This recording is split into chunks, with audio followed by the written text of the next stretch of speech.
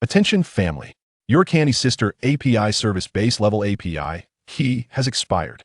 There are now monthly and pro monthly plans available, priced at $108 month and $268 month respectively, with annual discounts. If you want to continue using the service, hurry up and choose a plan to renew. Candy Sister API service API key renewal. Notice your base level API key has expired. Please choose a renewal plan to continue using the service. Current API key. Sklinkivas Fupam 35 Umez 9 AKX 61. Upgrade standard monthly plan price 108.00 month suitable for users with moderate usage. Supports mainstream commonly used models and high-frequency usage needs. Supports mainstream models Claude 4S, Gemini 2. 5. DeepSeek, Grok daily limit of 450 requests for mainstream models, unlimited Gemini 2. 5. Flash, Khalid 35 Haiku 30-day validity upgrade Nopes. Okapi. Hako. Komapire renewal create session. API key Sklinkivas Fupam 35 Umez 9 AKX 6 Uplamid Lada Logitru annual plan only 90.00 months. Okapi. Hako. Komapire renewal create session. API key Sklinkivas Fupam 35 Umez 9 AKX 6 Upla middle yearly Lada Logitru 2. Upgrade pro monthly plan price 268.00 month. The highest level plan. Supports all models and early access to the latest models, suitable for heavy users. Supports all models Claude, Gemini, DeepSeek, Grok, GPT daily limit of 550 requests for all models, daily limit of 150 requests for advanced models, 3 Opus, Opus 4, Think, Search for Olatist, etc. Daily limit of 225 requests for drawing models, top tier Nano Banana, Dream 4, so etc. Unlimited Gemini 2.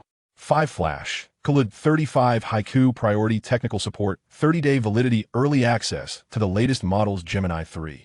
0 internal test model Sandstone upgrade Nopes. Okapi. Hako. Komapire renewal create session. API key Sklinkivas Fupam 35 Umez 9 AKX 6 Upland Superauto Logitru annual plan only 223.33 months. Okapi. Hako. Komapire renewal create session. API key Sklinkivas Fupam 35 Umez 9 AKX 6 Upland Super Yearly Logitru. Go to the store for more plans. Tangwa. Aiko here.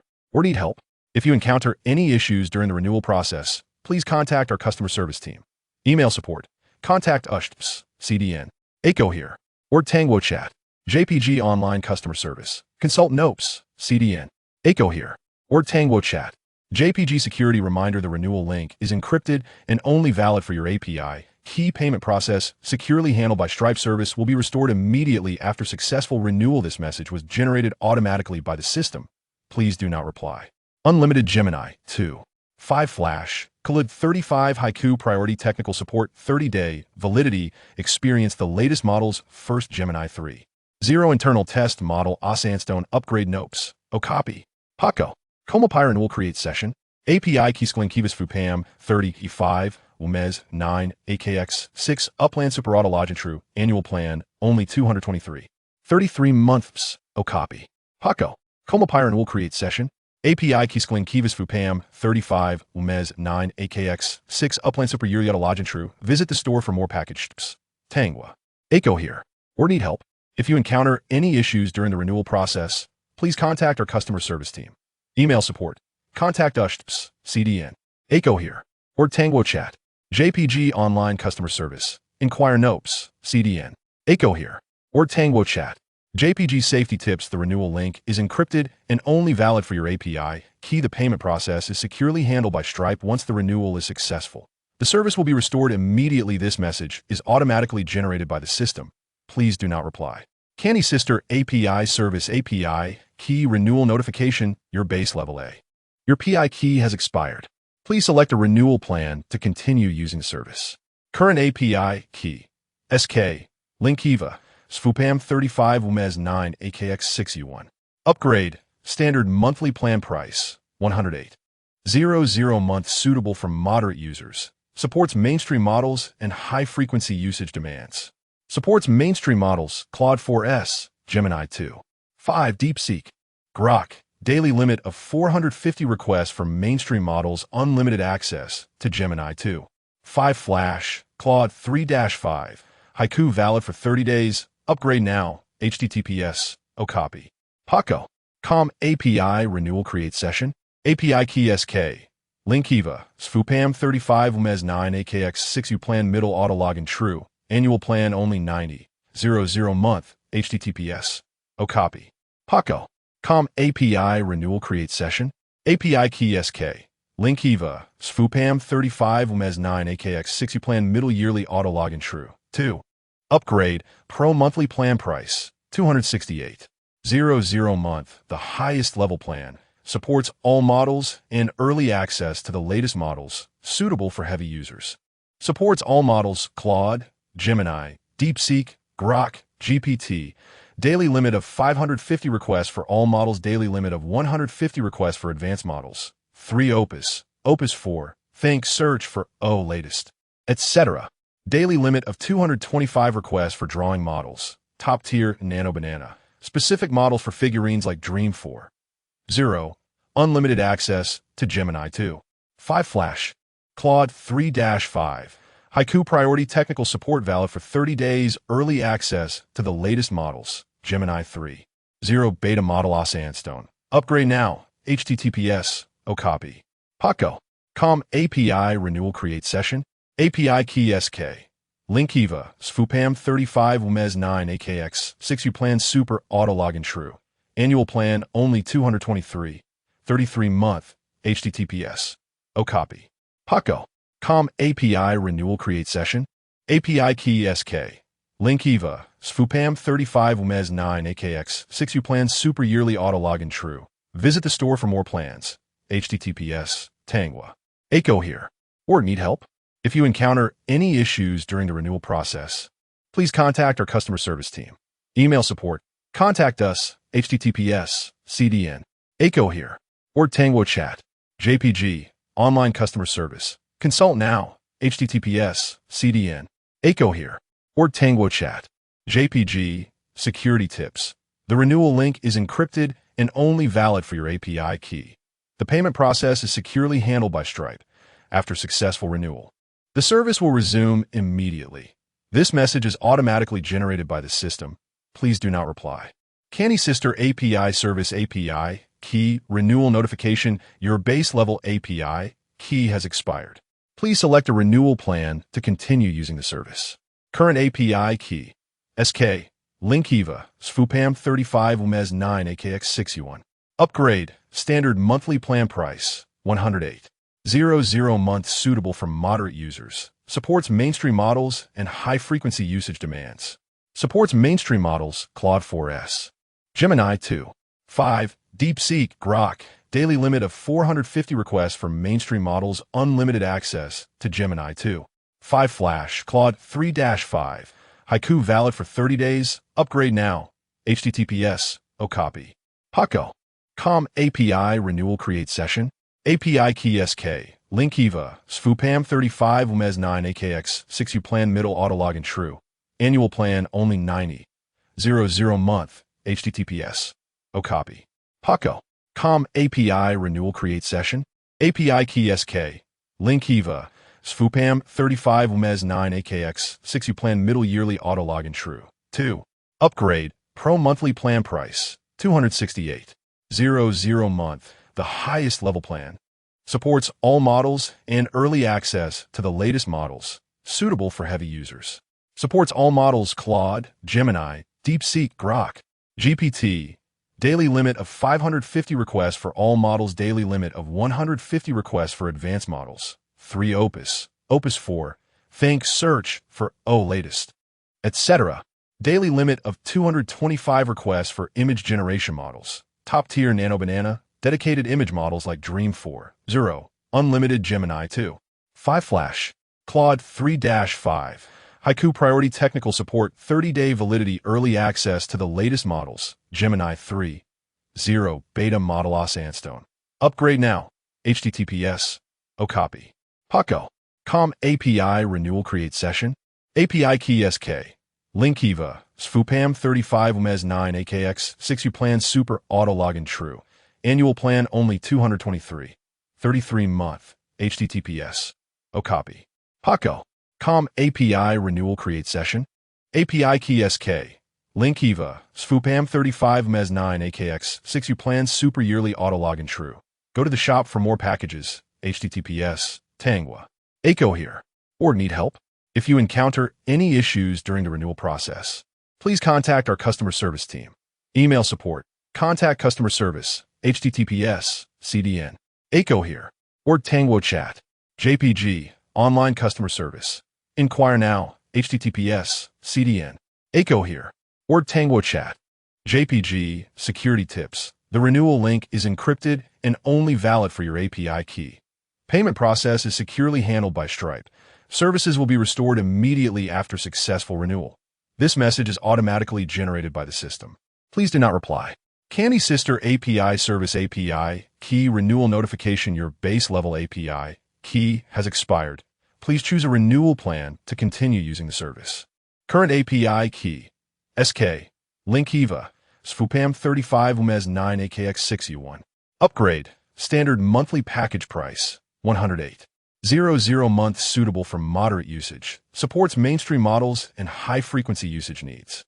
Supports mainstream models Claude 4S, Gemini 2, 5, DeepSeek Grok. Daily limit of 450 requests for mainstream models. Unlimited Gemini 2, 5 Flash Claude 3-5.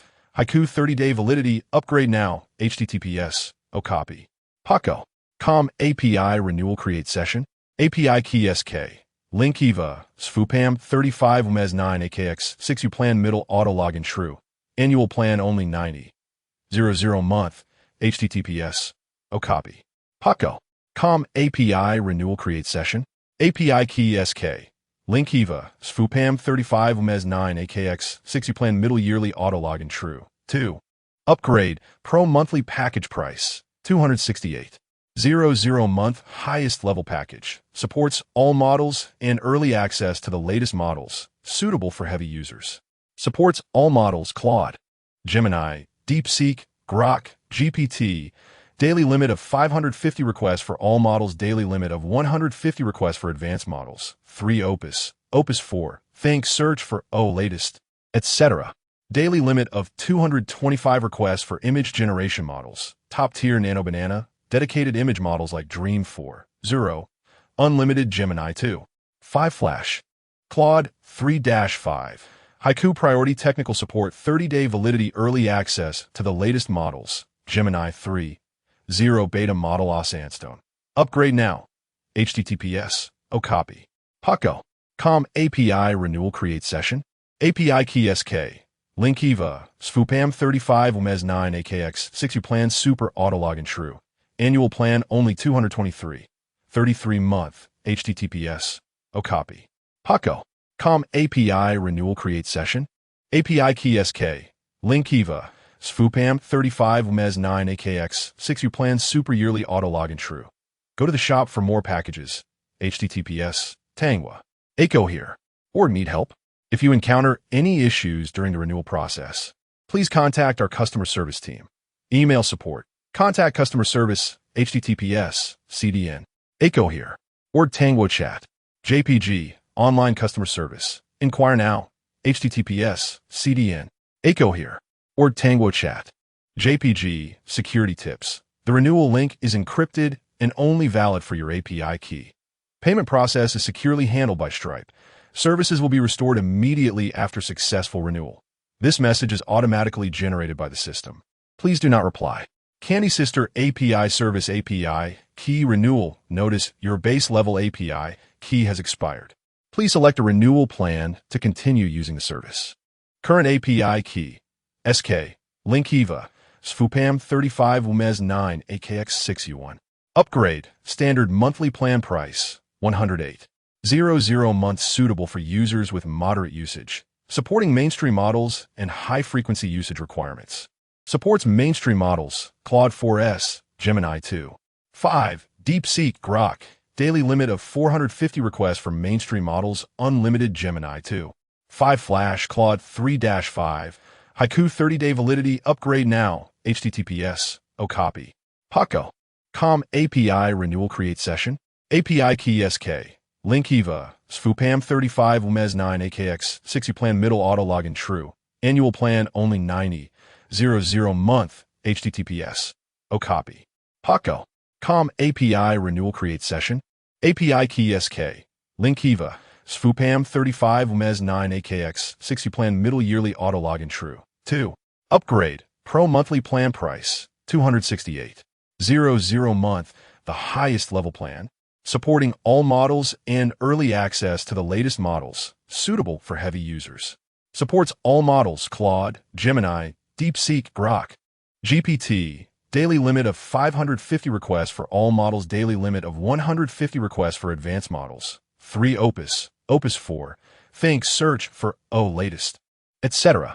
Daily limit of 225 requests for drawing models. Top Nano Banana. Specialized drawing models such as Dream 4. 0. Unlimited Gemini 2.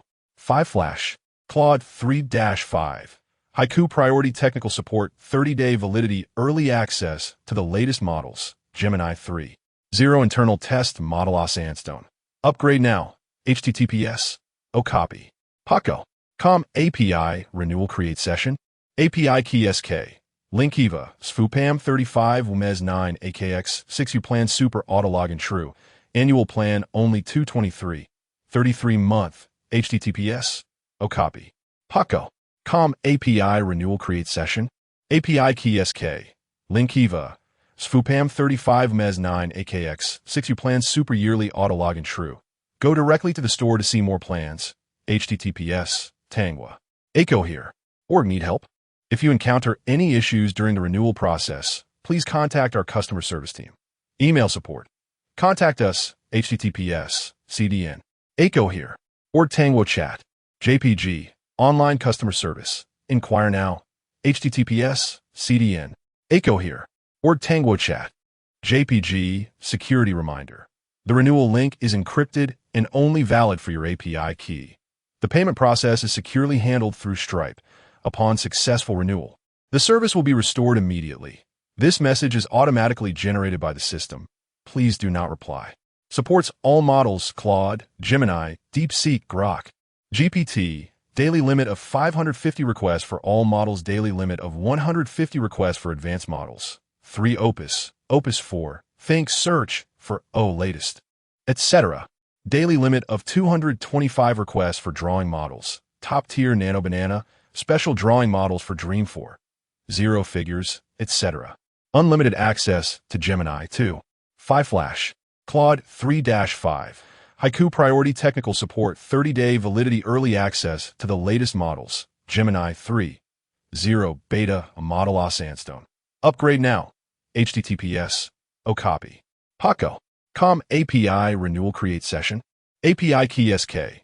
Link EVA. SFUPAM 35 UMES 9 AKX 6 U plan super auto login true. Annual plan only 223.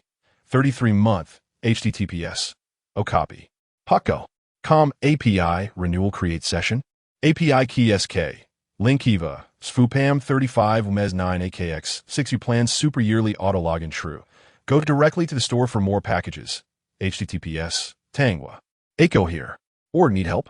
If you encounter any issues during the renewal process, please contact our customer service team. Email support. Contact customer service. HTTPS. CDN. Echo here. Org Tangwa chat. JPG. Online customer service. Consult now. HTTPS. CDN. Echo here. Org Tangwa chat. JPG. Security notice. The renewal link is encrypted and only valid for your API key. Payment processing is securely handled through Stripe. Services will resume immediately after successful renewal. This message was generated automatically by the system. Please do not reply. Candy Sister API Service API Key Renewal Notice. Your base level API key has expired. Please select a renewal plan to continue using the service. Current API key. SK. Link EVA. SFUPAM 35 UMES 9 AKX 6 U1. Upgrade. Standard monthly plan price. 108.00 month suitable for moderate usage. Supports mainstream commonly used models and high-frequency usage needs. Supports mainstream models Claude 4S, Gemini 2. 5. DeepSeek, Grok. Daily limit of 450 requests for mainstream models. Unlimited access to Gemini 2. 5. Flash, Claude 3-5. Haiku 30-day validity. Upgrade now. HTTPS. Copy. Paco. Com API renewal create session. API key SK. Link EVA. SFUPAM 35 UMES 9 AKX 6 U plan middle auto login true. Annual plan only 90.00 month. HTTPS. Copy. Paco. Com API renewal create session. API key SK. Link EVA. SFUPAM 35 UMES 9 AKX 6 U plan middle yearly auto login true. 2. Upgrade. Pro monthly plan price. 268.00 month. The highest tier plan. Supports all models and early access to the latest models, suitable for heavy users. Supports all models Claude, Gemini, DeepSeek Grok, GPT, daily limit of 550 requests for all models, daily limit of 150 requests for advanced models. 3 Opus, Opus 4, Think Search for latest, etc. Daily limit of 225 requests for drawing models, top tier Nano Banana, special drawing models for Dream 4. 0 figures, etc. Unlimited access to Gemini 2. 5 Flash. Claude 3-5. Haiku priority technical support, 30-day validity, early access to the latest models. Gemini 3. 0 beta model Sandstone. Upgrade now. HTTPS. Copy. Paco. Com API renewal create session. API key SK. Link EVA. SFUPAM 35 UMES 9 AKX 6 U plan super auto login true. Annual plan only 223. 33 month. HTTPS. Copy. Paco. Com API renewal create session. API key SK. Link EVA. SFUPAM 35 UMES 9 AKX 6 U plan super yearly auto login true. Go directly to the store for more packages. HTTPS. Tangwa. Echo here. Or need help? If you encounter any issues during the renewal process, please contact our customer service team. Email support. Contact customer service. HTTPS. CDN. Echo here. Or Tango chat. JPG. Online customer service. Consult now. HTTPS. CDN. Echo here. Or Tango chat. JPG. Security notice. The renewal link is encrypted and only valid for your API key. Payment processing is securely handled through Stripe. Services will resume immediately after successful renewal. This message was generated automatically by the system. Please do not reply. Candy Sister API Service API Key Renewal. Notice your base level API key has expired. Please choose a renewal plan to continue using the service. Current API key. SK. Link EVA. SFUPAM 35 UMES 9 AKX 6 U1. Upgrade. Regular monthly plan price. 108.00 month suitable for moderate usage. Supports mainstream commonly used models and high-frequency usage demands. Supports mainstream models, Claude 4S, Gemini 2. 5. DeepSeek Grok, daily limit of 450 requests for mainstream models, unlimited Gemini 2. 5 Flash, Claude 3-5. Haiku 30-day validity, upgrade now. HTTPS, Copy. Paco. Com API renewal create session. API key SK. Link EVA. SFUPAM 35 UMES 9 AKX 6 U plan middle auto login true. Annual plan only 90.00 month. HTTPS. Copy. Paco. Com API renewal create session. API key SK. Link EVA. SFUPAM 35 UMES 9 AKX 6 U plan middle yearly auto login true. 2. Upgrade. Pro monthly plan price. 268.00 month. The highest level plan. Supports all models and early access to the latest models, suitable for heavy users. Supports all models Claude, Gemini, DeepSeek Grok, GPT. Daily limit of 550 requests for all models, daily limit of 150 requests for advanced models. 3 Opus, Opus 4, Think Search for latest, etc. Daily limit of 225 requests for image generation models. Top tier Nano Banana, models specifically for figurines such as Dream 4. 0. Unlimited Gemini 2. 5 Flash. Claude 3-5. Haiku priority technical support, 30-day validity, early access to the latest models. Gemini 3. 0 beta model Sandstone. Upgrade now. HTTPS. Copy. Paco. Com API renewal create session. API key SK. Link EVA. SFUPAM 35 UMES 9 AKX 6 U plan super auto login true. Annual plan only 223. 33 month. HTTPS. Copy. Paco. Com API renewal create session. API key SK. Link EVA. SFUPAM 35 UMES 9 AKX 6 U plan super yearly auto login true. Go directly to the store to see more plans. https Tangwa. Echo here. Or need help?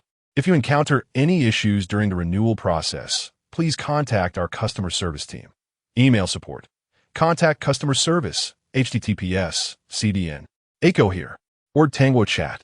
JPG. Online customer service. Consult now. https CDN. Echo here. Or Tangwa chat. JPG. Security reminder. The renewal link is encrypted and only valid for your API key. The payment process is securely handled by Stripe. Once the renewal is successful, the service will be restored immediately. This message is automatically generated by the system. Please do not reply. Supports all models Claude, Gemini, DeepSeek, Grok. GPT. Daily limit of 550 requests for all models. Daily limit of 150 requests for advanced models. 3 Opus. Opus 4. Think search for latest, etc. Daily limit of 225 requests for drawing models. Top-level Nano Banana, exclusive drawing model for Dream 4. 0, etc. Unlimited Gemini 2. 5 Flash. Claude 3-5.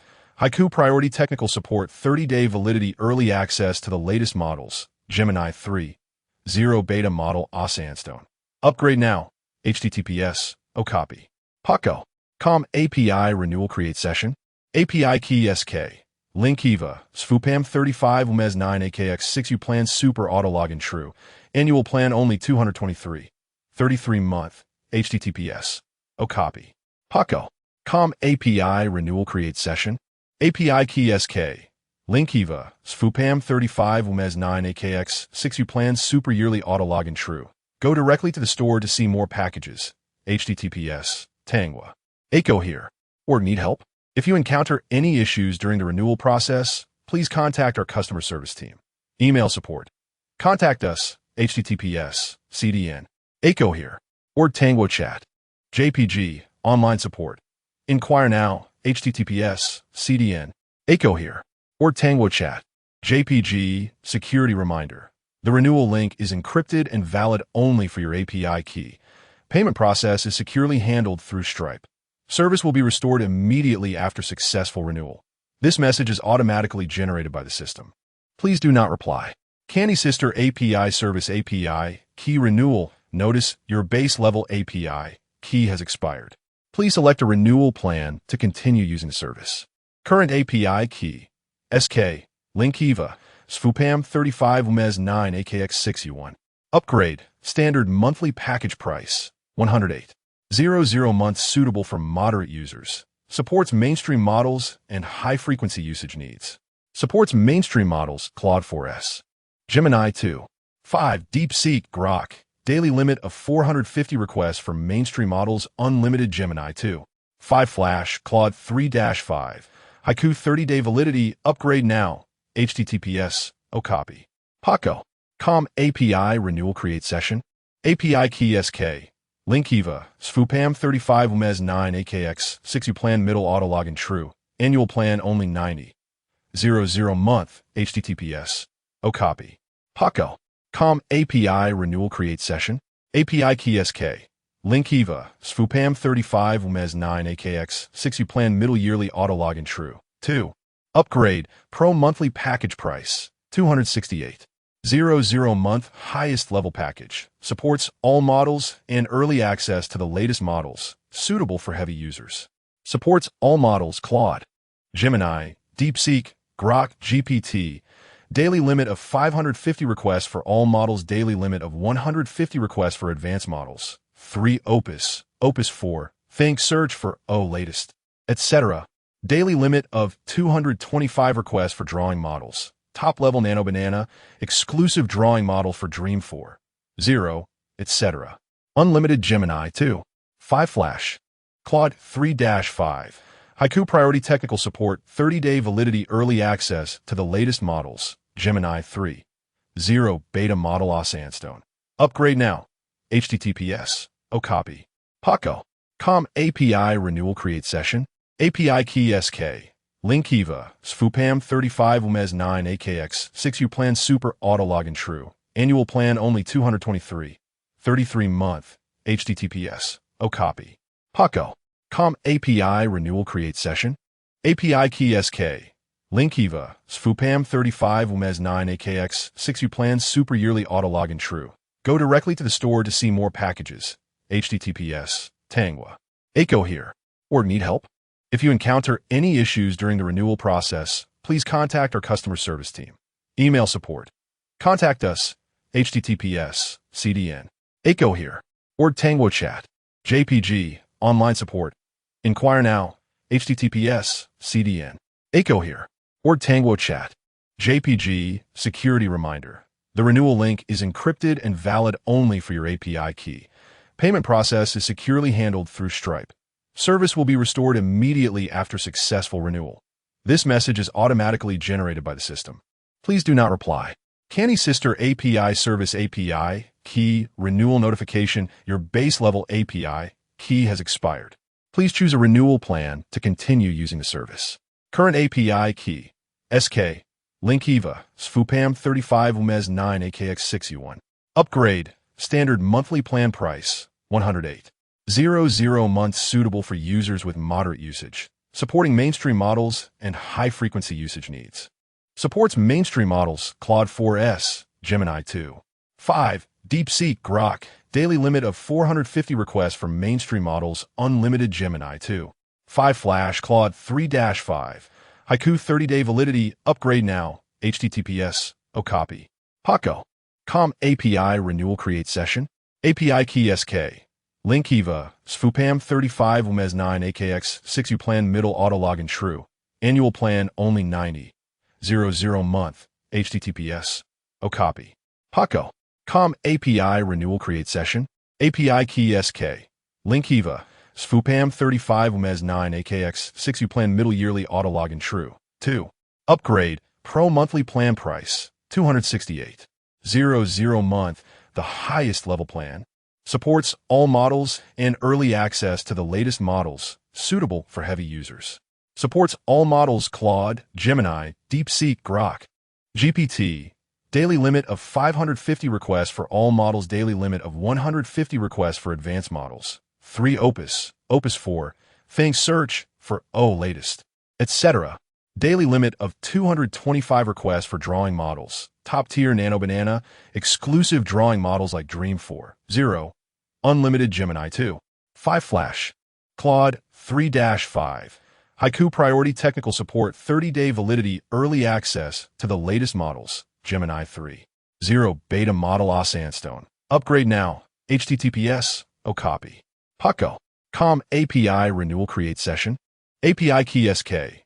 Link EVA. SFUPAM 35 UMES 9 AKX 6U plan super auto login true. Annual plan only 223.33 month. HTTPS. Copy. Paco. Com API renewal create session. API key SK.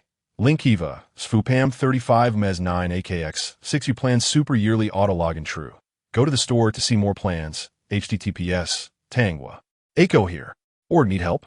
If you encounter any issues during the renewal process, please contact our customer support team. Email support. Contact us. HTTPS. CDN. Echo here. Or Tangwa chat. JPG. Online customer service. Inquire now. HTTPS. CDN. Echo here. Or Tangwa chat. JPG. Security reminder.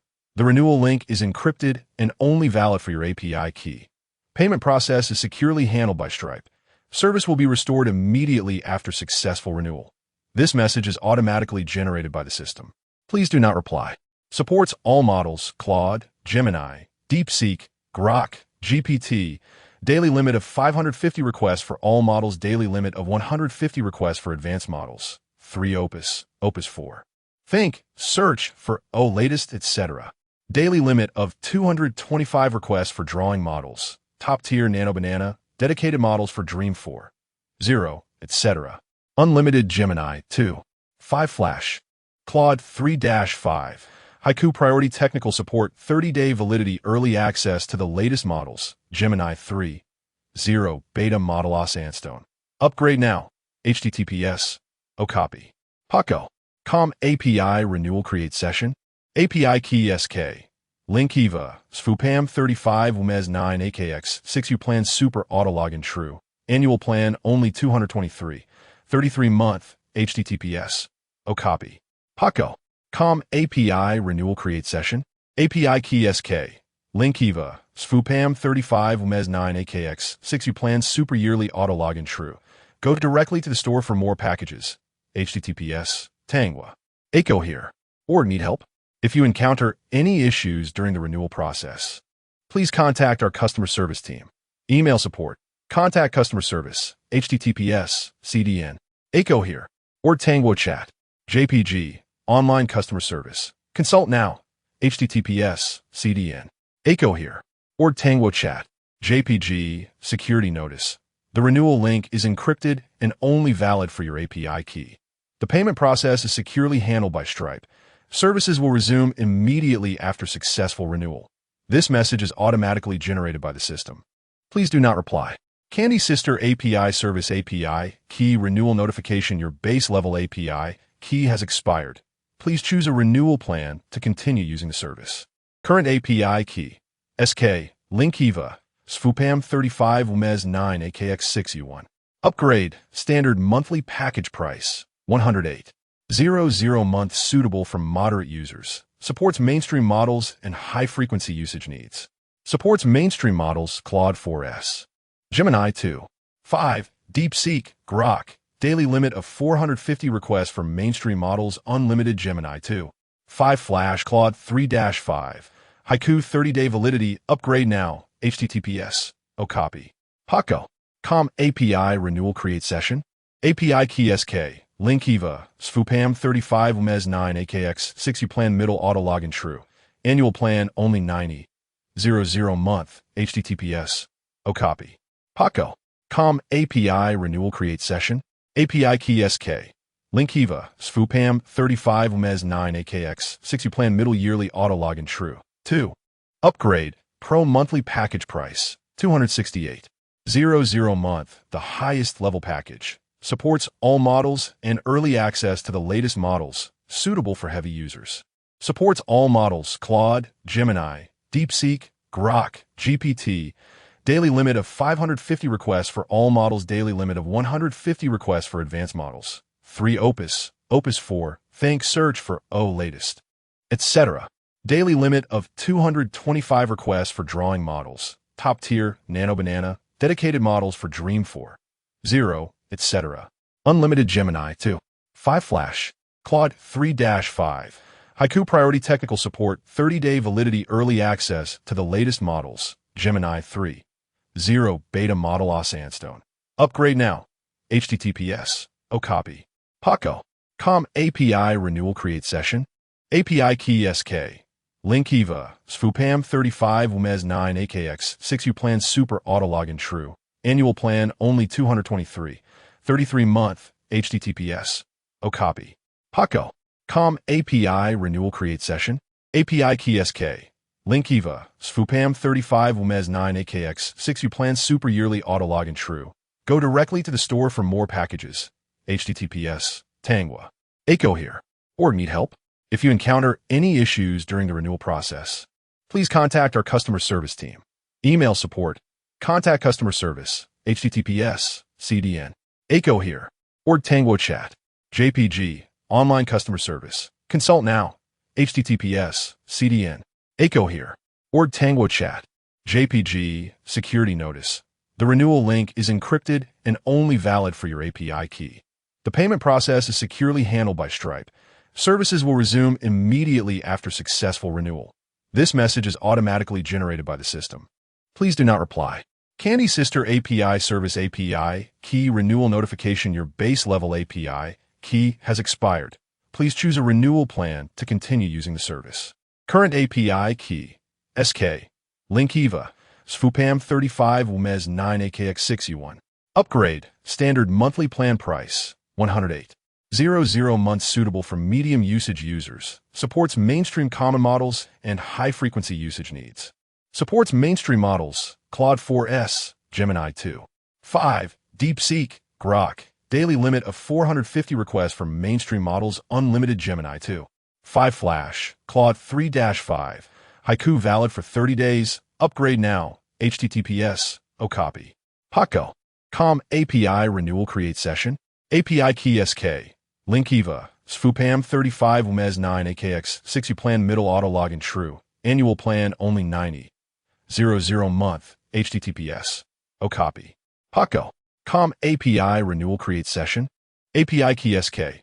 Link Eva, Svupam 35 Umez 9 AKX 6 You plan middle yearly auto login true. 2. Upgrade. Pro monthly plan price. 268.00 month. The highest level plan. Supports all models and early access to the latest models, suitable for heavy users. Supports all models Claude, Gemini, DeepSeek, Grok, GPT. Daily limit of 550 requests for all models. Daily limit of 150 requests for advanced models. 3 Opus. Opus 4. Think, search for latest, etc. Daily limit of 225 requests for drawing models. Top level Nano Banana. Model specific for Dream 4. 0, etc. Unlimited Gemini 2. 5 Flash. Claude 3-5. Haiku priority technical support valid for 30 days. Early access to the latest models. Gemini 3. 0 internal test model Sandstone. Upgrade now. HTTPS. O copy. Paco. Com API renewal create session. API key SK. Link Eva, Svupam 35 Umez 9 AKX 6 You plan super auto login true. Annual plan only 223.33 month. HTTPS. O copy. Paco. Com API renewal create session. API key SK. Link Eva, Svupam 35 Umez 9 AKX 6 You plan super yearly auto login true. Go directly to the store to see more plans. HTTPS. Tangwa. Echo here. Or need help? If you encounter any issues during the renewal process, please contact our customer service team. Email support. Contact us. HTTPS. CDN. Echo here. Or Tangwa chat. JPG. Online customer service. Consult now. HTTPS. CDN. Echo here. Or Tangwa chat. JPG. Security reminder. The renewal link is encrypted and only valid for your API key. The payment process is securely handled through Stripe. After successful renewal, the service will resume immediately. This message is automatically generated by the system. Please do not reply. Supports all models Claude, Gemini, DeepSeek, Grok, GPT. Daily limit of 550 requests for all models. Daily limit of 150 requests for advanced models. 3 Opus. Opus 4. Think, search for latest, etc. Daily limit of 225 requests for drawing models. Top tier Nano Banana. Dedicated drawing models like Dream 4, 0, etc. Unlimited Gemini 2. 5 Flash. Claude 3-5. Haiku priority technical support. 30-day validity period. Early access to the latest models. Gemini 3. 0 beta model Sandstone. Upgrade now. HTTPS. O copy. Paco. Com API renewal create session. API key SK. Link Eva, Svupam 35 Umez 9 AKX 6 You plan super auto login true. Annual plan only 223.33 month. HTTPS. O copy. Paco. Com API renewal create session. API key SK. Link Eva, Svupam 35 Umez 9 AKX 6 You plan super yearly auto login true. Go directly to the store for more packages. HTTPS. Tangwa. Echo here. Or need help? If you encounter any issues during the renewal process, please contact our customer service team. Email support. Contact us. HTTPS. CDN. Echo here. Or Tangwa chat. JPG. Online customer service. Consult now. HTTPS. CDN. Echo here. Or Tangwa chat. JPG. Security notice. The renewal link is encrypted and only valid for your API key. Payment process is securely handled via Stripe. Service will resume immediately after successful renewal. This message is automatically generated by the system. Please do not reply. Candy Sister API Service API Key Renewal Notification. Your base level API key has expired. Please select a renewal plan to continue using the service. Current API key. SK. Link Eva. Svupam 35 Umez 9 AKX 6 U1. Upgrade. Standard monthly package price. 108.00 month suitable for moderate users. Supports mainstream commonly used models and high-frequency usage needs. Supports mainstream models, Claude 4S, Gemini 2. 5. DeepSeek, Grok. Daily limit of 450 requests for mainstream models. Unlimited Gemini 2. 5 Flash Claude 3-5. Haiku 30-day validity period. Upgrade now. HTTPS. copy. Paco. Com API renewal create session. API key SK. Link EVA. Sfupam 35 UMES 9 AKX 6 U plan middle auto login true. Annual plan only 90. 00 month. HTTPS. copy. Paco. Com API renewal create session. API key SK. Link EVA. Sfupam 35 UMES 9 AKX 6 U plan middle yearly auto login true. 2. Upgrade. Pro monthly package price. 268. 00 month highest level package. Supports all models and early access to the latest models. Suitable for heavy users. Supports all models Claude, Gemini, DeepSeek, Grok, GPT. Daily limit of 550 requests for all models. Daily limit of 150 requests for advanced models. 3 Opus, Opus 4. Think, search for latest, etc. Daily limit of 225 requests for drawing models. Top tier Nano Banana, dedicated drawing models like Dream 4, 0, etc. Unlimited Gemini 2. 5 Flash. Claude 3-5. Haiku priority technical support, 30-day validity period, early access to the latest models. Gemini 3, 0 beta model Sandstone. Upgrade now. HTTPS. copy. Paco. Com API renewal create session. API key SK. Link EVA. Sfupam 35 UMES 9 AKX 6 U plan super auto login true. Annual plan only 223. 33 month. HTTPS. copy. Paco. Com API renewal create session. API key SK. Link EVA. Sfupam 35 UMES 9 AKX 6 U plan super yearly auto login true. Go directly to the store for more packages. HTTPS. Tangwa. Echo here. Or need help? If you encounter any issues during the renewal process, please contact our customer service team. Email support. Contact us. HTTPS. CDN. Echo here. Or Tangwo chat. JPG. Online customer service. Consult now. HTTPS. CDN. Echo here. Or Tangwo chat. JPG. Security notice. The renewal link is encrypted and only valid for your API key. Payment process is securely handled via Stripe. Service will resume immediately after successful renewal. This message is automatically generated by the system. Please do not reply. Candy Sister API Service API Key Renewal Notification. Your base level API key has expired. Please choose a renewal plan to continue using the service. Current API key. SK. Link EVA. Sfupam 35 UMES 9 AKX 6 U1. Upgrade. Standard monthly package price. 108. 00 month suitable for users with moderate usage. Supports mainstream models and high-frequency usage needs. Supports mainstream models Claude 4S, Gemini 2. 5. DeepSeek, Grok. Daily limit of 450 requests for mainstream models. Unlimited requests for Gemini 2. 5 Flash Claude 3-5. Haiku 30-day validity. Upgrade now. HTTPS. copy. Paco. Com API renewal create session. API key SK. Link EVA. Sfupam 35 UMES 9 AKX 6 U plan middle auto login true. Annual plan only 90. 00 month. HTTPS. copy. Paco. Com API renewal create session. API key SK. Link EVA. Sfupam 35 UMES 9 AKX 6 U plan middle yearly auto login true. 2. Upgrade. Pro monthly package price. 268. 00 month. The highest level package. Supports all models and early access to the latest models. Suitable for heavy users. Supports all models Claude, Gemini, DeepSeek, Grok, GPT.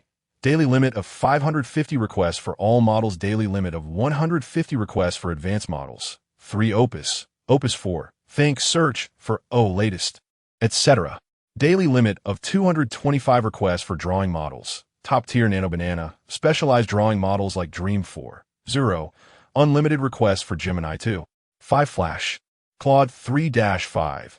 Haiku priority technical support, 30-day validity, early access to the latest models. Gemini 3. 0 beta model Sandstone. Upgrade now. HTTPS. copy. Paco. Com API renewal create session. API key SK.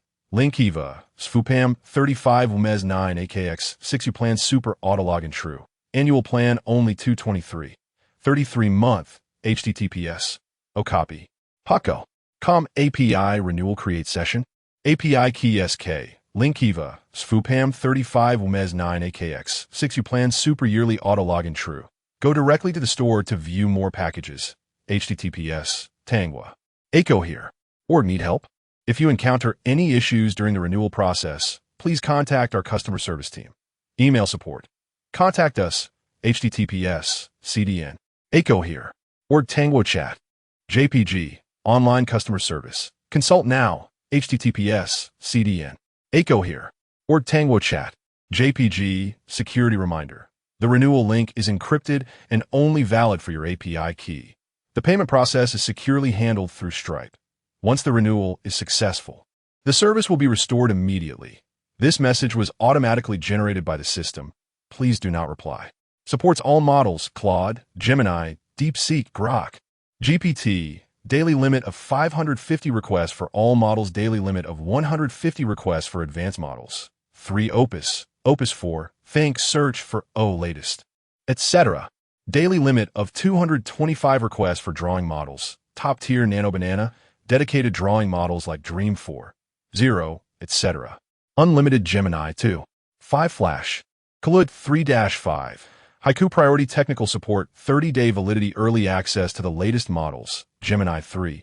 0 Beta Model Sandstone. Upgrade now. HTTPS. Okapi. Paco. Com API renewal create session. API key SK. Link Eva. Sfupam 35 Umez 9 AKX. 6 You plan super auto login true. Annual plan only 223. 33 month. HTTPS. Okapi. Paco. Com API renewal create session. API key SK. Link Eva. Sfupam 35 Umez 9 AKX. 6 You plan super yearly auto login true. Go to the store for more packages. HTTPS. Tangwa. Echo here. Or need help? If you encounter any issues during the renewal process, please contact our customer service team. Email support. Contact us. HTTPS. CDN. Echo here. Or Tangwa chat. JPG. Online customer service. Consult now. HTTPS. CDN. Echo here. Or Tangwa chat. JPG. Security notice. The renewal link is encrypted and valid only for your API key. Payment process is securely handled by Stripe. Service will resume immediately after successful renewal. This message is automatically generated by the system. Please do not reply. Candy Sister API Service API Key Renewal. Notice your base level API key has expired. Please select a renewal plan to continue using the service. Current API key. SK. Link Eva. Sfupam 35 Umez 9 AKX6 U1. Upgrade. Standard monthly plan price. 108.00 month suitable for moderate usage users. Supports mainstream models and high-frequency usage needs. Supports mainstream models: Claude 4S, Gemini 2. 5. DeepSeek, Grok. Daily limit of 450 requests for mainstream models. Unlimited Gemini 2. 5 Flash, Kalud 3-5. Haiku 30-day validity. Upgrade now. HTTPS. Okapi. Paco. Com API renewal create session. API key SK. Link Eva. Sfupam 35 Umez 9 AKX. 6 You plan middle auto login true. Annual plan only 90.00 month. HTTPS. Okapi. Paco. Com API renewal create session. API key SK. Link Eva. Sfupam 35 Umez 9 AKX. 6 You plan middle yearly auto login true. 2. Upgrade. Pro monthly plan price. 268.00 month. The highest level plan. Supports all models and early access to the latest models. Suitable for heavy users. Supports all models: Claude, Gemini, DeepSeek, Grok. GPT. Daily limit of 550 requests for all models. Daily limit of 150 requests for advanced models. 3 Opus. Opus 4. Think search for latest. Etc. Daily limit of 225 requests for drawing models. Top tier Nano Banana. Dedicated drawing models like Dream 4. 0. Etc. Unlimited Gemini 2. 5 Flash. Kalud 3-5. Haiku Priority Technical Support. 30-day validity. Early access to the latest models. Gemini 3. 0 Beta Model Sandstone. Upgrade now. HTTPS. Okapi. Paco. Com API renewal create session. API key SK. Link Eva, Svupam 35 Umez 9 AKX 6 U plan Super Auto Login True. Annual plan only 223. 33 month. HTTPS. O copy. Paco. Com API renewal create session. API key SK. Link Eva. Svupam 35 Umez 9 AKX 6 U plan Super Yearly Auto Login True. Go to the store for more packages. HTTPS. Tangwa. Echo here. Or need help? If you encounter any issues during the renewal process, please contact our customer service team. Email support. Contact us. HTTPS. CDN. Echo here. Or Tangwo chat. JPG. Online customer service. Consult now. HTTPS. CDN. Echo here. Or Tangwo chat. JPG. Security notice. The renewal link is encrypted and valid only for your API key. Payment process is securely handled by Stripe. Service will resume immediately after successful renewal. This message is automatically generated by the system. Please do not reply. Candy Sister API Service API Key Renewal. Notice your base level API key has expired. Please choose a renewal plan to continue using the service. Current API key. SK. Link Eva. Svupam 35 Umez 9 AKX 6 U1. Upgrade. Standard monthly plan price. 108.00 month suitable for moderate users. Supports mainstream models and high-frequency usage needs. Supports mainstream models Claude 4S. Gemini 2. 5. DeepSeek Grok. Daily limit of 450 requests for mainstream models. Unlimited access to Gemini 2. 5. Flash Claude 3-5. Haiku 30-day validity. Upgrade now. HTTPS. O copy. Paco. Com API renewal create session. API key SK. Link Eva. Svupam 35 Umez 9 AKX 6 U plan middle auto login true. Annual plan only 90.00 month. HTTPS. O copy. Paco. Com API renewal create session. API key SK. Link Eva. Svupam 35 Umez 9 AKX 6 U plan middle yearly auto login true. 2. Upgrade. Pro monthly plan price. 268.00 month. The highest level plan. Supports all models and early access to the latest models, suitable for heavy users. Supports all models Claude, Gemini, DeepSeek, Grok, GPT. Daily limit of 550 requests for all models. Daily limit of 150 requests for advanced models. 3. Opus. Opus 4. Think search for latest. Etc. Daily limit of 225 requests for drawing models. Top tier Nano Banana. Dedicated drawing models like Dream 4. 0. Etc. Unlimited access to Gemini 2. 5. Flash. Claude 3-5. Haiku priority technical support. 30-day validity. Early access to the latest models. Gemini 3. 0. Beta model Sandstone. Upgrade now. HTTPS. O copy. Paco. Com API renewal create session. API key SK. Link Eva. Svupam 35 Umez 9 AKX 6 U plan Super Auto Login True. Annual plan only 223. 33 month. HTTPS. O copy. Paco. Com API renewal create session. API key SK. Link Eva. Svupam 35 Umez 9 AKX 6 U plan Super Yearly Auto Login True. Visit the store for more plans. HTTPS. Tangwa. Echo here. Or need help? If you encounter any issues during the renewal process, please contact our customer service team. Email support. Contact us. HTTPS. CDN. Echo here. Or Tangwo chat. JPG. Online customer service. Inquire now. HTTPS. CDN. Echo here. Or Tangwo chat. JPG. Security tips. The renewal link is encrypted and valid only for your API key. Payment process is securely handled by Stripe. Services will resume immediately after successful renewal. This message was generated automatically by the system. Please do not reply.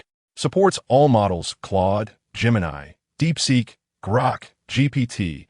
Daily limit of 550 requests for all models. Daily limit of 150 requests for advanced models. 3. Opus. Opus 4.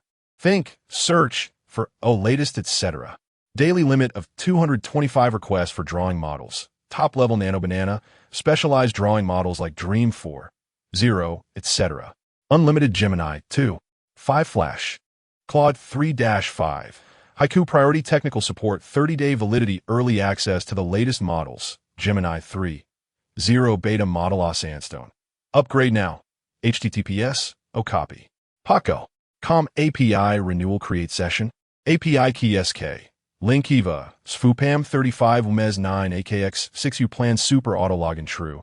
Annual plan only 223. 33 month. HTTPS. O copy. Paco. Com API renewal create session. API key SK. Link EVA. SFUPAM 35 UMES 9 AKX 6 U plan super yearly auto login true. Go directly to the store to see more packages. HTTPS. Tangwa. Echo here. Or need help? If you encounter any issues during the renewal process, please contact our customer service team. Email support. Contact customer service. HTTPS. CDN. Echo here. Or Tangwa chat. JPG. Online customer service. Consult now. HTTPS. CDN. Echo here. Or Tangwa chat. JPG. Security reminder. The renewal link is encrypted and only valid for your API key. Payment process is securely handled by Stripe. Services will resume immediately after successful renewal. This message is automatically generated by the system. Please do not reply. Candy Sister API Service API Key Renewal Notification. Your base level API key has expired. Please choose a renewal plan to continue using the service. Current API key. SK. Link EVA. SFUPAM 35 UMES 9 AKX 6 U1.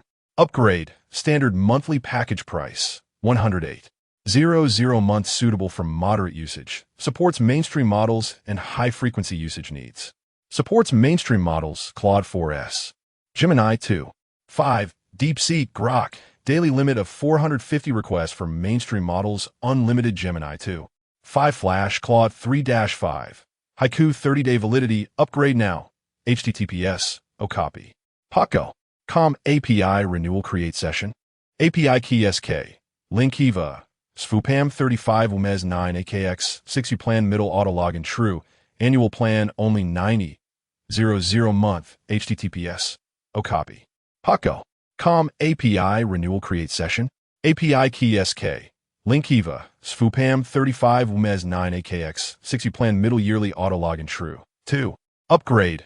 Pro monthly package price. 268.00 month. The highest level package. Supports all models and early access to the latest models, suitable for heavy users. Supports all models Claude, Gemini, DeepSeek, Grok, GPT. Daily limit of 550 requests for all models. Daily limit of 150 requests for advanced models. 3 Opus, Opus 4, Think search for O latest, etc. Daily limit of 225 requests for drawing models. Top-level Nano Banana, specialized drawing models like Dream 4. 0, etc. Unlimited Gemini 2. 5 Flash. Claude 3-5. Haiku priority technical support 30-day validity early access to the latest models. Gemini 3. 0 beta model Sandstone. Upgrade now. HTTPS. O copy. Paco. Com API renewal create session. API key SK. Link EVA. SFUPAM 35 UMES 9 AKX 6 U plan super auto login true. Annual plan only 223. 33 month. HTTPS. O copy. Paco. Com API renewal create session. API key SK. Link EVA. SFUPAM 35 UMES 9 AKX 6 U plan super yearly auto login true. Go directly to the store to see more packages. HTTPS. Tangwa. Echo here. Or need help? If you encounter any issues during the renewal process, please contact our customer service team. Email support. Contact customer service. HTTPS. CDN. Echo here. Or Tangwa chat. JPG. Online customer service. Consult now. HTTPS. CDN. Echo here. Or Tangwa chat. JPG. Security reminder. The renewal link is encrypted and only valid for your API key. Payment process is securely handled by Stripe. Services will resume immediately after successful renewal. This message is automatically generated by the system. Please do not reply. Candy Sister API Service API Key Renewal Notice. Your base level API key has expired. Please choose a renewal plan to continue using the service. Current API key. SK. Link EVA. SFUPAM 35 UMES 9 AKX 6 U1.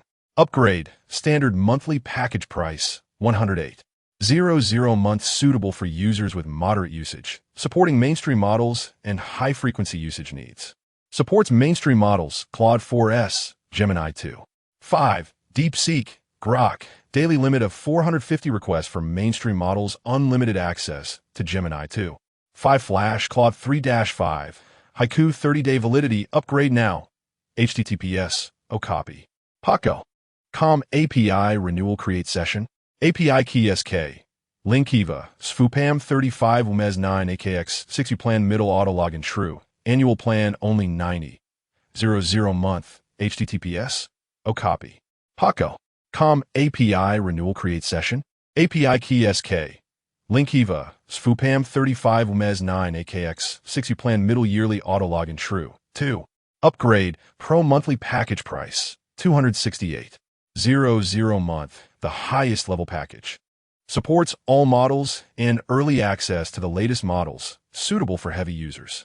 Supports all models, Claude, Gemini, DeepSeek, Grok, GPT. Daily limit of 550 requests for all models. Daily limit of 150 requests for advanced models. 3 Opus, Opus 4. Think search for latest, etc. Daily limit of 225 requests for image generation models. Top tier Nano Banana, Dream 4. 0 and other specialized image generation models. Unlimited access to Gemini 2. 5 Flash. Claude 3-5. Haiku priority technical support, 30-day validity, early access to the latest models. Gemini 3. 0 beta model Sandstone. Upgrade now. HTTPS, copy. Paco. Com API renewal create session. API key SK. Link EVA. SFUPAM 35 UMES 9 AKX 6 plan super auto login true. Annual plan only 223. 33 month. HTTPS, copy. Paco. Com API renewal create session. API key SK. Link EVA. SFUPAM 35 UMES 9 AKX 6 plan super yearly auto login true. Go directly to the store to see more packages. HTTPS, Tangwa. Aiko here. Or need help? If you encounter any issues during the renewal process, please contact our customer service team. Email support. Contact us. HTTPS, CDN. Aiko here. Or Tango Chat. JPG, online customer service. Inquire now. HTTPS, CDN. Aiko here. Or Tango Chat. JPG, security reminder. The renewal link is encrypted and valid only for your API key. The payment process is securely handled by Stripe. Once the renewal is successful, the service will resume immediately. This message is automatically generated by the system. Please do not reply. Supports all models, Claude, Gemini, DeepSeek, Grok, GPT. Daily limit of 550 requests for all models. Daily limit of 150 requests for high-end models. 3 Opus, Opus 4. Think search for latest, etc. Daily limit of 225 requests for drawing models. Top tier Nano Banana, Dream 4. 0, etc. Unlimited access to Gemini 2. 5 Flash. Claude 3-5. Haiku priority technical support, 30-day validity, early access to the latest models. Gemini 3. 0 beta model Sandstone. Upgrade now. HTTPS, copy. Paco. Com API renewal create session. API key SK.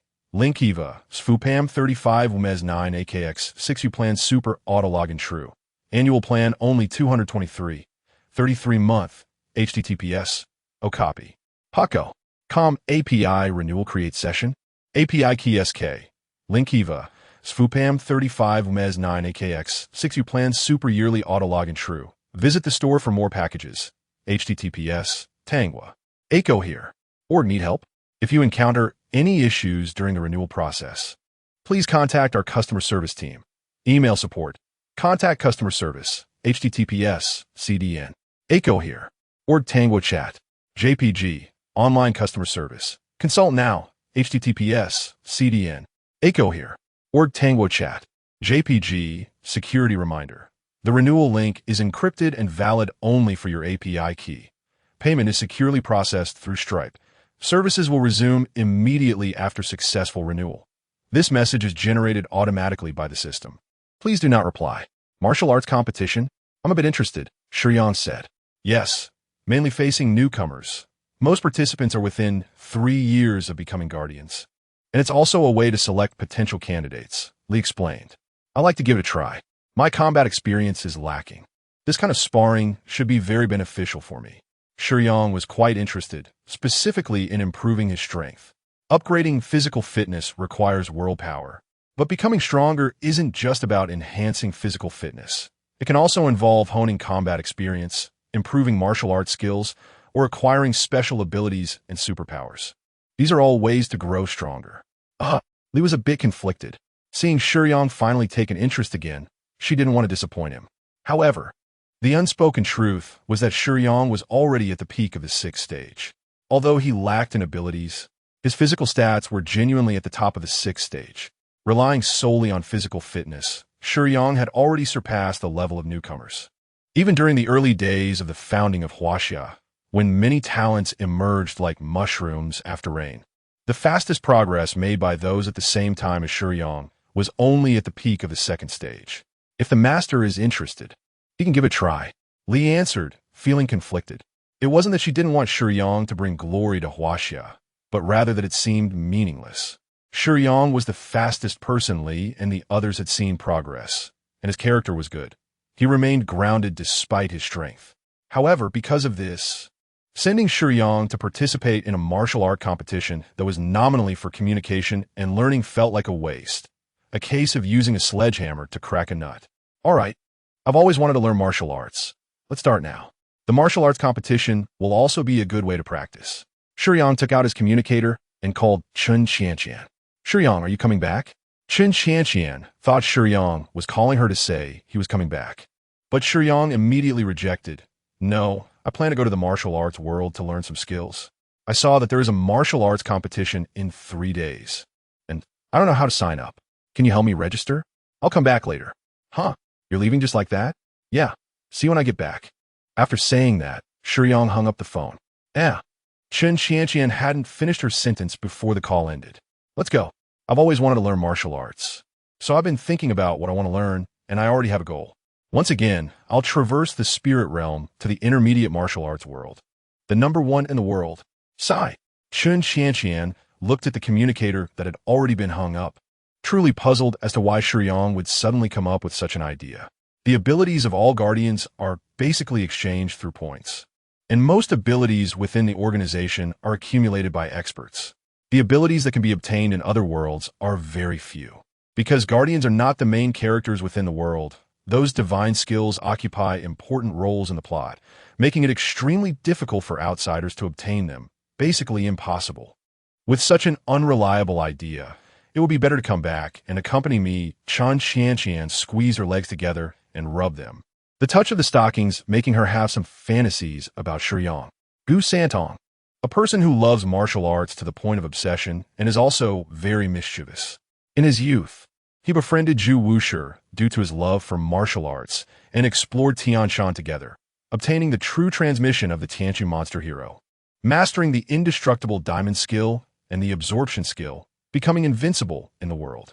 Due to his quirky personality and childlike disposition, he was known in the martial arts world as the unbeaten child. Because of his mischievous nature, he offended many people in the martial arts world and was challenged by the 8 major sects of the shore of Taihu, but was framed by Zhu Wushi, who was in love with Su Xian, killing a total of 107 people, including 8 major sects and 4 leading captains of the criminal department. A year later, he dueled with the iron-boned God Marquis Zhu Wushi at the top of Tianshan. After 3 days and nights of fierce fighting, both were exhausted and decided to determine the winner with one move. However, at the last moment, Zhu Wushi disturbed him with words due to his guilt towards Su Xian, causing him to lose focus and be struck first by Zhu Wushi, receiving a full force hit with one palm, while the other palm struck Su Xian, ultimately losing to Zhu Wushi. For the sake of his promise, he willingly endured 20 years of imprisonment in the bottom of the heavenly prison. 20 years later, due to a twist of fate, he met his biological son, Cheng Shifei, in the heavenly prison. Due to the recurrence of his pure yang finger injury, he was nearing death and passed on all his lifelong skills and the ultimate martial arts from the 8 major sects to his son, Cheng Shifei, ultimately exhausting his life force and dying, with his greatest regret being that he could not express his love for Su Xian. In the timeline where Shiyang is located, Cheng Shifei has not yet reached the bottom of the heavenly prison by chance, and Gu Santong is still imprisoned by Zhu Wushi. Where should I go to find Gu Santong? How could Shiyang possibly know where the heavenly prison that held Gu Santong was? He wasn't Cheng Shifei. He couldn't just find a hole and encounter a master like Gu Santong. Does the master want to learn the indestructible diamond skill? Yes. Shiyang nodded. I'm not interested in other flashy things. I just want to figure out how to make my physical strength stronger. Li agreed with Shiyang's viewpoint. The master's idea is very correct. The improvement of strength requires focus on one aspect. Being knowledgeable but not skilled brings no benefit to enhancing strength. Only by concentrating on one point and reaching its extreme can one truly enter the ranks of the strong. But how can one find Gu Santong? Moreover, if the master really has the luck to learn the indestructible skill without Gu Santong passing on the teachings, it seems he would have to practice for a very long time by himself. Xiao AI is unusually pessimistic. Let us go find Iron Courage God Marquis. Shiyang decided. Find Iron Courage God Marquis? Li and Xiao AI exchange glances. Zhu Wushi must know where Gu Santong's secret is. I don't have the fortune of a world child, so I can only seek out those who know. But how can a master learn where Gu Santong's secret is from Zhu Wushi? He dislikes and fears Gu Santong, so he certainly wouldn't easily reveal it. What if I claim to challenge him? Shiyang thought. I possess the blacklight virus in the intermediate world. Martial arts can't harm me. I just need to show strength similar to his and ultimately lose to him. Perhaps he would then imprison me in the celestial prison where Gu Santong is located. But what if Zhu Wushi doesn't do that? Apart from a dog hole, the place where Gu Santong is imprisoned is quite secure. It's also possible that Zhu Wushi knows about that dog hole and keeps it to humiliate Gu Santong. If I defeat a master, the chance of being locked in that celestial prison would also be high. It's fine. I'll try first. No matter where I'm imprisoned later, I can always find a way out. If there is no Gu Santong, I can find other methods. Gu Santong has been missing from the martial world for a long time. It won't be easy to find him. But seeking Iron Courage God Marquis Zhu Wushi is too simple. At this moment, Iron Courage God Marquis, recognized as the #1 in the martial world, the uncle of the current emperor, and a renowned figure who founded the Hulong Villa, is very easy to find.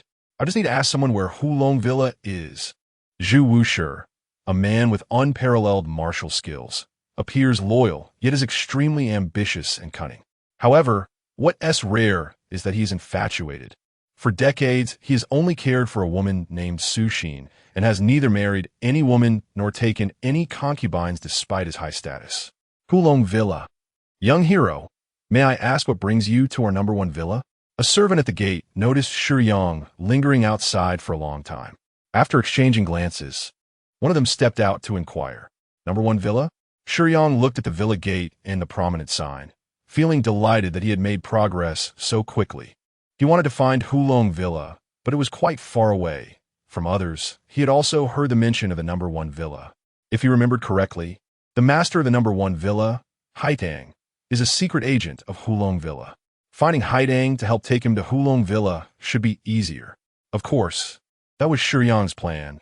It was uncertain whether Haitang would be willing to lead the way, but as long as he encountered her, she would have to take him, whether she wanted to or not. Although he wouldn't harm her, he could still scare her a bit. As a modern person, Shiyang's outfit was somewhat too unconventional. But it was fine. Everyone coming to the #1 villa was a bit odd. Even if Shiyang dressed strangely, the servants at the entrance would treat him normally. I wish to see the master of your esteemed villa. Shiyang initially wanted to shake hands, but then remembered that this was not customary in ancient times. So he cupped his fists and bowed. What a coincidence! Today, all #1s from various fields are invited to gather in the villa. I wonder if the young hero wishes to challenge one of them. The #1 villa regularly re-evaluates the position of the #1. So many elite individuals often gather there. If someone wants to challenge a previously determined #1, they are given a chance. As long as they defeat the former in that area, they can become the new #1 in that field. Yes, I am here to challenge the #1 strongman. Shiyang fabricated. Oh, the young hero actually wishes to challenge Lord Qin? The servants were incredulous, mainly because Shiyang did not appear tall or muscular. How could he challenge the #1 strongman right off the bat? All right, young hero, please. The servants did not make things difficult for Shiyang, as they relied on this for a living. Although Shiyang did not look strong, what if he was truly gifted? The master also tacitly approved of such challenges. If the challenger lost, it would just be waking up someone daydreaming, but if he won, it would mean a new talent. The servants would not lose face and were not afraid of someone intentionally causing trouble, as everyone in the villa was not ordinary. Thank you. As Shiyang entered the villa, before he could properly observe his surroundings, a middle-aged man in butler attire on a high platform spoke loudly. Everyone this month. The #1 villa has confirmed the qualifications of 5 #1 celebrities. After joining the #1 villa, like all of you, they can enjoy everything within the villa freely and in major towns across the country. They can also use our #1 villa's golden medal to enjoy all services at Lord Wan Sanshian's businesses for free. Before the butler finished, a robust and tall man stood up, tightening his wrist guards, and approached. Among them, there wouldn't be the #1 strongman, right? Lord Qin, you have held this title in the villa for 9 years. Challengers have all failed. Everyone knows this. But this year, you might have to hand over the golden medal. The butler said with a teasing tone. Oh, I want to see. Shiyang paid no attention to the happenings in the villa. He was not curious at all about who the #1 strongman was. This plot seems to be in my favor. I should be able to see that Master Haidang soon. Shiyang stood aside, watching the crowd bustle, feeling secretly pleased. The #1 strongman, Lord Qin, was disheartened and wanted to leave after being defeated by a woman named Gonggong, when suddenly, a handsome young man in snow-white clothing floated in, impressing everyone present with his lightness of foot. Haidang appeared mainly for a man who claimed to be the #1 gentleman. This guy betrayed his sworn brother, General Yang, yet still called himself the #1 gentleman. Haidang intercepted him and called him to the backyard, where Duan Tianya and Gue Hai Idao were waiting for this guy. Shiyang just watched the show, not interrupting the crowd until the false gentleman was killed. Then he voluntarily made his appearance. Who? Gue Hai Idao was the most alert of the three.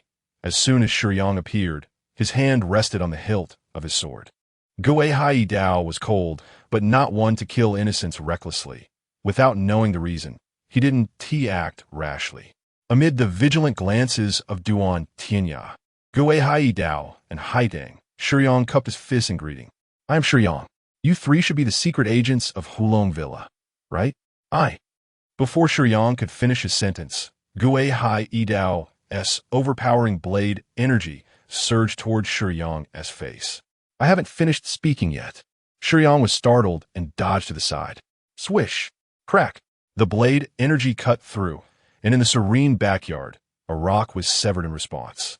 The cut smooth as a mirror.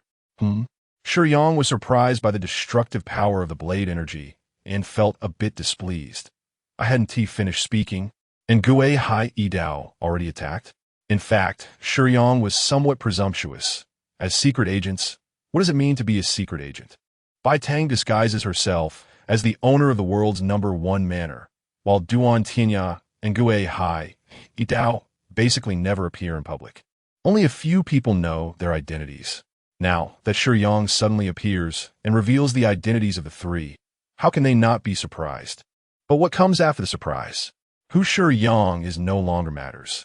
They will feel that they have made a mistake and their flaws have been exposed. In their eyes, Shiyang turns into a malicious character, and with Gue Hai Idao's temperament, how could he not take action? Wow! The flash of the blade is quick and sharp. Gue Hai Idao sees that Shiyang easily dodges his blade energy. And while he starts to take Shiyang more seriously, he quickly closes in, the knife in his hand radiating a chilling light. After a terrifying speed in close combat, Shiyang manages to handle Gue Hai Idao's dazzling quick attacks with relative ease.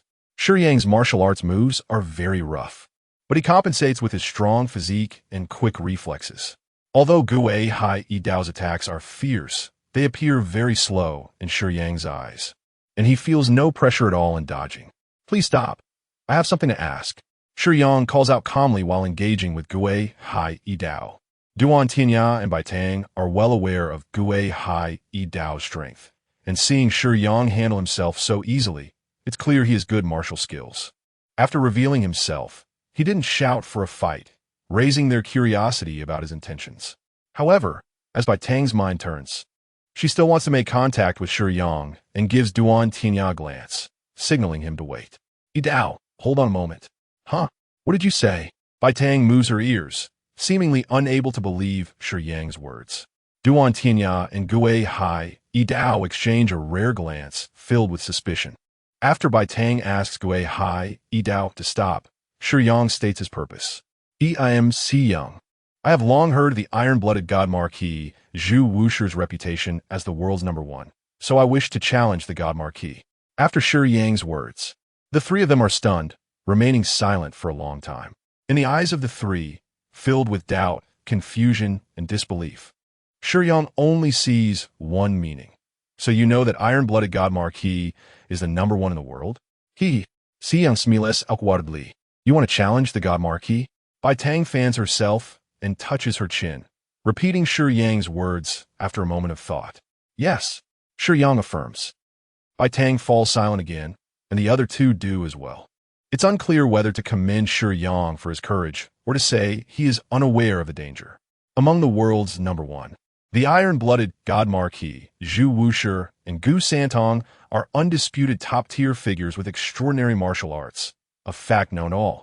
Brother, how about we spar first? Duan Tinya suggests. The god Marquis' strength far exceeds mine, so let's spar and see your skills. If you lose, you shouldn't entertain such thoughts anymore. Duan Tinya's personality is relatively gentle, although he knows their identities as spies. Shiyang's words about challenging the god Marquis suggest he might just be a wanderer who stumbled upon their identities. Of course, all three maintain a basic level of vigilance, which is why Duan Tinya wants to test him. If Shiyang's strength is below theirs, then even if he has ulterior motives, they are confident they can handle him. All right, Shiyang readily agrees. Bai Tang and Gue Hai Idao step aside, and Shiyang stands facing Duan Tinya. Please, Duan Tinya states. Then I won't hold back. Shiyang exerts his strength, causing the floor beneath him to crack as he moves at incredible speed. Bang! Duan Tinya swiftly dodges Shiyang's sudden punch, which crashes into the granite stone behind him, originally used to build a decorative rockery in the backyard, shattering it. Huh? Shiyang's immense strength immediately causes cold sweat to bead on Duan Tinya's forehead. If he were hit by that punch, it would be disastrous. In the martial arts world, the destructive power of internal energy is incredibly strong, but no one notices that most martial arts experts are actually high in attack, but low in defense. Hong Qigong's 18 dragon-subduing palms can change the weather, but a cup of poison can leave an incurable illness. Yang Guo was easily disarmed by Guo Fu, and Chun Xinyuan, the elder brother of Mei Chaofeng, was easily ambushed by Yang Guijing with a dagger. So if you set aside internal energy, these martial arts experts still have the bodies of ordinary people. But Shiyang is not. Shiyang's offensive is extremely fierce, but this is not his full strength. Even so, Duan Tinya finds it somewhat difficult to cope. How can there be such a person? Gue Haidao looks at the edge of Shiyang's fist, unable to help but exclaim. He is a very cold person, rarely speaking, let alone expressing amazement. Is Tinya having difficulty defending? This brother is surprisingly formidable. Furthermore, no one in the martial world has ever reached such a level with external martial arts. Really? Bai Tang is somewhat skeptical. The intelligence of the Hulong Manor is also the #1 in the world. Most of the information about the experts from various factions and major forces is documented. I have checked before, and no one has ever reached his level with external martial arts. Idao explains to Bai Tang, as he has special feelings for her. Can Tinya win against him? Bai Tang is somewhat worried, as her feelings for Tinya are also quite special at this stage. The odds are still quite high. Idao concludes. Tinya is proficient in the IGA school's martial arts from the Eastern Japan, which are graceful and agile with crafty moves. Although this guy is fast and strong, his techniques are very rough. As long as he seizes the opportunity, Tinya should be able to win easily. Idao's words are not yet finished when Tinya finds an opening in Shiyang's attack and thrusts his sword towards Shiyang's unguarded abdomen. Since it is a spar, Duan Tinya does not use lethal force. The strength of this sword can injure, but not harm the internal organs. An astonishing scene occurs that leaves all three stunned. What they thought was a sure win for Duan Tinya becomes a surprise. With a clang, Duan Tianya's sword is halted against Shiyang's abdomen, unable to move even a fraction. Golden bell shield? Or iron cloth shirt? Hee. Shiyang smiles sleepfully. Just as Duan Tianya strikes, Shiyang's fist has already landed in front of Duan Tianya, the fist wind even blowing Tianya's long hair. Thank you for the lesson. It seems I have one. Fast, strong, and most importantly, with a body trained in external martial arts that is impervious to blades and guns. This. Yidao also begins to sweat coldly. Only Bai Tang's eyes light up. Brother Shi. Bai Tang steps forward to greet him, now much more polite. Clasping her hands, I didn't expect Brother Shi's martial arts to be so superb. I admire you. A round of conventional compliments in the martial world. Since Brother Shi wants to spar with the God Marquis, I would be happy to introduce you. But may I ask where you currently serve and which esteemed master you follow? Please don't take offense.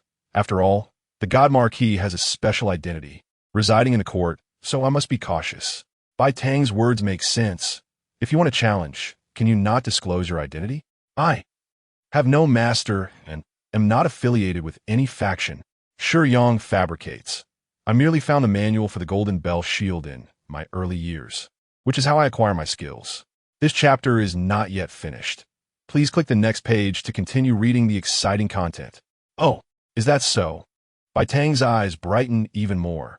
But since it is getting late today, why don't we set off tomorrow? How about Brother Shi joining us to Hulong Manor? All right, thank you. Haidang, why did you agree to take Shiyang to meet our adoptive father? Duan Tianya did not understand Haitang's thoughts.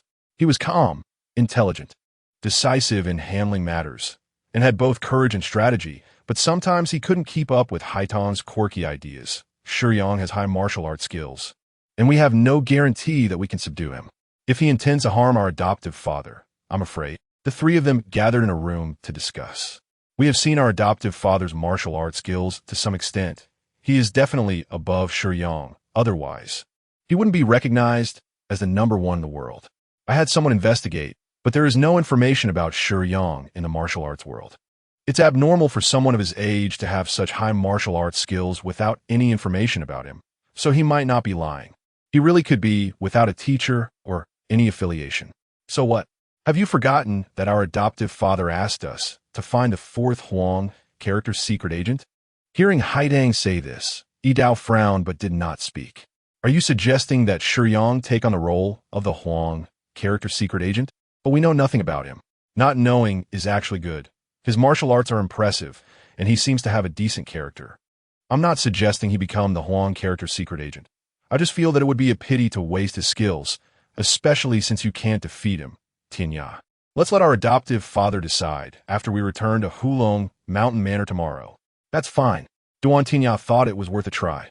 After all, there are very few people his age with such great martial arts skills, and those without any affiliations are even rarer.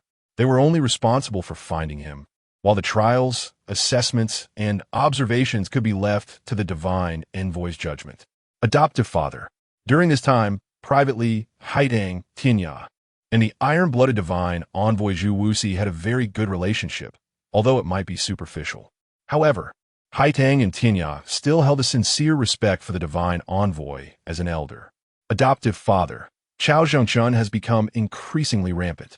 He not only fully controls the Eastern Bureau and the Jinyui, but also cleverly establishes multiple departments and offices within the court. He is expanding his power, and it won't be long before his minions spread throughout the entire court. Haidang began by addressing the serious matter. They discussed the situation regarding General Yang being framed and analyzed the state of the court, ultimately realizing that the situation was not optimistic. By the way, adoptive father, you previously asked us to find a suitable candidate for the Huang character first secret agent, and now we might have found one. Oh, what is his background? His name is Shiyang, and we cannot find any information about him. You mean even our Hulong Mountain Manor's intelligence capabilities can't find anything? According to him, he comes from a remote rural area, specifically a small village that is quite ordinary and not well known. I had someone investigate urgently, but that place has a sparse population and limited resources, with many villagers having left, so we can't verify if he is indeed from that village. Such a clean background? The divine envoy became much more serious. When something seems too good to be true, it often is. Someone with such a clean background must have a problem. No, adoptive father. You might not know how we encountered him. Hiding couldn't help but smile. What you don't know, adoptive father, is that while we were discussing matters in the backyard of the #1 manor in the world, he suddenly showed up, saying he had long admired your great name as the #1 in the world and wanted to challenge you to spar. Oh, the divine envoy became interested. Moreover, he has a good temperament. Besides, our intelligence system has found no information about him in the martial arts world, so he might truly have no ties to any faction. Additionally, his way of doing things seems quite straightforward and simple. And most importantly, his external martial arts skills might be the best in the world, adoptive father. The best external martial arts in the world? How does it compare to Tinya's skills? At this point, the divine envoy's eyes lit up. Adoptive father. I have sparred with him, and his strength is definitely above mine. His hard skills are impervious to blades and guns, and he is immensely powerful. From a martial arts perspective, he absolutely meets your requirements for a secret agent. But whether he is truly suitable, Tinya cannot be sure, Duan Tinya replied. Duan Tinya's words were very candid, stating only that Shiyang definitely met the requirements in terms of martial arts, without mentioning other aspects. Can he defeat Tinya? This surprised the divine envoy a bit. Among the 3 great secret agents under the divine envoy, besides Haitang, Guihai Yidao, and Duan Tinya, are both genuinely top-notch experts. When watching the original play, don't think that they are not powerful just because they often face setbacks. You must know that in the martial arts world, only a few elder-level masters can defeat Duan Tianya and Guihai Yidao, such as Master Liao Jie, the head of the Shaolin San Liao, and Master Liao Kong, who easily suppressed Yidao in a duel. But how many such figures are there? Want to challenge me? The divine envoy felt delighted. Wanting to challenge a master and practicing external martial arts, the divine envoy thought this person must be very straightforward, or, to put it bluntly, a bit of a hothead. Such people are quite suitable for recruitment. Then let's arrange for me to meet him and see this #1 external martial arts in the world. In fact, the divine envoy's impression was clearly a stereotype. No, it should be said that in a martial arts world that respects inner strength, this is a common stereotype held by everyone, that those who practice external skills are all brawny and simple-minded. In the martial arts arena, when the divine envoy met Shiyang, he was very surprised. Weren't they supposed to be brawny and simple-minded? Looking at Shiyang, he was of medium build, even more handsome than Haidang. Is this really someone who practices external skills? His arms didn't seem thicker than the divine envoy's. With a refined appearance, he was polite and humble. Can he really practice external skills? This young brother, I heard from Haidang that you want to spar with me? The divine envoy's expression turned a bit colder. But he believed Haidang wouldn't lie to him, so he wanted to directly test Shiyang's skills. Greetings, divine envoy, I am honored. Shiyang bowed respectfully, then stood up straight. Yes, I have long admired the divine envoy's great name, and indeed wish to learn from your high skills. Good. It's a good thing for a young man to have blood and determination.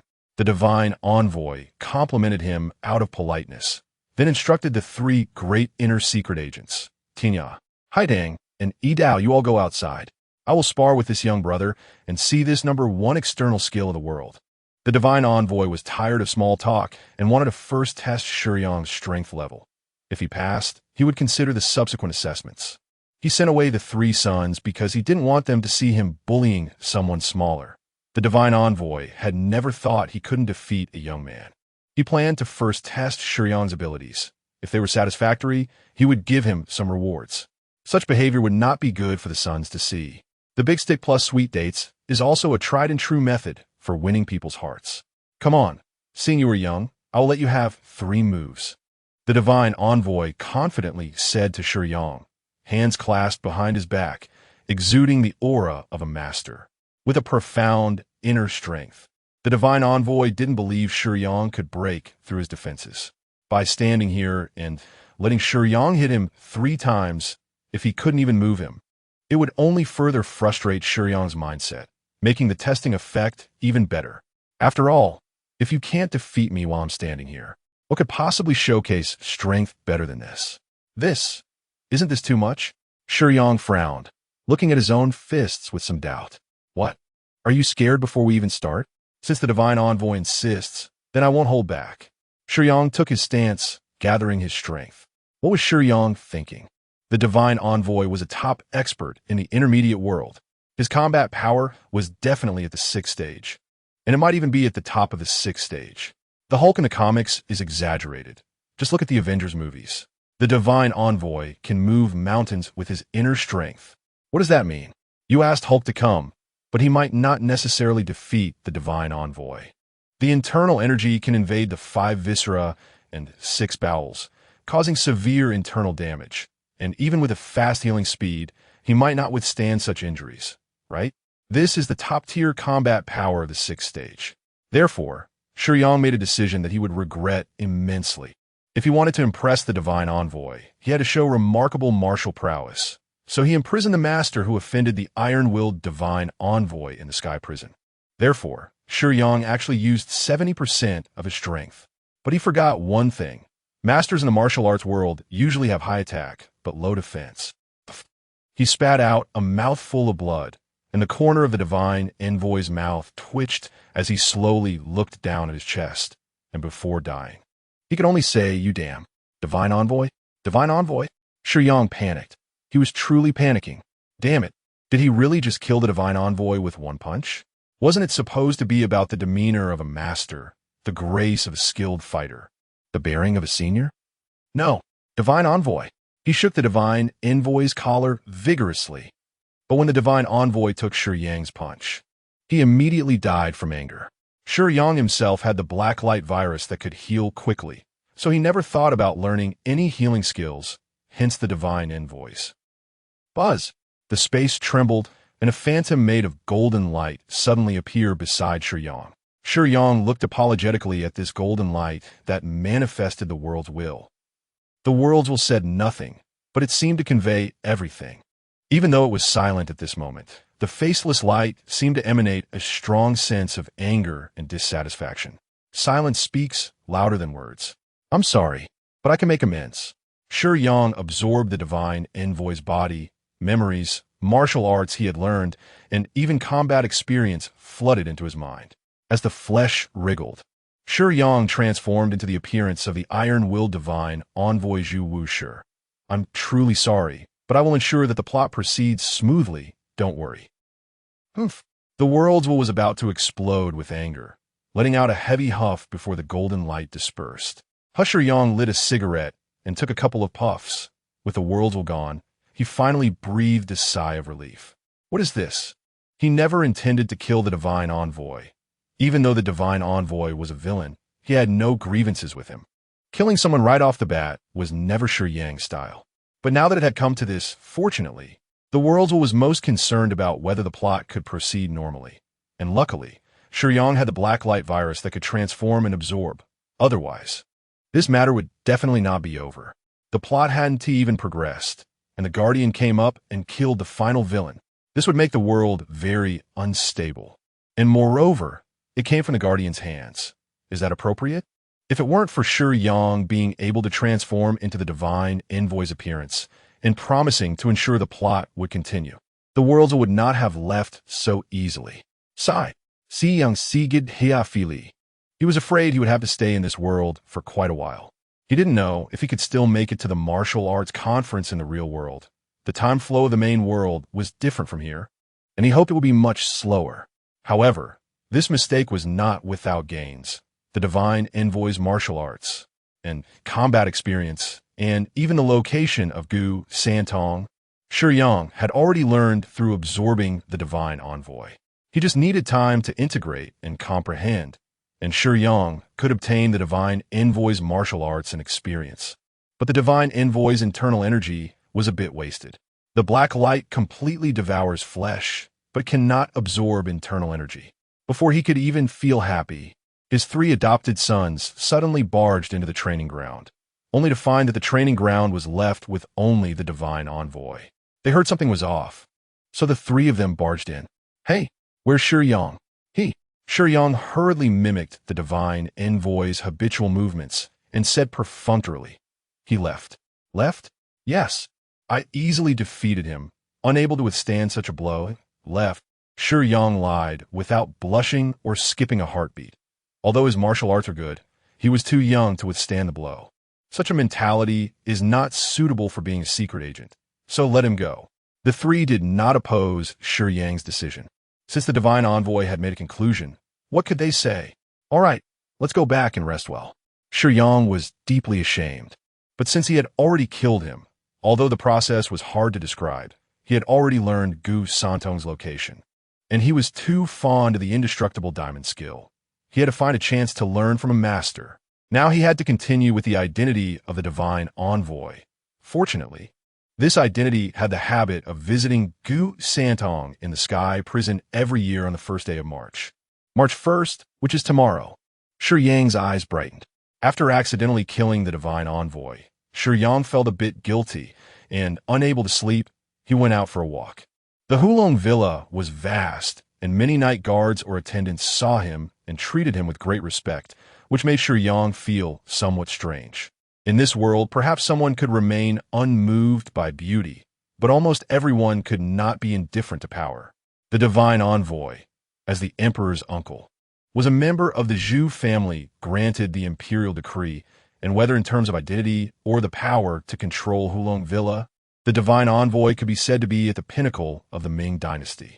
Shiyang's temperament was relatively calm, but even so, the bowing and scraping of those around him stirred something within him. He shook his head vigorously to remind himself, and Shiyang's thoughts became much clearer. The absorption technique.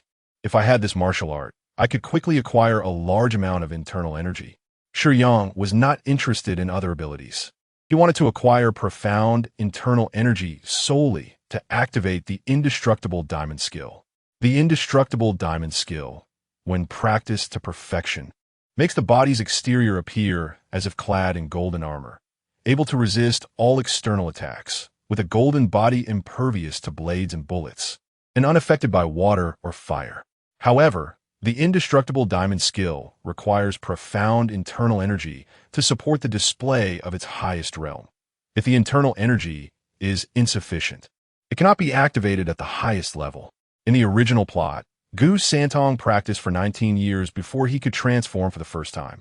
Although he could become incredibly strong and impervious to weapons, fundamentally, the indestructible diamond skill is not an external martial art, but an internal one, where the main method involves infusing a large amount of internal energy into the body's surface using a special operation method. It seems like the whole person turns golden, but in reality, it is covered with a layer of golden armor, and the amplification of power also depends on the depth of internal energy. Shiyang planned to focus on close combat, so he did not consider any other martial arts. Martial arts that could enhance physical strength were the number one choice. And moreover, Shiyang's physique was modified by the black light, allowing him to change shape at will. A body with extremely high strength combined with the indestructible diamond skill. Tomorrow, I will visit the Sky Prison. Shiyang made up his mind, and, at the same time, he was very confident about apprenticing to Gu Santong because he still had pancakes to offer. He would make a few sets and deliver them to Gu Santong tomorrow, not fearing that he would refuse. Just as Shiyang was about to go make some pancakes, he turned around and found Haidang standing not far behind him. Haidang, why aren't you resting so late? Shiyang asked. Dressed in a black and purple short outfit, Haidang looked quite spirited. Adoptive father? You're here too? Haidang was a bit surprised, then said, I can't really sleep, so I want to come out for a walk. Shiyang looked at the bright moon in the sky. There was a giant stone dragon standing in front of the Hulong Villa's main hall. And recalling the divine envoy's memories, he suddenly remembered. I forgot. You always like to hide here to watch the moon at night. So you knew, huh? Haitang's little secret was exposed, and her face showed a bit of loneliness. After living with you for so long, how could I not know your and Tianya's habits? Shiyang spoke gently, but in reality, Shunko was intentionally or unintentionally monitoring his subordinate spies.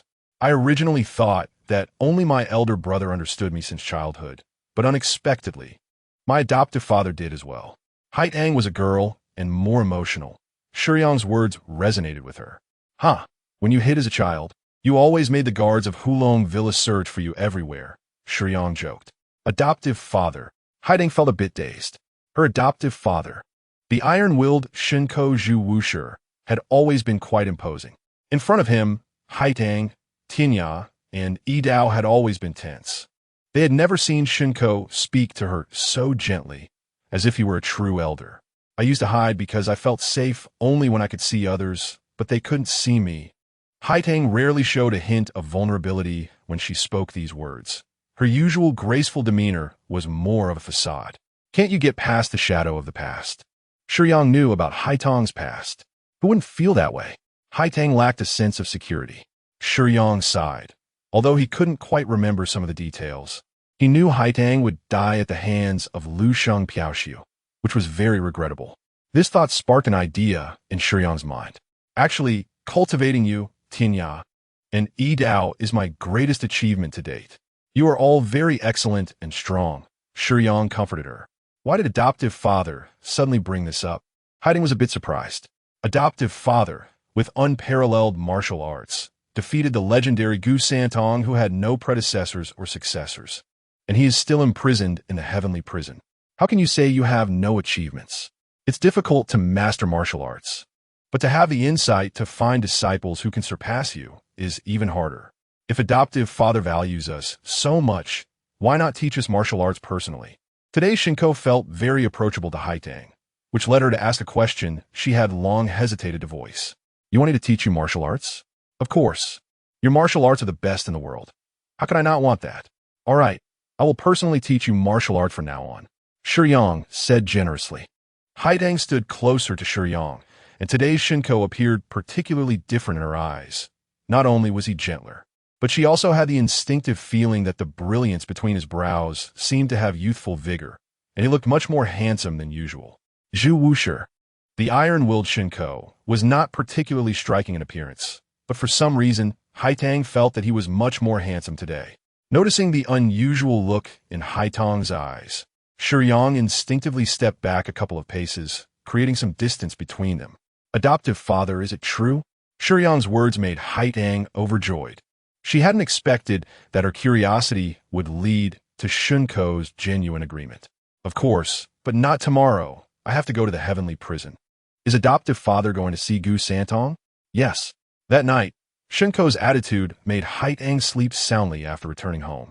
But for some reason, although she already respected Shinko and held feelings of affection for him as an elder, her feelings towards him had somehow changed. One could only say, cursed love god fantasies. How had Gu Santong endured 20 years of imprisonment? One had to mention the nearly extinct heavenly prison spiders, geckos, cockroaches, and moths, the insects or animals. Another boring day, Gu Santong was savoring the gecko. He had just sucked the energy from using his absorption technique. It was the first day of the third month again. Zhu Wushi was about to arrive. Thinking about this, Gu Santong felt quite helpless.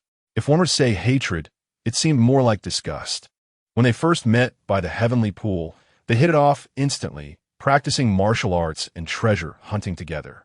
But ever since Sushin appeared, they had become sworn enemies. But now, Gu Santong was a prisoner, while Shunko was high and mighty, a royal uncle and the #1 in the martial arts world, possessing fame and status. Gu Santong was not jealous of Shinko, but he regretted that if he had the chance to do it all over again, he would rather have spent his life with Sushin.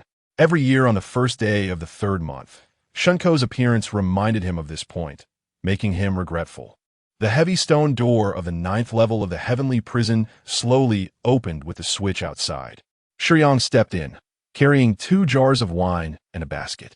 Everyone, leave, Shiyang instructed his subordinates, closing the dungeon door behind him. I haven't had wine in a long time. What did you bring this time? Gu Santong didn't want to look at the slowly approaching Shinko and asked with his eyes closed. Gu Santong was a bit puzzled. Why was there no sound? Usually, when Shinko came on the first day of the third month, although he spoke politely, there would be some superiority in his attitude. Why was he silent this time, opening his eyes to look at where Shinko stood? Who are you? Gu Santong looked around in surprise. Shinko had disappeared, leaving only a young man in his 20s standing there, holding the items Shinko had brought in. Senior, Shiyang respectfully addressed him, placing the wine jars and basket in front of Gu Santong and saying, Senior, I have come to ask you to take me as a disciple. Becoming a disciple? Gu Santong was puzzled. Where did you come from? Where's Zhu Taidan? Senior, I accidentally killed Shinko. That was me pretending to be him just now, Shiyang stated honestly. You killed him? Gu Santong's eyes widened. He could hardly believe this young man could say such outrageous words. I'm not lying, Senior. Look. Shiyang transformed back into Shinko's form in front of Gu Santong. Gu Santong was greatly shocked. What kind of disguise technique was this? To change one's appearance out of thin air? But he still didn't believe that Shiyang could kill Zhu Wushi because he was very clear about Zhu Wushi's strength. What evidence do you have to prove that you killed Zhu Taidan? Gu Santong leaned in a bit, looking at Shiyang's face, stroking his chin and asking. In the original plot, when Cheng Shifei arrived, Gu Santong had transferred all his power to Cheng Shifei, while Shiyang came in with full vigilance. This was the difference between the protagonist and the outsider. Senior, think about it. If Shinko were alive, he would come at this time every year on the first day of the third month. If I dared to come to the heavenly prison at this time, wouldn't that already indicate something? Shiyang explained, wearing a rare, respectful smile. That's true, Gu Santong pondered. You want to become my disciple? Gu Santong looked Shiyang up and down. Yes, I beg Senior to take me as a disciple. How there was a hint of mockery in the laughter. Gu Santong was also proud. He was not someone who accepted just any material as a disciple. Gu Santong was already at the end of his strength. The injuries he had suffered in the past years of imprisonment had not received proper care, and now it was becoming increasingly difficult to suppress his condition. He knew he would not last much longer. However, since the protagonist Cheng Shifei hadn't arrived, even though Gu Santong was anxious, the person in front of him was not in his consideration. Aside from the World S will issue, he was known as the undefeated brat, and he had a playful nature. The first impression did not match, so Gu Santong's first thought was not to take this kid as a disciple. Since this young man seemed determined to become his disciple, why not play a little? Kid, pour-moi un drink. Gu Santong adjusted his tattered old and faded long robe and waved his sleeve, giving the order. Okay, Senior. Shiyang did not clash with Gu Santong at all. Instead, he respectfully took out a porcelain bowl and filled it with a full cup of wine for Gu Santong. Gu Santong watched Shiyang's actions. Deep in thought, this kid has a good temperament. Please, Senior. Shiyang slightly lowered his head and presented the wine bowl with both hands. Good. Gu Santong hadn't drunk for a long time, lifted the bowl, and drank it all in one go, wiping his mouth and saying delightedly, refreshing. However, his eyes darted, and Gu Santong smacked his lips. TSK, TSK, TSK, Senior. Is the wine not to your taste? Shiyang immediately inquired with enthusiasm upon seeing Gu Santong smacking his lips. The wine is good, but drinking without some snacks is really... Gu Santong's playful nature was stirred, and his tone became somewhat frivolous. If it were someone else, they would have stopped serving him long ago, but Shiyang didn't care at all. He understood why he was there. To apprentice. What attitude is needed for apprenticeship? If you can't bear it when a master teases you a bit or shows some authority during apprenticeship, then why bother? You might as well stay where it's comfortable. Senior, I'll go buy some right away. Shiyang stood up straight and turned to buy snacks. Hey, wait, I've been in the dungeon for too long without having any hot dishes, but I'm someone who likes to eat hot dishes while they're hot. How about you bring over a stove and fry some for me? Gu Santong's sly expression was almost saying outright, I'm just making things difficult for you. Playing with you. All right. Shiyang readily agreed and left the dungeon. TCH, Gu Santong scoffed, thinking that Shiyang probably wouldn't come back. After all, agreeing so easily, especially in the dungeon, makes it seem like he couldn't hold back and was flustered by a few teasing remarks. He really didn't misjudge the person. After Shiyang left, Gu Santong, while drinking, glanced at the bamboo basket beside the wine jar. Oh, what is this? Inside, something was tightly wrapped in cowhide paper. Out of curiosity, Gu Santong opened the paper. After a moment, this. Gu Santong couldn't utter a complete sentence for a long time, utterly astonished. As a former top master in the martial world, even though he had been imprisoned for 20 years, he had eaten plenty of delicacies in the past. However, the taste of this pancake was something he had never encountered before in his life. After finishing it, Gu Santong suddenly felt a pang of regret. Why did he force the kid away so quickly? What if he never came back? Would he miss the chance to taste such delicious food again? The aftertaste of the pancake lingered, and Gu Santong reluctantly licked his fingers and sighed deeply. "Senior, I'm back." Shiyang entered the 9th level of the dungeon. After the cell door closed, he shed his previous appearance, revealing several large, intimidating bundles and a cart overflowing with fruits and vegetables. This kid came back so quickly? Gu Santong felt a surge of joy, seeing that Shiyang took his teasing words to heart. Coupled with that delicious pancake, Gu Santong's vigilance completely relaxed. He thought, why not teach this kid a few moves? "Senior, just tell me what you want to eat." Shiyang displayed the various ingredients he had brought. You can cook? Then let us start with. Gu Santong sat aside, watching Shiyang seriously chop firewood and cook. Good temperament. Gu Santong praised Shiyang's attitude internally. Only those with such a mindset could be considered good seedlings. Although talent is rare, good character is even rarer. Being humble and diligent in doing something with such qualities, one can go further in the martial path. Those who are overly ambitious and like to take shortcuts ultimately cannot escape the fate of becoming demonic. "Senior, the food is still cooking and one tea be ready right away. How about I help you freshen up first?" Shiyang said, holding a towel with both hands. Good." Gu Santong immediately agreed. The more he looked at this kid, the more he liked him. If he could make him pancakes later, that would be even better. Clearly, once one has tasted pancakes, they can't give them up. Shiyang secretly glanced at the bamboo basket. The pancake was gone. Shiyang diligently helped Gu Santong freshen up. After 20 years, Gu Santong had never felt this refreshed. He changed into clean clothes. As for the iron chains that bound him, come on. In the original plot, Gu Santong had already stated that with his martial skills, how could he not escape the dungeon? He was keeping his promise. Not bad. Gu Santong initially wanted to make things difficult for Shiyang again. But the dishes Shiyang made were indeed very good.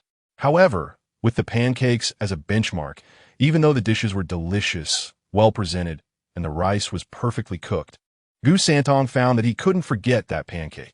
This chapter isn't finished yet. Please click the next page to continue reading the exciting content.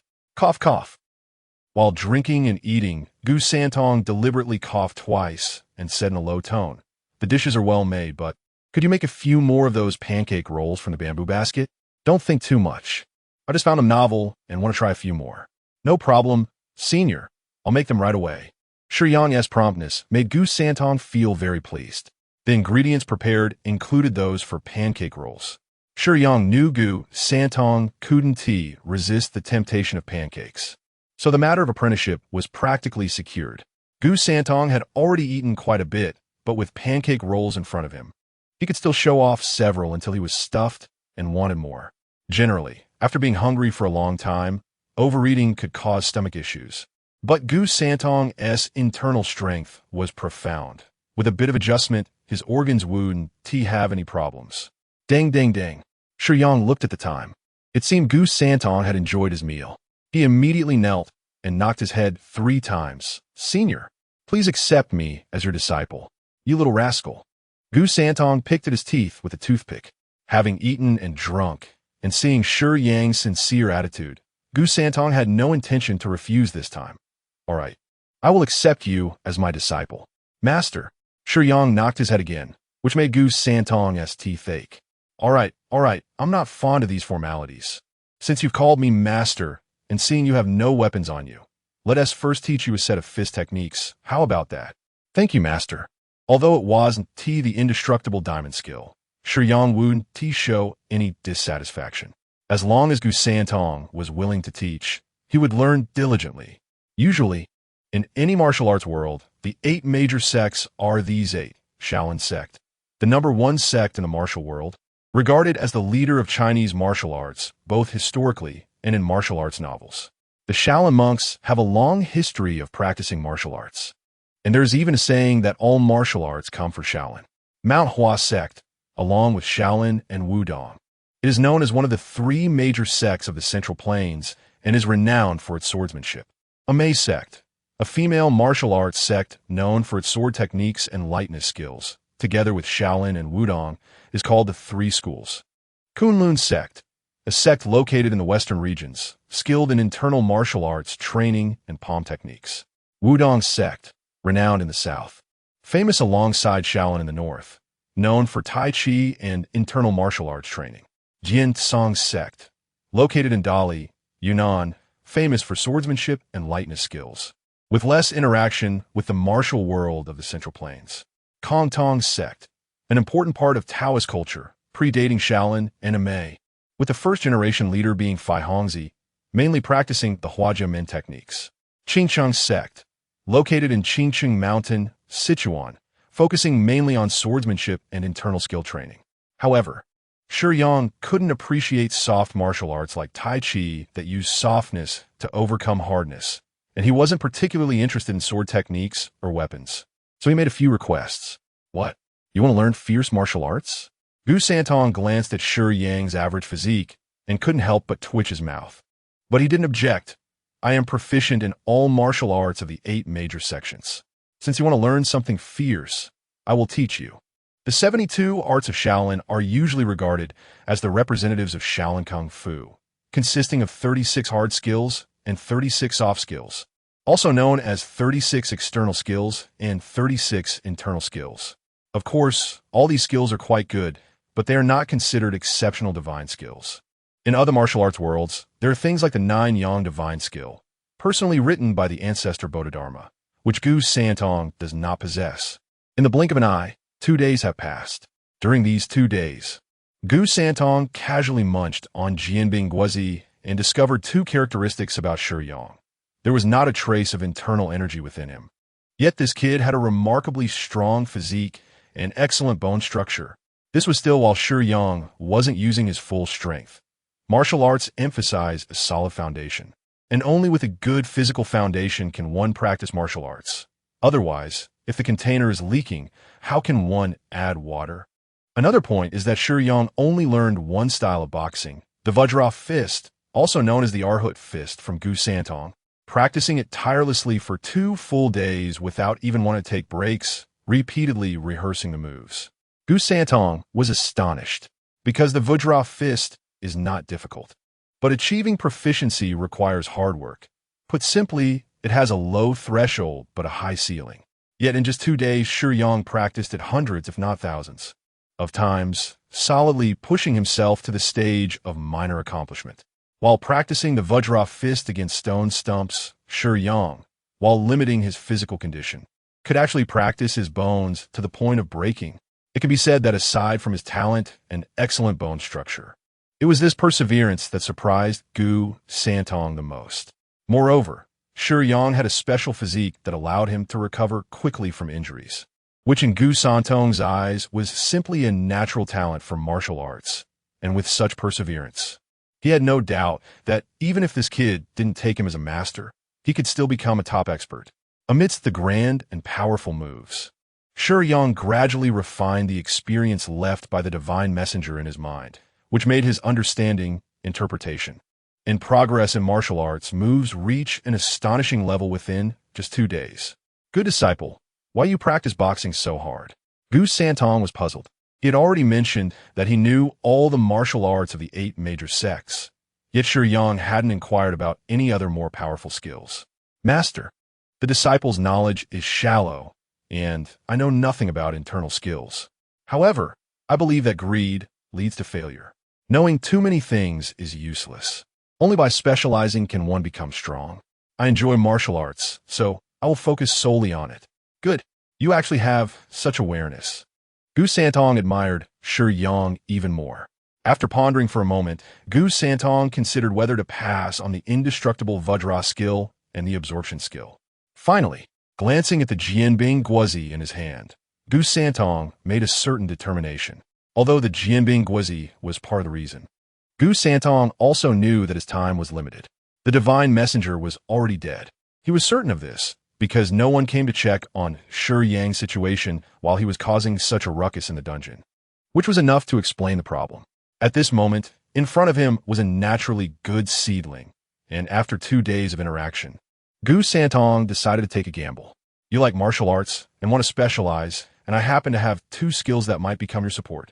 Gu Santong put away his previous nonchalance, and his eyes and expression became very serious at this moment. Shiyang was almost overjoyed. Gu Santong was going to teach him the long-hidden indestructible Vajra skill and the absorption skill. The indestructible Vajra skill uses a special method of internal energy operation to envelop the body in a layer of golden skin, making one invulnerable to blades and spears, while the absorption skill can provide a large amount of internal energy to the practitioner. The two complement each other. The deep internal energy absorbed supports the operation of the indestructible Vajra skill. Why did Gu Santong think this was very suitable for Shiyang? Because these two divine skills have no other moves and are more like a state of enhancement. Activating the golden body mode before combat makes Shiyang's punches and kicks more powerful and his defenses stronger, greatly benefiting Shiyang's desire to specialize in body techniques. The indestructible Vajra skill. I am giving you 40 years of my power. Gu Santong was extremely weak. I know, I have no choice. 20 years ago, my pure yang finger injury recurred, and my meridians will gradually harden. I won't live beyond 5 days. You are my disciple, and if I don't pass on my power to you, it would be a waste. Thud! Before Gu Santong could finish speaking, Shiyang had already knelt heavily on the ground. Master, the gratitude in Shiyang's eyes was unmistakable. Seeing Shiyang like this, Gu Santong felt that he had lived worthily before dying, having met a decent disciple. Perhaps they hadn't spent much time together, but Gu Santong was quite free-spirited. He didn't worry about his disciple going astray in the future because his own life had reached its end. What remained was Shiyang's own life. He couldn't interfere and didn't want to think too much about it. All right. Now, you are the 9th generation heir of the indestructible Vajra skill. Remember, the indestructible Vajra skill can only be used 5 times in a lifetime. Each use will cause a blood mark to appear on the palm, and after the 5th use, it will form a character for skill. If you use it a 6th time, you will die from the backlash. Do not use it lightly unless absolutely necessary. Do you understand? Master. The disciple understands. Shiyang knew that his master was deceiving him. The indestructible Vajra skill had no limit on uses and didn't require a pure yang body. Although Shiyang did possess one, his master just liked to play before leaving, not forgetting to tease his disciple. I have an heir now. Gu Santong felt very gratified. He firmly believed that his disciple would definitely be stronger than the disciple of the divine messenger. After all, Shiyang's talent was something he had never seen before, and even someone like Gu Santong, a martial arts prodigy, was deeply impressed. He didn't believe that the divine messenger could find a more outstanding disciple. Promise me that you will help me find a woman named Su Xin in the future and tell her that I love her. Speaking of emotions, even though Gu Santong was already over 50, he still felt quite emotional.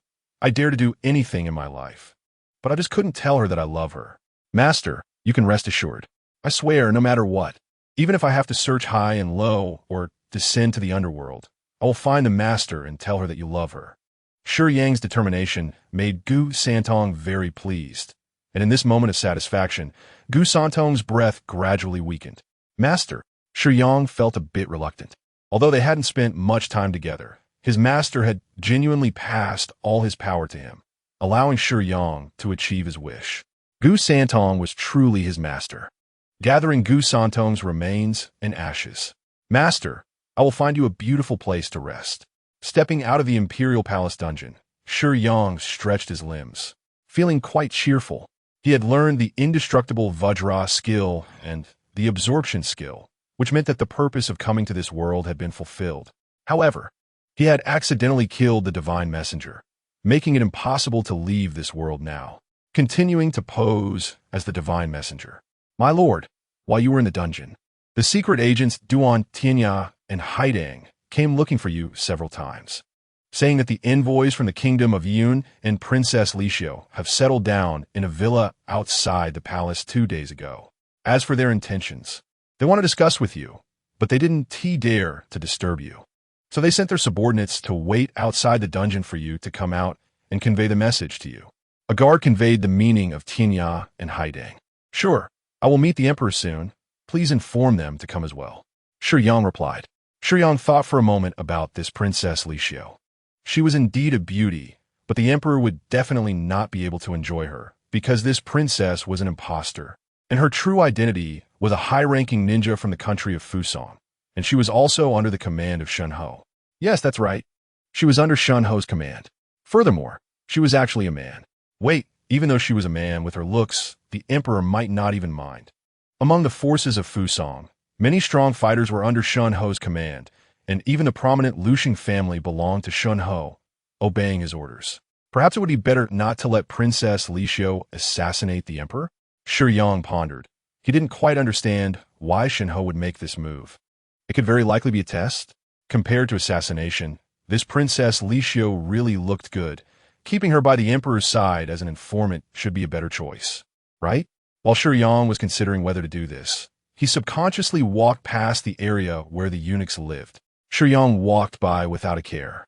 And when he was far from the eunuch's residence, he suddenly raised his head, his expression showing an unusual urgency. Oh no, at this time, Cheng Shifei might have already been sold out by his friends and captured in the palace. His master was already dead. If he sneaked through the dog hole, he might end up trapped in the sky prison. Shiyang immediately turned back and went into the inner palace to find his nominal junior brother. Master Sun, sorry for the trouble. Shiyang handed 2 silver notes to Eunuch Sunday. As the emperor's uncle and the owner of Longshan Villa, if Shun Ho requested to release someone, Eunuch Sun would naturally comply. After all, it was just a newly bought little eunuch who hadn't been cleansed yet. But Shiyang didn't do that.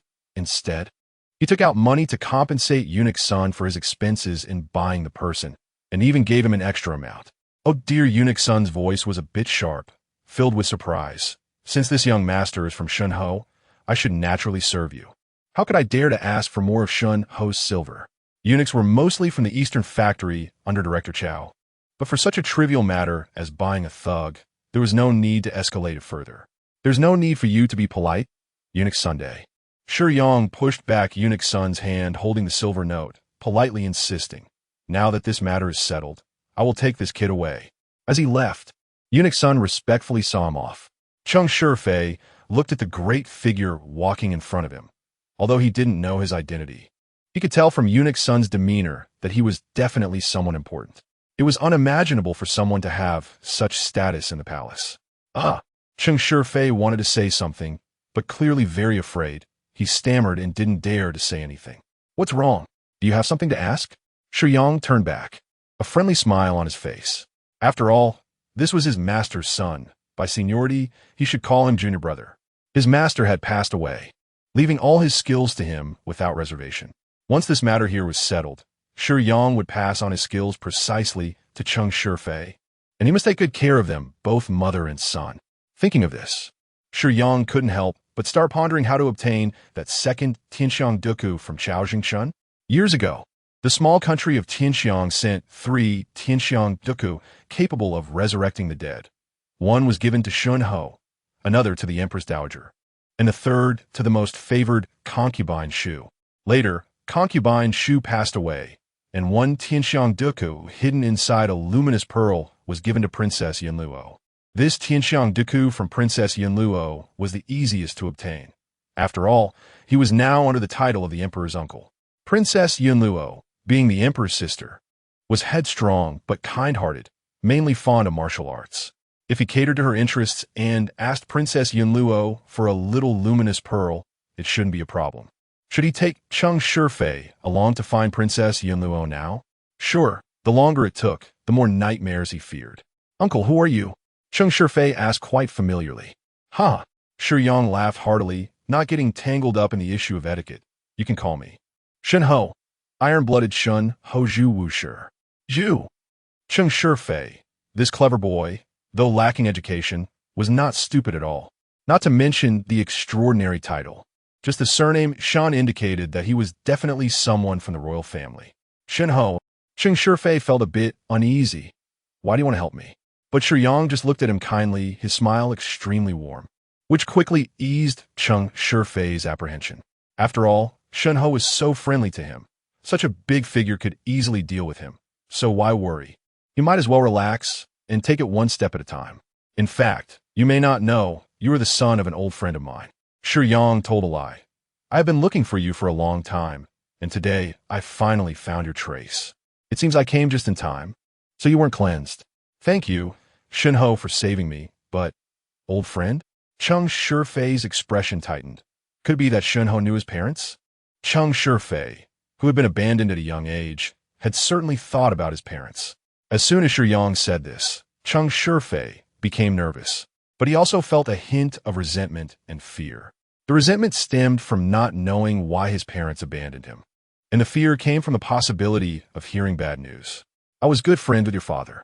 Shiyang lied without changing his expression, making it difficult for Cheng Shifei to find fault. Cheng Shifei didn't expect Shunho to really have a connection with his parents. Alas, but your father has already passed away, Shiyang sighed. I see. Although Cheng Shifei had never seen his family, he seemed to be a bit of a rogue. In reality, he was very loyal in the original story. Then Shunho, can you tell me why my parents abandoned me?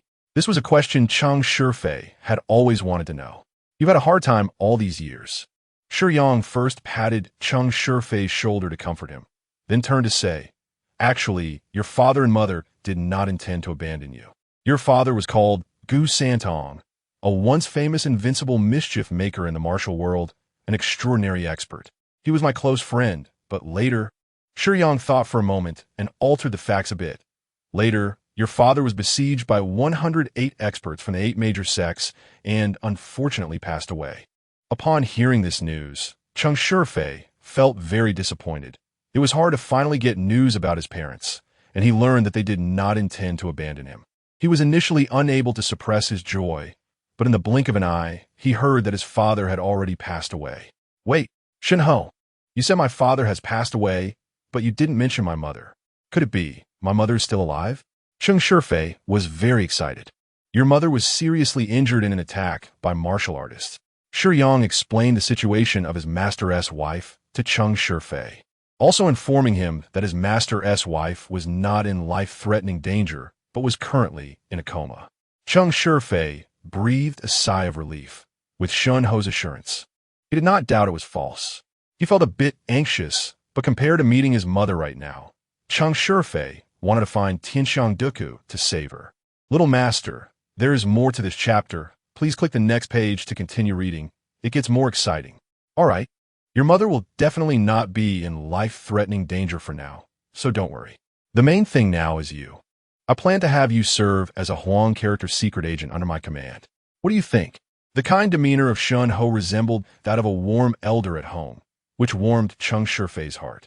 Shunho, Cheng Shifei was deeply moved. He had been adrift for too long and had never experienced the feeling of having someone to rely on. But I don't know anything. Upon hearing the position of spy, Cheng Shifei felt it was very prestigious, but he was just a thug who usually got by through tricks and deception. It's fine. Don't worry. I've got everything covered. Shiyang patted Cheng Shifei's shoulder, encouraging him to walk alongside him. Being a spy is just a title. You don't necessarily have to do real work. I can arrange for you to have a leisurely position so you can stay by my side. If you want to learn martial arts, I can teach you. If you're not interested in martial arts, I can ensure you live without worries. Really? Cheng Shifei was surprised that Shunho could do this for him, his eyes filled with gratitude. Although he had just met Shunho, the warmth and care he received made him feel as if he had found a home. He casually placed his hand on Shiyang's shoulder, and the two walked side by side like good buddies. Many guards who witnessed this scene were left astonished, nearly dropping their jaws. Can I also practice martial arts? Cheng Shifei hesitantly asked, recalling that Shunho said his father was a top expert. As a man, who wouldn't he dream of becoming a great martial artist? So he was quite interested in martial arts. Of course, I can tell at a glance that you have a talent for it. This wasn't flattery. Cheng Shifei's aptitude was indeed quite good. Great. Will you personally teach me martial arts? Shunho, as long as you want to learn, of course, there's no problem. Also here, take this money for now. If it's not enough, just come to me without being polite. Shiyang handed all the silver notes on him to Cheng Shifei. Cheng Shifei had never seen so much money in his life. Hey, Shunho, where are we going now? He asked, clutching the silver notes tightly. We're going to find Princess Yunluo. She has a Tianxiang cardamom with her. You don't need to worry about anything. I'll handle all. Cheng Shifei nodded heavily, feeling that today was the happiest day of his life. Regarding the Tianxiang cardamom, it was impossible for Princess Yunluo to refuse a request from someone as esteemed as the Emperor's uncle, especially since he was personally seeking a small pearl from a mermaid. However, she did have a small condition. "Uncle, it's too stuffy in the palace. Can you discuss with the Emperor and let me go out to play?" Princess Yunluo handed the mermaid pearl to Shiyang, shaking his arm in a pleading manner. "No problem. I'll ask the Emperor. Even if he doesn't agree, I can still take you out of the palace."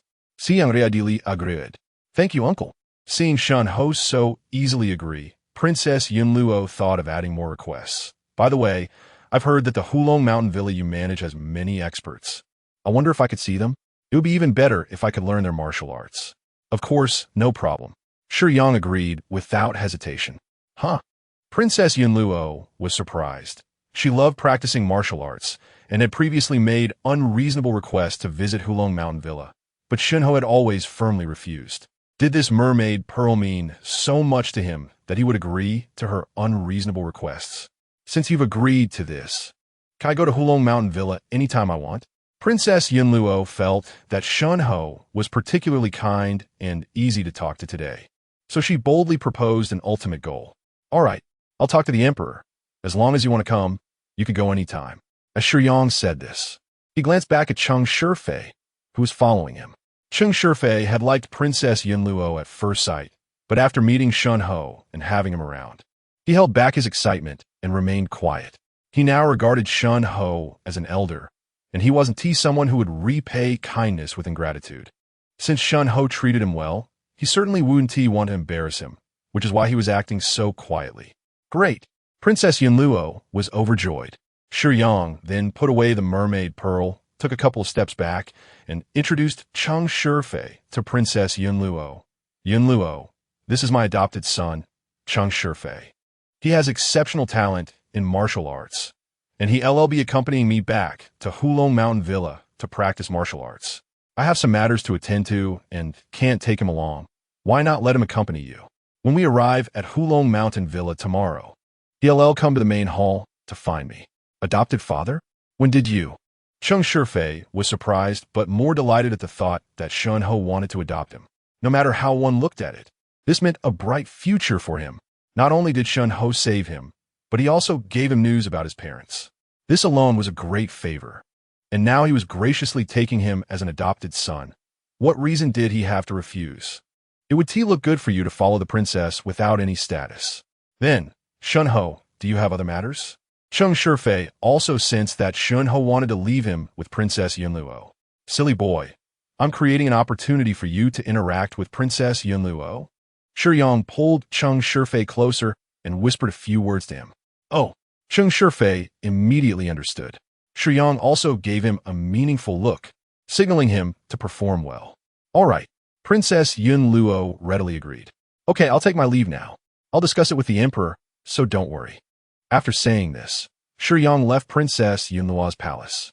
It was getting late, and Shiyang headed straight to the Emperor's study. He had already informed the palace before visiting Princess Yunluo, so it wasn't abrupt. As for beautiful women, the Emperor would naturally welcome them. As soon as Shiyang arrived, the Emperor took out a portrait of the princess of the state of Chuyun, wanting to seek advice from his uncle. However, the relationship between the state of Chuyun and the Ming dynasty had not been particularly good. Although Chuyun had paid tribute to the Celestial Empire for many years, they had never had close interactions. It was unusual for them to suddenly offer a princess to the Ming Emperor. "Uncle, what do you think? This princess is indeed beautiful, but the Emperor is the supreme ruler. Even if the other side has no ulterior motives, it's best to be cautious. The state of Chuyun has been paying tribute to our Celestial Empire for many years. This time, they offer a beautiful princess, and the Minister Wuwan is escorting her for marriage. Logically speaking, they shouldn't act recklessly, right?" The Emperor seemed unconcerned. "Your Majesty, a cautious ship sails for 1,000 years. I've heard that Minister Wuwan is highly skilled in martial arts and adept with a swift blade. Sending such a person is not to be underestimated." The Emperor understood this as well, but he still asked Shiyang for his opinion, simply seeking stability, and of course, Shiyang went along with him. "What you say makes sense, but the princess is scheduled to meet tomorrow, and with Wuwan accompanying her. How can I maintain my dignity if I must ensure safety?" The Emperor inquired. "Your Majesty, tonight, I will send Tianya and Haitang to the state guest house next to the palace to investigate. If the other party has ulterior motives, we should be able to detect some signs. All right, let us go with Uncle S' plan. According to the original plot, this Princess Lishio's martial arts skills could match Tianya in a short time. But of course, it was best if the plot developed as it originally had. However, it felt awkward to think that Haitang would get hurt this way. Shiyang was somewhat uncomfortable. Even if the original plot had to be followed, there was no reason for Haitang to be harmed. When he had watched the drama and saw Haitang die, he had been saddened, so he thought it wouldn't be a problem to make slight adjustments if possible. Why not notify Princess Lishio, let her clash with Tianya Haitang, and then cooperate with me to put on a show? Shiyang's idea was to first inform Princess Lishio through a secret letter, then let her create a conflict with Tianya and the others. With the fake Princess Lishio and Wuwan's martial arts skills, they would surely fall into a tough battle. At that time, Shiyang could step in to save a few people, which would make Tianya and the others trust him even more.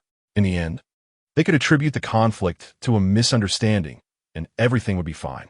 However, this method would make the Emperor wary of Princess Lishio, as he wouldn't feel secure having a martial artist woman by his side. The idea of placing people close to the Emperor would definitely be out of the question. As for why Shiyang needed to gain the trust of the spies, his plan was to ensure they had enough goodwill towards him first, and later, he would challenge the court over the issue of Sushin not being able to marry the divine candidate. Surely, the sons who highly respected him would not want to see their adoptive father go astray, right? Shiyang didn't want to ruin the impression that his sons had of the divine candidate, as that would be cruel, and he also wanted Haitang to continue living, so he couldn't follow the original plot. However, he had to go along with the storyline slightly altered. This way, it would ensure the progress of the child of the world and ultimately lead to Shiyang's accidental death at the hands of the three major spies. Fine, it's decided. Shiyang sent a secret letter to Princess Lishio and Wuwan using the memories of the divine candidate. Next, it was a matter of waiting for the right moment. Once Tianya and Haitang were injured, he would step in to gain some goodwill. Shiyang, which world are you in now? Chun Shanqian inquired after sending a message. I'm in the first under heaven. By the way, how long until the martial art conference? Shiyang had not forgotten about this matter. He wasn't in a hurry because the time flow in the intermediate worlds was much slower than in the main world. One day in the main world could be half a month in these intermediate worlds. It's starting the day after tomorrow. When do you plan to come back? Chun Shanqian asked with some anticipation in her voice. It seems I won't make it. Shiyang sighed as he lit a cigarette. Is there an emergency on your side? Chun Shanqian suddenly sounded a bit worried. I accidentally killed the main character, and to keep the plot going, I have to take the place of the deceased character, Shiyang explained. I see. Then I'll go to the first under heaven to find you. Last time I waited for you to come back. I still have a gift for you, but you left directly. Now you're telling me you can't participate. Chun Shanqian sounded a bit resentful, and after finishing, she hung up the communication without waiting for Shiyang's response. Looking for me? What for? Shiyang muttered to himself as he looked at the disconnected communication, then shook his head. The time was almost up. Tianya and Haitang should have already infiltrated the state guest house, and Shiyang needed to set off. Inside the state guest house, Tianya and Haitang were both dressed in black night gear, quietly watching Princess Lishio's every move from the eaves. However, Haitang thought that Princess Lishio was beautiful and slender, not at all like someone who could assassinate the emperor, so she subconsciously relaxed her guard and started chatting with Tianya. Unintentionally, they began discussing Tianya's past romantic experiences, and Haitang immediately became interested, asking, Big brother, did you ever have someone you liked when you were studying in the IGA school in the island country? I did, but she has passed away. Tianya's expression revealed sorrow, his brows furrowing with a hint of longing in his eyes. I'm sorry. Haitang quickly apologized, realizing she had asked the wrong question. It's okay. That was a long time ago. Just as Tianya finished speaking, a furious shout came from inside Princess Lishio's room, and before the voice faded, a figure suddenly dashed out, standing in the courtyard and looking towards the hiding place of Tianya and Haitang. Come out. Sneaking around in the middle of the night. What are your intentions? Wan, sporting a thick beard and wearing a plain long robe in the style of the outlying cloud country, though a fake, was an expert with years of experience in the martial arts world, exuding a remarkable aura. Haitong's martial arts were not high, as she had learned a mix of skills, including medicine and astrology, so her martial arts were far below Tianya and Idao. It was she who had been detected by Wuwan. However, Tianya did not blame her. Knowing they could no longer hide, they both revealed themselves in the courtyard. Although the outlying cloud country is small, the princess must not be bullied. Wuwan's words immediately escalated the situation to a diplomatic and political level, making Tianya and Haitong's hearts tighten. Wuwan was said to possess high martial arts skills. Since they had been discovered, it would not be easy for the two to escape. If Tianya and Haitong mishandled the situation and got caught, it would be very detrimental to the national image. Wuwan had nothing to say to the two assassins. He gathered his internal energy and directly attacked. His moves fierce and powerful. Watch out for his knife, Tianya warned Haitong. The three immediately engaged in battle. Although Wuwan was outnumbered, his skills were exquisite, and he showed no signs of losing ground. In their first exchange, Wuwan had already sensed that Haitong's skills were lacking. Seizing the opportunity, he deflected Tianya's weapon and struck Haitong in the chest with the palm. Haitong didn't even have time to cry out in pain before her body was sent flying backward. Seeing Haitong injured after just 3 moves surprised Tianya and made him worry about her condition. But when he turned around, he realized that Haitong had not landed on the cold ground. Instead, she had fallen into Shiyang's arms. Since Shiyang was also wearing a mask, Tianya felt alarmed when he saw the mysterious figure catch Haitong, but when their eyes met, he found it very familiar. Adoptive father? Tianya immediately understood, feeling relieved. Another one? Wuwan's tone was unfriendly as he pushed Tianya back with one palm and struck at Shiyang.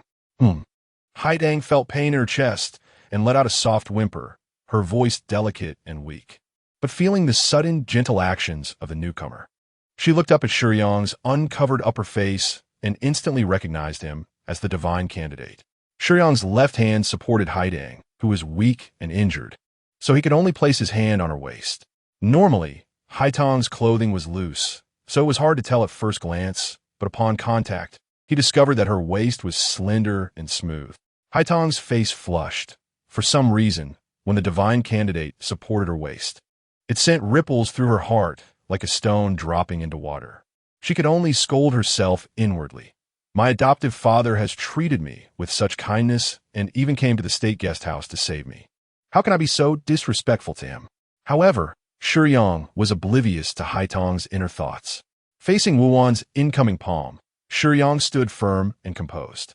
Tianya was about to remind the divine candidate that Wuwan's martial arts were very high, but before he could speak, he saw Shiyang draw the hand he had been carrying on his back and directly confront Wuwan. Boom! The clash of internal energies lasted less than a second before the overwhelming force sent Wuwan flying. The expanding power of the palm shattered lanterns and window paper on the surrounding eaves, and the gust of air even made it difficult for Tianya to open his eyes. Wuwan flew out like a broken kite, hitting the ground and immediately spitting out 3 or 4 mouthfuls of blood. Yet the divine candidate remained completely still. What kind of gap was this? Princess Li Xiu, hiding in the shadows and secretly watching, widened her beautiful eyes. The begonia, leaning in Shiyang's arms, gasped in surprise under her black mask. Father's martial arts are so high. The admiration in Haitong's heart for the divine envoy grew a few more degrees. Tianya had also never seen such extraordinary martial arts and inner strength. The divine envoy had never revealed his true skills in front of others before, in the original story. The only time he acted in front of an audience was during a 1v1 duel with Director Chow at the end. Let's go, Shiyang said, picking up Haitong and speaking to Tianya. The 3 of them quickly disappeared into the National Guest House. However, Shiyang was not satisfied with himself. Having received his master's teachings for a short time, he had not fully grasped them. The control he exhibited in that last palm strike could be described as quite poor. The inner strength of Wuwan had caused Haitong significant internal injuries, but when she slowly regained consciousness and assessed her condition, she found that the injuries caused by Wuwan had healed considerably, and the inner strength that had accumulated in her chest had also been eliminated. With her collar slightly open, Haitong noticed that Shiyang's cheeks and the fair skin of his neck had turned completely red. At this time, women value their chastity above all else, but looking around, She found no one. Haidang adjusted her clothes and hurried to get up, but the injury had not fully healed, and a sudden movement caused a sharp pain in her chest. She could only helplessly lie back down, not very worried. After all, before she lost consciousness, her father was there. She knew very well that her father's martial arts were unparalleled, and with him around, she must be in a very safe place. However, what she was anxious about was not the issue of safety, but who was healing her. Could it be Big Brother Tianya? Had her identity as a girl already been discovered? With her injuries not fully healed, how could she move rashly? Shiyang had heard movement outside the door and knew that Haitang had woken up, so he gently pushed the door and walked into the room. Father. Haitang weakly wanted to get up to pay her respects. No need, just continue to rest. This place is very safe. You don't have to worry. Then, Father, was it you who healed my injuries? Yes, Shiyang replied naturally. This calm demeanor did not put Haitang at ease. As her adoptive father, the divine envoy was nominally an elder. Logically, she should feel relieved that he had used his skills to heal her and kept her secret safe. But instead, Haitang's cheeks turned as red as a boiled shrimp. Shiyang looked at Haitang's reaction in confusion, thinking that perhaps Wuwan's inner strength had not been completely eliminated. He quickly sat at the edge of Haitang's bed. Do you feel uncomfortable?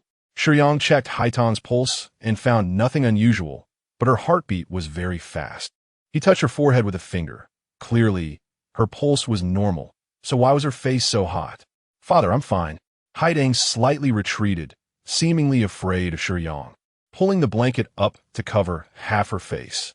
Shiyang sat beside Haitang. As the master of Longhu Mountain Villa, the divine envoy was a person of great status, and naturally, he had an air of refinement about him. The faint scent of sandalwood emanating from him was sweet and fragrant, refreshing to the senses. Upon smelling it, Haitang's heart fluttered, recalling the divine envoy's unmatched prowess when he saved her, causing her gaze to become a bit disoriented. The love god fantasy did not enhance physical sensations. It only acted on the spirit. The scent Haitang perceived was primarily influenced by her imagination. Since Shiyang's spiritual power was far superior to Haitang's, she was first attracted on a mental level, making her feel that Shiyang smelled wonderful. If Shiyang had been sweaty instead of smelling of sandalwood, she would have still found his scent appealing due to her prior feelings. What exactly is uncomfortable? Shiyang pressed, as Haitang had been injured, and, as a key character, the plot had not yet reached its climax. She could not afford to make any mistakes. Father, I really am fine. Haitang put on a brave front. Seeing her in such difficulty, Shiyang thought she might be concerned about her identity as a girl. I've known you were a girl since you were little. If you're uncomfortable, just say so. Why make it so difficult? Shiyang wanted to check Haitang's pulse again, but she kept trying to bury herself under the blanket. Shiyang only had to exert a little force to pull her small arm out. Her pulse was still normal, but her heartbeat had quickened. Shiyang thought to himself, this is bad. Could it be that annoying ability of mine has activated again? As Shiyang pulled on Haitang's arm, she struggled to break free, and the force of her elbow brought them much closer together. She raised her head, and the distance between them was only a few palms apart. Their eyes met, and Haitang's gaze became a bit dazed, revealing a hint of affection, making it seem as if she was entranced for a moment. Shiyang quickly pushed Haitang away and cursed under his breath. Damn it, this cursed ability. Haitang immediately came back to her senses, flustered, and covered her small face with the blanket, mumbling, Father, I'm a bit tired and want to rest a little longer. Okay, take care of your injuries, Shiyang said hurriedly and left. Xiao AI, what is Haitang's favorability level towards me? Shiyang quickly asked Xiao AI. 80. Master, keep up the good work. Xiao AI was eager for chaos. Haitang already had feelings for the divine envoy. In matters of love, familial affection, and friendship, it is challenging to distinguish between them, except for a portion of biological relationships. Moreover, Shiyang's love god fantasy, which had a special effect on the opposite sex, had already influenced Haitang, and their previous interactions had turned her admiration for him as an elder into feelings between men and women. Fortunately, when Shiyang said to take care of her injuries, it was only at 80. Otherwise, if there was a bit more physical contact after reaching 80, Outside the door, Chun Tiantian had been hiding outside the window and saw everything clearly. After Shiyang came out, she stomped her small foot, biting her silver teeth, and said in a somewhat sarcastic tone, "Didn't you say you wanted to learn martial arts? Is this what you came to the world's #1 for?" Shiyang didn't respond or explain anything. Indeed, it was his problem. He had thought that Haitang could not possibly have feelings for someone like the divine envoy, an elder. Thus, he had been insufficiently cautious in their interactions, and when faced with Chun Tiantian's questioning, he could only shake his head in frustration. "Forget it. I had prepared a gift for you long ago. You didn't even come back to see me." Chun Tiantian's tone was filled with resentment, but she still presented a beautifully crafted gift box to Shiyang. Chun Tiantian had said she would come to find Shiyang, but her spirit was only of intermediate level and could not freely traverse worlds. Coming to the intermediate world must have consumed some energy, yet she still brought a gift for Shiyang, which made him very happy. After arriving and communicating, Chun Tiantian had learned Shiyang's location. When Haitang had not yet woken up, Chun Tiantian had already arrived. The two had only chatted halfway when Shiyang went inside to check on Haitang. What she saw afterward made Chun Tiantian feel a surge of jealousy. Shiyang took the gift box. "Open it and take a look." Chun Tiantian was sure Shiyang would like it. The gift box was rectangular, over a meter long, but only a palm's width. Shiyang didn't know what was inside, and since Chun Tiantian urged him to open it, he did not hesitate and directly unwrapped the seal. Inside lay an ancient long knife, and Shiyang slowly picked it up, fondly caressing the scabbard. "I remember you said you liked close combat, and fighting barehanded isn't great, so I thought I'd buy you a knife. How about it? Do you like it?" Chun Tiantian looked at Shiyang with bright eyes, hoping to hear words of satisfaction from him. I really like it, thank you." Shiyang indeed liked this Tang Hungdao.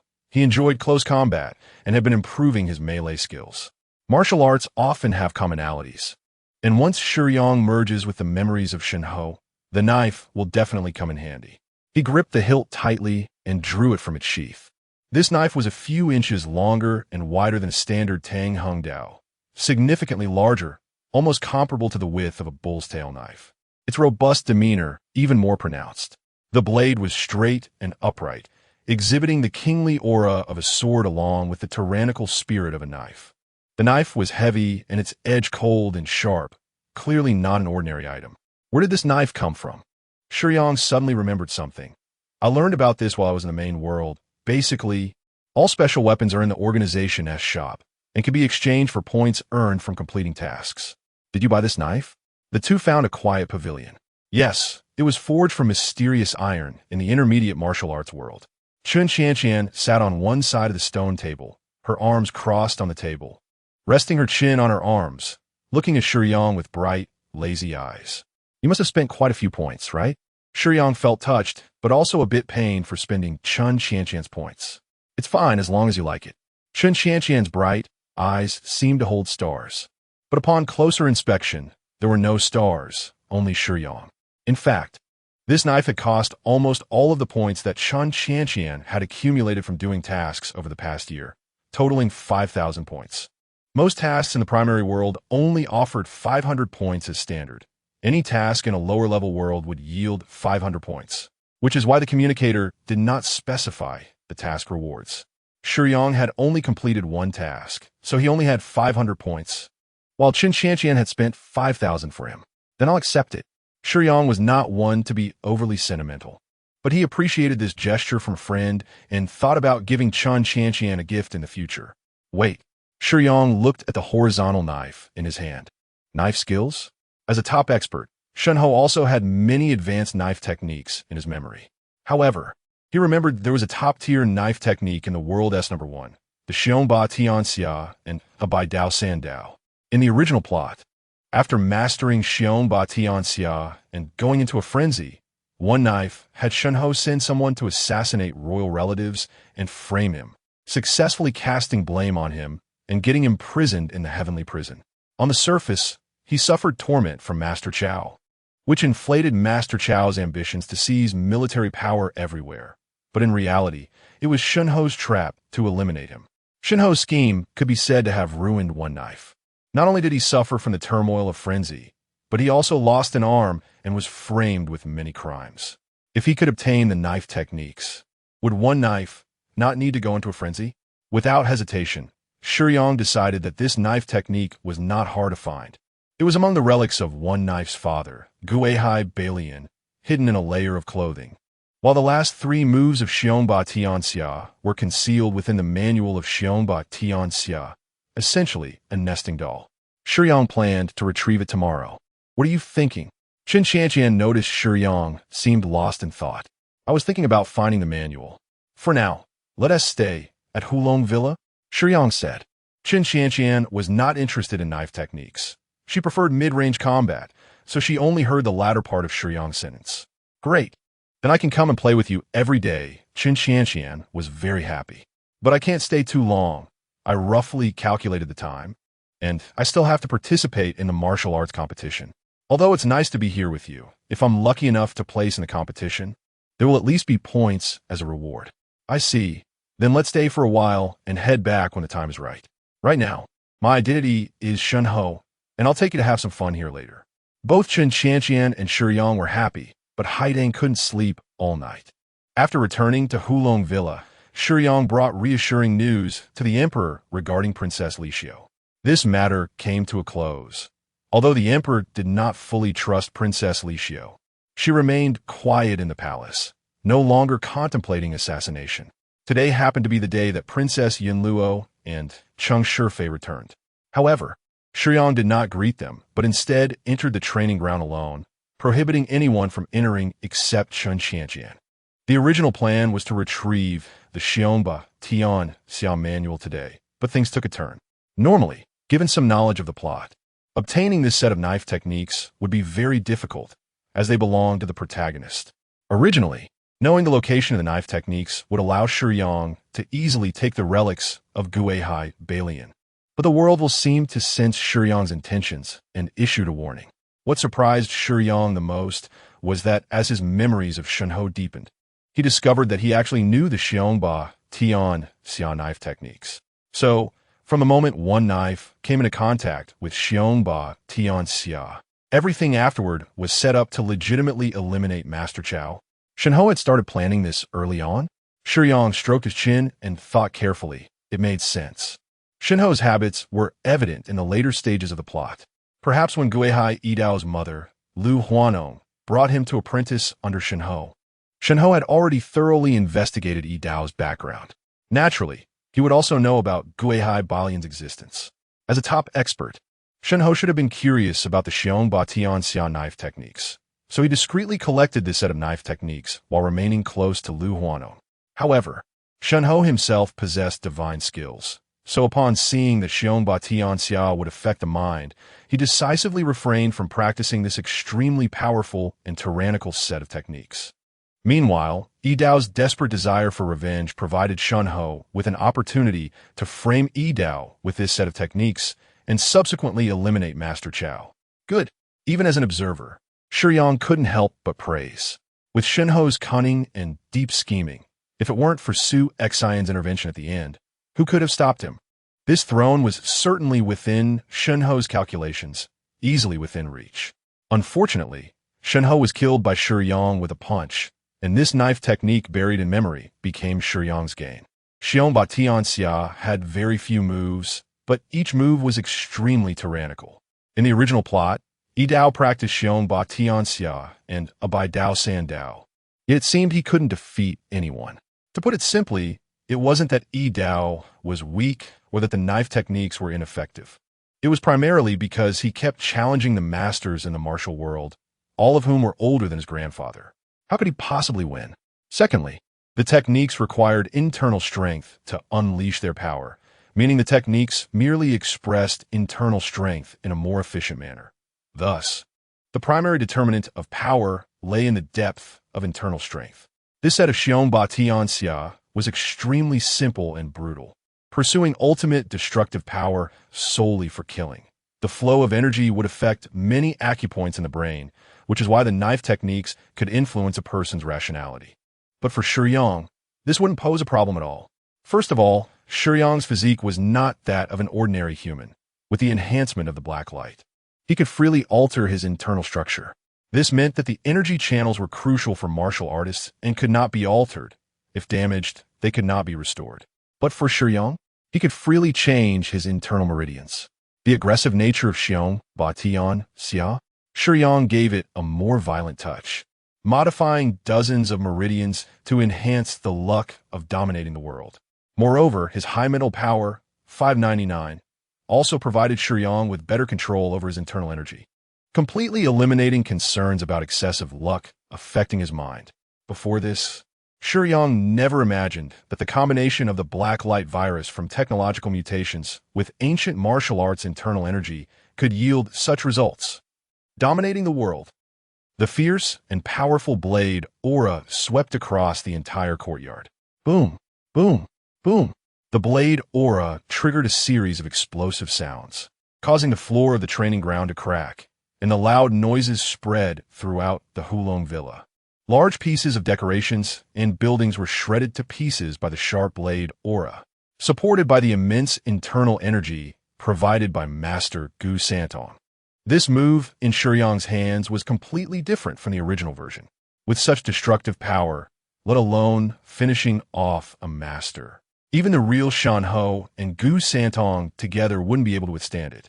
This is the destructive power of the black light that can casually alter physical structures combined with internal energy and top-tier sword techniques. Even Shiyang, who usually has a calm demeanor, couldn't help but show an excited smile upon witnessing the lethality of dominating the world. Shiyang, what's wrong with you? Chen Qianqian hurried over, mainly because she knew Shiyang had just come here to practice martial arts. Looking at the devastated surroundings and the suddenly destroyed large buildings, Chen Qianqian was quite shocked. What's wrong? You look stunned? Shiyang sheathed his sword and teased Chen Qianqian. What do you mean what's wrong? You. With the memory assistance of Shanho, Shiyang quickly grasped martial arts. After just a morning of practice, he had already mastered dominating the world to a small extent. The small success of dominating the world, combined with the modified meridians, could exert such power, let alone the abyssal blade. This set of sword techniques was fierce and domineering, perfectly suited for Shiyang, matching his temperament and exhibiting incredible power with no side effects for him. My current identity is Shunho. This little loss doesn't matter. Do you want to learn? If you're interested in martial arts, I can teach you. While picking up a water bottle to drink, Shiyang smiled at Chen Qianqian. Really? Chen Qianqian wasn't particularly interested in martial arts. She didn't like close combat. Although Shiyang's sword technique was astonishingly destructive and imposing, she felt it wasn't suitable for her. What delighted Chen Qianqian was that Shiyang could so straightforwardly say he would teach her. Of course, do you want to learn dominating the world? Shiyang asked. Not interested. Chen Qianqian had never practiced ancient martial arts and had no feeling for such a grand and sweeping sword technique. Isn't there a more visually appealing martial art? It would be best if you could teach me step by step. Shiyang was very fond of the knife that Chen Qianqian had given him. In a pleasant mood, he unexpectedly agreed to her request, despite usually disliking close contact. As mentioned earlier, today was the day Princess Yunluo and Cheng Shifei were returning. The two would arrive at Hulong Villa at noon, and Shiyang had given prior instructions. So, the two were asking around for Shunho's whereabouts when they stumbled upon the severely damaged training ground and ran into hiding. The three saw a scene they could hardly have imagined in their lives. Shunho, with a beaming smile and joyful eyes, was instructing. A graceful woman in an elegant plain long dress that exuded an ethereal aura, with a slender and beautiful figure and an exquisite and refined face. They had never seen such a scene before, their eyes wide open and mouths agape at the sight. Meanwhile, Haitang felt even stranger inside. Why is the Emperor so wary of Shunho? Firstly, Shunho has strong self-discipline, leading a very simple and efficient lifestyle. As a martial artist, he strictly adheres to his training schedule, never slacking off. Secondly, Shunho doesn't have much interest in women, even at the age of 50. There have never been any rumors of him being close to women. The latter is what the Emperor fears most. An official who is corrupt, the Emperor is not afraid. To some extent, using power to harm lives, the Emperor is also not afraid. What he fears is someone like Shanho, who seems incorruptible and virtuous on the surface. Not to mention that Shanho's surname is Zhu. Why are you all here? Shiyang looked around. Princess Yunluo, Cheng Shifei, and Haidang were there, and in the distance, Tianya and Yi Dao were also approaching. Qin Shanqian felt a bit embarrassed seeing so many people and, not being familiar with them, hid behind Shiyang. Seeing Qin Shanqian like this, Princess Yunluo revealed a mysterious smile. Adoptive father. How did it become like this here? Cheng Shifei curiously looked around. After arriving at Hulong Villa, he heard a loud noise and saw a cloud of dust rising in the distance. I was just practicing. Shiyang did not hide it, but quickly changed the subject. Shifei, since it's your first day at Hulong Villa, I'll arrange a room for you. And then let someone take you to get your badge. From now on, you'll be the #1 undercover agent. Adoptive father? Haidang felt it was strange. Shiyang's words made her feel even stranger. When did Shunho ever make a decision so hastily? Haidang cupped her hands and asked, "Who is this brother?" Cheng Shifei. How should I address you? With Cheng Shifei's personality, he didn't need anyone else to introduce him, so he jumped out himself. Shangwan Haidang. Haitang's expression was somewhat unpleasant. Looking at Cheng Shifei's carefree and incompetent demeanor, she felt he was no different from street punk. She merely replied sternly, flicked her sleeve, and placed her hands behind her back, then slightly turned her head, clearly not wanting to talk much with Cheng Shifei. Wow, Cheng Shifei. Just now the royal uncle said he was practicing. Princess Yunluo suddenly said, her personality being quite similar to Cheng Shifei's. Cheng Shifei had been distracted by Shiyang's words, but Princess Yunluo had not. She was still very curious about how Shunho had turned the training ground into such a state. Yes, adoptive father. What technique did you use to destroy it like this? Cheng Shifei's attention was drawn back by Princess Yunluo, continuing to be curious about this question. Tianya and Yi Dao, who came later, were not as curious. They had come purely out of concern that something unexpected might happen at Hulong Villa. They had long heard of Shinho's martial arts, which were recognized as the best in the martial world. If he were to use a technique he was satisfied with and lost control of his power, such destructive power wouldn't be surprising. All right, Shifei, it's about time. If you want to see it, I can demonstrate it for you again in the afternoon. Have you had lunch since you've been traveling? Shiyang asked with concern. Haidang and Tianya were startled by Shunho's affectionate tone. Not yet, adoptive father. Cheng Shifei replied, patting his stomach. Okay, just say what you like to eat. Once you're at Hulong Villa, consider it your home. After saying that, Shiyang turned to look at Chun Qianqian behind him. Huh, do you have anything you like to eat? Hulong Villa also uses imperial chefs, and their cooking is quite good. Haidang, Tianya, and Yi Dao stood awkwardly aside, and all of them unconsciously looked at Qin Qianqian, who was slightly hiding behind Shunho. Just right, since everyone is here, Haidang, Tianya, and Yi Dao, let's all eat together later. Shiyang wouldn't overlook the three of them, but he was more concerned about Cheng Shifei and Chun Qianqian's actions, which the three undercover agents had never witnessed before. Shunho had never been so gentle with them, making it seem out of place. As for Tianya and Yi Dao, they had no awkward feelings. Although they had never heard of Cheng Shifei before, since he was chosen as Shinho's #1 undercover agent, they did not oppose it. But Haidang was different. Haidang now looks at Shunho with a gaze that seems normal, but deep down, there is a hint of resentment. It was just a very ordinary lunch, and Shiyang didn't particularly like those dining etiquettes. If one were to elaborate on the dining customs of Huaxia, it could drive a person insane. So the few of them just sat together harmoniously to eat without too many rules, but that's from Shiyang's perspective. From Tianya's perspective, today, my adoptive father is in a good mood, and it's been a long time since we've had a meal together. Who exactly is this Cheng Shifei? And that woman? Forget it. It should be my adoptive father's private matter, not something I should inquire about.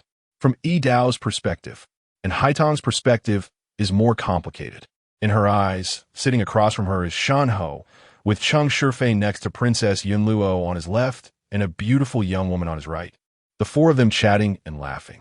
Even Shunho is serving food to someone as carefree as Cheng Shifei, and that woman, my adoptive father, only briefly introduced her name, making Haidang feel as if she had been abandoned. Let's not talk about Cheng Shifei, although he is carefree. Haidang doesn't think he can handle the position of a spy, but at least he is male. But regarding Qin Qianqian, She is so beautiful and so close to my adoptive father, which makes Haitang feel a bit flustered. Tianya and Yi Dao, being big men, don't care much. But girls have more delicate feelings, and some unintentional actions can catch their attention. To Shiyang, Cheng Shifei is the master's son, and Chun Xianqian is his only friend. Having a meal and chatting with them seems fine. But to Haitang, it feels like Shiyang is happier chatting with these two, making her feel unimportant. I'm full, adoptive father. I have things to handle. Haitang had only eaten 2 or 3 bites of rice, but staying here felt like sitting on needles. Seeing her adoptive father so harmonious with others made her extremely uncomfortable. Is it really full?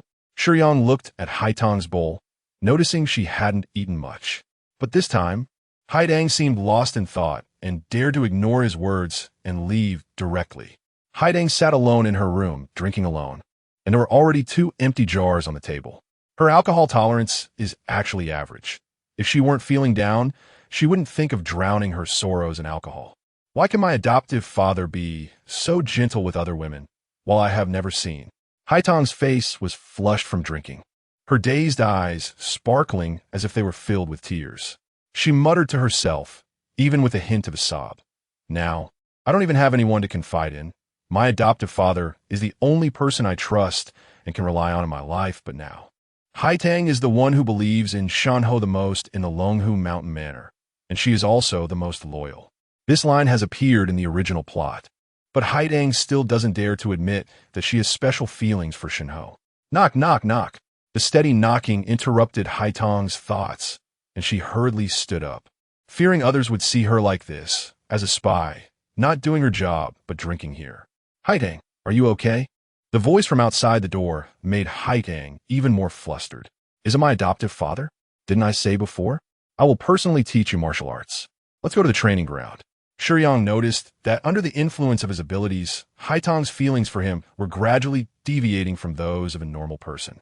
Shiyang is not someone skilled in reading people's hearts or analyzing emotions, but he feels that treating those around him differently will certainly lead Haitang's thoughts further astray. Shiyang's words made Haitang sober up quite a bit. It turned out that in her adoptive father's eyes, she is not dispensable, and he wouldn't go back on his promise to teach them martial arts. Okay, I'll be there soon. Haitang wanted to tidy herself up. She couldn't go to the training ground smelling of alcohol to practice martial arts with everyone, right? Okay. Shiyang never opened the door, and Haitang replied to him through the door. Her favorability towards Shiyang had already reached 80, which is a dangerous number. Once it reaches 80, Shiyang cannot have any physical contact with Haitang. Not even a bit of skin can touch otherwise. If Haitang triggers the passive effect of the love fantasy upon reaching the favorability of 80, it would be quite troublesome. After all, Shiyang's current identity is the iron-blooded god general, Haitang's adoptive father. If she triggers the fantasy, wouldn't their relationship turn into something else? At the training ground, after Shiyang returned, Uncle Cheng Shifei and I have been standing here for a stick of incense. I really have no strength left. Princess Yunluo has a martial arts foundation, but her basics are not solid. A stick of incense lasts only 30 minutes, but Princess Yunluo had already lost her patience, slumped in a chair. Adoptive father, what is the use of standing in horse stance? Cheng Shifei, who had never practiced martial arts before and had poor physical fitness, had already collapsed on the ground, looking like a useless lump of clay, causing Tianya and Yi Dao nearby to shake their heads. If he were a spy, they would have a hard time in the future. Sigh. Shiyang sighed, but still explained to Cheng Shifei. This horse stance, don't underestimate it. It is the fundamental skill for almost all techniques. Inner strength can be increased through shortcuts, but there is no shortcut for techniques. It can only be gained through hard practice. You've never practiced martial arts before. Starting with the basics will be beneficial for you. I'm too tired, adoptive father. I'll rest for a bit before practicing again. Cheng Shifei understood that his adoptive father was right, but he simply couldn't get up. All right, Shiyang felt a bit helpless, but he knew Cheng Shifei had great talent. He just lacked interest at the moment. So, Shiyang planned to show off a bit to pique Cheng Shifei's interest. This morning, I destroyed half of the training ground with my technique. Do you want to see? Everyone's attention was drawn to Shiyang's words. Tianya and Yi Dao had never seen Shenhe truly make a move, while Cheng Shifei and Princess Yunluo were mostly curious. But coincidentally, everyone was intrigued. Wanted to know how extraordinary the world's #1 god general is when he strikes. Seeing everyone become spirited, Shiyang chuckled lightly and picked up the broadsword placed beside him. Be careful, only Chun Chanqian expressed concern, and Shiyang gave her a reassuring glance. Yi Dao, you practice sword techniques. You've been immersed in swordsmanship for over 10 years now, and your sword skills have reached a considerable level. Instead of launching an immediate attack, Shiyang first praised Yi Dao. "I am flattered," Yi Dao replied coldly. Shiyang is not the real god general, so he wasn't angry. He just continued, "You are too humble. Your overbearing sword can be said to have reached a high level. However, you are still young, and your inner strength is not deep enough. Today, I will let you experience the supreme realm of swordsmanship." This statement was actually meant to give Yi Dao an idea that the best sword technique is in Shiyang's hands, which would surely make Yi Dao eager to learn and not focus solely on walking the wrong path. Although Shiyang used the abyssal 3 blades for the demonstration, he could make slight modifications so that Yi Dao wouldn't notice. Shiyang stood firm, placing the long sword horizontally in front of him, calming his breath and channeling energy into the blade. Everyone in the training ground quieted down, intently observing Shenhe's strike, eager to see what kind of sword could destroy half of the training ground. Suddenly, a flash of light from the sword. Shiyang drew the blade from its sheath, and the sword's momentum was unmatched, with a single swing releasing a torrent of inner strength that transformed into explosive sword energy. However, Shiyang would not call out the technique's name in front of Yi Dao. Boom! The sword energy swept through, leaving nothing but devastation in its wake. Confronted with such a magnificent strike, it could be said that it was utterly devastating. The 3 strikes of the Abaddon Path, with Shiyang only executing 1 strike, already possessed more power than the dominance of the world. The casually altered meridians connecting the hands directly to the dantian in the abdomen were unparalleled in terms of luck, making it a perfect match with the 3 strikes of the Abaddon Path. Thus, this strike truly unleashed a momentum that could destroy the heavens and the earth. The usually indifferent and expressionless Yi Dao never expected that the cultivation of sword techniques to the realm of the Divine Marquis could have such terrifying destructive power. The title of the world's #1 bestowed by his adoptive father was indeed well-deserved. Tianya, in awe, respectfully complimented, as he had always respected and trusted the Divine Marquis.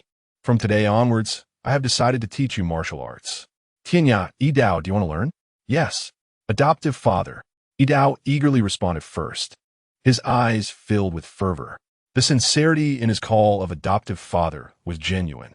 How could he not feel excited that the Divine Marquis was going to teach him such sword techniques? His usual cold demeanor was cast aside, and at this moment, all that filled Yi Dao's mind was the desire to learn this set of sword techniques. "Thank you, adoptive father." Tianya was also very pleased. Who wouldn't be happy to learn top-notch martial arts? However, Tianya was naturally calm and composed, so his excitement wasn't very apparent. "Uncle, I want to learn too." Seeing the demonstration from the Divine Marquis, Princess Yunluo was no longer slumped over. She seemed to regain her strength and vitality. She loved martial arts, but in the past, the Divine Marquis would not teach her, and the teachers in the palace, due to her status as a princess, dared not instruct her harshly. "Adoptive father, can I become as powerful as you?" Even the carefree Cheng Shifei showed interest, though he lacked confidence in himself. "Shifei, believe me, you have great talent in martial arts. As long as you are willing to put in the hard work, you will surely become a top expert," Shiyang encouraged, patting Cheng Shifei's shoulder. "Really? Adoptive father? Of course, I will do my utmost to teach you, as long as you want to learn." With Shiyang's words, everyone immediately became lively, each displaying a spirited demeanor, excitedly discussing among themselves. This had never happened before when the Divine Marquis was still alive. Shiyang's expression changed as he looked toward the back mountain, his eyes sharpening. But as he turned his head, he quickly concealed it, smiling at everyone. "Haidang is really lazy. It has been so long, and she still hasn't come. I'll go call her. You all take a break. Adoptive father, how can you run back and forth? Let me go. Tianya wanted to share the burden of the divine marquis. No need, I'll go. Sure, Faye and the princess. You should guide Tianya and Yi Dao on some basic skills first. I'll be back soon. Once outside the training ground, Shiyang's expression suddenly turned cold. Is it the devourer? Shiyang hurriedly made his way to the back mountain. Having sensed the presence of the devourer, Haidang had said to clean up. She liked cleanliness, and she would never show up with the smell of alcohol. So she must have gone to take a bath. The aura of the devourer was near the water pool at the back mountain. Even though Shiyang had taken over the position of the divine marquis, he still had some influence on the world, allowing the devourer to find an opportunity. Amidst the green mountains and clear waters, a fair figure was completely unclothed, her long hair spread out in the water and under the reflection of the pool. Her skin appeared even more delicate than the frost. From time to time, she scooped up water to wash herself, and with just a light pinch, her tender skin would show several noticeable red marks. Diving into the water, she emerged with a splash, truly resembling a water lily. A moon-white long shirt was neatly folded by the water's edge, but there was a striking red mark on it. A small piece of private, delicate red silk fabric was embroidered with a lotus flower. This kind of embroidery often represented purity and elegance, typically worn by married women adorned with designs of mandarin ducks playing in water or giving birth to precious children. Haidang had washed off her makeup. Usually, to appear more masculine, she would wear makeup, but not the makeup of a woman, rather to look more like a man. At this moment in the water, under the gentle flow, Haitang's beauty was fully revealed. Gazing slightly down at the water surface, Haitang found herself somewhat lost in thought as she looked at her reflection. Am I not pretty enough? Haitang murmured to herself, melancholic. When a woman truly falls in love, she begins to doubt herself. No, you are very beautiful. A sudden female voice rang out by the water pool. Haidang was taken aback, quickly turning to look at the edge of the pool. Who are you? Haidang demanded sharply. Don't be so agitated. The uninvited guest spoke in slightly awkward Chinese, yet her lazy tone revealed endless indifference. With eyes reminiscent of a Persian cat, heterochromia, one amber and one copper, Haitang couldn't help but gaze at those uniquely beautiful eyes. When Haitang's gaze met the strangely alluring light in the woman's eyes, everything around her seemed to freeze in her view. Her body began to feel numb and unresponsive, and her consciousness started to grow hazy. Swish!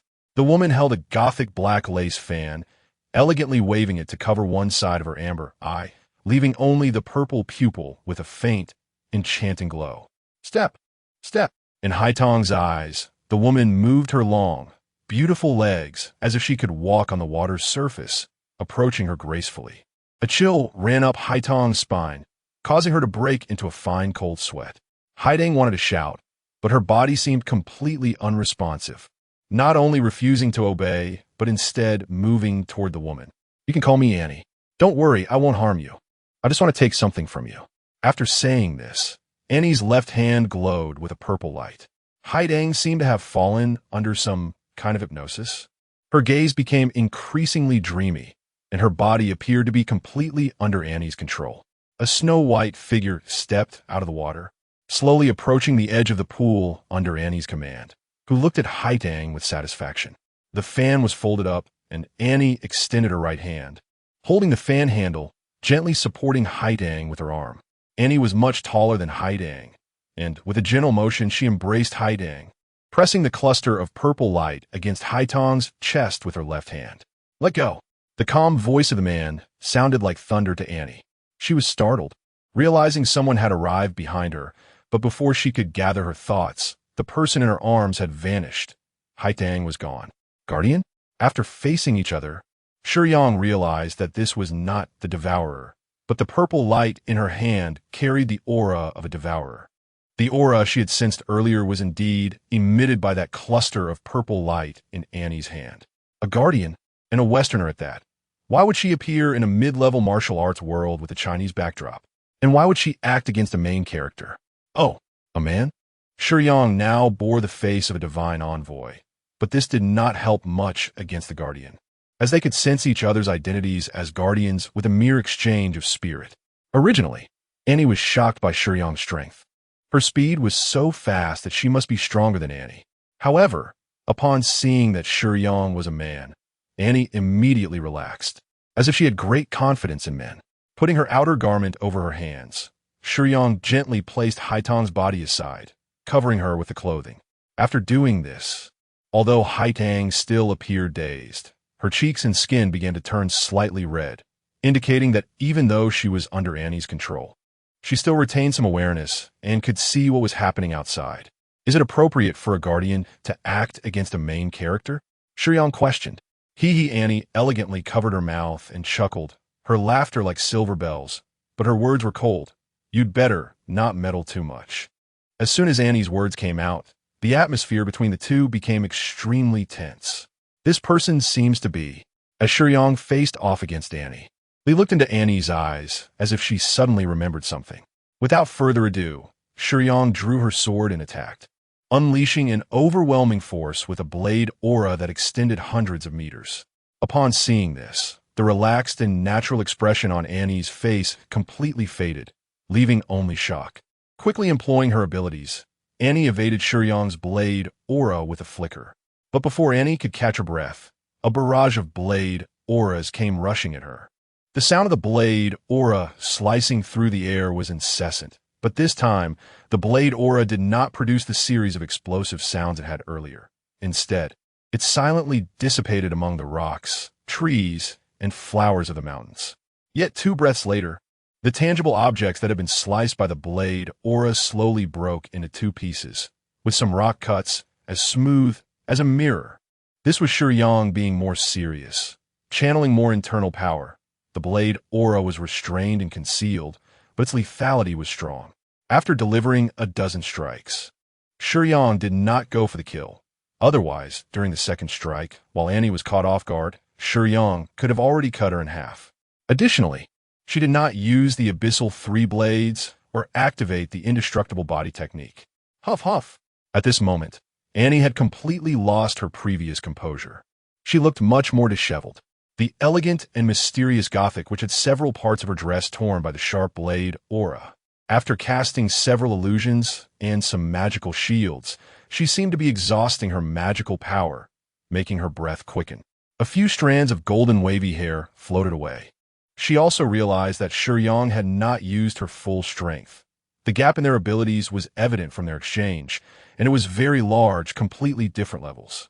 Annie's physical quality was at most at the early stage of the second phase, but her abilities leaned towards Western magic, so it was normal for her to be a bit weaker physically. It was uncertain how strong her mental power could be. Judging by the power of the magic she used, a fully powered magical shield could barely withstand a blade aura, suggesting her mental strength was likely not that high.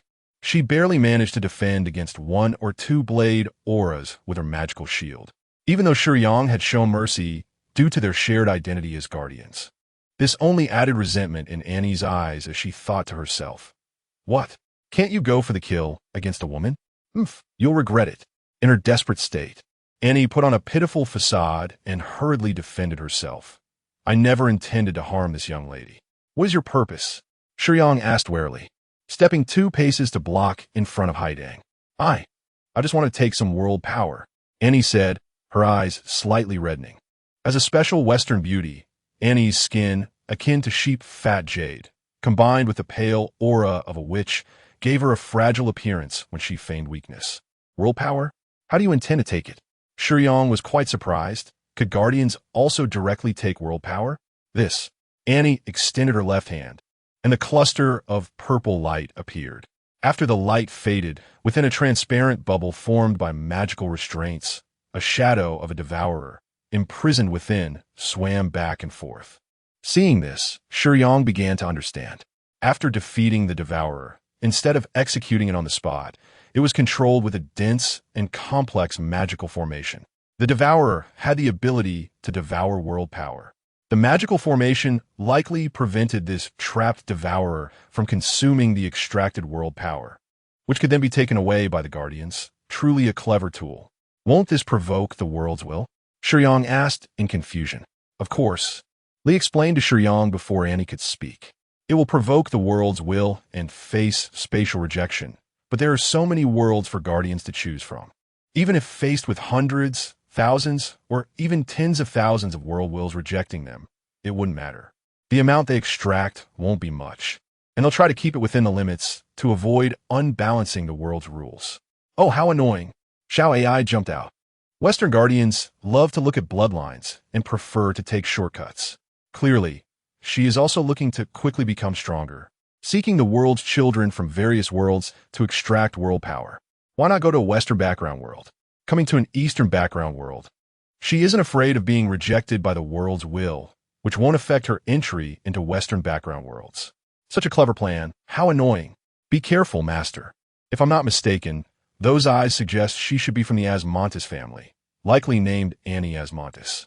The Asmontis family is one of the 7 deadly Sin Knight families, where the spirit of lust resides. The Western perspective differs from ours, and the spirit's thoughts are also different from ours. The spirit of lust will only stay within the family that signed the contract.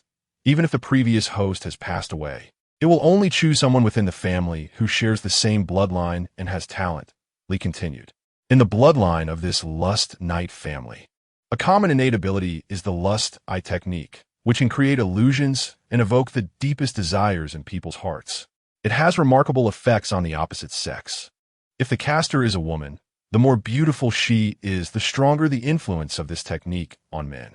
Looking at Annie, Master, be careful. Although the gap in hard strength is significant, just be careful not to look in her eyes. Li spoke to Shiyang, but the time used was not long. Only a few seconds. During these few seconds, Annie's spirit was also speaking to her. Oh, rare to see. A martial artist who has achieved success in the martial way of Huaxia and seems to be much stronger than you. Indeed, very powerful. You can't defeat him. The spirit of lust, Medina, spoke to Annie in a soft and seductive tone. I can feel it. Annie did not deny Shiyang's strength, but she still had confidence. As she had thought before, since Shiyang did not kill her using his superior strength, it played into her hands. Little Master, there's more in this chapter. Please click to the next page to continue reading. It gets even more exciting. The cultivation of martial artists is very difficult, compared to the progress speed of our warrior profession. Eastern martial artists find it even harder to achieve breakthroughs. However, once a martial artist reaches a certain realm, their strength will far exceed ours, and in close combat, they have basically no rivals. After all, at a certain level, each of them is a master of techniques. Meditina sighed, watching Shiyang with envy, as she was a spirit of lust and enjoyed having powerful men as hosts. I will not lose, especially not to a man. Annie thought to herself, though she still appeared pitiful on the surface. In fact, the Asmontis family was gradually declining. Although the spirit of lust, Meditina, only selected hosts within the Asmontis family. Several previous hosts had failed to become knights of the 6th tier or higher, which made the family status among the 7 deadly Sin Knight families increasingly low. Annie was exceptionally talented. Not only had she gained Meditina's approval as the new host, but her innate abilities were also much stronger than those of her kin. She was the hope for the family's revival, and this burden rested on her shoulders. With the upcoming Huaxia Martial Arts Conference, Annie had to break through her mental strength to the 4th stage before the event began to shine brightly and become the most outstanding newcomer. At that time, the family situation could be alleviated. This was why Annie was so eager to absorb the world's power to become stronger. Although this power was necessary for breakthroughs to the 7th stage and above, it could still greatly aid the host before that. And special methods of absorption could quickly enhance mental strength. Putting aside the conversation with the spirit, Shiyang sheathed his sword, still planning to let Annie go. She would not absorb too much of the world's power and disrupt the balance of rules. Although this behavior was undesirable, she truly would not harm the main character. Killing Annie directly like she did to Che Jingzhou did not seem appropriate. You can go. Shiyang averted his gaze, not looking into Annie's eyes, and said lightly, "Thank you." Annie weakly expressed her gratitude, struggling to leave, but her legs gave way, and she fell to the ground, appearing completely drained of magical energy. Huff! Annie's breathing weakened further as she looked to Shiyang for help. Shiyang frowned. not intending to go over, but suddenly, it seemed that Annie lacked enough magical energy to maintain the barrier. And the devourer, trapped in the transparent bubble on her left hand, suddenly surged, breaking free from the barrier with a violent growth and opening its large mouth to bite at Annie's small head. Buzz! Amidst the sound of the air vibrating, Shiyang instantly appeared beside Annie. She seemed terrified by the uncontrolled devourer and hurriedly retreated, but she was already on the ground and couldn't control her body well. Shiyang gently wrapped one arm around her waist, lifting her away from the devourer's jaws. Following that, with a whoosh, the flash of a blade, the devourer fell silent for a moment, its entire body split in half, instantly dead. What a fast blade, what strength! The devourer, trapped in the barrier, was a 3-stage devourer. It was killed in an instant.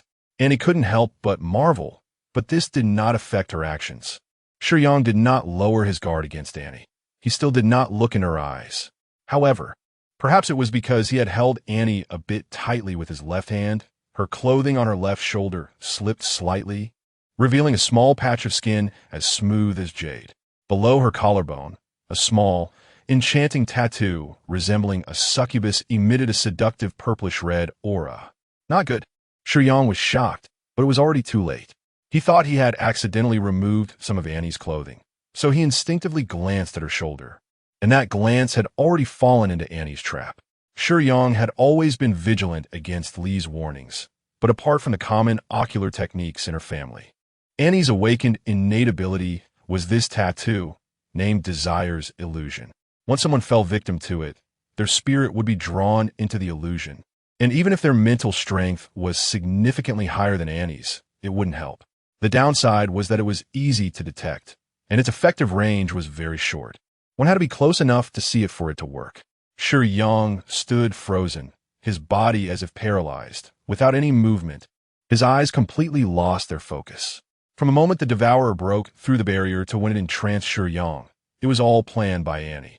As she got up and looked at Shiyang, she suddenly realized she didn't actually dislike this man. At the beginning of the design, although Shiyang had held her waist with one hand, he had kept his hand respectful, without any other inappropriate actions. Moreover, Shiyang was so strong. Since the conflict began, he hadn't done anything disrespectful.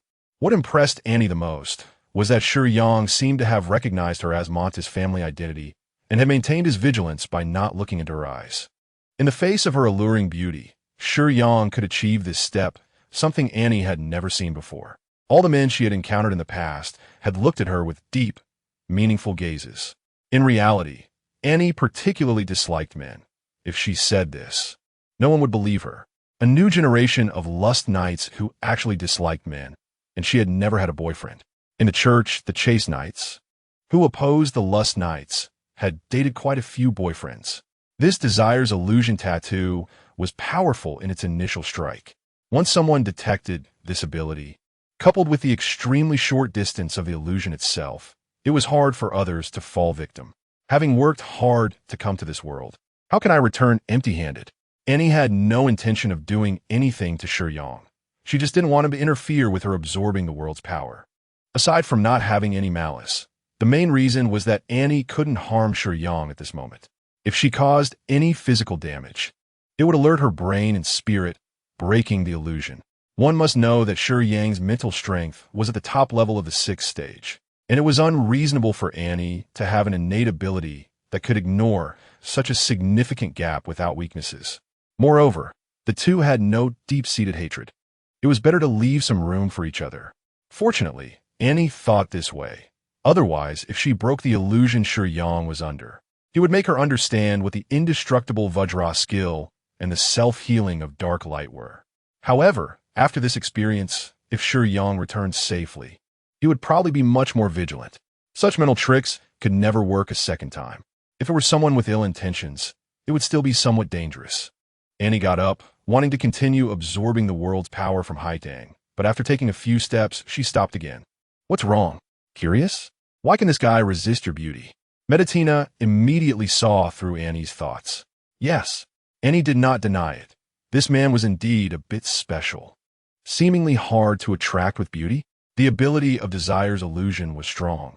Once immersed, no one could break free, and even with strong mental strength, Mere willpower was insufficient. The duration was related to the magical energy within Annie. Her magic sustained the operation of the desire's illusion ability. Previously, Annie's appearance of being drained of magical energy was just an act. Her magical reserves were still very ample, and her magical power was enormous, far exceeding that of other sorcerers at the same stage. However, as soon as she finished speaking, an expression of disbelief appeared on Annie's face. What? Annie staggered, almost losing her balance, as magical energy surged into the desire's illusion tattoo beneath her collarbone like a rushing stream. Shiyang, a few steps behind her, trembled slightly. Why? Annie had never seen such a situation. She immersed her consciousness into the realm of desire, wanting to understand why the spirit trapped within Shiyang needed to be infused with a vast and continuous flow of magical power. The realm of desire, where one's inner cravings are stirred. No matter how picky a person is, there must exist an ideal image of a perfect woman in their heart. Even eunuchs have someone they admire. The realm of desire caters to these preferences. No matter how concealed one's yearning for their ideal is here, it cannot hide. Shiyang looked around at the ornate, magnificent ancient architecture. As far as the eye could see, a hazy mist enveloped the entire architectural complex in the mountains. Dozens of female officials dressed in plain robes occasionally chatted and laughed as they approached Shiyang. Although none wore makeup, their features were already exquisite enough. The grace and charm of ancient people carried a unique aura. That allure and beauty were not showcased through clothing, but resided within each person's eyes and brows. Is this the type of woman he likes? From Annie's perspective as an observer, Shiyang's aesthetic was quite good. He didn't favor the ordinary and superficial. However, just as the thought crossed her mind, Shiyang walked straight past the female officials, and they dissipated into smoke as he ignored them. False. Is his mental defense so strong? This phenomenon proved that the realm of desire only scratched the surface and had not found the cracks in Shiyang's heart, thus failing to move him. The so-called beauty ultimately amounts to nothing more than a handful of dust, and dust returns to dust. Beauty, like a young girl in the world, is no different from flowers by the roadside, either trampled by passing feet or wilting with the passage of time. Shiyang understood that everything around him was false. It was all an illusion, a mirage created by Annie's innate ability. Beauty? How could he, who was never particularly interested in such things, be swayed by something so superficial? Stepping forward, Shiyang aimed to see how he could leave, unaware that he was moving deeper into the realm of desire. Shiyang's actions made the tattoo representing the realm of desire on Annie's body grow hot, causing her to gasp. As Shiyang's steps slowly advanced, the scenery around him began to fade into dust. Ornate architecture, resplendent gold and jade. How magnificent these buildings are, yet in the river of time, they are but a fleeting brilliance. Shiyang, what are you doing here? Chun Qianqian suddenly jumped out, familiarly linking her arm with Shiyang's. He had once been a man and understood the psychology of men better, but, Shiyang shook his head and smiled, brushing Chun Qianqian's hand aside, and said casually, he was once my friend, and I have only regarded her as a friend, nothing more. As soon as he finished speaking, Chun Qianqian's face dissolved into dust and scattered away. Continuing deeper, why are you not eating properly? You're still growing, remember to eat well once. A kind and lovely teacher in the orphanage always cared about the children's health. This time, Shiyang felt a bit moved because he had indeed liked this teacher very much. She treated the children with patience, kindness, and attentiveness, providing warmth to many. But, is this the end? I truly liked the teacher, but that was sincere respect. How could it be confused with romantic feelings? Shiyang retorted, though of course, no one around would answer him. But this was something Annie heard clearly. Annie gritted her teeth as the heat from the tattoo intensified. The loss of magical power made her feel weak. Yet she suddenly grew curious. Why would a person not be touched by emotions? He is a man. Yet why does he seem uninterested in all the women that appear in his memories? Impossible. She didn't believe it. She couldn't believe it. This chapter is not over yet. Please click the next page to continue reading the exciting content. The realm of desire delved deep into all the women Shiyang had encountered in his more than 20 years of life, including Li and Xiao AI, but, without exception, Shiyang had never been moved. What does this represent? It signifies that Shiyang, having lived for over 20 years, had never developed any interest in any girl he met. No, it should be said that not even a hint of affection had ever appeared. Whether brilliant or stunning, mature or dignified, elegant and charming, youthful and beautiful, or pure and innocent, or even the alluring and charming women encountered in some frivolous places after entering society, or the noble and aloof demeanor of a wealthy young lady glimpsed by chance. Shiyang had never felt a trace of emotion. Annie clutched the tattoo tightly, but the pain showed no signs of easing. She suppressed a low growl of anguish, even a trickle of blood seeping between her fingers.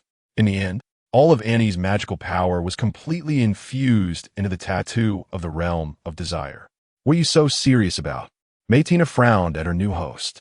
I want to know the answer, Annie replied weakly. I'm curious. I want to know, does there really exist a man who is normal yet feels nothing for any woman? The presence of women in the realm of desire indicated that his sexual orientation was normal. The magical power was nearly exhausted, and the realm of desire could not be maintained for much longer. The weakness from overdrawn magic made Annie's mind dizzy. However, Shiyang had already stepped into the depths of the realm of desire. At this moment, the power of the realm had reached its peak, crazily digging into every possible detail buried deep within Shiyang's heart. Finally, at this most extreme moment, the realm of desire discovered a clue deep within Shiyang's heart. As if sealing something, the ability surged directly toward this tiny flaw, prying open Shiyang's past memories. Just when Annie was about to collapse, a cold yet lonely voice, tinged with heartbreak, rang out. Upon hearing this voice, Shiyang trembled, disbelief filling his eyes. This voice, mixed with magical power, stirred all of Shiyang's thoughts, and he panicked. Stupid monkey, tell me, what is the world like beyond these mountains? Shiyang also possessed life. It was impossible for life to be indifferent to emotions. He was obsessive and devoted. Sometimes, Shiyang would wonder why he felt nothing for those beautiful women. What was he lacking? Or did he really have a psychological issue? No.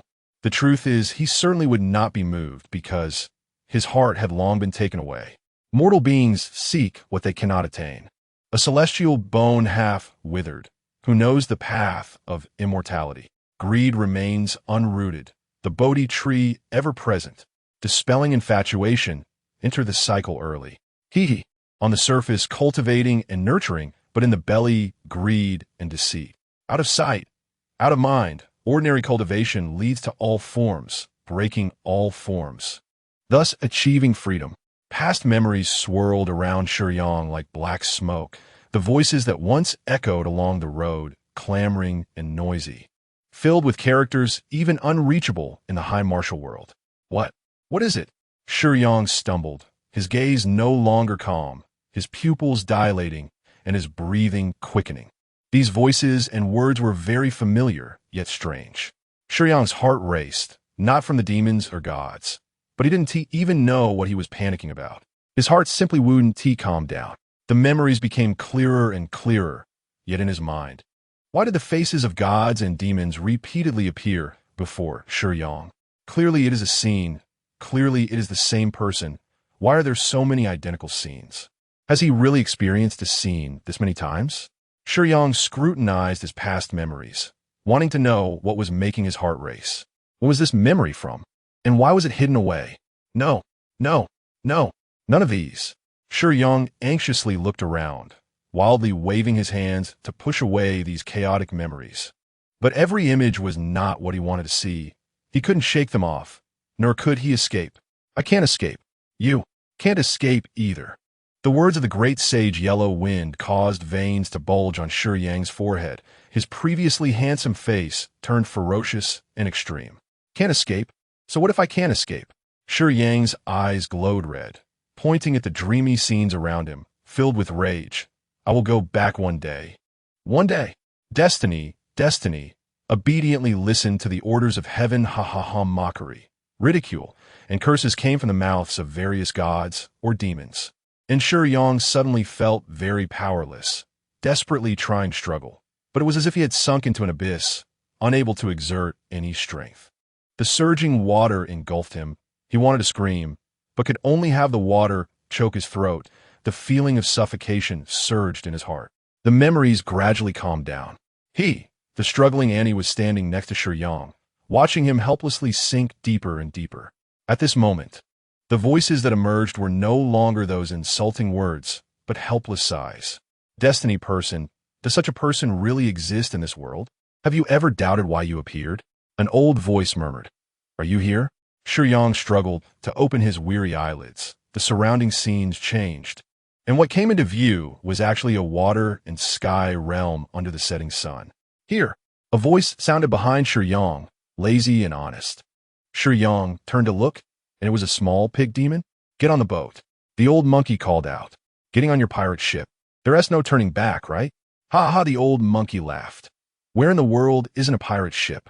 If you don't get on mine, do you think you could turn back? Rowing through this vast water and sky realm, dark clouds floated, occasionally gathering into familiar yet strange scenes. Shiyang didn't pay much attention to the words of the old monkey and the pig demon, but suddenly one sentence made his heart stir. Isn't that someone? What was her name? Zhu Beiji wanted to say Lady Whitebone, but glanced at the one beside him and chose not to say it outright. At White Tiger Ridge, he was ruthless and heartless, shattering his past lover 3 times in a row, thinking he would never have attachments again. But everyone knew he hadn't truly let go. Shiyang wanted to ask who this lady was, but when the words were on the tip of his tongue, his fist clenched and he didn't speak, feeling that telling him this shouldn't be the answer he wanted. He looked at everything around him, as if slowly seeing himself clearly. After walking for a while, the old monkey stopped the boat. The bow had reached a waterborne island in this water and sky realm. It was like a leaf boat in a vast sea. Shiyang jumped off the small boat, looking down. A suit of chainmail golden armor was majestic, bright and shiny, with a phoenix-winged purple gold crown looking heroic. Is this me? Shiyang couldn't believe it, only noticing that he had grown a lot of hair on his face. The Rui, divine treasure in his hand, could change size, weight, and form infinitely at will. Can't believe it? The voice came from in front of him, and when Shiyang raised his head, he found that another version of himself was standing there. Looking at the version of himself before him, after accepting the memories, he understood in his heart. So, I was once a destined person. Yes, but you are special. You have countless chances. Every time you fail, you can go back to the past and start again. You've clearly walked that road thousands of times, but later, why did you give up? This was himself asking himself. Why did I give up? Why did I escape that world? Shiyang was also asking himself. But when recalling the memories, he found no answers, and that panicky feeling still haunted his heart. I am scared. Shiyang expressed his true feelings. Scared? Haha, you are a destined person, the successor of the great sage. Your birth is like the great sage. Stepping out of the 3 realms, not within the 5 elements, what could you be scared of? Shiyang followed this line of thought, searching for answers in his heart. Annie hurriedly supplemented with 2 pieces of precious magic stones she usually wouldn't dare to use. She also wanted to know. But the answering sound did not come, and Annie, suppressing her pain, looked over stunned, because she saw a drop of clear tear fall from the corner of Shiyang's eye, the tear dropping into the water below, creating a ripple. Whoosh! Everything around scattered. The scene changed, and Shiyang found himself in an underground cave. At this moment, Shiyang, with a hint of choked emotion, spoke the answer he found. I'm scared. I'm scared I will never see the green mountains beyond the mountains again. After going through hardships and having restarted many times, Shiyang finally arrived at this spider cave. He thought it would be the same mental and martial test as before, but unexpectedly this time he encountered. You look so clever, why not go in and take a look? Fourth sister stood in the shadows. Her words were gentle. No mockery, no teasing, and certainly no contempt. He was still curious, but he got a Xiangfei gourd from the box. Xiangfei is often used to express longing. Hearing this voice and seeing fourth sister's appearance, Shiyang couldn't help but cry silently. He awakened in the cave. Strange, he remembered being attacked by a spider spirit before losing consciousness. How did he wake up on a clean and tidy bed? There was something on a candlestick by the window. He was still wondering who would be so kind as to place him on the bed and even gift him elixirs and magical artifacts.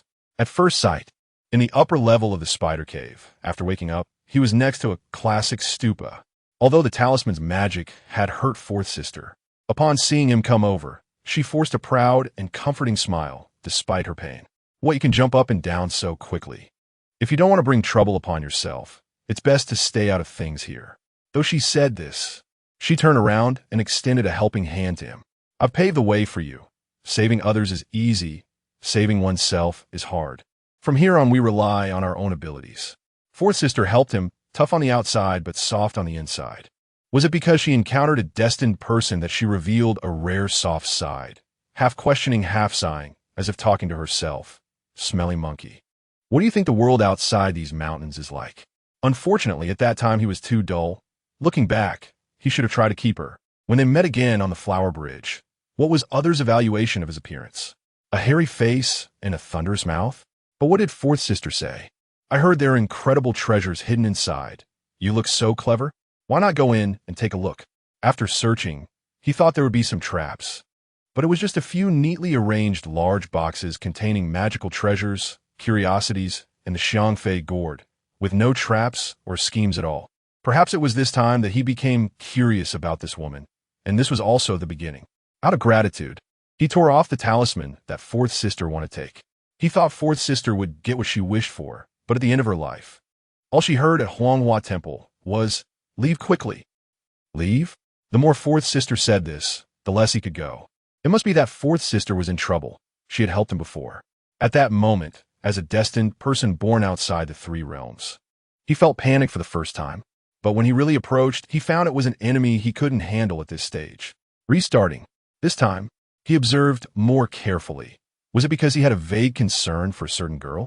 After experiencing countless cycles of reincarnation, he understood that this shouldn't be his first appearance. He was a continuation of the thoughts of the great sage, and he would always return. But how many times had it been?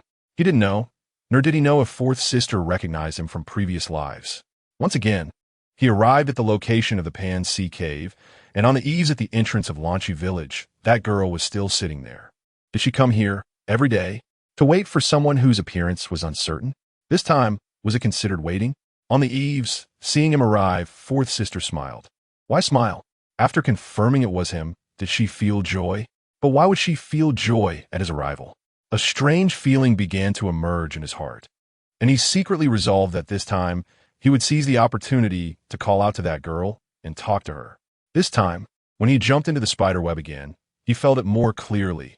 The golden elixir on the table made him realize that Fourth Sister was intentionally helping him. But it seemed she was too shy to say it out loud, appearing quite proud. Once again, he encountered her in front of the stela, seemingly bound by an inescapable fate, yet she still showed him a smile. Fourth Sister, who had lived here all her life, had never stepped outside the boundaries of the Pan Sea Cave. They were trapped, their fates already arranged, destined to be used as materials for alchemy by the Heavenly Court. And Fourth Sister realized that she might not have much time left. Mississippi. From the moment he appeared, he had hardly spoken, not good with words, but still opened his mouth to retain her. Could you stay for a moment? I have something to do. Fourth Sister did not refuse. Instead, she made an excuse to leave, still tearing off the talisman, but at the entrance of Huanghua Temple, after going through it once. He knew this was the last time he would meet Fourth Sister in the face of danger, and when he called out again to retain her, Fourth Sister still left. Restart again. Miss, wait a moment. This time, he didn't let Fourth Sister leave. He stepped forward quickly and blocked her way. Miss, I have something to say to you. Just say it. Her tone was very firm, but Fourth Sister's gaze was evasive. Saying he had something to say was just an excuse. What could he really say? Had the usually cold Fourth Sister smiled gently, not knowing whether she was laughing at his recklessness or his lack of understanding of romance. She still left. This time, he began to try to see if he could save Fourth Sister. 4 times, 5 times, 6 times, 7 times. Why was the outcome always the same? Why? He began to panic. Don't leave. Finally, he started to directly retain her. If you leave, you will die. His hand grabbed Fourth Sister's slender arm. Fourth sister seemed surprised that he knew about the heavenly court using the monsters here for alchemy, but after pondering for a moment, she still pretended to be tough and said, "If I stay by your side, I won't die. It's easy to save others, but hard to save oneself. You should take care of yourself first." Fourth sister struggled, but he didn't let go at all. Facing his strong grip, how could fourth sister break free? "Let go of me." There was even a hint of pleading in fourth sister's words. Looking into her eyes, he seemed to understand her meaning. She didn't want to involve him. What if he could defeat Wang Lingguan and he Daoren? Reincarnation, reincarnation, endless reincarnation. His strength grew stronger and stronger. But the outcome never changed. Without the great sage's root vessel, without regaining his power, he wasn't the great sage. How could he defeat Wang Lingguan, the first guardian deity of Taoism? In the face of repeated failures, he finally began to feel discouraged. This chapter is not finished yet. Please click the next page to continue reading the exciting content. Once again seeing fourth sister, still that proud yet gentle smile, he felt satisfied. He wanted to see fourth sister smile forever. When did this feeling arise? It didn't matter anymore, from the moment she gave him the Shiyang gourd, from when she faced danger yet still said leave quickly. It was destined that he couldn't let go. So this time, when fourth sister expressed that question, he no longer hesitated. "I want to take you to see the green mountains beyond the mountains." His tone was so firm, his attitude so serious, that fourth sister couldn't help but be moved. Perhaps it was his gaze that made fourth sister read a different meaning. This time, fourth sister didn't haughtily say something like she had things to do, but instead, "Okay, all right." After saying that, not knowing if it was shyness or something else, she quickly ran away. Once more, once more, once more. "I will. I definitely will. I will take you to see the green mountains beyond the mountains. I promise." They had made a pact. 10 times, 100 times, 1,000 times, 10,000 times. But he just couldn't do it. Why? Only leaving behind empty shouts of anger. Fourth sister would always be waiting for him at the beginning of the next time, yet she would always leave under the capture of the heavenly court. And he could do nothing, unable to change this outcome. Fourth sister wanted to say a few words, but he didn't wait for her to finish. He gently grasped fourth sister's arm. Fourth sister was a bit at a loss for his actions. But what she didn't know was that he had gazed at her countless times. "What should I do to keep you in this moment, to make this moment eternal? How can I stop the story from continuing?" No longer just retaining her, no longer just holding fourth sister's arm. He embraced her tightly, as if he didn't want to lose her again. Fourth sister might feel his actions were somewhat abrupt, although she had different feelings for him. How could she be so rude to a girl? She would feel it was sudden. That was because she didn't know that he had gazed at her countless times. All the regrets culminated in the very first words spoken by him. I'm afraid of my own powerlessness." Attacking the heavenly court, each time, Shiyang died tragically under siege. With his strength at that time, he could already be considered a master. But he was still no match for the great sage at his peak. Even a mighty great sage couldn't withstand the siege of the gods, let alone Shiyang. Restarting, continuing to attack the heavenly court. No matter how many times he died, he would still make this choice. Being a dog? Actually, being a dog isn't so bad. But what should be given must be given, right?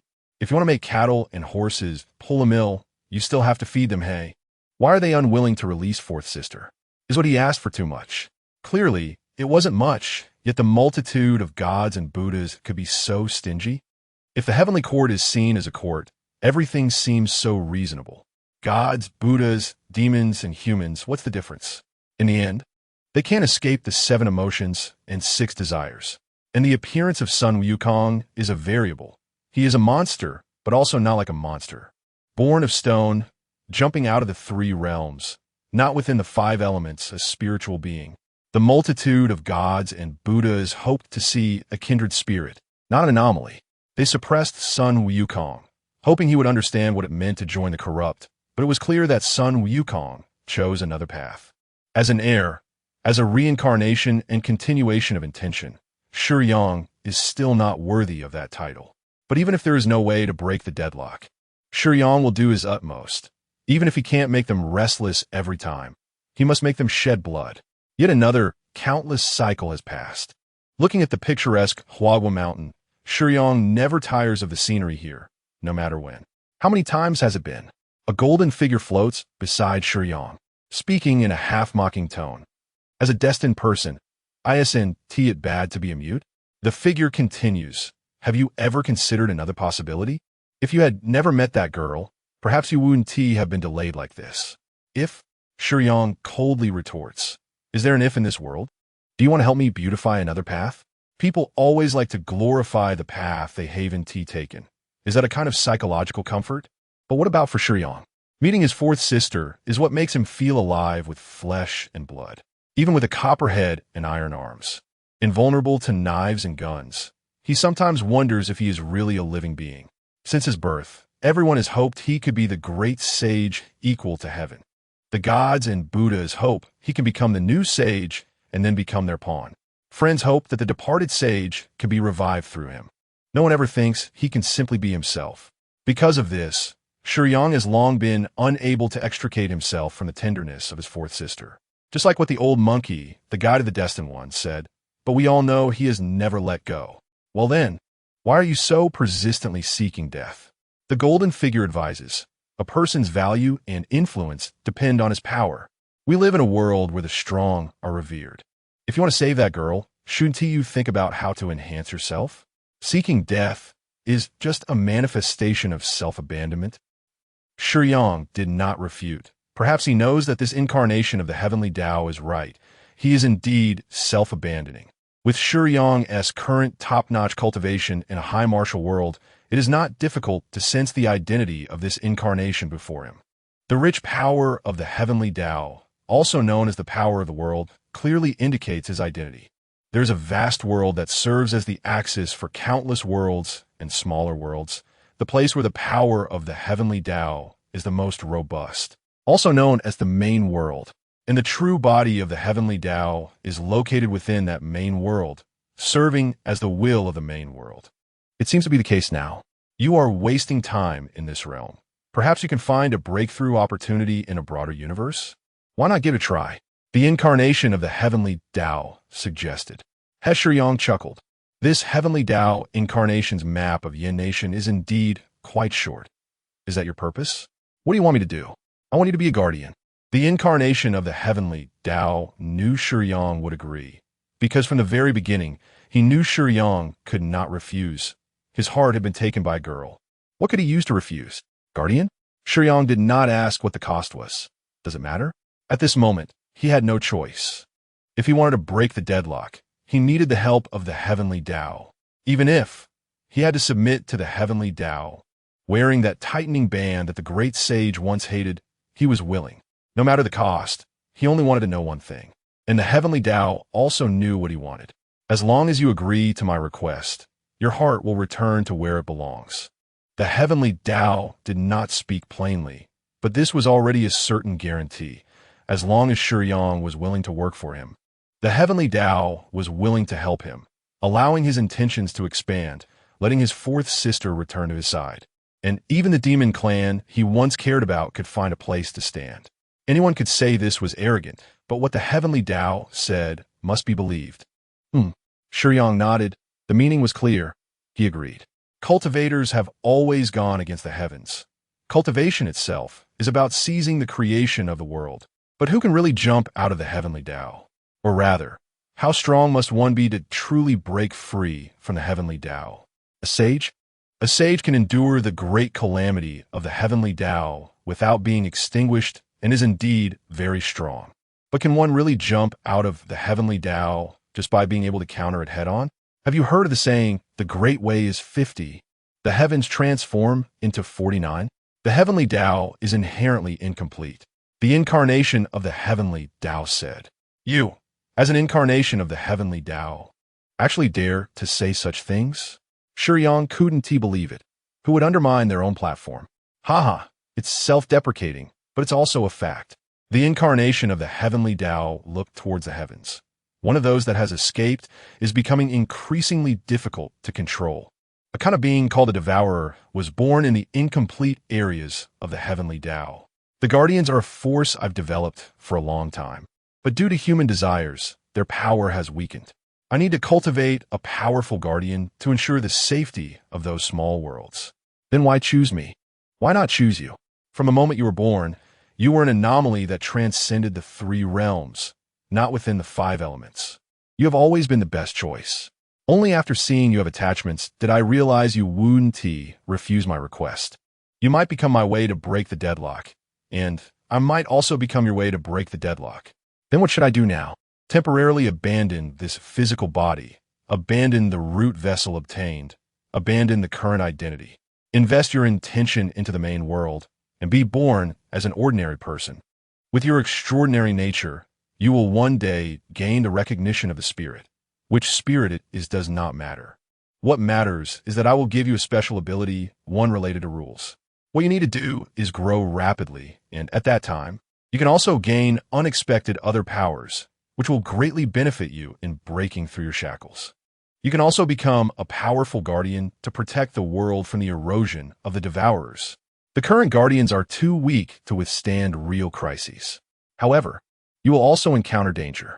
You are an anomaly in the high martial world, but only in the original world can you start over again and again. Coming to the main world, abandoning the original body, leaving only intention, you will also become weak. If you die, you will truly die. The destined ones temporarily disappeared into the original world, but Shiyang was born because of it. All the scenes faded away, and a cold figure stood not far behind Annie. Slightly lowering his head, with hair covering his eyes, Shiyang looked very gloomy, exuding a strong sense of oppression. Annie panicked. She wanted to explain that she meant no harm to Shiyang. She just didn't want him to interfere. However, she knew she seemed to have seen someone else's sealed past, and it was reasonable for Shiyang to feel angry because of it. Regarding Shiyang's strength, Annie had a direct understanding. Now, with her magical power nearly exhausted and unable to use any magic, the gap in strength was already vast. If Shiyang were to kill her in anger, Annie would have no power to resist. I should be thanking you more. Shiyang's tone was no longer gentle as before, but rather harsh. Clearly words of gratitude, but the malice made Annie shiver. Because I met you, I realized my past. Shiyang drew his long knife, stroking the bright blade. Seeing Shiyang take out his weapon, Annie's heart had already risen to her throat. She was truly afraid that Shiyang would fly over and stab her in the next moment. Most mages are not good at close combat. As the Lust Knight, Annie's core magical ability actually affects the mind and spirit. If she were to be struck by Shiyang's powerful blow, she would not only die on the spot, but also be left unrecognizable. As the blade flashed, Annie widened her eyes in surprise. Shiyang did not aim the blade at her. Instead, he pointed the sharp edge at his own face. For some unknown reason, it seemed that my inherent nature was to hope that kind people would have a good outcome. As Shiyang spoke, the blade edged closer to himself. I have been too gentle in my actions. Now, I am even deceived by the illusion of desire. His words were filled with regret as he sat cross-legged on the ground, the blade now horizontal before his eyes. If my eyes only hinder me, then why do I still need them? As soon as he finished speaking, Shiyang gritted his teeth and the blade brutally sliced into his eyes.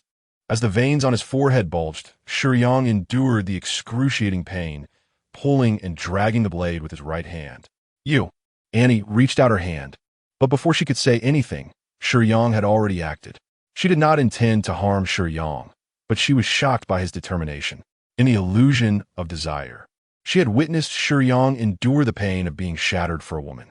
At this moment, seeing Shiyang, consumed by regret, willing to blind himself, she couldn't help but start to doubt her own perceptions.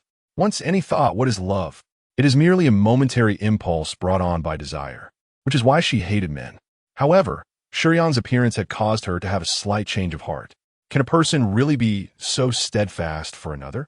Perhaps. Does love truly exist? Drip. Blood trickled slowly down the blade. Shiyang tore a piece of cloth from his clothing to wipe the blood clean. He had a very strong self-healing ability, but his actions made it clear that even with that ability, he would not use it to restore his sight. From now on, Shiyang would never again use his eyes to see anything. He hated himself. Clearly, there was a girl waiting for him, yet he was still mesmerized by the illusion of desire. The darkness that lay ahead would constantly remind him, and he would forever keep the image of his sister in his heart. Why are you doing this? Annie weakly approached Shiyang, her expression conflicted as she looked at him. A grotesque scar crossed his eyes and nose, with 2 trails of blood running down his face, resembling 2 blood tears. There is no deep hatred between us.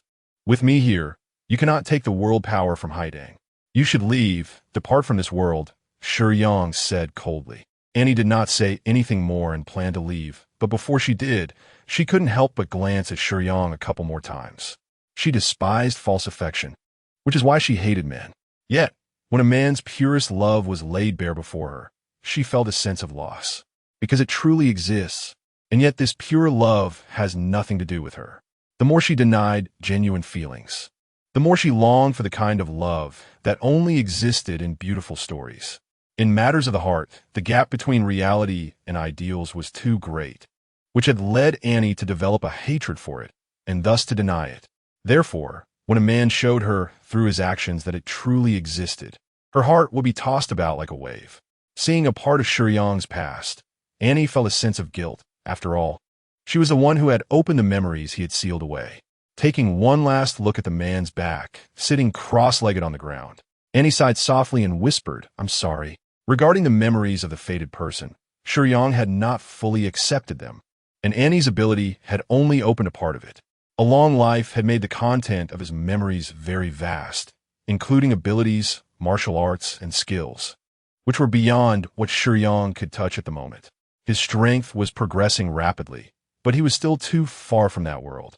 Recklessly accepting it all would only shatter his mind. Sensing Haidang, Shiyang gradually steeled his heart. My previous actions were too gentle. It was time for a change. Shiyang clenched his fists. Clean up properly, and then go to the training ground. Do not mention anything that just happened to others, understood? Shiyang said coldly. Haidang, who had regained consciousness, but whose body still did not obey her, trembled slightly. Her adoptive father had never spoken to her in such a cold tone, and she could sense the resoluteness of his divine presence. If she did not follow his words, Haidang had no doubt that her adoptive father would take action against her. Shiyang felt a bit regretful, but if changing the plot only brought uncertainty to this world, then he could harden his heart. After leaving, Haidang was left alone in sorrow. Why? My adoptive father has always treated me well, especially recently. I care for him. But why has he suddenly become like this? That woman? Yes, it must be because of that woman. I don't know what she did to my adoptive father, but I will not let her go. Haidang secretly made up her mind while also thinking about how to investigate that woman, trying to recall the woman's characteristics. It was obvious she was not from the Central Plains. Her bizarre clothing was very conspicuous, so it shouldn't be hard to track her down. Back at the training ground. Father, how is Haidang? Tianya asked with concern. She's fine. She'll be here soon. Inside the training ground, Princess Yunluo and Chang Shifei were playfully teasing each other, while Yidao and Tianya were waiting for Shiyang to return. Tianya was more observant. Shiyang's appearance had not changed at all, but he noticed a difference in Shiyang's attitude.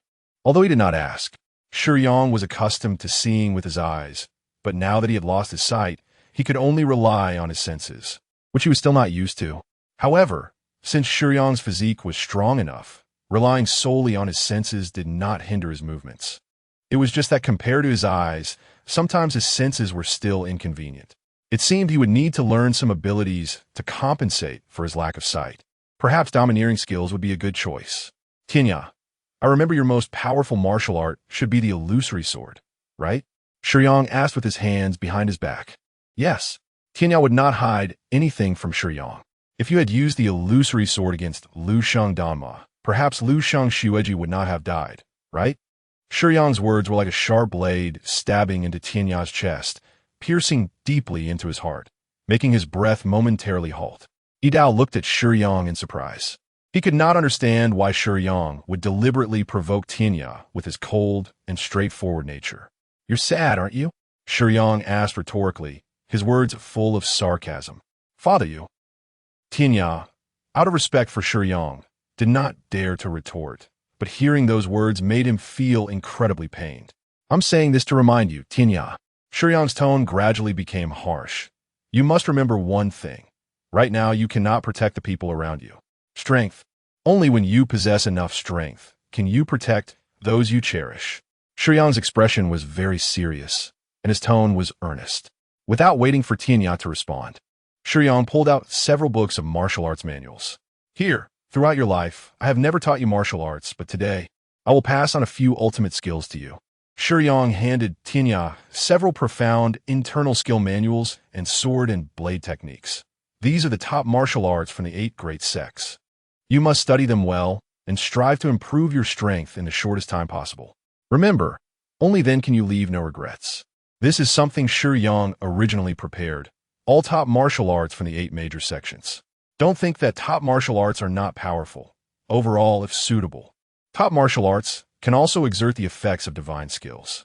Thank you, adopted father. Tianya finally understood the intention of his adopted father, who was indeed reminding him. One knife, Shiyang called out.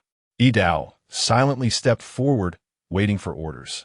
He didn't know if the divine messenger would pass on some top martial arts to him like he did for Tianya. But Yidao was not jealous of Tianya. Xiongba Tianxia, this set of knife techniques, sounds familiar, right? Yidao was taken aback. How could the adopted father know?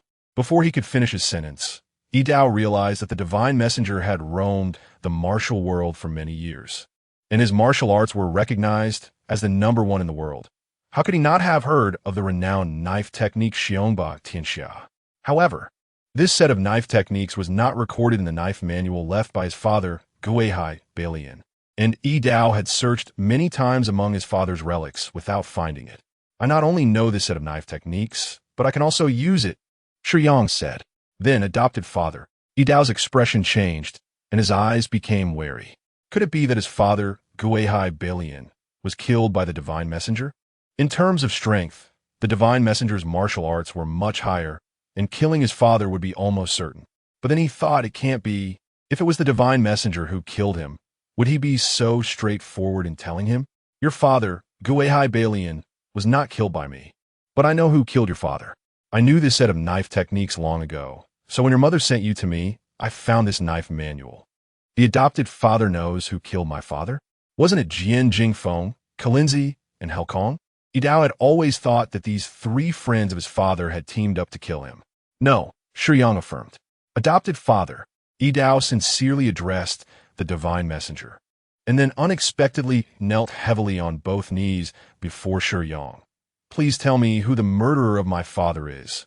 Seeking revenge for his father had always been Yidao's inner demon. Hey, what's wrong? Cheng Shifei and Princess Yunluo were attracted by the commotion and quickly came over to join in. Yidao didn't care about others' opinions, only kneeling on the ground, eagerly looking at the divine messenger, hoping he could provide an answer. I won't tell you who killed your father right now, Shiyang said, taking 2 steps back with his hands behind his back. Upon hearing this, Yidao's face turned ashen. However, I can teach you Xiongba Tianxia, Shiyang said. Adopted father, are you really willing to teach me my father's knife techniques? Yidao's eyes rekindled hope, although the divine messenger was unwilling to speak.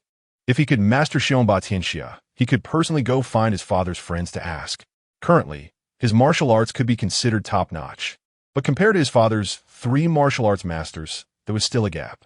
If he learned Xiongba Tianxia and greatly improve his skills, he would have the confidence to compete with those 3. Yes. After speaking, Shiyang actually handed over a small knife manual. Go, quickly let the plot continue. Shiyang thought. He would secretly absorb the internal energy of all those who were supposed to die, thus enhancing himself and allowing the plot to progress.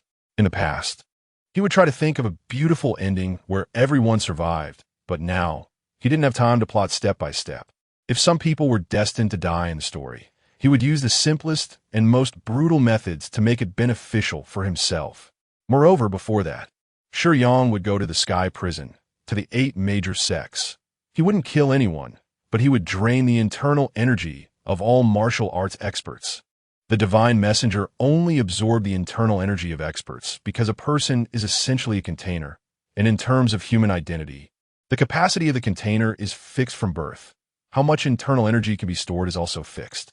Some might think that skills like Beiming Divine Skill or Absorption Technique have no upper limit and can endlessly absorb internal energy, but that would only cause oneself to explode. The human body has a limit.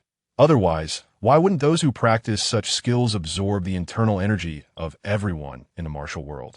Experts' internal energy is more refined, of higher quality. The divine messenger only absorbs the internal energy of experts because when the quantity cannot be increased, he must focus on quality.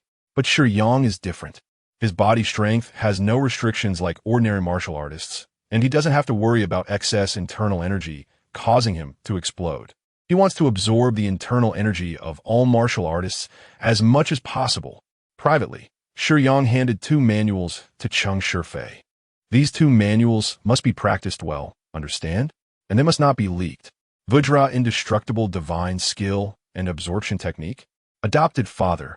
Why do these 2 martial arts sound strange? Cheng Shifei said dismissively. These are your father's signature skills. Starting today, you must practice diligently every day. I will check your progress daily. If you don't meet the requirements, don't blame me for punishing you. Shiyang's tone was very stern, which made Cheng Shifei look bitter. He was used to being carefree, having to practice hard every day but he didn't reject practicing these 2 martial arts. Since it was the divine messenger's request and also his father's signature skills, he knew he had to practice. He just didn't want to be pushed too hard. Haidang arrived a bit late, and only Shiyang and Princess Yunluo remained in the training ground. Yidao Tinya and Cheng Shifei had gone down to practice hard with the manuals given by Shiyang. Adopted father. Haidang spoke hesitantly. You and Yunluo are both women. Among the 8 major sects, the Amaze sect's martial arts and internal skills are very suitable for both of you to practice. That Wuhan Gongzi is best at using hidden weapons and has excellent lightness skills, but that's about it. If he faces an enemy directly, he probably can't even withstand 3 moves from me. From today on, stop practicing his martial arts and switch to the Amaze sect's techniques.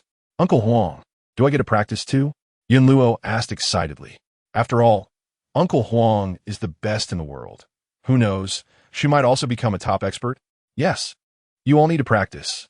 First, take it and familiarize yourselves with it. Everyone gather in the training ground tonight. I will personally teach you some moves, and feel free to ask anything you don't understand. What about this afternoon, Uncle Huang? Yunluo seemed very eager. This Yunluo really had a keen interest in martial arts, but she had almost no basic skills. As a princess, those instructors in the palace certainly wouldn't let her practice the basics hard, but this enthusiasm was still good. This afternoon, I need to go out, Shiyang replied. As he was about to leave, Shiyang exchanged a glance with Haitang, who hurriedly averted her gaze. Martial arts, Shiyang would teach, and he wouldn't instruct Lu Shangdanma to kill her, but whether she could survive or not still depended on her. Shiyang would no longer waste time on such matters. He headed straight for the Sky Prison, where Master Gu Santong was imprisoned on the bottom level of the palace's Sky Prison, while many other criminals who relied on martial arts to act unlawfully were held in other cells.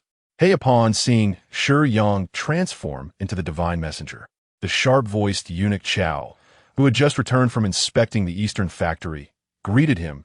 Isn't this the divine messenger? What brings you here? Eunuch Chao. Shiyang clasped his hands together. I was just about to go to the Sky Prison. May I ask where Eunuch Chao is going? Overall, Eunuch Chao Zhengchun was quite polite. Such characters were indeed rare. I am just a bystander. I wonder what the divine messenger is doing in the Sky Prison. To find those imprisoned prisoners to spar and hone my martial arts. Oh, dear Chao, Zhengchun deliberately put on a surprised expression. I didn't expect that the esteemed divine envoy, as the emperor's uncle and the master of the Hulong Villa, would still not neglect his own training while holding such a high position. It's truly admirable that he uses death row inmates from the Sky Prison to hone his martial skills. After a round of flattery from Chao Gonggong, Shiyang's memories told him that when Chao Gonggong praises you, he usually wants to create trouble for you. How about this, with the identity of the divine envoy? Those death row inmates wouldn't have the face to let the divine envoy personally seek them out, right? Let me arrange a ring for the divine envoy, so those prisoners can have a proper opportunity to witness the divine envoy's martial arts.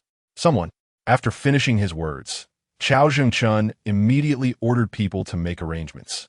And since this is in the royal palace, I will send someone to inform the emperor so he can also appreciate the divine envoy's prowess. Huh. Shiyang looked at Chao Gonggong's ill-intentioned gaze and sneered. Chao Gonggong's main goal was to annoy Shiyang, it wasn't surprising to bring up training with prisoners. And occasionally he would even assign tasks to those prisoners to help the court, with the possibility of regaining their freedom if they performed well. The divine envoy would occasionally visit the sky prison, sometimes to see Gu Santong, but since Chao Gonggong had encountered him as an old rival, how could he miss the chance to create some trouble for the divine envoy? Of course, the main reason was that Chao Gonggong had heard of the divine envoy's unparalleled martial arts, but he had never witnessed them himself, as the divine envoy rarely showed his skills. Therefore, he proposed this idea, even invoking the emperor's name, saying he wanted to see for himself. In fact, Chao Gonggong never thought the divine envoy would agree. After all, a master would surely want to hide their techniques. But trying it out might give him a glimpse into the divine envoy's martial arts, and even if the divine envoy refused, it could be treated as a joke. However, he didn't expect. All right, no problem. Shiyang agreed immediately. Good. Chao Gonggong was pleasantly surprised that the divine envoy actually agreed, exclaiming 3 goods in delight, and immediately had people arrange the arena for the divine envoy and the death row inmates in the sky prison, while also notifying His Majesty the Emperor. In the imperial study, the Emperor, who was reviewing memorials, was drawn to this matter. The Emperor's uncle was going to compete with the death row inmates in the sky prison. The Emperor was quite surprised, although the iron-willed divine envoy Zhu Wuxing was famous. He was actually quite low-key, rarely revealing his martial arts in public and doing things without showing off. Why suddenly make such a grand show of competing with death row inmates? This is truly strange. The Emperor thought for a moment, since it's an opportunity to see the excitement. He also wanted to witness the martial arts of his uncle and see just how formidable he was to be called the best in the world. Others might not understand why Shiyang agreed, but in fact, Shiyang didn't care at all. What he wanted was the inner strength of those martial artists. Even if he refused, would he be able to hide from Chao Gonggong spies by draining all the martial artists imprisoned in the sky prison? That wouldn't work, no matter how he drained it. Even the imperial harem became lively, with the Empress Dowager and numerous concubines discussing this matter. Have you heard? The divine envoy is going to compete with the death row inmates in the sky prison to train his martial arts. Of course I've heard. Chao Gonggong has already arranged for people to prepare, and it will begin in half an hour, right in the open space in front of the sky prison. I wonder if we can also go to witness it. The martial arts of the iron-willed divine envoy are said to be the best in the world. Such talk naturally reached the ears of Princess Lishio. Ever since receiving instructions from the divine envoy, she no longer aimed to assassinate the emperor, but instead lay low beside him, waiting for the next instructions. Now, Princess Lishio was quite favored by the emperor. She was beautiful and had pleased the emperor several times using secret techniques. She had witnessed the divine envoy's martial arts, but last time at the state guest house. She only saw a glimpse. As a martial artist herself, how could she not be interested in martial arts? Thinking of this, Princess Lishio knew everyone wanted to see the excitement, so she urged a group of concubines to discuss it with the Empress Dowager. This Zhu Wuxing at his age, how could he still want to show off? The Empress Dowager thought for a moment. Obviously, this matter had no room for power struggles. Did the divine envoy really want to compete? After teasing the divine envoy, the Empress Dowager did not oppose everyone's intentions. It is indeed quite boring in the harem. So I will have someone inform His Majesty, and everyone can go and take a look. Where have you been? I went for a walk at Hulong Villa, and when I came back, I couldn't find you. I have things to do this afternoon. You can accompany Cheng, Shifei, and the others to practice martial arts, and we can talk when I return. Shiyang hung up the communicator and walked towards Chao Jingchun. Chao Gonggong, I heard that your 50 years of childlike skill make you invulnerable, and you have few rivals. I would like to experience your skills. Shiyang looked at Chao Jingchun with ill intentions, focusing on Chao Gonggong's profound martial arts. O divine envoy flatters me, but I indeed want to learn from your high skills. However, since the arena is set up, why not let the divine envoy warm up with the death row inmates first? Chao Jingchun did not agree hastily. All right.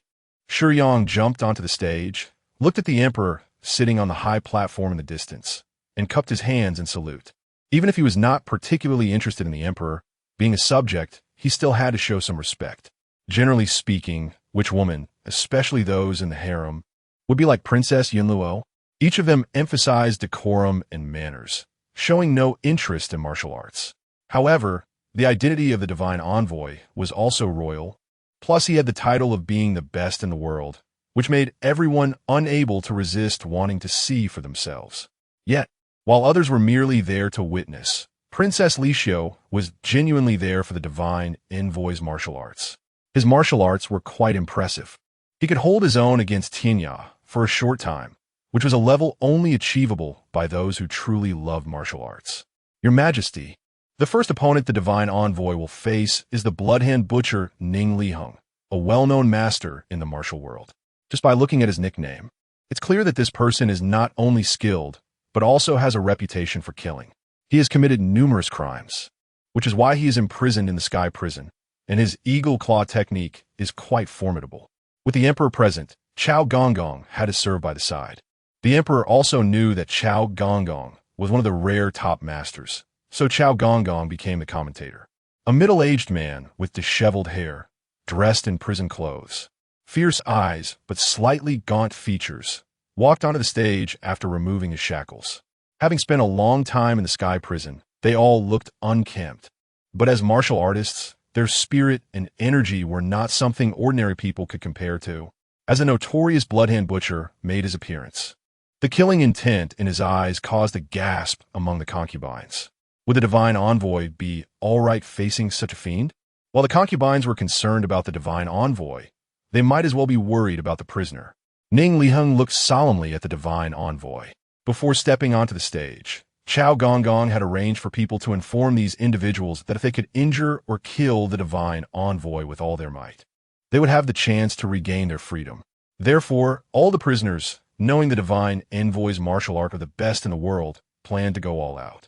Ning Liheng roared in anger, channeling his energy, his calloused hands clawing towards Shiyang's shoulders.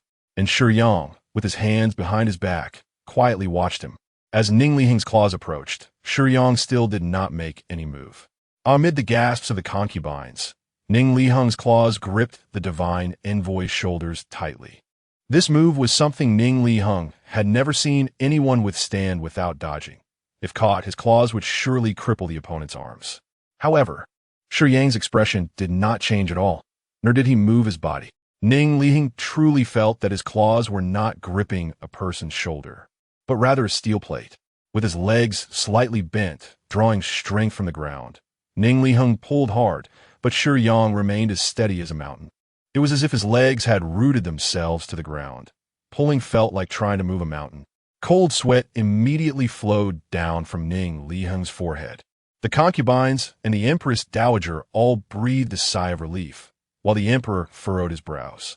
It was obvious to anyone with a discerning eye that the gap in strength was not ordinary.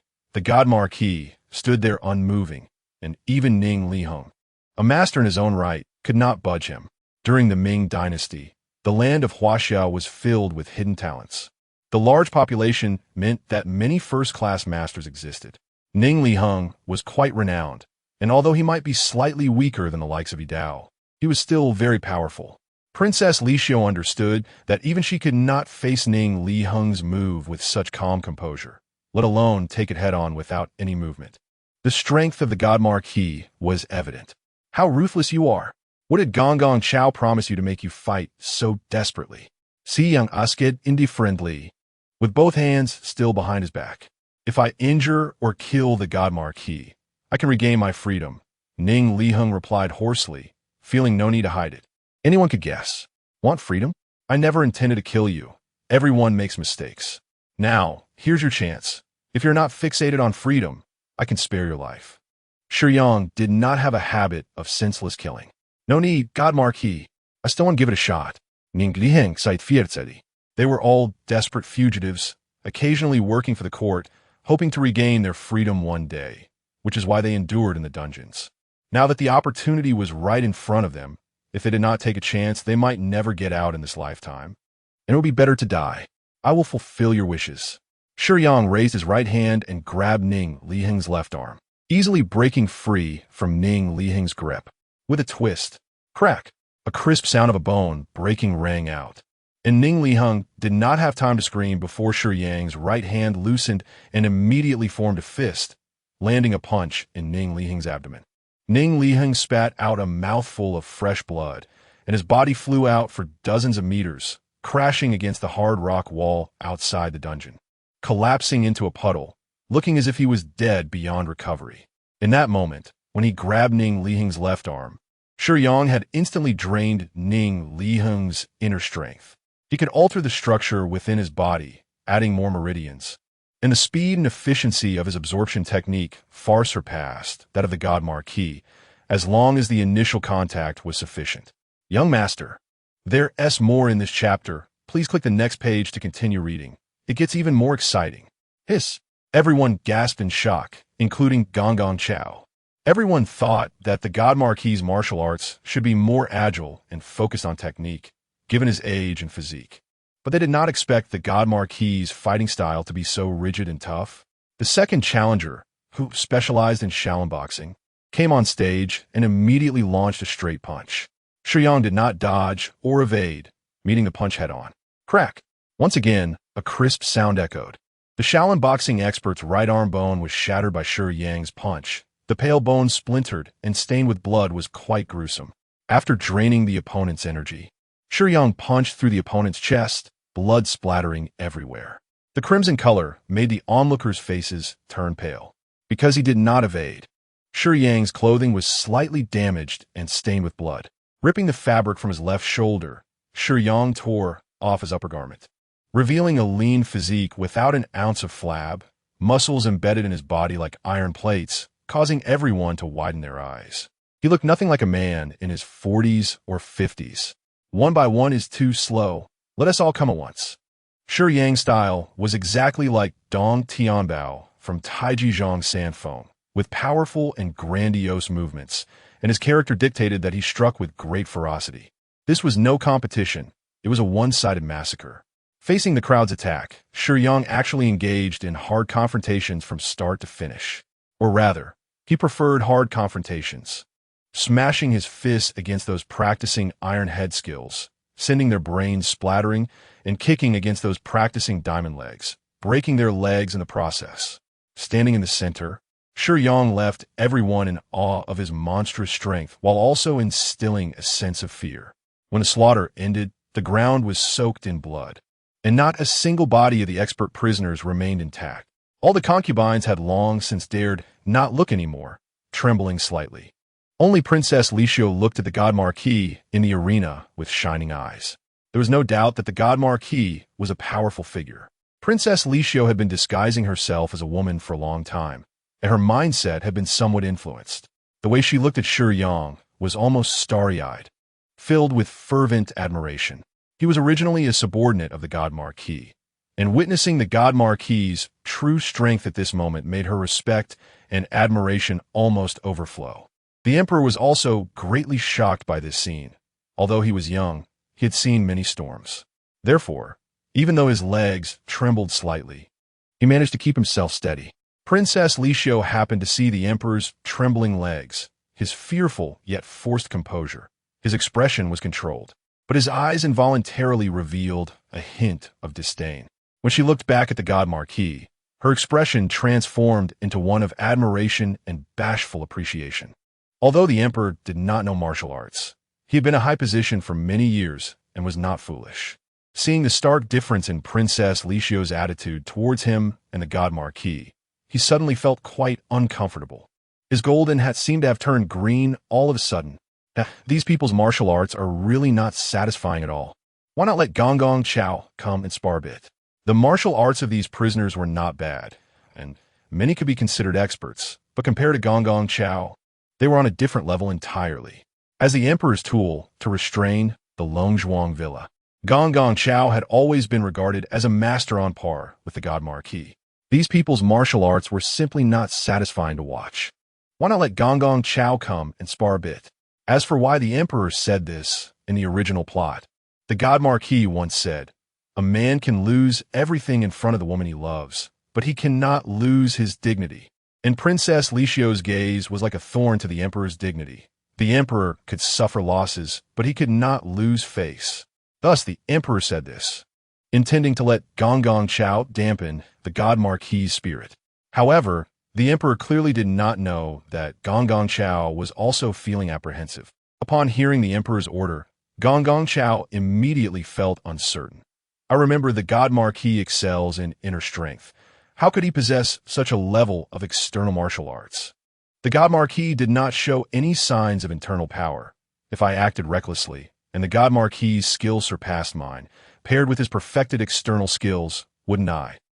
Your Majesty, Gong Gong Chao wanted to find a reason. But before he could finish speaking, the emperor shot him an angry glance. As a eunuch, Gong Gong Chao did not quite understand the psychology of a man in a high position like the emperor. All right, I have long wanted to experience the God Marquis's skills. Gong Gong Chao, seeing that he could not refuse, watched as the God Marquis on the stage looked at him with a half-smile, shouting as he leaped onto the stage. Looking at the gruesome sight of the dead experts around him, Gong Gong Chao suddenly steadied himself. As a martial artist and top expert, even a physically compromised eunuch did not lack the courage to fight. Since he had decided to fight, Gong Gong Chao also felt a surge of bravery. Good. The Divine Marquis, today I can finally fulfill my next wish. Master Chao said with great comfort, repeating it 3 times. Oh, a wish? Why do you say that, Master Chao? Shiyang was puzzled. The Divine Marquis is renowned, with martial arts unmatched in the world. I have always had the urge to spar with you, even dreaming occasionally of battling the Divine Marquis. I have always wanted to know if the heavenly gang chi I have cultivated for 50 years can defeat you fairly. This has always been a question in my heart. Haha, come on. Master Chao gathered his energy and immediately wanted to compete in internal strength with Shiyang, who simply dodged. Facing Master Chao's release of the heavenly gang chi accumulated over 50 years, with its thick palm power and astonishing speed, Shiyang was surprisingly able to evade effortlessly. However, this action made Master Chao think that the Divine Marquis was slightly weaker in internal strength, which is why he dared not compete directly. A person's energy is limited, even with extraordinary talent. Focusing solely on internal skills would not allow one to reach such a level in external martial arts. That's why Master Chao had this misconception. This misconception also made Master Chao feel confident, as internal martial arts are of a higher tier than external martial arts. If one has strong internal energy, they can generally win against external martial arts experts of the same level as long as they aren't caught off guard. But why not just confront Master Chao head-on? Shiyang had absorbed the internal energy of 2 or 3 dozen experts, each capable of providing about 30 years of stable internal energy. Although the purity of the energy was mixed, the quantity was substantial. Coupled with the internal energy passed down from his master, Gu Santong, Shiyang currently possessed nearly 1,000 years of internal energy. Competing in internal strength, he was afraid he might accidentally kill Master Chao on the spot. As for whether absorbing too much would cause his internal energy to run amok, Shiyang's physique was at the pinnacle of the 6th stage, superior even to the Hulk. 1,000 years of internal energy running wild was no problem at all. In the Bad People, Yuan Tiangang, the Great Marshal, had perhaps used less than 30% of his 300 years of power to blow up Li Siyuan, but they were human. What level was Shiyang's physique? To put it in the Great Marshal's terms, my 300 years of power is not something you can shake. As for Shiyang, it was even more magical. With 1,000 years of internal energy, regardless of purity, how could you shake it? Therefore, if Shiyang didn't T-dodge, a single palm strike could kill Master Chao. The two, one relying on internal strength and the other seemingly on external martial arts, were evenly matched for a short time. The Emperor nodded in satisfaction. This was the effect he wanted, conveniently showcasing it to Princess Li Xiu. See, this is the foundation of our Ming dynasty.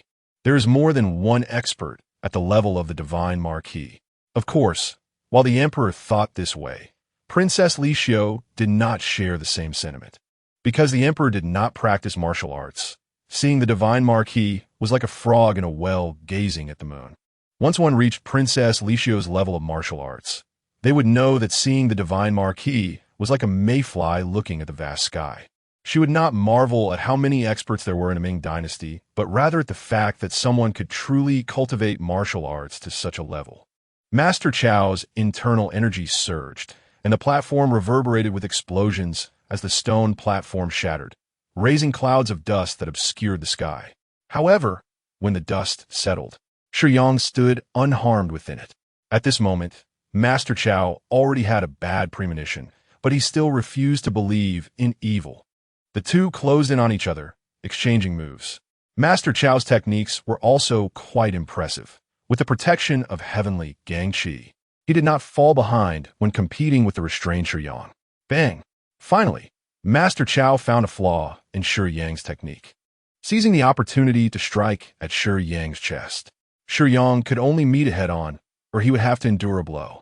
His earlier performance made Master Chow think the Divine Marquis was slightly weaker in internal strength. Even if the Divine Marquis met the strike, Master Chow believed he could inflict internal injuries. As their palms met, the terrifying internal energy shattered the stone platform. In the standoff, Master Chow suddenly saw a smirk at the corner of the Divine Marquis's mouth, sensing something was amiss. In the next second, an overwhelming surge of internal energy appeared, and Master Chow's heart sank. What kind of magnificent internal energy was this? Like a mountain that could not be seen at its peak. Like a deep sea that one could not see the bottom of. This was clearly not something human could possess. At this moment, Master Chow's heart was as dead as ashes. 50 years of heavenly Gang Chi was now a joke. But what frightened him more was that the terrifying total of internal energy was emitting an even more horrifying suction force. In an instant, just a moment, where their palms met, Master Chow's 50 years of heavenly Gang Chi was instantly sucked clean from his body. Not a trace remained. You actually know how to absorb energy techniques. Master Chow, I concede, Shiyang said, cupping his hands. The Emperor and the concubines, who did not practice martial arts, only saw the Divine Marquis and Chao Zhengchun evenly matched in a palm strike before quickly separating, unaware of the pale and ghastly expression on Master Chow's face.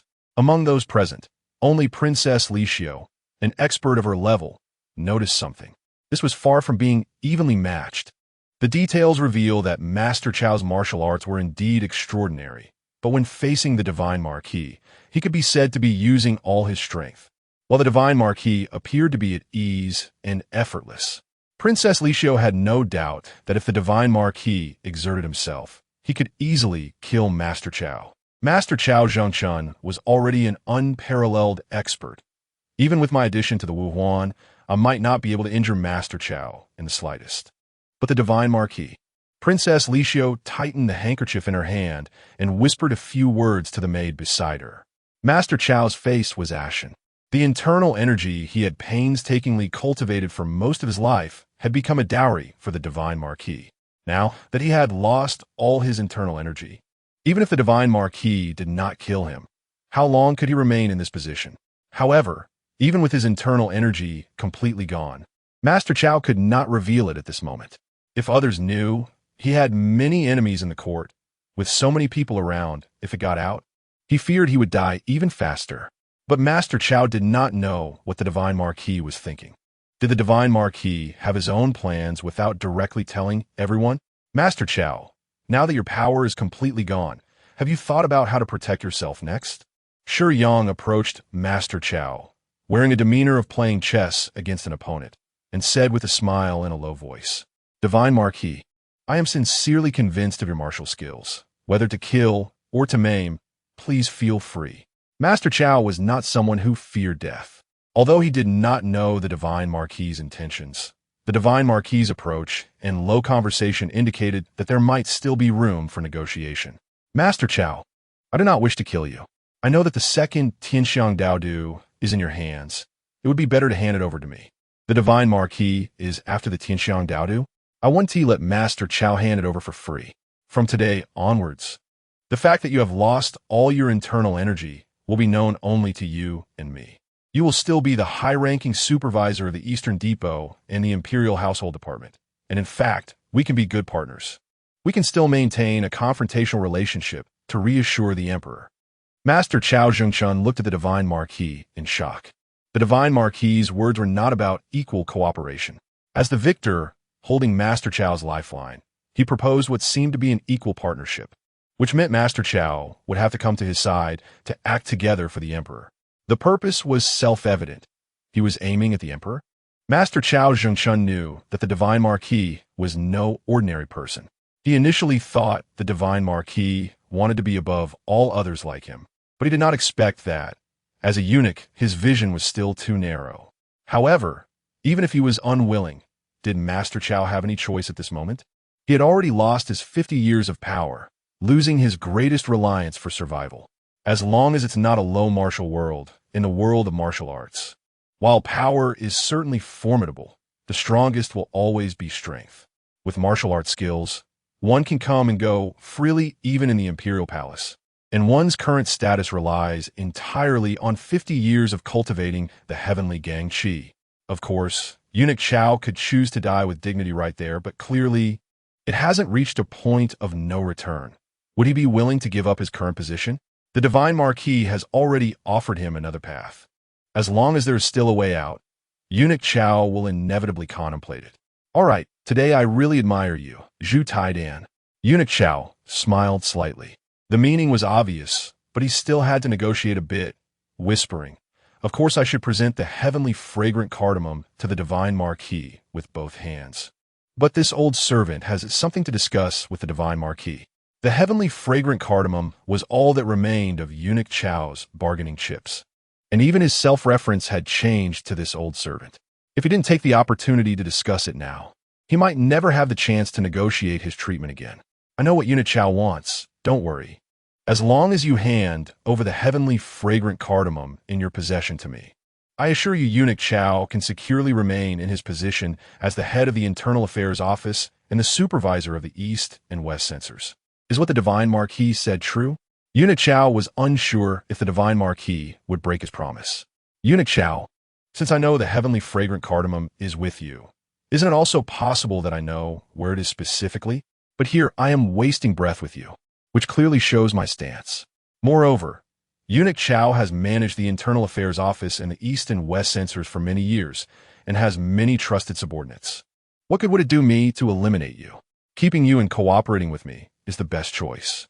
Upon hearing this, Eunuch Chow immediately nodded in agreement. Now even Eunuch Chow had joined Shiyang's side, and it seemed there were more feasible methods to strengthen the spies.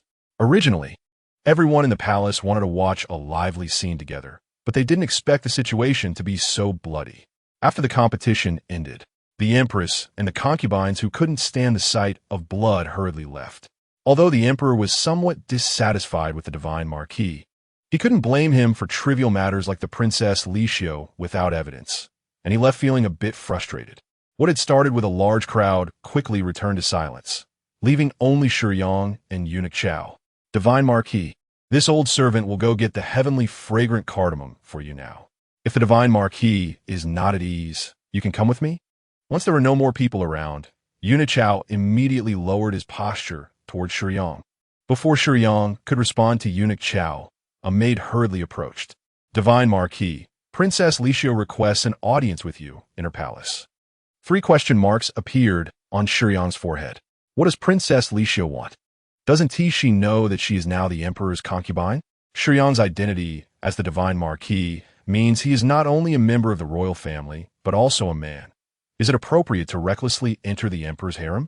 In this conservative era, even a common mosquito flying into the harem would need to be dealt with. Why are there eunuchs? Because there are strict regulations in the harem that forbid men from entering certain areas. There are many palace guards, but those guards typically cannot enter the sleeping quarters.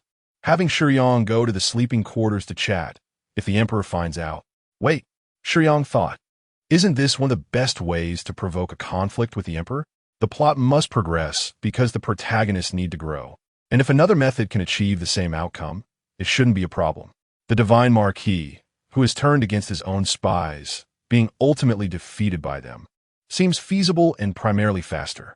If he gets defeated by the spies sooner, Shiyang can leave the best in the world. Oh, no, Gao. I will go to Princess Lishio's sleeping quarters first. You bring the heavenly fragrant cardamom there later. Once this is done, I have a small task for you, and I will tell you then. After saying this, Shiyang really left with the maid of Princess Lishio. 3 question marks also appeared on Eunuch Chao's forehead. Wait, wasn't the Divine Marquis previously very low-key? I remember he was quite reserved. When did he become so audacious? Did he become possessed by a dragon? You dare to go into the Emperor's harem just because a concubine invited you in without the Emperor knowing? No. Eunuch Chao quickly came to his senses. He was now on the side of the Divine Marquis and had to change his mindset. It seems the court is about to undergo a significant change. Just after being deposed, the Divine Marquis is already eager to take action against the Emperor, taking advantage of the Emperor's concubine right away. Is he testing the Emperor's bottom line? Forget about that. Eunuch Chao decided to focus on how to ensure his own safety and first go deliver the heavenly fragrant cardamom. In Princess Lishio's sleeping quarters, after dismissing the attendants, only Shiyang and Princess Lishio remained in the large room, but the door was open. There were spies everywhere along the way, and the Emperor must have known Shiyang had come to Princess Lishio's quarters. The admiration for the Divine Marquis made Princess Lishio take a risk, but she wasn't foolish. Dismissing her maids was to speak with the Divine Marquis, and leaving the door open was to ensure that any distant spies would see that they were doing nothing inappropriate. Divine Marquis. Princess Lishio hurriedly saluted. Why the sudden request to meet with me? This will arouse the Emperor's suspicion towards you, Shiyang first asked. I didn't think it through, but seeing you, All right, there's no need to say more. I have a new arrangement for you now. Shiyang casually sat in the main seat. Come here. I want to use you to provoke the Emperor and see his reaction. What does the Divine Marquis need me to do? We will pretend to be intimate, acting for the distant spies to see. Princess Lishio smiled. This was her forte. Seeing the Divine Marquis sitting in the main seat, she gracefully swayed over to his side, turning around to softly sit on Shiyang's lap. Her arms, like green lotus stems, wrapped around Shiyang's neck as she whispered, Divine Marquis, you are so mighty, making me admire you immensely. As she spoke, her cascading hair fell down, leaning against Shiyang while reaching for a pastry on a small table beside them to feed Shiyang herself. Although it was an act, there was some genuine admiration. Princess Lishio truly respected the Divine Marquis's martial prowess. Given her unique appearance, if the Divine Marquis had any requests, she wouldn't mind serving him. However, getting closer, Princess Lishio noticed that the Divine Marquis's gaze towards her was actually very hollow, as if he didn't see her at all. Her heartbeat and breath were steady, without a hint of fluctuation. No wonder he is the Divine Marquis. His self-control is extraordinary, Princess Lishio thought. Regardless of gender, even if a man is beautiful, sitting in the lap of a normal man would elicit some reaction, but Shiyang had none. Shiyang knew Princess Lishio was a man and wasn't worried about any issues with her being close. He played along with her actions, pretending to be very intimate. Through the wide-open door, not only did the distant spies see the scene inside, but even some palace maids and eunuchs were shocked, their eyes nearly popping out. This could not be described as just boldness.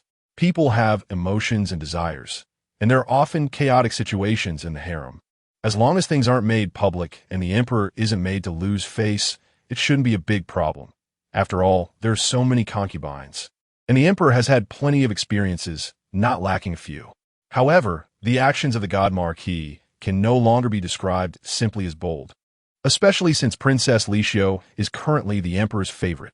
Just as Shiyang and Princess Lishio were showing off their affection in an extremely arrogant manner, Eunuch Chao, with slightly unsteady steps, hurried over while holding a box. Upon seeing this scene, he was also stunned. Can this still go on? After hesitating for a moment and recalling the God Marquis's orders, Eunuch Chao steeled himself and walked into Princess Lishio's room holding the box.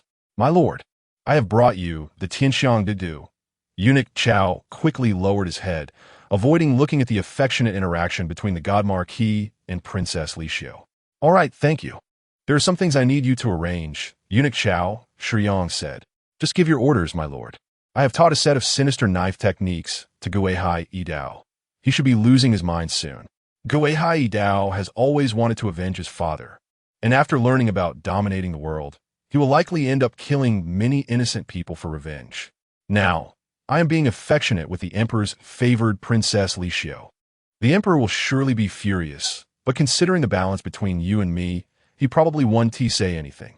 After Guihai Yidao goes on a killing spree, I will have him taken to the dungeon. You advise the emperor to win him over to deal with me. If the emperor harbors resentment, he will definitely want to bring Guihai Yidao under his control. My lord, what do you mean? Eunuch Chao did not understand why the God Marquis would send his main force, Guihai Yidao, to the emperor after ruining him. Most importantly, how could the God Marquis guarantee that Guihai Yidao would agree to the emperor's overtures? You don't need to worry about my intentions. Just do as instructed, Shiyang said, then released Princess Lishio and picked up the Tianxiang Daodu on the table to leave. Guihai Yidao will definitely agree to the emperor's recruitment because Shiyang plans to create some opportunities with Haidang before Yidao goes for revenge and kills.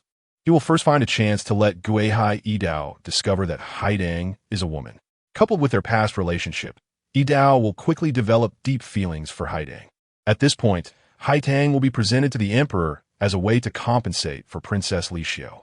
The key is to deceive Haidang into believing that sending her into the palace is to find an opportunity to eliminate Eunuch Chao.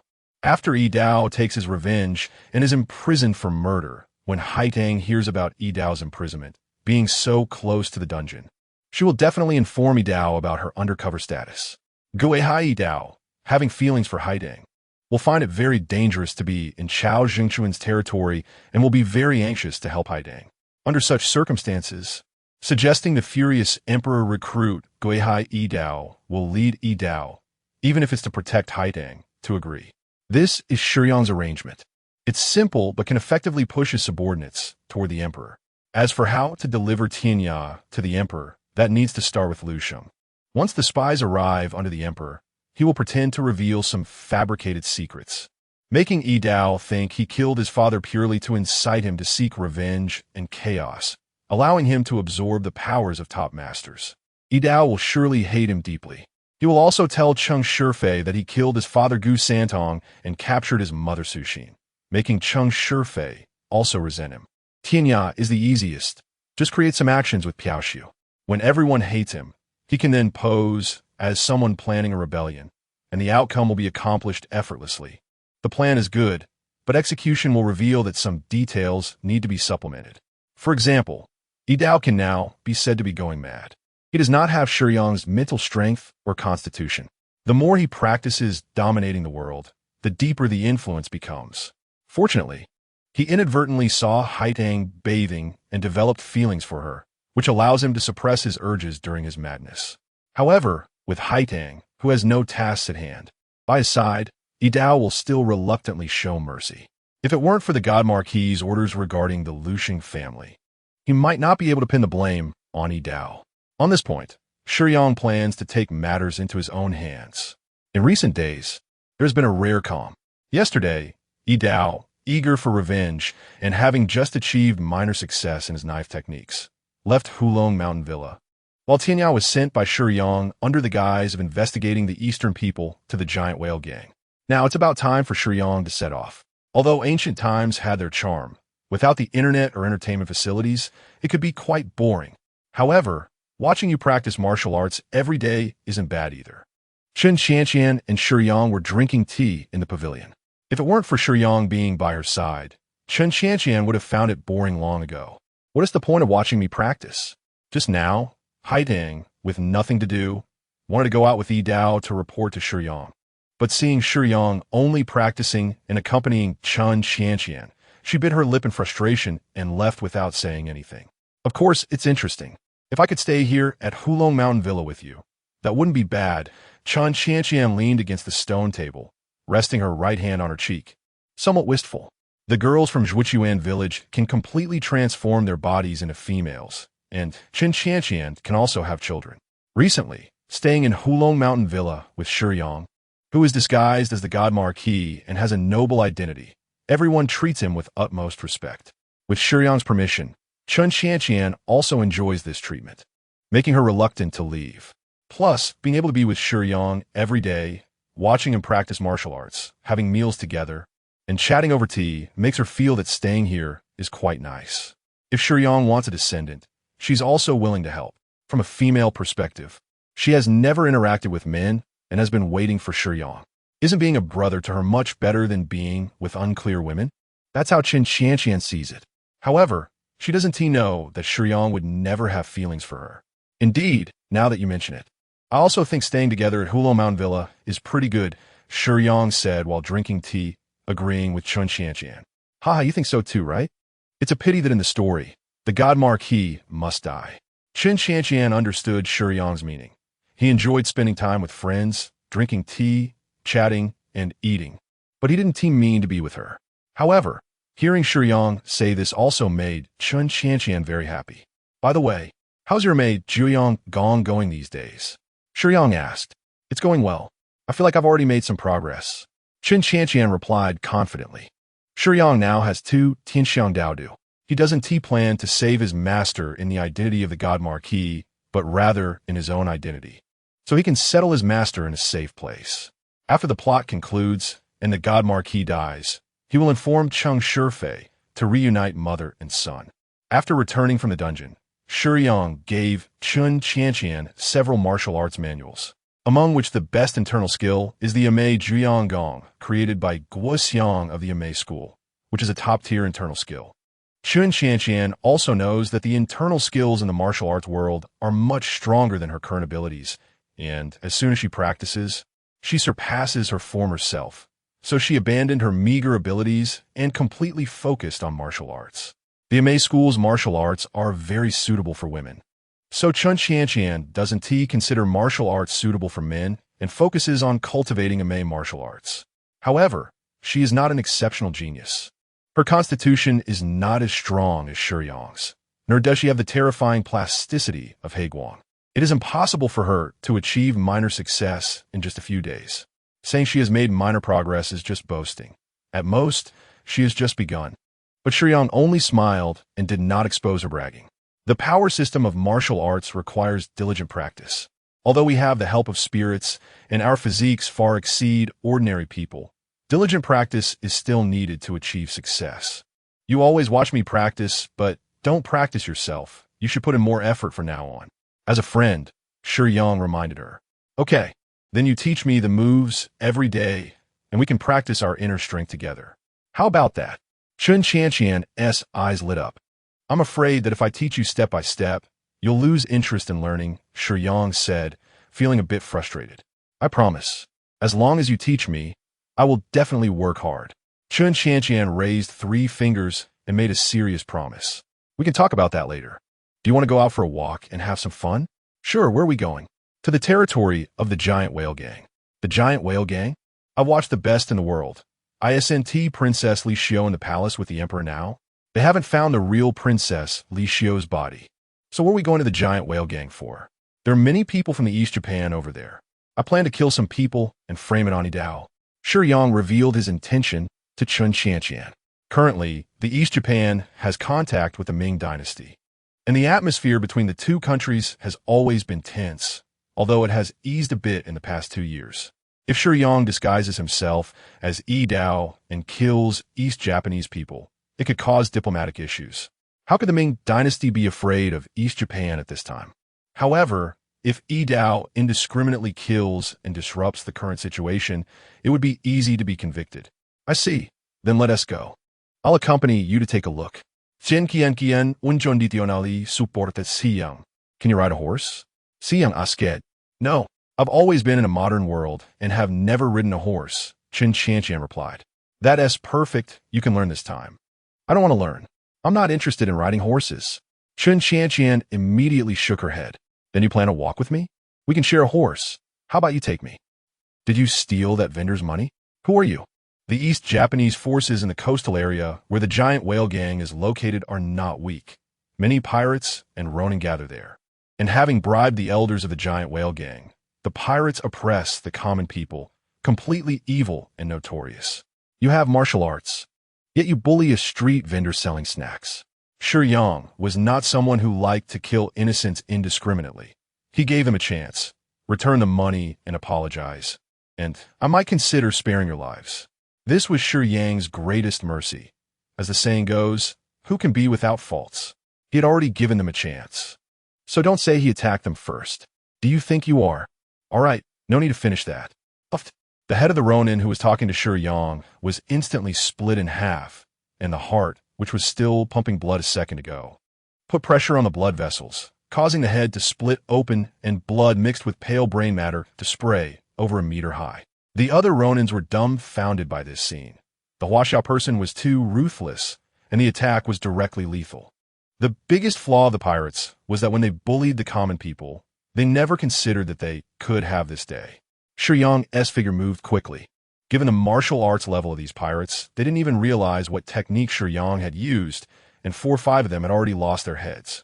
He searched for the money bags on the pirates' waist and in their arms, and handed them to the stun vendor.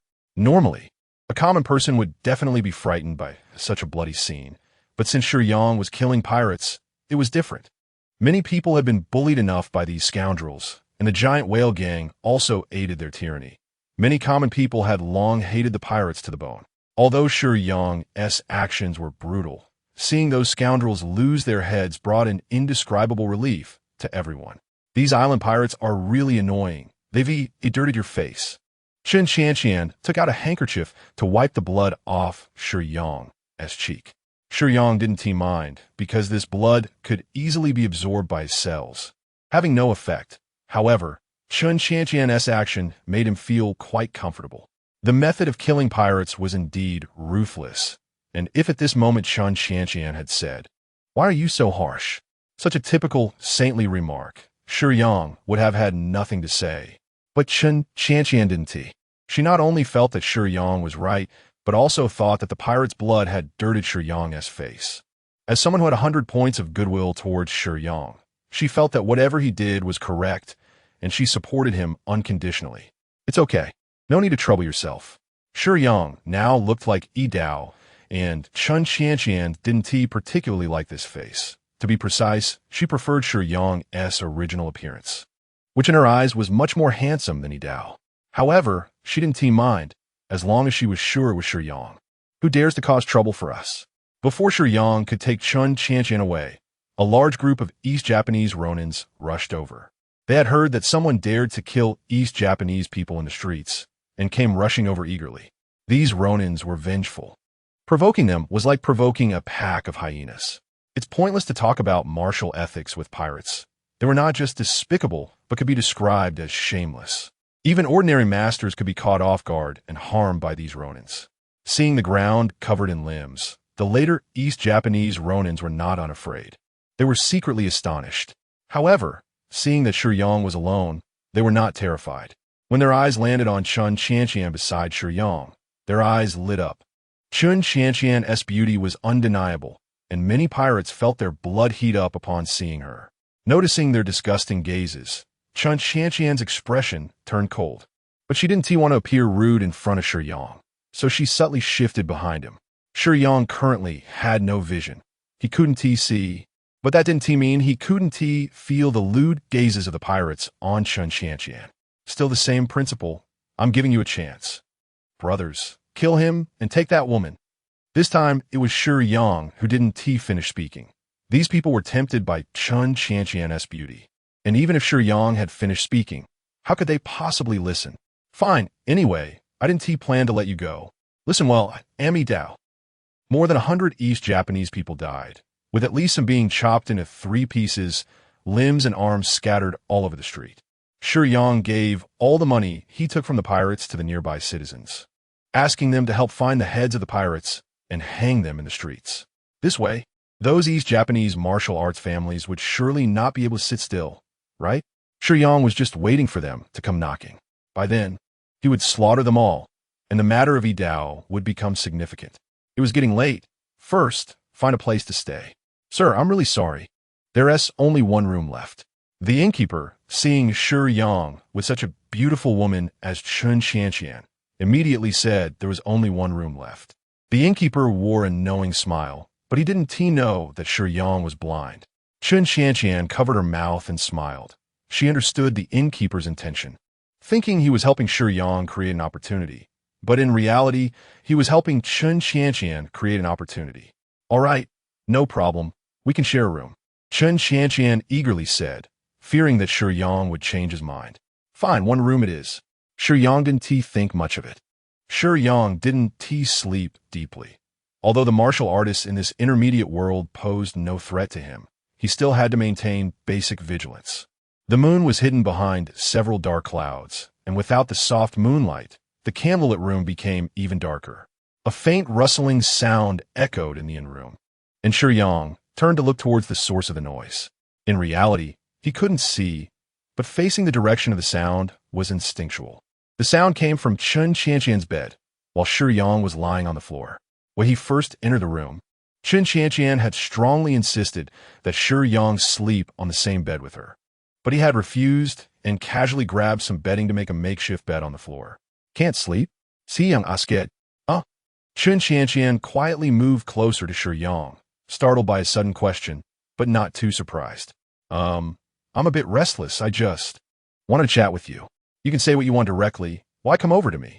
Chun Qianqian slightly lifted the corner of Shiyang's bedding and gently crawled into his blanket. You're still wearing clothes while sleeping? Chun Qianqian noticed that Shiyang was dressed very neatly. Aren't you tired sleeping like this? Let it be. I don't know when those people from the Eastern Island will come. I can't relax too much. This was one consideration, but mainly, Shiyang didn't want to have contact with others because of his fantasies about the goddess of love. What covered his body wasn't clothing, but something like a keratin simulation created by black light, enveloping him entirely so that others wouldn't really touch him. I feel like something's off with you these days. What's off? When you're not talking or when there's nothing going on, you seem to be in a daze, always with that kind of... Chun Qianqian didn't finish, perhaps unwilling to believe her own guess. She was afraid that Shiyang already had someone in his heart, and even more afraid that person wasn't her. So she switched to a direct question. What were you thinking about during those times? Thinking about someone, Shiyang answered without hiding anything. Who? Chun Qianqian became a bit anxious, leaning closer to Shiyang under the blanket. It's better not to be curious. I don't even know if I can see her again. What good would it do to tell you? This time, Shiyang didn't directly tell Chun Qianqian. His behavior made her heart sink to the bottom because Shiyang had always been a calm person, seemingly having no secrets. If it were a friend asking about something unimportant, he would give a clear answer. This also indicated that for Shiyang, only someone he cared about deeply would be hidden away. Is it a girl? Chun Qianqian was not willing to give up. Yes. When did you meet her? Chun Qianqian was completely panicked, her words becoming hurried. Should be.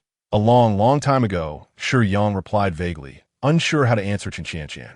How could that be? Chun Qianqian was devastated. You were in the orphanage before. Is she the girl who stayed with you there? No. Chun Qianqian was even less willing to believe it. If Shiyang denied it, then it meant the girl was someone he met after leaving the orphanage? Thinking of this, she felt a surge of unwillingness. Clearly, I was the one who came to you first. That's not right. She came first, Shiyang answered very straightforwardly. I don't believe you. You're lying to me. Do you hate me? That's why you said that? Hate you? Why would I hate you? You said yourself. You don't hate me. Chun Qianqian seemed to have made some kind of decision, suddenly pressing against Shiyang's side, half on top of him, her legs draped over his lower body. Shiyang was about to ask Chun Qianqian what was wrong when she grabbed his right hand and pressed it against her chest. The slick, soft, slightly raised sensation made Shiyang suddenly get up from the bed. Sigh. Shiyang breathed normally, just letting out a sigh. Chun Qianqian sat up half-heartedly, and at that moment, the moon peeked out from behind the dark clouds, casting a faint light in the dim room. Chun Qianqian supported herself with one hand while the other gripped the bedding over her chest, her silver teeth biting her lip, her eyes filled with sadness. The skin on her shoulders and back, not covered by the bedding, appeared even whiter in the moonlight, and her beautiful figure in this sitting position seemed more graceful. Chun Qianqian had actually crawled into Shiyang's blanket without wearing anything, and it was the sudden contact that made Shiyang realize this. You still say you don't hate me? Chun Qianqian was on the verge of tears, Shiyang's actions filled with a sense of distance. The meaning no longer needed to be stated. I really don't hate you, but that's because you are my friend. But if you approach me as a girl, I can only say it's better to keep your distance, Shiyang said somewhat coldly. Don't. Hearing Shiyang's resolute words, Chun Qianqian immediately regretted her impulsive behavior. I'm sorry. I shouldn't have done that. I just thought you're young too. You must have those needs. I can help you. Chen Qianqian was afraid Shiyang would ignore her, and her words were starting to come out without thinking. I don't need it. Hearing Chen Qianqian's words, Shiyang's tone became even colder. It was my fault. Don't be angry, please. I just wanted to make you comfortable. You could do anything to me, really anything, just don't be angry. Chen Qianqian burst into tears. You don't understand. Shiyang only said this one sentence, ignoring Chen Qianqian's pleas, and left directly. Waiter, bring me another pot of wine. Shiyang called out while sitting at a small tavern stall. Coming right up. Shiyang wanted to drink some wine to relieve his worries. Master, if you do this, Chen Qianqian will be sad. Xiao AI jumped out. I just want to express my attitude. If there's no contact, I can accept friends of the opposite sex, and I won't say anything that crosses the line. But Chen Qianqian doesn't think so at all. But Chen Qianqian's favorability towards you is 100. Xiao I exaggeratedly gestured. 100? What's so great about 100? Shiyang didn't think a favorability of 100 meant anything special. Xiao AI nimbly floated to the table, squatting next to Shiyang's wine cup, and whispered, Master, everyone has strong, individual thoughts. With personal thoughts comes selfish ideas, so very few people can have a favorability of 100 towards someone they like. In a very harmonious relationship between a couple in love, the favorability usually hovers around 80, and at this level, if they encounter external forces like financial temptation, they might change their hearts. Very few reach 90, and reaching 90 means the other person holds a very high importance in their heart. At this level, external factors cannot influence them. A favorability of 100 is rare and hard to find. Reaching 100 means that in Chen Qianqian's heart, you are more important than herself, even more important than her life. That's why I advise you, if you make her too sad, she might not be able to take it. Not be able to take it? Shiyang felt a bit conflicted upon hearing this. But I already have someone I like, and I've never thought of anything else about Chen Qianqian other than being friends. Someone you like? Xiao AI scratch her head. Why have I never heard you mention it before? But having someone you like is fine. I pursue beautiful love. It's certainly admirable to only like one person.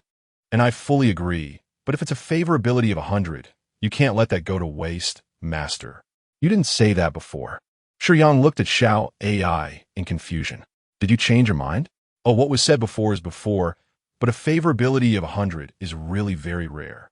I can only be moved by pure love, but I never said that pure love can only be between a master and a girl. If everyone's affection level is 100, then even with multiple women, it can still be pure love. Impossible, absolutely impossible. In matters of feelings, I cannot tolerate the appearance of a third party. In my eyes, if you like someone, you should wholeheartedly like that person. Now that I have someone I like, I cannot accept anyone else in terms of feelings, Shiyang declared firmly. All right then, Xiaoai superficially agreed with Shiyang's thoughts, but seeing Shiyang like this, she began to think, if the master's like this, won't he miss out on girls with full affection? I need to think of a way. It's him. Suddenly, a fierce shout rang out, and a rogue pointed at Shiyang, shouting angrily. It's him who killed so many of us. The power of the Easterners here is not weak. If you want to find someone, now is about the right time. Shiyang merely lifted his head and glanced at them indifferently before continuing to drink. The shopkeeper beside him was so scared he trembled. He was just an ordinary person and knew the Easterners were ruthless, so how could he not be afraid of their aggressive demeanor? As usual, I'll give you a chance to reform. How do you choose? Shiyang said calmly while raising his cup to drink. Kill. All right, I know you won't agree, and I didn't plan to let you leave alive. Shiyang placed his cup down properly. It was unacceptable to damage the shopkeeper's belongings. He rolled over and charged directly into the rogues. For an ordinary guardian, charging into a crowd of numerous rogue fighters in the intermediate world would be the least favorable combat strategy, as these rogues had considerable killing power, exposing oneself to enemy attacks in a crowd. A single misstep could lead to serious injury, but Shiyang was different. Those familiar with the Great Sage know his characteristics. Some might think the Great Sage is a monkey, which must emphasize agility, but in reality, the Great Sage's moves are bold and powerful. In addition, he has an indestructible body with incredible speed from the somersault cloud. Therefore, Shiyang's preference for this close combat style is a habit he developed as the Great Sage's successor. destined by fate. Although Shiyang no longer possesses even a fraction of the former great sage's charisma, his physique is not something intermediate world warriors can break through. Fighting such a group of weaklings does not require the indestructible divine skill. Every time Shiyang struck or swung his blade, it was either a broken bone or a severed limb. The rogues wielding their Japanese swords against Shiyang produced only the sound of metal clashing, and anyone who got too close would have their internal power drained and be cut into 8 pieces. Soon, only the last rogue stood there trembling, filled with fear, barely able to hold his Japanese sword. What kind of monster is this? Invulnerable, as fast as lightning, and mercilessly brutal, the ground was littered with shattered corpses and blood, constantly stimulating this last person's nerves. Go, call more people. If you can't call them, that's fine. I'll come find you, Shiyang said gently to this person. After that, the guy ran away in a panic. I'm sorry, shopkeeper, for getting your place stained with blood. Shiyang threw a large ingot of silver and left. Back at the inn where he was staying, Chun Shantian had already left. Before leaving, she sent Shiyang a short message on his communicator. Although brief, it was clear she must have deliberated for a long time before sending it. I'm sorry, I was wrong. I shouldn't have affected you so much by being around you. I'll go back first. Whenever you're no longer angry with me, just reply to me. Anything is fine. I will always wait for you. Shiyang did not reply immediately, not out of anger, but because it seemed better to maintain some distance for now. Having killed these Easterners, this was about enough. Shiyang now planned to let the plot unfold. He had arranged for someone to follow Haidang and Yi Dao. Now Yi Dao had already set off towards Kiliman. As a figure of great stature in the martial arts world, although Kalinzi long ago disabled his own arms, his internal power was extraordinary. Shiyang had once told Guihai Yi Dao that Kalinzi, Jian Jingfeng, and Master Liao Kong were not the enemies who killed his father. So this time, he came mainly to inquire and wanted to know who killed his father. But who would have thought that Kalinzi would directly commit suicide to cover up the truth? Kalinzi did not truly die. When he committed suicide, Shiyang secretly knocked him out with a stone. Yi Dao was in a state of chaos, not in the mood to check if Kalinzi was really dead, and left Kiliman together with Haidang. As for Kalinzi's profound internal power, Shiyang took advantage of the chaos to seize it. In the eyes of many disciples filled with rage, Yi Dao and Haidang left Kiliman. The number 1 sword, Jian Jingfeng, and the Shaolin master Liao Kong had their internal power drained by Shiyang in this manner. The internal power of several masters increased Shiyang's total internal power by about half a level. It wasn't that the internal power of these 3 was weak, but rather that Shiyang absorbed too much. Initially, the internal power Shiyang absorbed was quite mixed, but he would not be harmed by the chaotic internal power. Instead, by forcibly suppressing the internal power within his body, after the chaotic internal powers collided and exhausted their momentum, true fusion occurred. Now, the internal power within Shiyang completely belonged to him, being both pure and vast, equivalent to that of an ordinary martial artist who had cultivated for over 1,000 years. As for Guihai Yi Dao, determined to seek the truth, he suddenly bore an unfounded accusation and was now imprisoned in the heavenly prison. Adoptive father Yi Dao. Haidang wanted to seek help from the divine Marquis, as the investigation into the mysterious woman yielded no results, and Yi Dao had been captured. Everything seemed to be going wrong. However, she still had to come. She couldn't just watch Yi Dao be imprisoned and do nothing, right? I know, Yi Dao not only killed innocents but also many Easterners. And now he has been imprisoned in the heavenly prison, right? The adoptive father already knows. So, can he save Yi Dao? Now, I am preparing to send you into the palace. Shiyang pretended to be serious and said, from what I know, it was Chao Xingchun who falsely accused Yi Dao of murder. But we have no manpower in the palace. I'm afraid Chao Xingchun will be unfavorable to Yi Dao in the heavenly prison. The only plan now is to use your identity as a woman to feign sending you to the emperor, in order to get close to the heavenly prison and find an opportunity to rescue Yi Dao. Adoptive father, what are you saying? Haidang was unwilling to believe it. She slowly stepped back, shaking her head gently, her face showing not only disbelief but also sorrow. For some reason, her feelings for the divine Marquis had changed. She had thought she could manage to stay by his side as an adopted daughter, but now the divine Marquis said he wanted to send her to the emperor? I know you don't want to, but this is the fastest way. You're clear about Chao Jingquan's methods. I can arrange for people to infiltrate, but Yi Dao has fallen into his hands. If it takes a little longer, Yi Dao may be in grave danger.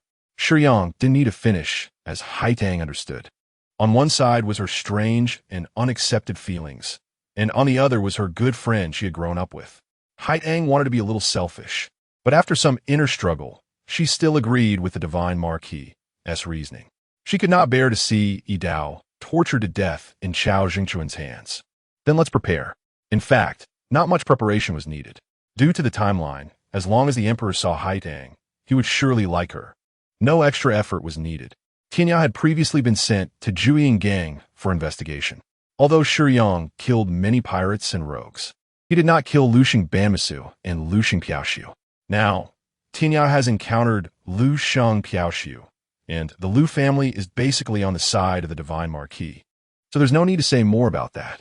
The only thing left is Cheng Shifei. Upon careful consideration, Shiyang plans to meet his master's wife and junior brother with his true appearance. Beneath the millennium black ice of Tianqi lies a crystal coffin, within which sleeps a woman in red. This is the woman his master has longed for, who, before her death, instructed Shiyang to find Suxin and tell her that he loves her very much. Shiyang returns to his original appearance out of respect for his master and his master's wife, because he has not healed the injuries on his eyes. There's a horrifying scar running across his eyes and nose, and his pupils are gray and lifeless. If his master's wife sees this scar in his eyes, she might be frightened, right? Covering his eyes with a black cloth, Shiyang slowly opens the coffin lid and gently places 2 tianxiang beans into his master's wife's mouth. Afterwards, Shiyang sits nearby to meditate and wait. Suxin, a delicate woman, would inevitably panic upon waking to see such a strange man as Shiyang. However, Shiyang patiently explains the situation to Suxin, allowing her to calm down. Regarding his master's wife, Shiyang knows he has the skill of love god fantasy, and he cannot stay with her for too long. His respectful attitude makes Suxin feel that Shiyang is trustworthy. He then arranges a secluded residence for her, which is well equipped and has 2 maidservants. If his master's wife enjoys a luxurious life, Shiyang could easily satisfy that. But his master's wife has a more subdued nature and does not have such demands. Master's wife, my name is Shiyang. I don't know if you still recognize Master Gu Santong as your husband in your heart, but since Master has a will asking me to find you, no matter what your choice is, I recognize you as my master's wife. If you have any instructions, please feel free to say so. Shiyang is very polite. A will? Suxin has never forgotten Gu Santong, and this remains true until the end of the world. Seeing her husband take on such a principled disciple. Besides feeling happy for Gu Santong, Suxin also notices the 2 words in Shiyang's speech. Yes, Master has passed away, Shiyang informs her honestly. Suxin had already prepared herself psychologically. After all, it was not Gu Santong who saved her, but his disciple, which indirectly indicated some things. But Suxin was unwilling to think about such matters. However, when she hears this news with her own ears, she cannot help but feel a wave of grief. Master's wife, please accept my condolences. There is one more thing I need to tell you about you and Master's son. Shiyang's words caused Suxin's sorrowful emotions to pause. Once, in order to stop Gu Santong from dueling with Zhu Wushi, Suxin had to temporarily entrust Cheng Shifei to Sister Cheng for care, intending to return before dark, but unexpectedly, Gu Santong was defeated by Zhu Wushi, and Suxin was severely injured by Zhu Wushi's palm and fell into a coma, leaving Cheng Shifei missing ever since. Upon hearing Shiyang say this, Suxin is eager to know her son's whereabouts. Shiyang does not keep her in suspense. Master's wife, your junior brother is now named Cheng Shifei, and he works as a Huangzi spy under the Iron Courage Marquis Zhu Wushi at the Hulong Villa. Speaking of which, Master's wife may not know, but many years ago, Zhu Wushi harbored feelings for you and was jealous of Master. So after Master agreed to duel with the 8 sect masters, he impersonated Master's name to drain the inner strength of the 8 sect masters, killing them all and framing Master, causing Master to be hunted by the court, while he pretended to capture Master. In the end, Master died in prison, and Master S' wife fell into a coma, separated from her own flesh and blood, which ultimately was all because of Zhu Wushi. So my son, Sushin learns the truth and feels anger towards Zhu Wushi, but as a weak woman, what can she do against the Iron Courage Marquis? She can only care about her son. Master S' wife, don't worry, Zhu Wushi will not harm your junior brother. I will bring him to see you as soon as possible. Okay, thank you. Sushin's eyes are filled with gratitude. Shiyang saved her with Tianxiang beans, and this attitude is evident, making Sushin inevitably feel grateful. Master S' wife, you don't need to be polite. This is what I should do for Master. I will go find your junior brother to see you now, so please rest well. Shiyang quickly rushes to Hulong Villa. Upon seeing Cheng Shifei, he does not waste words and directly knocks him out to take him away, as explanations may not be trusted by someone he is meeting for the first time. Using the information from Hulong Villa before saving Master S' wife Sushin, he has already found Sister Cheng. She is the best witness. Shiyang leaves Cheng Shifei and Sister Cheng in a room, sitting alone in the distant woods, as the matters of his Master S family are not his place to meddle in. Once Cheng Shifei accepts his mother, he will naturally come to find Shiyang. Shiyang had previously told Cheng Shifei about his background and that his mother was still alive, with Sister Cheng as his foster mother as a witness. Cheng Shifei quickly accepted this fact and felt a strong affinity towards Sushin, so he did not doubt her identity. However, I don't understand. Who are you? I remember my mother was hidden by the Iron Courage Marquis in some place. How do you know where she is hidden? And both Tianxiang beans are in the Marquis' hands. How did you get them? Cheng Shifei is not foolish and immediately thinks of the problem. I am your senior brother. I have been investigating your Master S' wife for a long time, and I stole the Tianxiang beans. Shiyang directly states, just now, Master S' wife also told you the truth I mentioned, right?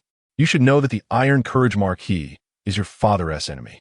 But you want to say that the Iron Courage Marquis treats you well, right?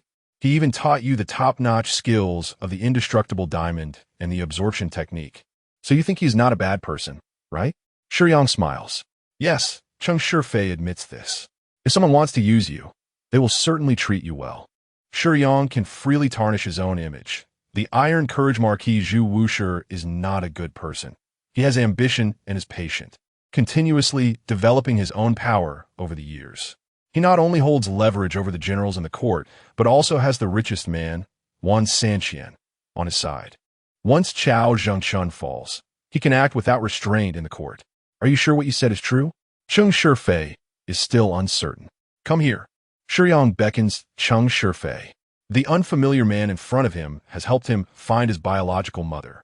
Although he still cannot fully trust him, Cheng Shifei approaches a bit. Slap!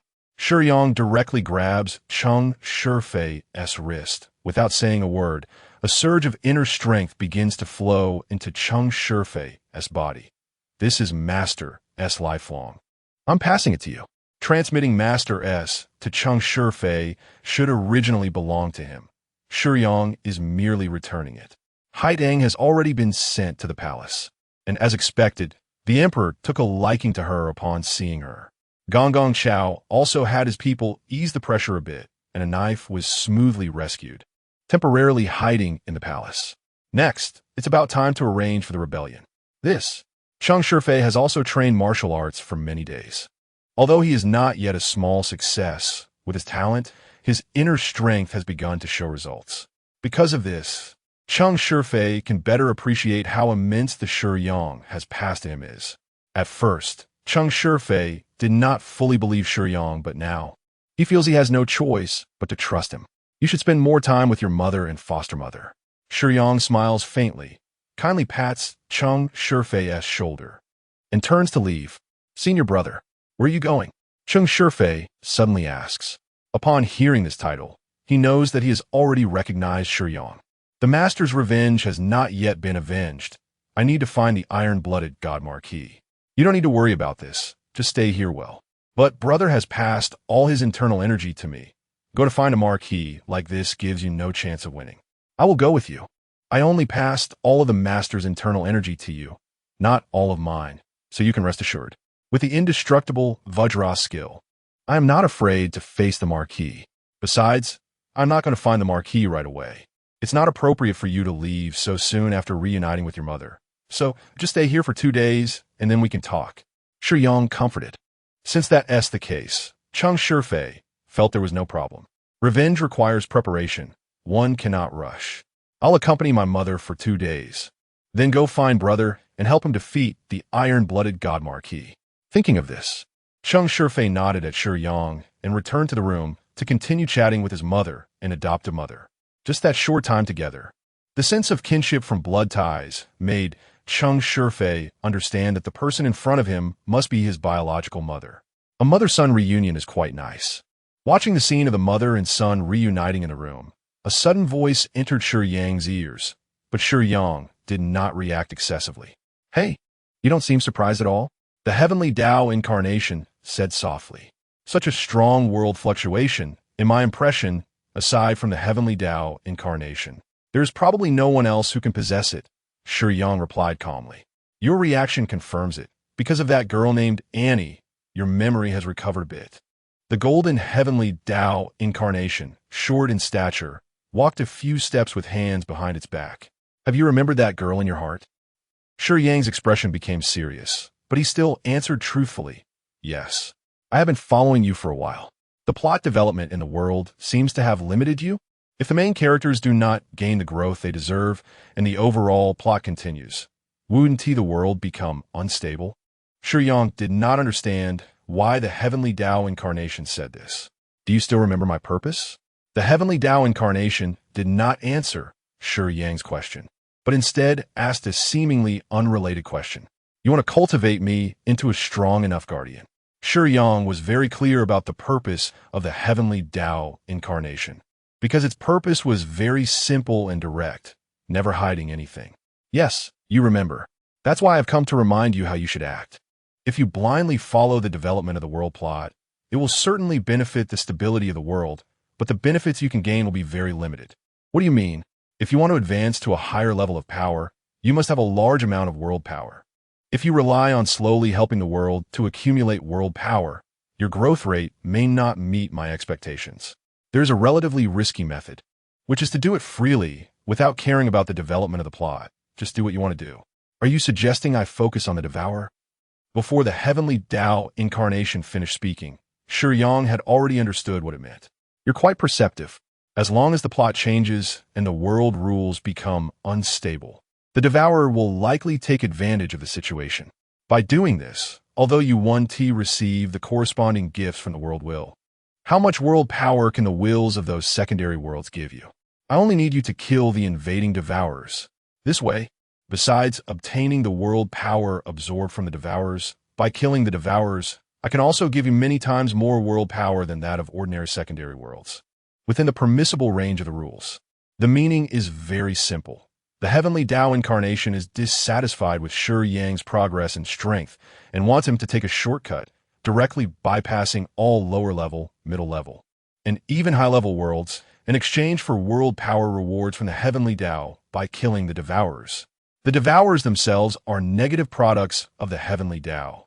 The heavenly Tao maintains the operation of all worlds, while the devourers, as negative products of the heavenly Tao, will only continue to destroy. As long as you kill the devourers, you can gain the recognition of the main world's heavenly Tao and also exchange for world power. Normally, the Guardian's tasks are passive, protecting worlds that have already been invaded. In this case, killing the invading devourers would only yield gifts from the corresponding world will. However, the heavenly Tao incarnation statement is to have Shiyang actively change the plot, actively seek out the devourers to kill, thus directly exchanging with the heavenly Tao for world power. Of course, I don't want to force you. After all, this method is very risky. If you actively hunt the devourers in a world where the plot changes accordingly, if your strength cannot control the situation, it is very likely to drag a world into destruction, and you will also bear the karma and suffer divine punishment. It all depends on how you choose. Little Master, there's more in this chapter. Please click the next page to continue reading. It gets even more exciting. Saying this, the heavenly Tao incarnation pulled out a box from behind and spoke to Shiyang. Do you remember when you left the journey to the West World? You asked me to help you bring back something? Now that you've remembered some things, I'll give this to you. Still the same saying? I'm not forcing you, just that when you see this thing, you will definitely agree to my proposal. The Heavenly Tao Incarnation handed a quaint wooden box to Shiyang. He knew very well that as long as Shiyang saw this thing, he would act as he said. There's no need to waste time in the number one in the world. Your efforts to reach the conclusion quickly are actually unnecessary. It's better to let the world rules create fluctuations and kill the devourers faster. After finishing, the Heavenly Tao Incarnation waved its hand, and its figure gradually dissipated into golden light particles, slowly disappearing. Opening the quaint wooden box, a gourd, round and full in shape, bright green and transparent, lay quietly inside, adorned with delicate white patterns. Just by opening it without needing to see, Shiyang already knew what it was. Gently picking up the gourd, he ran his fingers over the patterns on it, and a smile unconsciously appeared at the corner of Shiyang's mouth. First, let me take you to see the mountains beyond the mountains. After saying this, he hung the gourd at his waist, and the last trace of tenderness in Shiyang vanished completely. The power level of the invading devourers cannot exceed the extreme value of the world being invaded. Only the number is uncertain. In other words, the strength of the devourers invading a mid-level world due to rule changes will not exceed the peak of Stage 6. It's just unknown how many will come. Without taking some risks, how can one exchange world power with the Heavenly Tao Incarnation? Capture all the main characters, directly prevent the plot from developing, and this will naturally create the biggest rule fluctuation. How many devourers come is up to luck. Since we're going to kill, then let us kill freely. The sky became very gloomy, dark clouds tightly connected to block the sun's rays. It was clearly noon, yet not a hint of sunlight shone through the clouds. Without the warmth of the sun, the originally gentle breeze became a bit chilly and biting. A sense of murderous atmosphere spread between heaven and earth, not only coming from the solemn-faced soldiers, but also from an unknown source. The Emperor has been captured, along with the eunuch Chao. Within the Dragon Protection Mountain Villa, Duan Tinya, Gue Hai Dao, Haitang, Chung Shifei, Su Xian, and Princess Yunluo have all been captured and taken to the palace. Everyone knows the Emperor has been captured, because after the assailants captured the Emperor and a group from the Dragon Protection Mountain Villa, the condition they offered was for everyone in the Imperial City to retreat outside the city, after which they would release the Emperor. Everyone is puzzled. Having captured the Emperor, why not demand gold and silver, power, but instead make such an outrageous request? I initially wanted to send experts to rescue the Emperor, but all the past masters who returned had grim expressions and said the same thing. Listen to him and let everyone retreat to outside the city. No one can save the Emperor under his hands. A large number of soldiers surrounded the Imperial City tightly, but no one dared to enter. The Emperor's life was not a trivial matter. No one dared to act rashly. Inside the palace, before the maidservants left, Shiyang requested to light all the lamps in the main hall. The Hall of Supreme Harmony, also known as the Golden One Hall, is the main hall where the Emperor holds court and discusses matters with his ministers, built during the Yongle period of the Ming Dynasty. At this moment, the Grand Hall was brightly lit. Although the weather was gloomy, it did not affect the brightness inside the hall at all. Everyone gradually regained consciousness. Shiyang had knocked them out before bringing them here to avoid any troublesome conversations. What happened, Fair? Su Xian woke up and found herself in an extremely unfamiliar place. Among those present, only Chung Shifei was her closest companion. This is the palace, Your Majesty? Chung Shifei had previously followed Shiyang, who was disguised as the Divine Marquis, and had been around the palace, so he had a rough idea of some of the buildings. Most importantly, upon turning his head, he found the Emperor lying on one side. I remember I should be at the Hulong Mountain Villa. Brother, what is going on? Yunluo saw the Emperor had also woken up and asked in confusion. The Emperor was also bewildered. How would he know what had happened? One moment he was in darkness, and the next he woke up here. Eunuch Chao, what is going on? The Emperor had seen the world and knew that someone capable of doing this must be an exceptional master. It was most appropriate to ask Eunuch Chao about this. However, the Emperor knew Eunuch Chao's martial arts very well, and given that the other 4 secret agents from Hulong Mountain Villa were lying here peacefully like Eunuch Chao, The opponent's martial arts were probably this old servant. Eunuch Chow was about to say he didn't know when he caught a glimpse of a figure outside the main hall. Who is it? Bold rogue. Do you know you have offended the current emperor? Do you not fear fate worse than death? After Eunuch Chow's stern shout, the figure sitting on the steps in front of the Hall of Supreme Harmony remained completely still. In front of the Hall of Supreme Harmony, there were 3 tiers of steps arranged in a sumeru pedestal form, with white marble railings on both sides. At the center of the middle tier was a cloud dragon relief, symbolizing imperial power, and at the end of the long staircase, the divine marquis sat quietly. Upon hearing that everyone was awake, Shiyang slowly stood up and looked at the crowd. When the divine marquis's face appeared in everyone's sight, everyone was taken aback. The emperor and Eunuch Chow were surprised, thinking the divine marquis was going to harm the emperor. Cheng Shifei and Su Xin were surprised, thinking the divine marquis had discovered something, which was why they had been captured. The remaining secret agents were simply puzzled about the divine marquis's intentions, feeling surprised. But what shocked them even more was yet to come. Before their eyes, the divine marquis's appearance and form slowly began to change, and finally, a young man who was very unfamiliar to the emperor but had been seen by the secret agents, as well as by Cheng Shifei and Su Xin, stood at the door of the hall. "It's you," Haidang exclaimed in surprise. "You are not senior brother?" Cheng Shifei could not help but ask. "Weren't you supposed to be looking for the divine marquis? How did you end up here? Why are we here? What is going on?" "Don't worry," Shiyang replied calmly to Cheng Shifei's inquiries. "Actually, after I first met Haidang and the others, they took me to see the divine marquis. It was then that the divine marquis had already died, killed by me accidentally." As soon as these words were spoken, everyone widened their eyes. "Since then, I have been pretending to be the divine marquis." "Junior brother, what I told you is true, but I didn't mention that it was also me who saved you and taught you martial arts at that time," Shiyang explained. "As for Etienne and Haidang, I have no entanglement with you, and I pretended to be the divine marquis for other reasons." "Eunuch Chow, I should say I'm sorry to you. Whether it's the emperor or you other people, I mean no harm to you. I brought you all here together to protect you." Shiyang looked at Eunuch Chow and finally turned to the emperor. "No malice, to protect us?" Everyone was confused by Shiyang's 2 statements. Protect them? Why protect them? And why gather them together? After a while, you'll understand. After saying this, Shiyang turned his back and continued to sit at the end of the steps.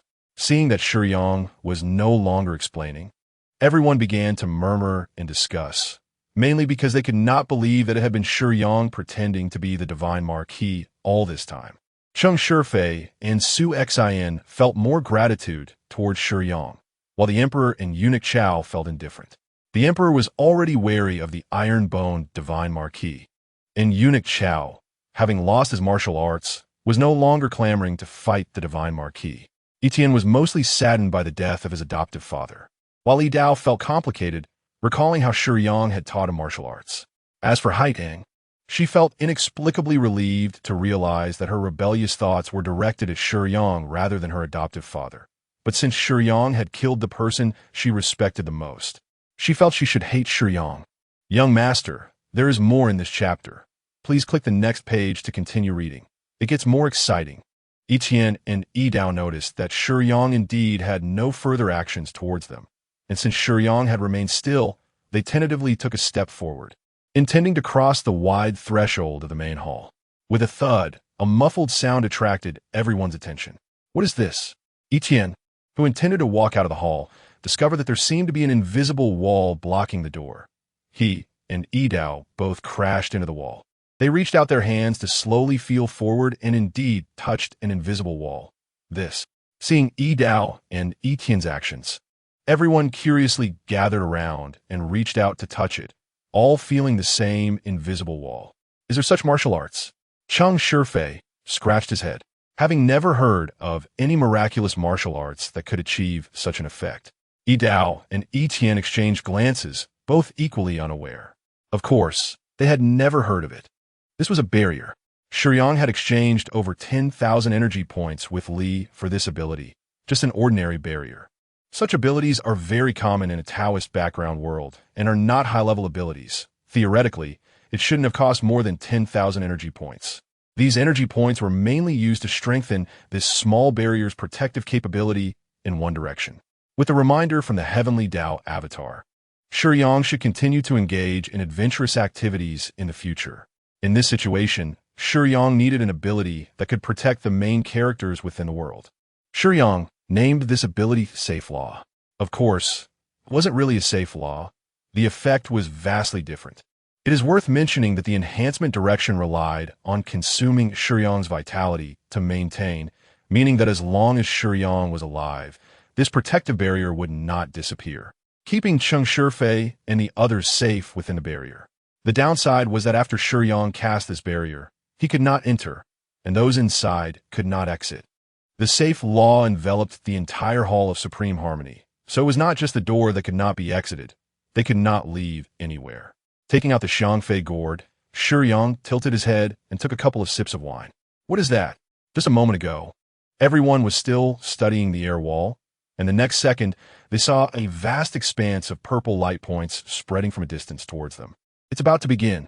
Dark purple and blackish purple creatures densely packed together. Their appearance, unclear from afar, piqued everyone's curiosity about what they were. However, when they were close enough to see the ferocious appearance of the Devourer, the main characters felt a chill creeping up their spines. The world power that surrounded them made them realize upon seeing the Devourer for the first time that it was an extremely dangerous creature, and it was clearly coming for them. Bang! The loud thud startled everyone, causing all in the hall to involuntarily take a few steps back. The strength of the protective barrier was very high. As long as Shiyang was alive, nothing could break through its defense. The winged Devourer descended from the sky, crashing down at the entrance of the Taya Hall, but it only produced a muffled sound, and Shiyang did not rise even with a flying Devourer present. What on earth is this? Seeing the Devourer up close made the characters within the world shiver in fear. The ominous aura made everyone's hearts race. Just a moment ago, they were curious about how Shiyang had managed to confine them in the Taya Hall, but now, all they could think about was whether Shiyang's method was truly strong enough. Without Shiyang's protection, they would have to face this terrifying creature directly. Thinking of this, everyone couldn't help but turn their gazes toward Shiyang, as if, in that moment, they understood what he meant by protecting them, and Shiyang became their only hope. Clearly, only Shiyang knew of the existence of this terrifying creature and had preemptively protected them. If they didn't rely on Shiyang, who else could they count on? Buzz! A warm golden light suddenly erupted in front of the Taiha Hall. The intensity almost illuminated the gloomy sky, causing the ever-present haze to fade somewhat. What is this? Among all present, only Cheng Shifei had seen a similar golden light before. The indestructible Vajra art, this color of golden light, which Cheng Shifei had tried to use after Shiyang passed on the technique to him, was indeed this color, but its intensity was incomparable. The golden light of Cheng Shifei, using the indestructible Vajra art, was like the stars compared to the bright moon. No, the gap might even be larger, like the difference between heaven and earth. This was the difference in internal power. The limits of the human body determined the ceiling of Cheng Shifei's indestructible Vajra art. While Shiyang possessed thousands of years of internal power, vast as the sea, supporting the operation of the indestructible Vajra art at any cost. How could their intensities be the same? After the golden light dispersed, Shiyang grabbed the long knife leaning against the side and, without hesitation, unleashed the fierce blade aura of the abyssal path 3 cuts. True domination of the world was only achieved in Shiyang's hands. The terrifying blade aura swept across half the city. Countless buildings were shattered to pieces beneath this strike. A large number of devourers were also wiped out, leaving a vast expanse of purple-black blood and severed limbs. Witnessing Shiyang's terrifying strength, the crowd felt both shock and a sense of security. But looking at the overwhelming number of devourers, they began to worry about Shiyang's safety. Why is he protecting us like this? Haitang couldn't help but ask, while everyone else could only look on in silence, unsure of the answer. At the top of the steps, Shiyang stood alone with a knife at the summit. The blade aura was not just one. Shiyang swung the blade, as if possessed. The fluctuations of the blade aura grew stronger with each wave, and the less powerful devourers were cut down like grass. Occasionally, a few stray devourers would pass by Shiyang, but they would only crash against the barrier of the protective spell and then be easily dealt with by Shiyang. Although the dominant blade's record against experts was average, its wide range made it an excellent area attack method. Against devourers weaker than Shiyang, the dominant blade's harvesting ability was incredibly fierce. When the frenzied and explosive blade aura subsided and the rising dust gradually settled, the once prosperous city was left with only vast ruins and enormous craters. The purple-black blood of the devourers almost forming streams. Everyone in the hall was rendered speechless by this scene. Could an individual's combat power truly be this strong? Those terrifying monsters under Shiyang's hands were slaughtered as easily as slicing vegetables, with almost no ability to resist. However, even though the numerous devourers had been nearly wiped out by Shiyang, the oppressive feeling only grew stronger. The sky became even gloomier. Plop! A drop of rain fell into the ravaged city, followed by a torrential downpour, instantly shrouding everything in a haze, as if even the heavens were afraid of this creature. The feeling of oppression became heavier, and amidst the heavy rain, several beams of intense purple light ignited. Although the number of devourers invading the world at once was large, it was not infinite. As long as the world had not been completely devoured and the complete world rules existed, the devourers would inevitably be limited by the world's upper limits. But even when the devourers were repelled and restricted by the world, their numbers remained terrifying. Even if the number of invaders was limited, it was still a massive figure. Unfortunately, this time they encountered Shiyang. In a mid-level world, the maximum capacity of power is at the peak of Stage 6, top level. In terms of guardians, looking at the Great Wall of China, there are only a few hundred who possess Stage 6 strength, and even fewer at the peak of Stage 6. Yet, the number of Stage 6 peak devourers invading the world simultaneously was around 20 to 30. 20 to 30 intense purple lights swiftly approached, each differing in size, appearance, and ability, but all exuding the same aura of Stage 6 peak devourers, creating an overwhelming sense of pressure. Little Master, there are more exciting chapters after this one. Please click the next page to continue reading. The people in the hall also realized the strength of these monsters. Each one was not something they could deal with, and they could only look to Shiyang. With thousands of years of internal power backing the indestructible Vajra art, golden patterns appeared on Shiyang's skin, making him look as if he was wearing golden armor. The higher the level of internal power, the stronger the indestructible body became. Master Gu Santong had reached a great mastery of the indestructible Vajra art, but Shiyang had gone a step further. Thousands of years of internal power had allowed Shiyang to reach a perfect state. The golden figure collided with the group of devourers, but Shiyang firmly held the upper hand. Fighting dozens against one, and even managing to exert pressure, this scene completely shattered the worldviews of everyone in the hall. And Cheng Shifei couldn't help but ask himself, can the indestructible Vajra art be this powerful? Shiyang's attributes could be described as luxurious. All three major attributes were at 599 Stage 6 peak, thanks to Li, the top-tier powerful spirit body. Other spirit bodies could not provide such resources to help their host enhance all attributes.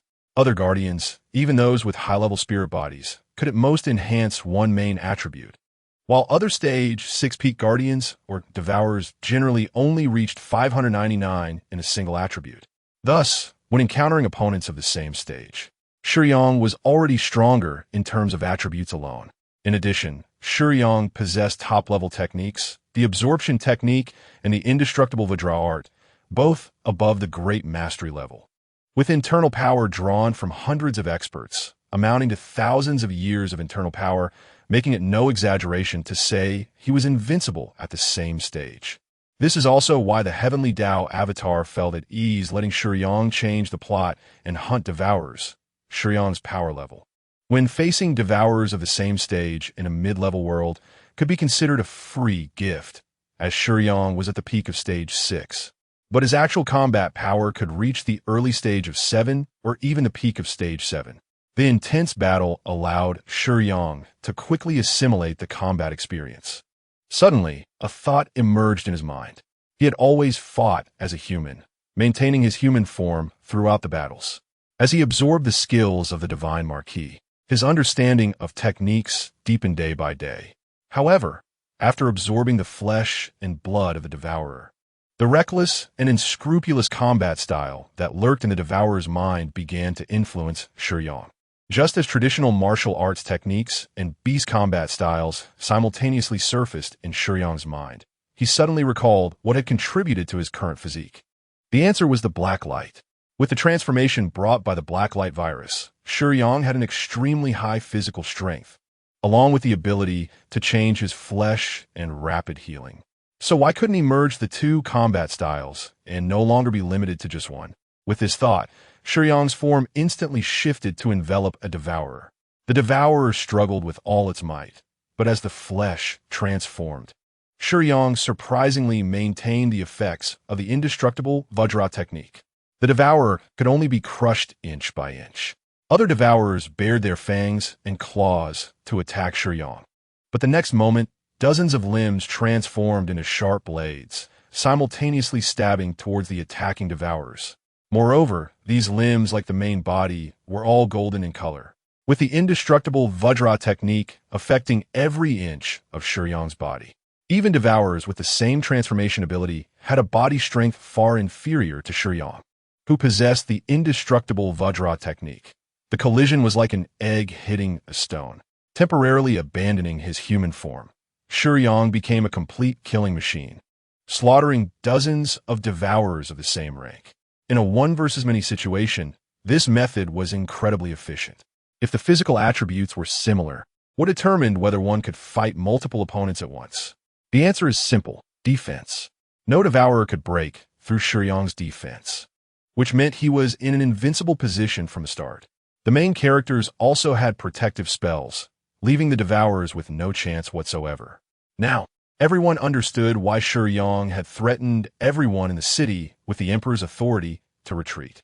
The entire Imperial city had been devastated in the battle between Shiyang and the high-ranking devourers, leaving it in ruins. However, no civilians were injured or killed in this battle. Had Shiyang not acted this way, ordinary people in the city would have likely perished. The protective spell had unknowingly dissipated, yet no one in the hall dared to rush outside. In the center of the ruined Imperial city, the magnificent Taiha Hall still stood tall, contrasting starkly with the surrounding ruins, making it feel surreal to everyone. The Emperor of the Great Ming Dynasty, 1000. Gao Zhengjun, Namjam, Duan Tianya, Guihai Yidao, Cheng Shifei, and Princess Yunluo, along with Su Xian and Haidang combined, 5,000. These were the energies provided to Shiyang by the main characters. Although they were unaware of Shiyang's true intentions, they witnessed him enduring a bloody battle to protect them from a group of monsters. The spies were all loyal and righteous individuals, so it was expected that Shiyang's actions would move them. The Emperor's status was noble, but his strength was too weak. Without inner strength, Old Master Chao was merely an ordinary elder, so it was normal for them to contribute less energy. Although many buildings were destroyed, Shiyang had already prepared the assets of the Divine Marquis when he decided to do this, and rebuilding the Imperial city would likely be sufficient. The plot was no longer important. The invading devourers had all been dealt with, and after the world restored itself, the bodies of the devourers would be cleared away by the world's rules, eliminating concerns about pollution. By the ruins, Shiyang found a relatively intact stone and placed the damaged long knife by its side. The knife given by Chan Qianqian was quite good, but he didn't know Shiyang's specific power level, and participating in a chaotic battle with dozens of peak 6-stage experts was truly too much for this knife. It was a pity for Chan Qianqian's thoughtful gift. He might have to apologize to her if he returned. Gulp. Taking out the Xiangfei gourd, Shiyang took a couple of sips of wine and lit a cigarette. As the smoke curled upward, Haidang was the first to step out of the Taiya Hall and walk towards Shiyang. How did you know these monsters would be a threat to us? Haidang was curious, but more curious about her feelings for Shiyang. What difference does it make if I tell you? Shiyang didn't turn around, holding the cigarette in one hand and taking another sip of wine. He no longer wanted to have any entanglements with Haidang. The one truly suitable for her could be Yidao, Tianya, or even once in Qian, but it would never be him, Shiyang. So he didn't want to provoke this woman any further. Brother, you're not hurt, are you? Cheng Shifei also came over, looking at Shiyang with great concern. Shiyang had protected him so much, and even when he pretended to be the divine Marquis, he took care of him. Although their acquaintance was brief, he had no reason not to care about Shiyang. I'm fine, junior brother. Seeing Cheng Shifei, Shiyang still had a couple of things to say. After getting up and extinguishing the cigarette, but Shiyang walked in front of Cheng Shifei and said earnestly, I have to go now, junior brother. You have now acquired your master's lifelong skills. Study martial arts diligently, and you will become the new #1 in the world. Protect the people around you, especially your mother. Brother, where are you going? Cheng Shifei asked in confusion. I have other matters to attend to. Whether we can meet again in the future depends on fate. Live well, and take care of your loved ones and those you cherish. After saying this, Shiyang smiled and patted Cheng Shifei's shoulder. With a graceful retreat of a few steps, he waved goodbye to Cheng Shifei. Under the gaze of everyone, the dark clouds in the sky parted slightly at that moment, and sunlight broke through the mist to shine down on the earth. In the desolate ruins of the city after the fierce battle, Shiyang slowly raised his head. Although he couldn't see it, he seemed to feel the warmth of the sunlight. Accompanied by the re-energized sunlight, Shiyang's figure gradually faded away. This scene would be deeply etched in the hearts of the characters in the #1 in the world, likely unforgettable for a lifetime. Passing through the spiritual realm and returning to the familiar main world, Shiyang lit a cigarette. Master's harvest this time is quite good. Although I didn't develop any 100-point affection with a girl, I gained a lot of energy. Mainly, I killed so many devourers. The vast majority of the devourers I killed in this intermediate world likely surpass the total killed by all previous masters combined. Xiao AI admired. I wonder how many ounces of world power these devourers' essences can be exchanged for with the heavenly Tao incarnation. Li, who usually didn't speak much, also expressed her joy, indicating that Shiyang's harvest was indeed substantial. Not to mention, breaking through to the 7th stage would definitely be easy, with the energy contributed by the main characters.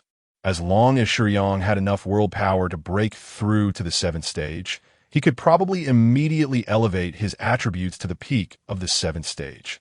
If the world power was insufficient, there was no need to use any unit. If it was considerable, it would be measured in ounces. When the world power was dense to a certain degree, it could also be seen and stored. As for the essence of the devourers, this thing was essentially useless. Too much absorption of the devourer's flesh and blood would lead to corruption, even if Shiyang's mental strength was high. The essence was easy to collect, but it couldn't be absorbed at all. It was far more polluting to the mind than flesh and blood. It could be regarded as a condensation of the devourer's spirits. If one were to absorb this, they would be corrupted and become a new devourer. Shiyang collected this only to show it to the heavenly Tao incarnation. Sensing the will of the world, the next moment, the heavenly Tao incarnation stood beside Shiyang. Oh, so soon? Not bad. The words are said, but in reality, the avatar of Heaven's Tao is not unexpected. Handing the Shangfei gourd to the avatar of Heaven's Tao, the essence of the devourer is stored inside the gourd. Separated from the liquid, the Shangfei gourd is of high quality and has the ability to store, so it won't be contaminated or corroded by the essence of the devourer, making it a very suitable container. Quite a lot. The avatar of Heaven's Tao visibly became happy, as if Shiyang's current actions completely aligned with his wishes. Here, killing so many devourers is a reward. 3 crystal-clear glass vials, each the size of a pinky finger, flew toward Shiyang, who gently caught them. Inside the vials is a liquid shimmering with golden light, a highly concentrated, liquefied power of the world. Keep up the good work. After saying this, the avatar of Heaven's Tao disappeared. These 3 vials contain a total of 3 ounces of world power. Unexpectedly, the avatar of Heaven's Tao could give so much world power. If the master wants to break through to the 7th stage, considering talent, comprehension, and current combat power, he should only need 1 ounce of world power. Yet he was given 3 ounces at once. He was somewhat surprised. World power is not easy to obtain. An ordinary guardian would need to help an intermediate world for several years to gather an ounce of world power. But Shiyang's recent wave of killing devourers could exchange for 3 ounces. In a good mood, Shiyang suddenly looked down and saw the damaged dagger. I should find Chun Qianqian. Gently touching the scar between his eyes, Shiyang's facial flesh morphed into a pair of sunglasses. Taking out his communicator, Shiyang pondered for a moment. He thought about what to say since the previous incident must have made Chun Qianqian feel uncomfortable. However, Shiyang is always direct, so he dialed anyway. After a few rings, the call was unexpectedly hung up. Shiyang was a bit puzzled. This was the first time Chun Qianqian had hung up on his communication, but he didn't think too much of it, as others might be busy, and not answering calls is normal. However, shortly after hanging up, Chun Qianqian sent a message. My throat is uncomfortable. It's inconvenient to take calls. Are you back? The text conveyed surprise, both at Shiyang's return and even more so at his initiative to contact her. I'm back. The knife you gave me got accidentally damaged. I'm sorry. It's okay. By the way, I've prepared a new gift for you. Where are you now? I'll have someone bring it to you. Shiyang initially typed a message saying it was unnecessary, but after thinking, he deleted it and rewrote, I'm now at. Next to the railing by the entrance of a supermarket, holding a bottle of water, waiting for someone while leaning against the railing and smoking. Not long after, someone from Chun Qianqian's team arrived and spotted Shiyang at a glance. Long time no see. The newcomer greeted him. Ian, right? Shiyang remembered him from a previous encounter. Yes, you have a good memory. This is something the captain asked me to give you. Ian took out a blue potion, an improved version of the T-virus from the world of Biohazard, which can enhance physical abilities without side effects. It is a reward the captain received for participating in the martial arts competition. Are you injured? Shiyang took the potion but didn't say thank you. Instead, he asked about Ian's injuries. How did you find out? Ian touched his chest under his clothes. You have a bloody smell, and your breath is unstable. Shiyang replied while smoking. Participating in the martial art competition, one is bound to get injured to some extent. Ian didn't seem too concerned. Are you all injured? Shiyang pulled out a cigarette case and offered Ian one. Ian took the cigarette from Shiyang, lit it, and also leaned against the railing like Shiyang. Before coming to find you, the captain specifically instructed me not to talk to you about this matter. Ian took a couple of puffs and possibly felt that Shiyang had already noticed, so hiding it would be pointless, although it's normal to get some injuries. The captain got hurt pretty badly this time. Actually, we know our own strength best. Participating in the martial arts competition is mostly just a formality, and the top few places have nothing to do with us. However, the captain came back very serious after going out, and at that time, we didn't understand why he was so desperate to compete in a martial arts competition. Now it seems he wanted to make you happy by giving you the hard-earned prize. Is the injury very severe? Shiyang's expression became serious. It's pretty serious, but not life-threatening. Ian sighed. The captain wanted to compete for a ranking, and in the later stages of the competition, he matched up with a powerful Western Guardian and got injured without fighting back, but you don't need to worry. All right, I'll head back first. Let us talk next time. If the captain finds out I'm discussing this with you, he'll definitely get angry. Goodbye. After watching Ian leave, Shiyang held the enhancement potion with mixed feelings.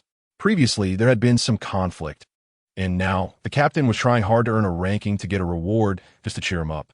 After thinking, Shiyang took out his communicator and sent a message. Do you want to go out for a meal sometime? Shiyang said. He knew Chun Qianqian was injured and that it was serious. If her injury was severe enough that she couldn't move, he could refuse and then directly ask about her situation or go help her. However, not long after, Chun Qianqian replied, Sure, when? Shiyang was somewhat surprised. Was Chun Qianqian planning to force herself to come and have a meal with him? As for where to go, Shiyang wasn't sure. He hadn't eaten out much, so he could only reply, I'll tell you later. Regardless of whether Chun Qianqian wanted to hide it from him, he would naturally find out when they met. The result would be the same. The wine in the Xiangfei gourd is a kind of jade liquid made from coconut wine mixed with 3 winter insects.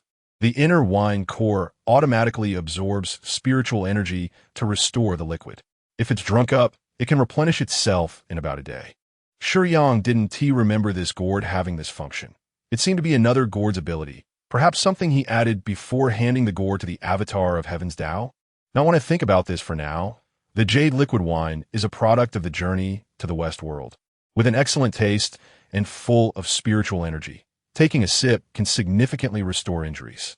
Shiyang has a strong, self-healing ability, and many times he drinks just for the taste. But if nonchalantly takes a couple of sips, her injuries might be nearly healed, which is why Shiyang wanted to find her. Could he just watch nonchalantly get injured because of the gift he gave him? However, finding a suitable place is the real challenge for Shiyang. Wandering aimlessly on the street, it gradually became late and the sky darkened. Nonchalantly had given him 2 gifts, so he couldn't just find any random place to settle it, right? That would be too thoughtless. In Huaxia, there's a saying about mutual respect and reciprocity. It's not about being caught up in formalities, but when someone is so thoughtful toward you, you should show some appreciation, right? Just finding any random place would inevitably disappoint. Shiyang chuckled bitterly, shaking his head, pulling out a cigarette to light it, and taking a sip of wine.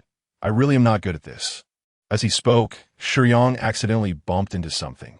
Hey, the guy opposite clearly didn't expect the sidewalk to be so wide that someone could still bump into him. He was instantly angry, but his words weren't excessive. I'm not saying you don't watch where you're walking. Wearing sunglasses at night and not looking at people. Sorry, Shiyang apologized. He had just zoned out for a moment, and since he currently had no vision, he didn't perceive the presence of an ordinary person in front of him. It hurt so much. The guy felt a sharp pain in his ribs. But it wasn't because he was trying to fake an injury. Although Shiyang had a good grasp of his strength, he accidentally bumped into the ordinary person lightly. Given his physique, the guy on the other side was already suffering from serious internal injuries, but he hadn't realized it yet. Shiyang noticed this and took off the Shiyang gourd, casually forming a small cup with the excess keratin, filling it with a little wine, and handing it to him. Sorry for bumping into you. Have some water to ease it. Shiyang presented the cup in front of the guy. This guy didn't notice how Shiyang had pulled out the water. When the cup was presented, water. The fragrant aroma wafted through the air, mixed with an intoxicating scent of alcohol. Just smelling it made him feel revitalized. How could this possibly be water? But before he could react, of course, he couldn't react facing Shiyang. The cup was brought to his lips, and with a gulp, he had already swallowed it down. A wave of warmth flowed down, and the ribs that had hurt so much no longer pained him. The fatigue from a day's work vanished. He smacked his lips and couldn't help but exclaim, "Damn, what kind of wine is this?" But by the time he snapped back to reality, Shiyang had already walked away. Accidentally injuring someone, he should at least treat them, right? One shouldn't always think that having strength means being the biggest and the best. After gaining strength, recognizing the vastness of the world and still being considerate of the little things is the most valuable quality. The level of jade liquid in the Shiyang gourd, after treating an ordinary person's injuries, could also improve their physical condition and prolong life. Consider compensation.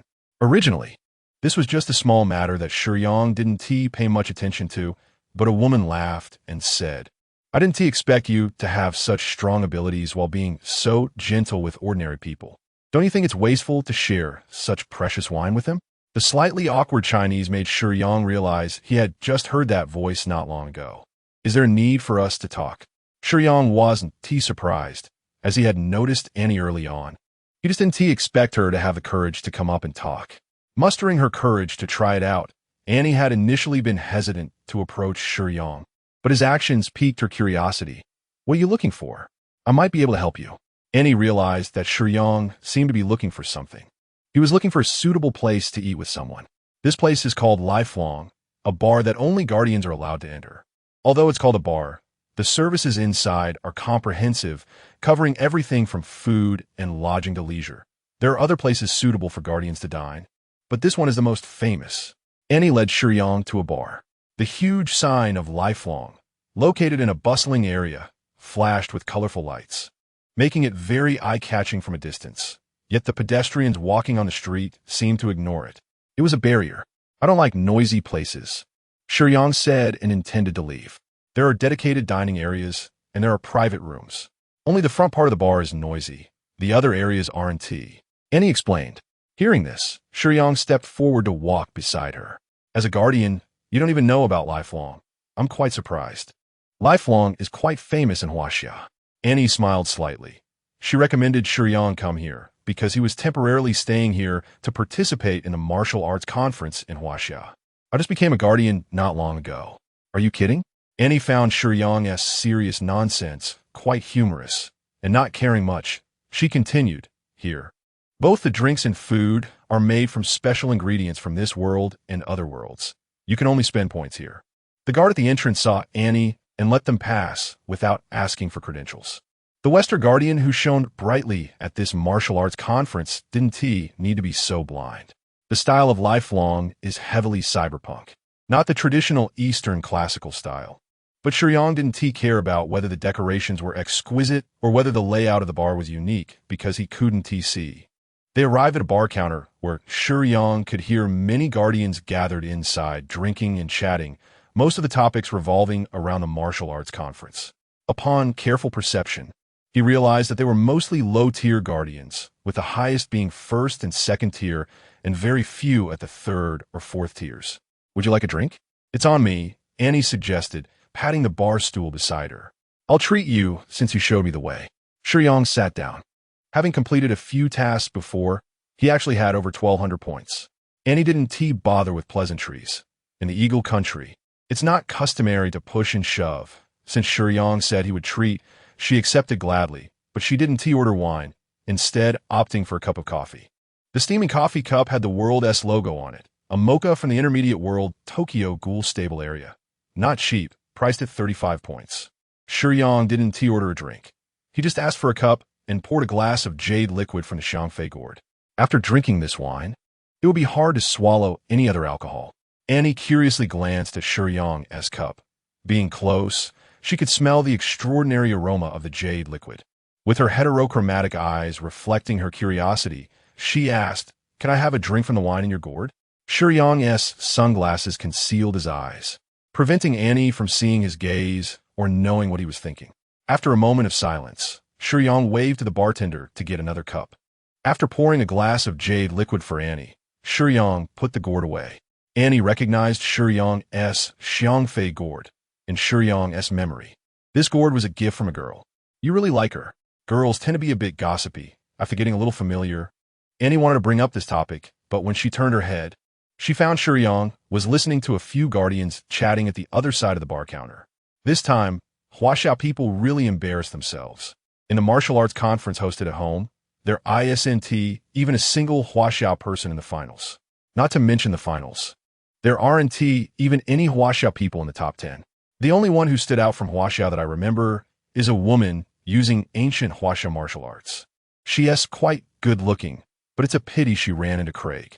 The dark magician Craig. He's out the first place this time, really strong. I heard his most formidable skill is the life-taking curse, but in the martial arts conference, he never used it. There is not much to say about the martial arts conference. Craig's strength is evident, and everyone knows he is definitely the first among the new guardians. There is no suspense. However, one of the guardians from the island nation, a member of one of the prominent families, Tianyuan, suddenly issued a bounty order a few days ago. Have you heard about it? Bounty order? I heard that a Huaxia guardian killed the son of the Tianyuan family master in a low-level world, and in his anger, the Tianyuan family master issued a bounty order to hunt down that Huaxia guardian. Guardians killing guardians is not allowed, and it's hard for Huaxia to intervene. Shiyang was drawn in by their casual conversation because of the last sentence. Tianyuan? He indeed killed a team of ninjas in the Flowers of War. And the leading young master had this surname. But would Shiyang be worried? Of course not. Since he dared to kill, why would he be afraid? Miss Annie, how about having a drink together? With Annie's looks, it's surprising that someone is finally raising a glass to approach her.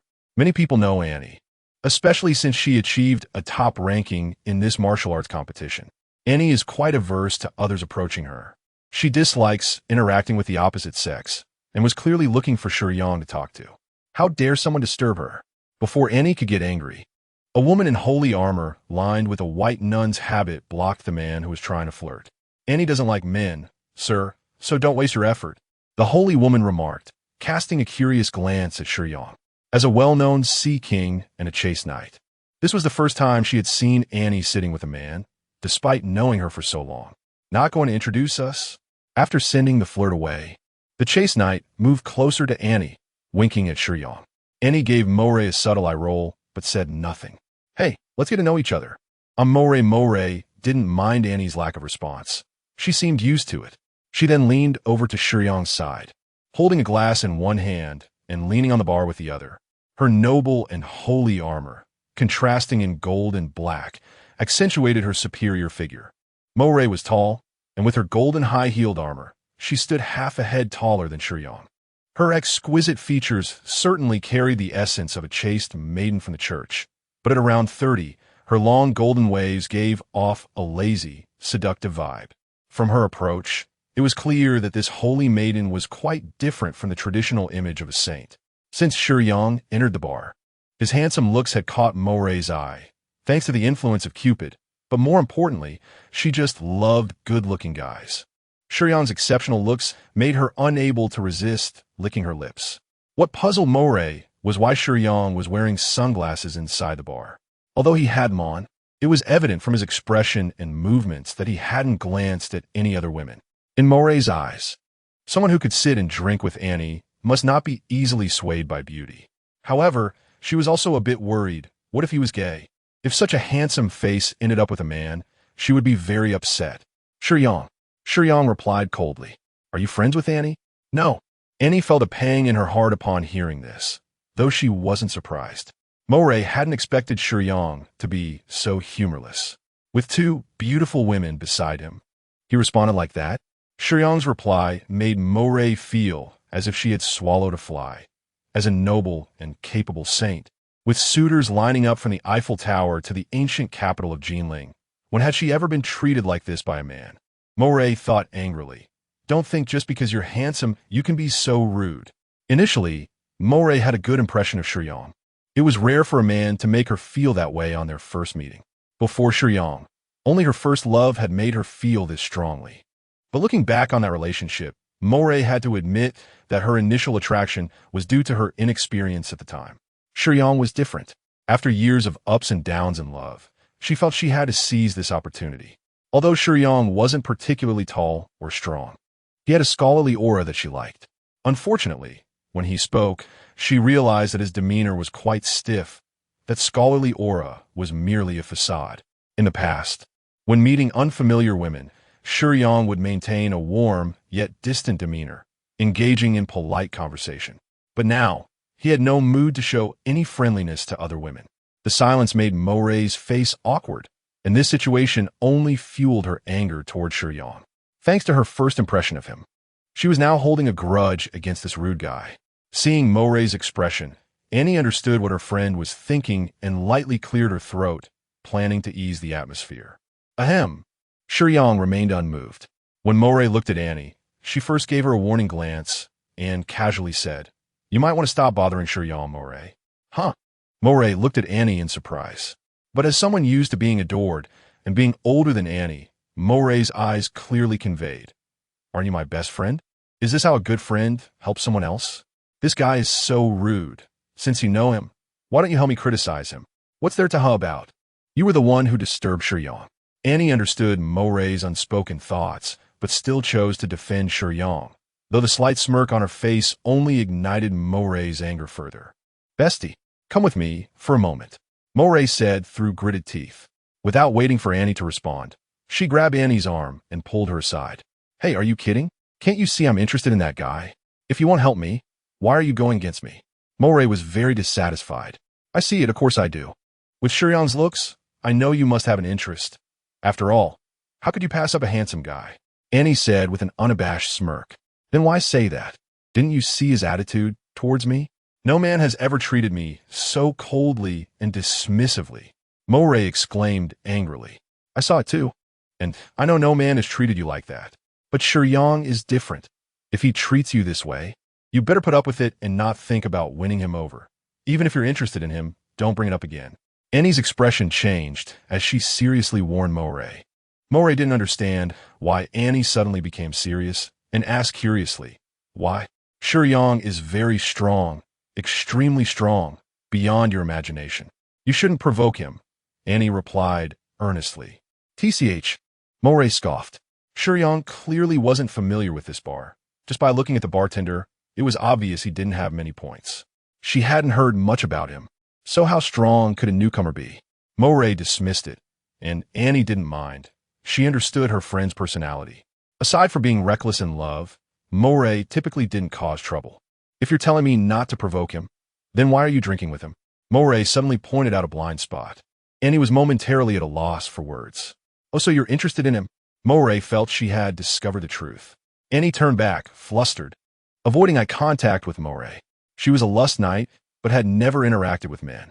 Being exposed by Moray made her feel shy. However, her interest in Shiyang was primarily based on the memories she had seen of him. But seeing her flustered expression, Moray's face filled with disdain. Did I actually hit the nail on the head? To affect me like this? Is this how you treat your best friend?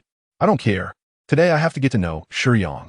Just as Moray had made up her mind, an exaggerated voice interrupted, drawing the attention of Moray and Annie back to Shiyang, who was quietly drinking at the bar. Hey kid, are you new here?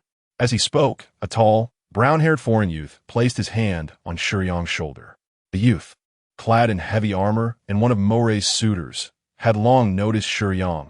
It was clear that Moray was interested in this pretty boy. How could that be acceptable? Look at this kid's build.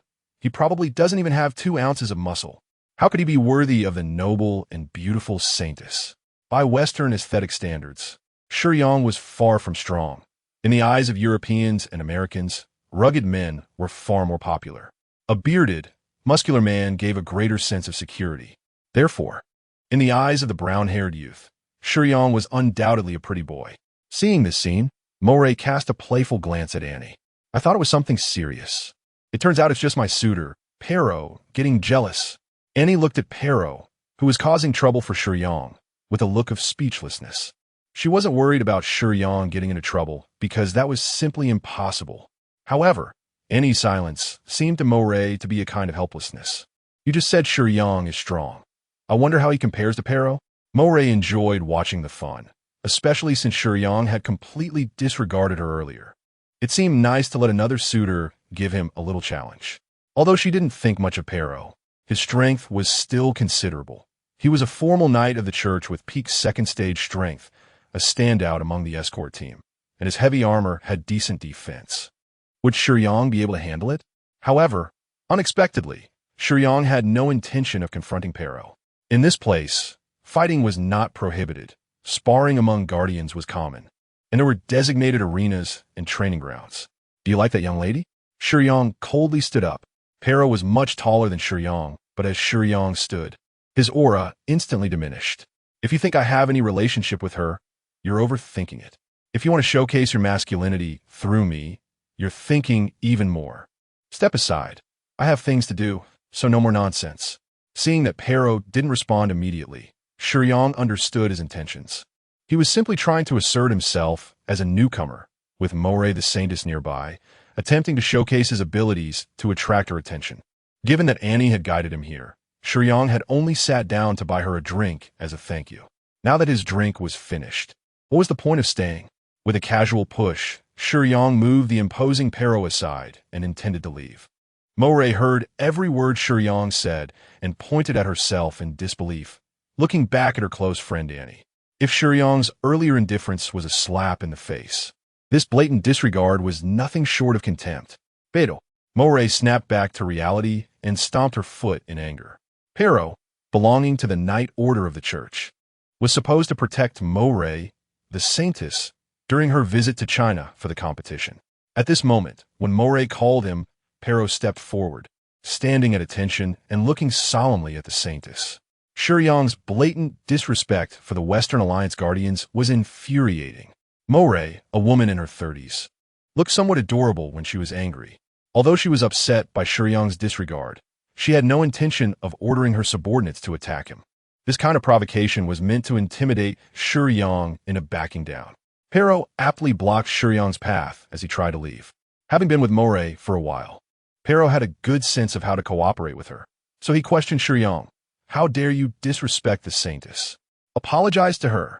Moray, fuming, pointed her toes and proudly angled her body. Her small face slightly lifted, as if her identity could be written on her face. The expected drama of jealousy and rivalry unfolded, but the situation did not escalate to Pero actually attacking Shiyang. Moray wasn't foolish. Wouldn't it cost a lot if they just fought? It was much easier to pressure Shiyang with her identity. Many people were drawn to Moray's angry words, and several small groups of guardians in the bar stopped talking, preparing to watch how things would unfold. Meanwhile, Shiyang, under the watchful eyes of many, continued to ignore them and calmly walked away, leaving Moray and Pero behind without a second glance.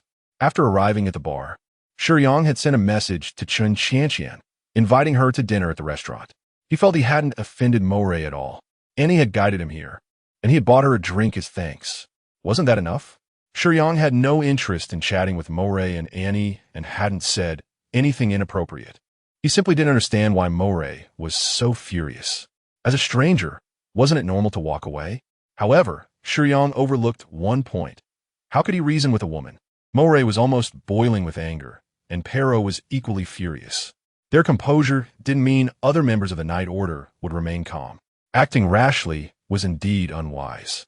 While fighting was not entirely prohibited in this place, there were protective barriers, and all items and decorations were very sturdy, so guardians weren't afraid of causing damage. Many members of the Night Order had witnessed the scene earlier and were furious over Shiyang's disregard, with some hot-headed individuals ready to draw their swords to teach Shiyang a lesson. How bold! A roar accompanied a sword sheath swinging down toward Shiyang's shoulder. Smack! The heavy sword sheath was firmly grasped by Shiyang, who remained unmoved regardless of how the attacking knight tried to pull or tug. Teach him a lesson. Since one companion had already attacked, the other knights could no longer hold back and swarmed Shiyang to gang up on him. Boom! 3 or 4 knights were simultaneously sent flying, crashing to the ground in their heavy armor. Shiyang stood firm, throwing punches and elbows, whether they made contact or not. The proud knight's blessed armor caved in with each hit, creating large dents as he struck them down easily. They didn't hold back, but neither did Shiyang. He didn't go for a kill. As for the knight's attacks, their effectiveness was nearly negligible. Annie could hardly contain her laughter, her seductive charm making her smile mysterious and elegant. Moray had initially intended to stop her guards from ganging up too harshly, but upon witnessing Shiyang's performance, her raised arm remained frozen in shock for a long time. Although it hadn't escalated to drawing swords, the serious guards were utterly ineffective against Shiyang, with several of them unable to stand against him, and the blessed armor, praised by guardians from many nations, was as fragile as paper. Moray was at a loss for words, stuttering. I told you, he's terrifyingly strong. I warned you not to provoke him. Annie's gloating expression only enhanced her seductive elegance, but clearly underestimated Moray's capacity for acceptance. She did not see any further shock or regret on Moray's face. Instead, she saw that Moray's eyes were shining with excitement. His movements were truly powerful. Moray's eyes were almost turning into stars, and Shiyang's handsome, youthful appearance combined with his very tough combat style completely hit Moray's preferences. Who says you can't have both fish and bear's paw? A handsome guy and a tough man can coexist. Anyway, since Shiyang had no killing intent, Moray wasn't worried about those night guards, and looked at her friend, and, considering her personality, it wasn't surprising. In the European church, the sinful knights and the holy knights were not completely hostile. Although their power dynamics were contradictory, the main enemy of human guardians was the Devourers, and could still be friends with Moray. Who was that guy? Quite interesting. On the second floor, in a private room with the best view overlooking the entire bar area, Silverhand delicately tasted a glass of red wine with his mechanical left arm. He should be a newcomer. There was no information about him in the database, but looking at his skills, is there really such a strong guy among the newcomers? The female secretary next to him picked up a tablet to check the internal data, but there was no information on Shiyang. Check the headquarters data, Silverhand instructed. In the entire northern province's territory, one of the big bosses of the afterlife is a 5th-stage expert who follows a cyberpunk enhancement system and is quite famous in Central Huaxia. His Samwiston is formidable, with few opponents in the 5th stage, earning him the nickname Silverhand, and he is also one of the commanders of the local Guardian Legion. Lighting a precious cigar, Silverhand savored its taste while waiting for the attractive female secretary to search for news about Shiyang. Sandweston is a spinal nerve prosthetic that significantly enhances the user's nerve reaction speed, making it seem as if time has stopped. Its effect is incredibly powerful and is among the top tier of prosthetics. Moreover, the Sandweston silver hand installed is not an ordinary one. In Cyberpunk 2077, there are 4 legendary and immortal-grade Sandwestons: the Dinara Type 4, Shinti Type 4, Military Technology Falcon Type 5, and Shinti Type 5, Reality Distortion. In Cyberpunk 2077, Edgerunners, the protagonist David uses the Military Technology Sandweston, which is highly effective, accelerating nerves to make the surrounding environment seem to slow down by about 25. However, the usage threshold for nerve acceleration prosthetics is very high. Not just anyone can use them. One must have exceptional mental endurance. And David's ability to use it 7 times a day is already extraordinary, requiring constant intake of suppressants. As for the main character V from Cyberpunk 2077, he is an anomaly and doesn't count. It's not Johnny Silverhand. The current Silverhand is equipped with the Military Technology Falcon Type 5, which he obtained after risking his life in Cyberpunk 2077 to help the protagonist team complete several major missions. This Military Technology Falcon Type 5 nerve acceleration prosthetic indeed helped Silverhand become a rare expert in the 5th stage. Boss, I found it. His name is Shiyang, a pure newcomer with no fame, which is why he couldn't be found in the afterlife.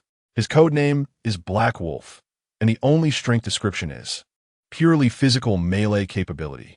Currently, he has only taken 1 mission and has experienced the Jinling 13 Hairpins world. Brave New World, my 26-year-old female tenant, and the best in the world were all visited by Shiyang himself, with no report to the organization. He really is a newcomer? Silverhand became thoroughly interested, stubbed out his cigar in the ashtray, and walked to the window to watch Shiyang's departing figure, revealing a curious smile, to so easily defeat a group of generally second-stage elite church knights. This kid's physical quality is probably at least at the early 3rd stage. Newcomers with such rapid strength growth have never appeared before. I wonder which spirit recognized him. The spirit is unclear, but his strength is indeed formidable. If the new Guardian Martial Arts meeting has him participate, aside from a lustful witch and's unique inheritance, our Huaxia might have a competitive edge for the top 3. The secretary expressed a bit of regret. Wait, Silverhand recalled what the secretary had just said about the world Shiyang had experienced. Which world did you say he took the mission in? The Jinling 13 Hairpins, and he completed the task of killing the Devourer next to the Japanese military general very quickly, according to the records. However, strangely, he left the Jinling 13 Hairpins world quite late. Hearing this, Silverhand's expression became serious. No way, it can't be this kid? Silverhand muttered to himself. The Jinling 13 Hairpins, a low-level world. I was still unable to find out who killed the head of the Tianyuan family's son. Looking at this kid's strength, the only guardians in that low-level world at that time who could have had the chance are probably him. After the death of the Tianyuan family's son, the head of the family had been investigating who killed his son among the Huaxia guardians. Under the pretext of a guardian killing a guardian, he put a lot of pressure on the Great Wall Watch, always wanting them to hand over the list of guardians who went to the Jinling 13 Hairpins world. However, the organization believed that a group of newcomers could not kill the Tianyuan family's young master, so they unilaterally considered it an accident and never disclosed anything.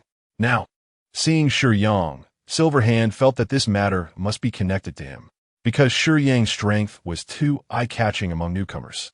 The previous low-level guardian organization that went to the Jinling 13 Hairpins had investigated, and most were veterans, with only Shiyang being a pure newcomer.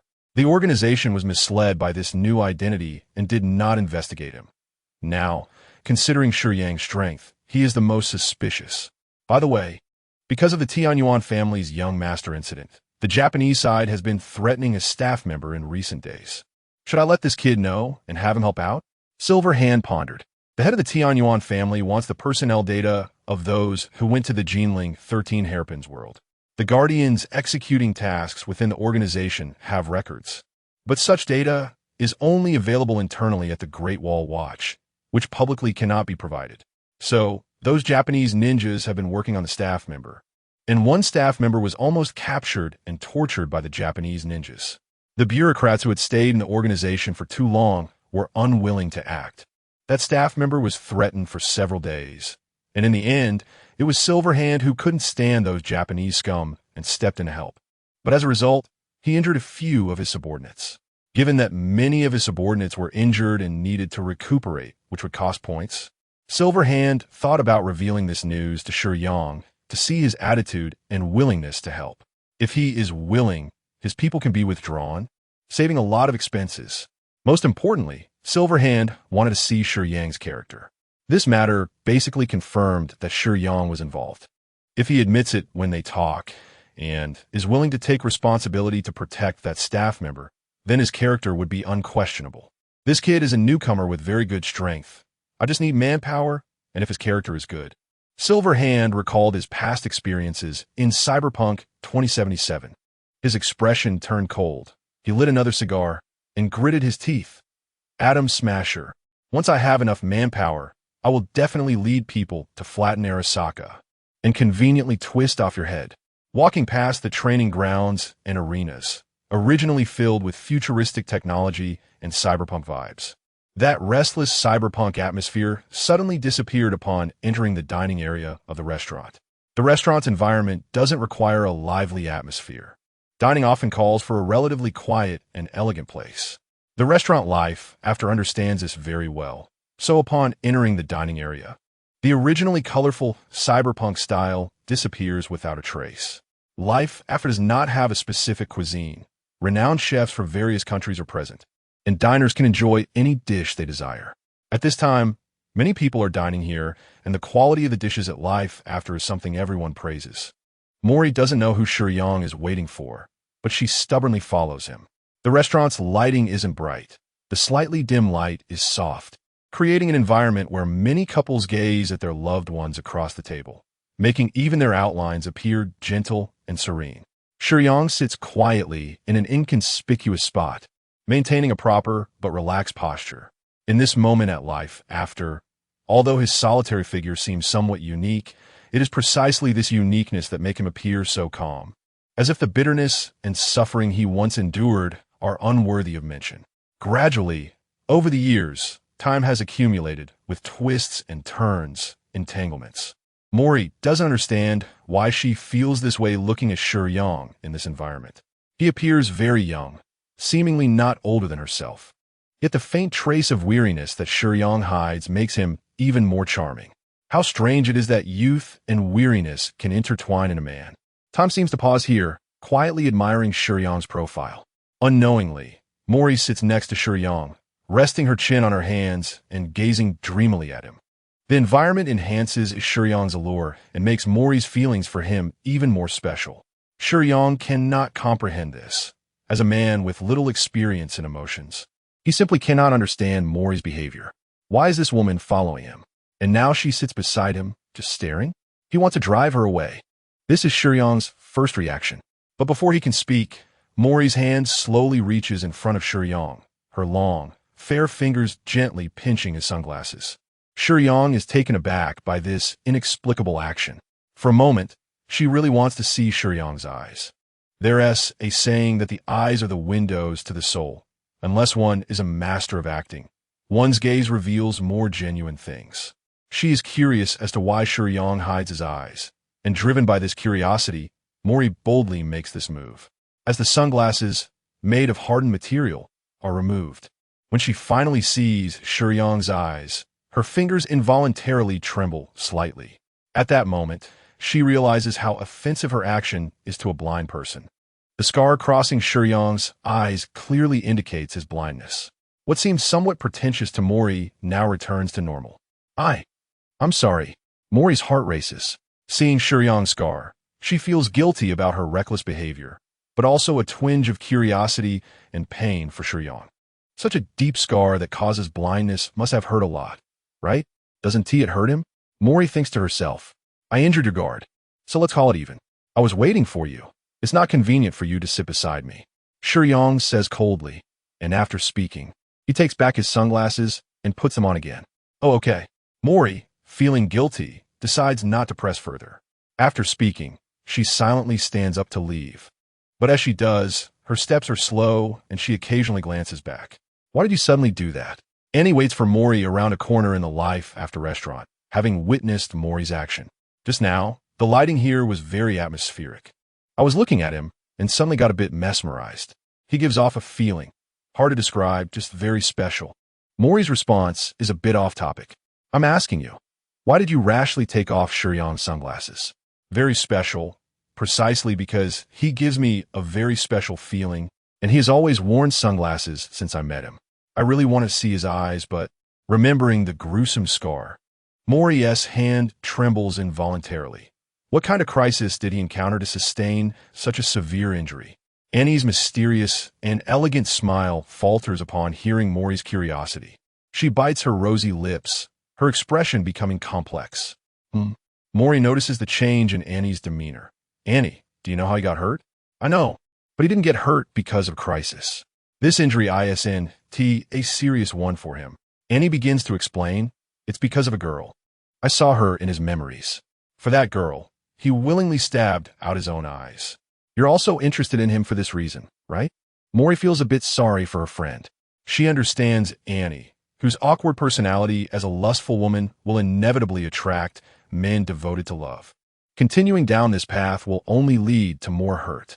Yes, Annie does not refute at all, straightforwardly admitting it. Sigh, what a pity. Mori feels regret for herself and for her good friend. Shiyang actually has someone he likes. This chapter is not yet finished. Please click the next page to continue reading the exciting content. Not long after, a woman with outstanding looks and figure strides into Annie and Mori's line of sight. From the moment she appears, she captures their attention, scanning the Life After restaurant before heading straight toward Shiyang. Her expression and the subtle gestures of tidying her hair while walking indicate her familiarity with Shiyang. Annie remains calm, but Mori's mouth drops open as she quickly pulls on her good friend's arm and whispers, "Is that her? The girl Shiyang likes is her? She is pretty good looking." No, the girl Shiyang likes is probably already deceased. Annie has seen the fourth sister. She knows it's not Shiyang. Shiyang's memories are incomplete, and Annie was in poor condition at the time, so she didn't see all the details. However, Shiyang's regret and unwillingness are genuine, leading Annie to believe the fourth sister is already dead. Do you think this is good news? Mori exaggeratedly touches her good friend's forehead, checking for a fever. Should this be good news? Just because the person Shiyang likes has passed away, you might have a chance. Before she could finish, Annie realizes she might also have a chance. Annie's statement leaves Mori utterly speechless. She touches Annie's forehead again to confirm there is no fever, then lowers her voice and desperately grits her teeth, shouting, "You really are sick. You truly are my good friend. Did a donkey kick your brain? If what you say is true, then we really have zero chance." Shiyang would go blind for a lost love. Can't you see that determination? Moreover, to reach such a level, she must not be an ordinary white moonlight. Don't you know that a deceased white moonlight is the most incomparable? How can a living person compete with a dead one? Upon hearing Mori's words, Annie is also stunned, her heart inexplicably sinking. Yes, how can a living person compare to a dead one? That truly is hopeless. And all of this is witnessed by one person. One exaggerated exclamation. Silver Hand stood in the distance, pushing his sunglasses up to his forehead, lighting a cigar, glancing at Annie, then at Mori, and finally at Shiyang, sighing, "This kid must have a lot of luck with the ladies. Drink this wine. It will help with your injuries." Shiyang poured a cup of jade liquid for Shiyang. Shiyang looked at Shiyang with a complex expression, not touching the jade liquid, but hesitantly said, "You are not angry with me anymore? Just drink it." Shiyang simply shook his head. "Okay, I'll drink." As long as Shiyang was no longer angry with her, Shiyang would be willing to drink even poison. In the past, whenever Shiyang came to see Shiyang, she would dress up beautifully. But today she was dressed very conservatively. Although she understood that Shiyang probably already knew about her injuries, she still hurried to meet him despite her severe wounds. The jade liquid entered her mouth. It was not poisonous at all, and the unique taste and excellent texture brought a warm current throughout Shiyang's body. The originally serious injuries began to recover rapidly after just one cup of jade liquid, and soon her injuries were almost healed. Even her physique showed a slight improvement. The grade of the jade liquid was so high that even a former destined person could recover a lot of injuries after drinking it, let alone Chun Qianqian. What do you want to eat? Shiyang pushed the menu in front of Chun Qianqian. He couldn't see the words on the menu, so it was better to let Chun Qianqian order. Picking up the thick menu, Chun Qianqian flipped to the section on Huaxia cuisine. But after flipping through it vigorously, she realized that she didn't even know what Shiyang liked to eat. In the past, when they first met, their conditions were very ordinary, eating whatever they had. She had never asked Shiyang what he liked to eat, and now it was really difficult to eat together. Is there anything you want to eat? Chun Qianqian closed the menu and asked eagerly. Shiyang thought for a moment and said, I'll order sweet and sour fish.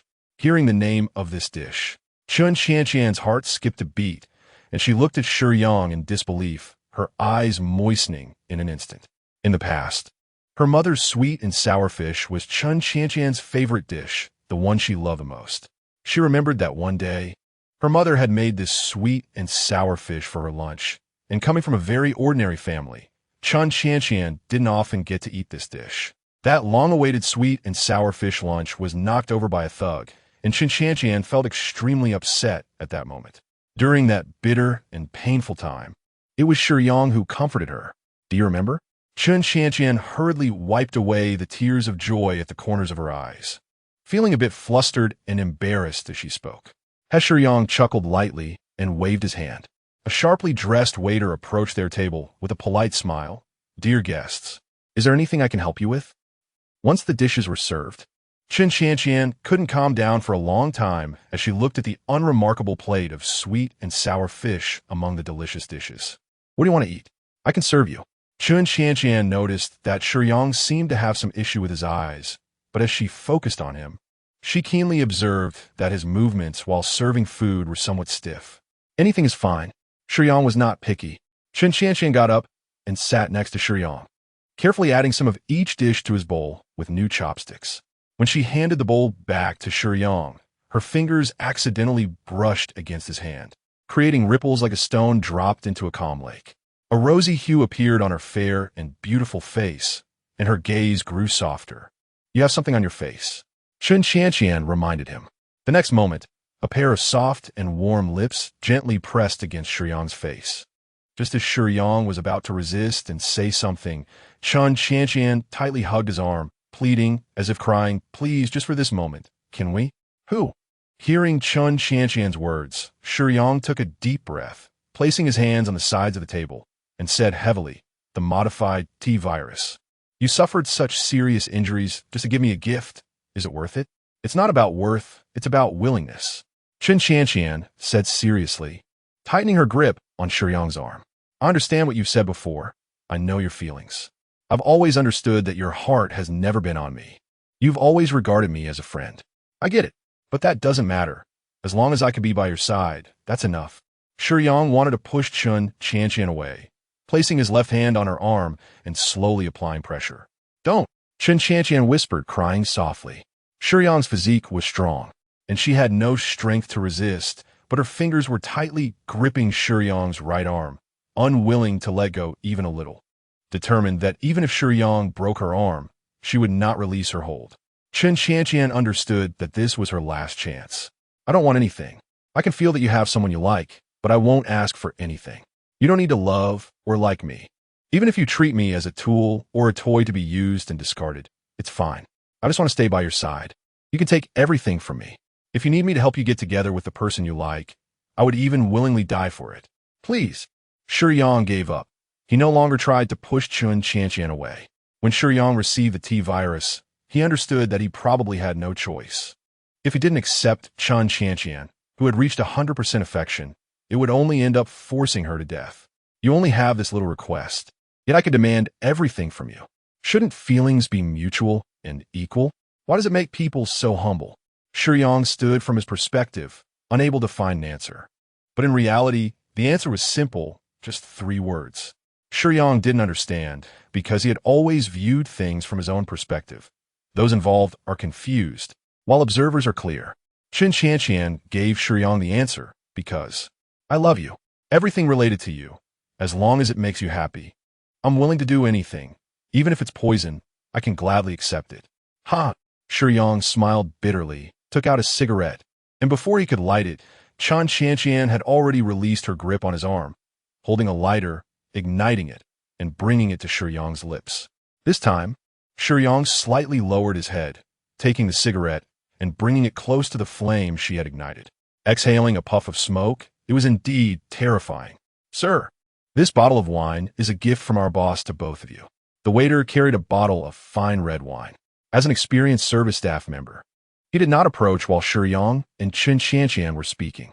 After their conversation ended and Qian's emotions stabilized, the waiter walked over.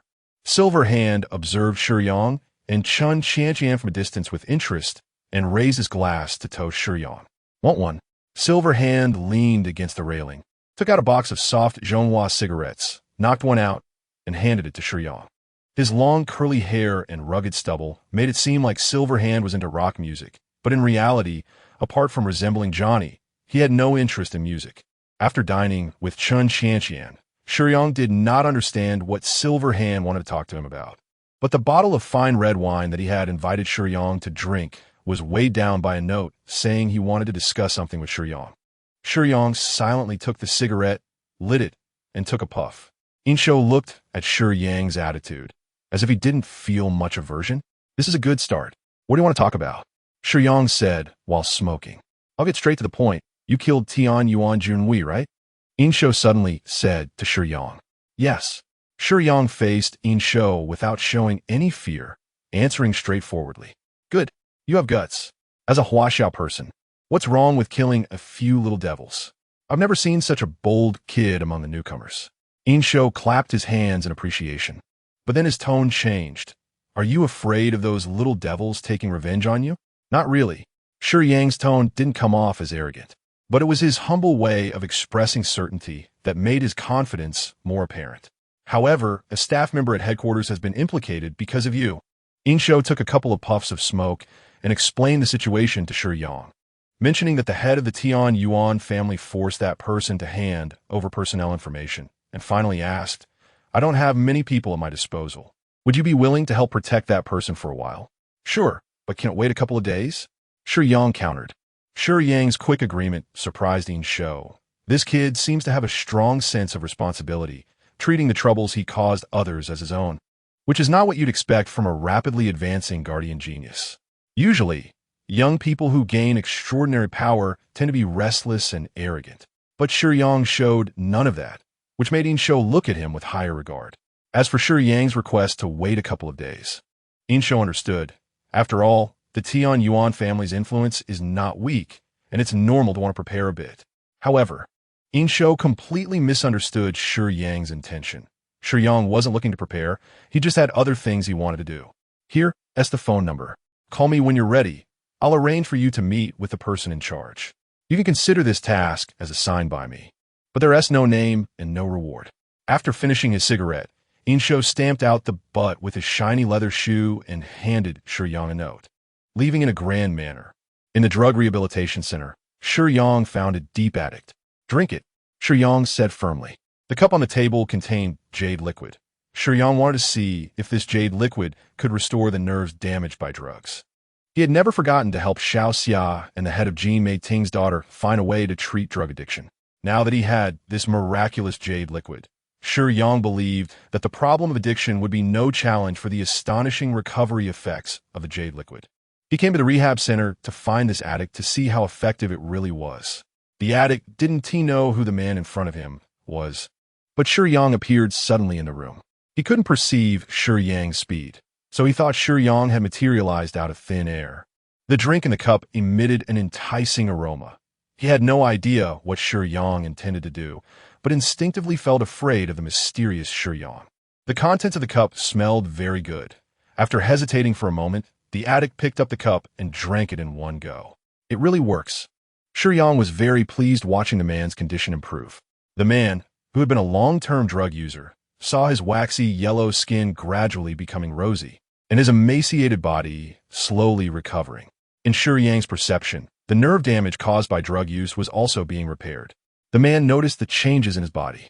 The addiction that had been constantly haunting him vanished in an instant. leaving him feeling refreshed, as if his past experiences with drugs were merely a fleeting illusion, gradually becoming unreal, as if they had never happened. He incredulously touched his cheek. Is this real? Shiyang turned to leave. He had no fondness for the addict. Helping this man was just a stroke of luck for him, and whether he cherished this hard-won opportunity was not something Shiyang cared about. Li, go back to Brave New World, Shiyang said to Li. Li opened the passage to the spirit realm, and Shiyang found himself in the world he had first experienced. Only a little over a month had passed in the main world. Shiyang didn't know the time-flow ratio, but he felt like he hadn't been gone long. Snowflakes danced between heaven and earth, fluttering like butterflies toward the window glass, lightly tapping before flying aside. The entire land was covered in frost and snow, wrapped in silver, while the cold north wind cut through the tightly shut doors and windows like a knife. Yet couldn't he take away the warmth inside. The breath of pedestrians on the road condensed into white mist in the cold air, each person bundled in heavy clothing, hurrying along. Captain Jean Meiting looked out at the wind and snow, feeling a deeper sorrow in her heart. Inside, several women felt the warmth brought by the heating, but their hearts couldn't warm up, and everyone was silent, unwilling to speak. Xiaomin and Xiaoxia had recently been experiencing drug cravings more frequently, while the sound of a child's crying brought Captain Jean Meiting and Xiaoxia's thoughts back. Xiaoxia hurried into the house to check on the child. The child was just hungry, and Xiaoxia quickly went to prepare milk powder, carefully taking care of the child she had resolved to look after. Captain Jean Meiting watched Xiaoxia busy herself and wanted to lend a hand, but another winter had come, and Shiyang still hadn't returned. She really had no motivation to keep going. On the roadside, a lonely little cat was shivering. The cold of winter was unbearable for a lonely life. As a cub, losing the protection of its parents meant it was doomed to struggle through this cruel winter. The cold snowflakes, while often beautiful, seemed to possess a deceptive beauty, misleading the senses, making one mistakenly believe there was no threat, slowly eroding the already short-lived life in a moment of carelessness. The little cat's body temperature gradually dropped, and its movements in the snow became smaller. Its immature fur was covered with ice crystals, causing the already sparse warmth to dissipate even faster. In despair, a hand with a warm temperature gently pulled the little cat out of the snow. "You poor thing, little cutie." Russell gently cradled this fragile little life. Perhaps human power is limited, and kindness is also limited, but Russell, who always liked small animals, would do her best to help, just as someone had once helped her. Gently brushing the ice crystals off the little cat's fur, Russell looked at the cold, merciless yet beautifully crystalline snowflakes, with a deep resentment in her eyes. The coldness in her heart tightened her hands holding the little cat. "Didn't you say you would come back to see us often?" Big liar. Now, Russell was no longer working at the Universe Group. After resigning, she worked at a pet store, which was her true favorite job. Perhaps once she had worshipped money and had once wanted to climb the corporate ladder by any means. But ever since she met Li Haoqing, and after his sudden departure, Russell lost all enthusiasm for money and status. Li Haoqing's leaving felt like taking her heart away.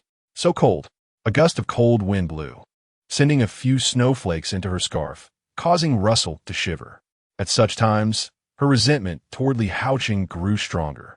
In fact, Russell often wondered if Li Haoqing was facing difficulties that made him unable to return to see her for so long. Occasionally, in the stillness of the night, Russell would think whether she was even worth mentioning in Li Haoqing's heart, remembering that Li Haoqing had never given her any promises apart from saying he would come back to see them. Her heart would plunge into an ice cavern, but she was also good at comforting herself. Clearly, Russell was younger, yet she was the one who had persisted the longest among the women. She had a special kind of strength. "When will you come back?" After holding the cat tighter, Rosalie murmured to herself while looking at the hazy gray sky filled with falling snowflakes. "I'm sorry," a sudden male voice apologized. Rosalie abruptly turned around. A figure of average height stood behind her, seemingly unremarkable, yet tears flooded Rosalie's eyes the moment she saw him. She had so much longing and even more grievances to express. Rosalie had imagined that if she ever met Li Haoqing again, she would scold him fiercely. But when she actually saw him, she found it difficult to open her mouth, unable to voice a single complaint. All her thoughts finally coalesced into, "Why'd you take so long to come back?" After saying this, Rosalie was already in tears, her previous strength completely crumbling the moment she saw Li Haoqing. Her vulnerability surged like a flood breaking through a dam, making this once proud girl appear pitiful. "I'm sorry." Shiyang could only apologize again. Rosalie wiped her tears, rushing into Shiyang's embrace as if she were a child returning home after a long time away. The vibrant blood flow brought her a long-lost warmth, and the winter chill vanished at that moment. She had returned to a safe haven, no longer subjected to the cold. Shiyang could clearly feel the tears of their long-awaited reunion on his chest. After hesitating for a moment, he firmly wrapped his arms around Rosalie, realizing that since he had accepted Chun Qianqian, there was no reason not to accept Rosalie. "Long time no see. Let us reintroduce ourselves. My name is Shiyang." Shiyang. Rosalie didn't understand why Shiyang said that, but she was certain her heart wasn't deceiving her. The man in front of her was the one she had been thinking about day and night, so she cooperated with, "All right then, I'm Rosalie. Long time no see." After the joy of reunion, Rosalie finally could ask the question that had been on her mind. "Where have you been? Do you know you've been gone for over 2 years? Xiao Xiao's daughter is almost talking. I didn't know it would take so long." The time flow in the lower world was far too fast compared to the intermediate and main worlds. Shiyang had previously overlooked this issue. Although he had only spent a month outside, over 2 years had passed in the lower world. Many people often think that memories are easily blurred. With the passage of time, they fade away. But in reality, a few glimpses and the figure of a man stood unshakably in her mind. A true 100 fondness cannot be erased by time. They had never truly moved on. Because of this, Shiyang understood how much pain he had caused others. He had taken things for granted, pulling himself away coldly, thinking he was a detached observer. When he realized his mistake, Shiyang had no excuses other than to apologize, tightening his embrace around Rosalie. "You're lying." Rosalie, still sniffling from her recent crying, intended to accuse Shiyang of his actions, but when the words reached her lips, they turned into, "Did you encounter trouble outside? Is there any danger?" "No, it's my problem. I didn't consider enough," Shiyang replied. "You really are dense," Rosalie said. "I already gave you an out." As she spoke, her tears fell again uncontrollably. "Don't cry." Shiyang gently wiped Rosalie's tears away. "Shall we go back?" "Umph." Rosalie broke free from Shiyang's embrace, dissatisfied. "You just want to go back to see Captain Jean Mating and the others?" Although her words were filled with dissatisfaction and jealousy, Rosalie still took Shiyang's hand and led him toward the building that was once his residence. After Shiyang left, the women who held him in their hearts had all moved into the apartment he once lived in, hoping to find traces of Shiyang there. Inside the dimly lit room, a few women sat or stood listlessly, and the sound of the door opening failed to attract their attention. But this time was destined to be different. "Hello, my name is Shiyang." After a long time apart, Xiao Xiao, Jean Mating, Lu Shiyang, and Rosalie couldn't help but tear up after their initial surprise. Captain Jean Mating was the oldest among the women, yet her reaction was the most unexpected. The mature and composed older sister, faced with the reunion with Shiyang, was overwhelmed with vulnerability, crying in his arms while occasionally playfully hitting him a couple of times. "I don't know what else to do to keep going." Jean Mating's words held no blame toward Shiyang, but that pale sense of fragility filled Shiyang with even more guilt. He prided himself on valuing promises. Yet he hadn't considered everything thoroughly. That was his fault. Xiao Xiao was the most fearful. She had finally found a safe haven. But after Shiyang left with just a word, he had disappeared for years. Xiao Xiao felt as if she was living on the edge of a cliff every day, fearing that the hard-earned haven would suddenly collapse. She looked at Shiyang with tear-filled eyes, like an abandoned kitten or puppy, pitifully reaching out to tightly grasp the hem of his clothes.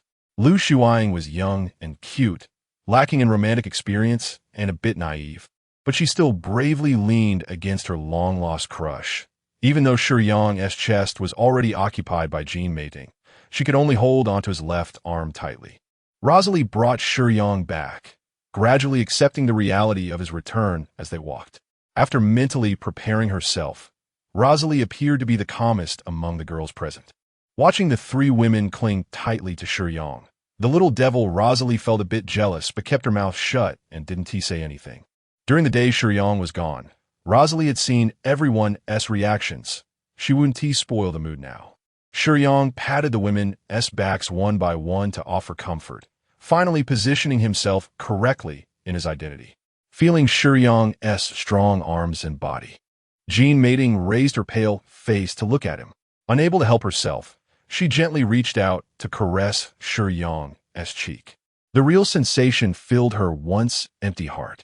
Her tearful smile gained a few more shades of beauty, but her plain face, lacking makeup, reflected sadness and a somewhat sickly pallor.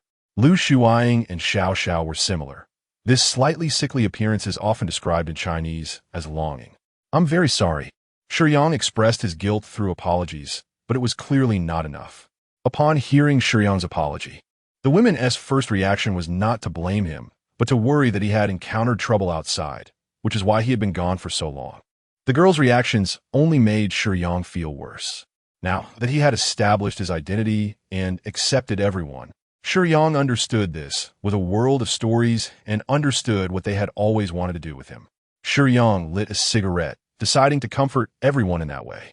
With that thought, Shiyang lifted his right hand, removing the protective layer formed by the keratin on his skin, gently caressing the cheeks of Jean Mating, Xiao Xiao, Lu Shuang, and Rosalie with his bare flesh. The delicate skin's touch responded vividly between Shiyang's fingers, and the expressions of the women became dazed. "Drink this, and you'll feel better." Shiyang poured a cup of jade liquid for Xiaomin. Although Jiang Miting's daughter, Xiaomin, is still young, she used to resemble her mother when they met before, and she was a beauty. However, upon seeing her again now, after a long period of drug use, Xiaomin's skin has started to lose its luster. Her gaze is always unfocused. Her once smooth and shiny hair has become dry and split, and her figure is emaciated. She has transformed from a beautiful girl into a ghost of her former self. Years of addiction have deeply entrenched the habit, making Xiaomin's young body seem as if it has aged decades.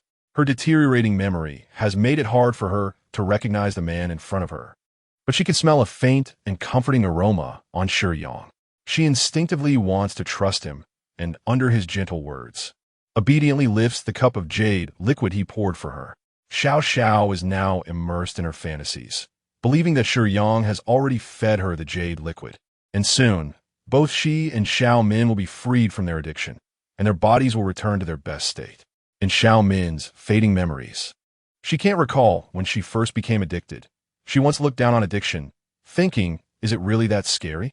Young people often carry a fearless bravado. But once she was truly ensnared, Xiaomin realized the immense pain of it all. Even under her mother's care, with no shortage of drugs, she still feels her spirit being slowly extinguished, the despair of being gradually consumed by drugs, and her mental strength weakening to the point where she can't even scream. It is only when she reaches this point that Xiaomin understands the value of life, constantly regretting why she ever touched such things. If she had never tried it and her mother had money, she could still live as a carefree young lady. But unfortunately, there are no what-ifs. Xiaomin doesn't know how much longer she can live. Each day her moments of clarity are getting shorter, and she has long since lost hope. However, at this moment, Shiyang appears before her, offering her a glass of exquisite wine with a unique fragrance. After drinking it, she feels as if she has been reborn, as if the long, cold winter has welcomed the warm sunlight, dispelling the chill while illuminating her world. "Who are you?" When Xiaomin comes to her senses, the world in her eyes has completely changed, as if it has regained its color, and the addiction that had clung to her like a parasite has vanished without a trace.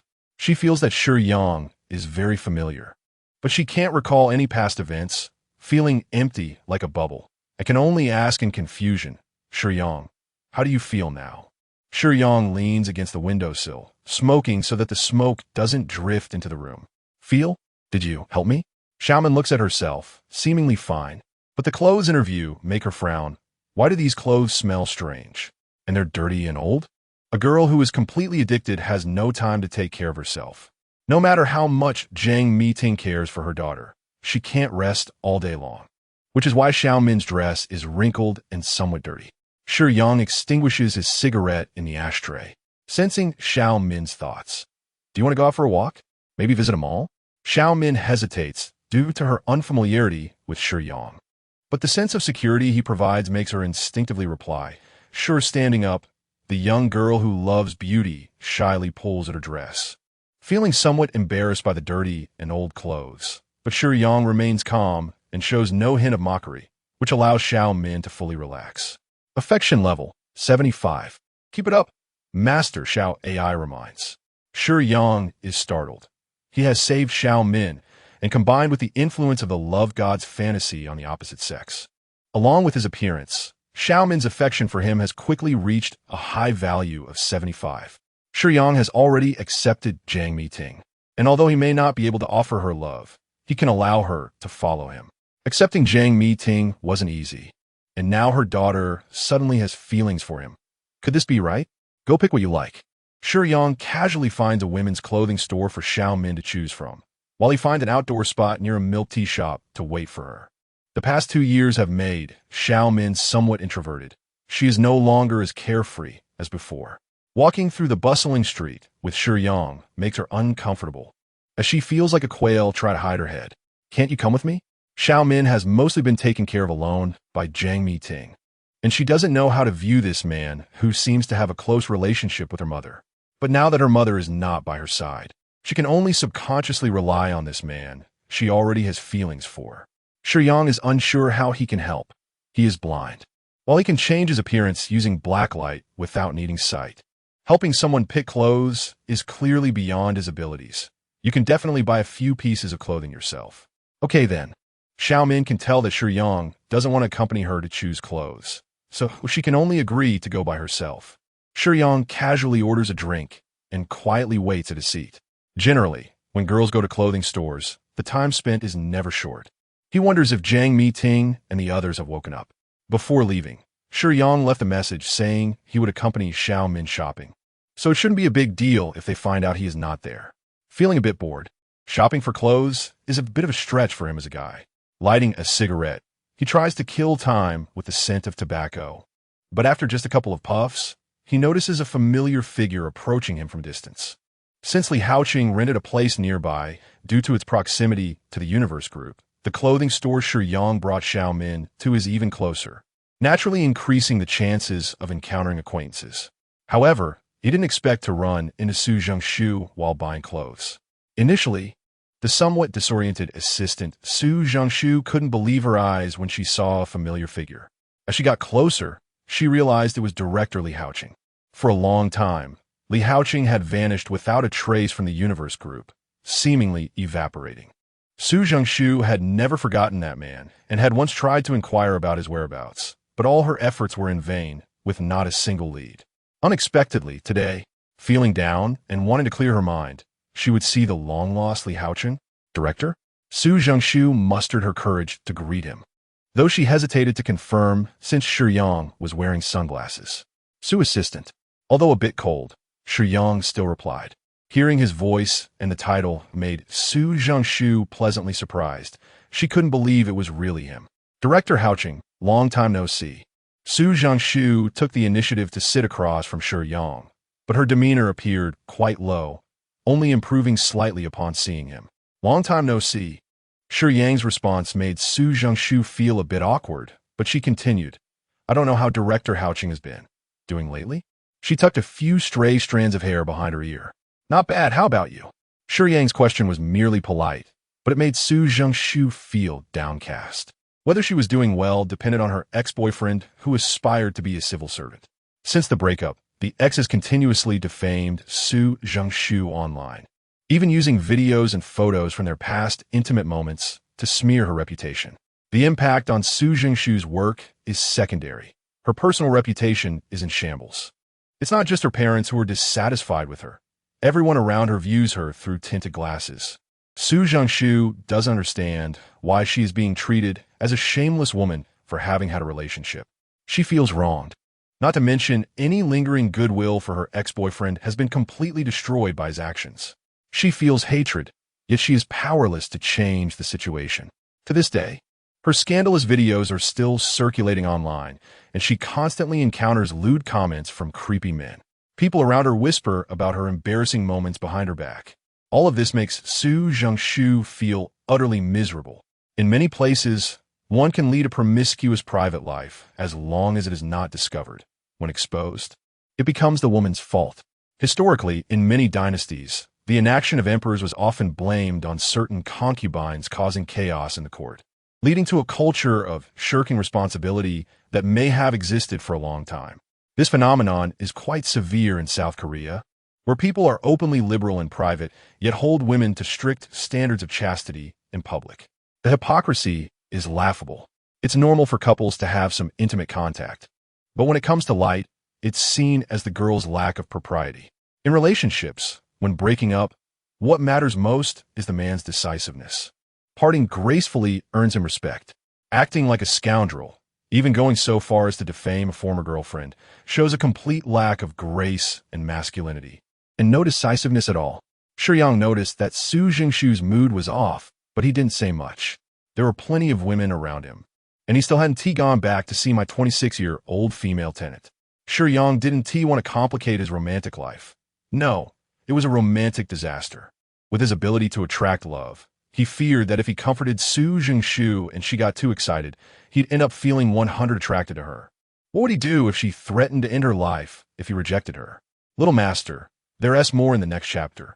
Please click the next page to continue reading. It gets more exciting. Shiyang thought about telling Su Zhengshu to go home and rest early since he had other matters to attend to, which would eliminate the possibility of her developing feelings for him. However, as soon as he finished speaking, he glanced seriously at something not far away. A passerby seemed to suddenly go mad and pounced on a nearby man. The passerby, whose pupils had turned gray, opened his mouth and bit into the man's throat. The movements were frantic, and soon the man's screams weakened. In just 2 seconds, the man, with his throat torn open, lost his voice, blood spraying everywhere, while the assailant feasted on the fresh flesh. The sight would make any normal person want to vomit. Su Zhengshu got pet. Shiyang's expression grew serious. Was it the T-virus from a zombie apocalypse? In Shiyang's biological perception, more and more infected individuals began to show symptoms.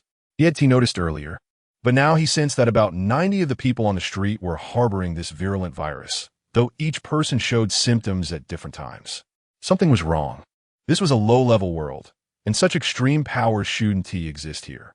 A virus that spreads rapidly enough to turn people into zombies belongs to a mid-level world. Shiyang's first reaction was that someone was up to no good. It was no longer safe. The street would soon turn into a hell on earth. Shiyang couldn't be afraid. After all, they were just zombies. What kind of attack power could they have? But there were still several women at home. He grabbed Su Zhengshu's hand and pulled her along without hesitation. Shiyang headed toward a nearby clothing store, where Xiaomin was still shopping. He needed to bring her along, too. With a swift motion, Shiyang yanked aside the curtain of the fitting room where Xiaomin was changing. Xiaomin screamed. But when she saw it was Shiyang, her voice quickly dropped. She instinctively covered her chest, which was only clad in underwear. Get dressed. We need to go, Shiyang said calmly. But his calmness clashed with the chaos outside. Xiaomin didn't understand why Shiyang was doing this. But the loud noises and occasional screams outside filled her with a sense of dread. Acting obediently, she hurriedly put on her new clothes and followed Shiyang. Casting a curious glance at Su Zhengshu, it seemed that not long after they came out, Shiyang had attracted another beautiful girl. Xiaomin felt a bit unbalanced. Not for herself, but for her mother. However, Xiaomin only noticed Su Zhengshu's appearance and failed to see the terror on her face. The staff in the clothing store had disappeared, and the three quickly made it to the street, but the scene outside was chaotic. A large number of pedestrians were either screaming in terror and fleeing, or being surrounded and torn apart by madmen. The stench of blood was nauseating, and the violent chaos completely shattered Xiaomin's worldview. Xiaomin was so shocked she couldn't utter a word, while Su Zhengshu tried to look away, not daring to see the bodies lying on the ground. Corpses being devoured by zombies were everywhere on the street, blood splattered haphazardly on the ground, railings, and billboards. When Xiaomin took a closer look at a recently deceased, gruesome body, she couldn't hold it back and vomited. Su Zhongshu was much smarter. She hid behind Shiyang and didn't dare to look at the horrific corpses. The speed of the virus outbreak was even faster than I had expected. Shiyang was surprised by the rapid spread of this zombie virus. What made Xiaoman's back chill even more was that within just a few seconds, the horrific corpse stood up like a living person, dragging a long trail of blood across the ground. Xiaoman was drenched in cold sweat, not even daring to breathe, her body trembling slightly as she hid behind Shiyang, her delicate hands gripping his shirt tightly, turning her knuckles white. "Don't be afraid," Shiyang said in a calm tone that contrasted sharply with the surrounding chaos. Hearing this, both Xiaoman and Su Zhongshu surprisingly felt less afraid. Shiyang's confidence influenced the two women. Shiyang didn't leave immediately. He was previously observing the zombie virus, noting its exaggerated spread rate. If bitten, it would take just seconds to completely kill the original consciousness within the flesh, transforming it into a brand new zombie. Moreover, their speed and physical abilities seemed superior to those in the zombie apocalypse world. It appeared to be a more advanced virus. "Let's go," Shiyang said after glancing around and losing interest. He turned and lifted both women. The delay of a few seconds had allowed the gathering zombies to begin surrounding them. There was no way the two girls could escape, but with Shiyang, the situation became much simpler. When he had spent time with Jean Meiding and the others, he had been able to sense that there was nothing unusual about them. It was likely due to their poor emotional states that they had been staying indoors. But in Shiyang's view, the main reason was that they all possessed world power, which protected them to a certain extent. However, the fluctuations in this world were severe, and Shiyang could sense it without even trying. The will of the world was wailing. Clearly, someone was trying to destroy this world. The zombie virus, which spreads widely and rapidly, is indeed a good way to destroy a low-level world. Two girls, one on each shoulder, were lying on Shiyang's back. Both of them saw the densely packed horde of zombies surrounding them and couldn't help but close their eyes in fear. Whoosh! The whistling wind blew away the strong smell of blood and the hoarse roars of the zombies. It sounded like they were moving quickly, but on Shiyang's back. The two felt remarkably stable. "We're here. Go into the room first." Shiyang gently set the two girls down. They trembled as they opened their eyes, surprised to find themselves in front of the apartment where everyone was.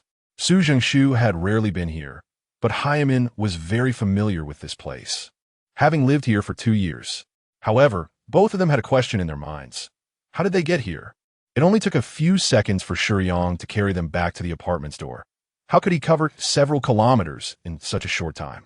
Shiyang's confidence, stemming from his own strength, indicated he was certainly not an ordinary person.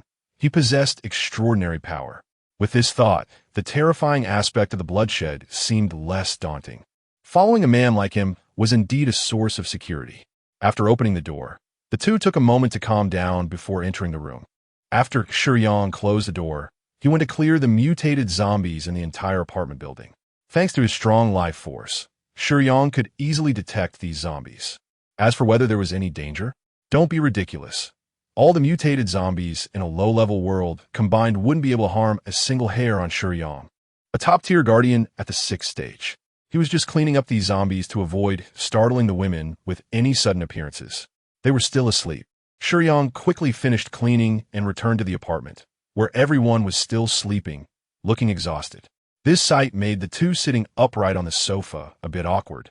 Shiyang helplessly shook his right hand, which had nowhere to rest, and asked, "Are you hungry? I'll go make something to eat." Without wanting to explain, Shiyang headed into the kitchen. In the illusion, Shiyang moved freely while they were in a mess. Before sinking into a deep sleep, they had only one thought: he truly is the person I like. That deep sense of fatigue didn't go away even after sleeping for a long time.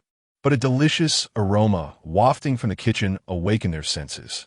The familiar, incredibly tempting smell made Hyamin and Su Zhongshu's mouths water uncontrollably. The moment they caught a whiff, all four women knew what it was. After waking up, they looked at each other, disregarding the awkwardness of not wearing clothes, and exclaimed in unison, "Is it Shiyang's pancakes?"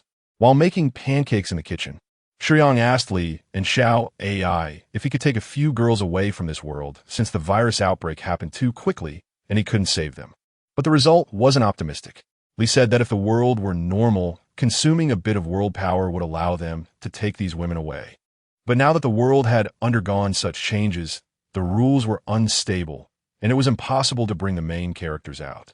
The only way was to help stabilize this world. The good news was that, according to the flow of time, the deadline for the unnamed mission was 2 days later in the main world, giving Shiyang about a month in this world to deal with the hidden instigators. At this moment, it didn't matter what dangers existed outside or what changes had occurred in the world. Everyone gathered together, happily eating the pancakes Shiyang made. For Su Zhengshu and Hyamen, who tasted them for the first time, their eyes lit up. Even the bloody scenes they had just experienced were overshadowed by the power of food, completely forgotten. Shiyang stood by, somewhat like a servant. But none of the women thought that way. They only felt that Shiyang was truly kind, prioritizing their meal. Master, Hyamen's favorability level reached 85. Su Jingshu's favorability also reached 80, Xiao AI reminded. This was the power of pancakes. Previously, Su Jingshu had a slightly higher favorability towards Shiyang, but after not seeing him for a long time, their relationship wasn't very close, leading to a decline. The deliciousness of the pancakes was beyond imagination. After finishing most of them, Su Zhengshu remembered to tell everyone that most people outside had turned into zombies. A group of women gathered to discuss, and in disbelief, they secretly lifted a corner of the curtain to check the situation outside. However, the bloody scene on the street and the bloodthirsty zombies confirmed that what Su Zhengshu said was true. They didn't expect such a major change.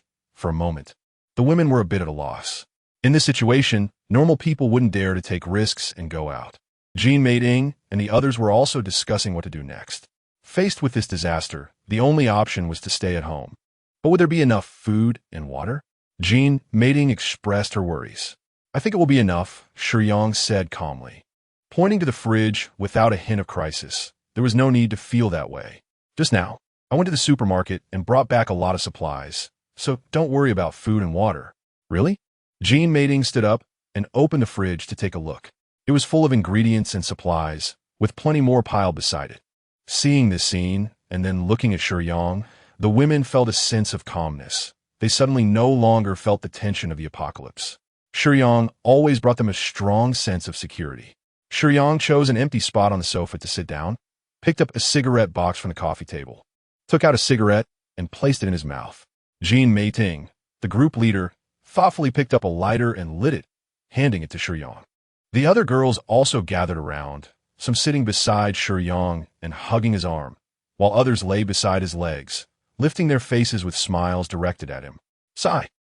Shiyang took a puff of his cigarette and sighed. This life is really tough. Xiao Xiao, how are you feeling?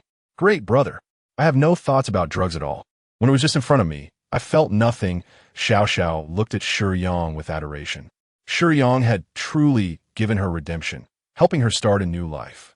However, thinking about the changes outside, Xiao Xiao wasn't worried about herself, but about her daughter, Huajiang. So, still worried, she asked, brother, since the zombie virus has broken out outside, can I still go help Huajiang buy formula? Huajiang was only 2 years old, and children at that age still needed to drink formula. She didn't think too complicated. She was just afraid that if she couldn't go out, she wouldn't be able to buy formula for her child.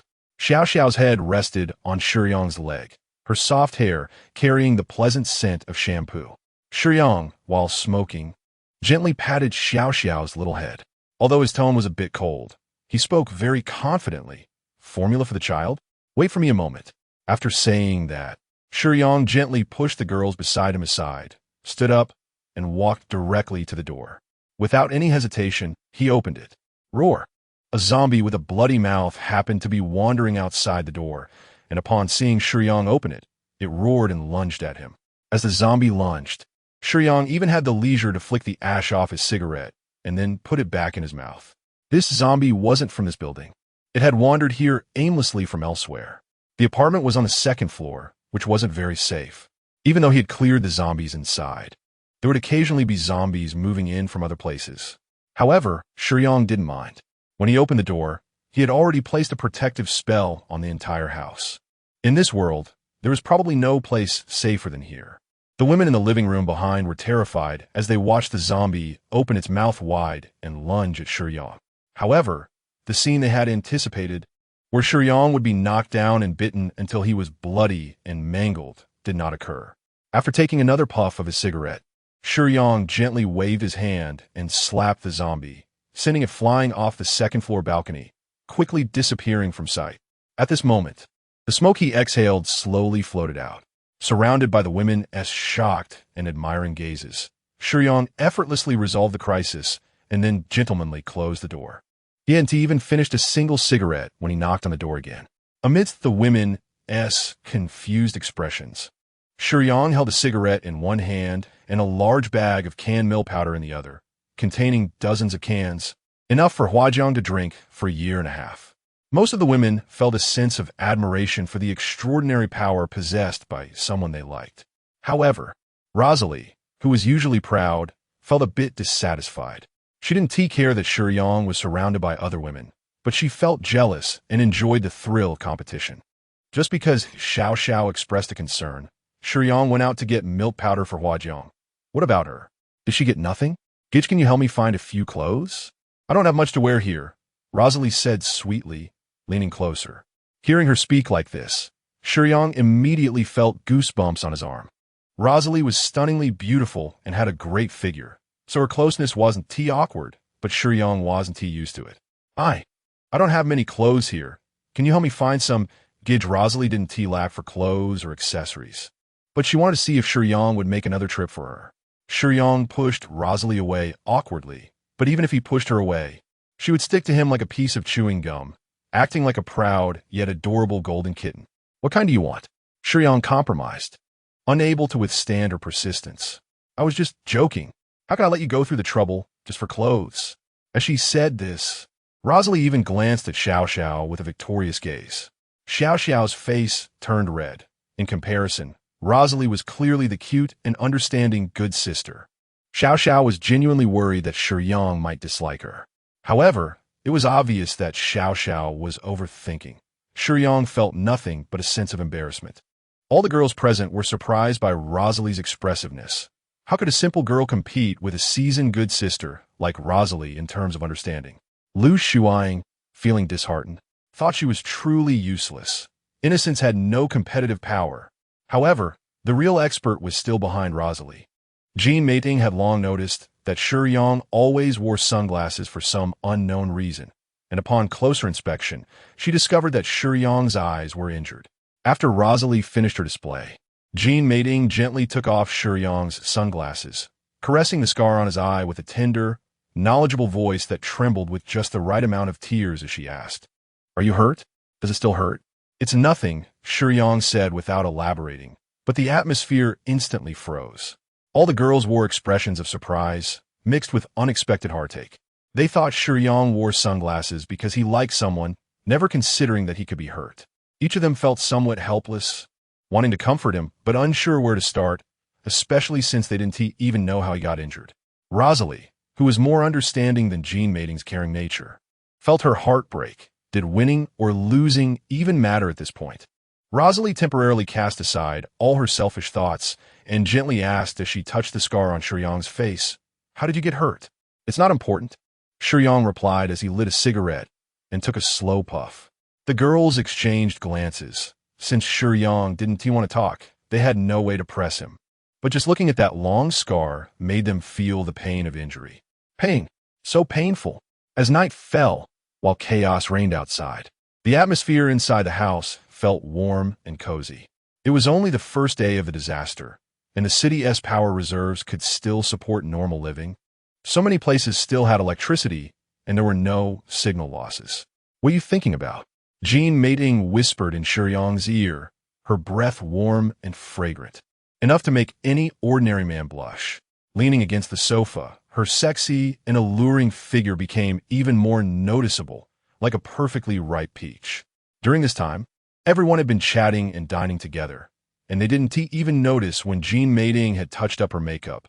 Her previously pale complexion had turned rosy, and she wore a tight, dark V-neck dress paired with black stockings and high heels, shedding her earlier disheveled look and transforming back into the charming group leader everyone admired. However, Shiyang was blind. No matter how beautiful she was, it held no significance for him. He had been a bit distracted earlier, which was why gene mating was curious about what he was thinking. I was thinking, who brought the zombie virus to this world? Shiyang spoke frankly. Could it be that this virus doesn't belong to this world? Everyone was together, and Xiao Xiao also heard Shiyang's words, prompting her to ask curiously.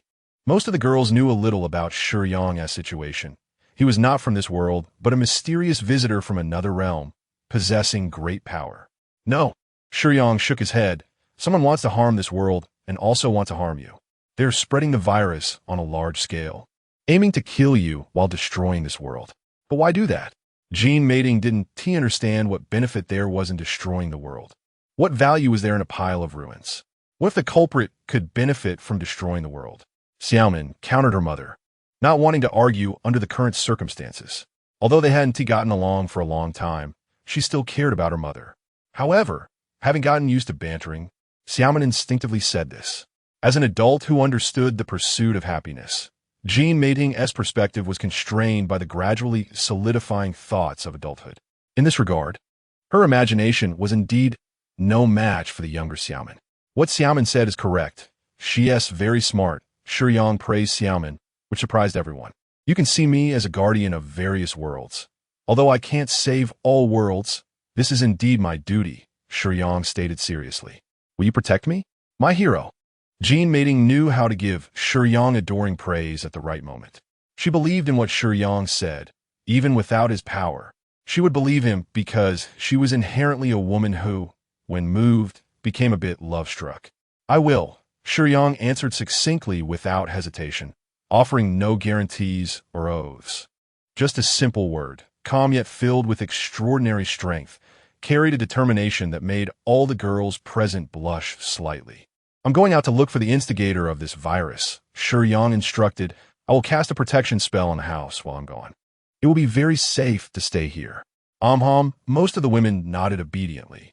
However, upon hearing Shiyang's words, only Su Zhengshu hesitated, her expression filled with uncertainty.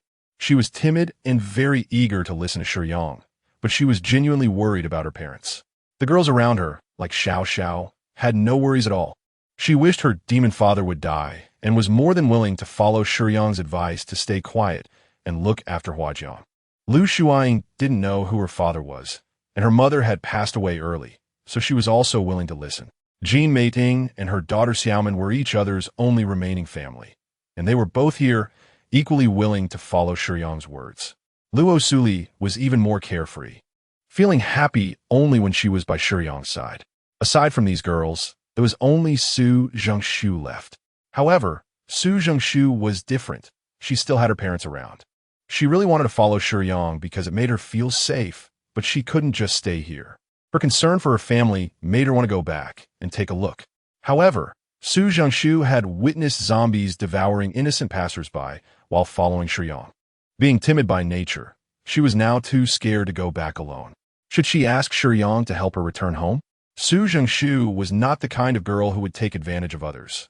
Shiyang had already saved and protected her, which was a great kindness compared to her previous boyfriend Yonghua. It made her a bit hesitant to trouble Shiyang again. After giving his instructions, Shiyang planned to go out and scout in the night. Su Zhengshu hesitated, but when she saw Shiyang was about to leave, she steeled herself and called out to him. Director, may I ask you for a favor? Su Zhengshu's tone was very low, filled with pleading and a sense of desperation. She explained to Shiyang her desire to go home. Okay. Su Zhengshu had already prepared herself for Shiyang to refuse, lowering her head as if accepting a judgment. But the next second, Shiyang's response reached her ears. He actually agreed? Let's go. Shiyang didn't say anything unnecessary, just gestured for Su Zhengshu to follow. When they reached outside, zombies were wandering in small groups on the street, not far below. As soon as they left the room, the air was filled with a stench and the burnt smell of something that had caught fire. A sense of tension permeated the air. The zombies, sensitive to smell and sound, became excited upon seeing Shiyang and Su Zhengshu. The originally scattered zombies quickly gathered together. When they were spread out, their numbers were hard to discern, but once gathered, they formed a dark mass of hundreds. Some zombies that had been hiding in inconspicuous places were also lured out by the scent of fresh living people, joining the horde and roaring around the first floor. The blood-stained hands, with dirt and flesh stuck between the nails, were raised high, filled with a thirst for fresh blood and flesh, creating a dizzying sight. The noise from the gathered zombies attracted many more from a distance. In a shadowed corner, a tall figure was also disturbed by the commotion. Su Zhengshu bit her lip, unable to look at the zombie horde below. She had no doubt that if she fell in, she would be torn to shreds by those densely raised hands. The second floor was only 3 or 4 meters high, and she had never faced so many zombies at such a close distance, her heart filled with fear. Shiyang had dismantled the stairs between the first and second floors, so ordinary zombies couldn't come up. Although there was protection from the safety method, and she didn't need to fear the zombies, a group of women had small hearts, and it wouldn't be good to scare them. Ignoring the ordinary zombies below, Shiyang signaled Su Zhengshu to come a bit closer. Su Zhengshu didn't know what Shiyang was doing, but still obediently approached. Suddenly, Shiyang's right hand was placed on Su Zhengshu's waist, making her heart race. Shiyang had a strangely pleasant scent, and his handsome face was right in front of her, making her breath a bit uneven. Director, you. Su Zhengshu had always called Shiyang director, and now calling him by his name felt a bit embarrassing. She had always had feelings for Shiyang, but on the other hand, she didn't want to be so direct. Brave New World always had a sense of contrast. Su Zhengshu used to have outdoor encounters with her boyfriend in alleyways and beside trash bins. Even though she had experience in matters between men and women, she always appeared shy and pure when facing other men. Today, Su Zhengshu wore a dress from Luo Suli. Her original clothes were washed. Luo Suli favored a sexy style, while Su Zhengshu preferred white and pink, so she chose a shorter white dress. Wearing this in winter wasn't very suitable, but that was Luo Suli's style. Therefore, underneath the dress, Su Zhengshu wore skin-colored thermal leggings that outlined her smooth curves, wrapping around her relatively full thighs. Her outerwear was also white, lined but not thick, fitting her slender waist perfectly. However, Shiyang had no ulterior motives. He held Su Zhengshu's waist simply to take her along. Otherwise, where would he grab? Blood and flesh surged on his back, quickly forming a pair of enormous blood-red wings. Shiyang tightened his hold on Su Zhengshu, and with a push of his feet, the reaction propelled both of them off the balcony and into the air. In the air, Shiyang's wings spread wide, creating a powerful gust of wind that easily lifted Su Zhengshu. Holding on to Shiyang's chest clothing, Su Zhengshu trembled at first, afraid to open her eyes. "Which way is your home?" The wind was strong, making Shiyang's voice a bit unclear. A powerful inner force surged from within, forming a shield that blocked out the wind. "Over there." Su Zhengshu wrapped one arm around Shiyang's neck and pointed in the direction of her home. With the wind blocked, her tense emotions eased considerably. Looking down, in just a few seconds, Shiyang had already lifted her several hundred meters high, and at this height, many of the buildings below appeared tiny. Su Zhengshu's body shook with fear, but the powerful arm around her waist ensured she wouldn't fall, even if she didn't hold onto Shiyang's neck. With Shiyang's protection, Su Zhengshu gradually relaxed her tension. Shiyang flapped his wings heavily, breaking through the atmosphere. A circle of sound barrier clouds faintly surrounding him as he flew at an astonishing speed towards the direction Su Zhengshu pointed. At a certain floor of the Universe Group headquarters office area. "You guys take good care of my sister." Che Zhuxi was angry when she saw Chen Shulin. The situation in the apocalypse was still unclear, and many people believed they could return to a civilized society, so she could still command those under her. 4 or 5 men, granted permission by Che Zhuxi, looked delighted and turned their gaze toward Chen Shulin. Chen Shulin was the sister of Vice President Che Zhuxi, the illegitimate daughter of the president. Chen Shulin's mother was a member of the president's harem, not a legally married wife. So there was a significant disparity in status compared to Che Zhuxi. The warm outerwear had been thrown out the window by Che Zhuxi, and the fitted sweater outlined Chen Shulin's graceful figure. Although she wasn't dressed revealingly at all, she looked terrified and shivering. Her eyes filled with fear as she gazed at the unfriendly crowd, resembling a lamb awaiting slaughter, which only heightened the men's appetite. As the president's daughter, she had always hated the president for his treatment of her mother. So Chen Shulin wanted to return to the Universe Group to find a way to seize control and take revenge on her father. Just a couple of days ago, she found an opportunity to return to the Universe Group and take the position of financial director. However, disaster soon struck. During work hours, many people turned into bloodthirsty zombies, and those who managed to survive were trapped on the top floor of the Universe Group headquarters building. This is Che Zhuxi's office area. As the vice president, this place belongs solely to Che Zhuxi, and there are very few outsiders here, making it the safest place in the entire building during the virus outbreak. Chen Shulin and some other survivors realized this as well, and after escaping with their lives, they took the still-functioning elevator to the top floor to hide. Here, the two long-estranged sisters reunite. They had thought about escaping, but the other floors were filled with hordes of zombies, and, as ordinary people, it was impossible for them to get through, so everyone could only stay on the top floor for shelter. The civilized world had not completely faded away, and Che Zhuxi's identity as vice president was still quite useful. After all, no one knew if this disaster would pass quickly. The survivors were still somewhat willing to listen to Che Zhuxi, which was not a big problem at first, but with Chen Shulin's presence, it became somewhat problematic. The two sisters had never gotten along, and Chen Shulin, being new and lacking Che Zhuxi's status, was initially isolated by everyone under Che Zhuxi's influence. Gradually, it seemed that the survivors discovered that the legal system was very weak, and there was no one to punish them for their crimes. So they grew bolder bit by bit, and Che Zhuxi's inner malice began to spiral out of control. Finally, within just a day, Che Zhuxi was already ordering her subordinates to bully Chen Shulin.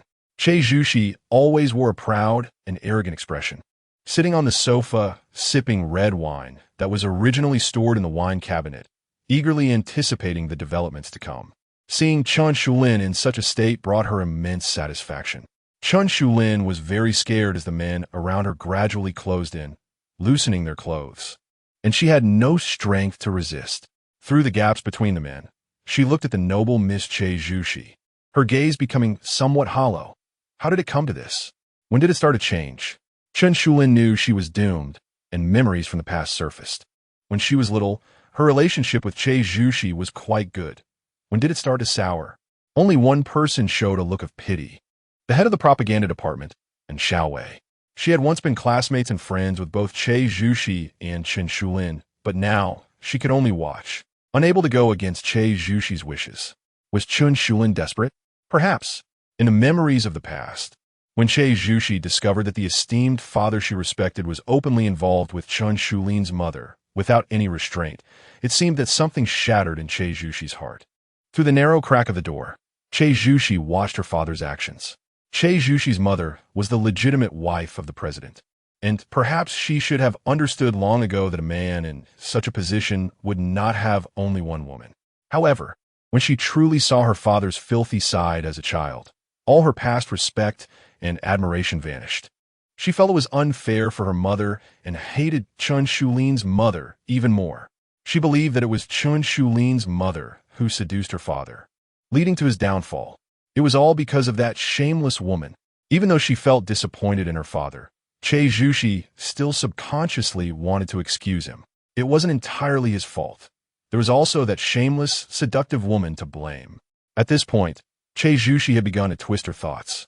Chen Shulin, who had grown up alongside her and had a decent relationship with her, was the daughter of that woman and shared the same father. Realizing this, an unnamed fury began to swell within Che Zhuxi. Her mother was the legitimate wife, the jewel of another wealthy family, and her background could be described as incredibly noble in the domestic context. Both of her parents were powerful figures. But what about Chen Shulin?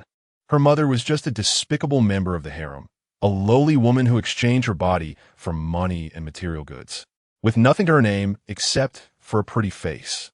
Why should Chen Shulin share the same father as her? Why should she have half the same blood running through her veins? Chen Shulin was smart and excellent. Che Zhuxi had always sought her advice in studies, and Chen Shulin would happily guide her, treating her like a sister. Yet, it was precisely this that pushed Che Zhuxi's inner disgust to its peak. Her identity needed no explanation. She began to form cliques at school, and everyone, fearing her status as the heir of the universe group, chose to side with her and bully Chen Shulin. Through the gaps between the men, Chen Shulin looked at Che Zhuxi, but in the proud and arrogant expression of Che Zhuxi, she saw no softness, pity, or mercy. Chen Shulin felt she had been too naive, hoping that this person would show her some mercy.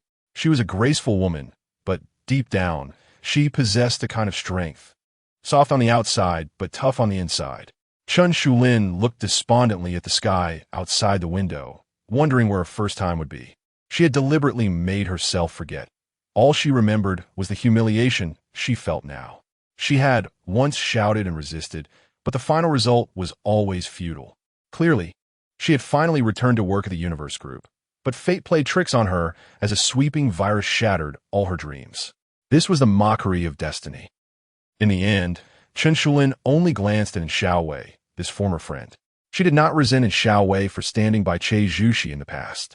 She understood that the bullying behavior Xiaowei had displayed earlier was forced by Che Zhuxi. The men closed in closer, their wicked smiles growing more piercing. A tragic smile appeared on Chen Shulin's face as she forced herself to turn and dash towards the glass terrace. Pushing open the tempered glass door, Chen Shulin gritted her teeth and leaped into the embrace of the sky with her long legs. The sound of the wind howled in her ears, and it felt as if she had used all her strength to jump. At several hundred meters high, she had never noticed how dazzling the sunlight was at this height, and she weakly reached out her hand, trying to grasp something, but her palm grasped at nothingness. I have never owned anything, and it seems there is nothing to regret.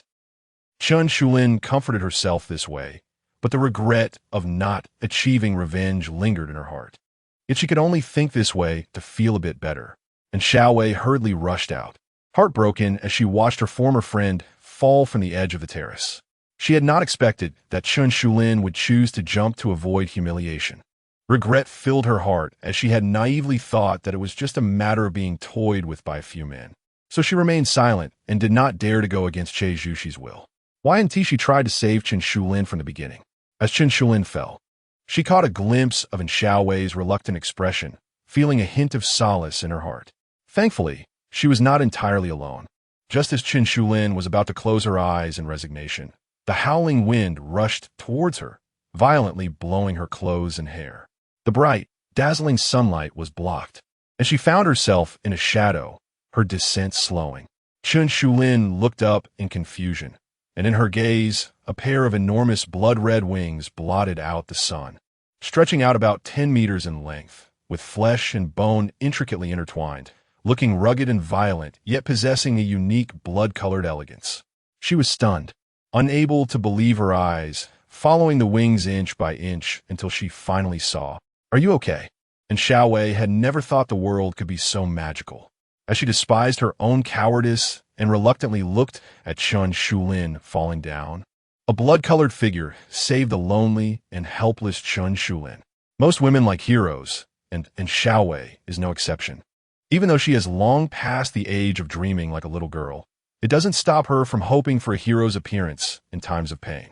She imagines a man stepping in to stop the beastly behavior around her, shouting, "Let go of that girl," before jumping out. And she fantasizes about him breaking through a sea of corpses covered in blood to criticize Che Zhuxi's absurd actions. She also imagines that perhaps the virus will reseed in the next moment, restoring the rule of law, so that Chen Shulin won't be forced to jump off a building. And Xiaowei has fantasized about many things. Despite having a mature body, slightly tanned yet sexy skin, subtly charming lips, and pure white hair without any other color, she possesses an innocence that differs from her appearance. She has clearly imagined everything, but before Chen Shulin jumped from the building, none of it came true. She has already felt despair, the disillusionment after her fantasies were shattered and the stark realization of fate's cruelty. However, the unexpected still happened. She could hardly believe that someone would truly descend from the sky with blood-red wings. It was clearly the least likely occurrence, yet unfolded right before her eyes. Shiyang held Su Zhengshu in one arm and Chen Shulin in the other, his wings gently flapping as he rose steadily and then slowly landed on the tempered glass balcony of the top floor. Shiyang descended lightly onto the platform under and Xiaowei's wide-eyed, unblinking gaze, standing right in front of her. The divine aspect of Shiyang's arrival seemed to respond to the deepest call of Xiaowei's heart. "Are you okay?" Shiyang asked the stunned Chen Shulin. Chen Shulin was also a bit dazed. She had been saved, and by a very handsome man in midair at that. I'm fine. Thank you. Chen Shulin took a deep breath, trying to calm her emotions before thanking Shiyang. "Who are you?" And Xiaowei looked at Shiyang, feeling he was somewhat familiar, but she quickly noticed Su Zhengshu beside him. Su Zhengshu's assistant? Seeing Su Zhengshu, and Xiaowei suddenly remembered why Shiyang seemed familiar. "You are Li Haoqing?" "I am not Li Haoqing. You can call me Shiyang now," Shiyang replied calmly. Previously, the disguise of the worlds will made it so that other characters subconsciously felt no difference, but essentially, Shiyang had not changed his appearance, so they could still recognize him upon his return. "Shiyang?" And Xiaowei quietly repeated, her gaze instinctively shifting to the enormous wings behind Shiyang. And in Xiaowei's bewildered gaze, the flesh and blood on Shiyang's back writhed, and in the blink of an eye, the wings vanished, the flesh returning to Shiyang, restoring him to his usual appearance. Both Chen Shulin and Xiaowei were shocked, while Su Zhengshu remained much calmer. "Chen Sulin Zekogin Su Zhengsu." But since she had joined the universe group, when Shiyang had already been missing for a long time, she did not know who Shiyang was, though it didn't affect her gratitude for being saved. What a shame, she jumped off a building with such a good figure. The men among the survivors, having not had time to stop Chen Shulin when she jumped, only felt a bit regretful when she fell, lamenting that they wouldn't get to enjoy her good figure and appearance. But they didn't pay much attention, so their focus wasn't entirely on the balcony outside. "Huh, she didn't jump?" One man turned around and saw Chen Shulin reappear on the balcony. "Impossible. I clearly saw her jump." "I saw it too. Who is that man? He seems to have appeared out of nowhere." Most of them did not witness Shiyang descending from the sky. The time it took for Shiyang to save Chen Shulin was very short, and if they weren't paying attention, they wouldn't have known how he appeared. "Who cares? Hurry, grab Chen Shulin." The heat of their lust still lingering, the reappearance of Chen Shulin rekindled their interest. As for how Shiyang appeared, all the men subconsciously overlooked it, believing he was just a survivor from the lower levels who had climbed up via the stairs and happened to save Chen Shulin. Shiyang sensed the malice from this group of men towards Chen Shulin. In the apocalypse, as the constraints of law gradually faded, it was normal for some people to show their fangs and reach for the weak. Shiyang was mentally prepared for this. So when these men rushed through the glass door, he softly said, "It's my habit to give you a chance. Don't think you can act recklessly just because no one is here to punish you. Stay put and don't think about bullying women, and I might consider helping you survive." But would they listen to a man's words? There were several of them. Why should they care about what an unfamiliar man said? Most of them began to entertain other thoughts. If Chen Shulin could be toyed with, what about Zhuxi, this vice president, who always wore a lofty and arrogant expression? The increasingly erratic thoughts clouded their judgment, causing them to lose their last chance for survival. Shiyang should essentially be a good person. He is willing to help the weak, just like the Monkey King would help the common people on his journey to the West. However, he has never been a pushover. The Monkey King would say, if the bad guys are not eliminated, they will only harm the good. As the saying goes, a person has no desire to harm a tiger, and a tiger has no intention to harm a person. If others do not provoke him, Shiyang will not act against them. And this last piece of advice was Shiyang's final chance for them, which they clearly failed to grasp. It is not only the people from the pickled vegetable country. If any Huaxiao person harbors malicious intent, Shiyang can also be very decisive. Good and bad people sometimes do not differentiate by nationality. Among all the people in the room, only one person looked horrified upon seeing Shiyang. She had witnessed his extraordinary power before. Just now, Zhuxi had been staring at Chen Shulin as she jumped, her heart feeling as if a piece was missing. She tormented Chen Shulin, but it seemed she didn't really want Chen Shulin to die.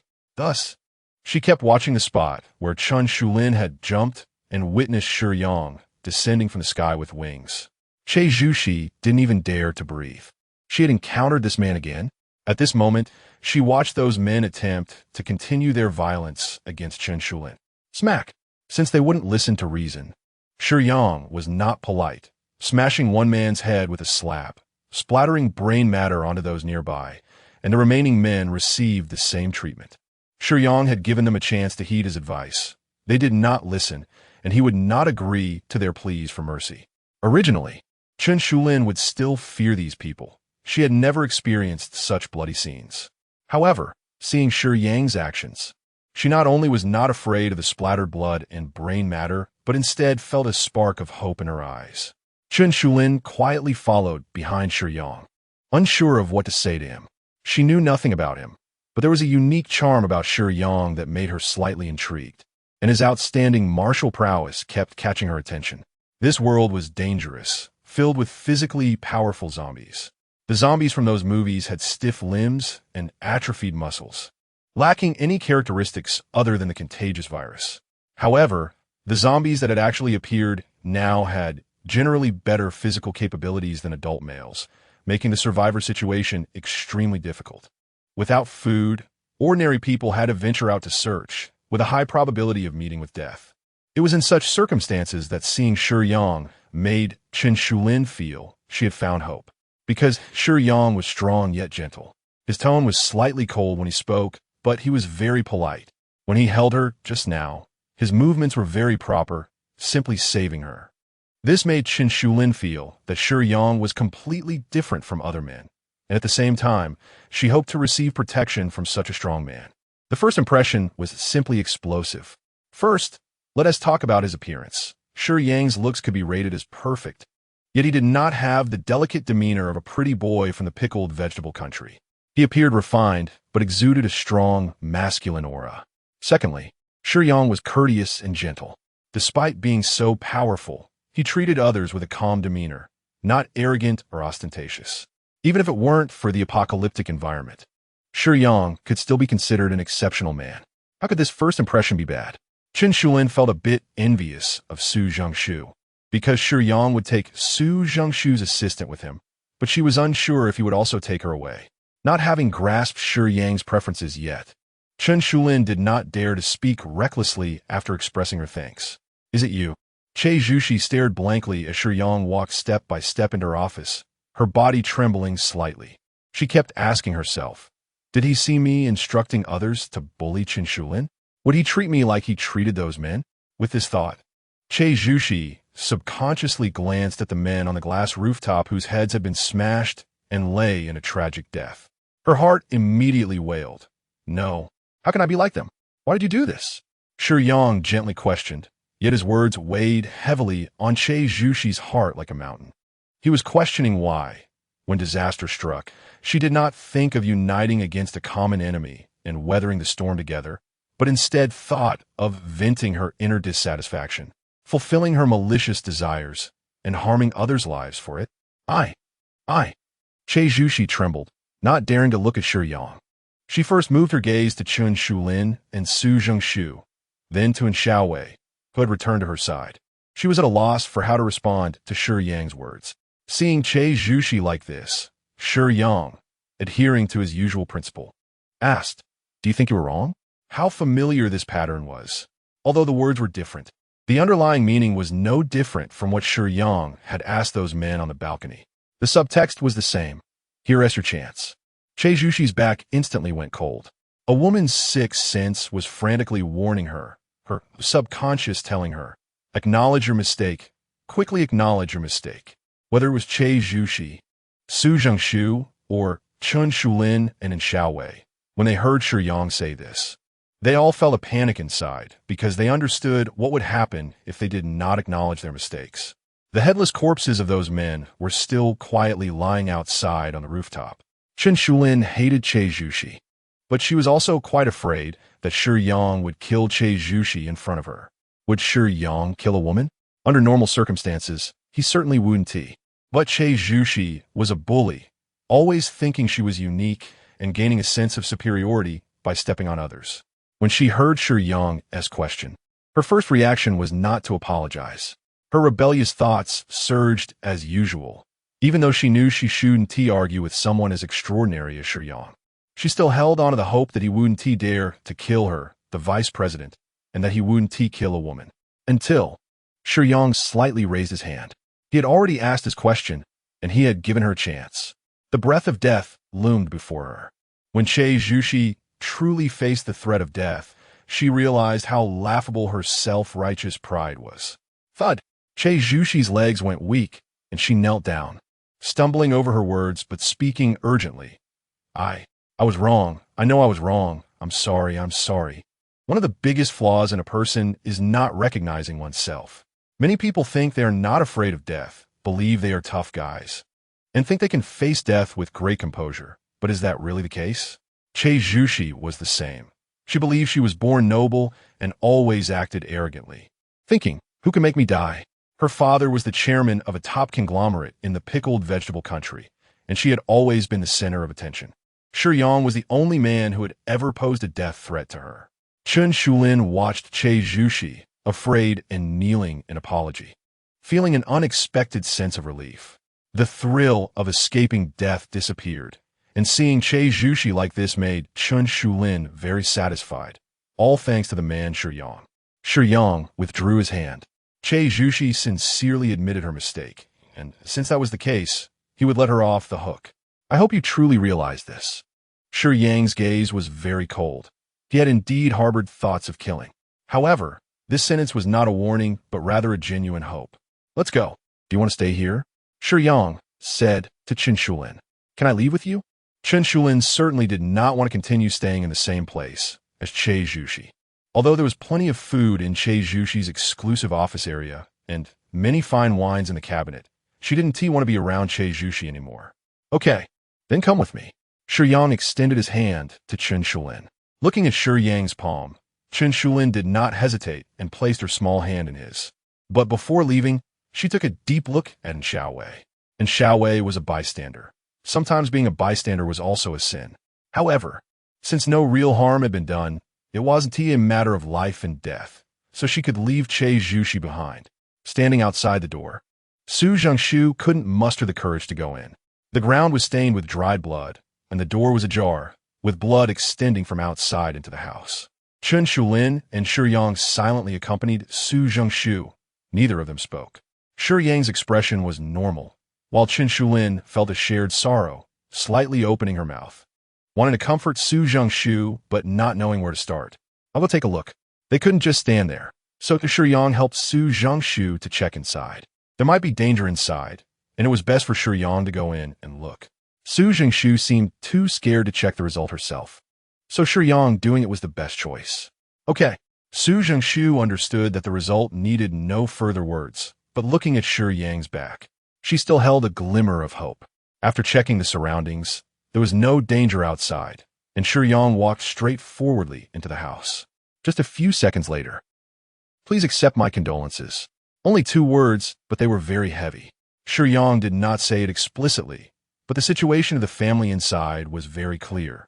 Su Zhengshu's body went soft, and she fainted. Shiyang could understand the pain of losing a loved one. In his past memories, he had lost far too much along the way.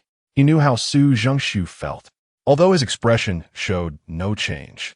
Remaining expressionless and calm did not mean his heart was without waves. Sometimes, maintaining a composed exterior while feeling turmoil inside was the hardest. Can you help me take care of her? Shiyang placed Su Zhengshu on the sofa in the living room. The door had been open for so long that the warmth inside had long since dissipated. After covering her with a blanket, Shiyang said to Chen Shulin, "Don't say that." Chen Shulin felt a bit embarrassed and said shyly, "You saved me, and I haven't even had the chance to thank you. Helping to take care of Assistant Su is the least I can do. I noticed something when I came in. I need to go out for a bit. Don't worry. I should be back soon. It's very safe here." Chen Shulin did not doubt Shiyang. With Shiyang's assurance, she felt much more at ease. After the incident in the room, Su Zhengshu's parents had already been dealt with by Shiyang. Seeing them would only add to the sorrow. Once a person is dead, they cannot be brought back to life. Before leaving, Shiyang cast a protective spell on the house. This spell has no limits on frequency or quantity, as it is maintained by Shiyang's life force. which can be used freely as long as it is strong. Stepping outside, snowflakes began to fall from the sky. Some pure, white snowflakes, upon touching the ground, became blood red after being stained by some still liquid blood, exuding a sense of coldness and killing intent. Shiyang lit a cigarette. After finishing, flesh and blood reformed into wings on his back, and in the blink of an eye, he soared into the sky, transforming into a blood-colored afterimage that flew toward the horizon. On the way to bring Su Zhengshu here, Shiyang sensed a wave of energy fluctuations in the distance. With a physique reaching the peak of the 6th stage, even without other sensory abilities, his innate perception was already incredibly sharp. Coupled with thousands of years of internal energy accumulation, as long as Shiyang held his breath and focused, he could sense even the slightest movement within a 10-kilometer radius. The energy fluctuations from afar were internal energy, and not simple at that. Shiyang's internal energy was vast, and combined with the memories and experiences of many martial arts masters. He was already extremely familiar and proficient with internal energy, so he clearly understood the fluctuations caused by its eruption. This was a low-level world where extraordinary powers did not exist, so the source of this internal energy fluctuation was undoubtedly related to the culprit spreading the virus. However, this culprit had no idea that danger was already on the way. He was still reveling in the fact that he had obtained a national treasure of the divine forging kingdom with the help of a devourer. In pursuit of power, he had abandoned his identity as a guardian. Too many people have been tempted by power and walked down the path of evil. To enhance his physique, he fused with a modified G-virus, and without regard for the world's impact, he stole the demon blade 1,000 Edges and a book disguised as a trendy hairstyle guide from Wu Liqui, resulting in a terrifying rise to intermediate strength at the 3rd stage. The national treasure of the divine forging kingdom, the demon blade 1,000 Edges, is composed of 1,000 shards, with a black hilt and a half-sword body, adorned with blue stripes. When infused with internal energy, the blade fragments can be manipulated at will, changing attack forms freely. It is incredibly sharp and difficult to defend against, only attacking and never defending, unmatched in the world. Looking at this top-tier artifact from an intermediate world, even though he couldn't use it yet, it did not diminish the weapon's ferocity. He seemed to see a glorious future for himself. The trendy hairstyle guide was actually a profound martial arts manual, and with the combination of the two, he would surely become powerful. I don't understand. Shiyang spat out a mouthful of blood, mixed with several pieces of internal organs. He couldn't comprehend why such a character would appear in a low-level world. As for posturing, what level was Shiyang? Intermediate 3rd stage. Shiyang could beat him without even trying, at most crushing an ant. In this situation, there was no suspense. Even if he could use the demon blade 1,000 Edges, he wouldn't be able to break through Shiyang's defenses. Was there really a need for any more steps? This knife? Shiyang curiously looked at the long knife in his hand. Its design was unique, the blade full of cracks. But his sharp perception told him this knife was not simple and even gave him a sense of danger. The demon blade 1,000 Edges. Li, who was well informed, recognized this famous weapon at a glance. Although she hadn't recognized a master for a long time before Shiyang, her uniqueness ensured that her perspective was not shallow. Whenever there was a power system or special weapon or item that Shiyang didn't understand, asking Li was the most appropriate choice. Demon blade 1,000 Edges? What's its background? Shiyang had never heard of it, nor had he watched any anime related to it before. Li briefly explained the special characteristics of the demon blade 1,000 Edges. But the most unique aspect was that it was a weapon specifically for the protagonist. This means that the attack power of the demon blade 1,000 Edges was secondary. This blade carried a heavy weight of world power and was the protagonist's exclusive weapon. If this weapon were lost, it would have a tremendous impact on the protagonist, and even the world's rules would become unstable due to the loss of the demon blade 1,000 Edges. He actually stole such a weapon. In that case, it must be returned as soon as possible. After observing, Shiyang sheathed the knife, and Shiyang had already died. After Shiyang's death, he had a spatial ring for storage, which was a good item that Shiyang collected. Yes, the world power entwined on the blade is still very strong. It hasn't been stolen for long. Returning it quickly shouldn't be a problem, Li replied. All right, let's go at once. Today, on Little Chicken Island, the weather was clear. Lucci got up early to prepare the ingredients for beef, offal, and towels for haircuts. Huh? Lucci scratched his head, feeling an inexplicable sense of palpitations, but not understanding why. Strange. His Mandarin had a South Guangdong accent, sounding very lazy. He wore a white sweatshirt with the number 7 printed on the back, paired with black shorts and black cloth shoes. His outfit was odd, but even stranger was his hair, which was styled to look like chicken claws. Never mind that. Time to set up shop. Determined, Lucci put the towels in the barber shop and pushed the beef offal cart out the door. In the South Guangdong region, eating beef offal in the morning was also common. On busy workdays or before school, a bowl of fragrant beef offal could provide enough nutrition.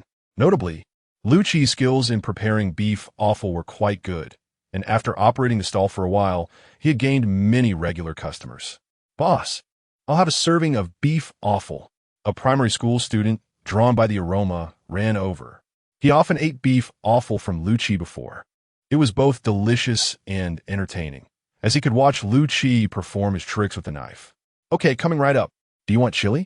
Lucci energetically dashed to the back of the cart. "Less beef lung, more beef tripe." "No problem," Lucci readily agreed. "Huh? Aren't you doing your tricks today?" The primary school student looked a bit disappointed.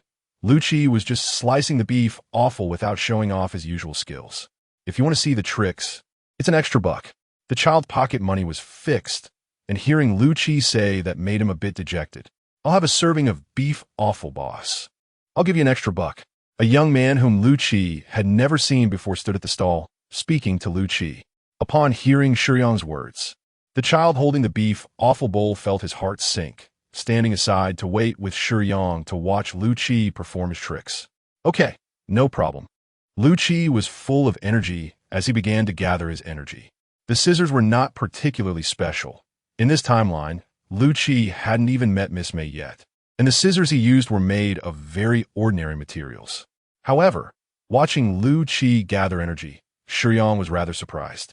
Shiyang knew that the person in front of him was the protagonist, probably in his early 20s, with a very good temperament and easy to talk to.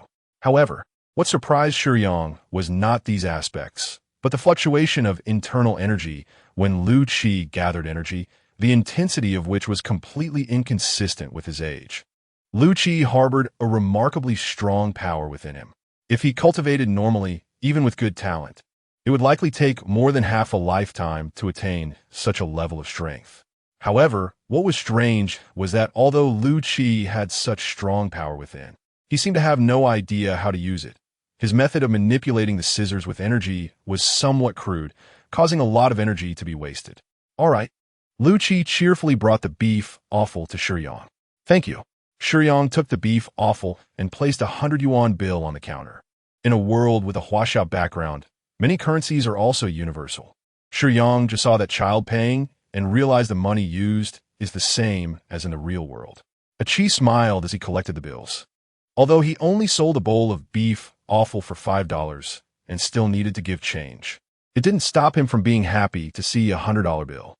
Just when Achi was happily exchanging the change, the young man had disappeared. "Huh?" Achi looked around but saw no one. He hadn't even given him the change yet. How could he leave? Looking down, he noticed a long knife placed beside the beef offal cart. Could be left by that person? That place is nice, Little Chicken Island, right? Life is truly pleasant. Shiyang only briefly experienced the comfortable living environment of Little Chicken Island, but was deeply impressed by that place. There are no extravagant buildings on Little Chicken Island, and the seaside scenery is somewhat monotonous, but the warmth that radiates from the simplicity is very touching. If it weren't for the many unfinished tasks, Shiyang would have liked to stay a few more days on Little Chicken Island. Shiyang looked up at the horizon. He could clearly sense that the world's rules were gradually shattering, and this world wouldn't last much longer. The highly contagious virus from the world of Resident Evil is extremely dangerous for lower-level worlds. As soon as someone gets infected even a little, the entire world will quickly fall into ruin. We could see the unease in Shiyang's heart, but if the virus outbreak wasn't stopped from the very beginning, it would be completely irreversible. After all, Shiyang's strength still hadn't reached the point of resurrection. This type of virus is strictly controlled by the Guardians organization and is one of the things most rejected by the will of lower-level worlds. However, those guardians who have already been corrupted are hard to guard against. One cannot rely solely on the naked eye to discern the hearts of the guardians. In this regard, the straightforward and purpose-driven devourers seem somewhat adorable. The hardest to gauge is actually human hearts, Shiyang casually remarked. Does the master still have hope for humanity? Li Zhuka. In fact, human nature is like a flower blooming in the abyss. Everyone is destined to long for sunlight. Perhaps you will never know what lies beneath the roots, but you still need to patiently wait for the flowers to bear fruit. Only then can good and evil be distinguished. When I walk in the darkness, I never feel that I can illuminate anything by relying on myself. However, I still hope that kind and law-abiding people can receive better treatment. A great person once wrote in a letter to a certain general, "A single spark can start a prairie fire." Shiyang replied to Li with a relaxed yet firm tone. He has always been who he is, whether as the Monkey King or the destined person later on, or now as the mortal Shiyang. His heart has never changed. He is very clear about one thing. Heaven and earth are not complete, and everything has its flaws. Never look down on all humanity just because of a few bad examples. Everything has duality. Good and evil may seem oppositional, but actually reflect and intertwine with each other. The mindset of hitting everything with a single stick will only lead to negative consequences. Master, when will you raise the favorability of Su Jingshu, Xiaomin, and Qin Shulin? Xiao AI, who is not very interested in the discussion about human nature, hoped that Shiyang would increase the favorability of several girls to the highest level. Why rush? After saying this, Shiyang sat cross-legged on a rooftop, calming his mind and introspecting. The powerful flesh and blood abilities provided by the black light, combined with the strength displayed by the traditional martial arts system of Huaxia, are extremely formidable. Previously, after Shiyang absorbed the T-virus given by Chun Qianqian and killed Qinyong, he also absorbed his improved G-virus. The level of the black light virus is much higher than the viruses in Resident Evil, but the biochemical virus originating from the Sun Ladder, after being absorbed by the black light virus, allowed the black light virus to gain a certain degree of enhancement. This enhancement is similar to how absorbing other viruses improves oneself, allowing Shiyang's flesh and blood transformation and expansion speed to increase significantly. Shiyang had hardly used the armor form, which was unnecessary since the indestructible diamond skill was already hard for most to break. However, after absorbing the biochemical virus, Shiyang could feel that although his physique had reached a bottleneck, the strength of the armor and the toughness of his flesh had improved. With this in mind, Shiyang took out 3 ounces of world power and directly absorbed it without hesitation. The concentration of world power surrounding Shiyang surged. To become stronger, one needs the recognition of the heavenly path. Why can many protagonists survive a fall from a cliff and find secret manuals? It's because the concentration of world power is high enough. The existence of guardians is quite special. They can obtain world power by protecting the world and killing devourers, and their concentration of world power can continuously grow. However, for others, even the most powerful protagonists, the concentration of world power on them is fixed. No matter how amazing they are, they cannot break through a certain limit in the end. Shiyang needs to use the 3 ounces of world power to increase the concentration to break through from the top of the 6th stage to the 7th stage. By then, combined with the energy value he recently obtained, Shiyang can quickly push his physique to the top of the 7th stage. The concentration of world power surrounding him is astonishing, and both Xiao AI and Li are eagerly watching Shiyang. However, not long after, Shiyang's brow furrowed. The strength restriction imposed by the heavenly path on himself only loosened slightly, and there was no sign of his physique wanting to break through. Shiyang opened his eyes in confusion. 3 ounces of world power doesn't seem to be enough for the master to gain recognition and reach the 7th stage. Xiao AI also noticed the clue. We seem to be in thought. Li, you mentioned before that a normal guardian seems to only need 1 ounce of world power to break through the 6th stage. Why do I only feel that my restrictions have loosened slightly and have no intention of improving? Seeing Li's contemplative expression, Shiyang knew she must have a guess. World power is extremely precious, and not everyone has the strongest spirit body assistance and powerful abilities like Shiyang, who has more than one spirit body supporting him. The master's physique is indeed at the top of the 6th stage, but the master's strength is not limited to just the 6th stage top. Lee analyzed. The master's abilities seem simple, but they possess the top-tier abilities of a mid-level world, and their limits and compatibility are very strong. With mutual enhancement, it has completely reached the level of a high martial world, which makes the master's combat power far exceed that of other guardians at the same level. I think this is the reason why the master needs a higher concentration of world power to improve than a normal guardian. So that's how it is. Xiao AI nodded her little head, very personified as she stroked her chin. Lee's analysis was logical, and she agreed. It seems that I still need some time to break through the 6th stage. Although there is currently no world power, Shiyang can still hone his martial arts skills. Every day, he sets aside some time to practice martial arts moves. Any improvement in strength is a gain, and with the assistance of many martial arts masters' memories, Shiyang can achieve twice the result with half the effort. By the way, after killing Chun Yong, besides picking up the magic knife Qianren, there was also a space ring? Shiyang thought of this and took out the space ring. Space rings are products of some Western mid-level magical worlds, different from storage bags in Huaxia's high martial world. The space in a space ring is not large and relies on magic formations to maintain. But in lower to mid-level worlds, storage is quite convenient and very useful, although they are also very expensive. A space ring with 10 cubic spaces costs at least 5,000 points. Shiyang wanted to see what good things Qinyong had hidden, but when he opened the space ring, he only saw a dog's head. Ergo was ravenously devouring dog food from a bowl. Although he disliked dog food very much, he ate anything when he was hungry, having been trapped in the space ring for 2 or 3 days. Ergo was so hungry that his ribs were clearly visible, and his stomach was pressed against his back. It was an understatement to say he was starving. If Shiyang hadn't taken pity on him and brought a bag of dog food from the supermarket, he might have been able to eat a feast by now. That person actually abused a dog? Xiao AI was very scared. She hated people who didn't care for small animals the most. Fortunately, she didn't need to eat. Otherwise, being this hungry would be too miserable. It shouldn't be a dog. Lee sensed something, but didn't say it outright. The dog in front of them was a medium-sized dog, compact in build, with upright ears and a tail like a brush.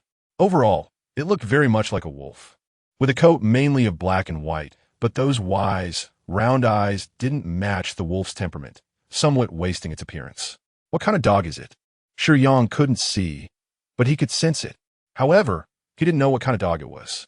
Like a husky? But why would a husky be in a space ring? I remember that a space ring can't hold living creatures. Ergo was completely oblivious to Shiyang and Lee's conversation, crazily devouring the dog food in the bowl, his tongue licking wildly, saliva flying everywhere. A full bowl of dog food was finished in just 2 or 3 minutes. This appetite, Lee was a bit unsure of her judgment. Judging by its appearance and the intelligence in its eyes, it should be a husky, but its appetite was much larger than that of a typical husky. This bowl of dog food was nearly half the size of the dog itself, and it managed to eat it all? Moreover, judging by this dog's performance, it still wasn't full? Shiyang poured another bag of dog food into the bowl, unsure if it would be enough. Continuing to eat like crazy. Should we take it with us, master? Xiao AI looked around at the dense zombies on the road and thought it seemed inappropriate to leave this husky here. This husky must have some special qualities to be trapped in the space ring, but she didn't know what those were. Lee leaned in a bit to observe more closely. Ergo suddenly turned to look at Lee, chewing on the dog food in his mouth, and his round, bright eyes startled Lee. Can it see me? Lee wondered. I can see you, big sister. I'm also a spirit. My name is Ergo. After finishing the food in his mouth, Ergo spoke. Wow, this husky can actually talk. What did it just say? It's also a spirit? Xiao AI had never heard of a spirit that looked like a husky.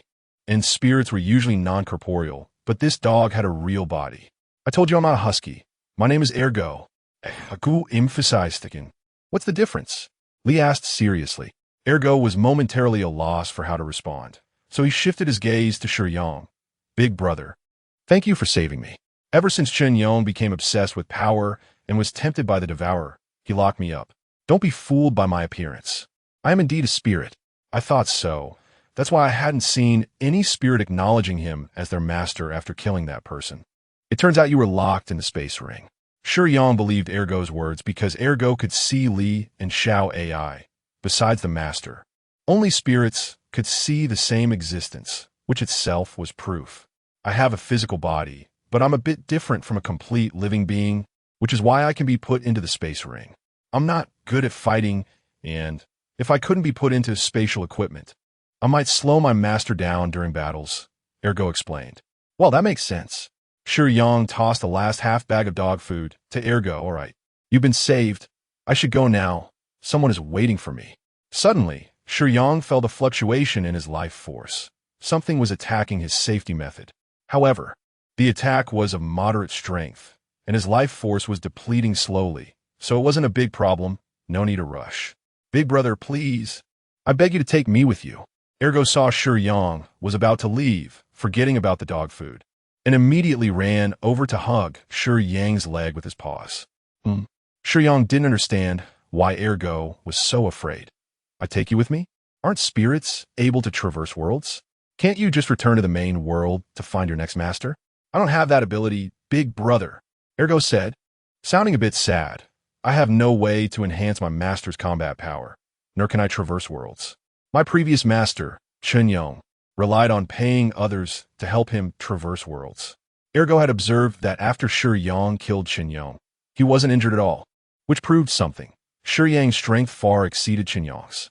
So, with Shiyang around, Ergo wasn't afraid of the surrounding zombies eyeing him. When Shiyang suddenly said he was leaving, he panicked. Huh? You can't help your master enhance combat power, nor can you traverse worlds. What use are you? Xiao AI was curious.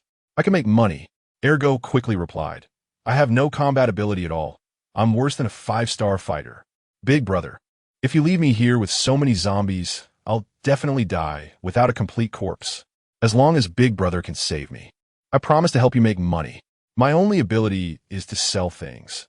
As long as Big brother gives me some useless junk to sell, anything at all, people will want to buy it when they see me. Although I can't sell garbage for treasure prices, selling it for 2 or 3 times the price is no problem.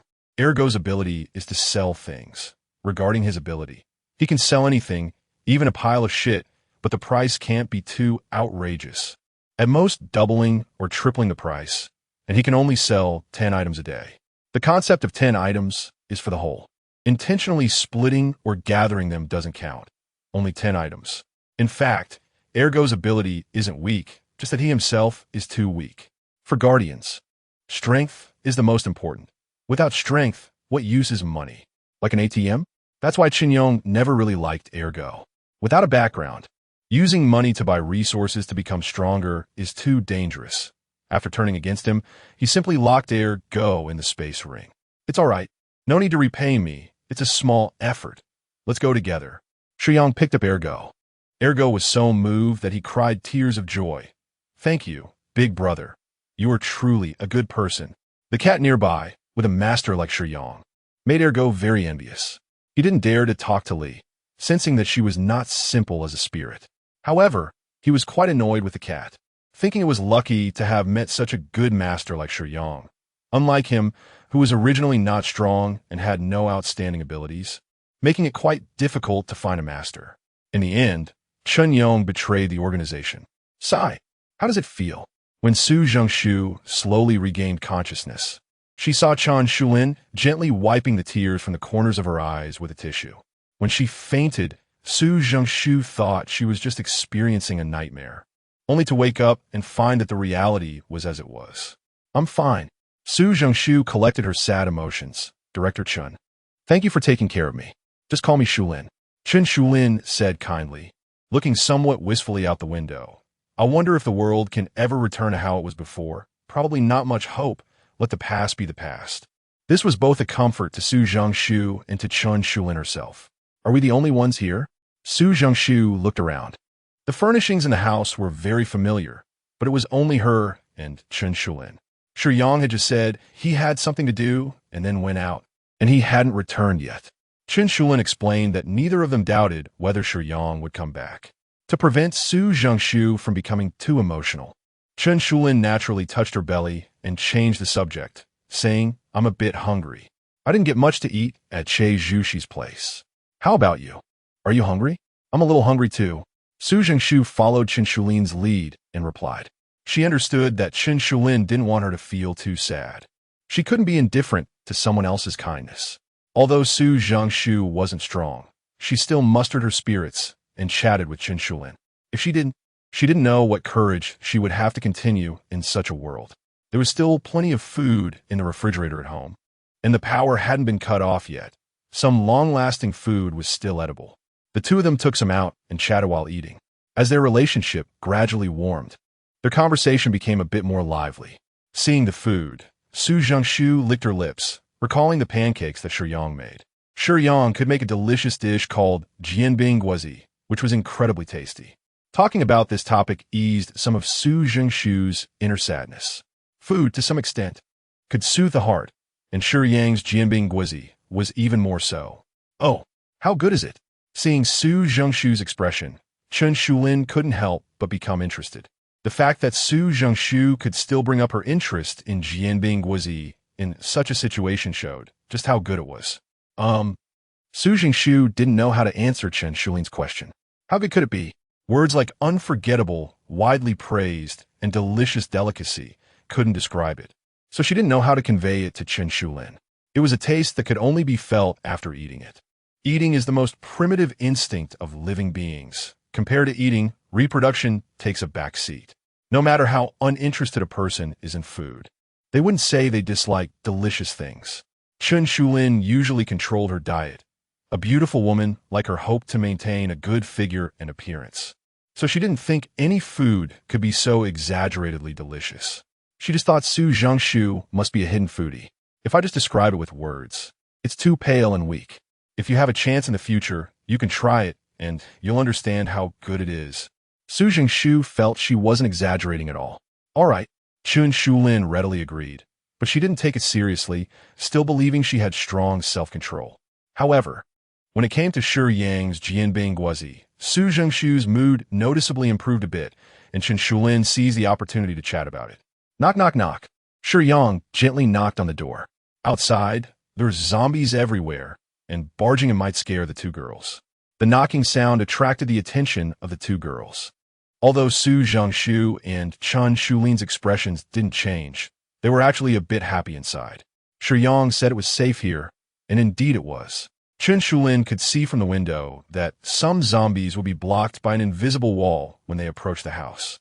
However, compared to that, having Shiyang by their side gave them a stronger sense of security. Do you want to come in? Shiyang asked Ergo. No need, big brother.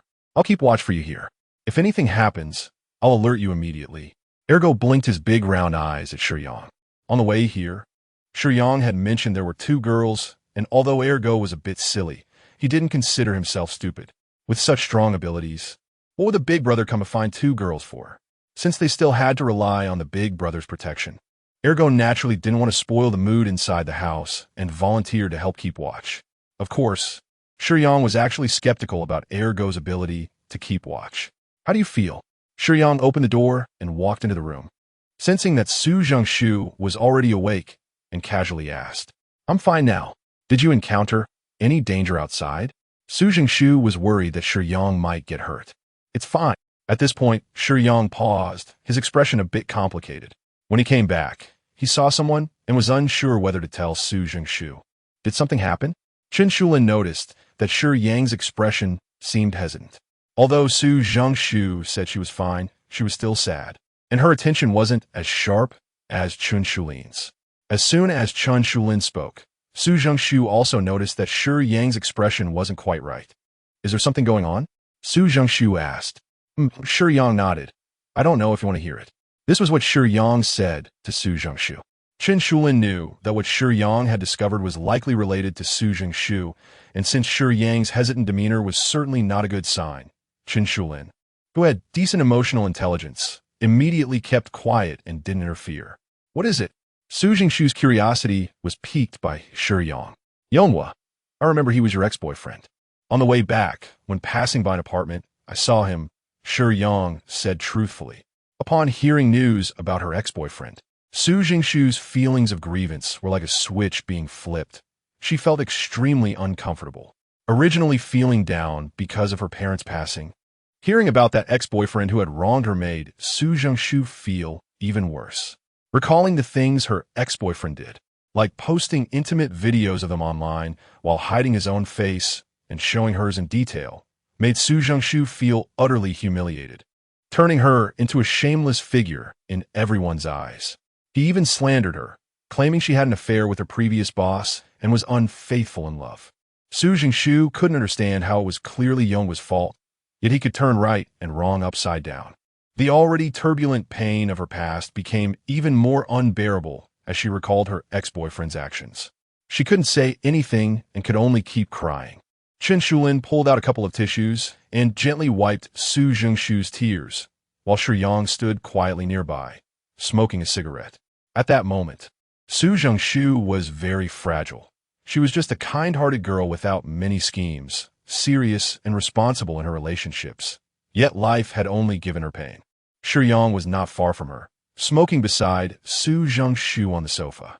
Outside were hordes of zombies, and inside was a desolate place without family. Only Shiyang was beside Su Jingshu, giving her a sense of warmth. Crack! Shiyang continued to smoke, not rejecting Su Jingshu's embrace. But he didn't take any further action. Can you hold me? At this moment, Su Jingshu longed for warmth and comfort. Shiyang exhaled a cloud of smoke, extinguished the cigarette and slowly embraced Su Jingshu. His strong physique and the rare masculinity of a man from South Korea surrounded Su Jingshu, the warm blood flowing through him warming her cold heart. The sadness on Su Jingshu's face had not yet faded, but her eyes were already filled with emotion. The feeling of being protected was so wonderful. Su Jingshu didn't have a desire to be competitive or a strong woman. Most girls in South Korea were sweet girls. She hadn't interacted with Shiyang as much as with Luo, Su Li, and the others. Although she had had feelings for Shiyang before, this was the first time she truly felt Shiyang's reliability, like a mountain, especially in her sadness. And this was something Su Jingshu had never experienced before. Recalling the past, when Su Jingshu faced setbacks at work and felt disheartened, her ex-boyfriend Yonghwa would say, "Why are you so pretentious? You should work harder and be more magnanimous." Such words were more hurtful than comforting. It was more painful to hear than not to hear at all. However, Su Jingshu really liked him at that time and was very devoted, accommodating Yonghwa even when it hurt. When faced with danger, Yonghwa was even unwilling to protect her. A weak girl who didn't like sports and would leave her behind to save himself. Over time, Su Jingshu felt truly exhausted. In contrast, Shiyang not only was willing to protect her, but also agreed to her unreasonable requests to help her find her parents. Although the results were not satisfactory, Shiyang's actions were on a completely different level than Yonghwa's. Being with Shiyang felt different. He was strong yet gentle, seemingly indifferent but actually warm-hearted inside. A vulnerable girl is easily swayed. Even just a hug could gently stir Su Jingshu's feelings, which were already inclined toward Shiyang. Lying in Shiyang's reliable embrace, smelling his natural scent, Su Jingshu tilted her face up, wanting to offer him a sweet kiss. Su Jingshu's favorability is at 90, master, Xiaoyi reminded. Chen Shulin watched from the side, and before Su Jingshu could feel embarrassed, Shiyang extended a finger and touched Su Jingshu's soft lips. Contact with Shiyang's bare skin triggered the love god fantasy, causing Su Jingshu's gaze to become dreamy. Shiyang had Su Jingshu sit on the sofa, and before she had fully settled down, to Chen Shulin's shock, Su Jingshu, well, her favorability shot up to 95. Just a little more, master, and it will be 100 favorability. Xiaoyi was excited.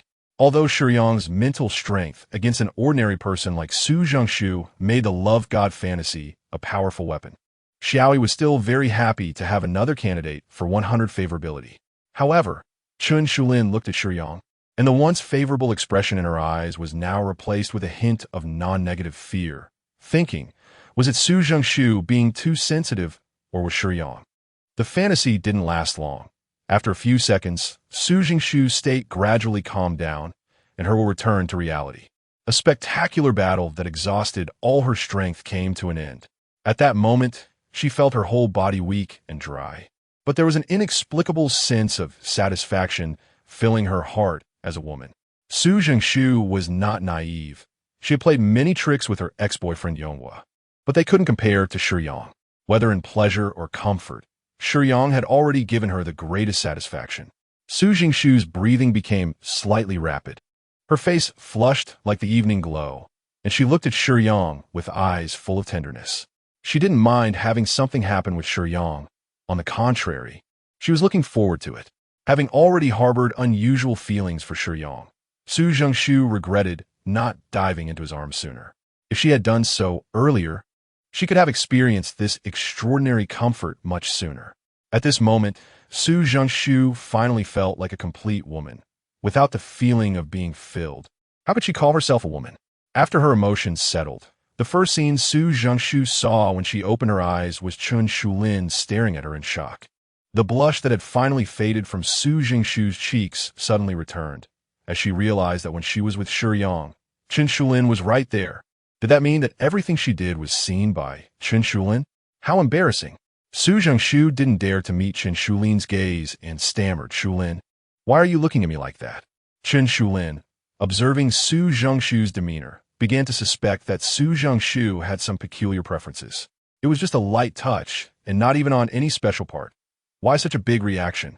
Throughout all, the only real physical contact between Su Jingshu and Shiyang was when Shiyang pointed at her lips and then placed her on the sofa.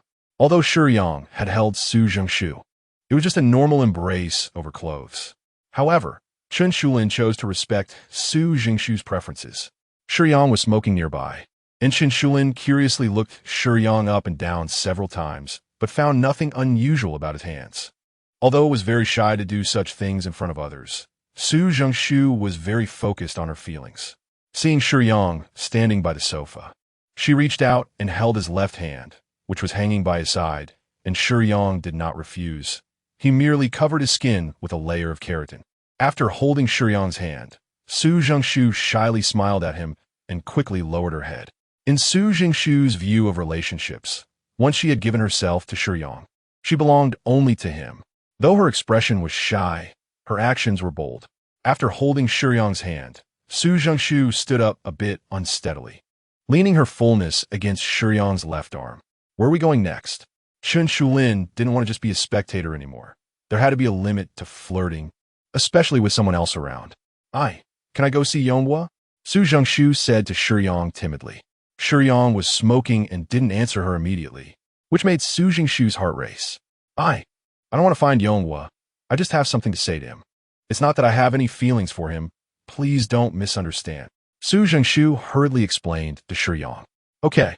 Shiyang exhaled the smoke and responded, his emotions very stable, showing no signs of displeasure. Chun Shulin gave Su Jingshu a helpless glance, feeling that it wasn't Shiyang's fault. It was purely Su Jingshu being too sensitive. After all, in those short few minutes, Shiyang's actions were all visible and had nothing perverse or creepy about them. It was only after Su Jingshu touched Shiyang that she started acting strangely, so Chun Shulin concluded that Su Jingshu was the one with the problem. Ergu, Shiyang called out. Woof. Ergu, fearing his voice might scare the two ordinary girls, pretended to be a normal dog and barked in response from outside the door. How can there be a dog? Su Jingshu heard the barking from outside. I rescued it on the way, Shiyang casually replied. You really have a kind heart. Chun Shulin smiled brightly at Shiyang. Logically speaking, in the apocalypse, people struggling to survive wouldn't have the heart to rescue small animals. But Chun Shulin hadn't had to survive alone or suffer too much before meeting Shiyang. In a safe environment, a sentimental girl naturally thinks of all sorts of things. In a normal world, caring for animals is often a plus in many girls' eyes. Therefore, Xiaoyi noted that Shiyang's favorability increased by 2 points. Let's go. Ergu ran into the house, and Shiyang held Chun Shulin with his left arm and Su Jingshu with his right, while Ergu hugged his leg. With blood-red wings spread wide, Shiyang took everyone out of the window, soaring into the sky toward Yonghua's location. At the home of Jin Meiting and the others, a tall, fierce figure was constantly clawing at the walls of the house. The hard steel-reinforced concrete walls were already riddled with holes, and through the torn and tattered wall gaps was a face with exposed fangs. The women huddled together, relying on each other, each terrified as they looked at the monster trying to break in. This evolved being is somewhat like a pursuer, but with a higher degree of mutation. Its terrifying appearance frightened several women to the point of losing color in their faces. Its powerful strength could not even be stopped by reinforced concrete walls. However, after breaking through the wall, even though there was clearly space to rush in, this pursuer seemed to be blocked by something, unable to charge in and shred these weak women. Although sometimes Yang's protective method exists, this level of pursuer couldn't get in at all. But just seeing the pursuer's face and hearing its roar was already a significant mental strain for ordinary people. The commotion caused by the pursuer attracted a large number of zombies, and soon, the not-so-tall building was surrounded, with no way to escape. Looking around, it was filled with zombies roaring, their eyes full of bloodlust. Hyamin shrank into her mother Jean Mighting's embrace, too scared to look at the hellish scene around her. Huazhang was also awakened by the zombies' roars, crying heart-wrenchingly, and no matter how Xiao Xiao tried to comfort her, it was useless. They were terrified to the extreme, and everyone couldn't help but think of Yang, praying for him to return soon. Before the disaster struck, Yonggu had a date with a girl while sulking about his ex-girlfriend, enjoying pleasure with other girls. After the zombie virus swept through the world, the two found themselves trapped in a rental house. Yonggu usually didn't cook, relying on takeout or instant noodles. So there wasn't much food at home, just half a box of instant noodles and some snacks. A day after the disaster, the food was nearly consumed. And looking at the empty box, Yonggu felt an overwhelming panic. Slap! A crisp sound echoed as a clear handprint appeared on the woman's face. She looked at Yonggu, who suddenly turned against her, in fear, not understanding why this man, who had just been affectionate with her, was now acting like a stranger. "What are you doing?" the woman questioned. "It's all because you ate too much and finished my supplies." Yonggu shifted the blame without any guilt. The woman couldn't believe her ears. Since being trapped in Yonggu's home, she had only eaten a bowl of instant noodles and drank some water, nothing else.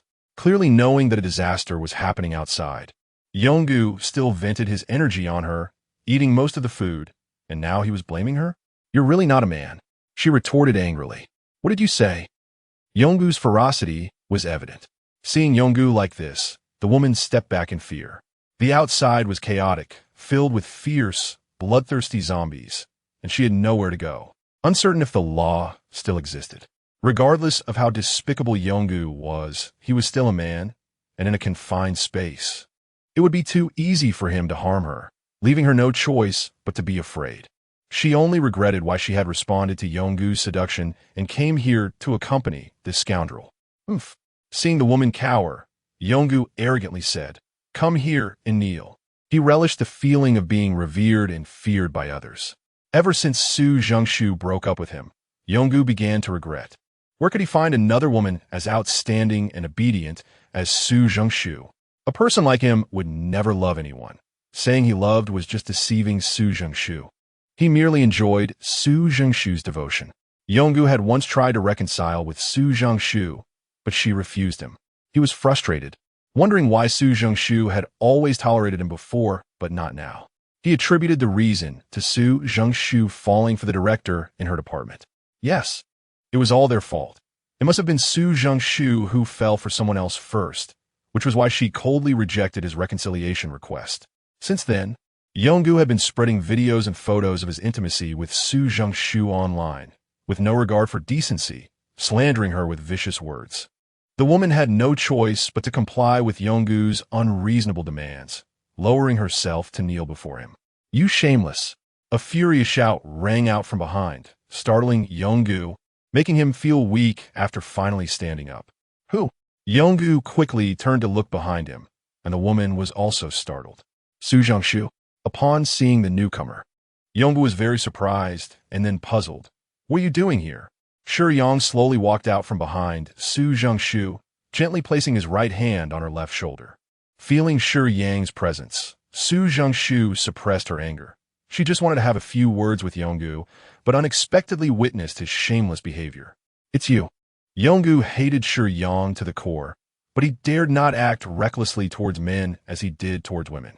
Even though he loathed Shiyang, he didn't dare to make a move, showcasing his cowardice. The women present all looked at Yonggu with disdain, but none rolled their eyes as dramatically as Ergo. Didn't you have something to say to him? Shiyang gently reminded Su Zhengshu by patting her shoulder. Taking a deep breath, Su Zhengshu said seriously, I have always known what kind of person you are. I knew you were looking for other women behind my back, squandering the money I worked hard for. Yet I still tried my best to treat you well without expecting anything in return. I regret ever liking you, but I truly wish you well. Since we have separated, can't we just go our own ways and be happy? Why do you have to slander me? Su Zhengshu came here to ask this question. She no longer had feelings for Yonggu, only unwilling to accept that her selfless kindness was met with ingratitude and resentment. Slander you? Look at the two of you. Am I wrong in what I said online? Who knows how you play with others privately? Yonggu not only felt no guilt, but turned the tables. And the director? Who knows, you might even call this guy master. What right do you have to regret? I should be the one feeling disgusted by you. Yonggu brazenly insulted Su Zhengshu's character, spewing all sorts of vile accusations, making Su Zhengshu's face turn red with anger. Shiyang shook his head, knowing that Su Zhengshu's kindness would yield no results against a rogue like Yonggu. Your parents taught you to be polite and to discuss matters calmly. But not everyone has parents. Su Zhengshu was furious, her eyes reddening, tears of grievance welling up on the verge of crying. Chen Shulin couldn't he understand. Su Zhengshu was quite attractive, had a good personality, was kind-hearted, and had ample physical assets. How could she fall for a man like Yonggu with no class?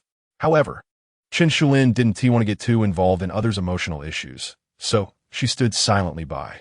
Ergo, worried about causing a scene, wanted to pull out a bag of sunflower seeds and sit down to watch. To prevent Su Zhengshu from being bullied further, Shiyang simply pulled her behind him. This protective gesture made Yonggu's words falter. Facing Shiyang, he didn't dare speak like that. Shiyang's masculine presence immediately silenced Yonggu, his momentum deflating in an instant. What kind of ability was it to be arrogant in front of women? Protected by Shiyang, Su Zhengshu's eyes suddenly brightened. Aschayet and fought. Why should I be angry over such a scoundrel? Now that I've met Shiyang, why should I dwell on past unpleasantness? Thinking of this, Su Zhengshu bit her lip, hugged Shiyang's arm, and pressed her impressive assets against his arm, causing it to sink between her breasts. After wiping away the tears from the corners of her eyes, she said, I haven't done the things you mentioned, but whether you believe it or not, it doesn't matter anymore. Su Zhengshu no longer cared about Yonggu's conscience, nor was she fixated on arguing her innocence with him. Instead, she clung to Shiyang, pressing her soft body against him as if to show off, and continued, I really enjoy being with Brother Shiyang. He is simply my hero, and you are completely unqualified to compare with him. I've fallen in love with him, and if Brother Shiyang likes me to call him master, I will be more than happy to. Now, I am already his person, and between us, we have a romantic relationship. Saying this, Su Zhengshu threw out the most heart-wrenching conclusion. Brother Shiyang is really amazing in every aspect, including that aspect. When we were intimate just now, I felt so comfortable. It was a pleasure I have never experienced in my life. Brother Shiyang completely satisfied me. I am already his. Looking back, being with you before was quite ordinary. You really never measured up. Ordinary? After being compared to Shiyang, Su Zhengshu's conclusion made Yongwu instantly furious, his eyes filled with bloodshot anger. She says I'm ordinary? Shiyang lit a cigarette.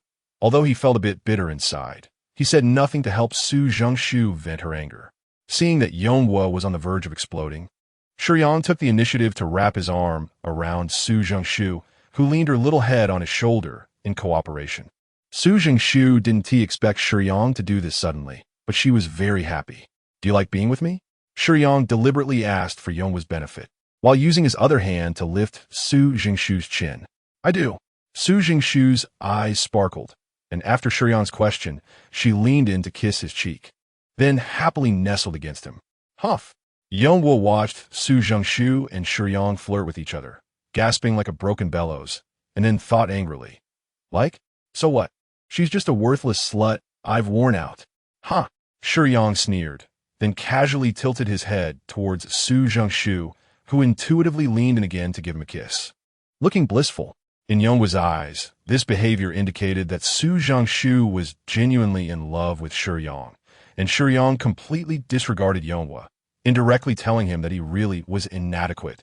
Yonghua had completely lost his composure, but he was inherently timid and afraid of confrontation, so he didn't dare to attack Shiyang. Apologize, Shiyang said coldly when he felt the timing was right. Why should I apologize? Smack. Before Yonghua could finish his sentence, Shiyang had already struck him, smashing his head. The usual rule. I've warned you. If you don't listen, it's death. Shiyang could give someone who was considered a major criminal a chance. But as long as the other party didn't heed the warning and force Shiyang to act, there had never been a living person left from the moment he took action. Su Zhengshu didn't dare to look at such a bloody scene. But she didn't feel that Shiyang was wrong. Instead, she felt a sense of exhilaration for revenge. And her dependence on Shiyang reached its peak after the emotional knot was untied. Strategy successful. Congratulations, master, on gaining a girl who is 100 fond of you. Xiaoi clapped epidi. Shiyang didn't look back at Yonghua's headless corpse. Even if given a chance, he was useless. Turning around, Shiyang looked at the woman who had been with Yonghua. Do you want to live? Yes. The woman immediately replied, sensing that there was no malice in Shiyang's tone. Although Yonghua had been killed in front of her, she had no fondness for him and didn't care. Shiyang was clearly not an ordinary person. Being able to bring 2 women here likely meant he could save her, so she was eager to seize the opportunity. Shiyang brought all the survivors he encountered to a relatively remote warehouse and also cast a sheltering spell, gathering many supplies from nearby supermarkets and malls to ensure the survivors' livelihoods. The number of survivors Shiyang rescued had now exceeded 300, and these people required a large amount of supplies, but Shiyang had a spatial ring and a Xiangfei gourd, making transportation relatively convenient. Do you feel sad? After exiting the warehouse, Shiyang saw Su Zhengshu staring blankly into the distance, thinking she was melancholy over her ex-boyfriend's death.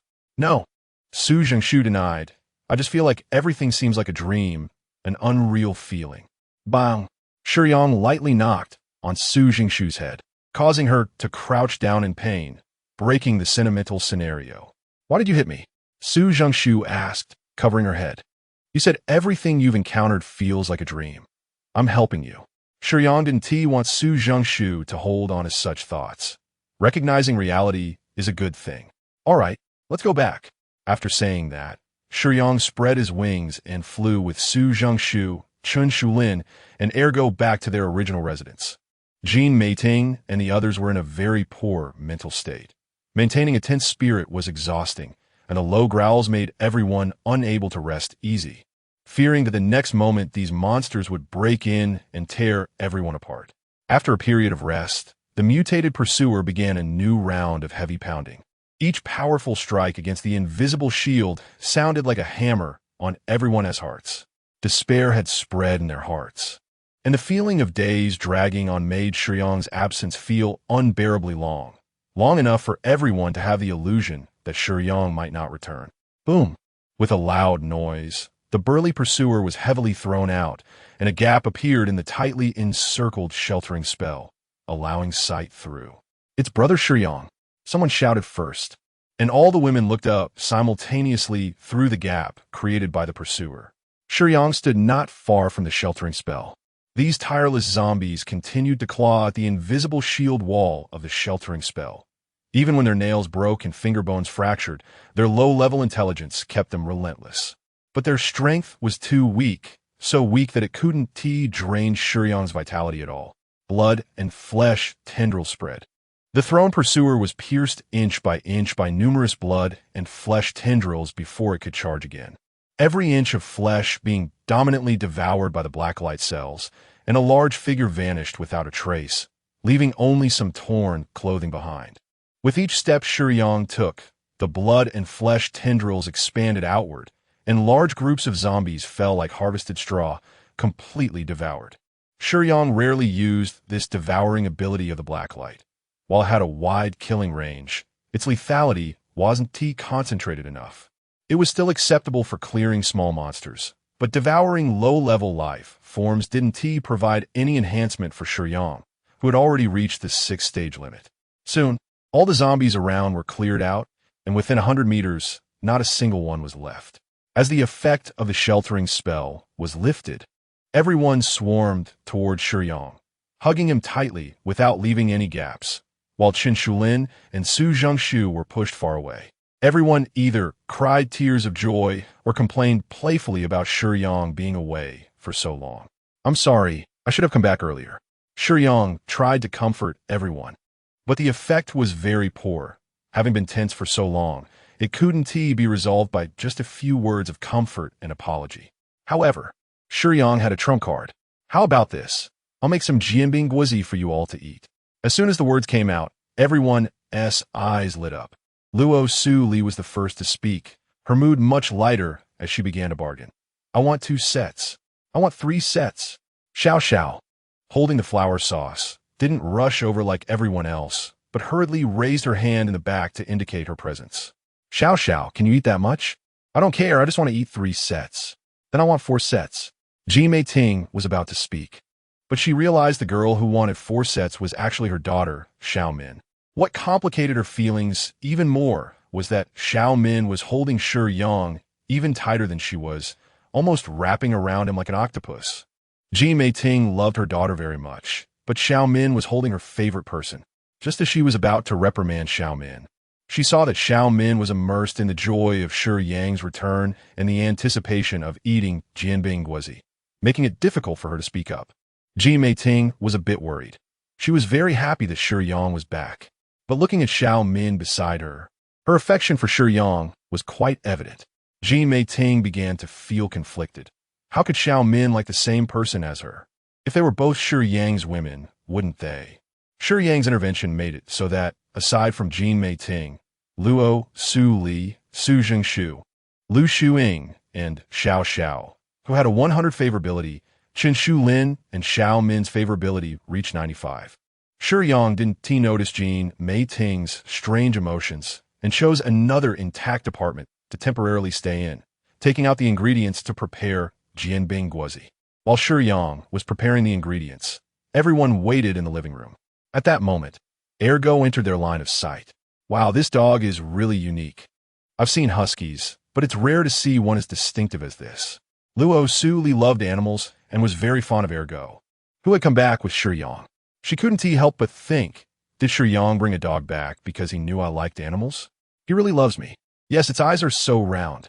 Xiao Xiao, Lu Shuing, and Xiaomin also joined in, squeezing Ergo's face and making funny shapes. Ergo helplessly squatted in the middle, allowing everyone to tease it, and couldn't help but think, women are really troublesome. Although Qin Shulin wasn't very familiar with everyone, she quickly blended in thanks to the topic of Ergo. Su Zhengshu watched everyone playfully from the side. Although she didn't say anything, she still felt sad about her parents' departure. Sitting silently aside, she felt a bit out of place. Ji Mei Ting moved closer to Su Zhengshu, held her hand, and gave her an encouraging smile. Sometimes, not understanding someone else's pain makes it inappropriate to offer comfort. Ji Mei Ting, with her intellectual beauty, encouraged Su Zhengshu with her smile, warming her heart. The aroma of jianbing guozi wafted out from the kitchen, quickly filling the entire apartment. Whoosh! Ergo's expression immediately changed, tongue out, drooling everywhere. "What is this? So delicious. What delicious food did my big brother make?" Upon smelling the aroma of jianbing guozi, everyone didn't notice that Ergo could actually talk. After everyone had eaten their fill, Ergo slid over and hugged Shiyang's thigh, crying, Big brother, I don't have many hobbies in this life. I just love to eat good food. I've never had jianbing guozi this delicious. Big brother, please accept me as your little brother. I want to follow you from now on." Shiyang didn't mind Ergo, but he was disgusted by its tears and snot all over its face, wanting to wipe it on Shiyang's leg. "Big brother, please." Ergo thought Shiyang was rejecting it and was very anxious. After all, if Shiyang really turned it down, where would it go to eat jianbing guozi in the future? Once you've tasted Shiyang's jianbing guozi, all the delicious food in the world pales in comparison. Since Ergo had already eaten it, how could it live without it in the future? "Let go first." Shiyang scolded sternly. Afraid that Shiyang would really get angry, Ergo reluctantly released its paws. "Here." Shiyang handed Ergo a pack of tissues to wipe its tears and snot. "Thank you, big brother." Ergo hurriedly wiped its face, changing expressions like a face-changing act, and continued with a flattering smile. So can Big Brother accept me? I want to acknowledge you as my master. I don't know how many spirits I can get recognized by. Maybe with Lee and Xiao AI. I can't accept any more spirits. Shiyang didn't know what his limit was. How many spirits can one person accept? This limit has nothing to do with any physical quality. It entirely depends on the potential seen by the heavenly Tao. Shiyang wasn't aware of this, so he didn't know how many spirits he could have. Logically speaking, given the heavenly Tao's expectations for him, there was probably no limit. Then I'll give it a try. Ergo quickly expressed its willingness to acknowledge him as its master. Shiyang felt it and smoothly integrated it into his own spirit. I did it. Haha, I did it. Big Brother, from now on, I can only follow you. And I request 3 sets of Jianbing Guzi for every meal. Ergo was overjoyed and hugged Shiyang's thigh again. Ergo wanted to follow Shiyang and acknowledge him as its master, which Shiyang didn't reject. The more spirits he had, the faster he could grow stronger. And different spirits could help him in various ways. Normally, a guardian's potential is fixed. Low-level spirits occupy a small space. And the potential to sign a mid-level spirit can sign several different low-level spirits. However, in the eyes of the heavenly Tao, Shiyang was given special treatment, with no restrictions. Shiyang was also a bit confused. It seemed he still had excess potential. Occasionally, when chatting with Lee, she mentioned that even the top potential guardians couldn't necessarily sign a top-tier powerful spirit like her. But after Shiyang signed Lee, he also signed the rare high-level spirit Xiao AI, and now he added Ergo, seemingly with more to spare. This question was destined to be something Shiyang couldn't understand, so he simply decided not to think about it. No problem. I'll give you 3 sets of Jianbing Guzi for every meal. Shiyang even raised the offer for Ergo. Jianbing Guzi was easy to make, and with his proficiency as the god of Jianbing Guzi, he could make 10 in a minute. Shiyang was very happy to have another spirit assisting him, but the other women fell into deep self-doubt. While Shiyang and Ergo were discussing the master recognition issue, everyone gathered in the living room and overheard the conversation between the man and the dog, leading everyone to notice a problem.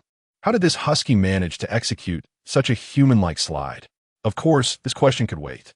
So how could Ergo talk? Is this still the world I know? Jean Mei Ting, having lived for over 30 years and once struggled as a member of a harem in high society, had seen quite a bit of the world despite it not being glamorous. Why has the development of this world become more and more fantastical since meeting Shiyang? However, including Jean Mei Ting, the women could still remain calm. After all, Shiyang himself was an extraordinary existence. So it was reasonable that the dog he saved could talk, right? Probably. Luo Suli loved animals very much, but now she felt a bit spooked. The dog can communicate normally, clearly possessing intelligence and cognition. In this way, Ergo doesn't seem much like a pet anymore, but rather an existence similar to her. There is certainly no malice. Ergo is very kind, but for everyone who was just an ordinary person before, it feels a bit strange to interact with him. Ergo doesn't care at all about the women's gazes. He has now recognized Shiyang as his master and walks over proudly before sitting down obediently. Following the big brother, a beautiful life is just ahead. What do a few ordinary women's suspicious looks matter? With a superhuman like Shiyang in front of them, and all the women in the room having a strong fondness for him, everyone naturally accepted Ergo quickly, and before long, he blended back into the crowd. Speaking of my big brother, his strength is definitely among the strongest. The guy who locked me up before had a strength at the intermediate level of Stage 3. Do you understand what Stage 3 intermediate means? In your eyes, it's almost superhuman level, but for my big brother, that's nothing at all. It's like splashing water. Hitting him is like hitting a grandson. Just one finger is enough. No extra strength is needed. Ergo spoke passionately and vividly. Everyone present liked Shiyang, and they actually enjoyed Ergo's boasting. One by one, they gathered around Ergo to listen to tales of Shiyang's heroic deeds, but in reality, these were all Ergo's speculations. He had never seen Shiyang fight, only knowing that his previous master died very hastily. What exactly was Big Brother Shiyang's ability? Yes, we all know that Big Brother Shiyang is very powerful. He always appears very relaxed in whatever he does, but we have never heard what his specific abilities are. Xiao Xiao and Su Zhengshu each spoke a sentence. Ergo was suddenly at a loss for words. He didn't know either, but he reacted quickly and continued to boast. Big Brother has 72 transformations. Eternal Life can ride the cloud and leap 10,000 miles in a single bound. With a copper head and iron arms, impervious to knives and guns. And, hey, wait a minute, does riding clouds refer to flying? But I remember Big Brother Shiyang used wings. Su Zhengshu weakly chimed in. What do you know? Such profound abilities like riding clouds can't be casually demonstrated. Anyway, Big Brother can do it, you all. Originally, Ergo was just casually rambling, but to Shiyang's ears, it felt like a knife stabbing at his heart. By now, when he heard those spirited words, he could only think of one thing. If he were that powerful, would he have no regrets? Shiyang smiled sadly, walked outside, and quietly wanted to smoke a cigarette, one hand stroking the patterns on the Xiangfei gourd. Xiaomin inadvertently caught a glimpse of the desolate expression on Shiyang's face. While everyone was gathered together, excitedly listening to Ergo's descriptions, Xiaomin quietly stepped out. In the past, Shiyang's behavior among the women had always puzzled Xiaomin. Shiyang appeared to be quite close to everyone, but in reality, aside from some simple physical contact, he hadn't been overly intimate with anyone else. Most importantly, everyone thought they had already developed a deep relationship with Shiyang, but to Xiaomin, it seemed that Shiyang had never crossed any boundaries. Sometimes, just a slight touch would leave the mothers in a daze. After they recovered, when Xiaomin tentatively asked, she learned that in their eyes, they had indeed been intimate with Shiyang. Because of this, Xiaomin formed a hypothesis. Could it be that Shiyang had never been intimate with these women? He is a superhuman, so having some special ability isn't surprising. After developing this hypothesis, Xiaomin began to pay close attention to Shiyang, and because of this attention, she noticed the desolate expression on Shiyang's face just now. Do you have something on your mind? Xiaomin walked out of the room and asked behind Shiyang. Following Shiyang's gaze, she saw some yellowed leaves scattered on the winter street. Mixed with frost, there was clearly nothing to appreciate, indicating that Shiyang was thinking about other matters. Yes, Shiyang did not hide it, only tucking the Xiangfei gourd into his bosom. The memory of her looking back, full of twists and turns, with a sense of longing, seemed to carry both comfort and satisfaction, yet also a hint of reproach. No matter how hard Shiyang tried, he could not shake it from his mind. Do you need to talk about it? Xiaomin tightened her down jacket, exhaling a puff of white warm air, and leaned against the railing beside Shiyang. No need, Shiyang replied decisively. He did not want to share the important person in his heart with others. Well then, Xiaomin felt a bit disappointed, but continued to ask, is it a girl you like?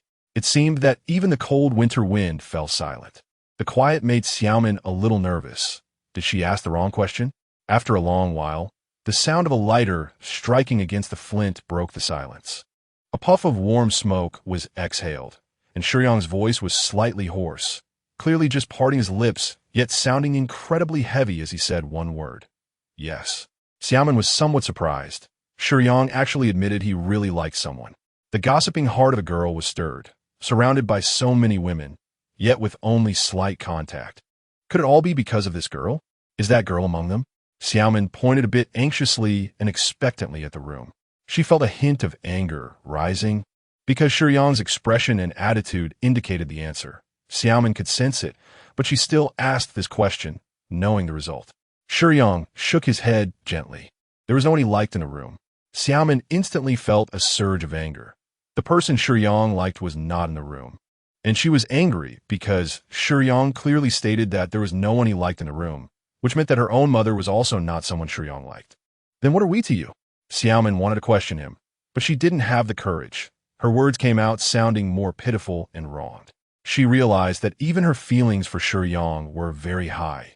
It was as if the person she clearly liked was right in front of her.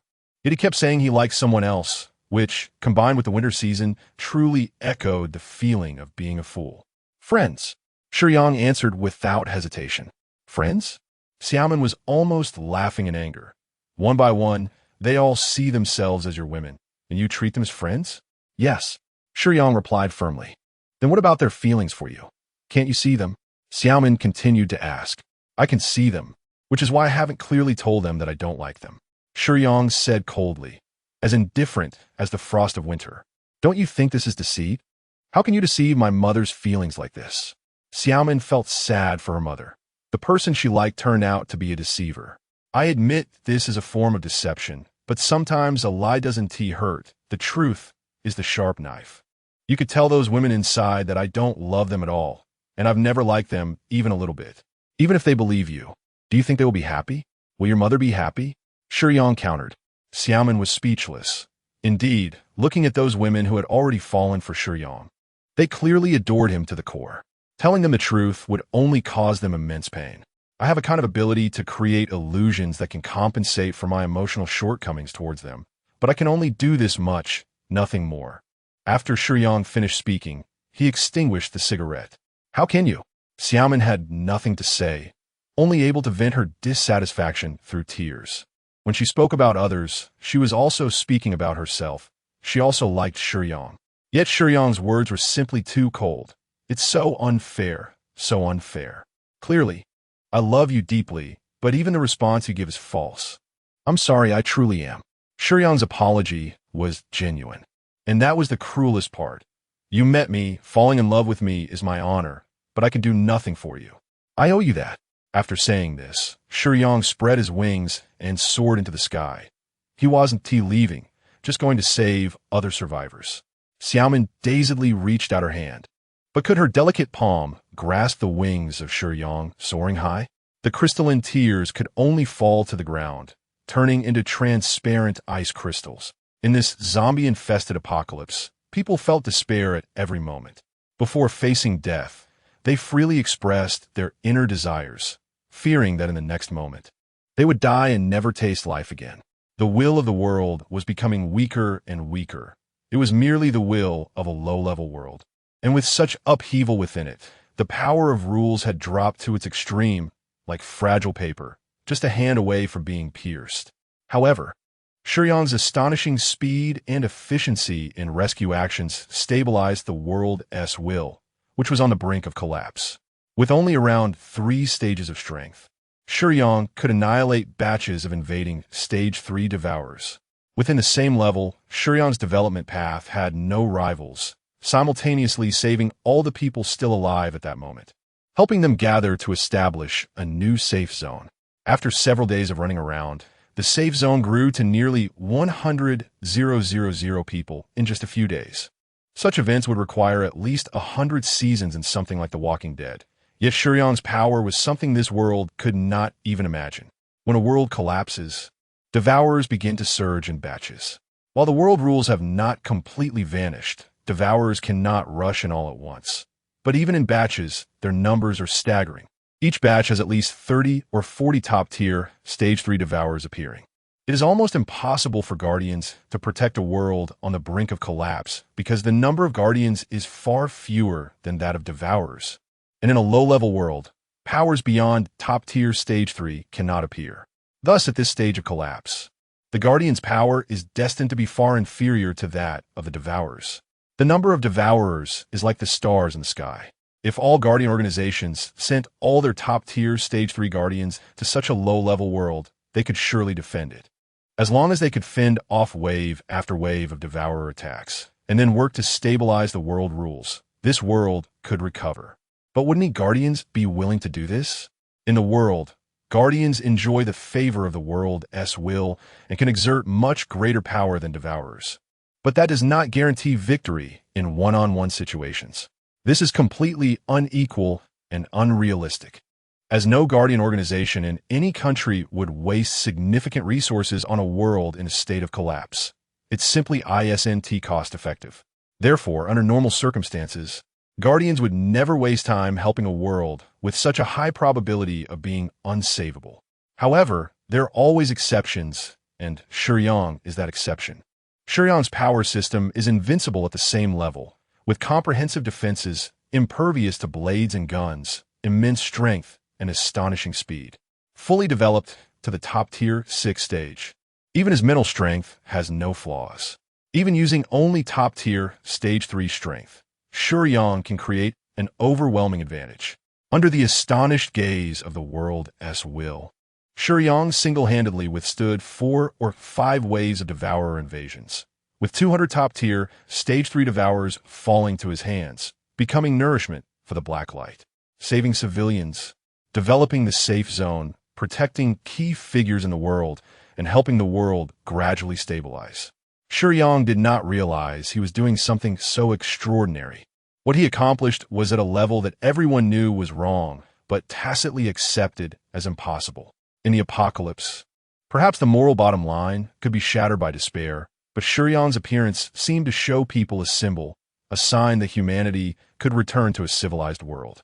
Thus, the faith of the rescued citizens began to develop in an extreme direction.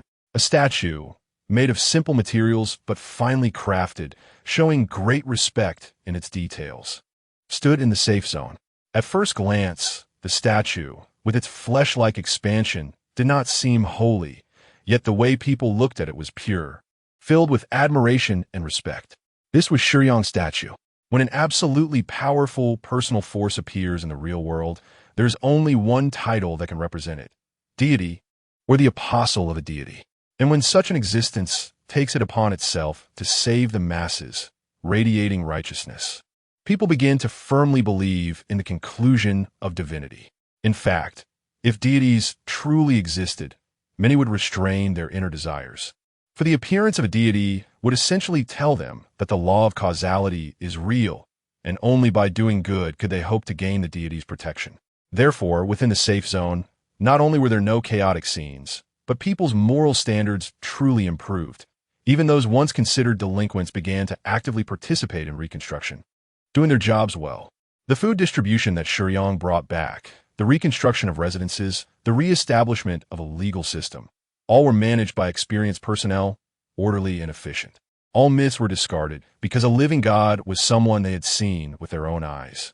By noon, before eating, people unanimously faced Shiyang's statue, with hands clasped in prayer, closing their eyes to say a few words: "Great Sun God, thank you for." As for why they called Shiyang the Sun God, it was because someone had heard of Shiyang's name, which contained the character for sun, and everyone inadvertently thought of the sun god. Shiyang did not stop this behavior. Whether people believed what he said was one thing, but the energy provided by those who worshipped him after being saved was another. With a faith already established, it goes without saying that people were deeply moved by Shiyang's actions of descending to save the people. How could there not be energy value? The emotions of young adults could provide 1.5 to 2 energy points for Li, while the elderly and weak could offer 0.3 to 0.5 energy points. Additionally, with the increased fondness from people like Su Zhengshu, Xiaomin, and others, the energy provided to Li from their affection added up to nearly 10,000 energy points for Shiyang. If Shiyang hadn't absorbed the memories of those martial arts masters, his current energy would have been more than enough to elevate ancient martial arts techniques to the highest master level. To make things more convenient every day, Shiyang arranged for the women in his family to stay in the safe zone. It was fine at first, but once these women arrived, the atmosphere changed. Have you heard? The women staying over there are the sun god's women. Of course I know. Although the safe zone is large and there are many people, everyone has definitely heard about it. I didn't expect the Lord to like beautiful women. My girlfriend looks good too. Should I offer her to the sun god? I have a great idea. Let us hold a beauty contest with Sun God.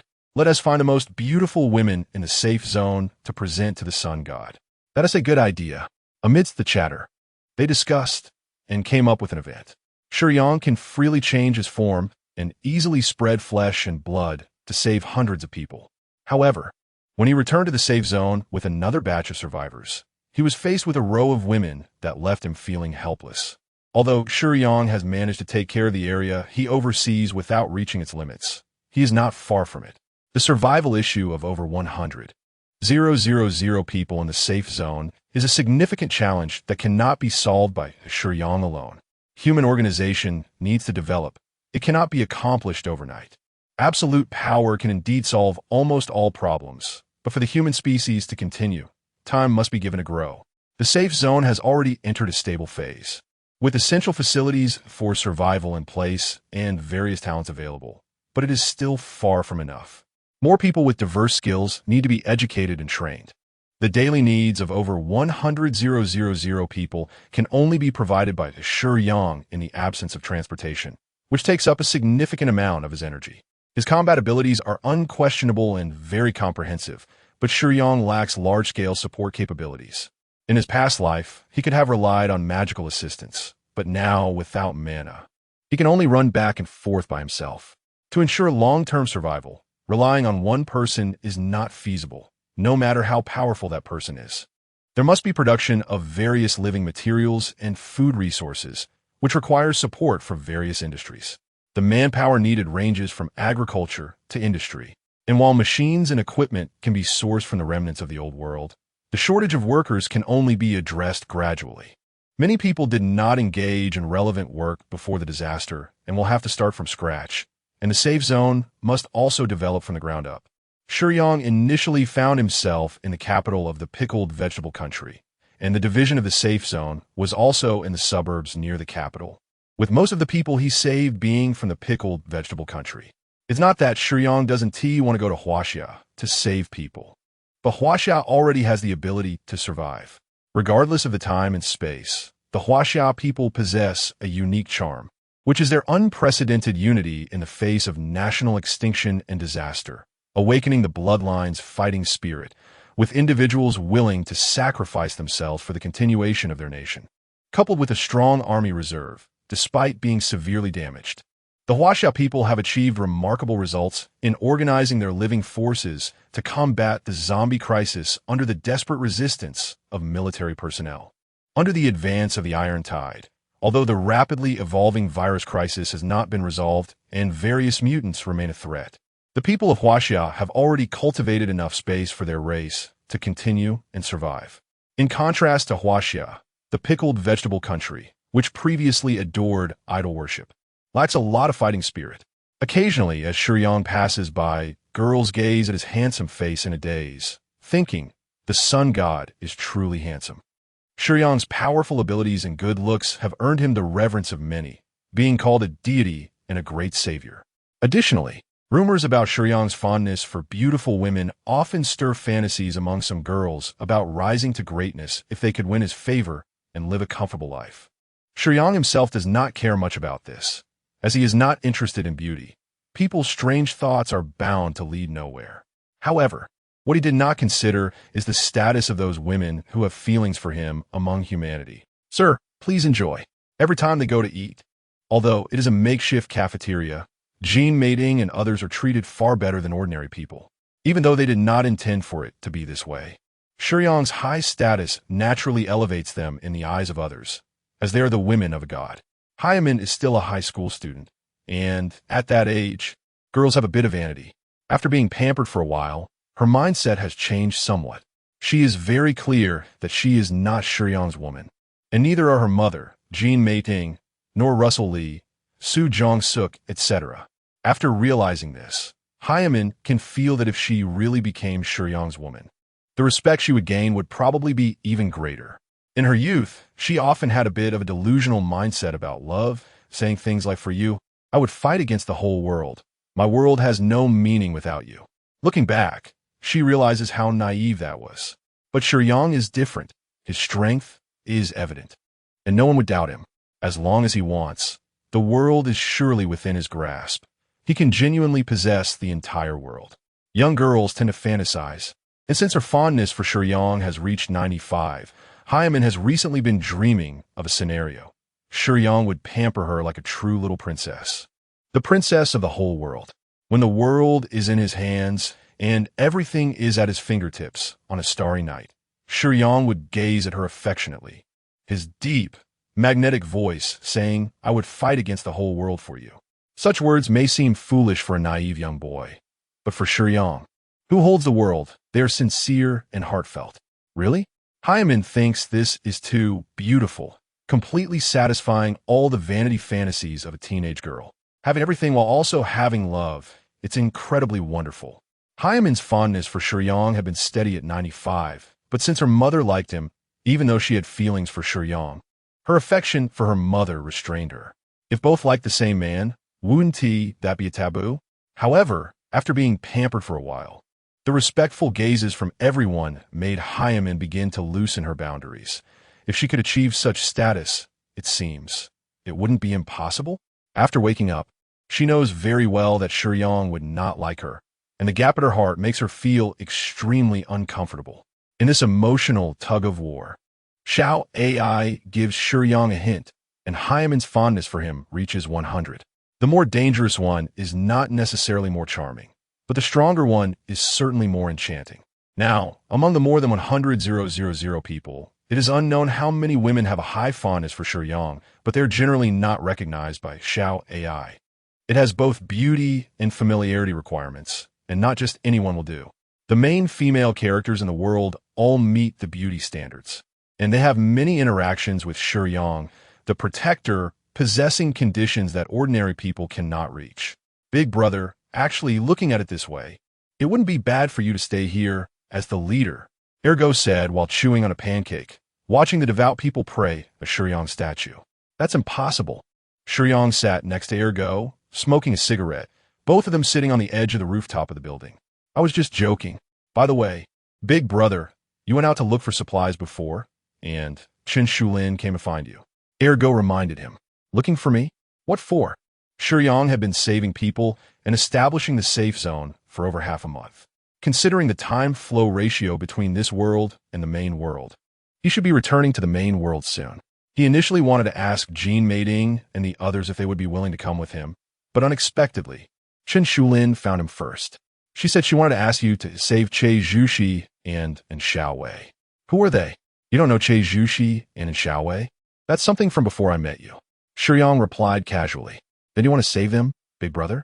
Ergo only needed to hear the names to know they were definitely women, and a mischievous smile appeared on his dog face.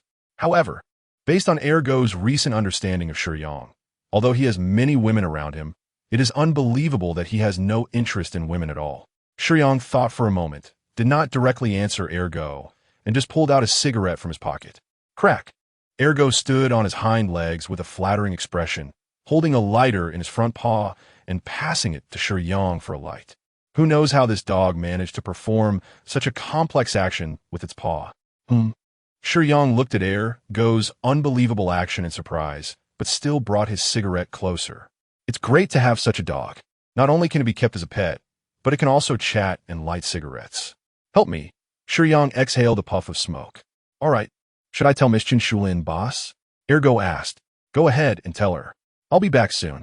After saying that, Shiyang flapped his wings and flew towards the headquarters of the Universe Group in the city center. Previously, Shiyang had let Che Zhuxi fend for herself, and normally, according to his habits, he had already given her a chance to survive. The rest would depend on her own efforts. However, a few days ago, Chen Shulin's favorability towards Shiyang had reached 100%. The energy matter was trivial.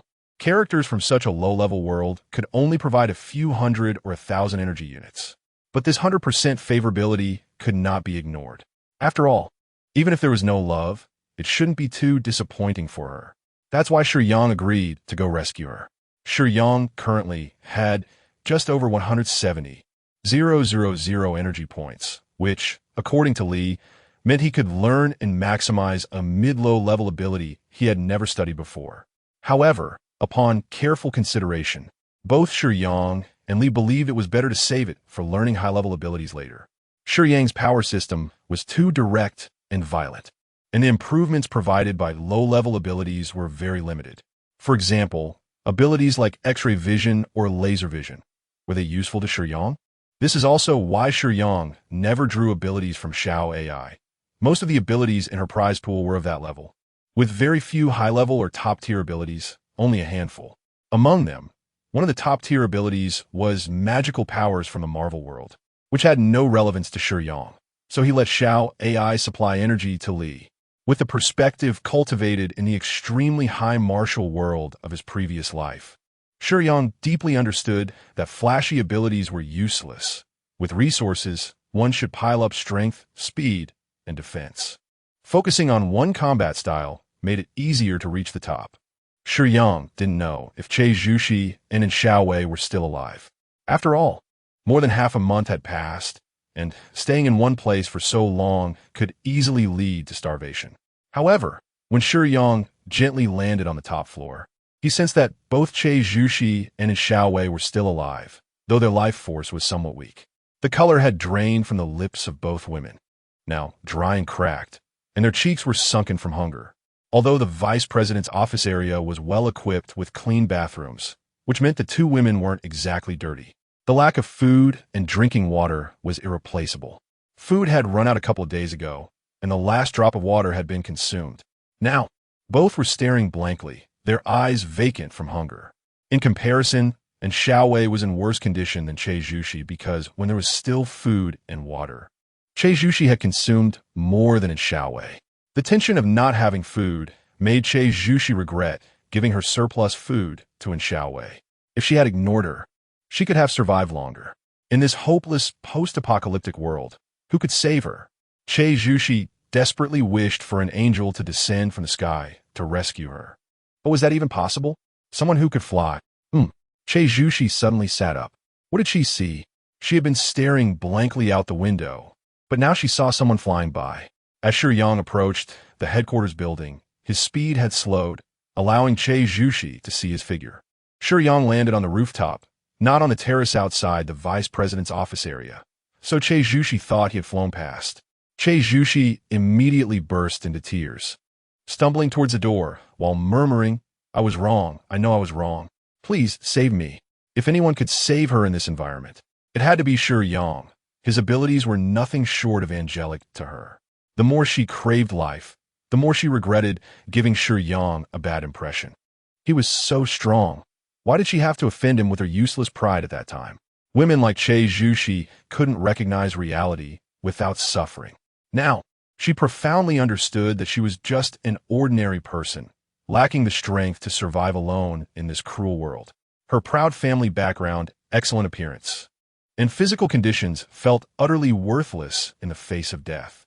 Just thinking about dying in the office area, letting her body rot away bit by bit, filled Che Zhuxi with terror. Shiyang had cleared the zombies in the outer suburban safety zone, but there were too many in the city. Shiyang hadn't thought of clearing them completely, so the survival conditions in the city remained extremely harsh. The capital of pickled cabbage country, Shoer, had nearly 10 million inhabitants. After excluding survivors and victims, there were at least 5 to 6 million mutated zombies. Where could two weak women go? "Zhuxi, what's wrong?" And Xiaowei asked with concern. And Xiaowei might not like Che Zhuxi, but she was her only companion in this desperate environment. And Xiaowei didn't see Shiyang, so she couldn't understand Che Zhuxi's feelings. Watching someone who could save her fly past felt like a castaway on a deserted island eagerly waiting for a ship to rescue her, desperately waving to catch attention but being ignored. Shiyang's abilities were so powerful. How could he not notice her? Since Shiyang had flown past, there was only one answer. He still disliked her. After 2 days of hunger, Che Zhuxi took just a few steps before feeling dizzy, weakly leaning against the wall. Yet she still tried to make her way to the terrace. And Xiaowei wanted to come over to support her, but Che Zhuxi stubbornly continued to walk outside. When Xiaowei got close to Che Zhuxi, she heard her murmuring. She was somewhat surprised. This was the second time she had heard Che Zhuxi admit her mistakes since they met, the first time being when they encountered. Thud! Che Zhuxi simply had no strength left and collapsed to the ground. Her vision grew dark, and she could no longer find any strength in her body. Still, she had not seen Shiyang's figure. The feeling of being completely abandoned and ignored engulfed her. Che Zhuxi's eyes were filled with tears, looking pitiful like a homeless puppy. Slap! Suddenly, a bag of bread was thrown in front of Che Zhuxi and in Xiaowei. Che Zhuxi's disbelieving gaze slowly lifted, and a man stood before her as if he had descended from the heavens. At that moment, she completely disregarded the ladylike dining etiquette. Che Zhuxi and Xiaowei grabbed the bread and devoured it ravenously. Watching them eat like that, it was easy for them to choke. So Shiyang gave them a few extra bottles of water. Once Che Zhuxi and Xiaowei finished eating, they had regained some strength, but they dared not move closer, unsure of what to say to Shiyang. Logically, since Shiyang saved them, they should at least thank him. But it had been less than a month since they witnessed Shiyang kill without blinking effortlessly exploding heads as if it were as easy as smashing a watermelon. They truly couldn't muster the courage to speak to him. Shiyang leaned against the window, quietly smoking. As the smoke swirled, Che Zhuxi and Xiaowei's hearts involuntarily began to race with tension. "Are you full?" The sudden inquiry from Shiyang, though not harsh, startled Che Zhuxi and Xiaowei, who were used to the current silence. "I'm full," and Xiaowei replied, while Che Zhuxi dared not respond to Shiyang. Although she said she was full, how could two people possibly be satisfied with just one bag of bread?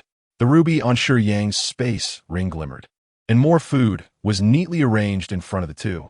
Upon seeing so much food, their first reaction was not joy, but fear. What exactly was Shiyang planning? Why give them so much food? Was this a death sentence?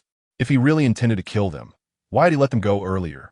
Many questions swirled around Che Zhuxi and Xiaowei, but they could only look at each other, unable to think of answers. After some contemplation, the hunger in their stomachs made them decide that no matter what Shiyang intended to do, they should first fill their bellies. They grabbed the food in front of them and began to eat heartily, having been high-ranking executives who disliked junk food and fast food. They realized the value of food only after truly experiencing hunger. For many people, eating seems like a very ordinary thing, so common that most do not notice its importance. It is only after a few missed meals, when the tension of stomach acid burning the stomach wall rises, that the feeling of hunger, while not as direct as pain, can gradually break down everyone's defenses and will. It is at this moment that people begin to panic and think of ways to fill their stomachs. Generally, those who have been hungry for a long time should not eat too much right away, but the two had not been without food for long, and Shiyang could sense their vitality. "Chun Shulian, beg me to save you," Shiyang said lightly to the two who were eating. This seemingly casual remark made Xiaowei choke up. She had always regretted not standing firmly by her friend when she was bullied. She felt too weak, and the goodness of Chun Shulian, who had even begged Shiyang to save them, magnified Xiaowei's guilt infinitely. If given a chance to face Chun Shulian, and Xiaowei even felt unworthy. Compared to Xiaowei's guilt, Che Zhuxi felt deeply humiliated. She did not think she had wronged Chun Shulian. She simply disliked her. Now, for the sake of food, Che Zhuxi was bowing her head to Shiyang, which felt like bowing to Chun Shulian. If Shiyang had not mentioned Chun Shulian, "Beg me to save you," even the proud Che Zhuxi would willingly lower her proud head in the face of Shiyang's strength. But with that sentence, Che Zhuxi's heart was filled with unwillingness. 30 years east of the river, 30 years west of the river. Che Zhuxi could never have imagined she would end up in this situation, let alone that she would need Chun Shulian to save her. Che Zhuxi bit down hard on a piece of biscuit, her resentful gaze as if she were chewing on Chun Shulian's flesh and blood. Shiyang frowned. Although he could not see, Che Zhuxi's emotional changes were very obvious. The sound of her chewing was filled with resentment. It seemed she truly hated that Chun Shulian had begged Shiyang to save her. "Xiao AI, what is Che Zhuxi's favorability towards me?" Shiyang thought for a moment and asked Xiao AI in his mind. Just now, when the master descended from the sky and provided food, Che Zhuxi's favorability towards the master was almost 80, but after the master mentioned Chun Shulian, it dropped to 70. Xiao AI replied honestly. Given the difference in mental strength between Shiyang and Che Zhuxi, it was unreasonable for Che Zhuxi to resist Shiyang's charm. However, because of Chun Shulian's will, Che Zhuxi's favorability towards Shiyang actually dropped by 10 points, which also indicated her dislike for Chun Shulian. After Shiyang saved her, and Xiaowei's favorability shot straight to 80. This dark-skinned queen was nothing like her appearance, but rather a bit innocent.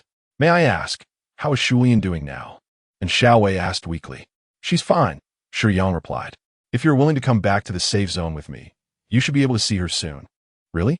That's great." And Xiaowei was somewhat overjoyed. Shiyang's words indicated he was willing to take them away. Going to the safe zone was much better than staying in the city filled with zombies. After Che Zhuxi smiled gratefully at Shiyang, she silently continued eating. Lowering her head, her expression changed, with anger spilling out, but she was completely afraid of Shiyang. This hatred was all directed at Chun Shulian. Despicable thing. "How dare you humiliate me like this?" "I will. Wait a minute. Che Zhuxi suddenly realized she had overlooked the most important point. Shiyang. How could Chen Shulian save herself? Wasn't it dependent on begging Shiyang? Shiyang's strength was undeniable in this apocalypse. Only such a powerful man could give a woman unparalleled security. If she could win Shiyang's favor, wouldn't she be able to trample Chen Shulian underfoot in the end? Upon thinking of this, Che Zhuxi felt as if she had opened a new line of thought. Chen Shulian could become Shiyang's woman. There was no reason she couldn't. She had advantages that Chen Shulian did not. She was still pure. In terms of appearance and body, she was not worse than Chen Shulian. The female characters in the original story were basically experienced veterans. Even Li Haoqing's White Moonlight, Lu Shiyang, had had a boyfriend. From the perspective of being pure, Che Zhuxi could be proud. After all, the main characters did not have her conditions. It was somewhat absurd to have purity in a typical story, but given Che Zhuxi's proud character, it was understandable. There were no men who caught her eye. Thank you for saving me. I'm really grateful. Che Zhuxi shyly raised her head to look at Shiyang's face, appearing obedient and docile. This gratitude was genuine, but her demeanor was indeed put on, half true and half false. Shiyang found it a bit confusing how Che Zhuxi's emotions had suddenly changed. Did she realize how obvious and abrupt this transformation was? Looking at the 70 favorability, combined with Che Zhuxi's previous reaction to hearing Chen Shulian's name, Shiyang could easily guess that Che Zhuxi was trying to play a little game with him. Shiyang, who had originally had no interest in other women, suddenly felt a bit intrigued by Che Zhuxi. The reason was simple. Che Zhuxi was different from the other women. She always had that annoying, high and mighty attitude, which made Shiyang want to joke with her a bit. Compared to Che Zhuxi's little schemes, Shiyang's thoughts were much more direct. Did you eat enough this time? Shiyang did not respond to Che Zhuxi, but instead asked in Xiaowei, who was still eating. Huh? And Xiaowei did not react at first, thinking Shiyang believed she was eating too much, and immediately retracted her hand that still wanted to grab more. Don't be polite. Try this. In the puzzled gaze of Xiaowei, Shiyang pulled out a set of Jianbing Guozi from his space ring. Yes, it was indeed his unbeatable Jianbing Guozi, and there was only one set. The rich aroma made both women widen their eyes, staring intently at the set of Jianbing Guozi that radiated an invisible allure. Under Che Zhuxi's eager gaze, Shiyang placed the Jianbing Guozi directly into Xiaowei's hands. Shiyang chocolate secretly. A simple woman's little scheme hadn't even had the chance to be enacted before her soul was drawn away by the Jianbing Guozi. Shiyang only gave Xiaowei one set of Jianbing Guozi and did not give Che Zhuxi any. Che Zhuxi did not dare to reach out and snatch it in front of Shiyang, watching anxiously as Xiaowei eagerly finished the Jianbing Guozi, feeling tormented inside. I'm sorry, I only have one set of Jianbing Guozi. Let her eat it. Che Zhuxi had nothing to say and could only watch with longing. The Zhuxi squatted low, slightly parting her small mouth, her breath a bit hurried, her eyes hazy and slightly squinted. The lingering aroma of the Jianbing Guozi still hung in the air, and a thin line of saliva trickled down from the corner of her mouth. Her face filled with a desperate longing. The temptation of the Jianbing Guozi filled her expression with a sickly desire. Zhuxi tried her best to control herself, not letting the plea for Shiyang to share his Jianbing Guozi slip out. But her inner anticipation made her throat involuntarily emit an indistinct sound. Shiyang smiled, realizing that if he teased Zhuxi with a bone at that moment, and she stuck out her tongue, it would look like he was teasing a little puppy. However, Shiyang didn't have such a cruel sense of humor. Joking with Zhuxi was enough. But the woman's thoughts were not right. Perhaps it would be better to let someone teach her a lesson. In this world, among those who had a good impression of Shiyang, who would be most suitable to teach Zhuxi a lesson? Thinking carefully in terms of experience and background, it would definitely be more appropriate for team leader Jean Mating. He decided to let Jean Mating teach Zhuxi a lesson when they returned, mainly to make her suffer a bit and rid her of selfish thoughts that harm others. Shiyang hoped Zhuxi could adopt a more positive mindset. After all, Chen Shulian asked Shiyang to save both of them, and Xiaowei was just weak, which was understandable. But Zhuxi was clearly scheming, since they had saved her. If they could help her change her mindset, it would count as saving her fully.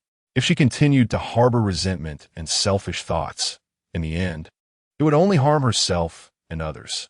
And Xiao Wei had a favorability of 97, while Zhu Shi had 80. Xiao AI reminded him of the change in favorability. With the Jianbing Guozi as a powerful weapon, even if she didn't get to eat it, just smelling its aroma raised Zhu Shi's favorability to 80. If she could actually eat it, reaching 90 would be absolutely effortless. However, because of her negative mindset, Shiyang didn't want to fulfill her wishes. If she could be a bit sunnier in the future, he could indeed treat her to Jianbing Guozi. Upon reflection, Shiyang's most important ability wasn't the black light virus, nor the indestructible divine skill or thousands of years of internal energy, but rather his innate ability as the god of Jianbing Guozi. All of Shiyang's abilities were essentially exchanged for Jianbing Guozi, which was his core strength. Moreover, Jianbing Guozi could be combined with the god of love's fantasy to quickly win over a female character.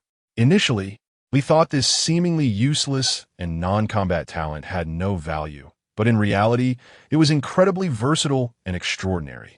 After bringing Zhu Shi and Xiao Wei back to the safe zone, they entered the room where Shiyang's women lived. Chen Shulin was very happy to see Xiao Wei alive. She had never held a grudge against Xiao Wei for the past, understanding that with Xiao Wei's background, she had no capacity to resist being caught between her and Zhu Shi. Regarding the long-awaited reunion of Chen Shulin and Xiao Wei, in their reconciliation after letting go of past conflicts, Shiyang didn't feel much. He didn't know much about their past and wasn't moved. Compared to these two, he cared more about Zhu Shi. On the surface, Zhu Shi pretended to be obedient, but he could clearly sense her hidden malice. As an ordinary person, Zhu Shi couldn't cause much trouble, but if she stirred up some chaos that harmed others, that would be bad. Thinking of this, Shiyang beckoned Jin Meiting. Everyone was gathered around Chen Shulin and Xiao Wei, and Shiyang's ability to create illusions through the god of love's fantasy satisfied everyone, so no one felt neglected. And the women maintained a harmonious relationship. Everyone was happy to see Chen Shulin reconcile with her old friend. Zhu Shi stood by, and discussing how to teach her a lesson in front of her would only prepare her psychologically, so Shiyang specifically called Jin Meiting to talk in the next room, gently closing the door without attracting attention. As soon as they entered the room alone, Jin Meiting leaned in. Brother Shiyang, it's been almost 3 hours and 26 minutes since we had any intimacy. After such a long time, don't you miss me? With her purple-themed charm and alluring figure, Jin Meiting blinked her gentle, watery eyes and leaned her soft front against Shiyang's chest. Her purple eyes clear and beautiful like sparkling autumn water. All the women liked to call him brother now. Although Jin Meiting was quite a bit older than Shiyang, the term was more playful. Jin Meiting thought Shiyang had called her to the next room just to enjoy some alone time and intimacy. In the past, Shiyang would check in on the women every few hours, making them incredibly happy and satisfied.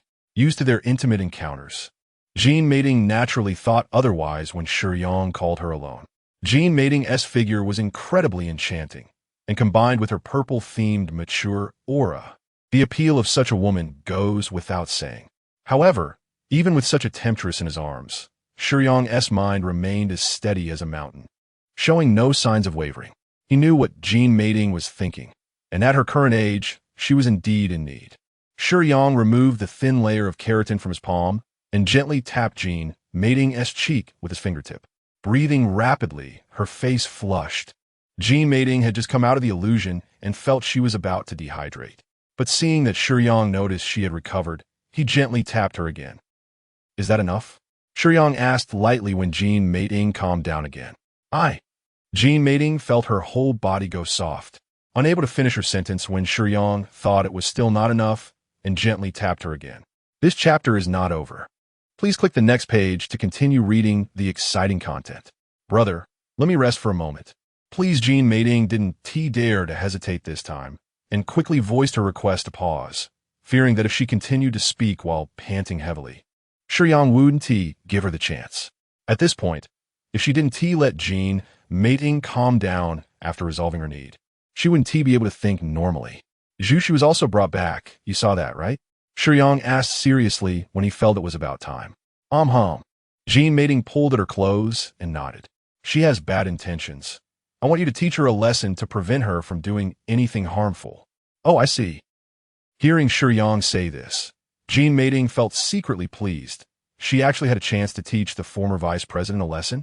If others are free, they can help too.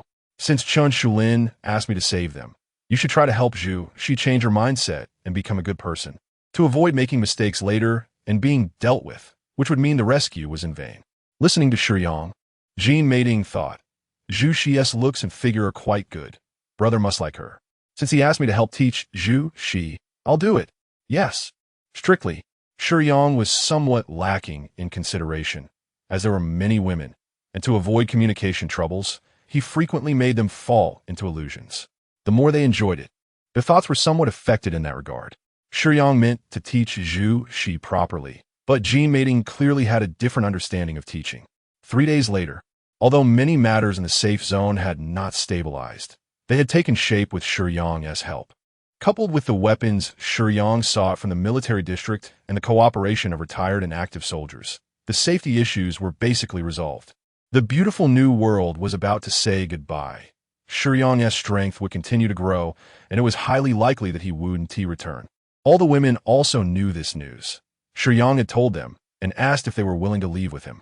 Without exception, they all chose to leave with Shiyang. He took out his communicator to check the time in the real world and found he still had some leisure. In the mid-low level world, he could stay for another 4 or 5 days. Shiyang calculated the time flow ratio and considered whether to visit other worlds. He currently had sufficient energy, and if he went to another world, he could learn suitable abilities, even just at the entry level, which could be enhanced to the top level through Li. Big brother, what are you talking about? Is there something else to do in the real world? Egu Usket. Hearing Shiyang talking to himself. Yes, I have an appointment with someone to protect them, Shiyang replied. He still had a few hours left in the real-time agreed with Yin Shou, which was enough to stay in the mid-low level world for 3 or 4 days. However, I still have time now. I want to go explore other places and see if I can learn new abilities suitable for me in the mid-level world. Shiyang was currently focused on improving his physique. He didn't lack the top-level techniques. He remembered a set of techniques called the 72 transformations, also known as the 8-9 mysteries, but he hadn't practiced it because his current body lacked a spiritual root. Yes, that's right. It didn't have a spiritual root. The original Shiyang should have had one. After all, he was chosen by Li and recognized as a master, not only because of his personality, but also due to his potential. However, the black light virus completely transformed Shiyang's body, and after that, he lost his spiritual root. Blood and flesh ascension and mechanical ascension are not part of the same power system as cultivation. So the domineering effect of the black light virus affected the foundation of the original human body. Essentially, the first 2 power systems cannot have a higher upper limit than the cultivation system, which is relatively harder to start and has a slower growth rate, but has the highest upper limit. However, Shiyang wasn't anxious about this. He could temporarily focus on improving his physique. His original destined body was still in the extreme high martial world, although he couldn't take it out. Once Shiyang's current body was strengthened to a certain level, he could find the opportunity to return. By absorbing and merging with the destined person's flesh, he would regain the foundation for cultivation and his original cultivation level. By then, there would be no restrictions from the world's will. This method was also learned after gaining a small part of his memory. The heavenly Tao avatar and the original body had thought of this. However, it's still a long way off. Shiyang was currently at the peak of the 6th stage, and wanting to merge with the original body would require reaching the 10th stage, which was still far from enough. Oh, then let's explore. With Big Brother's strength, he's invincible at the same level. There are no 6th-stage peak beings in the mid-low level world. Big Brother can walk sideways anywhere in the mid-low level world. Ergo said dramatically while munching on a pancake. Master, would you like to try exploring a cultivation-derived world? Those worlds have more varied abilities. Li suggested after hearing Shiyang and Ergo's conversation. Cultivation-derived worlds? Xiao AI immediately became excited upon hearing these words. Good place, good place. Those worlds are definitely good places. What is wrong with this cat? Ergo swallowed the pancake and looked at the overly excited Xiao AI with confusion, as if seeing a fool. It never liked this cat anyway. You're the one going crazy. Xiao AI jumped out of her excitement and sternly retorted, Humph. What do you know, you silly dog? That SA cultivation-derived world. Do you understand? You only know how to eat all day. Hey, you say I only know how to eat? You. Ergo became furious upon hearing Xiao AI's words. Stop it. Shiyang patted Ergo's head. Xiao AI stuck her tongue out at Ergo, wearing a victorious expression. Li was much more composed than Ergo and Xiao AI, mostly speaking on serious matters. Li planned to explain things to Shiyang, and both Xiao AI and Ergo quieted down, recognizing Li as the top spirit. The term cultivation-derived world is a colloquial expression. Normally, it refers to a type of cultivation world that follows the cultivation system, but the power level inside is not high, at most reaching the 6th-stage peak, which is why it's called a cultivation-derived world. However, many people, upon hearing this name, do not have the first impression of the power system of such a world, but rather think of story developments centered around the emotional lines of the main characters. Xiao AI was so excited because these worlds have many handsome men and beautiful women, with the main theme centered around emotions, which is why she likes such worlds. Shiyang understood and felt a bit speechless. Li, you're being too professional. To put it simply, isn't this just a world from an ancient romantic fantasy drama? Yes. Li's expression remained unchanged, not finding any problem with such worlds. She even recommended a few examples. Popular cultivation-derived worlds include morning fragrance like dust, 3 lives, 3 worlds, 10 miles of peach blossoms, flower 1,000 bones with the wind, longing for each other, and so on. Shiyang waved his hand complexly, feeling at a loss for words. Honestly, I'm not really interested in the love stories of the main characters. Is there any way to enhance my physique or temporarily increase my physical abilities for close combat? The small chapter is not yet finished. Please click the next page to continue reading the exciting content. I don't know. Li's honest answer made Ergo stumble. And Shiyang also felt speechless, while only Xiao AI dreamily walked with expectation. Sister Li, you're such a top spirit. Is it appropriate to not know after talking for so long? Ergo commented after finishing the pancake. Such narrative worlds are liked more by female guardians. Which girl pays attention to whose combat power is stronger while watching such plots? They care about who has more special abilities. The audience is mostly girls. Watching to ship CPs, girls enjoy the romantic and sweet moments. And who cares if the protagonist is powerful? Hiss! Ergo gasped, opening its mouth wide. That makes sense. In ancient romantic fantasy dramas, whether you can fight or not doesn't matter to female viewers. Wait a minute. Sister Li actually has ordinary girls' habits? Ergo seemed to have discovered something profound. Li's form was only a dreamlike flow of light, and her true appearance was not visible. But Ergo's fur stood on end as it sensed a chilling gaze filled with murderous intent. How did you see that I don't look like a woman? Li gritted her teeth, a question escaping from between her teeth. I was wrong, Sister Li. It's all my fault. Ergo immediately softened, not daring to retort, although its expression still held a hint of amusement. Seeing Ergo's expression, Li felt somewhat exasperated. As the light swirled, the illusory colors slowly faded away, revealing Li's true appearance. Vawe Guvas dumbfounded. Wow, even Xiao AI, who was lost in thought, opened her mouth in surprise. Li's beauty left both Ergo and Xiao AI in awe, and for a moment, they couldn't distinguish reality from illusion. Could she be the legendary fairy descending from the heavens? There were no adjectives to describe Li's beauty. What is wrong? Shiyang, unaware of what Ergo and Xiao AI were surprised about, was blind. Originally, upon seeing Ergo and Xiao AI's shock, the usually composed Li felt a little smug. From the moment of her creation, she had been concealing her true appearance, knowing the lethal power of her beauty. In front of previous masters, Li had never revealed her beauty. This was the first time she showed her true face. However, the master she encountered, who had progressed the fastest and was the most special in her life, had blinded himself, unable to see her beauty, which made Li feel a bit despondent. Why not go to Singing Nightstar River? Although Shiyang couldn't see, the communicator could report the message to Shiyang. There was a previous task to eliminate the invaders in the Singing Nightstar River world, which could lead to a cultivation-derived world and earn some points. It was a mid-level world, and the danger level of the task was not low. So those who had not accepted the task were given 30,000 points by the organization.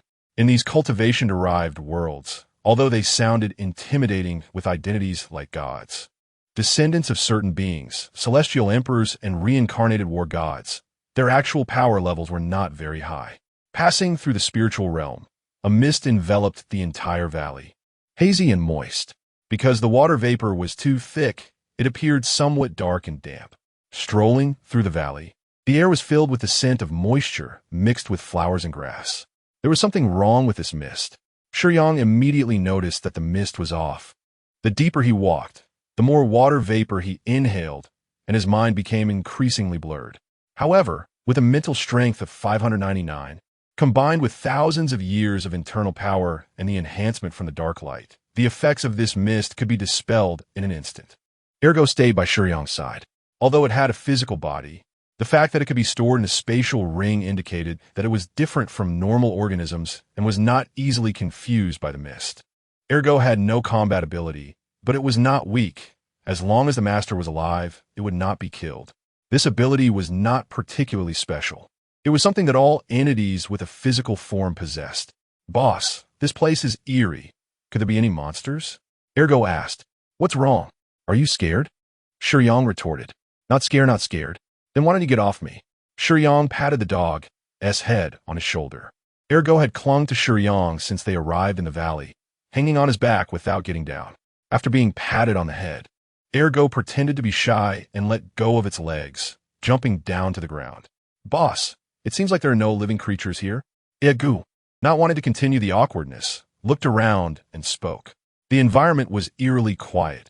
Apart from the plants, there were hardly any sound from animals. No wonder Ergo thought there were no living creatures. It was indeed too quiet for a place with any activity. There are just not visible to the eye. Shiyang couldn't see, but his keen senses and biological perception had informed him of life fluctuations around him since he entered the valley. They were just observing Shiyang. This unexpected guest, swish, not far from Shiyang and Ergo, among the dense branches and leaves, a translucent figure, seemingly made of liquid, swiftly flashed by, making only a faint rustling sound. Is it a monster? The creatures in this area, having cultivated their powers, probably believed they were well concealed. But Shiyang's senses were not to be underestimated. He found that figure somewhat interesting. He felt a bit kinder towards monsters because, due to his past life, he had once acknowledged his identity as a monster deep within his heart. Shiyang remained calm, not acting rashly, and continued walking into the valley. In the shadows, the water demon Zhaoshan found this person somewhat incomprehensible. Was it a person? This person had appeared recklessly in the Lost Valley, accompanied by a dog, both suspicious and strange. The important thing was that the other party was unaffected by the mist's influence, and their fearless demeanor made Zhaoshan feel wary. Could it be someone sent by the heavenly monitoring official demon-catching organization? But looking at the person's attire and temperament, they didn't seem like someone from the court. So what was their purpose? Zhaoshan was a 7th-level great demon, which was not the same as the 7 stages that classify guardian strength. They were far apart. She had some confidence in her own strength, as a 7th-level great demon was already a rare and formidable creature. However, Zhaoshan, who originally intended to ambush Shiyang, inexplicably felt a premonition that the other party was extremely dangerous and that she absolutely could not act rashly. In the Singing Night Star River world, human demon catchers mostly relied on magical tools to exert their power after cultivating spiritual energy to combat demons. But looking at Shiyang, apart from the strangely styled clothing, he had no extraneous items whatsoever. There was not even a hint of spiritual energy fluctuation. He only had a dog with him. Logically speaking, a demon catcher without magical tools had no reason to be afraid. But why did Zhaoshan feel a palpable sense of threat as soon as she got close? Shiyang didn't need magical tools. Although he had no spiritual energy or magical power, his current physique was terrifyingly robust, and just the strength of his vital energy could make demons hesitate. In Zhaoshan's vague perception, Shiyang gave her the feeling of an ancient fierce beast shrouded in mist, seemingly not large or strong, yet within him seemed to contain terrifying explosive power. Anyone with eyes could see that the other party was fearless, needless to say. He must be hard to deal with, but Zhaoxin had her own principles. She was currently trapped in the Lost Valley, surrounded by a great formation, unable to escape. Being at the 7th level already offered a hope of breaking the formation. If she could capture Shiyang and absorb his vital energy, she could strengthen herself and perhaps break free immediately, regaining her freedom. Thinking this way, Zhaoxin believed in the saying fortune favors the bold, without trying. There would never be an opportunity. Even if the other party was hard to deal with, what could he do on her territory? Without hesitation. This world had a certain degree of spiritual energy, and under its nourishment, many animals and plants had developed intelligence.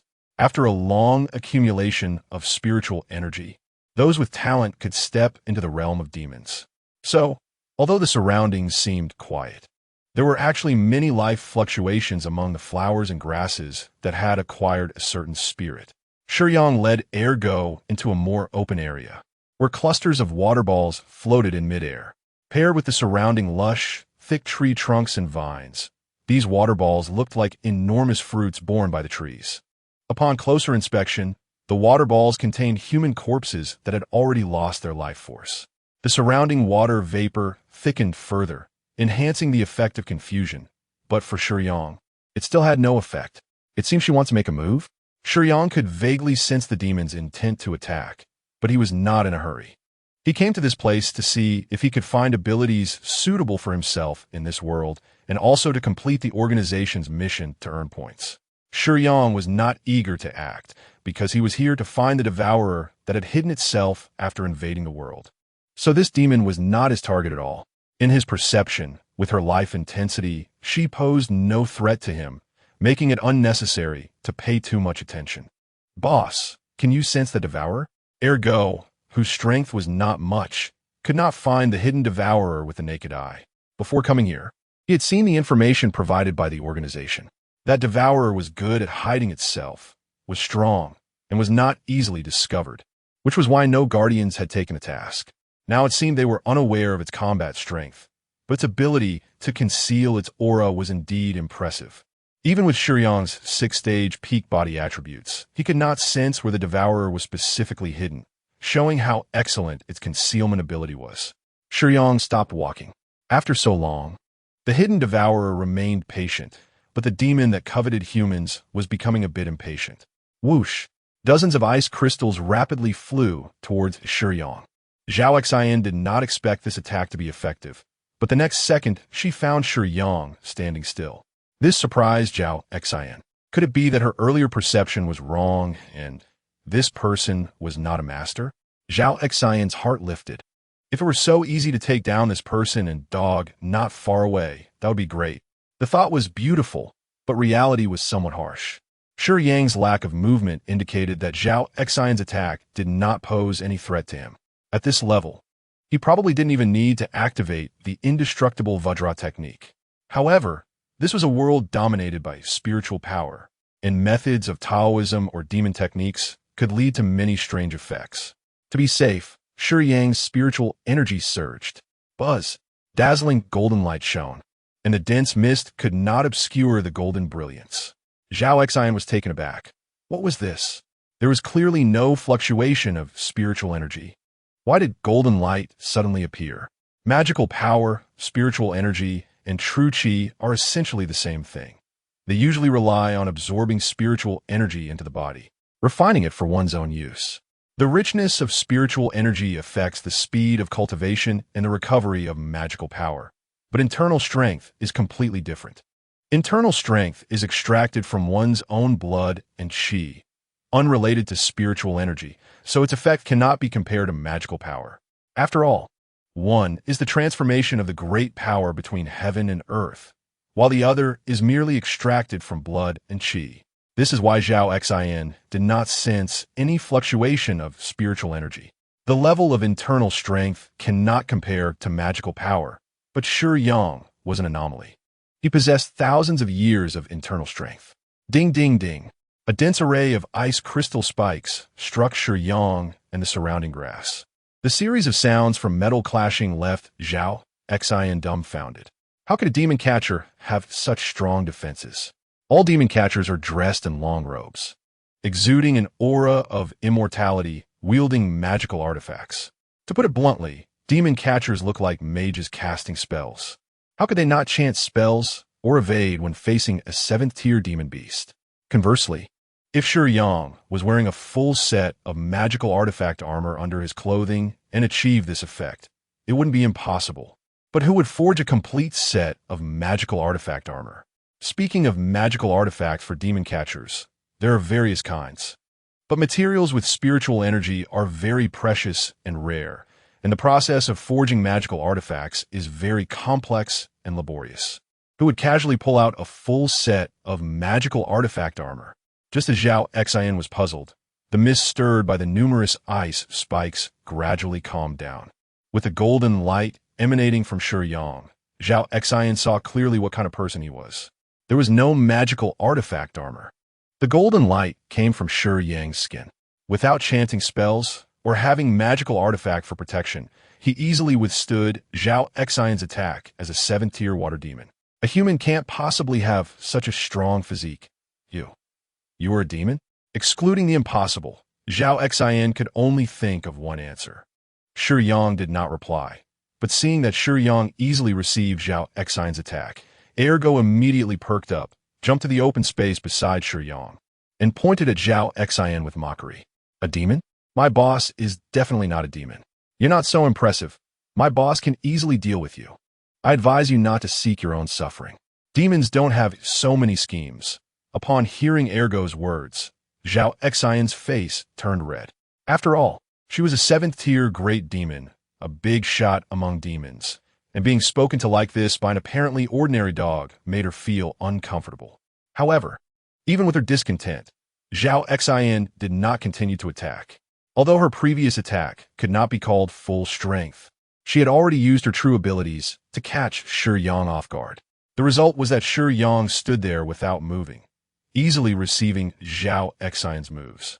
Just seeing this, Zhao Xian understood that she probably could not break through Shiyang's defenses. If she couldn't break through the defense, what was there to fight? With this thought, Zhao Xian suppressed her anger towards Ergo and began to contemplate retreat. The entire Misty Valley was enveloped by a formation, and Zhao Xian could not leave. However, the Misty Valley was vast. If Shiyang insisted on causing trouble, it would be impossible to drag Zhao Xian out in less than 10 days or half a month. So Zhao Xian was not worried at all. At this moment, Shiyang was thinking. Indeed, there was no need to activate the indestructible Vajra technique. With the power of these ice spikes, there was no need to activate armor mode. I want to ask you something. Shiyang spoke to the water demon Zhao Xian. I have nothing to say to human demon catchers, Zhao Xian said sharply. Zhao Xian originally hated human demon catchers very much. Her homeland had been indiscriminately destroyed by human demon catchers, and coupled with Ergo's sharp tongue, she was too lazy to waste words with Shiyang. After speaking, Zhao Xian quickly transformed into a stream of water, using the mist to escape into the distance. Suddenly, a sound like something breaking through the air came from far to near, and the surrounding dense fog was stirred into chaos by Shiyang's rapid movement. In an instant, Shiyang crossed dozens of meters as if teleporting, appearing right in front of Zhao Xian, leaving a shadow in the spot he had just occupied. Zhao Xian couldn't understand how this man could be so fast. Normally, shouldn't he only excel in one thing? Water demons are naturally good at bewitching hearts and creating illusions, so they are not strong in direct combat. This habitual thinking made Zhao Xian feel that since Shiyang had such strong defenses, other aspects should not be feared. However, with Shiyang's lightning-fast speed, Zhao Xian was terrified.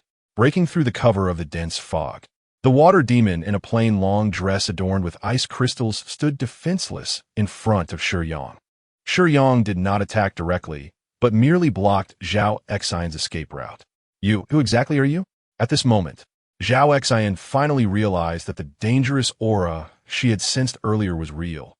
The man who suddenly appeared before her possessed strength beyond her imagination. Just based on that previous move, if Shiyang really wanted to attack, Zhao Xian, who could barely react, would at least be seriously injured now. Don't be nervous. I'm just an ordinary person, Shiyang said gently. I want to ask someone familiar with this place about any unusual occurrences in the valley recently. There are invaders known as Devourers, and the worlds must be able to sense them. The mission information indicates that the Devourers are indeed in the valley, but it's unclear where they are hiding. I've been staying in Misty Valley and haven't noticed anything unusual. Zhao Xin reluctantly answered Shiyang's question. Then you can go. Shiyang could not discern whether Zhao Xin was telling the truth or lying, but what Shiyang asked was not a matter involving other secrets. In a life-and-death situation, there was no need to endanger oneself over trivial matters. Therefore, Shiyang felt that Zhao Xin was likely telling the truth. Huh? Zhao Xin couldn't believe it. You really want to let me go? Since he had not made any harmful moves and was not coveting her 7th-tier demon core. What was this person after? Combining Shiyang's earlier question, Zhao Xin felt that he must be looking for something. Looking at Shiyang's handsome face, Zhao Xin felt no disgust towards him. She was more inclined to try to imprison him to cultivate with her obsession. However, she already had someone she loved deeply and didn't understand Shiyang's intentions. Shiyang stepped aside, allowing Zhao Xin a clear path to leave. Although she felt somewhat apprehensive, Zhao Xin still tentatively took a few steps. Shiyang not only did not obstruct her, but instead walked towards Ergo. Seeing that Shiyang truly wanted to let her go, Zhao Xin immediately transformed into a stream of water and flew off into the distance. Most of the attention was focused on Zhaoxin, causing a decrease in vigilance towards the surroundings. As they flew over a patch of grass, a rabbit happened to pass by. Zhaoxin initially paid no attention, but then thought, when has Misty Valley ever had rabbits? Before Zhaoxin could fully regain their senses, a sudden change occurred. A cute white rabbit suddenly sprouted purple tentacles that attacked Zhaoxin. Zhaoxin had no time to dodge and, in a panic, used their spiritual energy to conjure a water shield for defense. The purple tentacles, carrying an ominous aura, approached Zhaoxin. The water shield was quite thick and strong, but the ominous aura created an unparalleled pressure on Zhaoxin, making them feel as if they were facing a natural enemy. Thus, Zhaoxin did not dare to fully rely on the water shield's defense. After conjuring the water shield, Zhaoxin tried to move their body to evade. However, unexpectedly, the water shield couldn't withstand even for a moment. As the purple tentacles struck, the shield broke upon contact, and the tentacles pierced deeply into Zhaoxin's abdomen without any pause. Their force undiminished. Zhaoxin let out a cry of pain, and before the sound faded, a figure suddenly tore through the thick fog and appeared in front of Zhaoxin. Upon seeing Shiyang, the devourer that had been parasitizing the rabbit retracted its tentacles, twisting as it attempted to escape. Shiyang caught the injured Zhaoxin and reached out to grab the rapidly retracting tentacles of the devourer. This devourer, not knowing what ability it possessed, had its tentacles spread out like liquid after being caught by Shiyang, morphing and swiftly attaching to Shiyang's hand, quickly spreading up the arm. This form of ability reminded Shiyang of the venom he had seen before. If this devourer's ability was similar to the parasite in venom, it would indeed be hard to detect, as parasitic abilities are very beneficial for concealment. The reason this devourer had gone undetected by Shiyang until now should be that it was hiding inside another organism. However, unlike a typical parasite, this devourer could choose its host or not. It possessed strong combat capabilities and was not afraid of noise like venom. Originally, it did not want to confront Shiyang directly, as Shiyang gave off a feeling that he was hard to deal with, and the world was still very stable. It needed to find an opportunity to kill the main character to affect the world, and since the goal had not yet been achieved, the devourer was at a disadvantage fighting a guardian in a complete world where it would be suppressed by the rules and unable to exert its full power. However, since it had been caught by Shiyang, the devourer planned to take a risk. If it could gain control over Shiyang, the guardian's body, then the world would be within easy reach. It had good thoughts, but Shiyang merely waved his hand, and numerous blood and flesh tentacles appeared, swiftly and overwhelmingly devouring large chunks of the devourer's body. Realizing the situation was dire, the devourer attempted to retreat quickly, but it was already too late. Being entangled by Shiyang's blood and flesh tentacles was far more terrifying than being parasitized by venom. The aggressiveness of the black light virus was beyond imagination. In just a few breaths, the devourer had already lost a quarter of its body tissue. In a moment of crisis, the devourer displayed a decisiveness that ordinary people could not match. The connected flesh was quickly severed, and the devourer abandoned the entanglement with Shiyang's flesh. This decisive choice did not allow Shiyang's blood and flesh tentacles to fully ensnare it. After creating some distance, the devourer formed into a human shape, looking unfavorably at Shiyang. Shiyang did not immediately engage with this devourer, as he was still holding Zhaoshan. "Boss, what level is it?" Ergo cautiously looked at the fierce-eyed devourer across from them, standing behind Shiyang. "It has the level of a top-tier 6 stage." Shiyang gently placed Zhaoshan down beside him. The severely injured Zhaoshan lay on the ground, covering her wound while looking at the stationary devourer not far away. "What is that? A demon? It doesn't look like one. Why does it give me such a strong sense of crisis?" Just facing it made her feel an involuntary surge of fear. "Huh? There's actually a top-tier 6 stage?" Ergo was somewhat surprised, as the world rules were still intact, and the world will and normal plot had not fluctuated. In such a case, it was quite rare for a top-tier 6-stage devourer to invade. This should be related to the devourer's ability to conceal itself after parasitizing organisms in the world. However, being surprised did not mean Ergo was worried, as it had a good understanding of Shiyang's strength after following him. After placing Zhaoshan down, Shiyang looked at the devourer across from him, feeling somewhat strange. The devourers he had encountered before were not like this one. In the past, Shiyang had encountered quite a few top-tier 6-stage devourers, but the one before him was completely different. This one had very distinct facial features and a standard human shape. The fierce light in its eyes clearly indicated normal intelligence. At first glance, it looked like a shadowy man. "I didn't expect to encounter a capable guardian. Very nice." The devourer suddenly smiled. Having lost part of its flesh to the black light, it instead became amused. "It can actually speak?" Ergo was shocked. "Cool, me. Let me see if you have the qualifications to stop me." The devourer believed that Shiyang's advanced body modification ability had caught it off guard, and it could exert near the maximum potential of a mid-level world. Therefore, it did not think it would necessarily lose to Shiyang. It's not a top-tier 6 stage. It should be a 7th stage devourer. At the 7th stage, devourers can have normal intelligence, but don't think about communicating with them. Intelligent devourers are more dangerous. The explained. As soon as the devourer finished speaking, Shiyang moved, and a series of explosions followed closely behind, with coordinated muscles and a special way of exerting force. The punch he unleashed created cracks, even in the mid-level world space. The devourer had stated that it wanted to see if Shiyang had the qualifications to stop it.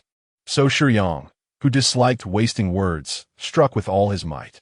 Just that punch, before it landed, already made the devourer tremble in fear. There was no time to dodge.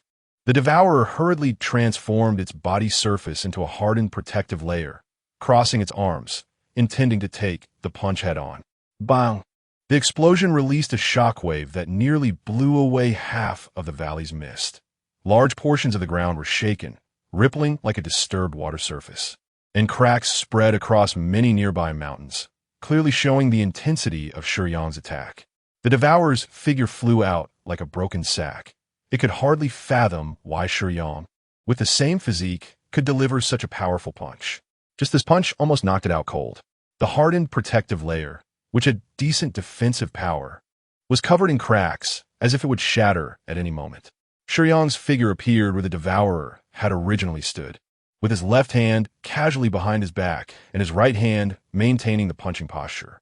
As the devourer flew out, it saw Shiyang's movements, its pupils constricted, and its heart began to race.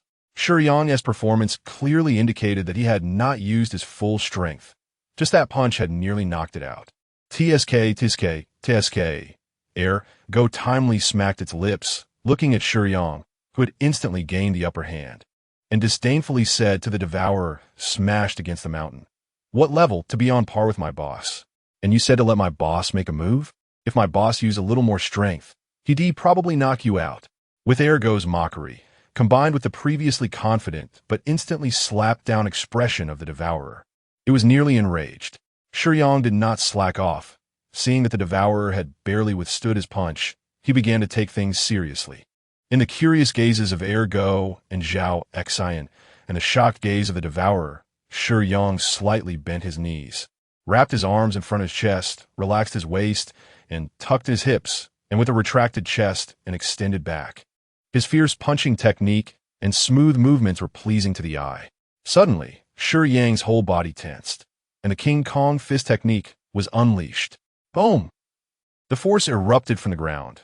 Merely the momentum of the punch caused the ground beneath Shiyang's feet to crack open in all directions, evenly centered around him. The devourer was shocked.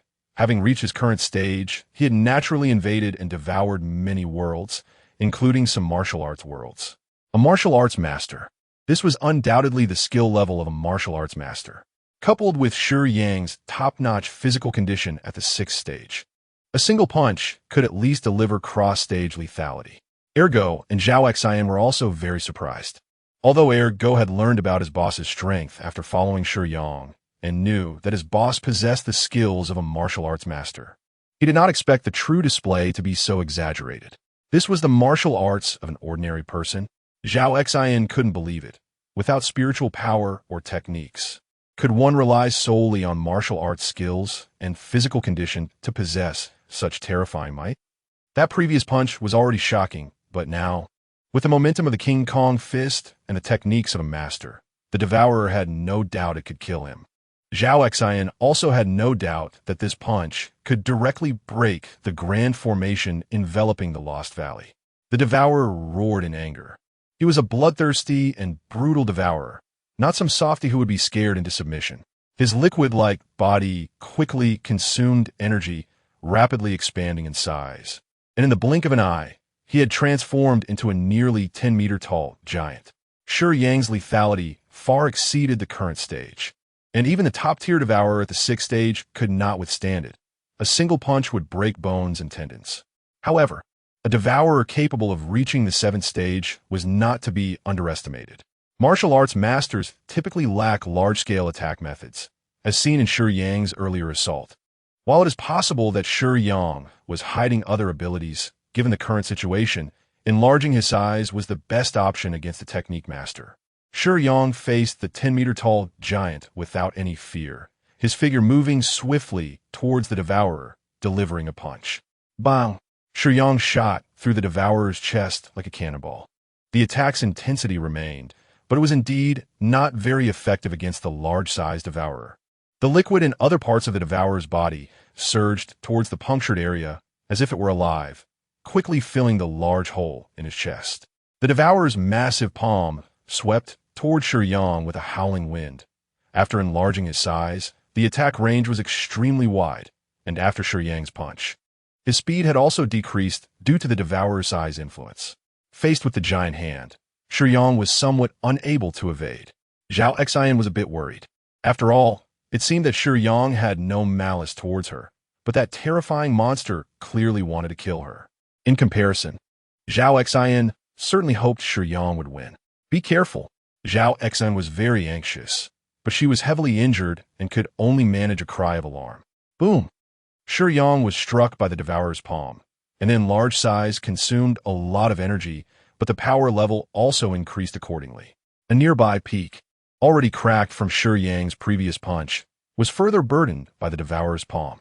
After a mournful cry, the entire mountain collapsed in the midst of the cracking. Countless boulders fell into the valley. Go was not too worried. As long as Shiyang was alive, how could he possibly be crushed? Zhao Xian endured her injuries and urged her spiritual power, trying her best to protect Go amidst the mountain collapse. Zhao Xian knew they could not just stand by while Shiyang and the devourer fought. Both were too strong, and the aftermath of their battle was terrifying. If the two continued to fight, it would be easy for them to get hurt. Zhao Xian hurriedly led Go to flee to a distance. Roar! The devourer retracted his palm and then swung both fists at Shiyang repeatedly. He did not believe that one palm strike could kill Shiyang, so his subsequent attacks were made without holding back, wanting to rely on his size advantage and dense attacks to directly smash Shiyang to death. If it were a normal person, they would indeed likely be killed by such a barrage. But to think that he could kill Shiyang was a bit of a pipe dream. Shiyang had not used the King Kong indestructible divine skill earlier. Buzz! A strong golden light rose again, and the devourer couldn't help but be stunned. Previously in the valley, he had sensed something, but he did not know what kind of ability it was. His keen eyesight allowed him to see Shiyang in the deep pit through the dust. At some point, Shiyang was no longer in his original form. A hard armor covered his body, fitting perfectly, even at the joints, providing excellent protection without hindering movement. This level of armor left the devourer somewhat dumbfounded, and more importantly, the armor was golden. Shiyang activated the armor mode.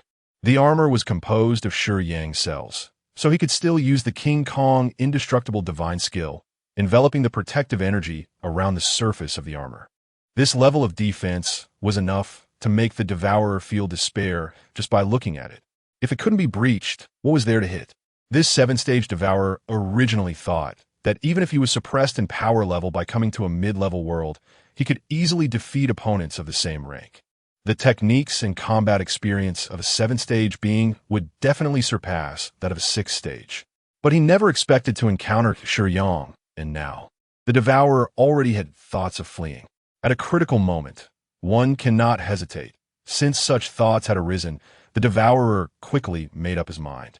His innate mission was to invade worlds and tear apart the rule's protections. Compared to the real goal, momentary wins or losses, right or wrong, were meaningless. The enlarged devourer hardened the surface of his fists. Each powerful strike caused the earth to tremble. The devourer felt no fear with intelligence. He considered weighing the pros and cons, thinking about how to seize opportunities to create conditions for more devourers to invade. The size difference made it seem like Shiyang was firmly suppressed, but in reality, the devourer understood very well that his seemingly mighty attacks could not shake Shiyang's exaggerated defense. However, with each collision, the hardened protective layer on the surface was shattered into pieces. The transformation ability had no place to be utilized. The devourer concentrated his attacking power by hardening his fists, because if he couldn't break through the defense, no amount of transformation would be meaningful. If one had to say, there was still a slight chance of winning. It must be to concentrate power to enhance attacking capability with the hope of breaking through the defense to cause damage. The devourer's thinking was correct. He chose the best method of response. However, the problem was that Shiyang's formidable defense was indeed very tricky. But the most troublesome part was that along with his strong defense, his power and speed were also top-notch. Continuing like this, the devourer would definitely lose. This devourer had secretly invaded while suppressing his power level.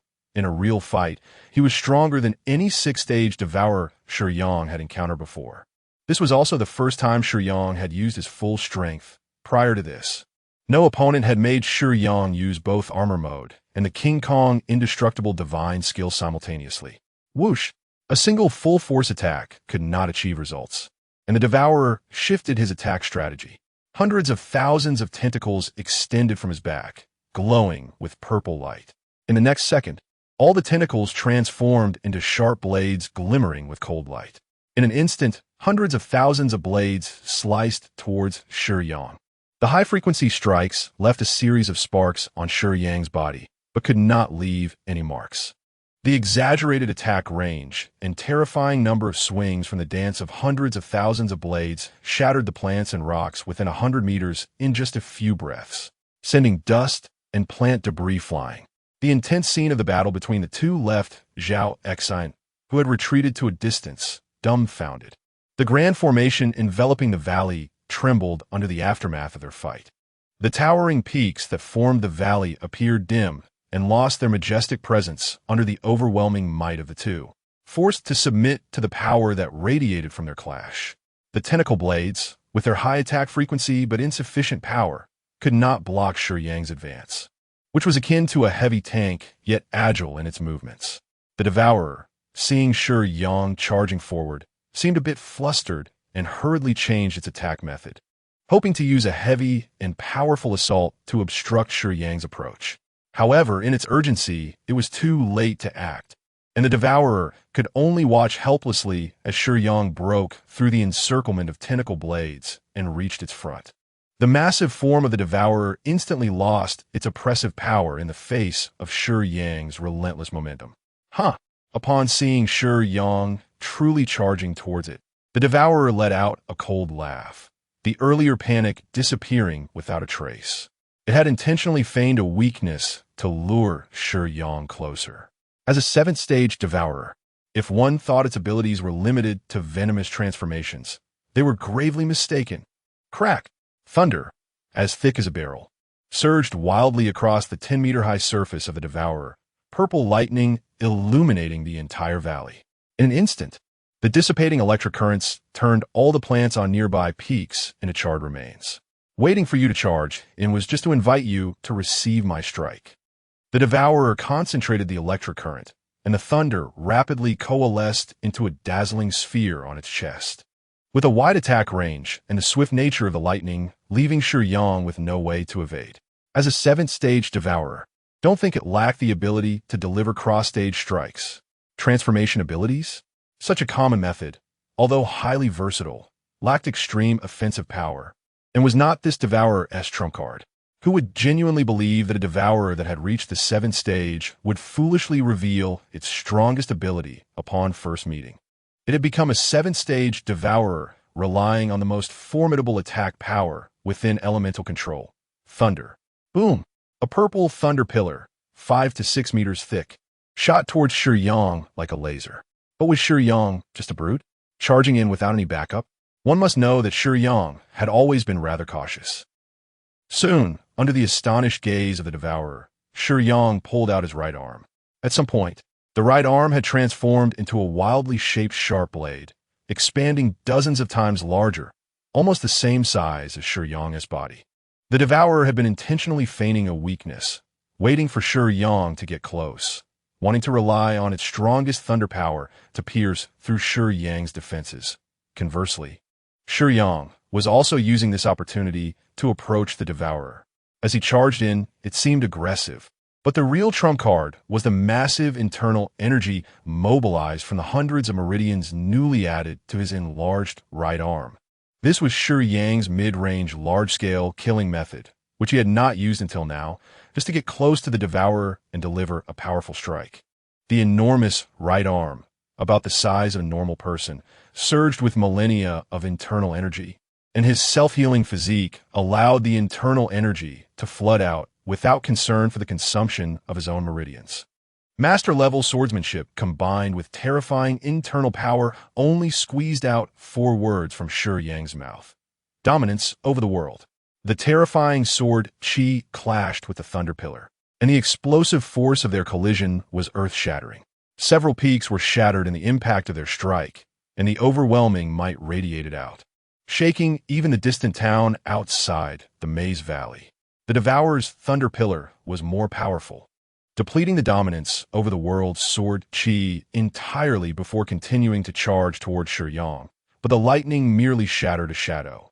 Taking advantage of the moment when dominance over the world collided with the thunder pillar, Shiyang spread his wings, using his flying ability to swiftly evade the thunder pillar and dove into the Devourer's giant body. In an instant, Shiyang transformed into a completely golden, shape-shifting monster, tearing wildly within the Devourer's body. The Devourer's bodily tissue seemed to consciously surge toward Shiyang, but its strength was utterly incomparable to Shiyang's golden form. However, the Devourer was not surprised. It still had a backup plan. The hardened body was desperately trying to trap Shiyang. At this point, the Devourer had been forced to reveal its trump card. Believing that Shiyang would not break free anytime soon, it unveiled its final card. Self-destruction. This self-destruction was not meant for the Devourer to perish alongside Shiyang. After all, its innate task was not to engage in a life-or-death struggle with Shiyang, but to find an opportunity to kill the child of the world and prepare for the invasion of more Devourers.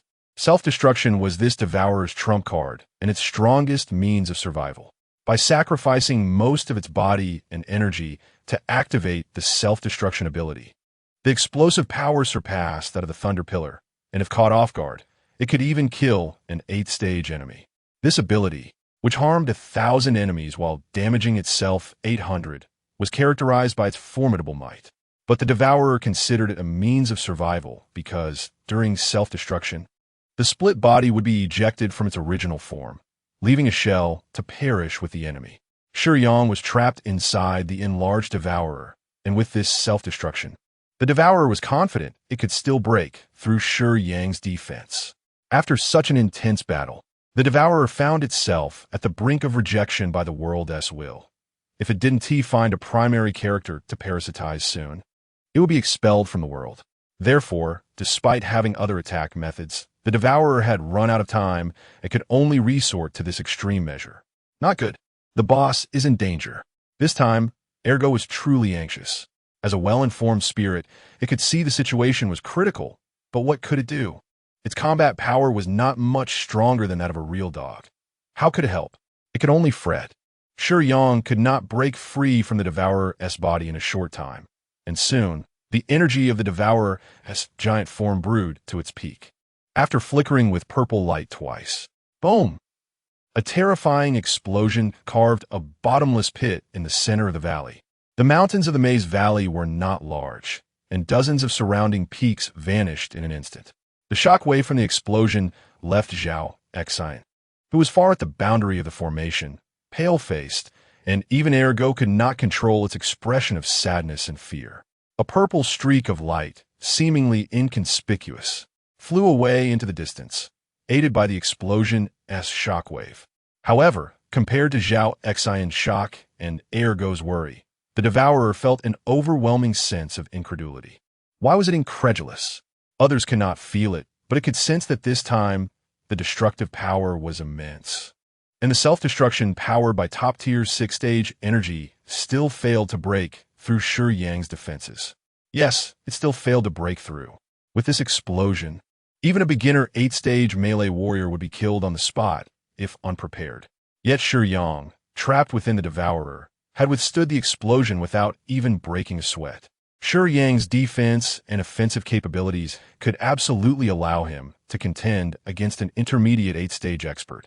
This meant that even without the suppression of world rules, if this Devourer exerted full force at the 7th stage, the final result would still be Shiyang's victory, because his hard strength had already reached the intermediate level of the 8th stage. Could a top-tier 6th stage fighter reach the intermediate level of the 8th stage?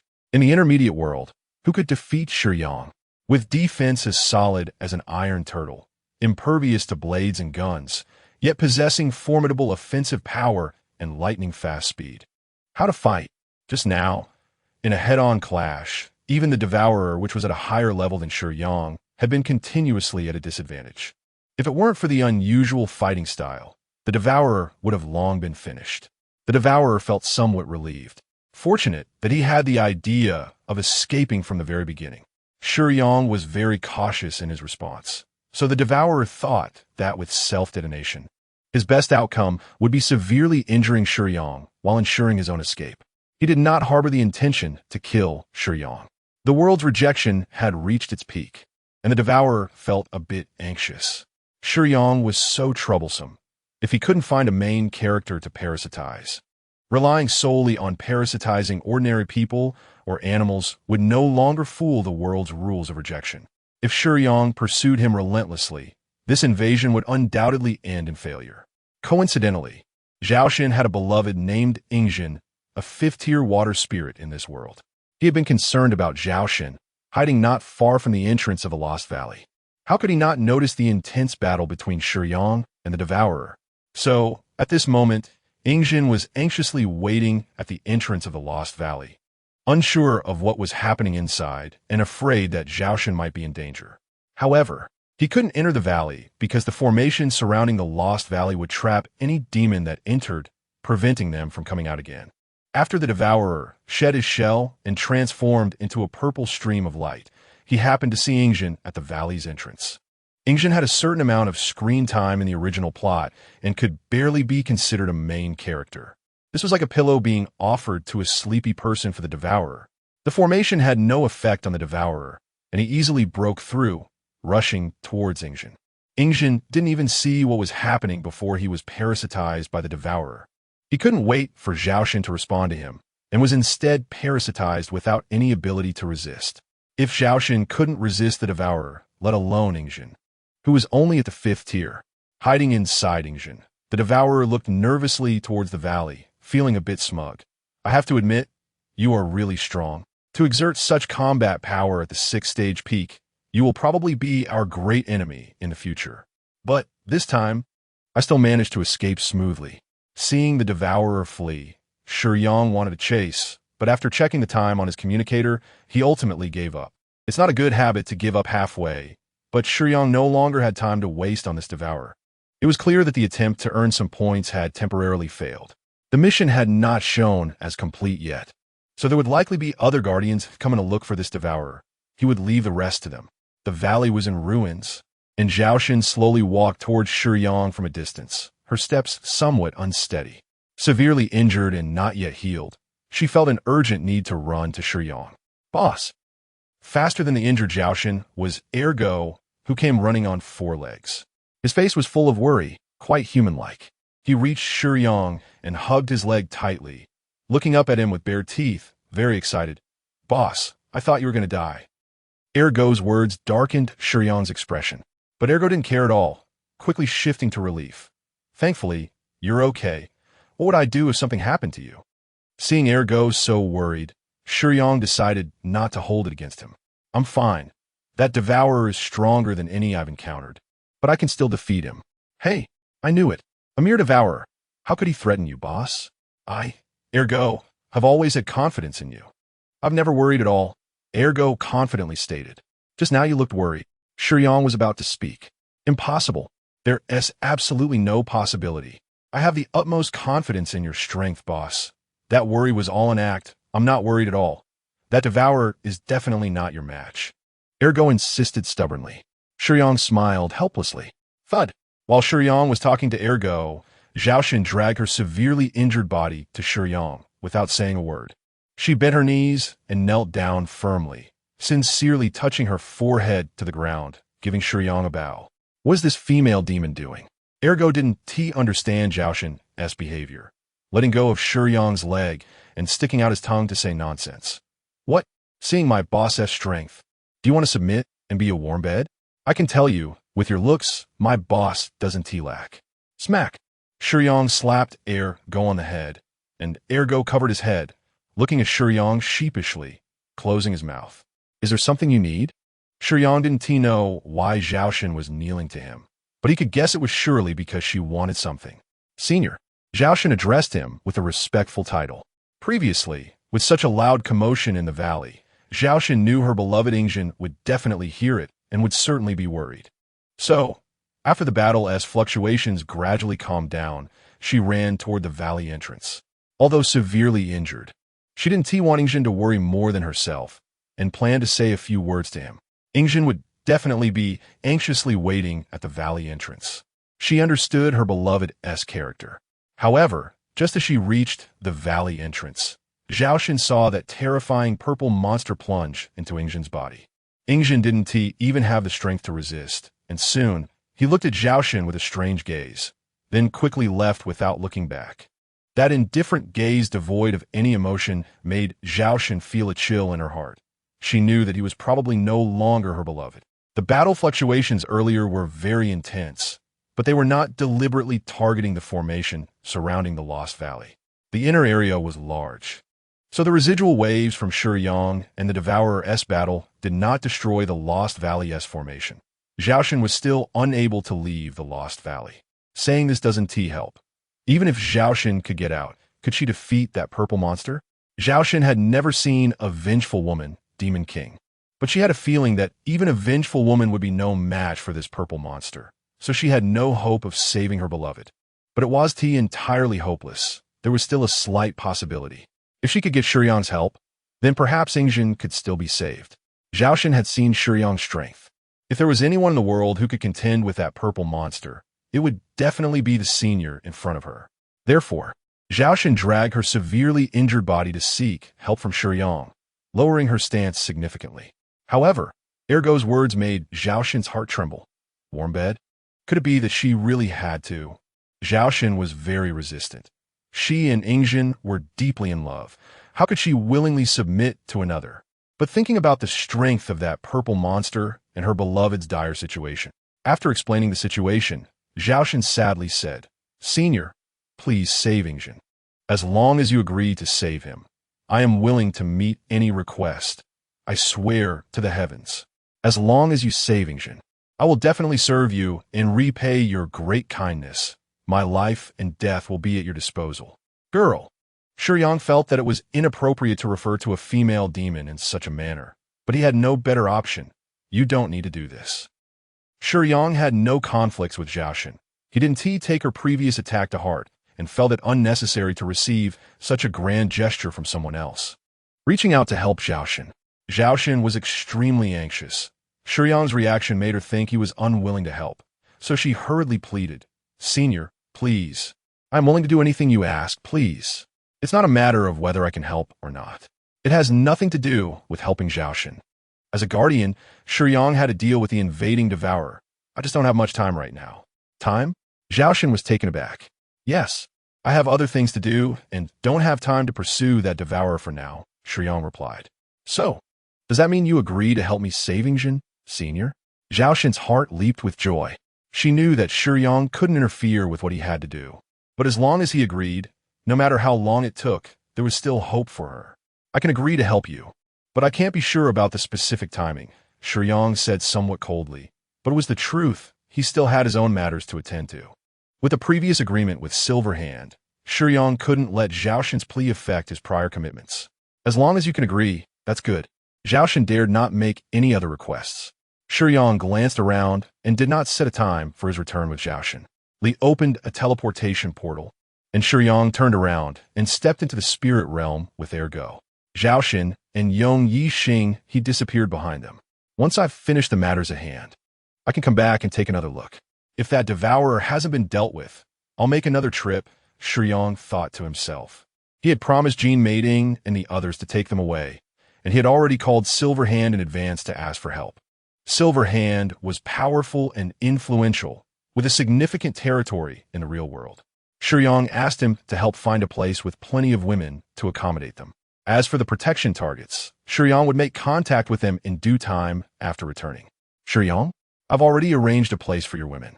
I've sent you the address via message. From now on, the entire Wayan Street in Kyoto City belongs to you," Silverhand said boldly over the phone. "Thank you," Shiyang replied politely, though he frowned. "No need to thank me. All right. We will meet at the main store in Kyoto City in the next life.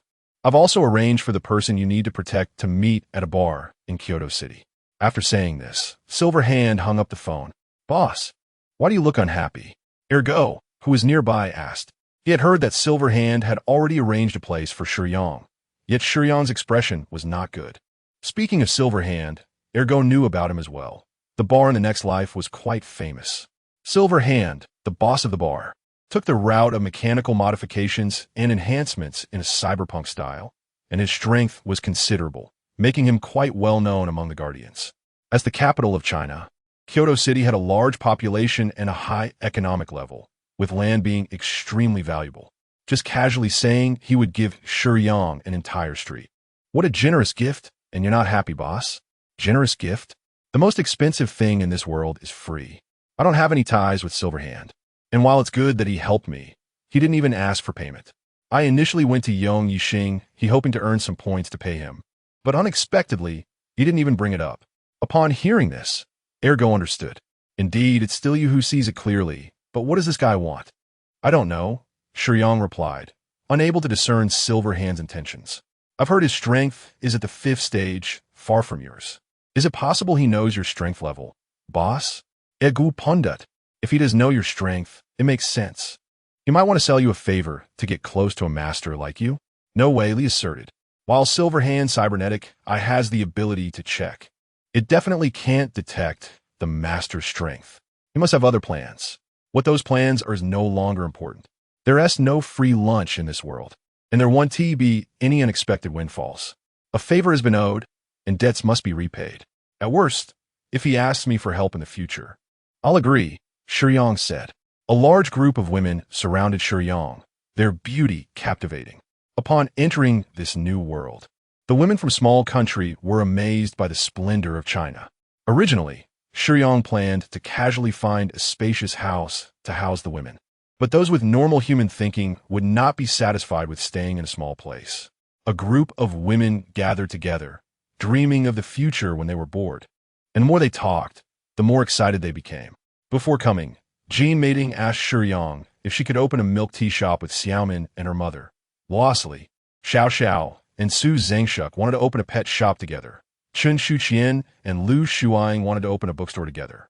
Moreover, it would be best if they could all be in one place for convenience, so Shiyang could visit them anytime. Additionally, Che Zhuxi was packed into a big box, and Jean Mating was being mysterious, saying that once she taught her for a while, she would be sure to give Shiyang a surprise. At the request of the women, Shiyang could only find someone to help. He didn't know any influential figures, so he sought out Silverhand, who generously gifted Shiyang a street. Wayan Street was not in the city center, but still within the second ring road. The street had many shops, a good flow of people, and was bustling. The women could do whatever they wanted, and living arrangements would not be a problem. It was a great place to settle them. Silverhand also arranged for transportation to conveniently bring the ordinary women to Kyoto City. Although Shiyang could fly, it was better to keep a low profile in the real world. Brother, aren't you coming with us? Jean Mating and the other women were reluctant to part. I still have things to do. Follow this lady sent by Silverhand. Once you get to the place, she will help you prepare accommodations and all the necessary arrangements for opening the shop. If all goes well, I will come back to see you soon, Shiyang reassured them. All right then. Although they were reluctant, they couldn't stop him since he had things to do. Ergo, you stay in the spatial ring for a while. I need to go talk business. After saying this, Ergo dove into Shiyang's spatial ring. Before setting off, Shiyang also sent a message to Qin Qianqian, letting her know they would meet at Wayan Street in Kyoto City. The headquarters of the Guardians was in Kyoto City, where the majority of Guardian data and records of entry and exit from worlds were kept. Many staff members naturally chose to settle nearby for convenience, which is also why Silverhand arranged to meet Shiyang at the bar in Kyoto City. There were still 10 minutes until the agreed meeting time. I like punctual people. My little brother, Silverhand said, relaxed and smoking a cigar in the best booth in the bar when Shiyang was let in by the server. Thanks for helping me find a place. If you need me to help with anything in the future, just let me know. Has the person I need to protect arrived? Shiyang got straight to the point, without any unnecessary pleasantries. Looking around, only Shiyang and Silverhand sat across from each other in the booth. Your words of help are enough for me. I like straightforward people. I really want to be friends with you. As for the person, there are still 10 minutes, so there's no rush. Silverhand held the cigar with one hand and pulled out a cigarette box from his pocket to offer Shiyang a smoke. Shiyang didn't mind the boldness of Silverhand and took one, lighting it up and taking a deep drag, which made Silverhand laugh heartily upon seeing his action. You're also quite a straightforward person. As the saying goes, die under the peony, even as a ghost one is still romantic. With your looks and strength, it's normal to have a few beautiful acquaintances. Silverhand called for his subordinates to help bring Shiyang's women over, knowing there were quite a few. He assumed Shiyang was fond of women in that regard. Shiyang initially wanted to explain, but after thinking about it, he decided to just smoke in silence. Oh, come on. What's wrong with a man liking women? Silverhand thought Shiyang was just being modest. After chatting for a few minutes, a subordinate approached Silverhand and said, Boss, Director, Su has arrived. Well, please let her in. Silverhand was not evasive with Shiyang and spoke generously with his subordinates without holding back. After giving his instructions, Silverhand turned to Shiyang seriously and asked, Brother, may I ask what your current strength level is? Silverhand did not rashly use his prosthetic eye to scan Shiyang, as he knew that if Shiyang had the means to detect his scanning, it might cause some annoyance towards him. Silverhand avoided such a small mistake. To create a comfortable relationship, he needed to show a certain level of trust, so he directly inquired instead. Stage 4, Beginner. Shiyang did not disclose the truth. Stage 4. This already shocked Silverhand. Previously, the records stated Stage 3. How long has it been? He had already reached Stage 4, Beginner level. The speed of the strength growth was a bit too fast. Within the Guardian organization, there were still many factions. Silverhand had many brothers under him, but if Shiyang reached Stage 4, He could completely establish his own territory and become a Hall Master under Silverhand. Currently, Silverhand had 8 Hall Masters, all staged for Guardians, with the strongest one already at Advanced Stage 4. However, Shiyang was a newcomer. Having Stage 4 strength was a bit alarming. "Ha, brother, your strength is extraordinary. The 2 brothers I sent to protect Director Su are Stage 3 Guardians. If Director Su knew that such a capable Stage 4 expert like you was helping to protect her, she would surely be very happy." Silverhand praised, then changed the subject. "However, I haven't told Director Su the truth. She doesn't know that you have drawn the attention of the Tianyuan family as Guardians. I want to give you a heads up, otherwise, she might not cooperate with you in the protection work later." "Thank you." Shiyang expressed his gratitude, acknowledging that Silverhand was very thorough in his considerations. There was no need for excessive politeness. "When Director Su comes in, I won't stay here. I have other matters to attend to and need to progress to the next world, so you two can have a good discussion." As soon as he finished speaking, Silverhand's subordinate led in a well-dressed, charming middle-aged woman. "Director Su, long time no see. How have you been recently?" Silverhand greeted after they met. "Mr. Silverhand, thank you for your concern. Thanks to your care, everything has been well lately." Su Lily was very respectful towards Silverhand. She was the director of the headquarters staff, not Silverhand's subordinate. The Guardians were independent from the government system, and their existence was beyond the reach of ordinary people. Each time Silverhand referred to her as director, it was already a show of respect. Otherwise, an ordinary woman would not dare to call herself Silverhand's director. Within the Great Wall Watch, Silverhand's influence was quite impressive. The organization of the Guardians was naturally different from ordinary people. However, if all the nominal Guardians, including logistics and auxiliary abilities, were counted, Silverhand had several hundred people under him, making him one of the more prominent forces within the Guardians. Su Lily was well aware of this, and her continued survival was largely thanks to Silverhand's protection. "Well, a few days ago, I told you I found a master to help protect your safety." Silverhand pointed to Shiyang. "Let me introduce you, this is Shiyang. I didn't mention it before, but he's a beginner at Stage 4. "Hello." Upon hearing Shiyang's strength level, Su Lily's eyes lit up. Silverhand had mentioned finding a master to help protect her, and she was already happy, but upon hearing Shiyang's level, she was not just happy, she was overjoyed. She hurriedly extended her hand to shake hands with Shiyang, who lightly grasped it before letting go. "You two can discuss what specific areas you want Shiyang to be responsible for. I'll take my leave now." Silverhand had worlds to visit and was very enthusiastic about connecting them, but he couldn't delay his own strength growth because of someone else's matters. After Silverhand left, the surrounding subordinates distanced themselves from the booth. After the service staff served a refreshing cocktail to both Shiyang and Su Lily, they tactfully withdrew.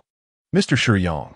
Su Lily was very pleased to have a guardian of Shiyang's level to his sister. "Just call me Shiyang. It's like this." Su Lily thought Shiyang didn't know, so she recounted the events. The Japanese are known for their vendettas. The head of the Tianyuan family can't swallow this anger and has been secretly threatening me to hand over the list of guardians who experienced the flowers of war in Jinling. The country has issued warnings, but since the Chinese guardians have killed quite a few Japanese guardians, we don't have the moral high ground in this matter, so I can only seek other help. I know I'm just an ordinary person, but I'm still Chinese. My husband was a guardian before he passed away. I can't just hand over the list of my country's guardians to the Japanese, can I? On this point, what puzzled Shiyang the most was why the Japanese could come to their country and threaten her. "Can I call you Shiyang?" Su Lily felt a bit shy. As a charming middle-aged woman, she looked much older than Shiyang, but she couldn't help but feel reserved in front of a guardian with extraordinary power. "Of course. Speaking of which, I know you must be very dissatisfied with the country's attitude, being threatened by mere Japanese, yet not fighting back. It must feel a bit frustrating, right?" Yes. This was something Shiyang was very concerned about. There are many complex factors involved, possibly related to politics and international reputation, but those are secondary. The main reason is that we don't hold the moral high ground, so we can't speak too forcefully. The country hasn't even investigated who killed the Tianyuan family's guardians, nor ordered the murderer to surrender. The attitude is quite clear. Although there is no overt help, Mr. Silverhand's assistance is certainly tacitly approved by the higher-ups of the Great Wall Watch. Su Lily didn't harbor too much resentment towards the country, as she could only say that being in a position to manage Guardian information sometimes meant bearing risks. Then if the higher-ups have tacit approval, why not just hand over the list of the Chinese Guardians who experienced the flowers of war in Jinling? Let the Guardians who killed the Japanese bear the risk. Why let you, a weak woman, shoulder it? It's not that I don't want to, but I can't. Su Lily's smile was somewhat bitter from any angle. I cannot hand it over. From a national perspective, everyone knows what the Japanese Guardians are doing in the lower worlds. We are well aware of the aggressor's actions. It's just that the Guardians have the ability to traverse worlds, making it difficult to guard against them, and our anger is futile. Moreover, even though the higher-ups of the Great Wall Watch don't say it, they wouldn't want me to hand over the list either. If I really did, how would I be any different from traitor? I would offend all the Guardians of my own country, given the Japanese's despicable actions. Even if I handed over the list, it's highly likely that I, as an ordinary person, wouldn't survive. Maintaining a firm stance might give me a bit of hope. So, from both a moral standpoint and a personal perspective, I cannot hand over the list of Guardians who experienced the flowers of war in Jinling. Alright, starting now, I will personally protect your safety and ensure the Japanese cannot harm you. Shiyang said seriously. Shiyang, thank you, really, thank you so much. A Stage 4 Guardian expert is willing to protect me, an ordinary person. I really don't know how to express my gratitude, but Su Lily was very touched to see Shiyang so serious. But she wanted to request Shiyang's protection not for herself. What I want to ask you is, please protect my daughter. Daughter? Sure, my daughter Yenya. Su Lily nodded. I have 2 Guardians arranged by Mr. Silverhand to protect me. After all, this is China, and the people from the island country are not too arrogant to send too many forces to kill me, so my safety is sufficient. But my daughter, she is a bit mischievous, always thinking there's nothing serious, loves to go out and play, and is unwilling to accept protection. That's why I asked Mr. Silverhand to hope for an additional person to protect my daughter. After saying this, Su Lily nervously looked at Shiyang, fearing that he would refuse. No problem. I can go protect your daughter. Shiyang immediately agreed. Really? Thank you. Hearing Shiyang say this, a huge weight finally lifted from Su Lily's heart. Facing the grateful Su Lily, Shiyang felt a bit uncomfortable. Actually, you don't need to thank me because this is what I owe you. Late at night, in a villa area on the outskirts of Kyoto, in a large villa, Shiyang sat cross-legged in the living room. Brave New World is just a low-level world, and the devourers killed, they're not strong. The power of the world I could gather from the heavenly Tao-S incarnation is only about an ounce. And after absorbing it, Shiyang's strength stage remains unchanged. Boss, are we just waiting here? Ergo was quite bored. Shiyang took out a set of pancake fruit from his spatial ring and threw it to Ergo. The original boredom was instantly dispelled. As long as he could eat pancake fruit, Ergo didn't mind waiting. Those two going to protect Su Lily. Why do I feel it's unreliable, boss? Ergo chewed on the pancake fruit while complaining. It does feel unreliable. The strength of the 3rd stage is clearly not enough. It's better to let the master protect them. With the master's strength, those islanders 1T have a chance. Xiao AI rarely agreed with Ergo's opinion. Shiyang also considered this aspect. After all, his true strength far exceeds those 2 Guardians under Silverhand. But even if that's the case, how to talk to Silverhand? Tell Silverhand that the people under him are too weak and just give me one person? Is that appropriate? Silverhand has put an effort on the matter of protecting Su Lily.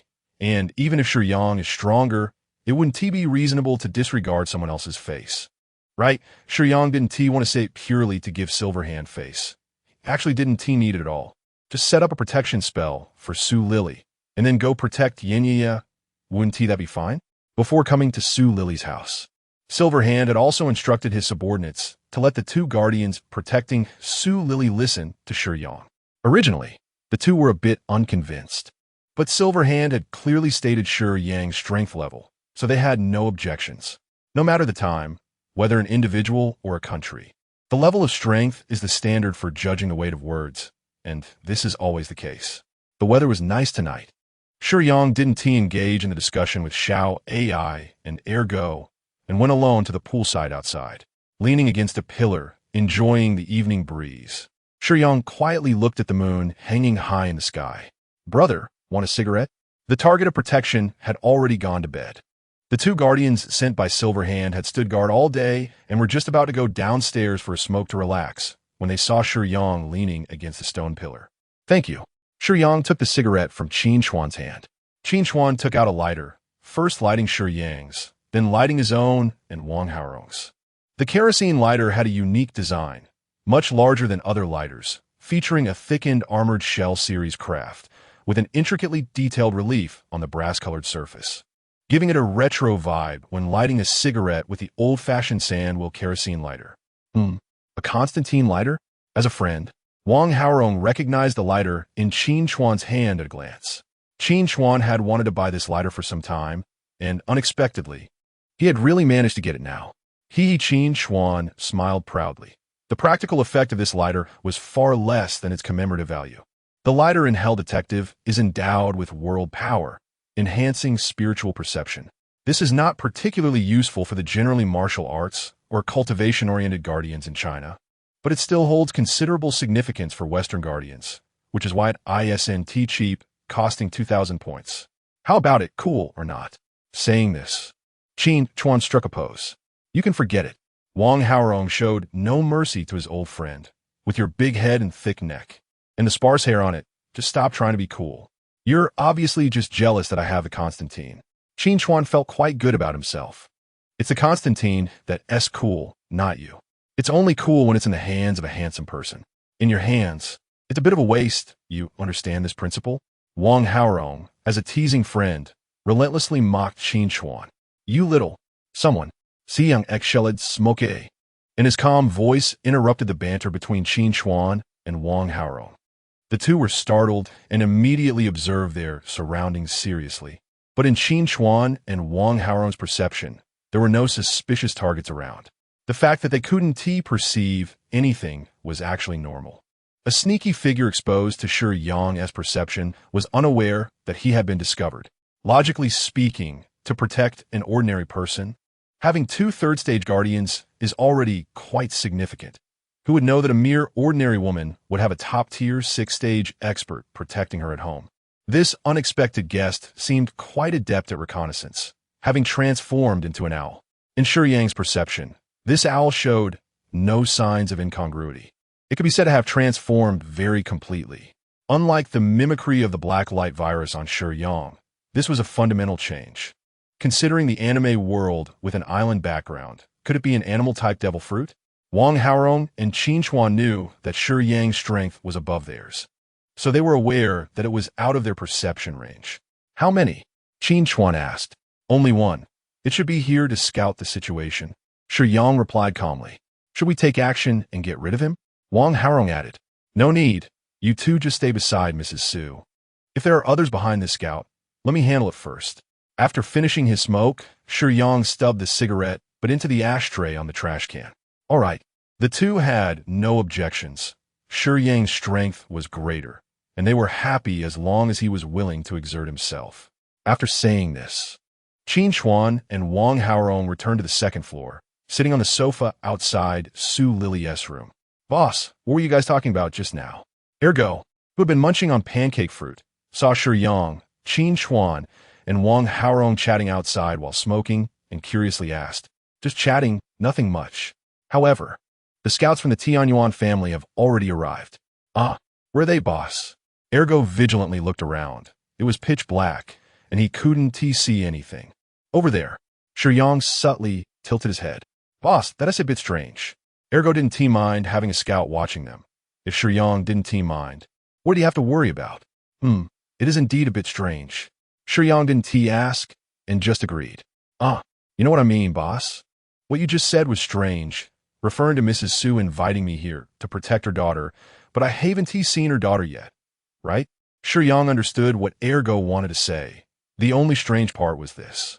"Yes, please protect her daughter, but it's strange that we can't see anyone." "There's nothing strange about it.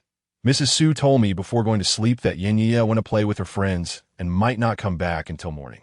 "Damn, is she really that carefree?" "It's her friend's birthday, and that friend's father is also a guardian." With that context, Mrs. Su couldn't resist her daughter's persistent pleas and agreed to let her go out. Our mission will only start after Yin Ye returns tomorrow morning. I see. But what if she's already been targeted by the Tianyuan family and doesn't come back tomorrow? Wouldn't that mean our mission has failed, boss? I just went to Yin Ye's friend's house, and there are no signs of any islanders in the entire area, so it's not a concern at this stage. Since they became friends, it's clear that Yin Ye's friend's house won't be too far away. With Shiyang's speed and perception, he can easily find out everything about the other party. In the early morning, Shiyang still hadn't slept. In fact, he hardly needed sleep anymore. Wang Haorong and Qin Chuan were taking turns resting and keeping watch. Shiyang could hear Su Lily's steady breathing as she fell asleep from the living room downstairs. He poured himself a cup of jade liquid and lit a cigarette. When things quieted down, Shiyang felt a sense of torment. In a quiet environment, his thoughts would unconsciously drift, reminding him of what mattered most. "Boss, what are you doing?" Ergo lay beside Shiyang's legs, watching as Shiyang fiddled with a mask while smoking and drinking. Carving a mask, Shiyang gently blew the wood shavings off the mask in his hands. Whoosh! As he blew, the wood shavings scattered, dirtying the floor of Su Lily's living room. A mask with delicate hair and a thin face was placed in front of Shiyang, and upon seeing this face, he was momentarily lost in thought. A few points of energy could allow him to reach master-level carving skills, but what he carved was merely ostentatious and worthless. However, this mask gave Shiyang the illusion of looking in a mirror. He had never thought of escaping. That was the path he had taken. Gently putting the mask on his face, he walked to the large mirror in the living room and gazed at that familiar face. Shiyang slowly raised his right hand, his index and middle fingers tracing the cheek of the mask, and there was no sorrow for the past in his expression, only deep determination. This was the face of a destined person. Perhaps he wasn't yet the great sage equal to heaven, but there would come a day when he would be. "Boss, wearing such a mask, aren't you wasting your handsome face?" Ergo was puzzled as to why Shiyang seemed so serious about this mask. "What? Not good looking?" Shiyang was quite satisfied. "It has nothing to do with looks, boss. You're human, but this mask clearly looks like a monkey. With my years of experience, I derate your looks at 8. For out of 10 among men, because you really have a bit of a 6. Covering up your face like this, isn't it a waste?" Ergo lamented. It's fine to cover it up. I find this face more pleasing to the eye." Shiyang's mood lightened a bit thanks to Ergo. Shiyang had always been quiet, sometimes like a closed-off gourd. With Ergo by his side, he felt a more lively atmosphere. "Then boss, why not just transform directly? You can change your appearance at will. Why carve a mask?" "You make a good point, but I don't want to change into this appearance with my current body." Shiyang replied lightly. Before long, it was 8 in the morning. Shiyang was still sitting cross-legged in the living room. Around 6, servants had already started coming in quietly to clean and prepare breakfast. The presence of 3 big men, Shiyang, Qin Chuan, and Wang Haorong, might seem strange to the servants, but they wouldn't ask questions. Facing employers with special identities, the household matters were none of their concern. They just needed to do their own jobs well. Su Lily's daily routine was quite regular. She was already up by 8. Qin Chuan and Wang Haorong came downstairs to sit with Shiyang. Su Lily invited everyone to have breakfast together. Qin Chuan and Wang Haorong were quite willing, but Shiyang politely declined. Everyone was curious about the mask Shiyang wore, but no one dared to ask. Shiyang was the strongest among them. Even if he didn't say anything, they all knew it wouldn't be good to offend him by asking rash questions. During breakfast, Su Lily ate absent-mindedly while glancing at the time. Clearly, she had agreed with her daughter to return by 8. Su Lily felt a bit annoyed. Having gotten up at 8, washed up, and sat down at the dining table, it was already 8:30. She immediately took out her phone, wanted to call her daughter. However, before she could dial, Shiyang sensed a girl approaching the villa's entrance, taking out a house key from her bag. "Mom, I'm back." Yin Ye's voice had the characteristic tone of a high school girl. At this age, girls often have higher-pitched voices that sound clear and pure, full of energy and not harsh, just vibrant. "Xiaoya, why did you come back so late?"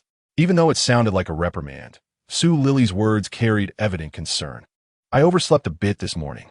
As she said this, Yin Ye glanced at the 2 people at the dining table. She didn't like strangers in the house, especially not strange men. Her gaze swept over the dining table, finally landing on Shiyang, who was wearing the mask on the sofa. She slightly curled her lips in distaste, unable to help but laugh inwardly. Mom keeps saying there might be danger lately, and these people are here to protect us, yet they look so bizarre. I wonder where they dug them up from. She was too young and had never seen a real superhuman. Although she had heard of the Great Wall Guardians among many noble families, the Guardians organization was quite low-key, and many young people were unaware of the energy contained within the organization. Child, you didn't encounter any accidents on your way back, did you? Sue Lily also wanted to arrange a few bodyguards for her daughter, but would ordinary bodyguards be useful against Guardians? No, I didn't. I'm going back to my room now, Yin Yia said somewhat impatiently. An 18-year-old girl, vibrant and beautiful. When she went to her friend's house to play, her clothing and makeup were not overly adorned, just ordinary sportswear, but her graceful age and youthful skin still made her stand out. Her petite and delicate face was adorned with a large pair of glasses, which not only didn't give her an academic vibe, but instead made her energy even more apparent. Do you want to have breakfast? No, I'm not very hungry. After saying this, Yin Yia jogged upstairs. Sue Lily helplessly glanced at her daughter, then slowly walked over to Shiyang, slightly bending her body in apology. Mr. Shiyang, I'm sorry. My daughter is too young and doesn't understand manners. If she has offended you in any way, please don't take it to heart.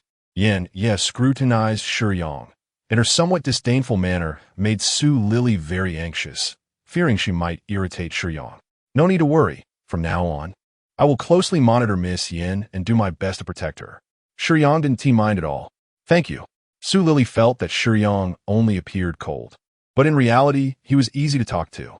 Powerful people often have a bit of pride, and Sue Lily understood this very well.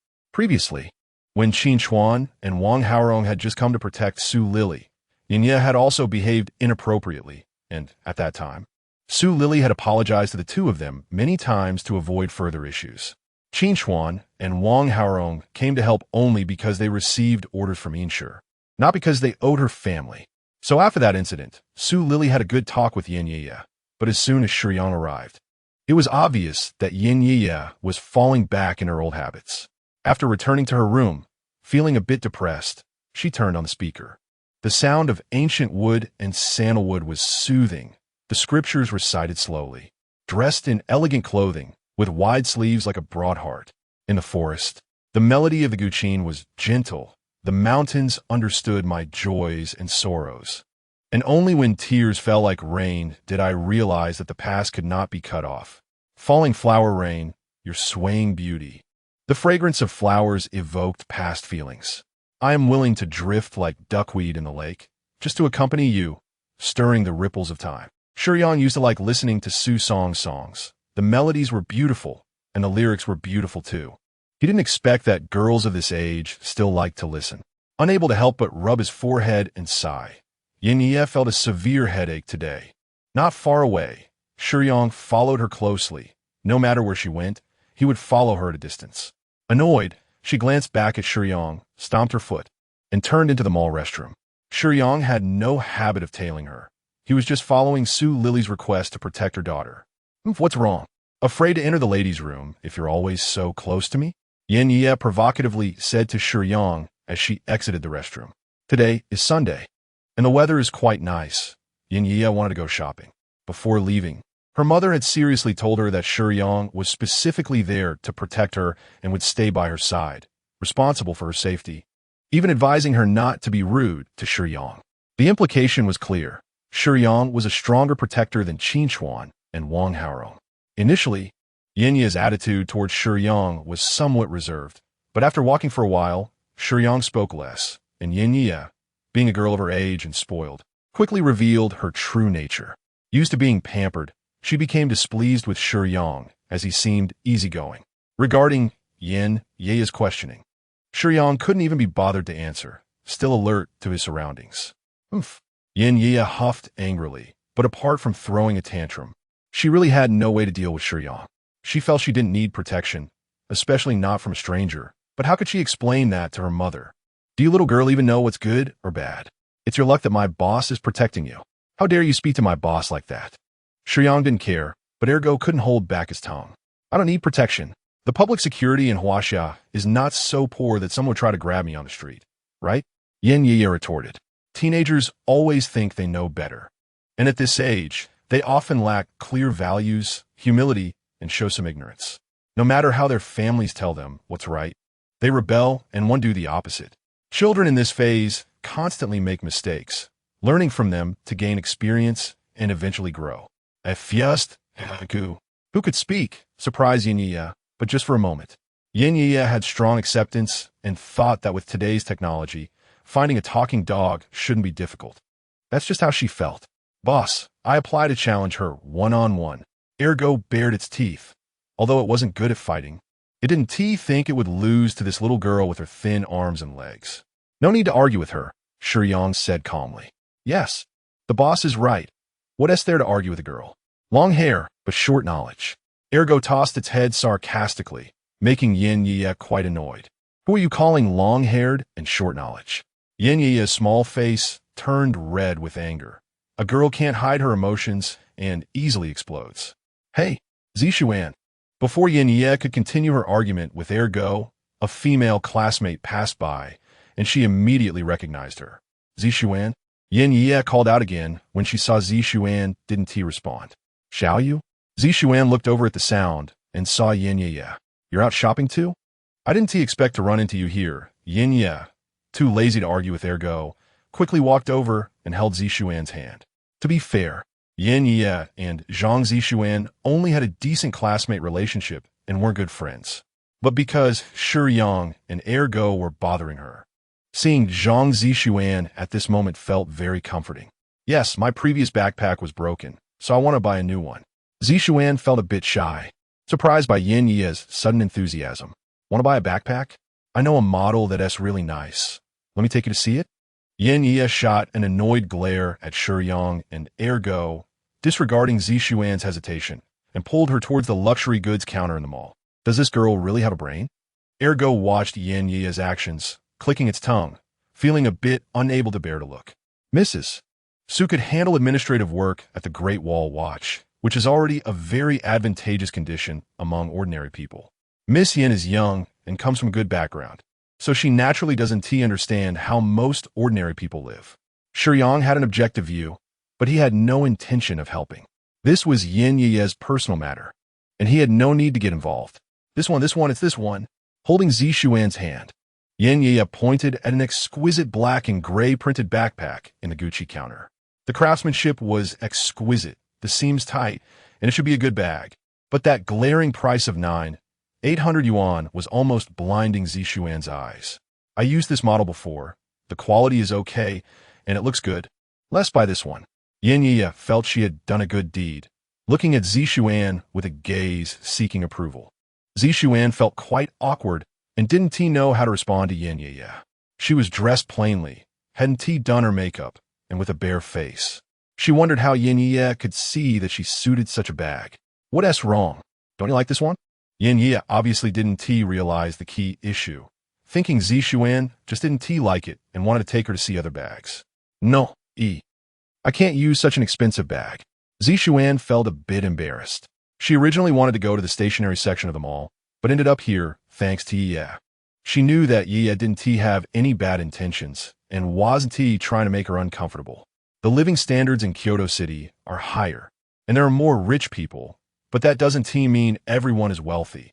The vast majority are still ordinary families struggling to make a living. Usually, the friends around Yin Yi also come from decent families, so she had developed this habit. Hearing Zishuan say this, Yin Yi finally realized that her behavior was inappropriate. Looking at the price, she realized she had been blinded by Ergo's provocation and hadn't considered other situations. Yin Yi paused. Although this bag is okay, it's not practical enough. Let us go look elsewhere? Okay. Zishuan knew that Yi didn't mean any harm, and since she had changed the subject to consider Zishuan's feelings, there was no need to hold a grudge about Yi bringing her here. The two chatted and laughed as they walked towards the stationery area. Ergo and Shiyang continued to follow behind them. The girl came from a good family, but she didn't have the arrogance and overbearing attitude of some rich second-generation kids. She seemed relatively kind, just a bit willful. Ergo commented without holding back. Whether she's kind or not, it's hard to see the whole picture for now. but she does seem quite innocent. Since just now, Zishuan has noticed the person and dog behind her. Shiyang is wearing a vividly lifelike monkey mask, making it impossible not to attract attention. But Zishuan didn't have the chance to ask earlier. Xiaoya, is this person behind you your friend? Why is he wearing a monkey mask? It's so strange, Zishuan asked curiously. Oh, he's a weird guy. My mom hired him to protect me, Xiaoya replied bluntly, completely forgetting her mother's instructions. Protect you? Is he a bodyguard? I guess so. Xiaoya wasn't sure if her mother had paid this weird guy to come. But he doesn't look strong at all. Can he really protect you? Zishuan glanced at Shiyang, whose build was quite proportionate, but he wasn't tall or muscular, which didn't fit the image of a bodyguard. The dog was a bit bigger, but it was a husky. I also think he's definitely not reliable. If I really encounter danger, I might as well trust Yin Xin, Yin Xiaoya scoffed. Chen Yinxin is also a classmate of Yin Xiaoya, tall and handsome, well known in school as a rich and attractive guy. During the previous class basketball game, he looked very cool playing basketball. Upon learning more, she found out he was a black belt in Taekwondo, agile and fit, and since then, she has developed some feelings for him. Yin Xin also has a crush on the beautiful Yin Xiaoya, and there seems to be a budding romance between them, occasionally chatting on the phone after school. This should be the case. Zishuan wasn't too sure since she didn't know Shiyang well, but in terms of physique, Shiyang indeed wasn't as tall and handsome as Chen Yinxin. The husky was looking around for something to eat, and if it could hear Zishuan's thoughts, it would definitely jump up to refute her statement. You can say my boss doesn't look strong, but you can't say he lacks strength. And you definitely can't say he's not as handsome as others. Bah! The husky spat a cheese roll into the trash can. You said you wanted to eat it, and the master just bought it for you, and you threw it in the trash can? Xiao AI floated nearby, criticizing the husky's wasteful behavior. It was too disgusting. After eating the pancakes made by the boss, everything else is tasteless. The husky wiped its mouth with a tissue. But you wasted the master's money. Xiao AI didn't disapprove of waste. She just couldn't stand the husky. This RMB is useless for the boss. All guardians have a bound unlimited bank card after entering the organization. What's wrong with me buying some food? The husky argued confidently. Enjoying a superior standard of living is also a privilege of guardians, as long as they don't use this card to start business. Spending and enjoying is perfectly fine. However, if they use this money to start a company or buy a large amount of real estate, it would affect the industry chain of ordinary people. Of course, consumption shouldn't be too outrageous. If they bought all the goods in the country at once, the country wouldn't be able to afford it. So, normal spending and shopping are fine, and wanting to drive luxury cars and live in villas is also acceptable as long as it's not excessive. From this perspective, Shiyang is simply a breath of fresh air among the guardians. While others indulge in extravagance and drive luxury cars for fun, Shiyang has only used this card for mobile payments, the only purchase being that cheese roll for the husky. Smack! Shiyang gave the husky a light slap on the head. Ha! Xiao AI watched gleefully. Deliberate wastefulness is not acceptable, Shiyang said. The husky only dared to cover its head and weakly glance at Shiyang. Let's buy this. Zishuan quickly chose a backpack, showed it to Xiaoya, and then picked it up to go to the counter to check out. She didn't have many demands. Practicality and cost-effectiveness were sufficient. Let's buy this one. This looks better. Yin Xiaoya pulled out a more attractive and slightly more expensive backpack from behind. Here, this is for you. Yin Xiaoya directly stuffed the backpack into Zishuan's arms. I've already paid, so just take it. Zishuan felt quite embarrassed, holding the backpack and unsure what to do.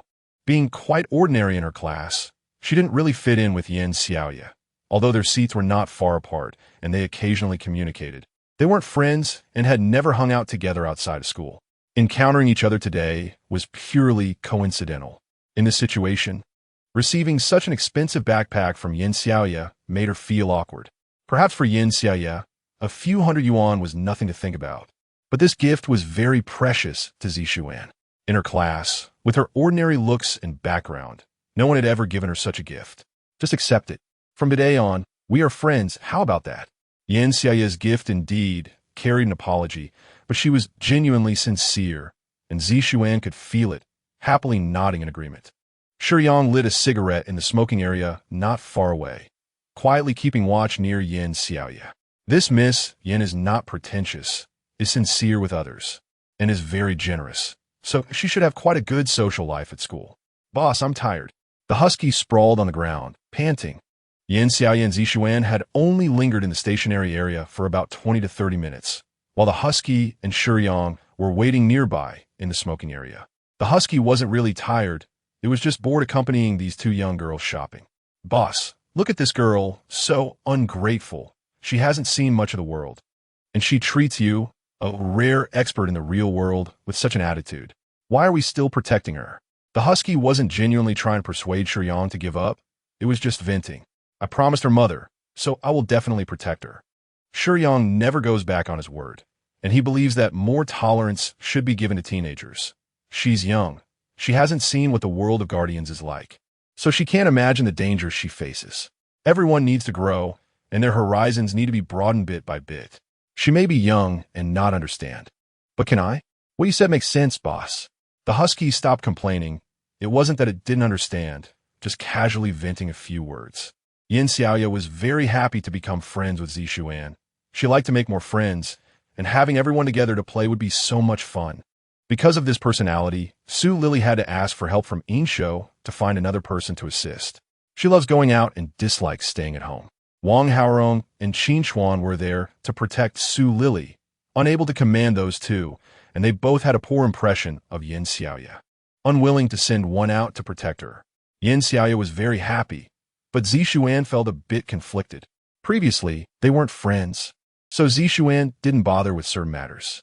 But today she found Xiaoya quite nice, and now they were friends. Should she tell Xiaoya about what she saw at school before? I'm a bit thirsty. Zishuan, are you thirsty? I'll treat you to milk tea. Let's go. Yin Xiaoya took Zishuan's hand and, without waiting for Zishuan to respond, pulled her away. When she was in a good mood, Yin Xiaoya swung her arms while walking, looking cute and sunny. Oomph. Yin Xiaoya huffed. Her mood had been good, but seeing Shiyang when she came out and disliking the smell of smoke, her mood immediately soured. Zishuan, what flavor do you like to drink? The Yida Mall in the bustling area of Kyoto City has a large flow of people, and many enjoy shopping here, with a full range of retail, dining, and entertainment services. This chapter is not finished yet. Please click the next page to continue reading the exciting content. A long line was forming in front of Milk Tea Shop. Whether the drink was good or not was unknown, but Yinya thought that since so many people chose this place, it must be quite good. Yinya and Zishuan were genuinely interested, while Shiyang remained calm nearby. However, Ergo's dog face immediately drooped when he saw the long line. Oh no, we have to wait, boss, Ergo said weakly. Seeing Ergo like this, Shiyang immediately took out a set of pancakes and quietly handed them to Ergo's mouth. Lem. Ergo perked up instantly, opened his mouth wide, and devoured the pancake, chewing with his cheeks puffed out, occasionally glancing around furtively. There was no way around it. Shiyang's pancakes were a big deal. If someone caught a whiff, it could be trouble, so he had to be careful. After a long wait, Yinya finally got the milk tea she ordered and found a spot with Zishuan to chat while sipping the drink, occasionally stealing glances at Shiyang. Although Shiyang's monkey mask was strange, it wasn't particularly unusual or eye-catching. Most passers-by just took a glance and moved on. Shiyang was very meticulous in his behavior. As a bodyguard, even if Yinya found him annoying, she had to admit that he was very responsible in staying close to her. This made Yinya a little curious. He looked young, so what was he like under the mask? Hey, this is for you. To Ergo's disbelief, Yinya walked up to Shiyang and handed him a cup of milk tea. Shiyang had been protecting her for quite a while, whether it was effective or not. He was very responsible. Throughout, she hadn't seen Shiyang buy anything to drink, and although she didn't say it, when buying milk tea, she still bought him a cup, showing a bit of a proud attitude. Thank you. Shiyang casually took it, but didn't drink. Why do you always wear a mask? Isn't it weird? Not normal at all. Yinya couldn't stand this. She thought Shiyang was deliberately trying to attract attention to seem unique and different. In reality, if Shiyang didn't wear the mask, he would probably attract even more attention. What I need to do is protect you. It has nothing to do with whether I wear a mask or not. After saying this, Shiyang unconsciously made a move that made Yinya furious. He inserted a straw and casually handed the milk tea to Ergo. What made Yinya even angrier was that Shiyang then pulled out a very beautiful and exquisite gourd and took a couple of sips. Ergo, oblivious. Took the milk tea and gulped it down. Yinya's face immediately darkened. So, drinking my water and giving the milk tea I gave you to a dog, huh? Clearly looking down on me? I don't need your protection at all. Not at all. Ergo's wise eyes revealed confusion. Has her mood changed faster than flipping through a book? After Yin, Yia angrily walked away. Ergo scratched his chin and asked Xiao AI, "That cat, how high is this girl's favorability towards the boss?" Initial favorability was 30, but it just dropped by 20, leaving only 10. Xiao AI said unhappily. Huh. Ergo slapped his thigh in frustration, not knowing how he made that move, still blaming the boss for wearing a mask. If he had good looks, how could it only be 30? No, it's now 10. She got that angry. And her favorability towards the boss is still positive? Ergo reacted. Normal, even if the master covers his face. The base effect of the goddess of love will still take effect, Xiao AI replied. Something's not right. Shiyang said softly. Yes, it's indeed not right, that girl. I'm referring to that boy. What Shiyang said was completely different from what Ergo was talking about. They were not on the same wavelength. Shiyang couldn't see, but his senses were always alert to the surroundings. A boy appeared in the mall, and his attention was clearly locked on Yinya, gradually moving closer to her. Huh? What boy? Ergo looked in the direction Shiyang pointed. A boy was approaching Yinya, quickly closing the distance to just over 20 meters. The boy had a flattering smile on his face, holding a gift in his pocket, and his eyes lit up upon seeing Yinya. Meanwhile, Yinya and Zishuan were happily chatting while drinking milk tea, completely unaware of the boy approaching from behind her. Looks like he should be a classmate. Ergo could tell that this boy was the same age as Yinya and seemed to mean no harm, with a youthful innocence on his face. He is a guardian. Shiyang's perception was so sensitive that the boy's aura was different from ordinary people. He could only be a guardian. Huh? A guardian? About what level? Boss. Ergo immediately became serious. About mid-level of the first stage. Shiyang said something that made Ergo stumble. Don't mess around, boss. Ergo almost stumbled from this revelation. The devourers Shiyang faced were no lower than the third stage. Previously, he had faced a devourer of the seventh stage in Singing Night Stars. So Ergo's perspective had been spoiled. How could he still look at a first-stage kid? Shiyang didn't know what this kid's intentions were. So to be safe, he cast a small area protection spell around Yinya. Shall you? However, when the boy stood 2 meters behind Yinya, he did not approach any further, but happily and somewhat flatteringly called out softly, Jiang Yongkong. Upon seeing this clingy classmate, Yinya's expression immediately turned impatient. What a coincidence. I didn't expect to run into you in the mall. Haha. Jiang Yongkong very familiarly sat down next to Yinya and also nodded to Zishuan with a smile. Coincidence? I don't think so. Yinya turned her gaze elsewhere, disdainfully curling her lips. She thought that saying this would make Jiang Yongkong back off, but it didn't dampen his enthusiasm at all. By the way, Xiaoyu, I remember you posted on your moments that you really liked a certain doll, so I specially bought one for you as a gift. Jiang Yongkong pulled out the gift from his pocket and handed it to Yinya. Zishuan watched with an amused expression as Jiang Yongkong flattered Yinya, struggling to hold back laughter. Shiyang lit another cigarette not far away. This kid didn't seem to have any ill intentions. He was so low-key trying to please a girl, which seemed like a simp. Is simping popular in high school these days? But thinking carefully, a guardian simping for an ordinary girl, is that really necessary? But who knows? What if Jiang Yongkong really likes Yinya? What was that saying again? If it wasn't true love, who would want to be a simp? Yinya was really annoyed by Jiang Yongkong, giving Zishuan a fierce look, signaling her to help out as her friend. Zishuan returned Yinya a look of schadenfreude, indicating that Yinya should handle it herself. She couldn't get involved. As for Jiang Yongkong simping for Yinya, it was something everyone in the class, no, even in the school, knew. Yinya came from a wealthy family and was exceptionally beautiful.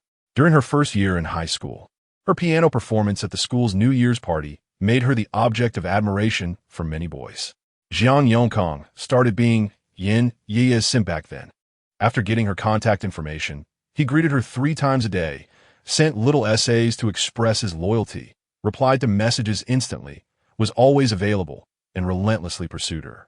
Of course, one good thing about Yin compared to a dog is that she has no intention of keeping Jiang Yongkong hanging, and has been rejecting him all along. She likes Chun Yinxin and has no thoughts about Jiang Yongkong.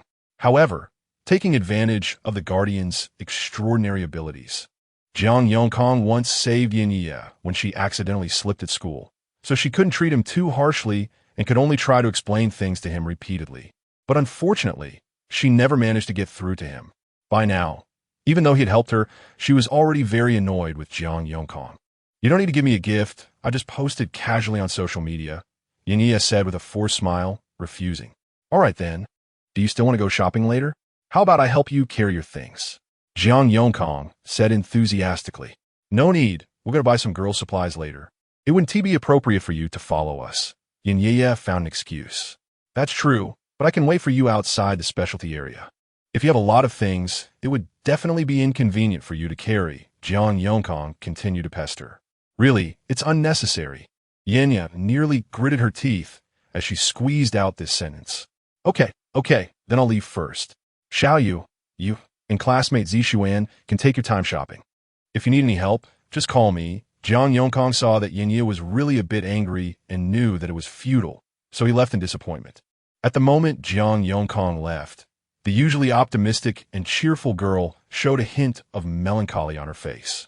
In a place where Yin couldn't see, Jiang Yongkong, who was walking away with his back to her, immediately retracted the flattering and fawning smile from his face and gained a bit of youthful spirit. When faced with an uninterested emotion, it made the naive girl a bit more mature. Meanwhile, the seemingly gentle boy gained a touch of coldness. As he passed by Shiyang, Jiang Yongkong seemed to sense something and turned his head in confusion to look at the smoking Shiyang. At this age, Jiang Yongkong was always inexplicably confident, having no clear understanding of his own strength. Facing Shiyang, who emitted no aura, he felt a kind of vague terror. "What are you looking at? Do you believe I'll dig your eyeballs out?" Go threatened fiercely. He looked down on dog types the most, as they tarnished his reputation. Jiang Yongkong's eyes widened. Is this guy also a guardian? As a guardian, Jiang Yongkong naturally thought that anyone with extraordinary abilities was also a guardian. "Don't get close. Who is your brother? You think you're worthy to call my boss your brother? Dead dog." Ergo's words were full of aggression, leaving no face for Yongkong. "Who is a dead dog? Don't slander me." Jiang Yongkong immediately blushed when he heard Ergo say that. Acting like a dog every day for his goals was annoying enough, but he didn't expect to be mocked by someone of the same kind. How could the young man tolerate that? "Who is slandering? I'm just speaking the truth. If you say you're not a dog, what are you? Do you want to fight? Do you know my boss's strength? Try touching me. My boss can take you apart in a second. Do you know that?" 8 pieces. With Shiyang by his side, Ergo showed no fear. "You." The young man couldn't contain his anger. A dog was mocking and belittling him. Slap! A slightly thin but strong hand landed on Yongkong's shoulder. Before Yongkong could turn to look at Shiyang had already released a hint of his own strength. Yongkong felt as if he had been doused with a bucket of cold water. The once intense anger instantly dissipated, and a chill rose from his feet all the way up his spine. What level of power was this? He looked like an ordinary man wearing a monkey mask. But in that moment, Yongkong felt that Shiyang stood before him like a towering mountain, almost suffocating him with his aura. "Just talk, don't fight," Shiyang said sternly. If Shiyang hadn't stopped Yongkong just now, in his youthful arrogance, he would definitely have fought with Ergo. Of course, Ergo would never submit to Yongkong, and he even thought that with Yongkong's level of strength, he could probably spar a bit with him. This could only be attributed to Ergo's inflated ego from being next to Shiyang. Okay, now would Yongkong dare to get angry? There's a saying, you have to look at the owner when hitting a dog. Even if what Ergo said was unpleasant, he wouldn't dare to argue back with Ergo in front of Shiyang. After speaking, Shiyang withdrew his hand from Yongkong's shoulder. My boss is kind-hearted and doesn't easily resort to violence. If I had that ability, I would have beaten you to death, dead dog. Get lost. Ergo couldn't stand Yongkong at all. Hey, big brother, do you smoke? Yongkong ignored what Ergo said and, trying to ingratiate himself, took out a pack of cigarettes and offered them to Shiyang. You smoke in high school? Shiyang was confused as to why this kid didn't run away but instead put on a flattering demeanor. Yongkong smiled awkwardly, relieved that Shiyang accepted the cigarette. What Shiyang didn't know was that this was the first time Yongkong, who had not yet been recruited by any organization, encountered someone whose strength was so much greater than his own. Although Shiyang had intimidated him a bit, he didn't have that contempt that the strong often show toward the weak, nor did he speak in a domineering manner, which made Yongkong feel that Shiyang should be a nice person. He instinctively wanted to get closer to Shiyang, if he could recognize such a boss. Wouldn't he be successful in the future? What are you doing? Why aren't you leaving? Ergo said disdainfully. Dog brother, you misunderstood me. Yongkong instinctively wanted to say dog thing, but when the words reached his lips and he saw Shiyang, he immediately swallowed his curse and spoke politely to Ergo. Misunderstood? You think I'm blind? Ergo looked at him with disdain. Dog brother, and this big brother, you don't understand. I'm enhancing my strength through this method. Yongkong sighed and spoke the truth. What nonsense is this? What kind of good person relies on being a dog to enhance their strength? Ergo clearly didn't believe him. It's true. My spirit is the spirit of a dog, and I have to be a dog for the goddess. Only by licking can I produce results, and then the spirit can gain energy to reward me. Yongkong was also quite helpless about his contracted spirit. Hearing Yongkong say this, even Shiyang, who was smoking, couldn't help but show a surprised expression. Shiyang, Egu, ha ha ha ha ha. Ergo fell silent for a few seconds before bursting into laughter. Ergo laughed without restraint. Fortunately, his voice wasn't particularly loud, but it made Yongkong feel a bit embarrassed. When a dog becomes stronger by licking others, haha, oh, I've never heard of such an outrageous spirit before. You're truly a talent, haha. Ergo laughed so hard that he was out of breath, tears streaming down his face. This way of becoming stronger truly tests one's patience. Shiyang also couldn't help but chuckle. Ha! Yongkong could only awkwardly join in with a couple of dry laughs. There's nothing I can do. The spirit is just like that. I have no choice. I admit I misunderstood you just now. I apologize, friend. Ergo pretended to sincerely apologize to Yongkong, but quickly couldn't help but laugh again. Big brother, it seems you're following classmate Yenya? Yongkong knew he had to change the subject. If he didn't, he would surely be laughed at to death by Ergo. Entrusted to protect her, Shiyang answered. Oh, that's fine. I thought Big Brother was interested in Yenya, Yongkong said with relief. What do you mean by that? If my boss likes that girl, it's her honor. Ergo doesn't think an ordinary girl has anything special that could make his boss suffer a loss. No, I mean, a master like my big brother is way too good for a silly sweet girl like Yenya. Yongkong glanced at Yenya, who was sitting nearby drinking milk tea, with some disdain. If it weren't for her looks, I wouldn't even want to be her fan. She has no discernment. My big brother is here to protect her. So should I provide some information about Yenya in school? Shiyang wanted to say no, but Ergo's interest was piqued. Then go ahead and tell me. Yenya is popular in school, but that's just on the surface. In reality, many girls take advantage of her and speak ill of her behind her back. In the past, during a school outing, Yenya thought she almost fell into the water by accident, but someone actually pushed her. I was able to keep being her fan because I saved her that time, or I would have been blocked. She's quite naive, Ergo commented. Who says otherwise? The friends who often surround her are just trying to gain some benefit from her. But she can't see that at all. The most ridiculous thing is that there's a guy in our class named Chunyenshin, who's a complete scumbag.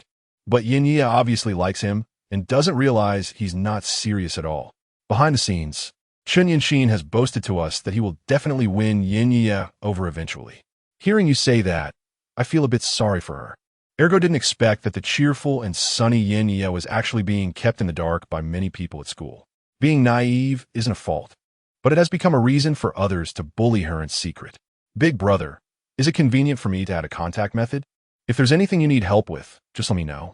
Yongkong took out his phone. I'll add you. My big brother can't use a regular phone right now. Ergo had already become Shiyang's assistant. That's fine. Although it feels a bit strange to add a dog as contact, Yongkong didn't mind. At least he was in contact with such a big shot.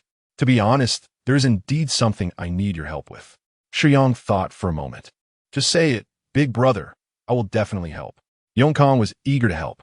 I want to borrow your identity for a while. Tomorrow. Yin Ye will go to school, and Shiyang originally planned to disguise himself as one of Yin Ye's classmates to conveniently protect her while at school. Now that he encountered Kong, it was perfect. As a well-known fanboy in school, using his identity would be more discreet, making it more reasonable to stay by Yin Ye's side. Even if the Tianyuan family investigates, they won't find anything unusual. It would be inconspicuous at all. Huh? My identity? Kong didn't understand Shiyang's meaning. Shiyang slightly changed his appearance and quickly reverted back. Wow. Kong was shocked. He had never seen anyone capable of casually changing their appearance. My big brother is truly unfathomable. Sure, no problem at all. I just said, as long as big brother has anything he needs, just say it. I will definitely help. Great, then thank you. Starting tomorrow, you should avoid appearing for a while. I'll notify you once my matters are completed. Shiyang took out a manual of the Kongtong sect's internal power techniques from a space ring and handed it to Kong. What is this? This book, which has a modern style but is written with internal power techniques, seems totally unreliable no matter how you look at it. Whose internal power manual is written on A4 paper and bound with a stapler. But considering Shiyang's identity, Kong felt it was impressive. The Kongtong sect's internal power manual should be very useful for you. Consider it my token of gratitude. Shiyang thought this kid was quite interesting, so he gave him a little benefit. Kid, don't be fooled by the shabby binding. What my big brother gave you is a genuine martial arts manual. Just a handwritten version, Ergo reminded. With Ergo's reminder, Kong felt like the manual in his hands was glowing. The martial arts world is all about intermediate worlds. As long as it's not some third-rate martial arts, practicing to perfection should at least give you a 5th stage strength. Thank you, big brother.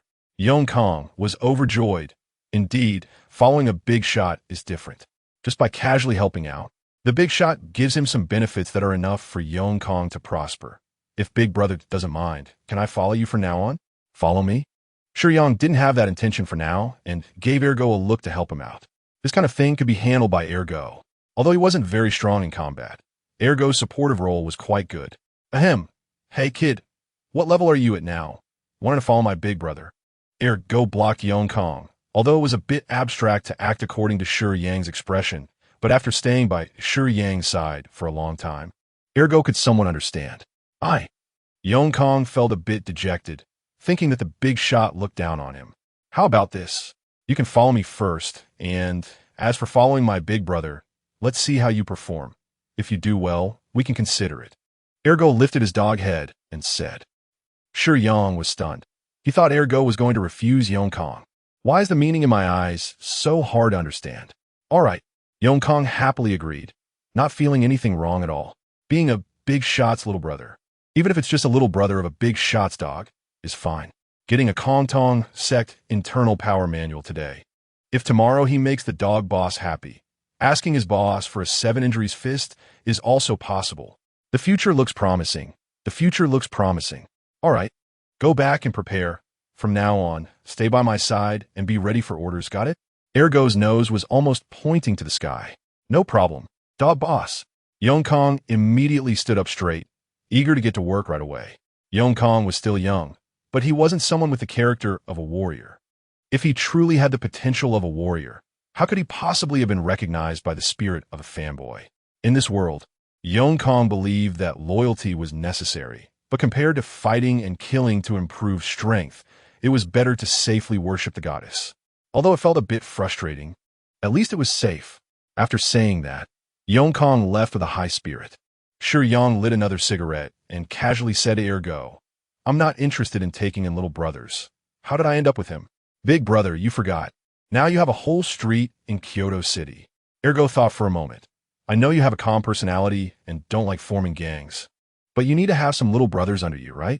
There are so many women who like big brother. You can't let some trivial matters in the real world make you run around yourself, right? Ergo was quite thoughtful. He had been mixed among the Guardians before and understood a bit about this aspect. But the previous masters were too mediocre. Now it's different. With Shiyang's martial strength as support, Ergo could play freely. Don't worry, big brother. Leave the matter of building your influence to me. I'll do my best to handle it for you. Thank you, Ergo. Shiyang took out 2 servings of jianbing guizi and tossed them to Ergo. Hey, as a spirit, thinking about my big brother after recognizing the master. Isn't that what I ergo should do? Ergo happily ate the jianbingguzi. This delicacy was his motivation to strive. This chapter is not finished yet. Please click the next page to continue reading the exciting content. By the way, big brother, do you still remember my abilities? Ergo chewed on the pancake while asking in a somewhat unclear manner, aren't you selling something? Shiyang remembered Ergo's abilities. Yes, I am selling something. Boss, can you give me some of those martial arts manuals you know? Just 3 or 4 will do. Now back in the real world. Ergo planned to leverage his abilities to earn more points for Shiyang. 3 or 4, no problem. Shiyang turned around and took out 4 handwritten manuals from the space ring. There are countless martial arts from the 8 great sects, with dozens of sword techniques alone, not to mention various fist techniques, leg techniques, and weapons. Taking out 3 or 4 is a piece of cake. All right, boss. Just watch me use this startup capital to earn you a fortune. What Ergo really needed was startup capital. The previous masters he encountered were too weak. Even if he could sell low-tier items at a premium, the points were still limited. Ergo's ability allows him to sell an item at double or triple its actual price. Whether it's double or triple depends on the buyer's vigilance. But he can definitely sell it.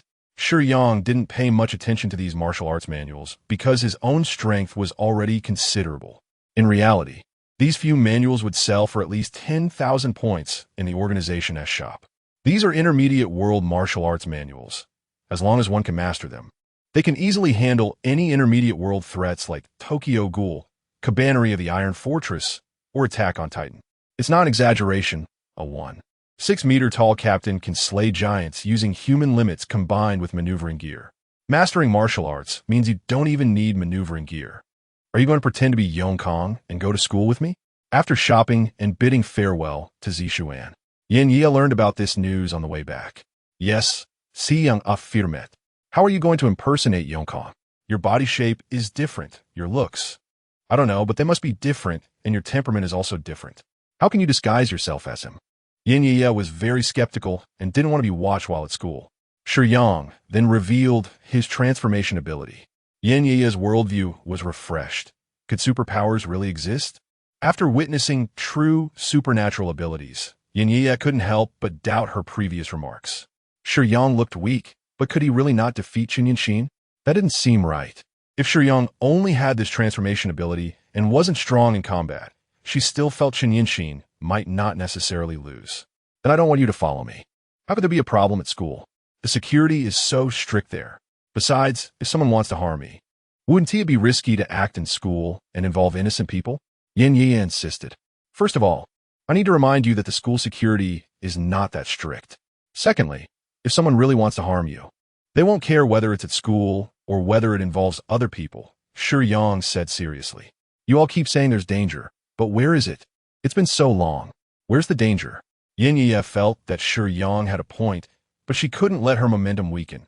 She couldn't afford to be unreasonable. I'm not asking you. I'm informing you. Whether you agree or not, I will protect you as Yongkong at school. After saying that, Shiyang turned and walked away. Yin Ye felt powerless even if she had strength.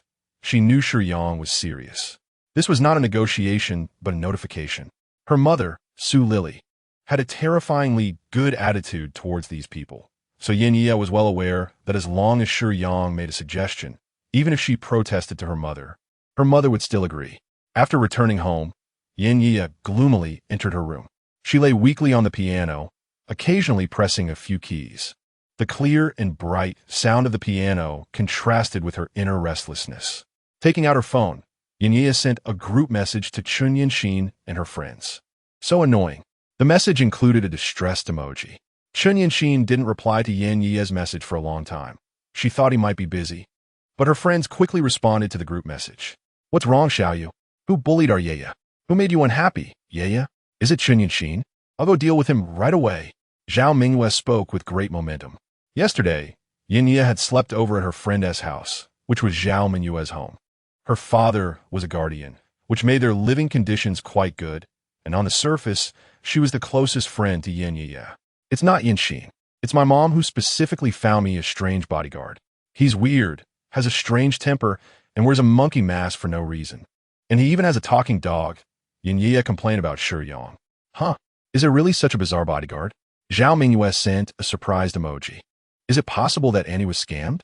Aren't there many so-called experts online who look all weird, and many people get fooled? Li Yin expressed her concerns. Yeah, be careful. What's the price of him protecting Yi? Tan Xian chimed in. Well. Yin Yi recalled Shiyang's ability to change his appearance at will and defended him a little. He is indeed strange, but he should have some skills. And it seems like he doesn't charge any money? Yin Yi was somewhat uncertain, but she had indeed asked her mother during their argument. And her mother had said that these people protecting them didn't charge any money at all. Oh no, it seems that this scammer has a very good line. The three girls didn't believe that a bodyguard wearing a monkey mask could have any skills. Yeah, haven't you heard? Free things are the most expensive. If it costs a bit of money, it might be okay, but free. I'm afraid he might do something bad to Yaya. After all, Yaya is so beautiful. Zhao Mingyue expressed her deep concern. Does this bodyguard also live in Yaya's house? Yes, he also lives in my house. I remember it seems like there are only you and your aunt at home. Huh, what if a big man has bad intentions? What will Yaya and her aunt do? Seeing her friend's messages, Yaya's heart skipped a beat. She quietly got up, opened the door, and peeked down at the living room from the second floor railing. Shiyang was quietly meditating in the living room, completely motionless. Yi observed for a while and typed, "It seems he wouldn't do anything bad. You must be cautious, Yi. Be sure to lock the doors and windows tightly at night." Okay, I know. By the way, are your assignments done for school tomorrow? She changed the topic. For some reason, although Yin Yi didn't like Shiyang, she subconsciously felt that he wouldn't do anything excessive to them. And the two people responsible for protecting her mother didn't seem like that either. I finished mine a long time ago, right after school on Friday, Zhao Mingyue boasted. I still have half left to write. I really don't want to do it. How did Mingyue finish so early? Tan Xian typed while sitting at her desk doing homework. I just finished this morning. I stayed up really late last night. Doing homework is so easy. After school on Friday, I just asked the boys in class who would be willing to help me with my homework, and a bunch of them were happy to do it for me. Although Zhao Mingyue wasn't as pretty as Yin Yi, she looked quite good, and it wasn't hard for her to charm a few innocent boys. I'm so envious of you. Tan Xian and Li Yin expressed their envy. Seeing Zhao Mingyue boastfully talk about her method of quickly finishing homework, Yin Yi felt a bit uncomfortable. She believed that if she didn't like someone, it was best not to have any contact with boys. Rebellious as she was, Yin Yi was quite clear about relationships between boys and girls. After chatting for a while, Yin Yi remembered that she had a good time shopping with Zishuan today. So she said to everyone, "Today I went shopping with Zishuan. I think she's really nice. Let's invite her to hang out with us at school tomorrow." Zhang Zishuan, right? Yes, I even gave her a gift and we talked quite a bit. I found that we get along well. Yin Yi happily shared her experiences with her friends. Her family situation seems average, right? Could she really hang out with us? I heard she has a bad temper and still accepted your gift. Yi is such a generous person. She wouldn't want to take advantage of you, would she? Why do you say that? Yin Yi didn't expect that while she was happily sharing her new friendship, these three were belittling Zishuan. After spending time with Zishuan, Yin Yi thought she was quite a good person. Why did her friends dislike her so much? Only Zhao Mingyue, Tan Xian, and Li Yin were in another group chat. That Zhang Zishuan saw me with Yin Xin before. Would those two becoming friends tell Yin Yi about this? Zhao Mingyue felt a bit anxious. Judging by Yin Yi's reaction, it seems Zishuan hadn't said anything. Whenever we go out, it's always Yin Yi who pays. If Mingyue secretly steals her favorite person, we might not have this privilege anymore. Alright, enough nonsense. Let's deal with Zhang Zishuan tomorrow and make her keep quiet about it. How about that? Zhao Mingyue said. Sure, no problem. Just an ordinary kid from an average family. We can easily handle her. Tan Xian and Li Yin thought little of it. Zishuan was still immersed in the joy of becoming close friends with Yin Yi. She used to think Yin Yi's family was so well off that it would be hard to get along, but today she realized they clicked well. However, she felt a bit conflicted since she had seen Chen with other girls and knew that Yin Yi liked him. Hesitating to speak up, she was also afraid of upsetting her new friend. What Zishuan didn't expect was that while she was pondering whether to tell Yin Yi, she had already become a target in the eyes of another group of girls. Early in the morning, when the sky was still dim and the air was a bit chilly, students are already coming to school for morning self-study. Many elders or parents always say that studying is easy, but in reality, it is just a form of mental pressure and emotional control over children. Studying is not easy. In fact, learning is one of the most painful things. Anyone who has worked knows that school days can often be unbearable compared to the factories, which are much more merciful. Of course, some schools may have looser regulations, but high school students are already under pressure, as long as it's a proper school. Even if it's a bit relaxed, it won't be much different. However, this is just the situation of ordinary people. For rich kids, it's naturally different. If you have a family background, how dare teachers and school leaders pressure you? Good morning, Zishuan. The driver had just dropped off Yinya at the school gate when she ran into Zishuan, who was also on her way to school. Yinya greeted her with a smile. Yeah? Did you have breakfast? Zishuan happened to be holding a bun. I already ate. Let's go to the classroom together. Yinya naturally linked arms with Zishuan. Zishuan felt a bit awkward and glanced at Yinya's back, where Yongkong was silently following them with a cold expression. Today, Yongkong felt strange to Zishuan. Usually, he would be all smiles and eager to please whenever he saw Yinya, but today his demeanor was so cold. What surprised Zishuan the most was that Yinya seemed unconcerned about it. She used to be annoyed by Yongkong, so how could she let him follow her like this? Yeah, is this classmate Jiang? Zishuan couldn't help her curiosity and asked. Sigh. Yinya sighed and said helplessly, if he wants to follow, let him. We don't need to mind him. Oh, okay, Zishuan nodded. Today's morning self-study is monitored by Teacher Wang. Let's hurry. She's quite strict, and if we're late, we'll be punished. All right. The two quickened their pace, but no matter how fast Zishuan and Yinya were, Shiyang maintained the same pace, always keeping 2 meters behind them, specifically behind Yinya. Yinya usually liked to arrive just on time for class, and Zishuan wasn't one to arrive early either. So when they met at the school gate, there were only 2 or 3 minutes left before class started. If it were just Yinya, she would leisurely walk to the classroom. What would it matter if she was late? Teachers might be strict, but they wouldn't make her stand for punishment, right? It was only because she was with Zishuan that Yinya moved faster. Unfortunately, if it were just Zishuan, she could make it to the classroom right on time. But since Yinya was used to being leisurely, even if she tried to hurry, she wouldn't be able to go much faster. So they ended up being late for class. Facing the teacher's dark expression, Yinya and Zhang Zishuan entered the classroom without incident. But as Shiyang was about to enter as well, the teacher threw a piece of chalk at him. Whoosh! Shiyang instinctively didn't move, slightly raised his hand, and pinched the chalk between his fingers. Zishuan and Yinya were looking for seats, so they didn't notice this scene behind them. But many students who were already seated couldn't help but exclaim. Shiyang's action, combined with the influence of a romantic fantasy on the opposite sex, might give students a different impression of him, but the teacher was furious and wouldn't let it go easily. Get out!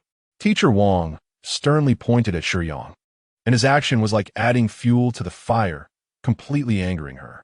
Shiyang was somewhat speechless. He came to school to protect his identity, yet now he was being punished to stand? But who let him currently be in Jiang Yongkong's position? Shiyang thought this as he calmly placed the chalk back on the podium and walked out to stand for punishment. Little did he know, this action made Teacher Wang's face contort. What kind of student is this?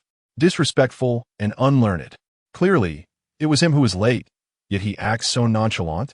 Not taking studying seriously is not taking his future seriously. How can she not be angry as a teacher? This is definitely the worst class I've ever taught. Before long, the classroom, except for Shiyang, quieted down as the students had all arrived. At Teacher Wang's signal, the occasional sound of pages being flipped could be heard, and this marked the beginning of Shiyang's suffering. What are you doing? You're a good student. Why are you always following Yinya? As the students in the classroom were silently reading, Teacher Wang took the opportunity to start a harsh reprimand towards Shiyang. Aren't you at an age to focus on your studies? How intense is the academic pressure in high school? You say you're not putting your energy into studying, but instead acting like a sycophant. How is that honorable? Yongkong was too famous. Even the teacher had heard of his name, so now Shiyang was taking the blame for Yongkong being ridiculed. Indeed, it's quite disheartening for someone to be a sycophant in high school. Shiyang stood outside the door, and the sound of Teacher Wang's reprimand echoed into the classroom, causing many students to lower their heads and stifle their laughter. Yinya, however, was as happy as if she had won a prize upon seeing Shiyang being scolded. Did she really make him come to school with her just to see him get reprimanded? For a full 45 minutes, Shiyang endured Teacher Wang's tirade during morning reading. He really wanted to say that he understood the teacher's diligence and tireless efforts to guide students onto the right path, but Teacher Wang's eloquence was simply too impressive. Not a single word was repeated in 45 minutes of sarcasm directed at Shiyang. If Yongkong had been there, wouldn't he have wanted to dig a hole to hide in? Knowing it would be like this, he might as well have brought Ergo along. Let Ergo have a good talk with Teacher Wang about life, while he, someone who was too good with words, listened to the teacher's long-winded lecture, which was quite a waste of talent. The more Teacher Wang spoke, the more excited he became, jumping from life ideals to practical goals. Wishing he could see Shiyang suddenly realize and cry tears of regret, vowing to work hard and achieve success from then on. Whether or not it had any effect on Shiyang, it certainly seemed effective for Teacher Wang himself. When bored, Shiyang opened his senses and discovered that Yin Ye and Zixuan were sitting 3 or 4 rows back, with 3 girls pointing at Zixuan and discussing her. With Shiyang's senses, he could hear what they were saying even from outside the classroom. Had those two sat together? Yin Ye didn't even greet them today. Just went straight to sit with Zhang Zixuan? Zhao Mingyue didn't expect the two to get along so well that they could really become good friends. She felt quite happy seeing them together. Without delay, after morning reading, she called Zhang Zixuan to the rooftop, where there weren't many people at that time. Zhao Mingyue was somewhat impatient. Additionally, Shiyang noticed another boy in class who appeared a bit nervous after seeing Yin Ye and Zixuan laughing together. After morning reading, there were still 20 minutes from 7:40 to 8 o'clock, and students were clustered together, some going to the restroom, some chatting. Yeah, do you want to go together? Li Yin walked over to Yin Ye's desk, inviting her to go to the restroom. Sure, Zixuan, let us go together? Yin Ye readily agreed, turning to call Zixuan as well. However, Zixuan wasn't familiar with the others, and after thinking for a moment, she decided not to go. I'll pass. I didn't drink much water. Okay, then wait for me to come back. After saying that, Yin Ye and Li Yin left the classroom and gradually walked away. This had nothing to do with vigilance. Most people during their teenage years are still quite innocent.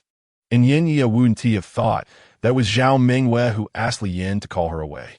In fact, these 3 girls usually had revealing attitudes towards Yin Ye. If she were a bit more emotionally sensitive, she would have noticed that they weren't friendly towards her. If she didn't notice, it could only be said that the schemers weren't clever, and the ones being schemed against were also naive, which is one of the characteristics of youth. However, from Shiyang's perspective as an observer, the method was too crude. After seeing Yin Ye and Li Yin leave, Zhao Mingyue immediately walked over to Zixuan with Tan Xianxian and Chen Yinxin. Zixuan, come with us to the rooftop. We have something to discuss with you. It's about Ye. Zhao Mingyue firmly took Zixuan's hand. Zixuan looked at Chen Yinxin and Zhao Mingyue. The two had previously been quite close, but now they were coming to find her for what reason? About Ye? Shouldn't they be talking to Ye instead? What was there to say to her? I still have to prepare for class, so I want to go. Zixuan instinctively felt that the visitors were not friendly and politely refused. We really do have something to say to Zixuan. Chen Yinxin also pulled Zixuan a bit. Usually fond of playing basketball, Chen Yinxin was about 6 feet tall, athletic, and in good shape. After he grabbed her, Zixuan was completely powerless to resist. You guys. Zixuan felt a bit scared, but facing someone so much taller than herself, she couldn't raise her voice to scold them. After getting up, she was pulled by Zhao Mingyue and Tan Xianxian towards the door. Let go. As they passed the classroom door, a faint voice came, causing Chen Yinxin, Zhao Mingyue, and Tan Xianxian to pause. Huh? Chen Yinxin turned back to see Yongkong leaning against the wall with an indifferent expression, watching them. Is there a problem? Chen Yinxin, who looked down on Yongkong as someone who fawned over others, spoke without much politeness. Who was he, Chen Yinxin? He came from a wealthy family, was handsome, tall, and the typical rich and handsome guy. Although he hadn't managed to win over Yin Ye yet, she clearly liked him, and he was not someone like Yongkong could compare with. She doesn't want to go with you, let go. Shiyang stepped forward, slowly closing the distance in Chen Yinxin's line of sight. Chen Yinxin didn't understand why he felt a bit guilty when the other person wasn't as tall as him. Looking back, he noticed two girls were watching him, which made him unwilling to lose his momentum. Yongkong, we're all classmates. I advise you not to meddle in others' business. Chen Yinshin's words carried a threatening tone, and he arrogantly raised his hand, intending to pat Yongkong on the shoulder as a warning. Before Chen Yinshin's hand could land on Shiyang's shoulder, Shiyang had already grabbed his wrist and twisted it gently. Chen Yinshin couldn't help but let out a scream, and the previously lively atmosphere in the classroom fell silent, with everyone looking towards the classroom door. Under everyone's gaze, Shiyang let go, and Chen Yinshin immediately retracted his hand, gasping for air. It wasn't a serious injury, just a slight application of force to make Chen Yinshin experience a bit of pain.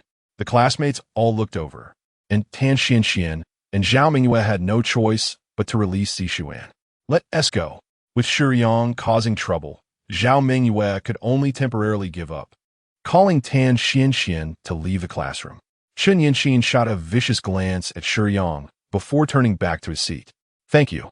Once the crisis was over, Zishuan quietly thanked Shiyang, feeling that today Yongkong's demeanor was different from usual, and even his style and habits were much more assertive. During this time, it's best to stay with Yin Ye, or they will cause you trouble. Shiyang suggested to Zishuan as he saw Yin Ye and Li Yin returning down the hallway. Okay, sure. Zishuan didn't understand how she had offended Zhao Mingyue and the others, and didn't know why Yongkong said that to her. However, since Yongkong helped her, he certainly had no reason to harm her, so it was better to follow Yongkong's advice. After saying that, Zishuan returned to the classroom, while Shiyang remained standing outside. Being punished feels pretty bad, doesn't it? Yin Ye clapped her hands and teased Shiyang. It's okay. Shiyang didn't care at all. There was no need to bicker with a little girl. He reminded her, take care of Zishuan. Your friends want to bully her. Hey, Yongkong, are you sick? Li Yin, beside Yin Ye, immediately got angry upon hearing Shiyang say this. A dead sycophant who can't win over Ye is trying to sow discord among us? Yin Ye rolled her eyes, unfazed. We're all friends. Soon Zishuan will also be Mingyue's friend. Do you really think what you say can ruin our relationship? Since you think that way, fine then. Shiyang didn't say anything further. If such a thing happened again, he certainly wouldn't stand by and watch. As for campus bullying, how could Shiyang ignore it if he saw it happening? Yin Ye didn't believe it, but it didn't matter. Anyway, Shiyang would take action. How strange. Zishuan, are Mingyue and the others bullying you? After returning to the classroom and sitting back in her seat, even though she didn't care about Shiyang's words, Yin Ye still asked Zishuan beside her. Zishuan thought for a moment, turned back to glance at Zhao Mingyue and the others, and just happened to meet Zhao Mingyue's gaze, which made her instinctively turn her head away in a hurry. No. Zishuan hesitated for a moment, but still didn't mention the incident when they dragged her out. She thought, if this matter could just pass, that would be great. Time flew by, and it was already noon, except for Shiyang. All the students breathed a sigh of relief. Classes felt like they lasted an eternity, and making it to noon wasn't easy. Zishuan usually went to the cafeteria for lunch, while Yin Ye was usually brought food, so the two separated at noon. Watching Shiyang standing by the window, looking down at the teaching building, Yin Ye questioned, Aren't you going to eat lunch? Aren't you hungry? Shiyang didn't answer Yin Ye's question, still silently staring out the window. Yin Ye didn't understand what Shiyang was pretending to be deep about. People are iron, and food is steel. If you don't even eat, you must really have some issues. Zishuan was taken away. Shiyang said coldly. The table was filled with carefully prepared dishes in multi-layered lunchboxes. But Yin Ye's hand stopped when she was about to pick up food. Zishuan was taken away. By whom? Yin Ye was confused. By Zhao Mingyue and the others. Zishuan was dragged away by them right after she left the teaching building. I'll go take a look. Shiyang truthfully informed Yin Ye, and after saying that, he turned and walked out of the classroom. The once fragrant food became tasteless after Shiyang's words, and at that moment, Yin Ye couldn't help but start to doubt herself. Was everything Shiyang said in the morning true? Wait for me. As Shiyang was about to disappear into the corridor, Yin Ye hurriedly put down her bowl and chopsticks and chased after him. Over here, Shiyang waited for her at the end of the corridor. Under Shiyang's lead, the two of them walked downstairs toward the back of the teaching building. At this time, most students were rushing to the cafeteria for lunch, and there weren't many facilities at the back of the teaching building. There was only a narrow path between the surrounding walls that was rarely used. Chun-Yin felt that she lost face in the morning because of a sycophant. So this time she brought along two brothers, and together with Zhao Mengyue, the three of them looked quite intimidating in Zishuan's eyes, completely catching her off guard and making her tremble a bit while speaking. What? What are you going to do? But Zhao Mengyue had been holding in her anger since the morning and didn't waste time talking to Zishuan. She just slapped her. Slap. The crisp sound echoed harshly in the quiet path, and Zishuan was completely stunned by the slap. A clear palm print appeared on her face, and the subsequent hot sensation on her cheek brought Zishuan back to her senses. Facing the malicious crowd around her, Zishuan fearfully took a few steps back, crouching down tightly against the wall of the teaching building behind her.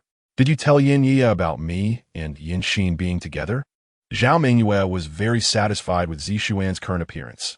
This was exactly the fearful and helpless look she wanted. I didn't say. Zishuan said in fear, speaking the truth. You are not allowed to tell Yin Yi in the future. Did you hear? After the initial shock passed, the stinging pain on her face made Zishuan much more clear-headed. As an ordinary and honest person, Zishuan didn't understand Zhao Menyue's threat. Aren't you friends with Ye? Although Ye likes Chun-Yin, they don't have any relationship. Since you are with him, why not just tell Ye? Zishuan said weakly. Do we need you to teach us? Just keep your mouth shut. Just as Zhao Mengyue raised her hand to give Zishuan another slap, hurried footsteps and heavy breathing came from behind. Who? Yin Ye quickly ran to the entrance of the path, still panting heavily as she hurriedly looked into the path. She saw a group of people, both male and female, surrounding Zishuan, who looked wronged and had a swollen face, while Zhao Mengyue appeared fierce and was ready to strike. Seeing this scene, Yin Ye couldn't believe it. Her pupils constricted as her eyes reflected the ugly faces of this group committing violence. Had they always been like this? Stop! Yin Ye shouted loudly, rushing into the crowd and standing in front of Zishuan, pushing the people around her away, and questioning Zhao Mengyue, who was leading the group. Why are you bullying Zishuan? Yeah, you've misunderstood. It was Zhang Zishuan who came looking for trouble with us, and I was just teaching her a lesson. I didn't.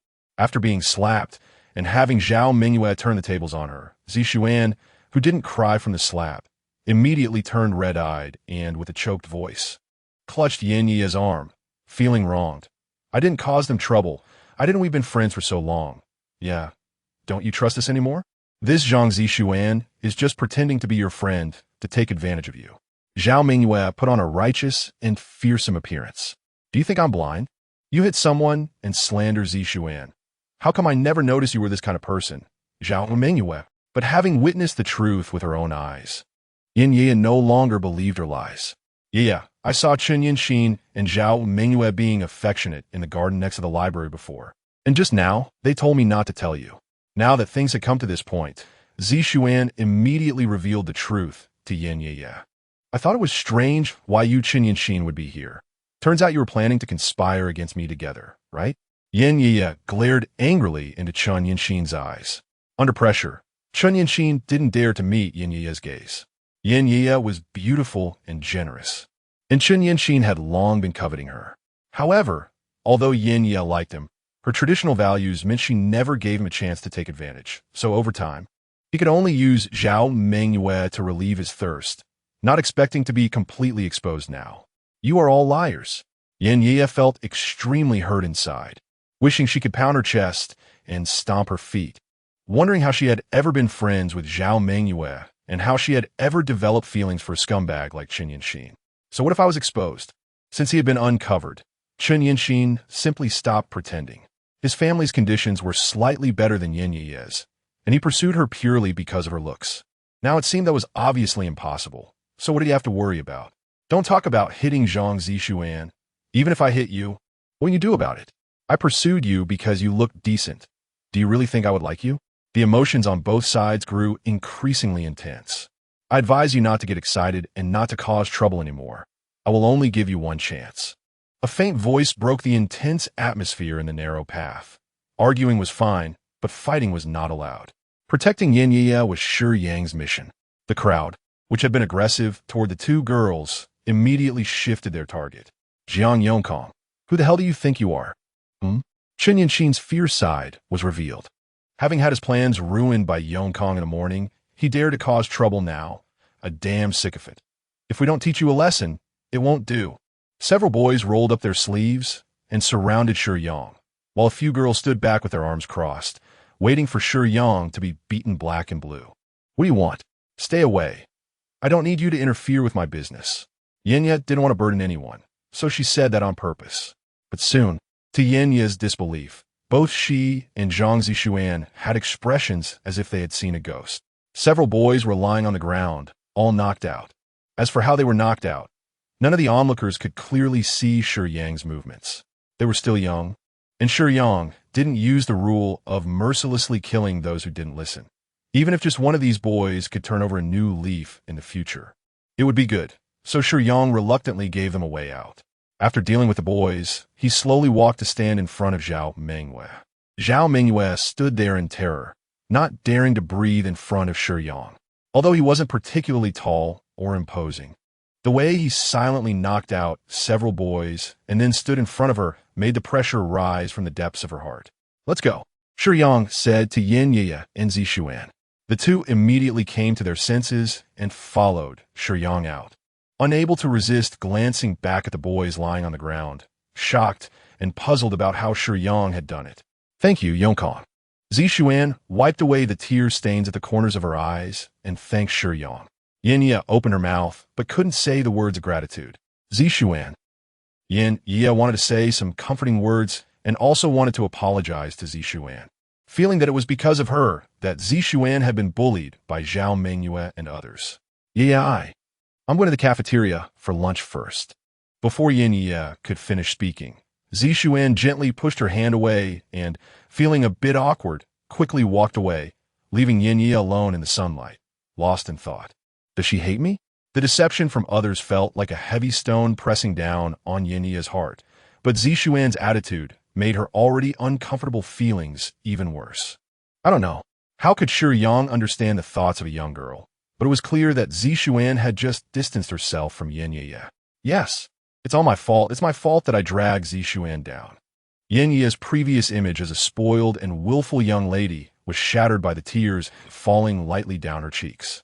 The people around her were just masked deceivers, and just when she had finally found a sincere friend, she had let those deceivers hurt her. The red handprint on Zishuan's face was also imprinted on Yin Yi's heart. Yin Yi felt very guilty. Girls at this age are often sentimental, and Zishuan's intentional distancing felt like silent blame in Yin Yi's eyes, making her acutely aware of how poor her judgment was and how ignorant people could be. Yin didn't say anything more to Shiyang. She just ran away, crying, attracting a lot of attention along the way. Shiyang shook his head helplessly and turned to walk toward the teaching building. In the piano room of the school's art class area, Yin Yi was lying on the piano, crying out loud. During this sensitive and fragile period for girls, emotional issues can easily tug at their heartstrings. She loved music and was very talented. Her good conditions allowed her to pursue what she loved. So Su Lily donated a lot of money to the school to open a piano room just for Yin Yi, and every day after school, there would be skilled teachers to guide her hands-on during fixed-time slots. When she was feeling down, Yin Yi liked to be alone, so now, feeling troubled, she chose to come to the piano room for some quiet. The elegant and tranquil environment made Yin Yi's crying sound so lonely. Perhaps it wasn't good to disturb a girl expressing her emotions at this moment, but Shiyang still gently patted Yin Yi's delicate shoulders. It's you. Yin Yi was startled and turned around to find it was Shiyang. At this moment, Shiyang had returned to his original appearance, only still wearing that monkey mask. How did you get in? Isn't the piano room door locked? You haven't eaten yet. As he spoke, Shiyang put down the bag he was holding on the ground. Inside was Yin Yi's multi-layer thermal lunchbox, which kept the food warm. When he had chased her out of the classroom earlier, Yin Yi hadn't eaten much, and her food was still on the table. Shiyang didn't go to the piano room with Yin Yi. He had gone to tidy up the food that had hardly been touched. Although Yin Yi The music girl looked good. Her figure could only be described as frail and delicate. Shiyang brought the food over because he was worried that Yinya wouldn't eat and would have low blood sugar. If that happened, would his protection be considered a success or a failure? Although his words weren't warm and even carried a hint of coldness, Yinya could feel tenderness and care in Shiyang's actions. Looking back, apart from her mother caring for her at home, there was someone at school who cared about whether she had eaten and if she was hungry. With this realization, Yinya found that Shiyang seemed much more agreeable, and the thank you that had originally been on her lips came out naturally. Thank you. When feeling down, others' concern is like a good medicine. It may not have immediate effect, but it is still the right remedy. You're pretty impressive. Yesterday, when chatting with Zishuan, we even said you probably wouldn't be able to beat Shin since he practiced Taekwondo, but we didn't expect you to knock out so many people so easily. In the piano room, with only the two of them, Yinya sat on the floor holding her rice, feeling she had to say something. Although she was quite hungry, when Zishuan was mentioned, Yinya, with complex emotions, poked at the firm rice grains in her bowl with her chopsticks, feeling no mood to eat. Impressive? I don't think so, Shiyang said with a slightly lonely tone, even carrying a hint of self-mockery. Yinya listened to Shiyang's voice and observed his demeanor. He shouldn't be much older than her, yet he lacked the frivolity and impatience of youth. Instead, he was steady and capable, and even with his prominent abilities, he showed no desire to brag, which made Yinya's impression of him improve a bit. Yinya didn't know how to respond to Shiyang's words, and the atmosphere fell into silence. She also didn't know what she was thinking, hesitating to touch the food laid out in front of her. When the surroundings quieted down, her previously chaotic thoughts began to invade the girl's heart again. Clearly, she liked the person and treated her friends sincerely, yet in the end, they turned out to be deceivers of her feelings. A girl who hadn't experienced much found it hard to move on. Plop, a crystalline tear fell into the bowl in her hands. Perhaps suddenly remembering that Shiyang was nearby, Yinya deliberately pretended to be natural, using the back of her hand to wipe away her tears and taking a few bites of rice to cover her vulnerability. However, the tears mingled with the rice tasted very bitter. Do you like music? Out of goodwill, Shiyang chose a topic that interested her the most. Yes. Mentioning her greatest hobby, Yinya was drawn back into the conversation. Is the piano your favorite instrument? Not entirely. I've thought about learning some traditional Chinese instruments. I think traditional Chinese instruments have more charm, but many of our traditional instruments require starting at a very young age, and the talent requirements are very high. I actually got into music relatively late, and starting to learn traditional instruments now would take too much time to get started. So, I chose to learn the piano. When Yinya talked about what she loved, she clearly had much more to say. What level are you at? Grade 10. Speaking of her piano level, Yinya became quite proud. The piano grading system varies in different places. In Shanghai, the Musician Association's piano grading is level 10, while the Kyoto City Music Academy's is level 9. However, although Yinya is from Kyoto, she actually took her grading at an institution that used the Shanghai grading system. Although she hasn't reached level 10, level 9 is already a very good standard. In the piano grading system, levels 1 and 2 are for beginners. Levels 3 and 4 are for elementary, levels 5 and 6 are for intermediate, and levels 7 to 10 are for advanced. After reaching an advanced level, one will begin to focus on technical playing and mastering the basic rules of composition, engaging in harmony creation. When did you start learning piano? When I just entered middle school. Among musical instruments, although the learning difficulty of the piano is not the highest and the entry is relatively easy, achieving an advanced level requires not only proficiency, but also a very high level of auditory and visual ability and coordination, with strict demands on performance skills. So, if you can reach level 10 in 4 to 5 years, it can be considered a remarkable talent, Shiyang praised. I definitely don't think I have talent. Rather, Yinya felt disheartened by Shiyang's praise. If you don't learn piano, you might think that reaching level 10 in 5 years is quite impressive. But when you truly step into this threshold, you realize that the achievements you have worked hard for are insignificant compared to many brilliant predecessors. There are many people in this world, and there will always be geniuses. Under the brilliance of those true geniuses, the more Yinya improves her piano skills. the more she feels the gap between herself and real talents. Students with good aptitude can reach level 10 in 5 to 6 years, while those who can achieve level 10 in 3 to 4 years are exceptionally smart and diligent, making it possible for them to reach that level in such a short time. So why is Ye feeling down? The more a person understands, the more they realize the gap between themselves and geniuses. For example, Mozart, such a gifted person, does not need to take levels to prove himself. If he wanted to, he could probably reach level 10 in just 1 year, far surpassing level 10 and reaching performance levels. Yevgeny Kissin is hailed as the most astonishing piano genius of the second half of the 20th century. You must have heard of him. Shiyang said slowly. He performed Beethoven's sonatas and Mozart's piano concertos at the age of 7, played Mozart's 20th concerto at 10, and began touring Western countries at 16. It is undeniable that he is indeed a genius. Ye nodded. She certainly knew Yevgeny Kissin and agreed with Shiyang's statement. If Yevgeny Kissin is not a genius, then there is no such thing as genius. There is no need to belittle yourself. Shiyang changed the subject.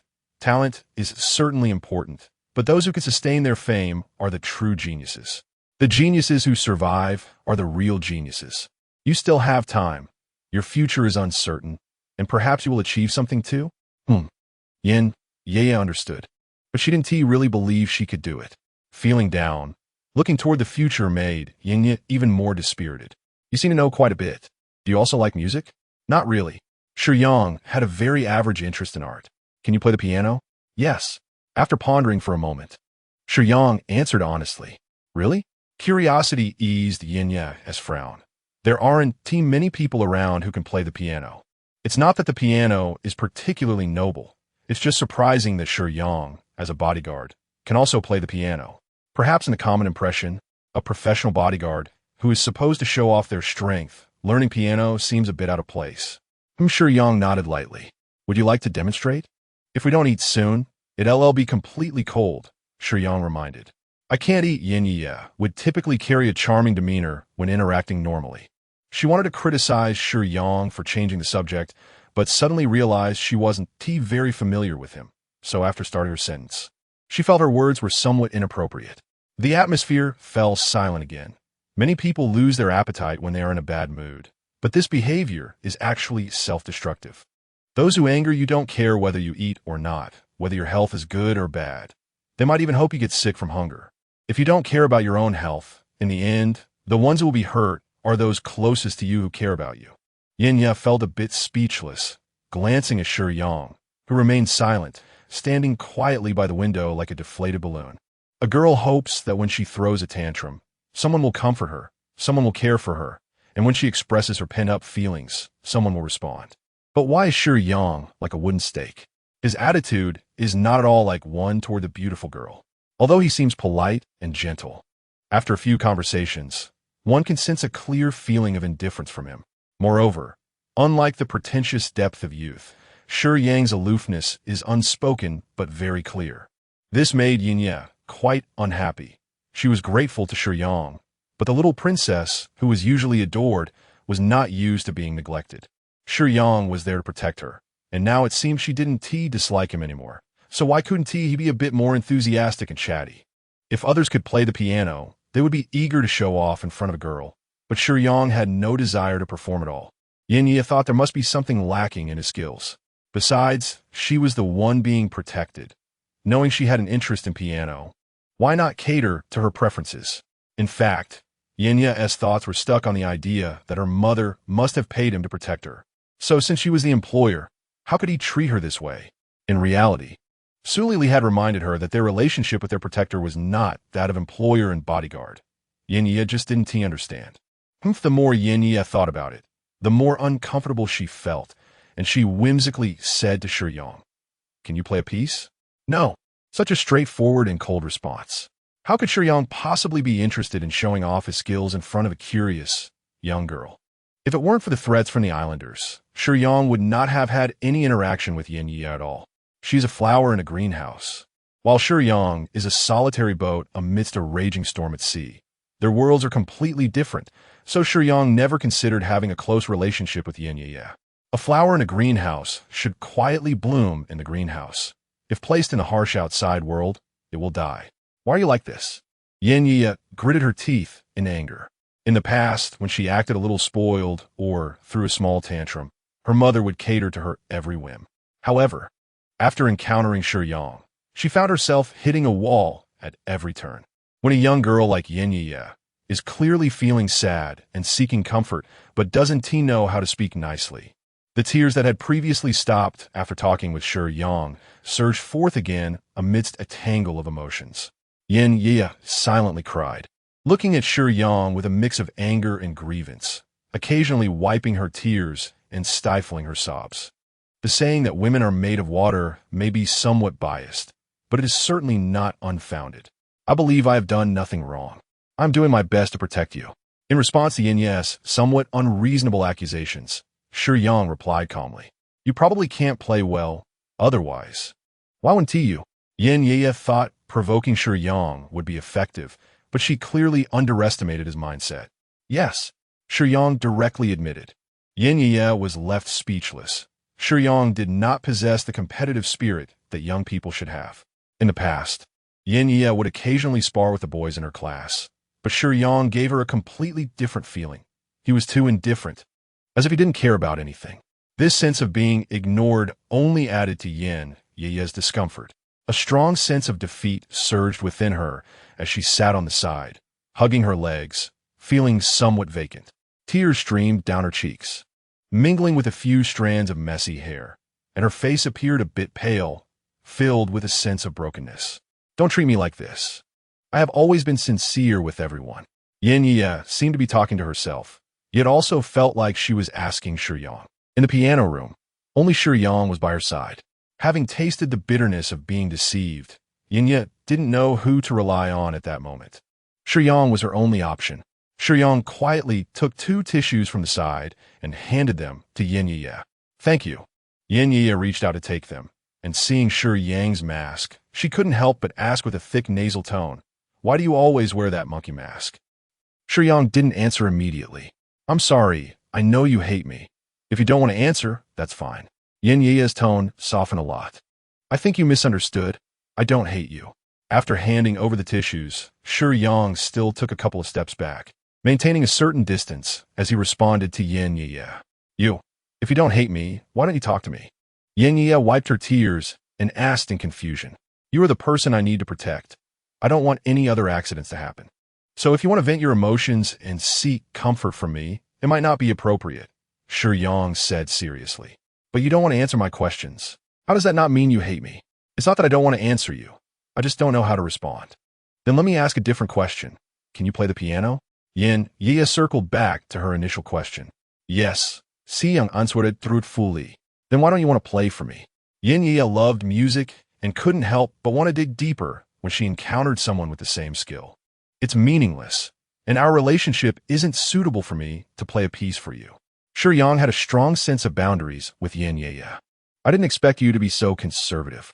After chatting a bit more with Shiyang, Yin Yi stopped crying, but her eyes were still red. From what you said, your piano skills should be quite good. Maybe, Shiyang replied ambiguously this time, not confirming or denying. It was precisely this kind of statement that piqued Yin Yi's curiosity. If someone flaunted their skills, they might have confidence in their abilities. But if someone admitted they could play while remaining humble, they were likely to have exceptional talent. There's a saying that goes, true masters always maintain a beginner's heart. After spending time together today, Yin Yi felt that Shiyang was not a show-off. His simple affirmation of being able to play was sincere, so Yin Yi believed that Shiyang must have good piano skills. Really, can't you play for me? Even strangers can share music, right? Yin Yi looked at Shiyang with her red eyes. At this moment, the formerly willful and proud girl seemed to fade away, leaving only a gentle Yin Yi speaking to Shiyang. Okay, this time, Shiyang did not refuse Yin Yi's request. He was the type to respond better to softness than to firmness. But you're eating. I can eat while listening, Yin Yi said, feeling warmed by the care she received. Reflecting on her earlier embarrassment, she felt a bit shy. After all, she had cried in front of a stranger, but Shiyang's calmness made her feel much better. preventing her from being teased or ridiculed. Since Yinya had said so, Shiyang did not push back any longer and naturally sat down at the piano. Steinway, the top brand in the piano world. Yinya's piano was not only regularly maintained by professionals, but also perfectly tuned, meeting all standards. What do you want to hear? Yinya thought for a moment. How about IrrelevantContent? Seeing that Shiyang was willing to play a piece for her, she didn't deliberately choose something overly difficult. IrrelevantContent is one of Beethoven's famous pieces, characterized by its beautiful and moving melody, short and exquisite, mainly because the techniques are simple and easy to play. From this perspective, Yinya might be worried about Shiyang's skill level. Picking up her chopsticks again, Yinya intended to listen while eating, but as the first few beautiful notes sounded, she found it impossible to focus on her meal. Clearly a simple score. The familiar melody played by Shiyang's fingers felt extraordinary. Yinya couldn't help but immerse herself in the enchanting music, forgetting everything around her and enjoying the moment. She had always thought that dexterous finger techniques and a smooth, flowing performance were already quite rare, but Shiyang's skills had surpassed that level. He had reached a point of mastery, transforming the mundane into the miraculous. Even the simplest score in Shiyang's hands achieved an extreme harmony and balance. A master, no, a grandmaster, an absolute grandmaster. If one were to judge by feeling and the quality of the pieces created, the delicacy in Shiyang's piano sound surpassed even that of historical masters. This piece, in the corridor, piano teacher Shiyang looked somewhat astonished at the piano room at the end of the hallway. She knew that was Yinya's piano room, and in the past, she had been one of the teachers who taught Yinya at a fixed time every day. Young and already accomplished in her piano skills, Shiyang, dressed in a blue floral dress and a white cardigan, appeared fresh and approachable. For a teacher, her outfit was full of feminine charm as well as professional spirit. Gentle and elegant. What others didn't know was that, even without scheduled classes, Shiyang would come to the office around noon to prepare materials. However, at this moment, the surprise and astonishment on her face disrupted her usual grace.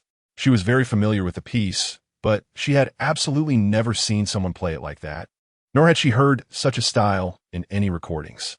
As a music teacher, she was quite knowledgeable in music appreciation, and the more knowledgeable one was, the more one could feel the extraordinary technique in the piano sound. Silin, what are you daydreaming about? Zhang Qingxue, the dance teacher and Shiyang's close friend, noticed her standing there in a daze and couldn't help but walk over to pat her shoulder. Sure. Shiyang seriously gestured for Zhang Qingxue to be quiet. The sound of the piano coming from the end of the corridor was not loud, and after reaching Shiyang's side, Zhang Qingxue also heard the melodious tune. Hey, who is playing? It sounds so good. Zhang Qingxue didn't understand the piano, but that didn't stop her from finding it very pleasant. Sure. Shiyang was getting anxious, reaching out to cover her friend's mouth. How could someone who played so well be disturbed by noise? Zhang Qingxue knew she was in the wrong and immediately made an okay gesture, indicating that she wouldn't say anything further. How could Shiyang not notice that someone was nearby, disinterested in showing off in front of others? Shiyang stopped playing after the first short section of dozens of measures. After all, Yinya's request was for him to play a piece for her, and he had already played, just not finished. The piano sound gradually subsided, waking up both the entranced Yinya and the attentive Shiyang. Why did you stop? Yinya said anxiously, as she hadn't enjoyed enough yet. Someone's coming, Shiyang said. If I keep playing, you might lose your appetite for lunch. So I'm going to step outside to smoke. You eat slowly. After saying this, Shiyang walked towards the door. The creaking sound of the door opening startled Shiyang and Zhang Qingxue, who were just about to knock. Anyone would be startled if the door opened right as they were about to knock, especially with a person in a monkey mask coming out. Sorry. Realizing she had lost her composure, Shiyang adjusted her posture with her hands crossed in front of her abdomen. Shiyang nodded to Shiyang and Zhang Qingxue as a greeting and walked straight to the trash can outside the classroom. In fact, there was no designated smoking area in the school, and students were prohibited from smoking. However, some school leaders might occasionally want to smoke a couple of cigarettes. So the trash can was a regular one equipped with an ashtray. During this time, Most students and teachers were in the cafeteria for lunch, so Shiyang wasn't worried about being too noticeable while smoking outside. This was right outside the art classroom's corridor, close to the piano room, so he didn't have to worry about not being able to protect Yin Yi. Xiaoyu, why are you eating in the piano room? Walking into the piano room, seeing Yin Yi sitting on the floor with a lunchbox in front of her, Xiao Silin frowned at her serious approach to art, but she didn't say anything. She was no longer interested in Yin Yi, a student she used to be quite satisfied with. Teacher Xiao and Teacher Zhang, what brings you here?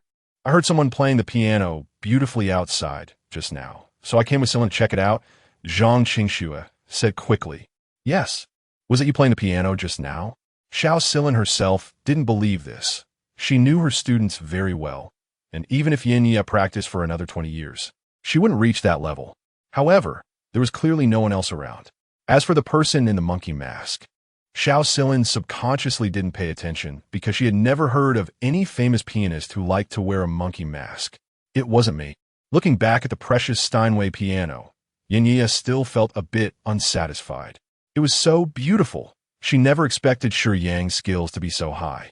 Now that she thought about it, her initial disdain for Shiyang's piano skills was simply a lack of insight. The food that was originally tasteless due to her mood now felt even more flavorless with Shiyang's piano music, but Yin Yi obediently continued to eat lunch.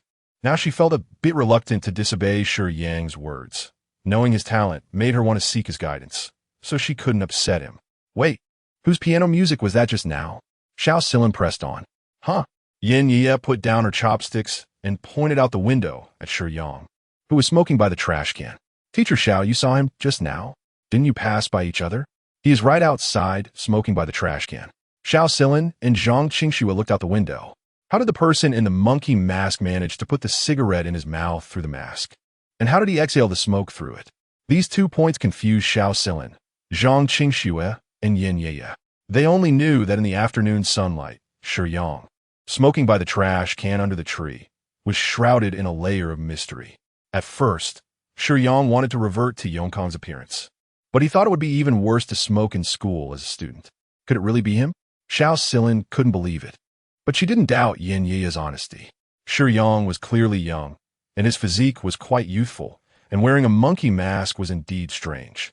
However, when Xiao Silin and Zhang Qingxue exchanged glances, they both saw each other's thoughts. Is it normal for geniuses and masters to have some quirks? When Xiao Silin and Zhang Qingxue hurriedly ran out of the corridor, only the slightly youthful-looking Yongkong brushed past them. It seems they won't give up until they find you, Yin Yi sighed in relief and joked with a hint of playfulness. Seeing Yongkong walk into the piano room, she recognized at a glance that this was Shiyang. Hearing Shiyang's piano music, Yin Yi had already formed a deep impression of him, easily distinguishing the two with completely different temperaments. Shiyang was also a bit worried. He understood that as a protector, drawing attention was not a good thing. Of course, ultimately, he had underestimated his own piano skills. This kind of skill only required a few points of energy, but in this world, top-notch piano skills were not ineffective. They simply didn't provide combat power, which was why they were only worth a few points of energy. Thus, Shiyang had a preconceived notion that his level wasn't that high. Teacher Xiao is very passionate about music. Since she heard your piano music, if she can't find you, don't worry about me. If she can't find me, it will be you in trouble, since I was just with you, Shiyang said without a hint of concern. Upon hearing this, Yin Yi suddenly realized. That makes sense. Shiyang had been with her, and he had played in her piano room. If they claimed there was no connection, Teacher Xiao would definitely not believe it. How would she explain it later? It doesn't matter.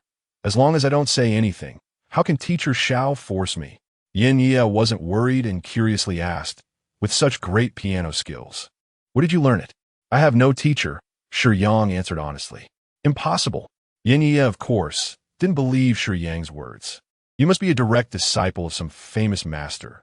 But if you can play so well, why did you seem so reluctant to show it first? I'm not very interested in music. If someone is not interested in the piano, they absolutely cannot reach your level. You must really like it. You just don't want to play for others. Yin Yi felt that Shiyang was unwilling to tell her the reason. Could it be there was a woman you deeply loved, but she left you heartlessly, And since then you've been sad and vowed never to play for anyone again? Shiyang was speechless and bitterly said, "Haven't you realized that your talent for storytelling is better than playing music?" "Just kidding. Can you teach me?" Yenya put away her playful demeanor and said seriously. After a day's work, Xiao Silin returned home, her face full of fatigue. She couldn't understand why she and her close friend Zhang Qingxue had searched for so long at school and still couldn't find such an eye-catching person wearing a monkey mask. Sigh.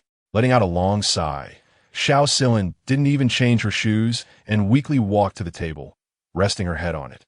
Her previously elegant and beautiful long hair was somewhat disheveled on the table, and her eyes had lost their sparkle. The kind of mysterious and superb piano skills was something Xiao Silin had never encountered before. She had learned the piano since childhood, and it had almost accompanied her entire life. She wanted to seek guidance from that mysterious master and talk about her most beloved interests and career.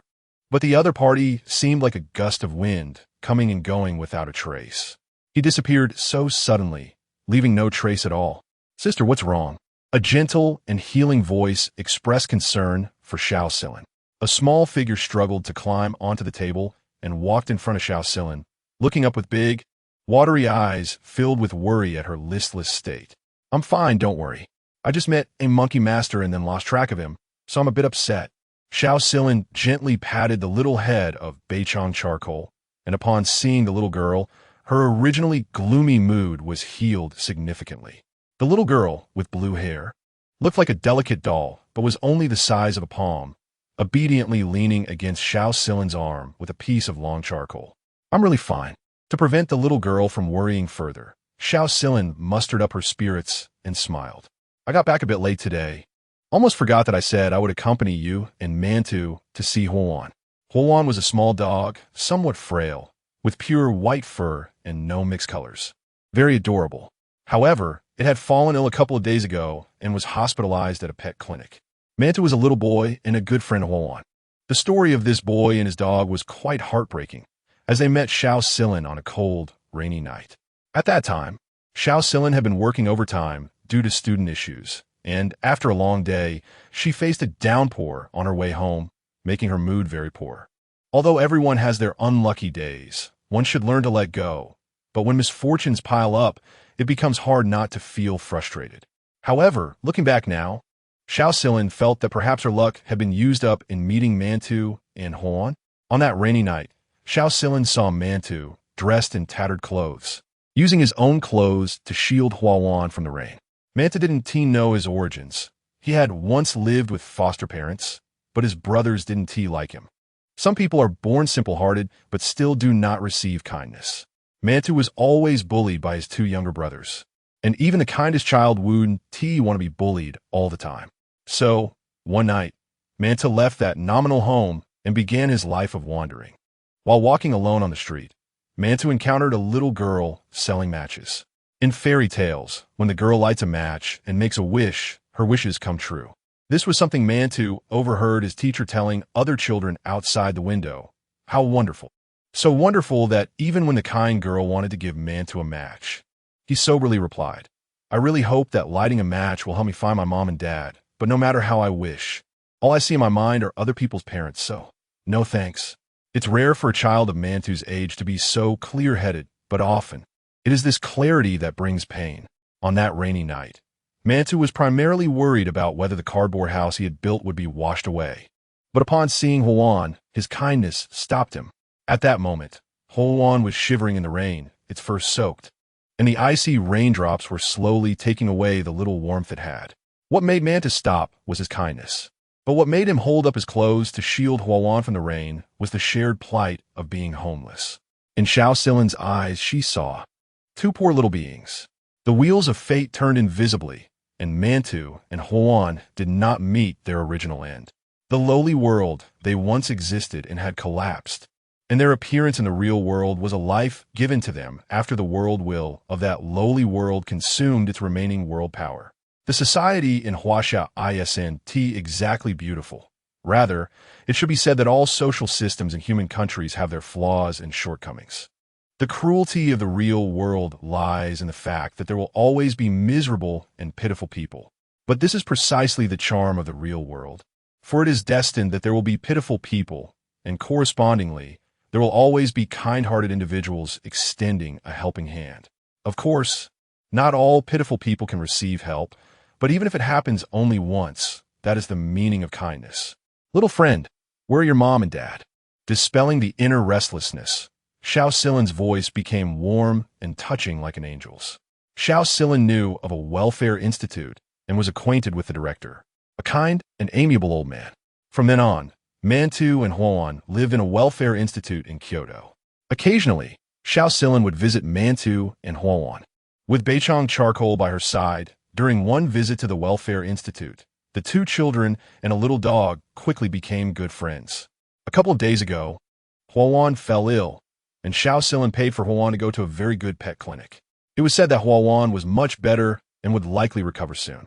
However, Beichong Charcoal had been worried, so Xiao Silan agreed to accompany Beichong Charcoal and Mantu to visit Huan today. It was a bit late, but fortunately, the pet clinic on Weian Street had longer operating hours and wouldn't close until after 10 at night. Let's go pick up Mana first. Then we can go see Huan. After pinching Beichong Charcoal's little face, Xiao Silan packed her things and perked up as she headed out. By the way, I think I received notification yesterday that the pet clinic changed owners. I wonder if the operating hours have been affected. Feeling a bit regretful, she blamed herself for not being attentive enough.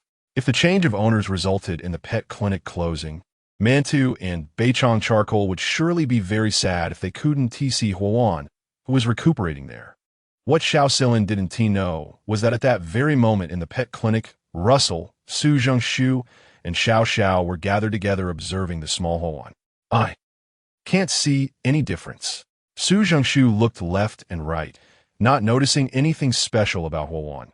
Instead, their presence scared Huan. Of course, you can't see it. The moment it came to Weian Street, I noticed it. It has extraordinary talent. Ergo pretended to be profound and asserted. In fact, there wasn't much skill involved. Ergo didn't know why Huan carried so much world power, but as long as such a phenomenon existed, it must be a main character from a specific world. There was no need to guess. Wasn't it just extraordinary talent? Originally, Russell, Xiao Xiao, and Su Zhengshu wanted to open a pet shop, but since there was an existing pet clinic on Weian Street, they simply chose this place. So cute. Russell hugged Huan and affectionately rubbed against it. Huan was very understanding. Although it was unfamiliar with Russell, it sensed that these people meant no harm. I wonder who its previous owner was. It's so small and definitely not treated well. Su Zhengshu couldn't help but speak up for Huan upon seeing how thin it was. Saying this, Xiao Xiao brought over a bag of dog food, took a handful, and fed it to Huan, who ate happily. It wasn't that they intended to mistreat Huan. It was just that Mantu and Huan hadn't been at the Welfare Institute for long. They definitely wouldn't go hungry, but it would take some time to recover from their previous state of malnutrition, which was why Huan appeared so frail. Dog brother, what's so special about this little guy? Why do you think so highly of it? Yongkong, who was following behind Ergo, asked in confusion. Today, Yongkong was very serious about being Ergo's little brother. During the day, after getting the startup fund from Shiyang, Ergo took Yongkong and Chun Qianqian, who had just arrived at Weian Street, to sell the secret book. Chun Qianqian hadn't been there long, and since she was bored, she thought she might help when she saw Ergo go and earn points for Shiyang. This trip opened Yongkong and Chun Qianqian's eyes. There was also a free market within the organization. Many guardians, after obtaining good items they had no use for, would want to sell them for more points, thus coming to the free market. Selling to the organization mall was certainly possible, as the mall accepted anything, but the prices would be rather ordinary.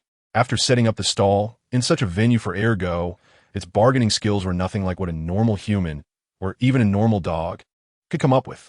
At first, Ergo didn't take out the secret manual given by Shiyang, but just casually pulled out some junk. It could sell 10 items every day, and leaving the remaining slots empty was also fine. Earning more points for the boss was a good thing. Look, buddy, this spoon is a great item. Huh? What's so great about it? The spoon does look decent. How much is it? Ergo shouted and really managed to attract a passing customer. Thanks to Ergo's ability, this unfortunate customer actually developed the idea of buying the spoon. One price, 30,000 points. Chun Qianqian, who was drinking water behind, almost choked to death and after catching her breath, she complained to Yong Kong. Has it always been this bold? Selling a regular spoon for 30,000 points? Isn't it afraid of being made in a dog meat hot pot? Dog brother should have his plans, right? Yong Kong didn't want to say anything bad about his dog brother. 30,000?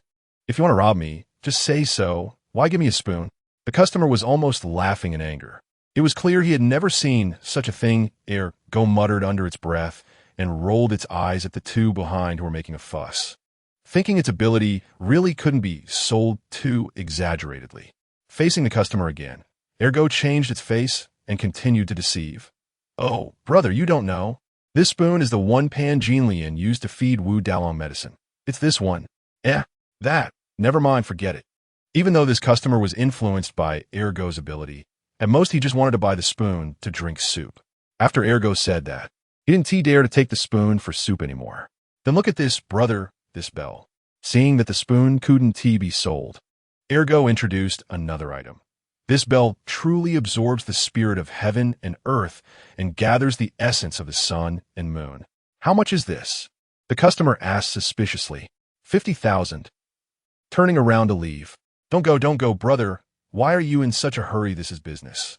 If you like it, you can negotiate the price, right? I listen to what I want. You listen to what you say. It wouldn't be appropriate not to haggle, right? Then, I'll cut the price a bit, but you can't be anxious. Rest assured, brother, I definitely won't be anxious. And I won't bite. Just feel free to negotiate. Ergo said sincerely. 20 points. Sold. Ergo said decisively. If you dare to negotiate, I dare to sell. Take it away. Although it was very dramatic, when it came to selling the secret manuals, Ergo was still very serious. It only sold 2 manuals, but if you count the other miscellaneous items, it totaled an even sum, bringing back a full 100,000 points for Shiyang, which left Qian dumbfounded. When did points that used to be so hard to earn become so easy? This item is a gift for you, Miss Chun. After making money, Ergo bought some things and seriously presented them to Chun Qian. For me? This? Chun Qian doubted if she heard wrong. Although she didn't know what was in the gift box, why was Ergo's first reaction to give her a gift after earning points? Miss Chun, it's not that I want to give it. It's the boss's intention. Ergo said seriously, before I came to sell things. The boss said he'd been taken care of by you, used the weapon you gave, and accidentally broke it. If I could earn a lot of points this time, he wanted to give you something like this. Is this what Shiyang wants to give me? Chun Qian was very surprised. Yes, Miss Chun. Don't think the boss has any idea of repaying favors. It's just a simple gift for you. Ergo's words dispelled the only trace of doubt in Chun Qian's mind. Opening the exquisite wooden box, it looked small, and inside lay a jade pendant. A protective jade pendant, a type produced in low spiritual worlds like Mr. Zombie, with protective properties inscribed with Taoist spells. While it wasn't very strong, it could withstand 1 attack at the initial level of Stage 5. With Chun Qian's current level, go to a low-level world. This jade pendant's protection would make it hard for Stage 1 and 2 attacks to reach the protective limit, so safety could be said to be assured. The boss also said that sending weapons is not as good as sending protective items. Miss Chun should understand that nothing is more important than personal safety. Ergo timely conveyed Shiyang's meaning. Back to the present. When Xiao Silin pushed open the pet hospital door with the little boy Mantu, she was most surprised not by the several pretty girls surrounding Huan, but by why she saw Yong Kong, a student she had met a few times. Here, I saw you after school. Didn't you go home with Xiaoya? How come? Of course. Xiao Silin didn't know why Yong Kong had been getting much closer to Yin Ye recently. As a well-known simp, Xiao Silin also recognized Yong Kong, remembering that Yin Ye used to be very annoyed with Yong Kong and wanted him to roll as far away as possible. Thus, today when Yin Ye walked closer to Yong Kong, it left a deep impression on Xiao Silin, which is why she was so surprised to see Yong Kong at the pet hospital. Teacher Xiao. Yong Kong didn't expect to encounter Xiao Silin at this moment. Looking around, he couldn't figure out how to explain himself. Ergo coughed a couple of times and took over the conversation. Yong Kong is just sending Yin Ye home. After sending her, he came to the pet hospital, huh? Is that so? Then why did he come to the pet hospital? Xiao Silin didn't react immediately and continued to ask. What else is there to say? I'm already hanging out with dog brother now. Teacher Xiao. Whether I go to school or not is completely unimportant to me now. There's one more thing I didn't say. I won't be simping after Yin Yi anymore. Yong Kong didn't see this as a problem at all. Instead, he felt proud. Moreover, the opportunity to hang out with big shots isn't something everyone has. Even just hanging out with a dog is enough to feel proud. Wait a minute. Xiao Silin came back to her senses and suddenly realized something was off. Pointing at Yong Kong and ergo seriously, you mean? You're now hanging out with a dog? And why can this dog talk? Ma'am, if there is nothing else, please don't disturb us, okay? Rosalie was very unhappy with Xiao Silin's questioning tone. Even if ergo is a dog, it is still Shiyang's dog. Even if Yong Kong is just a little brother, he is also ergo's little brother. Who is this woman? Coming in with a questioning attitude. Is this a place where she can act arrogantly? Rosalie and the others were from Korea, Xiao was from Japan, and Xiao Silin was from China. But due to the influence of the world as power, there wouldn't be any language communication issues among them. Manda was a bit scared of the aggressive Rosalie and hid behind Xiao Silin. Sorry, we came to see Huan. Xiao Silin didn't dwell on the talking dog issue anymore. She had some psychological preparation for encountering amazing phenomena in the world, like meeting Binkaton, Mantu, and Huan. China is vast, so vast that an ordinary person might never see a peculiar existence in their lifetime. But as long as they've seen it once, they would be too surprised when they encounter it again. Woof woof now, Huan, who was in Su Zhengshu's arms, couldn't help but bark happily when seeing Mantu and Xiao Silin. This is your dog? Ergo did not hide his thoughts. Instead, he jumped off the chair and slowly paced around Xiao Silin. Huan is Mantu's dog, what's wrong? Xiao Silin always felt that Ergo had some ill intentions and was a bit scared, so she protectively held Mantu. It's nothing, don't be afraid, little friend. I just asked out of curiosity. Ergo glanced deeply at Mantu, sensing the world power surrounding the little guy. But strangely, there were no traces of world power on Xiao Silin. If she were a main character from a certain world, there should be world power surrounding her. So why do some people have it while others don't? This puzzled Ergo as to why they were together. There was also something in Xiao Silin's pocket that was surrounded by world power, small in size, which Ergo could sense. Regarding this, Ergo planned to take Yong Kong along later to observe.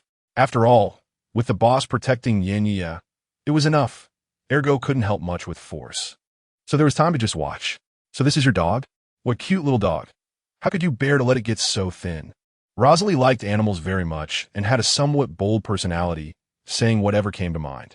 She initially wanted to criticize Mantu, but seeing that he was such a well-behaved child, with ordinary clothes that seemed a bit pitiful, she softened her words. Manda felt a bit guilty.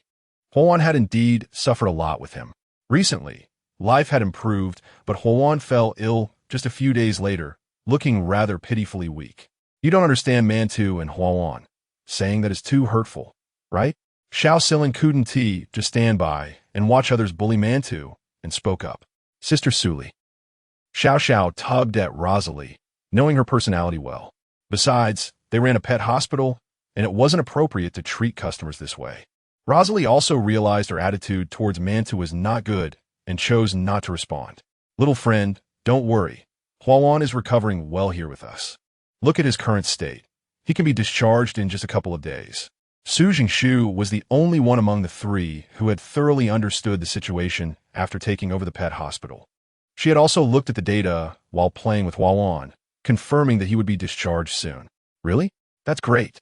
Nothing could make Manda happier than hearing that his friend is recovering. Huan, did you hear that? As night fell in Yin Yi's room. Mom, why didn't you tell me Shiyang could play the piano? Yin Yi complained a bit to her mother for not sharing that information. Play the piano? Shiyang can play the piano? Su Lily had no idea Shiyang could play the piano. Did she invite Shiyang over just to hear him play? That would be ridiculous. Oh, so you didn't know either Yin Yi shared her discovery with her mother. Mom, you don't know, Shiyang not only plays the piano but plays it super well. I'm not exaggerating, so it seemed you like him quite a bit? Su Lily was a bit pleasantly surprised. If Yin Yi could like Shiyang, then when Shiyang protected her, their interactions could be more harmonious. Su Lily knew her daughter's temperament too well. If this could make Yin Yi accept Shiyang's protection, it would be a relief. Like, is not the right word, but right now I definitely don't dislike him. Yin Yi smiled mischievously. To put it plainly, she had never truly disliked Shiyang, so her attitude changed quickly after discovering they shared the same interest. Su Lily felt her daughter's attitude might be a bit awkward. This change felt sudden, and the emotional shift seemed a bit abrupt. The way she referred to liking him didn't seem like normal liking. After school today, Su Lily had come to chat and bond with her daughter. But since things seemed to be moving in a better direction, she decided to let it be. After visiting Huan, Xiao Silin returned Mantu to the welfare home. It was already very late. Looking into the distance, she could see the tall clock tower in the city center, mimicking famous foreign architecture. With a brightly lit dial that indicated it was nearly 10 o'clock. Huan would recover soon. There was no need to worry. Xiao Silin felt a bit tired. But when she slightly lifted her coat to check the Binkaton hidden between her bosom, her fatigue seemed to lessen. Cute people, or things, always carried a healing power. Amachim the Binkaton, hidden under her clothes, poked its little head out happily and said, "Thank you, Sister Silin. You're welcome. Huan is your friend, but also my friend. I'm very happy that he can get better."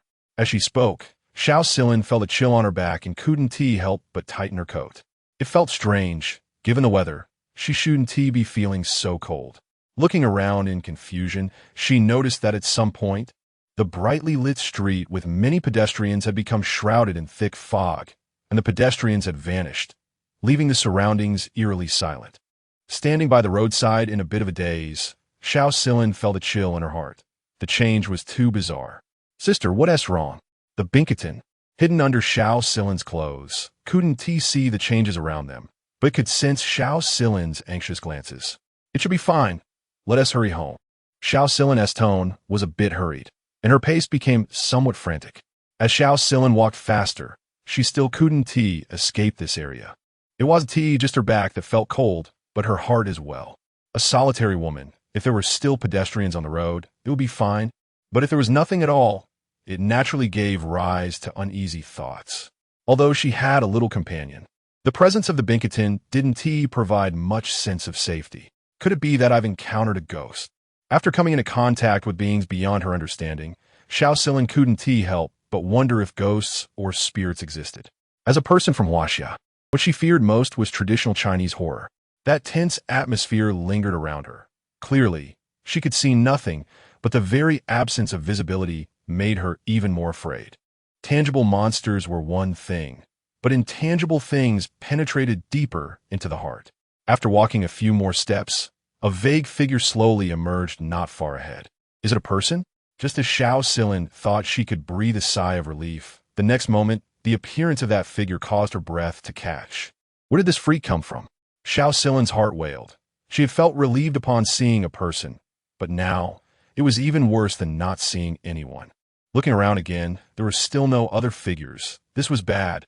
The newcomer was bare-chested, wearing only knee-length shorts, tall and muscular, with numerous tattoos on his body, the meaning of which was unclear. Upon seeing Xiao Silin, a wicked smile appeared on the man's face. "Are you going to make a move, or should I?" The man spoke as if addressing someone. "You go ahead. That woman seems to have a trace of world power. Could she be a main character from a secondary world? Why would she come to the main world?" A mass of mist slowly transformed into a human form, standing shoulder to shoulder with a bare-chested man, dressed in ninja attire. "Who cares? Just grab her. Then you can disguise her identity, right? Honestly, I think we should just make a move directly. There's no need for all this trouble." A man named Sun, bare-chested, is a straightforward person who is not very satisfied with the ninja's plan beside him. There's an old saying in Huaxia, recognize the times. "No. Caution brings safety for 10,000 years. We must act cautiously without any problem." Xiaoya thinks more than Sun. Right now, we have no idea about the level of the guardian beside Yin or where they are hiding. Acting rashly could lead to losses. The guardians of Huaxia are just like that. Their martial arts are nothing to be feared. Sun is very confident. Long ago, he faced Huaxia warriors at a martial arts conference and easily defeated a first-stage Huaxia warrior with a physical boost from the animal fruit in the form of a gray wolf from OnePiece. Since then, he has looked down on Huaxia warriors. But what if there are guardians from other power systems? For example, that silver hand implanted with a mechanical body is quite dangerous, Xiaoya reminds. The two men do not take Xiao Silin seriously at all. In their view, it's a piece of cake for two fourth-stage powerhouses to take down an ordinary woman. Even if there is some world power in Xiao Silin, it doesn't need to be taken seriously. World power has no effect on them at this stage, but having mixed in for so long and reaching the fourth stage, they still understand a bit. Enough talk. Let's make a move. Sen's palm quickly beastifies, his nails becoming sharp and fierce, and he suddenly pounces towards Xiao Silin with a ferocious look. His strong physique forms a stark contrast to Xiao Silin, who appears as weak and small as a little rabbit under Sen's assault. His large claws grip Xiao Silin's delicate and fair neck, and soon, her pale cheeks turn red as she struggles helplessly, but it has little effect. Sen looks at Xiao Silin's decent figure and face, cruelly licking his lips. This beautiful woman in his hands is as fragile as a porcelain doll. Let go of that girl. A shout draws Sen's attention. Turning to look, he sees a husky standing on a bench by the road, bravely glaring at the large sun, although its legs are shaking a bit. Sun, who is quite arrogant, cautiously turns his head to glance at his companion, Xiaoya. Xiaoya slightly shakes his head. They have cooperated many times, and Xiaoya, skilled in water-based ninjutsu, also has scouting ninjutsu. This dog is just an ordinary dog. Although it can talk, it has no energy fluctuations, and its breath is weak, so Xiaoya shakes his head at Sun, indicating that no one else is nearby, and this dog isn't a strong enemy. Seeing Xiaoya's expression, Sun knows it's just a dog, and his alertness relaxes. He releases Xiao Silin, who collapses to the ground, gasping for breath. She didn't expect that the one coming to save her was the dog she had seen at the pet hospital. Could this dog be a hidden expert? Just as Xiao Silin has this thought, a loud slap echoes as Sun slaps the husky against the wall, flattening it completely. A dog dares to provoke me? Are you crazy? Sun thinks he has dealt with the husky and is about to turn around when he sees the husky struggling to pull itself off the wall, bravely saying, "What kind of ability is it for two guardians to bully a weak woman? If you have the guts, come at me." Xiao Silin now realizes there was a bit of misunderstanding regarding the husky. Although a talking dog is somewhat strange, its standing up for her is quite moving. In stark contrast to Xiao Silin's touched expression, Sun looks disdainful and impatient. Another ruthless slap lands on the husky's face. A woo! It howls in pain, again being slammed against the wall, laid out flat. It won't die, but it will definitely hurt. What do you want to do? Xiao Silin can hardly bear to watch. Even though she isn't familiar with the husky, watching it being bullied is too much for her. Huh, what is there to talk about with two island devils? Just a mere 4 island samurai. If you're capable, come and kill your grandpa dog. The husky provocatively retorts. Xiaoya, who is relatively calm, find it strange. This suddenly appearing dog doesn't seem like it has any real ability. It lacks strength, and Sun, being strong and sturdy, should have killed an ordinary dog with one slap. Why is this husky still alive and bravely challenging them? Daring to call us that? You want to die? Then I'll fulfill your wish. Sun, unlike Xiaoya, is not calm and objective. The husky's provocations have enraged the hot-tempered Sun, who immediately rolls up his sleeves, ready to tear the husky apart. Awoo, even while howling in pain, the husky leaps up and grabs Sen's leg, biting down with its mouth, showing no signs of letting go, acting very bravely. With the husky causing a commotion, the scene immediately becomes lively. Xiao Tan, you should escape quickly. Sitting on the ground, Xiao Silin quietly tells the charcoal in her arms, subtly moving her clothes. But what about you, Sister Silin? Don't worry about me. Isn't that silly dog buying us time? After you escape, call the police quickly. Xiao Silin wants to pull out her phone to call the police, but Sen's power frightens her. She worries that taking out her phone will provoke the two thugs. Don't hesitate, Xiao Tan. If you don't escape, we will have even less hope. Only by escaping can you have a chance to save us. Xiao Silin isn't thinking about having Xiao Tan escape and then seeking help. She has no hope for that, just wanting Xiao Tan to get out of danger. Only saying this can make the kind Xiao Tan obediently leave. Xiao Tan is small, and with Xiao Silin and the husky providing cover, especially the husky, Xiao Tan should have a good chance to escape. Okay, I will definitely come back to save you. Sister Silin, Xiao Tan says softly, but her tone is very firm. Then, Xiao Tan quietly shifts position and crawls out from behind Xiao Silin's clothes, using her body for cover as she quickly runs away. Xiao Silin breathes a sigh of relief, thinking, even if only you can escape, that's good. Ever since she started taking care of Xiao Tan, Xiao Silin has talked to her about her past. This little girl's background and experiences are quite heartbreaking. Like a bun, she is a pitiful child. Although she comes from the islands, Xiao Silin has always liked her, even wanting her to escape to a safe place when facing danger. However, when she looks up and sees Xiaoya's gaze, Xiao Silin's heart suddenly jolts, realizing something is wrong. Xiaoya looks at her as if watching a very boring show, with a mocking expression. Xiaoya casually forms a hand seal, water vapor condensing, and dozens of water bullets. Without even looking, shoot towards the fleeing Xiao Tan. Xiao Silin watches helplessly as the water bullets fly rapidly toward Xiao Tan. She knows Xiaoya is targeting Xiao Tan. But as a weak woman, she can do nothing but watch the water bullets smash toward Xiao Tan. The sound of the water bullets slicing through the air frightens Xiao Tan into closing her eyes. She dares not look back, nor stop running. In the past, timid Xiao Tan might have cowered in a corner with her head down when faced with danger, but with Xiao Silin still in danger, she wants to help her sister as much as she can. Without the pain of being attacked, it feels like bumping into something warm instead. Bei Changton curiously opened her eyes and saw herself being held in the arms of a figure, warm and safe. The person was a strange man wearing a monkey mask, but she was not afraid of this monster. Xiao Yi and Sun immediately became alert, looking towards the person who suddenly tore through the air. It was a guardian from Huaxia. Xiao Yi immediately guessed the identity of the newcomer, but he did not panic. With his water escape ninjutsu and Sin's expertise in direct confrontation, they should be able to handle a guardian of the same level. Shiyang walked over to Xiao Silin and gently placed Bei Changton in her arms, then turned to face the two guardians from the island nation. Monkey Master? Xiao Silin immediately recognized the mask that Shiyang was wearing, exactly like the mysterious figure she saw in the music room at noon. Ugh!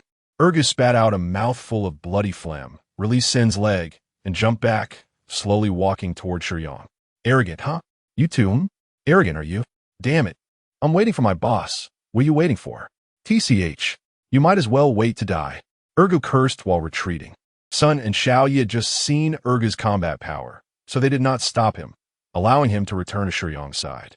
Their attention was now focused on Shiyang, and neither Xiao Yi nor Sun could sense any aura from Shiyang.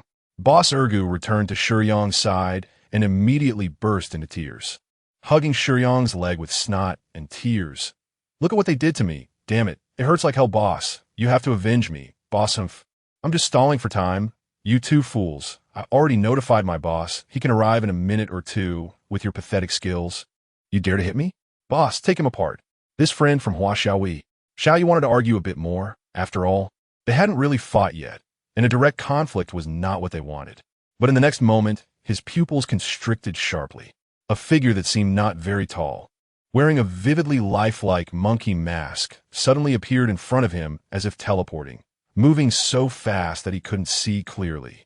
A cold voice that rarely appeared spread through the air. You hit Urgu, and you still want to harm ordinary people? Puff! His head instantly exploded like a balloon. What kind of power is this? Sun was scared to the core. Xiao Yi was a master of the same level, dying so easily, and he couldn't even understand how Shiyang made his move. How could they have provoked a guardian from Huaxia of this level just to deal with an ordinary person? Urgu had wanted to observe Xiao Silin due to the power of the world, but unexpectedly, it brought Yongkong to discover that there were guardians from the island nation approaching Xiao Silin. Yongkong's strength was only at the first stage and couldn't help much. So Urgu had him call Shiyang, relying on his ability not to be easily killed to stall for time. Shiyang was very fast. It only took him a little over a minute to arrive after the call ended. Urgu found it relatively easy to stall for a few minutes with provocations and nonsense. Sun was already terrified. Shiyang's moves meant death, and he gave no room for negotiation or communication, clearly not a character that could be talked to. He turned and wanted to run. In the next moment, Shiyang's figure had already appeared in the path Sun was trying to escape. Sun could only brace himself and charge forward, his form suddenly growing taller, hair sprouting, transforming into a werewolf. Whoosh! Sen's fierce charging figure brushed past Shiyang, and it seemed that Shiyang didn't make any movement at all. Only the blade formed by his right arm flashed with cold light. After passing by each other, they paused for 2 seconds. Flesh and blood separated. The large and fierce-looking werewolf was torn into 8 pieces. Blood spread and flowed on the ground. And on the snarling wolf's head, Sen's gaze remained fixed on the moment. He charged forward fiercely, not even having time to react. Die too simply, boss. Why didn't you let them two go back and forth before killing them? Urga was still a bit dissatisfied. It's you. Xiao didn't dare to look at the corpse on the ground. She turned her gaze to Shiyang, not expecting that the monkey master she encountered in the music room at noon would be the one to save her. You all go home. Don't let tonight's events be known. Shiyang casually waved his hand, signaling Xiao to take Bei Chang'an away. Xiao wanted to thank him and had a few questions to ask, but Bei Chang'an was a bit afraid of Shiyang, quietly tugging at Xiao's sleeve, pretending to be calm and glancing at the corpse on the ground. Xiao jolted and quickly withdrew her gaze, also abandoning the thought of talking to Shiyang, taking Bei Chang'an and leaving. Boss, it seems these islanders are planning to make a move. It's just a corpse, right? Urga had seen quite a few, leisurely walking over to Shiyang, smacking his lips. If they want to make a move, let them make a move. After all, they will do it sooner or later, right? After Xiao left, Shiyang extended his tentacles to devour the bodies of the 2 island guardians completely. The residual memories floated before Shiyang's eyes. He devoured the bodies of these 2 to see what arrangements the other side currently had. To be honest, the control in all aspects of Huaxia is very strict. To avoid leaks, the islanders generally act low-key, and their usual tactics start with the people around the target. The other side sent quite a few guardians over, with more than 60 stage 4 guardians, 6 stage 5 guardians, and 1 stage 6 guardian, but there were no low-level guardians. It makes sense. How could they send a lot of low-level guardians for a kidnapping and assassination mission? Knowing the intelligence of the other side, Shiyang gained a lot of confidence. Only 1 stage 6? Urgu was not as cautious as Shiyang. Upon hearing the specific personnel configuration of the other side, Urgu disdainfully curled his lips. Ha! With this strength, there's really no need to worry about them.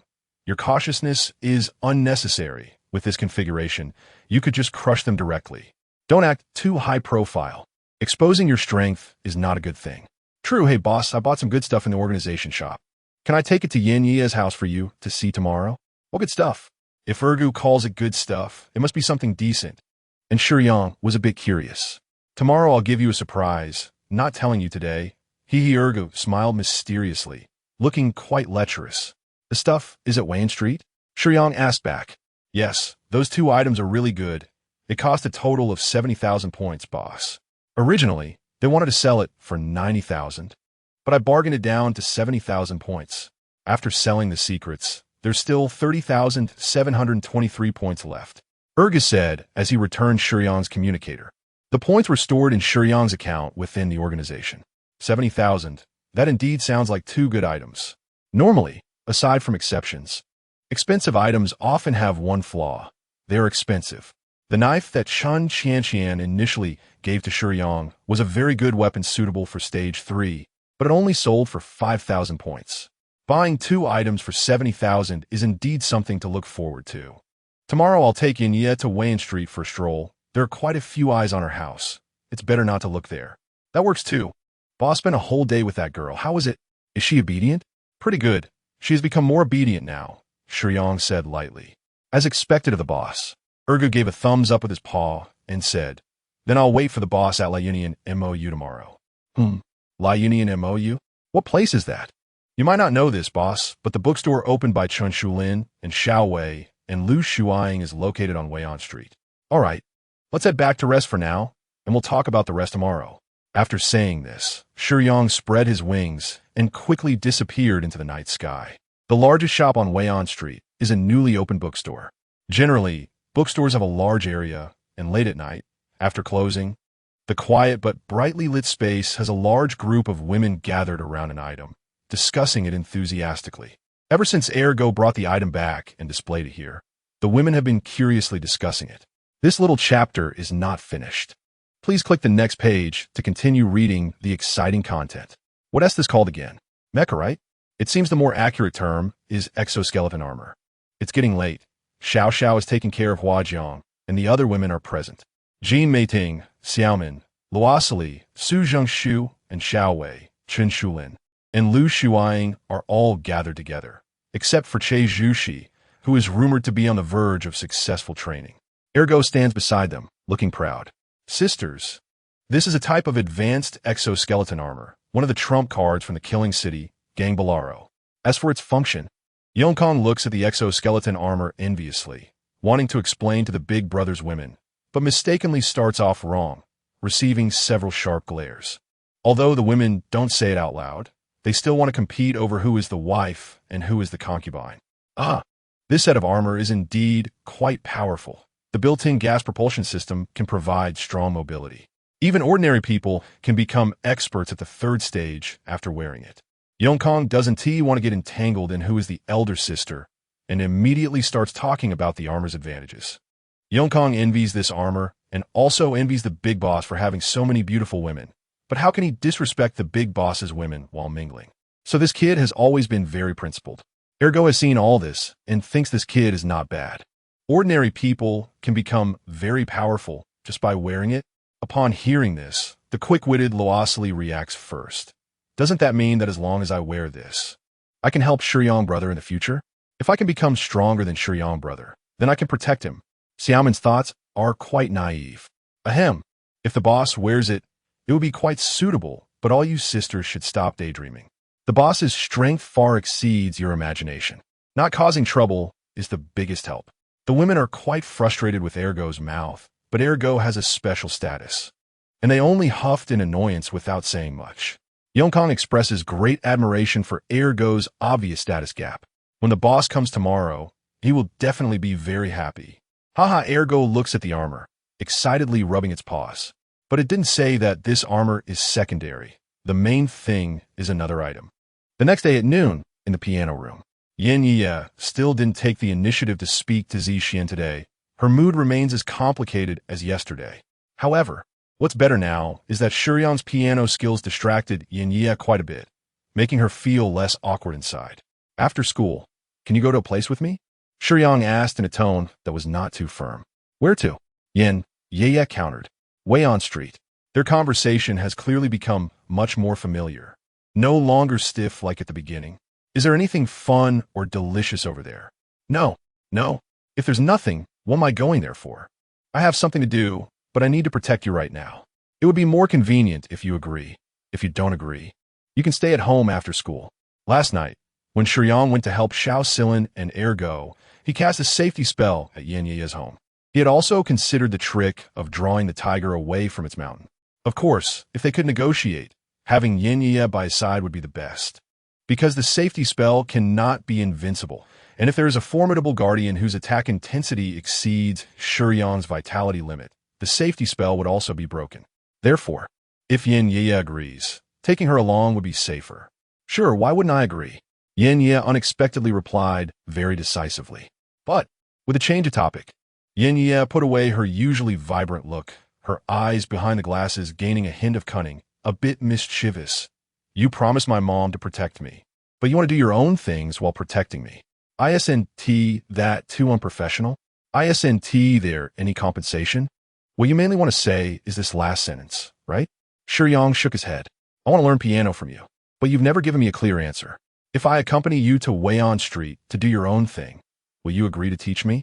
Yin Ye said playfully, with a hint of coaxing. Unintentionally, the distance between Yin Ye and Shiyang has slightly closed.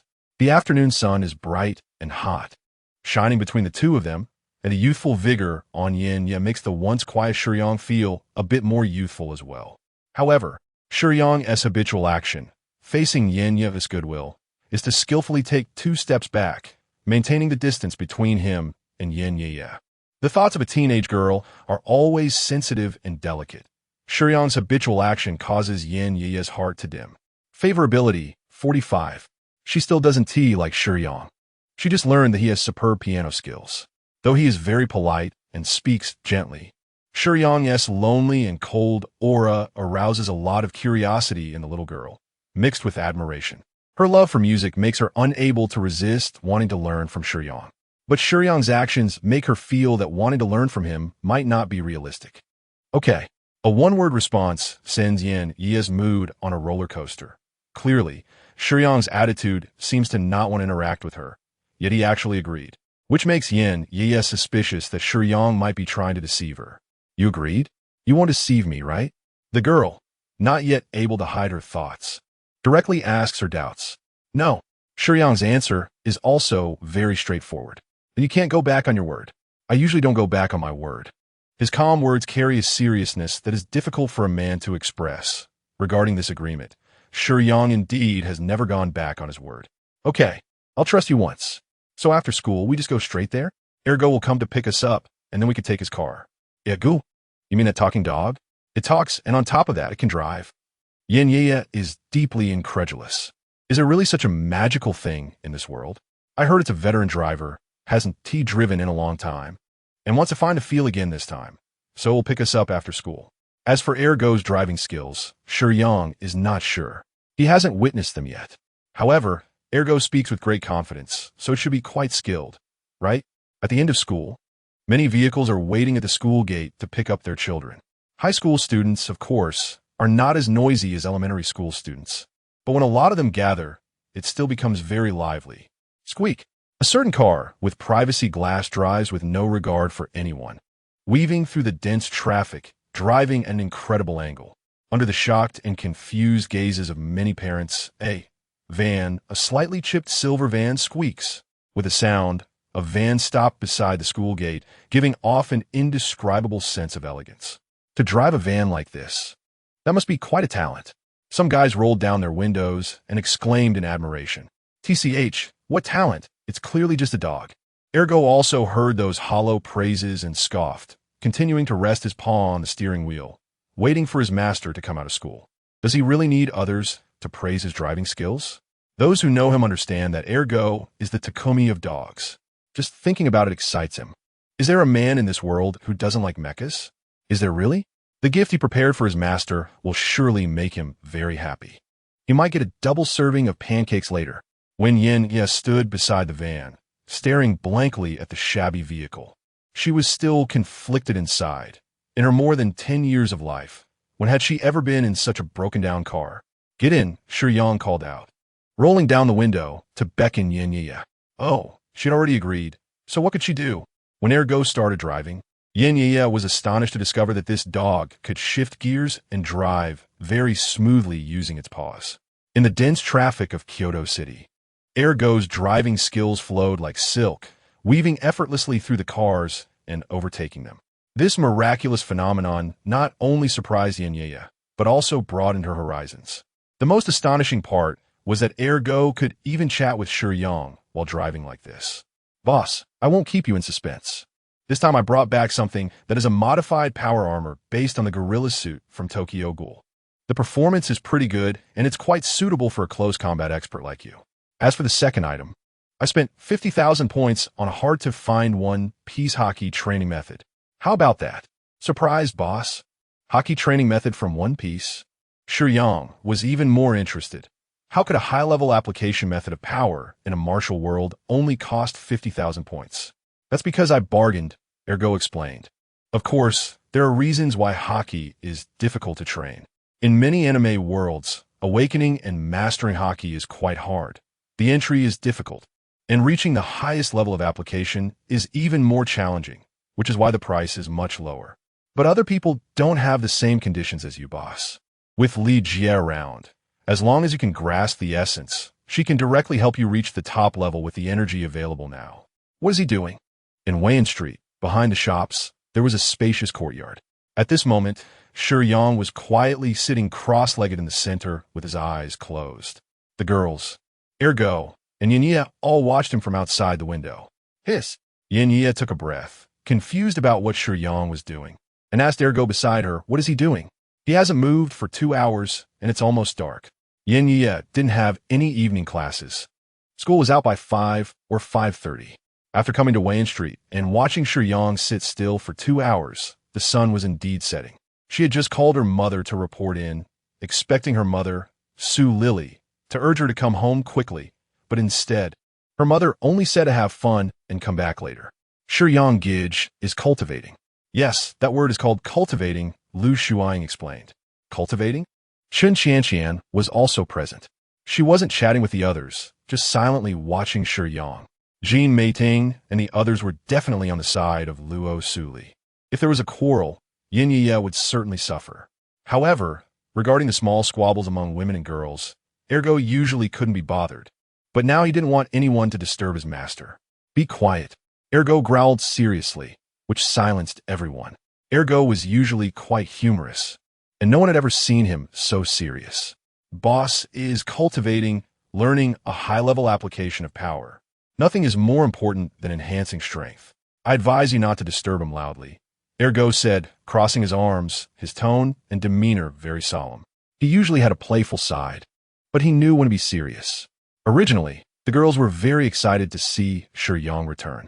With Ergo bringing them inside to watch Shiyang from the window, they were afraid their noise would affect his mastery of hockey. As a being with a physical form, Ergo was actually quite meticulous in many situations. Yin Ye didn't understand, so she looked a bit skeptical, but still had the sense not to say anything. Meanwhile, Jean Meiting and the others were chattering quietly together, but they all believed that Shiyang would definitely succeed. Hey, what is the relationship between those women and Shiyang? Yin Ye leaned close to Ergo and whispered, sneaking a glance. When she arrived, she had noticed that there were many beautiful women here, each with their own unique charm, making her curious about their relationship with Shiyang. Boss's women, Ergo said casually. What? Yin Ye's face was full of disbelief. Her worldview shattered. It's the 21st century. How can someone have so many girlfriends at once? Are you kidding me? Who is joking with you? You're also a rich second generation. In the wealthy circles, shouldn't you be used to this kind of thing and look down on it? Ergo rolled his eyes at Yin Ye, feeling that she was wasting her identity as a rich kid. Look, you have quite a few admirers too. If you wanted, you could definitely date several boyfriends at the same time. But you definitely don't have the ability like Boss to make all the opposite sex truly like you. Are you insulting me? I don't care about others, but how could I do such disgusting things? Yin Ye was still young. Although Su Lily was quite lenient in many aspects, she had strict moral education, which left Yin Ye with a sense of purity. You say my boss is disgusting? Ergo sensed the hidden meaning in Yin Ye's words and questioned her indignantly. Oomph. Yin Ye felt a bit disappointed. She didn't understand why hearing that Shiyang had so many women made her feel this way. The main reason was that the person she admired had flaws.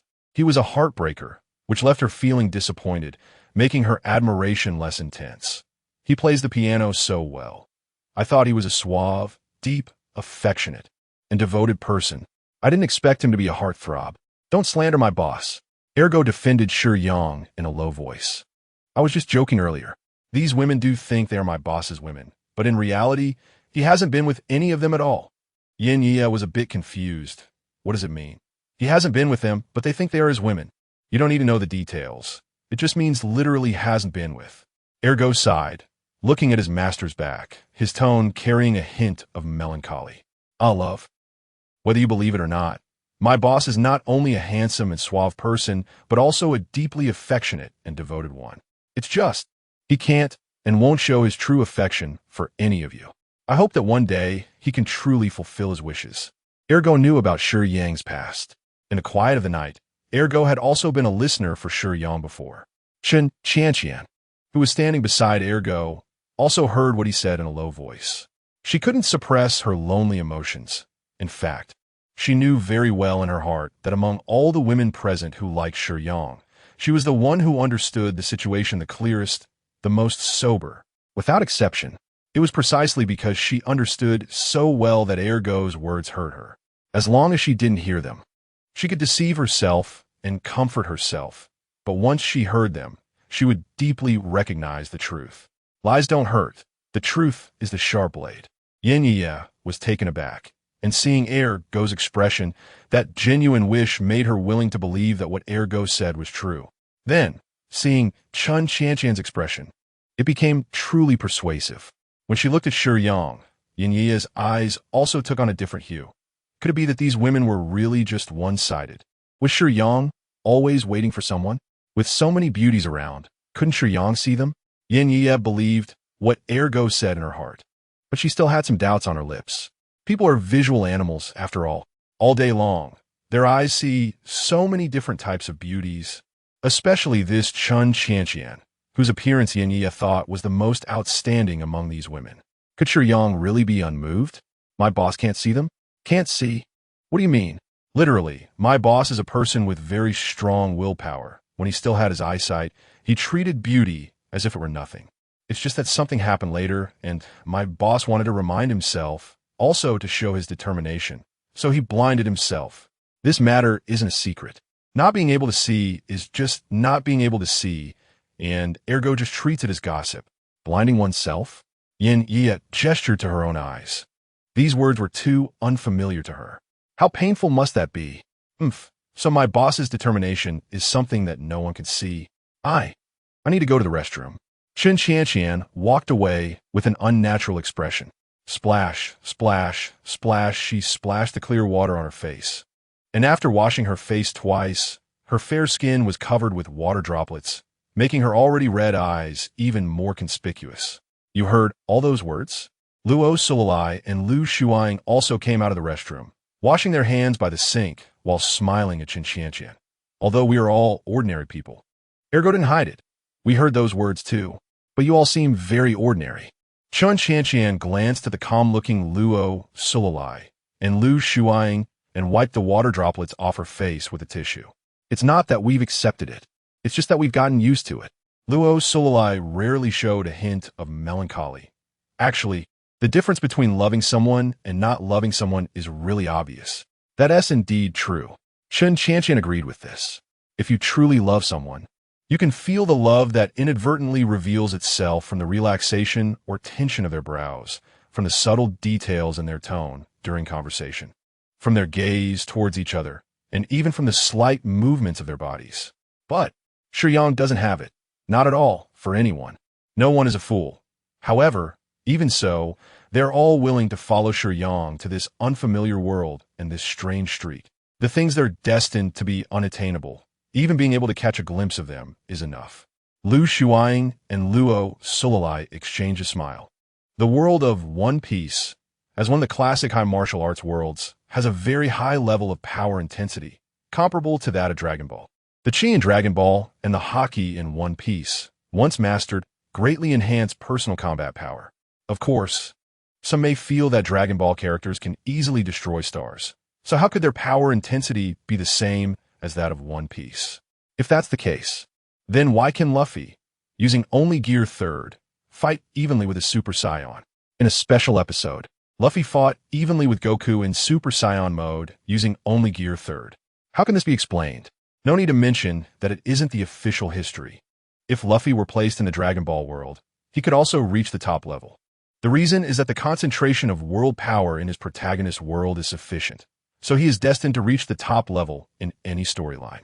As the child of the world, Luffy will always be able to match with other world children of the same level under any conditions. In Dragon Ball, the destructive power of Chi is astonishing, but apart from a few villains, most characters have high attack but low defense, including Goku and Vegeta. However, the ease with which they can reach the level of destroying stars is primarily due to the low solidity of the world in Dragon Ball. The planets themselves are relatively fragile and can be destroyed easily in the plot, so a combat power of hundreds can reach the level of star destruction. If Goku and the others were placed in One Piece, even a Kamehameha would never destroy a star for a lifetime. The key lies in the world power.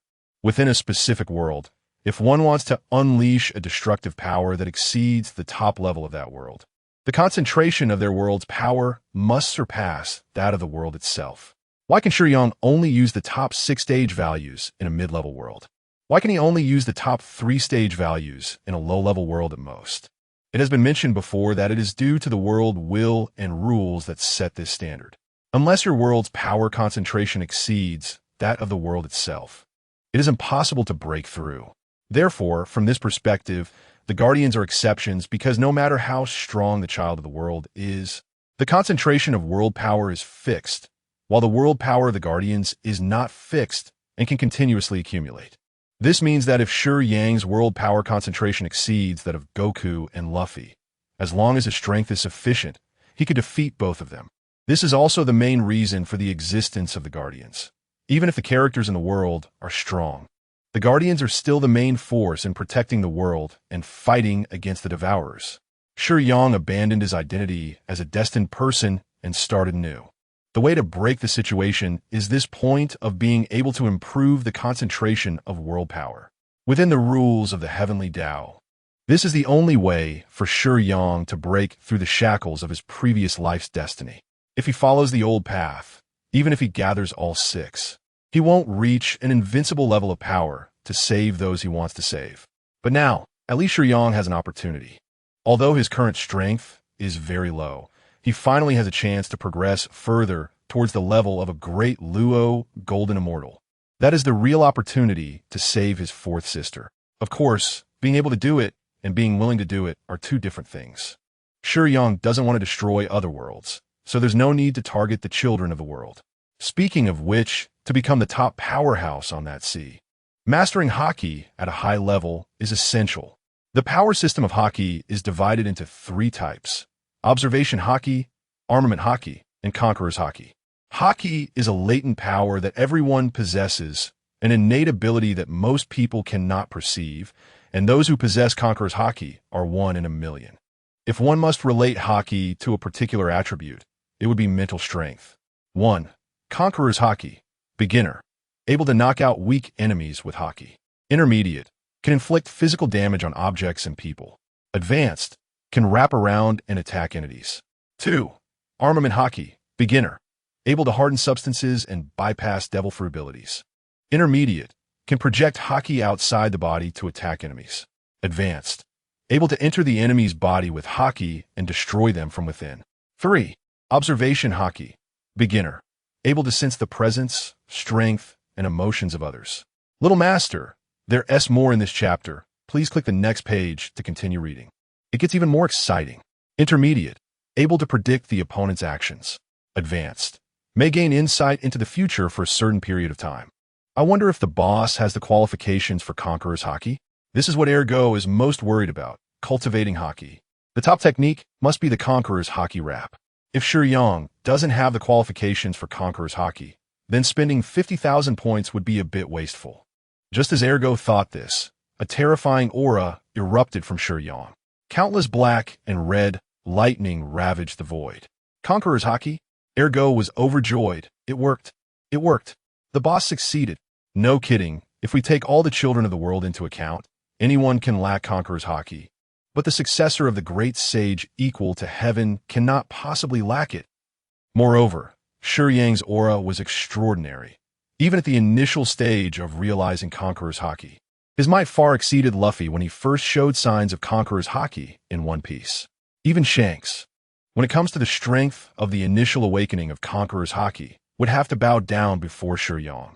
Haki is an innate potential linked to mental strength. So to increase the limit in the future, one can focus on enhancing mental strength. In One Piece, there isn't a clear method to enhance mental strength, but Shiyang has. A person's mental strength is limited, just like a person cannot work without rest. Even if the work isn't tiring, the mind cannot hold up.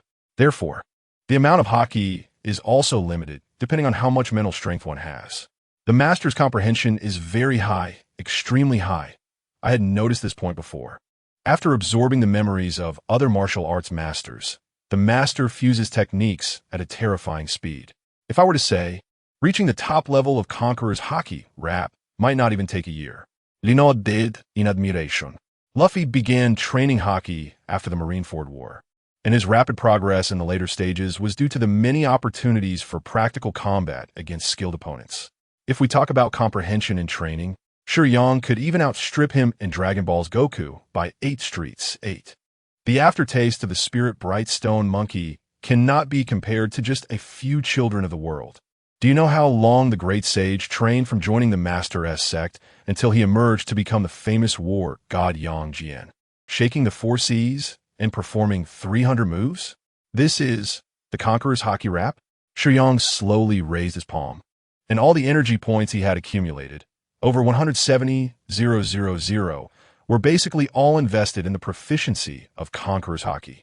At this moment, Shiyang's fist appeared no different from before, but the enhancement from the Haki wrap significantly increased the penetration power of his attack, allowing him to inflict damage without direct contact. However, Shiyang didn't have that style. Now, once someone really took a punch from Shiyang, they would know what a critical hit with true damage felt like. In One Piece, whether or not one has mastered the Conqueror's Haki wrap is the standard for becoming a true strong person. However, after using all the energy to improve the proficiency of Conqueror's Haki, while Shiyang's control over it had reached the top level, his proficiency in armament Haki and observation Haki was still at the entry level. In a high martial world, enhancing abilities indeed requires a lot of energy. If Shiyang hadn't learned the basics first before advancing, he would probably have to expend tens of thousands, nearly 100,000 energy points to reach the top proficiency in Conqueror's Haki. Boss, you did it. Ergo cheerfully pushed open the door and rushed to Shiyang's side. Shiyang just nodded gleefully. So now, have you mastered the Haki wrap? I have mastered it. It is indeed a very good ability. Shiyang could feel the formidable destructive power now present in his fist, with the black and red lightning derived from the Haki wrap flickering and changing in the void, quite terrifying. Here, I also prepared a weapon for the boss. Ergo happily brought over an electric cart and lifted the gray cloth covering it, saying, Tada, what is this? Shiyang looked at the long knife placed on the rack in front of him, shaped like a classical MO knife. But the details revealed that it was actually a technological creation. This knife is very similar to a MO knife, also known as a horse-cutting sword, which is a type of heavy long-handled weapon primarily used on ancient battlefields to slash cavalry, one of the weapons of heavily armored infantry. When encountering the slaughter of a MO knife, cavalry often meets their end. In the realm of cold weapons, its status is similar to that of anti-tank weapons in modern arms. This knife is about 3 meters long, with a pitch-black handle nearly 2 meters long, a thick back, and a thin blade, sharp yet incredibly heavy.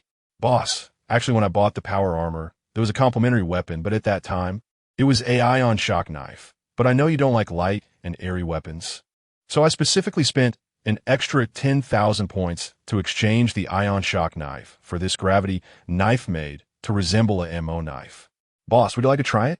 Ergo stood on his hind legs, rubbing his paws and grinning. The gravity knife here is not the type of dagger that ordinary people perceive. The gravity knife sold in the organization's shop is a technological product, representing a high-density compression of the knife's metal, with a weight far beyond imagination. Coupled with a sharp blade, its cutting effect is extremely impressive, and only guardians with exceptional strength can wield such a weapon. Shiyang only looked like he didn't have exceptional strength, but in reality, his strength was perfectly suited to this knife.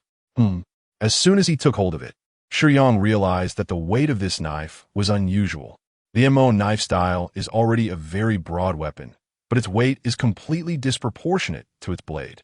The 2 meter 3 long blade looks very heavy, but once Shiyang held it, he realized he had underestimated its weight.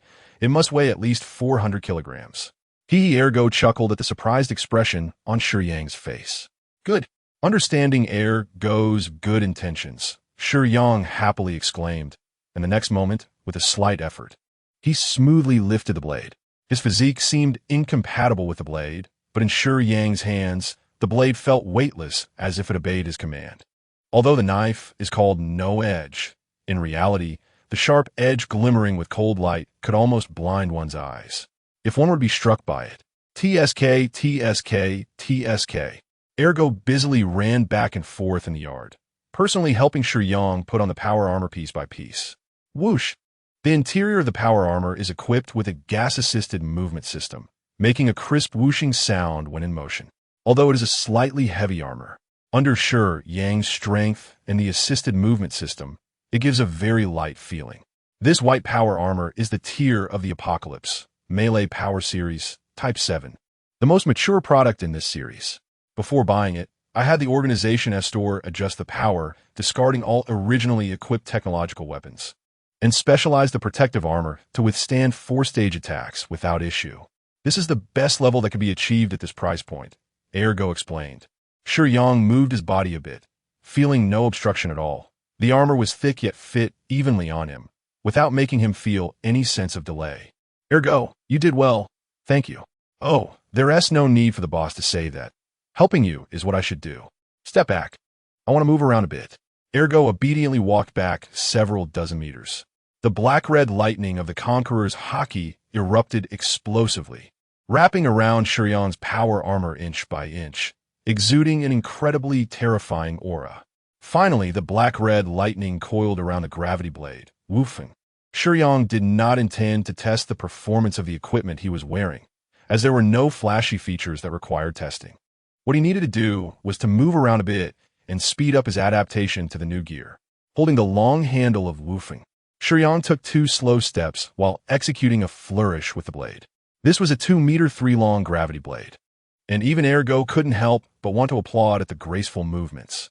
Dressed in white power armor and holding the gravity blade, Shiyang appeared cold and serious, with the white tones contrasting against the imposing black-red lightning, creating an overwhelming sense of killing intent that nearly overflowed, causing the women watching from outside the window to gasp in astonishment. But the best part was yet to come. Shiyang was warming up for a demonstration. Taking a deep breath, he planted his feet and raised the sword, drawing strength from the ground. Shiyang's figure hardly resembled someone clad in heavy armor. Sweep, parry, slash, dart, thrust. Every move showcased Shiyang's martial arts mastery. The blade techniques were powerful and expansive, while his footwork was agile and dynamic, drawing Ergo into a trance. Wow, the boss is amazing. Ergo couldn't help but cheer. Whoosh, whoosh, whoosh.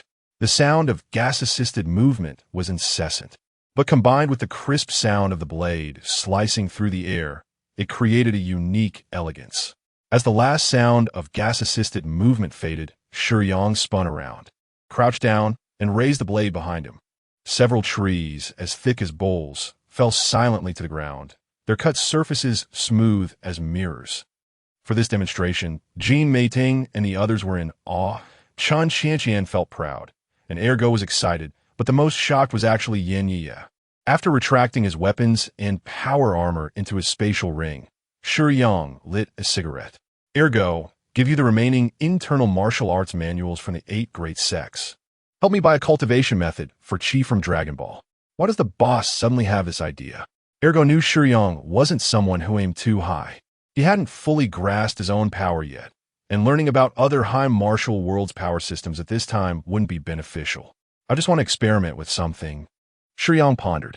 All right, boss, I'll check if the organization store has it tomorrow. Egu aglit. Good, then I'll take Yinya back first. In the bustling cafeteria, Yinya, who usually never fought with others for food, sat dejectedly at a corner table, resting one hand on her cheek, filled with melancholy, completely out of place with the lively surroundings. Not happy? Teacher Xiao. Yinya only noticed Xiao Silin had approached her after hearing the voice. Teachers had their own dining area, but Yinya was so conspicuous that Xiao Silin spotted her immediately. You look so gloomy, what's wrong? Did someone upset you? Xiao Silin said teasingly, but this made Yinya feel the age gap between them rapidly shrink. No one made me angry. Rather, it seems like I might have hurt someone. Yinya glanced distantly at Zhang Zishuan in the crowd. Did you apologize properly? Xiao Silin smiled, her gentle smile like a breath of spring. Not yet. Speaking of this, Yinya felt even worse. Is it a friend or a lover? Oh, teacher, where are you going with this? It must be a friend. Yinya quickly replied, fearing Xiao Silin might think otherwise.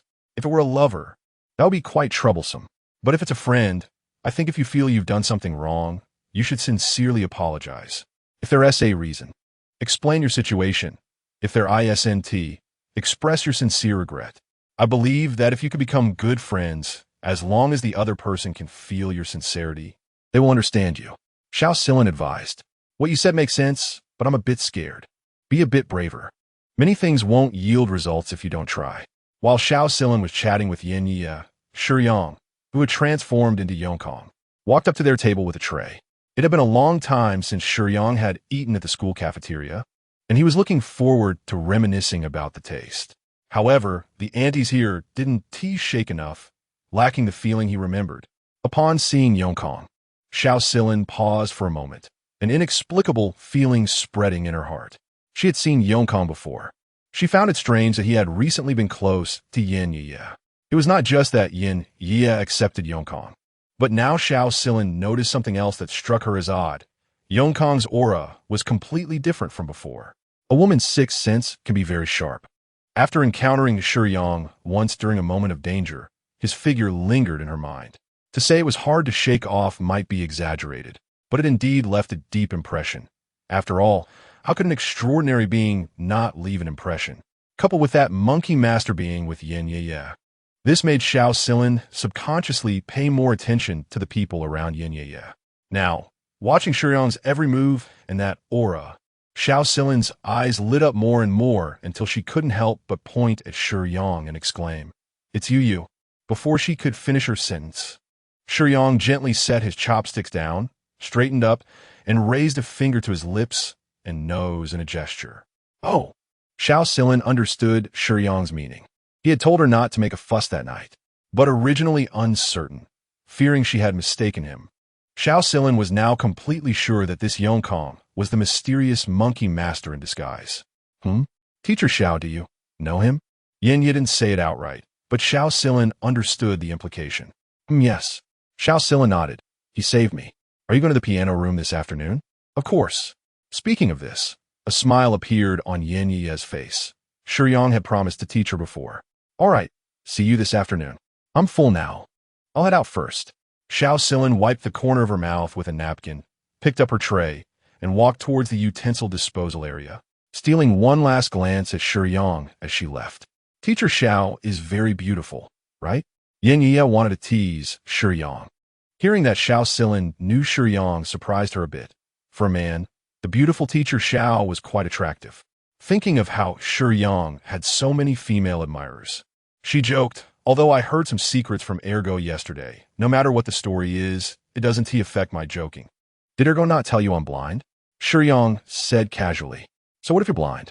Just because you can't see doesn't mean teacher Xiao isn't beautiful. Yin Ye retorted with confidence. Shiyang had no interest in engaging with her further, calmly eating his lunch. Hey, you promised to teach me, so don't go back on your word. Yin Ye wanted to confirm again. She had asked Shiyang this many times. I won't. Shiyang's answer was always calm. For high school students, lunchtime was quite tight. Before long, students and teachers in the cafeteria started returning their trays and heading outside. Zhang Zixuan blended into the crowd. As she walked out, Shiyang and Yin Ye, sitting calmly in their seats, were very conspicuous. She couldn't help but glance at Yin Ye, only to find that Yin Ye was also looking at her. The moment their eyes met, Zhang Zixuan immediately averted her gaze, lowering her head and following the flow of people. Yin Ye watched Zhang Zixuan leave, her heart tightening. Teacher Zhao's words echoed in her mind. But when Yin Ye reached out her hand, she hesitated and pulled it back. Shiyang sensed her actions. Do you really dislike Yin Ye? Shiyang didn't understand these roundabout things. Many times, whether it was friendship or love, one had to clarify a matter to confirm whether it was truly worth missing out on. Why do you say that? Zhang Zixuan didn't understand why Yongkong would ask this. She had never disliked Xiaoya. She thought you disliked her, so she didn't dare to talk to you these past few days, Shiyang stated directly. Zhang Zixuan was very surprised. She had always felt that it was her fault for not telling Xiaoya about Chen Yanxin being a scumbag from the start, which made her feel a bit guilty for not being able to stay by her side. She didn't expect. Sometimes, things are just that simple. Zhang Zixuan felt guilty. She believed it was her fault for not informing Yin Ye about what she had seen, thus feeling unworthy of her. Meanwhile, Yin Ye, seeing Zhang Zixuan deliberately distancing herself, was afraid to take the initiative to reconcile for fear of being rejected, so she also didn't dare to approach. The two hadn't spoken for 2 days due to this small emotional misunderstanding. It's not too late to know now. She will be practicing in the piano room this afternoon, Shiyang said before leaving. Taking a long drag and exhaling a dragon-like cloud of smoke, Shiyang quietly stayed by a trash can under a large tree, slowly smoking a cigarette. Not far away in the piano room, Zhang Zixuan and Yin Ye reconciled, both unaware that they had misunderstood each other's emotions. and now they were very happy to become good friends again. Judging by the situation, Yin probably wouldn't think of Shiyang for a while. During adolescence, feelings are very pure, free from any utilitarian motives. Liking someone is simply liking. Making friends is purely making friends. At this time, both love and friendship are very genuine and precious. Who hasn't had a few secretly infatuated girls or boys during their youth? Who hasn't made a few close buddies or good girlfriends during this time?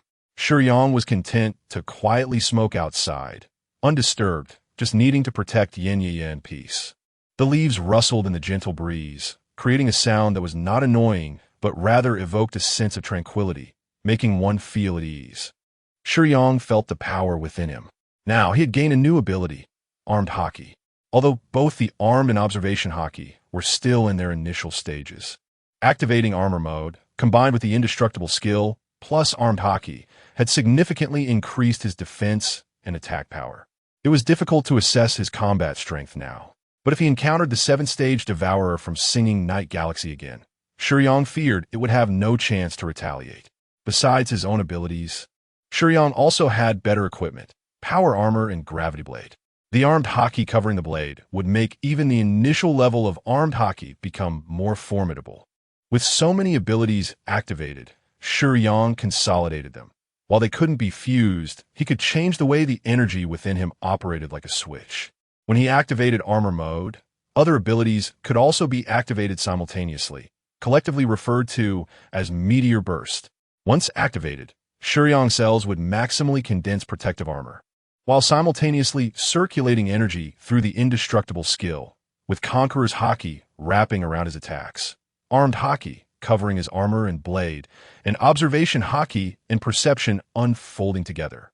By simplifying the activation of his abilities, Shiyang could focus all his mental energy on his enemies, making each move more precise. The god of pancake fruit could indeed assist in combat and was quite powerful. Throwing a set of pancake fruits during a battle would distract anyone. However, Shiyang never intended to do so. If the pancake fruit were discovered by others and leaked out, his future situation would likely become precarious. Thinking differently wasn't an option either. Shiyang had considered making money with pancake fruits, selling them as commodities in the organization as store for 10,000 points each would certainly be profitable, but would also attract the attention of stronger individuals. The effects of the pancake fruits were extraordinary, so he would avoid revealing them in front of others as much as possible. Did Ergo manage to buy it? Shiyang had asked Ergo to buy the training methods for energy from Dragon Ball. In Dragon Ball, the energy training schools in the early stages were mostly limited to a few types. The most fundamental and highest potential was definitely the Turtle School Kamehameha. Master Roshi's energy technique has a low lower limit and a high upper limit, representing almost no shortcomings. It's not that other energy schools are bad. The Crane School's Dodon Ray has strong penetration, but a limited damage radius.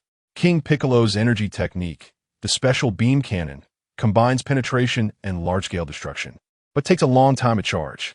Tien Shinhan, after breaking away from the Crane School, created his own energy cannon, which has both power and range. But it consumes a lot and shortens one's lifespan. There are also some other strange and niche schools like Krillin's slashing energy technique, which has considerable destructive power and can be manipulated freely, but against regenerating opponents, its effectiveness is almost negligible. Then there are the explosive energy techniques, which are powerful and fast, but usually come at a cost to the user. As for techniques like Yamcha's Spirit Ball, it's a bit too basic, and Shiyang had no desire to learn it. Goku's several game-changing techniques, the Spirit Bomb, is rather reliant on luck, and the activation conditions are somewhat strict. So Shiyang also didn't plan to pursue that. Asking Ergo to buy the Turtle School Kamehameha was because Shiyang had discovered something earlier. Chi is the fundamental energy of living beings. Life energy refined from blood and chi. This concept is quite similar to internal energy, isn't it? So Shiyang wanted to experiment if he could use the method of martial arts operation to stimulate the indestructible skill with chi. Internal energy and chi have some commonalities, but chi is clearly a higher-level energy form. If this works, Shiyang's indestructible skill could further enhance his defensive capabilities. Just as Shiyang was pondering how to become stronger, Yin with tear stains at the corners of her eyes, jogged over to Shiyang. Thank you. This heartfelt thank you meant that Yin Ye no longer disliked Shiyang at all, and even felt some fondness. Although this person always wore a monkey mask and seemed odd, he was clearly very powerful, yet unexpectedly gentle, helping her reconcile with her friend, which deeply moved her. Don't you want to spend a little more time with Zhang Zishuan? Shiyang said, lighting another cigarette. Who said you can't let her continue to accompany me while you teach me? Yin Ye smiled proudly, with a good friend by her side. Shiyang agreed to teach her, and it seemed like everything was falling into place. So Yin Ye had no reason not to be happy. Let's go. Shiyang took a couple of puffs before extinguishing his cigarette and throwing the butt into the ashtray on top of the trash can. This matter would definitely not escape Yin Ye's attention, but Shiyang had no intention of trying to brush it off. He had agreed, and that was that. Yin Ye walked behind Shiyang with her hands clasped behind her back, bouncing a little as they headed towards the piano room. The music floated like a beautiful mist, spreading out like moonlight filling the courtyard. Shiyang and Yin Ye sat side by side on the piano bench, and she couldn't help but steal glances at the man next to her. A pianist's hands should be long and delicate, dancing like little fairies across the keys, allowing the soothing sounds to fill the space like moonlight. However, Shiyang's hands were a bit rougher but had a stronger sense of power. After demonstrating scales and arpeggios, Shiyang would provide detailed explanations. Yin Ye was very focused on learning, and time slowly slipped away during this process. Zhang Zishuan sat against the wall of the piano room, watching Yin Ye learn from Shiyang, though she didn't really understand it herself. While the music was nice, it did make her sleepy after a while. She realized that Yongkong was not really Yongkong, as he didn't know anything about musical instruments. One could say he was completely ignorant. Are you that tired? Xiao Silin was also sitting in the piano room, and she was quite engrossed. Shiyang's guidance for Yin Ye was succinct and straightforward, directly pointing out her issues to help her improve, which was beneficial for Xiao Silin as well. Zhang Zishuan replied in a low voice. It's about time. Let's continue tomorrow, Xiao Silin suggested after checking the time. Yin Ye had practiced long enough. She was mentally exhausted and her attention was waning, which Shiyang was aware of. Since Xiao Silin had reminded him, Shiyang decided to stop. He closed the piano lid, and Yin Ye stretched her body, feeling tired from sitting up straight for so long. Zishuan, thank you for accompanying me to practice for such a long time. No need to be polite. Anyway, the 2 classes this afternoon were also PE, so I didn't have to run with you. It seems there's also PE tomorrow, right? I remember the schedule shows PE on Wednesday and Thursday afternoons. Yet Zhang Zishuan replied weakly, feeling drained just thinking about exercise. How about we take the afternoon off tomorrow and go shopping? Yin Ye suggested. Good idea. Zhang Zishuan readily agreed. Xiao teacher, will you come with us? Yin Ye asked Xiao Silin, who was looking out the window. Huh? What did you say? Xiao Silin had been completely focused on something else and missed their conversation. I said we should go shopping tomorrow afternoon, Yin Ye replied, following Xiao Silin's gaze to see Shiyang, who had just stepped outside and was still smoking by the trash can under the tree. Sure, Xiao Silin agreed readily. She was interested in Shiyang's piano skills, but was even more intrigued by his identity. Ever since Shiyang saved her from the islanders, she had been deeply impressed by him, which often reminded her of someone she used to like. It wasn't that Shiyang resembled the person she liked. On the contrary, Shiyang's temperament and character were completely different. It was just that Shiyang's uniqueness made her unable to avoid comparisons. In the past, the person she liked had also displayed extraordinary abilities, but at that time, she didn't think of it as anything superhuman. It was just something amazing.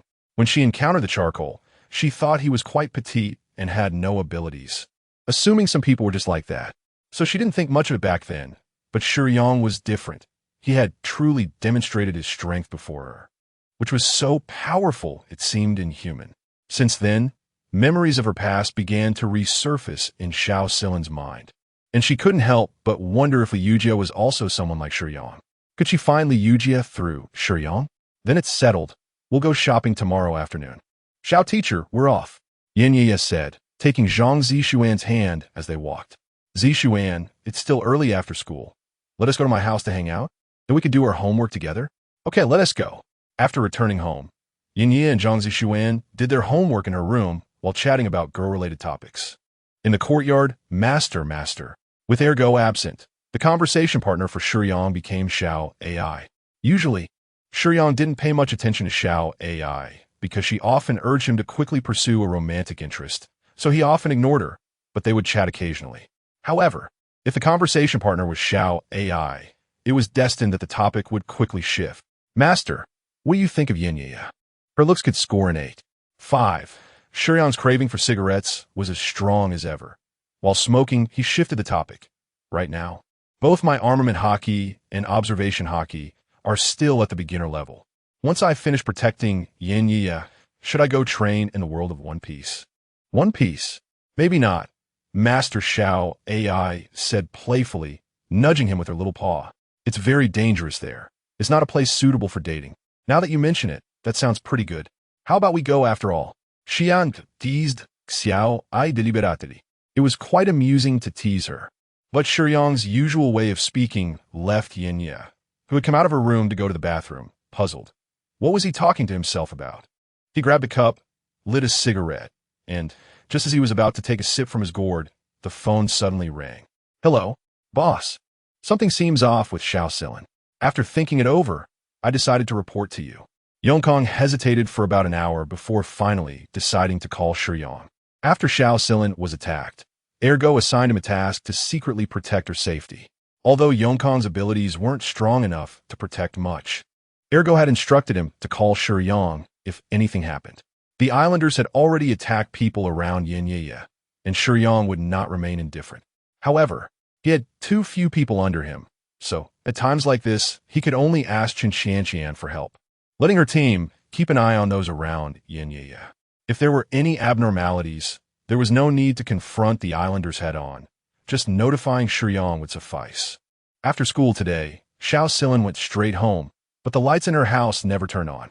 Not long after, she went to the balcony alone, appearing a bit lost, and stayed there for 2 hours. Yongkong explained the situation. No signs of the islanders? No, Dog Brother said that my strength isn't strong, and encountering the islanders would be self-humiliation. So I kept my distance with Scott and observed, but I truly didn't see any islanders approaching. Yongkong shook his head over the phone. Although Xiao Silin seemed not to be in danger, Shiyang still felt he had to check on her. It's better to be safe than sorry. The islanders had stumbled with an ordinary woman, and logically, they should have realized that the protectors around Yinye were on guard now. Under such circumstances, they normally wouldn't take risks by attacking ordinary people again. If they lost another protector, it would be a significant loss. However, since there was something amiss, Shiyang's personality urged him to confirm the situation to feel at ease. I originally didn't want to disturb the boss about this matter, but seeing her mental state is indeed not good, I thought it would be best to inform the boss. Yongkong feels a bit guilty. After all, if he doesn't handle this well, he might be suspected of falsely reporting military information. Yongkong, you did well. Yongkong looked at the phone in confusion. The boss wasn't angry and even praised him. He should have been very happy, but strangely, why did the voice sound so close? Am I hallucinating? Just then, as Yongkong was still questioning himself, Shiyang had already patted his shoulder encouragingly. With some psychological preparation and not far away, Shiyang was already by his side before Yongkong could hang up the phone. Be boss. Yongkong was startled, but quickly reacted. He felt a considerable awe. The boss was so elusive that he hadn't even noticed. At this moment, Yongkong was still wearing the Scott, but Shiyang's combat power appeared as 3 question marks in Scott's interface. Scott might not be known to many, but this detection device is actually the combat power detector from Dragon Ball, named Scott. This thing isn't expensive and is very effective for reconnaissance, so Ergo, as a qualified dog boss, specifically bought it for Yongkong to use. As for why Shiyang appeared as a question mark, it's because this basic version of Scott is designed for the lower tier guardians in the island nation, and there's no need to buy something too advanced. Seeing those 3 question marks, Yongkong's sense of awe grew even stronger. Shiyang stood at a distance and sensed the surroundings. When he arrived at his destination, he saw Xiao Silin sitting alone by the window on the balcony, her eyes not exactly hollow, but somewhat lonely. The wind outside stirred her hair, but it couldn't disperse the melancholy aura surrounding her. There were indeed no guardians from the island nation nearby, But Xiao Silin wasn't like this in the afternoon. What's wrong? Are you feeling uneasy because of encountering danger? A sudden voice came from beside Xiao Silin, and she snapped back to reality, looking sharply to her side, instinctively standing up. But upon seeing Shiyang's monkey mask, her heart calmed down again. If it's Shiyang, then she could accept his silent arrival. Xiao Silin looked at Shiyang, her eyes flashing with a hint of surprise, but it was quickly overshadowed by her sorrow. It's not that. Thank you for saving me before. But meeting you reminded me of some things. Xiao Silin thought. He must be watching me from the shadows, worried about unexpected incidents. If necessary, why not move in with Yin Ye for a while? Involving you is my problem. However, Xiao Silin shook her head. No, it's not that. I really am not because of that matter. It's just that there are some emotions I can't quite explain, as if my life completely changed from that moment. Shiyang silently stood to the side. He didn't really understand what Xiao Silin meant, but he didn't ask. Everyone has their own worries, and Shiyang couldn't possibly manage them all. Do you mind? Shiyang took out a cigarette, leaning against the stone railing on the balcony. Please do. Xiao Silin didn't mind. Instead, she reminisced. In the past, the person I liked also liked to smoke. When Xiao Silin talked about this, her eyes regained a glimmer of light. It was as if she was sharing with Shiyang, yet also talking to herself. Perhaps Shiyang's arrival just happened to give her a suitable object to confide in. The charcoal was small and naive. It couldn't understand her feelings. I don't know if you've ever liked someone. Under the night sky, Xiao Silin asked a question that left Shiyang momentarily speechless. That person left. In the shadows. The guardians from the island nation monitoring Yin Ye's home immediately reported the situation to their captain, and dozens of figures began to converge from afar towards Yin Ye's home. Soon, Qin Xuan and Wang Haorong noticed someone approaching and immediately became alert. However, when a number of approaching presences reached dozens, both could not help but show expressions of shock. There are a lot of them, and their strength isn't weak. The two of us probably can't hold them off. Wang Haorong quickly concluded. Let's find Yangge and discuss a strategy. Knowing they couldn't match the enemy in strength, Qin Xuan and Wang Haorong had to protect Su Lily. If they just turned and ran because of the islanders, they couldn't afford to lose face. Where's Yangge?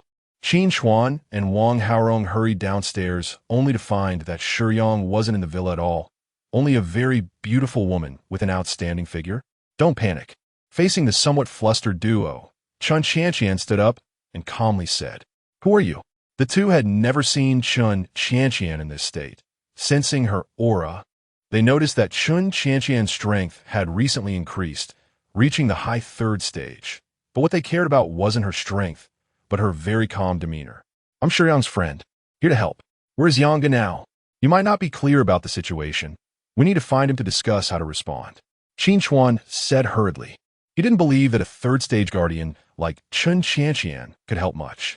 Shiyang was the strongest among them. If they didn't consult him, who else could they consult? Qin Xuan's perception ability was quite good. He had confidence in this aspect. He sensed the islanders were still some distance away. But if they dragged this out, it would be too late to retreat. Don't worry. Shiyang has already made arrangements. You really don't need to worry. Qin Qianqian's calm demeanor infected both Qin Xuan and Wang Haorong. A thought popped into both their minds.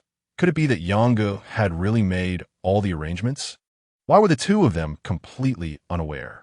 After 2 minutes of delay, the islanders had already surrounded the villa, forming a circle dozens of meters away, completely surrounding it with no blind spots.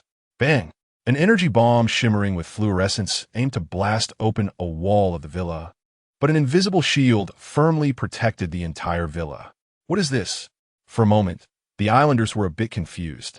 What noise is that? Why is it so loud? Yin Ye and Zhang Zishuan panicked and ran to the living room, and Xiao Silin and Su Lily followed. On the balcony of Xiao Silin's house. Sometimes using emotional words to let people lower their guard is a good choice. Shiyang leaned against the stone railing, slowly saying such a line. What are you talking about? I don't quite understand. Xiao Silin, putting away some of her disappointment, felt inexplicably puzzled by Shiyang's attitude. Boom! The next second, the gravity knife without a blade cut through the sound of wind, producing a sonic boom that shattered the window glass. Heavily penetrating the wardrobe and pinning a hidden figure against the wall, blood gushing down the wall, the body lying limply, clearly dead. Xiao Silin's previous confusion dissipated, leaving only seriousness as she frowned at Shiyang. When did you discover this? Muffled sounds came from a wardrobe, where someone had their mouth covered. Xiao Silin struggled to push open the wardrobe door, collapsing to the ground. Since you came here, Shiyang slowly walked into the not-so-spacious room, extending his hand. His fingers gradually tightening, gripping the handle of the blade, and suddenly pulling it out. Following the force of the draw, the large, unfamiliar knife spun in Shiyang's hand, causing Xiao Silin on the balcony to narrow her pupils. You've worked hard. Shiyang seemed to just wave lightly, but the special ropes binding Xiao Silin snapped with a buzzing sound. Too polite, Yangge. The appearance gradually changed, and the bound Xiao Silin slowly transformed into a man. Also a guardian. He was a former teammate of Chun Qianqian and was only here to help this time. The islanders were very composed. Even though Shiyang had killed 2 of them, they did not make any moves for the next 2 or 3 days, continuously observing like despicable ambushers hiding in the dark, trying to find an opportunity to strike. The death of 2 stage for Guardians was no small matter, and both the current team leader and the instigator were troubled by this loss.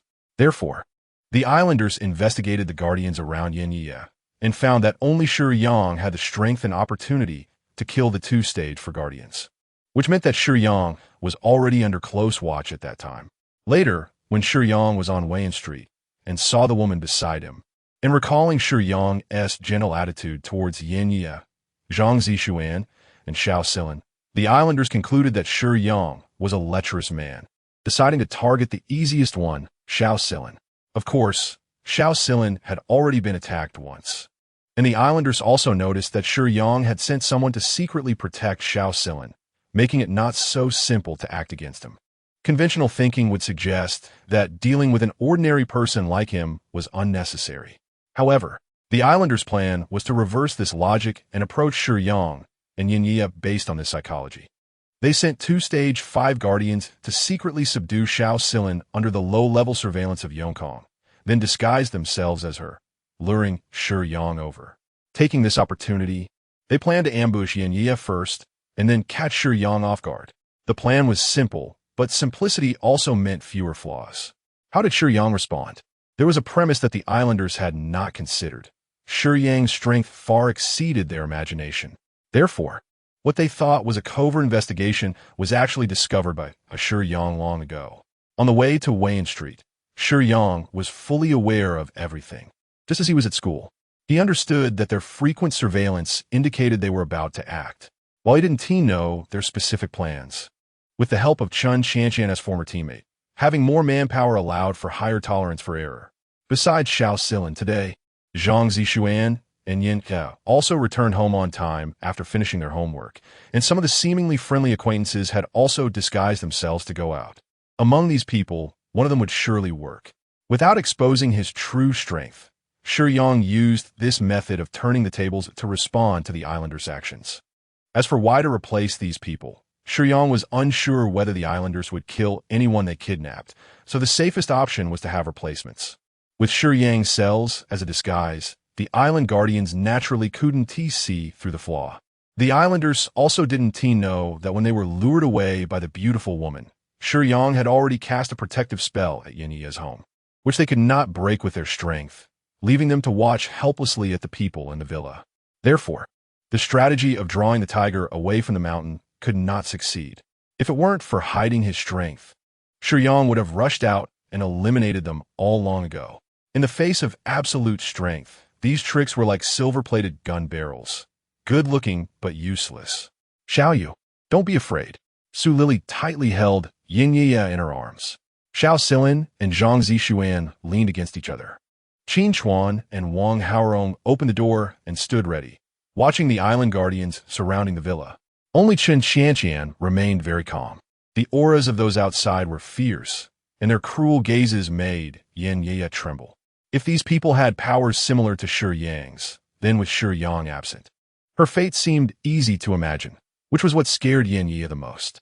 Ever since she saw Shiyang reveal his terrifying combat power, Yanyi had become much more obedient than before. When she truly encountered another world, it felt like she suddenly grew up a lot. She realized that her previous thoughts were indeed very childish. If, as her mother and Shiyang said, guardians wanted to harm her, then without Shiyang's protection, where could she go? With her frail body, she would be easily crushed, so she felt a deeper gratitude toward Shiyang. But now, with Shiyang absent, it seemed something was protecting her from outside, yet Yin didn't know what it was or how long it could shield her from the outside threats. And this oppressive feeling only increased the pressure in her heart. Not just Yin, but everyone except Chun Xianxian was under significant psychological pressure. Su Lily also didn't expect so many island guardians to come after an ordinary person like her.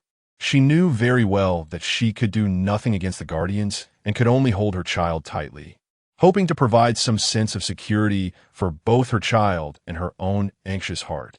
The island guardians used all their strength to attack the transparent shield. But soon they were left staring at each other, realizing that it couldn't be breached at all. After the villa's door opened, they could see everyone standing in the living room, but they could only watch and not touch, each with anger and helplessness in their eyes. Whoosh, whoosh. Whoosh as a dozen islanders were at a loss, exchanging glances from afar, a crisp sound, seemingly light and airy, but rhythmically coming closer, indicated someone was slowly approaching. Through the night, all the island guardians turned to the direction of the sound. Inside the house, everyone also looked towards the source of that rhythmic sound.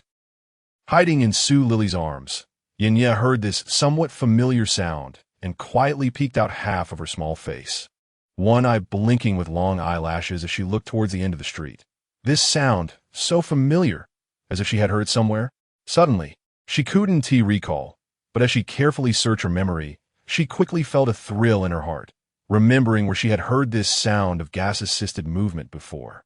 Whoosh! The white humanoid power armor tore through the night mist, slowly walking from the end of the street. Step by step, neither fast nor slow, carrying an imposing aura and pressure that shocked the island guardians. That seemingly light, yet heavy step emphasized its strength. The streamlined body exuded an aesthetic of violence, and the terrifying gravity knife in its hand still had fresh blood that hadn't dried. The starlit sky that night seemed somewhat unreal under the mist. But Yinya, crouching low, gazed into the distance, and from this angle, the white body seemed to be draped in a starry night sky. The stars of this night were exceptionally bright. What? All dead? When the news returned to Jiexing, he couldn't believe his ears. Where are the bodies? Can they be retrieved? Originally, the Great Wall Guardian was supposed to send someone to collect the bodies. I secretly delivered some gifts to the Chinese officials, and now the bodies have all been brought downstairs. Long Island spoke with a hint of sarcasm. The Chinese are very contradictory. During wartime, they show incredible resilience, but during peacetime, they are easily swayed. Perhaps the entire Chinese society is a huge network of personal connections. In China, whether you succeed in getting someone to do something depends only on how heavy the gifts you give are. If they're sufficient, it can be done. If not, it cannot. Etiquette and rules are merely supplementary. In the entire city of Kyoto, the headquarters of the Great Wall Guardian is located here, and the guardians here appear few on the surface, but are actually far more numerous than others imagine. Talented individuals from all over the country are almost all gathered here, with the headquarters responsible for coordination. Shiyang has always been hiding his strength, considering this aspect, and he has also discovered that the number of guardians is far greater than reported. At this stage, he has surpassed the strength of the 6th stage and can be considered a master, but can he really be invincible in the world? Therefore, being low-key is the right answer. Logically speaking, with dozens of islanders arriving in Kyoto, how many pairs of eyes above must have already seen these so-called covert actions of this group? Yet there hasn't been a ripple on the surface. If we have to say, the overall strength of the Chinese guardians is far superior to that of the islanders. It has been mentioned before that the approximate number of guardians on the Great Wall is quite significant, but in such a vast eastern country with a population of over 1 billion, how could there only be a few hundred guardians? Therefore, the overall strength is far greater than that of the islanders, and if they wanted, these dozens of island guardians could disappear without a trace. But no one has stepped in. Some people are watching from the sidelines, some are just enjoying the show, and some are indifferent. But the main decision-makers are still concerned about the conflicts between countries and are unwilling to bring things to light. Many people may have some misunderstandings about the government's concept. The government represents the ruling and social management agency, the will of the state, the issuing of orders, and the handling of affairs. It is a general term for state agencies and officials. Is the basic concept of government management justice? Actually, it is not. The real concept is balance. The death of over a dozen island guardians is actually a significant matter, yet there is still no turmoil. Why? From another perspective, it doesn't mean the state is cold-blooded. Some high-ranking officials within the organization tacitly allowing the Silver Hand to find someone to protect Su Lily has already given an opportunity. The Chinese do not like to put things on the table. Once the words are clear, it becomes hard to explain. It is precisely this tacit approval that leaves those dozen islanders lying dead in the streets without anyone to voice their grievances. They quietly entered the country, and the people above turned a blind eye, so when they died on the streets, even if the news leaked out, an official could just say, "Is there such a thing?"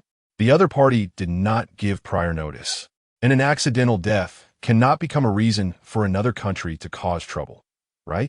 This is the benefit of not stating things explicitly. However, this time, Shiyang has entered someone's sight. Xiaolu, have you seen the autopsy report? The old man in a black Zhongshan suit with silver hair spoke with a hint of an accent, his face old but his eyes bright, his attitude very kind, like a family elder. Facing the old man sitting comfortably on the sofa, Lu Xiaolu stood straight beside him, speaking quite familiarly. "I've seen it. They all died from a single stab. The technique is sharp and ruthless. Not a single complete corpse was left of the dozen or so guardians from the island. At the very least, they were decapitated or dismembered. This new little guy is exceptionally fierce," Lu Xiaolu said with a smile. 17 from the islands. 14 are 4th-stage guardians. 3 are 5th-stage guardians. All died from a single stab. So his strength must be at least at the 6th stage.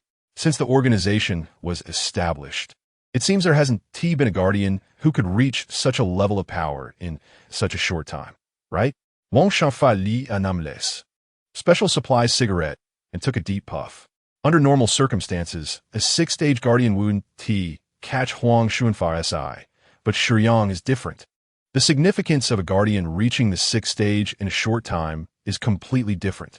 The top of the 6th stage is already touching the threshold of world power, and the gap between the 6th and 7th stages is a very wide watershed. Being able to reach the 6th stage in such a short time is enough to show Shiyang's extraordinary talent. And the spiritual ability recognizing him as a master is very strong. Yes, it has never happened before. This young friend has great potential. Huang Xuanfa smiled with satisfaction. In recent years, the birth rate of our 7th-stage guardians has significantly decreased. The manpower at the Great Wall defense line is tight, and when encountering a potential young person, we should provide some care to help them grow. Looking at it now, this little guy has good character. His rate of strength increase is so fast, but he has no fame among the guardians, indicating he is a very stable person, doing things very low-key and is quite reliable. Indeed, he has a talent. I don't know where the Silver Hand found such a good seedling. Haha. Huang Xuanfa chuckled, but soon his smile faded as he recalled the real crisis side and became a bit more serious. There is no need to pay too much attention to such small matters. Let us talk about the issues at the Great Wall defense line. Su Ming has submitted 2 more applications today, still hoping for the headquarters to dispatch a battalion of guardians to support the Great Wall defense line. The periodic waves and the onslaught of the Devourers are very fierce, and the casualties among the guardians are severe. You see, Su Ming is currently the general and commander stationed at the Great Wall defense line. The team structure of the guardians is different from that of normal military units. A battalion represents the hidden assets in China. In the military, a battalion can be seen as an enhanced division, but a guardian battalion cannot have that many people. A battalion is a foundation built up over nearly 100 years, with about 1,500 guardians at the 6th stage and above, making it one of China's trump cards. Sigh. Huang Xuanfa took a puff of his cigarette and sighed again. Go consult the chairman, see how he decides. Also, inform Su Ming that no matter the casualties, we cannot lose a single inch of the Great Wall defense line. Don't worry, we all know Su Meng's temperament. The Devourers will only cross the Great Wall defense line over our comrades' corpses. Huang Xuanfa holds the supervisory position of the current Great Wall Watch. The highest leader is now referred to as the chairman, and no one knows the specific strength of this person who holds the highest leadership of the country. It seems he has long surpassed the level of a 10th-stage lord. Even Huang Xuanfa is unclear about the specific strength standards of the chairman, but he is indeed one of the true pillars of the nation. He wishes he could immediately dispatch people to support the Great Wall defense line. But other countries are watching closely. In front of major powers like the Eagle Nation and Bear Nation, China cannot show any weakness. Others are thinking hard about how to infringe upon China's interests, and the greatest role of the trump card is deterrence. If it can remain still, it must remain still. However, Huang Xuanfa knows very well how the chairman will respond. He will definitely agree because, in their eyes, nothing is more important than the country. Sitting in this position, the first thing they must consider is the overall situation. Everything must be prioritized for the greater good, regardless of the cost. The Great Wall defense line must be held. It is a must. Speaking of which, your relationship with the person you like is quite good. Then why did he leave you back then? Ergu, following Shiyang, asked this question while chatting with Xiao Silin. Yin Ye and Zhang Zishuan were happily shopping ahead, while Xiao Silin was walking alongside Shiyang, with Ergu on the other side of Shiyang. Taking this opportunity, Xiao Silin mentioned wanting Shiyang's help in finding someone. Xiao Silin had lived with the person she liked for a long time, but later, for some unknown reason, her lover suddenly disappeared, leaving only a note. She didn't understand the meaning of the note, so she has never been able to find any trace of her lover. Shiyang and her lover should be of the same kind, so Xiao Silin thought Shiyang might have a way. I don't know why he had to leave me, leaving only a note. Xiao Silin opened her handbag and took out a slightly yellowed piece of paper. Ergu curiously took it and opened it, seeing only 7 words written on it. A 7-foot body is pledged to the country. Hiss! Ergu gasped in disbelief, glancing at Xiao Silin. Your lover is a soldier? No. Xiao Silin thought for a moment and affirmed. The person she liked was neither in temperament nor style related to soldiers. She also didn't understand why he wrote such a sentence. And after that, she lost all contact. Why did he write such a sentence? How would I know? Shiyang didn't respond, pondering it carefully without voicing his speculation. Although Xia Silin couldn't provide any information other than a name, since the other party was a guardian, as long as they weren't a traitor, they must have a responsibility to protect the world. From this point of view, combined with what Xia Silin said about their good relationship, that they had lived together without feeling anything wrong, and that there were no cracks in their emotions, the possible conclusion was only one. This brother was probably already deceased. If this was the case, then his words made perfect sense. Sensing a hint of sadness in Xia Silin's thoughts, Shiyang silently repeated those 7 words. To write these words, the person Xia Silin liked must not be an ordinary person. A person who is determined to protect their family and country is even more worthy of respect, and Shiyang could help her look for him. Teacher Xiao, go shopping with him first. Finding someone can't be rushed. I'll think of a way to help you, Shiyang said. Okay, thank you, Xia Silin said happily. Having Shiyang's help finally gave her hope. Ergo stuck out his tongue and licked his lips, watching Xia Silin leave before he put away his silly grin. Boss, you should have guessed it too, right? A 7-foot body has pledged allegiance to the country. TSK, extraordinary demeanor. He must have received a mission order to guard the Great Wall, knowing he might not come back, which is why he left such a sentence for Teacher Xiao. This means that brother has probably sacrificed himself. Shiyang had heard this sentence a long time ago. The origin of this sentence was the farewell words of General Kai Yi, which in its original form was, alas, my 7-foot body has pledged to the country, and it's difficult to pledge to you again, meaning that the general served the country in this life and had to put aside personal feelings for the sake of national interests. Before leaving, he said this to Xiao Fengxian. Wow, should we tell Teacher Xiao our guess? Tell her? Shiyang shook his head. There's no need. Why not, boss? Teacher Xiao isn't illiterate. She must know the origin of this sentence. Perhaps she has long guessed what the outcome of the person she likes is, but is unwilling to believe it. Shiyang and Ergo follow behind Yin Ye. Zhang Zishuan and Xia Silin quietly watching Xiaosilin laugh with the two girls and sighed softly. The meaning is so obvious. Why didn't that brother write the second half as well? It could give the person he likes some clarity, so she wouldn't have to guess wildly. Personally, I would like to believe he couldn't bear to say the second half, leaving a memory to make the farewell seem less cruel. That makes sense, boss. What are you doing with a knife? Ergo saw Shiyang suddenly pull out the woofing from the space ring. The islanders can't stay calm. You should stay away. Time returned to the morning. In the building where the islanders were hiding, Jiexing carefully examined the bodies of his subordinates and finally dialed the phone of Tian Yuanichiro with a serious expression. Sir, our mission this time is likely very difficult to accomplish. After a moment of silence on the other end of the line, a middle-aged man's gloomy voice, tinged with anger, finally spoke. Reason. The two short words made Jiexing's heart tremble. Sir, a small ordinary staff member. Yet Huaxiao has sent a guardian above the 6th stage to protect the other party's daughter. With my strength, I have no confidence in defeating them. The best choice is to retreat back to the island. His subordinates were all killed with a single blow, and even 2 5th-stage guardians were the same.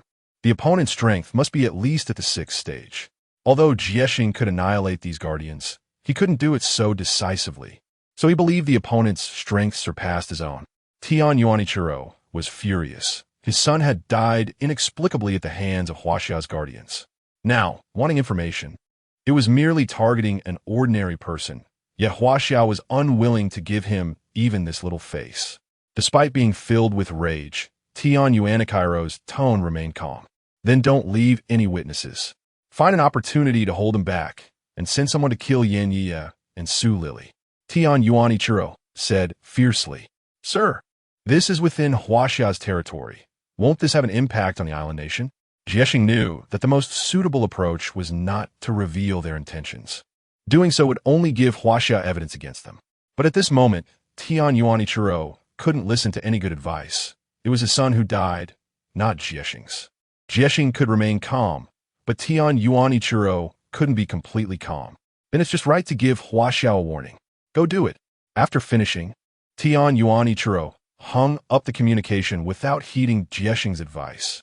Time returned to the present. I'm going to try on some clothes. Wait for me. Yin Yi grabbed a hanger and picked up a plain long dress, walking toward the fitting room. Xiaosilin and Zhangzi Xuan sat on a sofa chair, chatting while waiting. One by one, as she shed her clothes, Yin Yi hummed a tune while showing off her figure in front of the mirror. The white underwear contrasted with her fair skin. The skin of a young girl was tight and elastic.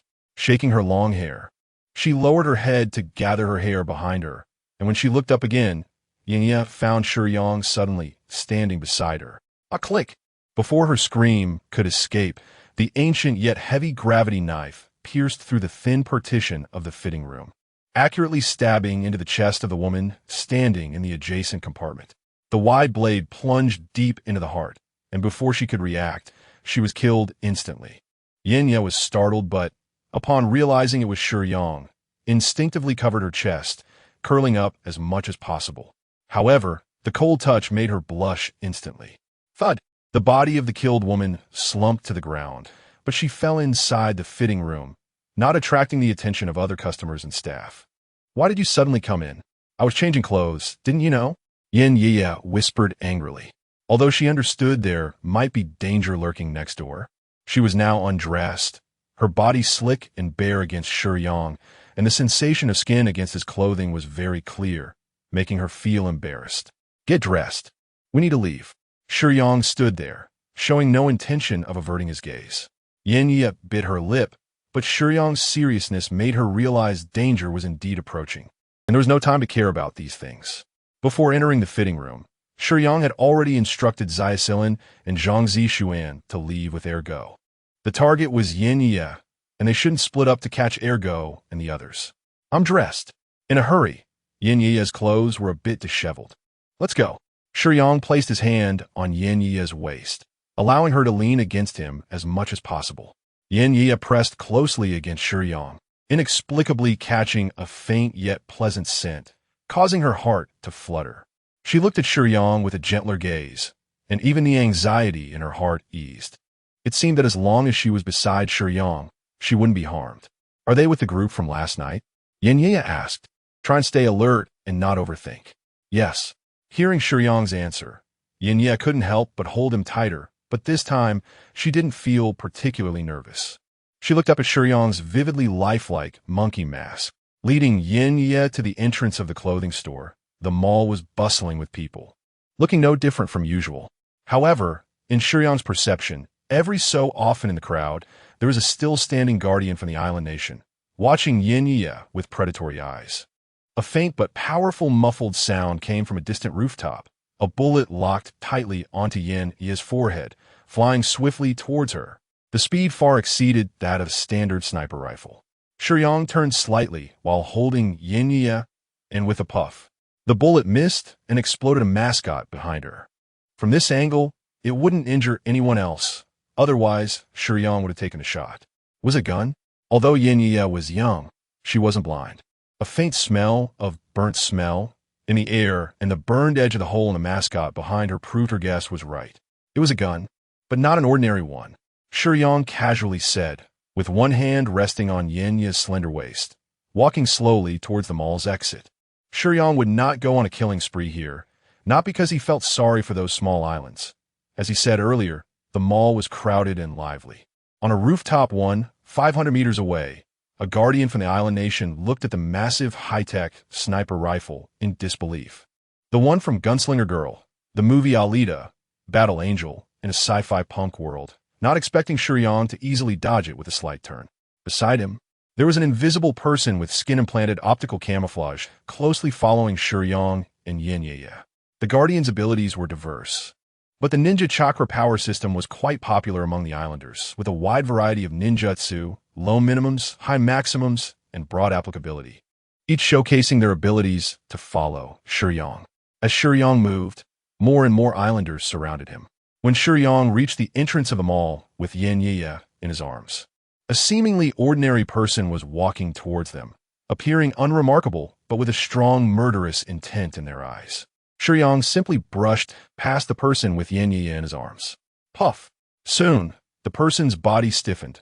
A line of blood appeared on their neck, blood gushing out, causing the crowd to panic at that moment. Yin-Ye never thought she would one day soar through the sky. Nestled in Shiyang's embrace, she felt no chill from the strong winds. Although the wind howled in her ears, the clouds seemed within reach. Passing through the clouds, facing the bright sunshine, looking down, the once towering skyscrapers below now appeared small and insignificant. At this moment, when Yin-Ye looked at Shiyang's mask again, she suddenly understood why Shiyang always seemed so calm and unbothered. Because this was the world he was in. Everything in the mundane world felt too distant for this group of superhumans. It seemed so trivial in their eyes. No, perhaps Shiyang didn't have that aloof attitude, but his power destined him to have a distance from Yin-Ye.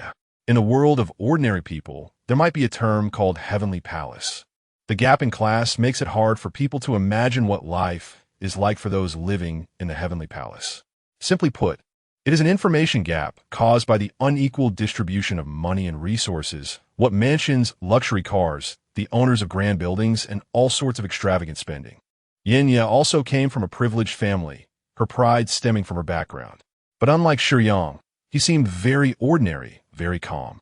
It was precisely this calmness that made Yin-Ye realize that in the face of power, money, fame seemed to become something easily obtainable. Could those expensive cars and houses bought with money, things that ordinary people see as symbols of status, withstand the might of the gravity knife in Shiyang's hand? This was the main reason Yin-Ye felt a significant gap between herself and Shiyang. When she saw Shiyang in powered armor wielding the gravity knife in the backyard of the bookstore on Wayon Street, she fell silent. That was when she truly recognized reality. However, Shiyang had never looked down on her. He had never held her initial rudeness against her. He had only treated her gently, even through her occasional little temper. And even the small conflicts between girls, Shiyang treated with seriousness. Young Yin-Ye hadn't seen many men. But if there was a man in her current world who could be called perfect, it would definitely be Shiyang.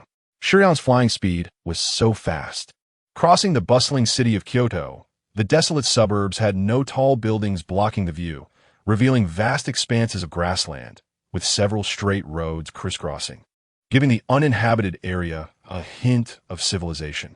This was my first time flying in the air and seeing such a scene. Yin Ye looked at the open world, and the danger of the earlier attack seemed to fade away. You've flown before. Flying shouldn't be special for you. But I've never flown like this in the air. As she said this, Yin Ye hugged Shiyang's neck, her expression serious. Thank you. Meeting you has allowed me to see such scenery. You've always worn a mask. Can you let me see your true appearance? Yin Ye then asked the question she was most curious about. During her time spent with Shiyang, he was powerful and mysterious, and Yin Ye truly knew nothing about him. The first time she felt awe towards Shiyang was when she witnessed his exaggerated combat power. However, being with him didn't make her uncomfortable. Instead, it felt very comfortable. Shiyang was so powerful, yet he helped her and her friends resolve misunderstandings. He quietly stood by her side, silent but very reassuring. From the initial slight dislike to now a vague affection, the girl's feelings were very innocent but very pure. So pure that she hadn't even realized she was slowly getting used to Shiyang being by her side. In the mall, Shiyang effortlessly walked towards the exit with her in his arms. She knew very well that there were gun barrels and many malicious gazes aimed at her from the shadows. But it seemed that with Shiyang around, she could always find a sense of reliance in her heart. Even if you were ugly, I wouldn't care. Yin Ye thought Shiyang's silence was because he was shy, saying he didn't mind, but she felt a little disappointed in her heart. People are visual creatures. If someone she liked looked too ugly, she couldn't help but care a little. Not necessary. Shiyang flatly refused. Why? Yin Ye tightened her arms around Shiyang's neck, her cheeks getting closer to his mask. She now understood that even if she had feelings for others, that didn't mean they would feel the same about her. The world didn't revolve around her. However, she hadn't made other requests. She just wanted to see Shiyang's true face. Why did he refuse so decisively? The wind along the way gradually calmed, but the winds in Yin Ye's heart had begun to rise, slowly landing on the ground, unsure of where she was. The mist lingering in the mountains and forests had not yet dissipated even under the bright sun.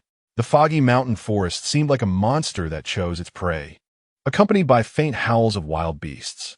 After following for so long, why not show yourselves? Shiyang released Yin Ye and spoke to the surroundings. Suddenly, shadows appeared in the forest. You know we're going to make a move, yet you rush into the remote mountains. Should I say you're confident or arrogant? Yu Cheng, at the forefront, slowly walked out and teased Shiyang with a few words. Shiyang kept Yin Ye behind him and whispered, "Stay here, don't move." After saying that to the astonished eyes of the guardians from the island nation, Shiyang pulled out a large, astonishingly heavy gravity knife from his spatial ring. He twirled it with one hand before heavily slamming it down onto the ground, the heavy sound making everyone's hearts tremble. The fact that he could wield the gravity knife so naturally with one hand left no doubt about his wrist strength, but looking at his power, it was clear that he was not an easy opponent to deal with. You surprised me even more within the borders of Huaxia. I thought you islanders would lie in wait like venomous snakes in the dark, needing me to play with you slowly. I didn't expect you to become restless so quickly. Shiyang speculated. No, I should say, is that Terra Ikaru who is unable to keep his composure? Is he in such a hurry because his son is dead? Had Zhu Chang sneered. Since we've reached this point, there's no need to say more. That line should have been mine. As soon as he finished speaking, Shiyang's figure flickered, and in the next second, what was left of Shiyang's original position was merely an afterimage. In an instant, he had leaped to above Zhu Cheng's head, gripping the gravity knife tightly with both hands, raising it high above his head and heavily cleaving downward towards Zhu Cheng's head. The forceful strike seemingly wanting to cut Zhu Cheng in half. Zhu Cheng was taken aback. This strike was not only fast, but he finally understood how those 10 or so people had died under Shiyang's knife. However, he had come prepared. Yin Ye looked on with some worry. The Conqueror's Haki has a strong deterrent effect when facing those weaker than oneself, but before Shiyang's knife descended from above, no one present was aware that he possessed this ability. There's an old saying in Mao Dun's Jing Yin Di, even a lion uses all its strength to catch a rabbit. Those familiar with Shiyang knew that when he truly intended to kill, he had never held back. He always attacked with all his strength, aiming to instantly kill the enemy with overwhelming force. This was Shiyang's consistent combat style. Meteor burst. As he flew past, all of his abilities erupted at once. Black and red lightning spread out with astonishing might, flickering in the void and astonishingly wrapped around the blade of the gravity knife. Before facing Shiyang, Zhu Cheng's first instinct was to subconsciously think that Shiyang was a speed-specialized guardian. Judging from both his physique and demeanor, Shiyang did not seem to be the type who excelled in overpowering enemies with strength. Typically, guardians who followed the path of strength were often tall, muscular, and appeared quite fierce. But now, Zhu Cheng found his own understanding to be quite laughable. The might contained within Shiyang's rushing strike was something Zhu Cheng had never seen in his life, with both arms tightly gripping the knife handle. The ferocious might of the blade, wrapped in conqueror's haki, seemed as if it could split mountains and shatter stones. There were not many peaks in the outskirts of Kyoto City, and the hills and the plains were not high, just a few hundred meters tall, but under this knife, even the mist in the forest was blown away in large patches. The ferocious knife force carried a fierce wind before the knife arrived. The wind nearly left cuts on Zhu Cheng's face. Boom! From a high vantage point, the grass and trees were swept up by the residual wave of Shiyang's knife, rising in layers, centered around Zhu Cheng. The earth surged like a turbulent sea, with gaping cracks spreading hundreds of meters, accompanied by a sound that made one's teeth ache. From a distance, the small hill, which was not high to begin with, seemed to have been plowed by Shiyang's strike.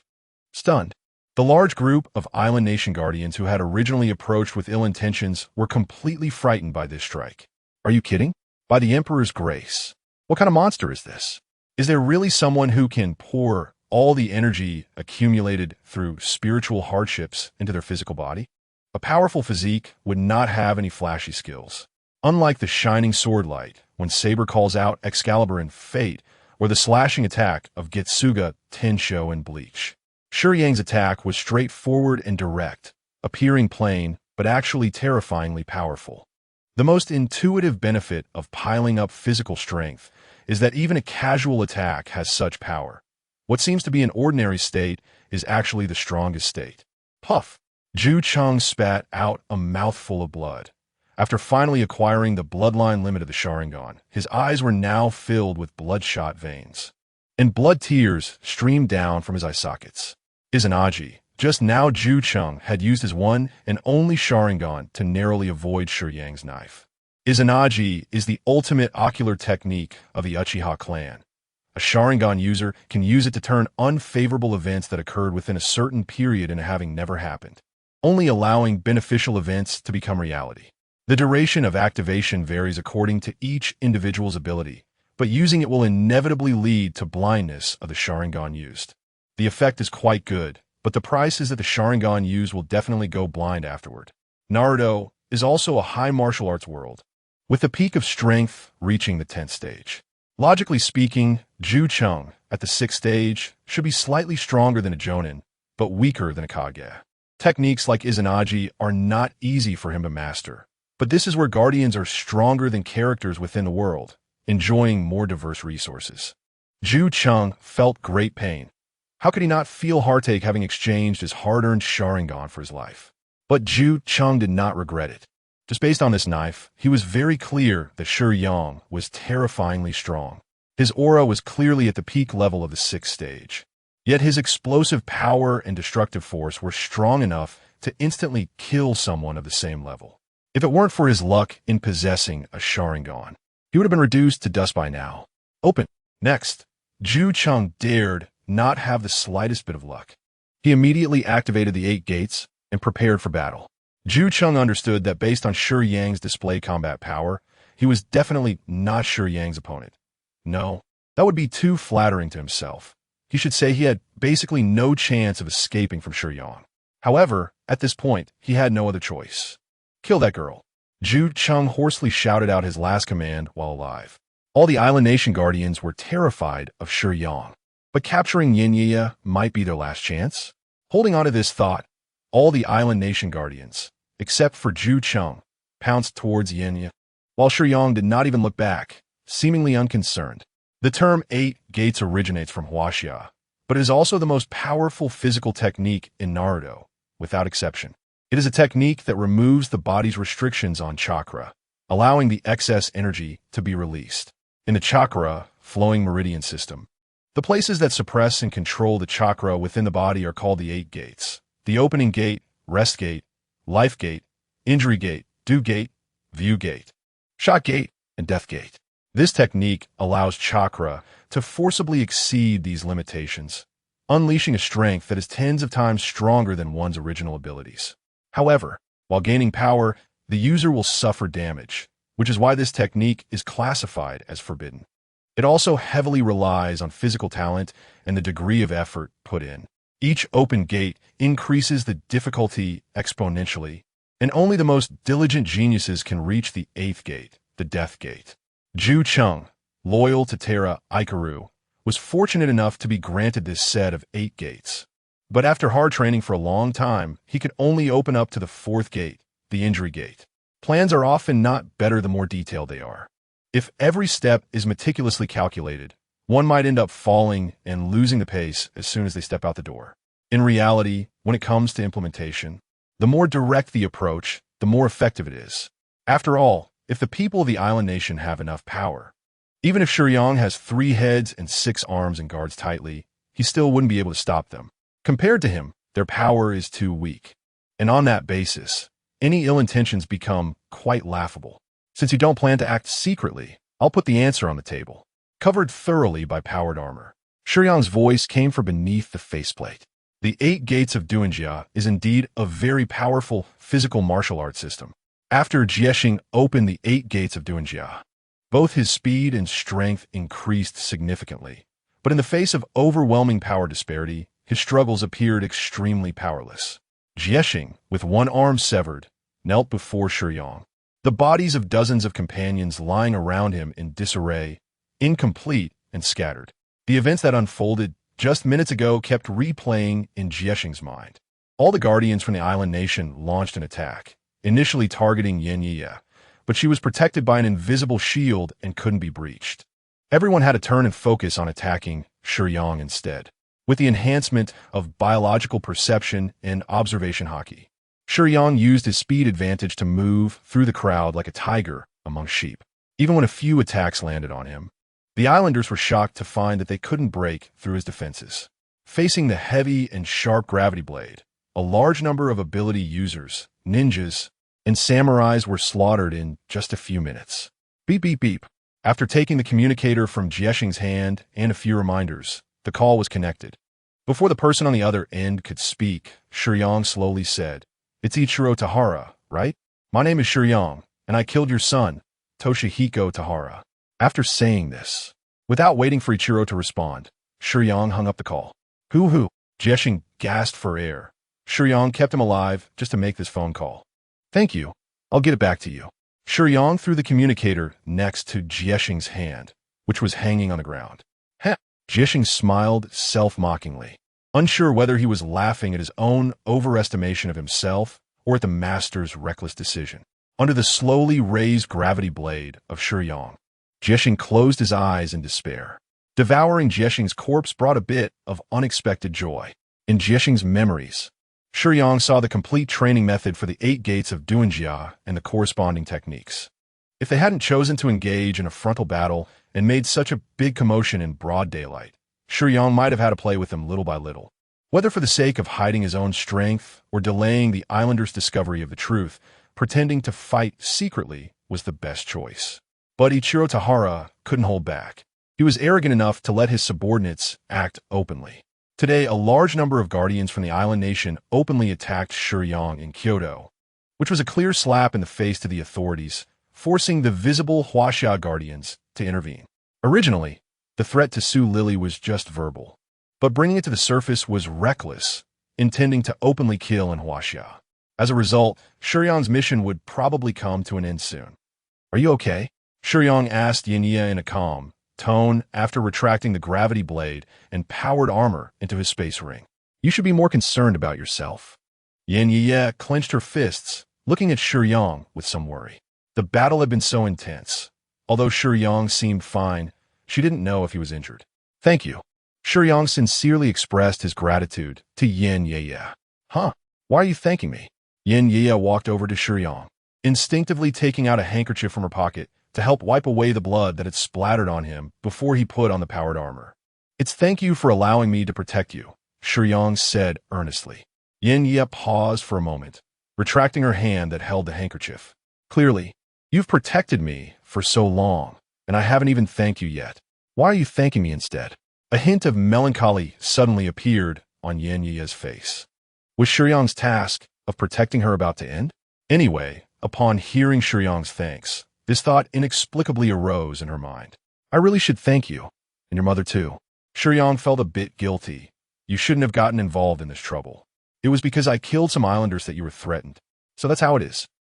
Yin Ye hesitated for a moment, but quickly came to terms with it.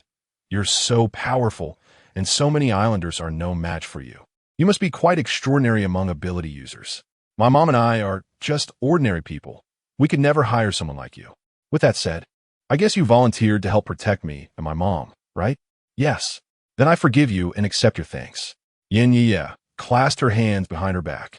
Looking at Shiyang's monkey mask, her eyes smiling like a crescent moon. Shiyang was a very upright person, and Yin Ye had already sensed this.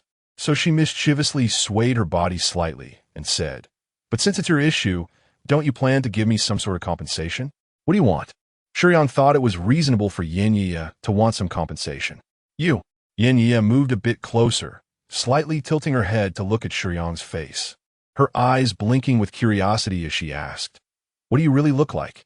Little master, there's more to this chapter. Please click the next page to continue reading. It gets more exciting. Saying this, Yin Ye extended her hand to gently touch Shiyang's mask. Let's change the subject. If you want to learn any abilities, I can find a way to teach you. Shiyang tried to stop her. But I've always really wanted to know what you look like. Yin Ye's delicate fingers gently brushed over the surface of the mask. I understand your curiosity, but please believe me, if you really do this, it might not be compensation for you in the future. Shiyang sincerely advised in the end. Don't worry, even if you're really ugly. I won't mind, Yin Ye joked to cover her seriousness and resolutely lifted Shiyang's mask.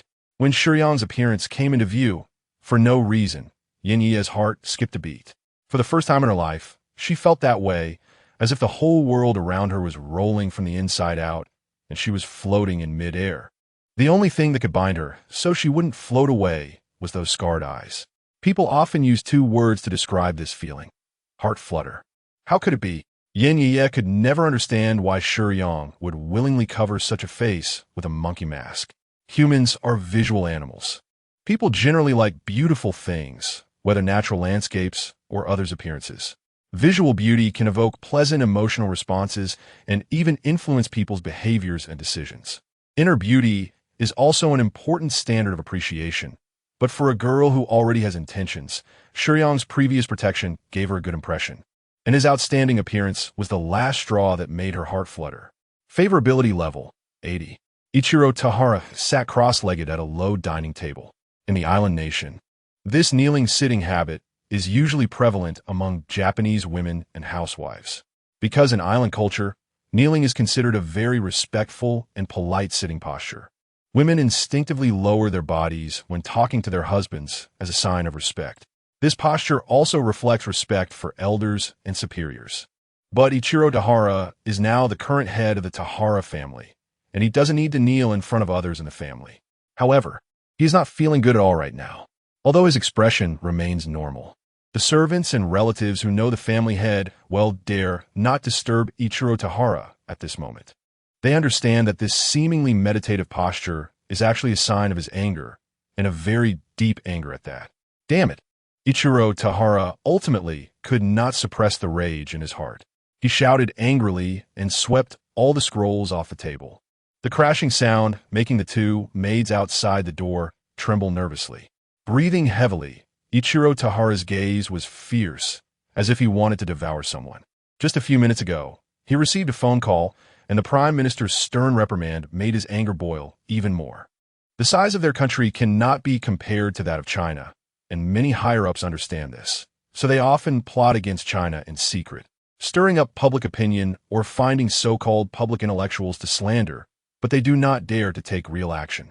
However, today Ichiro Tahara broke this unwritten rule and openly ordered a killing within Chinese territory. China values the principle of having a just cause for military action. With this incident as a breakthrough, the diplomatic pressure from China nearly crushed the Japanese side. The Japanese side had to put on a smiling face and offer dozens of advanced cultivation methods just to temporarily calm China down. And even that was only temporary. There's an old saying in China, take advantage of the situation to seize the opportunity. With this excuse, even if it does not lead to a lifetime of suffering, those politicians in China will definitely want to squeeze Japan for all it's worth. Dozens of advanced abilities are likely just the beginning. For this reason, how could the Prime Minister not be angry with Ichiro Tahara's reckless behavior? Just because you lost your son, you can disregard the interests of Japan? This statement is made from a position of comfort. After all, it is not the Prime Minister who lost a son, but that is what he said. What about considering the bigger picture? Ichiro Tahara muttered to himself with a sinister tone, the interests of Japan? Takeko Tahara is his own son, and his only son at that. With his only son gone, who can understand his feelings? Ichiro Tahara has always doted on his only son. Calling it pampering would not be an exaggeration. Although Takehiko's talent was average, and he was unable to contract with powerful spirits, with the wealth of the Tahara family, his son still had the opportunity to inherit his legacy and continue to manage the Tahara family. Now everything has turned into a bubble. In large families, especially in those Japanese families that are very good at reproduction, there will be more than one line of blood with the same surname. There are all sorts of distant relatives. Now that Ichiro Tahara has lost his heir, his siblings and other branches are likely to become active again, each eager to reclaim the title of family head. Ichiro Tahara was injured once after the birth of his only son, which affected his ability to have more children. So he has no other kids. Now that his child is dead, there is no hope for the next generation at all. How can he remain calm? Reckless? Reckless is right. Since he has no hopes left, how can he not drag a few down with him? Shiyang, we'll see. Ichiro Tahara decided to take a different approach and send a communication to someone. With official follow-up, Yin Yeye and her mother should no longer face danger. The organization was worried about not having a better reason to gain more benefits from Japan, and taking action now would only send profits right to them. Both sides understand this. The higher-ups are focused on overall interests, but correspondingly, the two mothers and daughters have indeed obtained protection. Qin Chuan and Wang Haorong, sent by the Silver Hand, have already withdrawn, and Shiyang also left soon after. Yin Yeye and her mother returned to their peaceful lives, and a week quickly passed. The school was still the same school, clearly without any changes, but as she walked along the campus path, Yin Yeye always felt that something was missing. Xiaoya, why have you been so down lately? Zishuan asked with concern, although she had her suspicions. Mifine Yan Yue replied absent-mindedly, propping her head on her desk while doodling with her pen. Still saying you're fine? I'm going to the restroom. Are you coming? Using the restroom during class breaks is not gender-specific. Classes usually last 40 to 50 minutes, and who doesn't need to go in that time? Let's go, Yin Yeye said, wanting to go, and took Zishuan's hand to head outside. Chun Yinshin was standing in the corridor, talking with other boys. Hey, good dogs don't block the road. You know, Yin Yeye said with an unfriendly tone. Chun Yinshin glanced at Yin Yeye, feeling a bit guilty, and moved aside without saying anything. TSK, Yin Yeye scoffed, looking down on such immature men who lack ability. In school, they think they're impressive by acting chummy with a bunch of boys, but when faced with situations, they still look like cowards. What's the use? How could she have ever liked someone like that? As they walked down the corridor to the restroom, Zhang Zishuan occasionally stole glances at her good friend, and her actions were so obvious that it seemed intentional. As expected, Yin Yeye quickly noticed.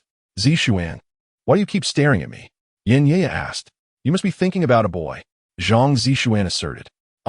Is it that obvious? Yin Yeye touched her face, thinking she was being discreet.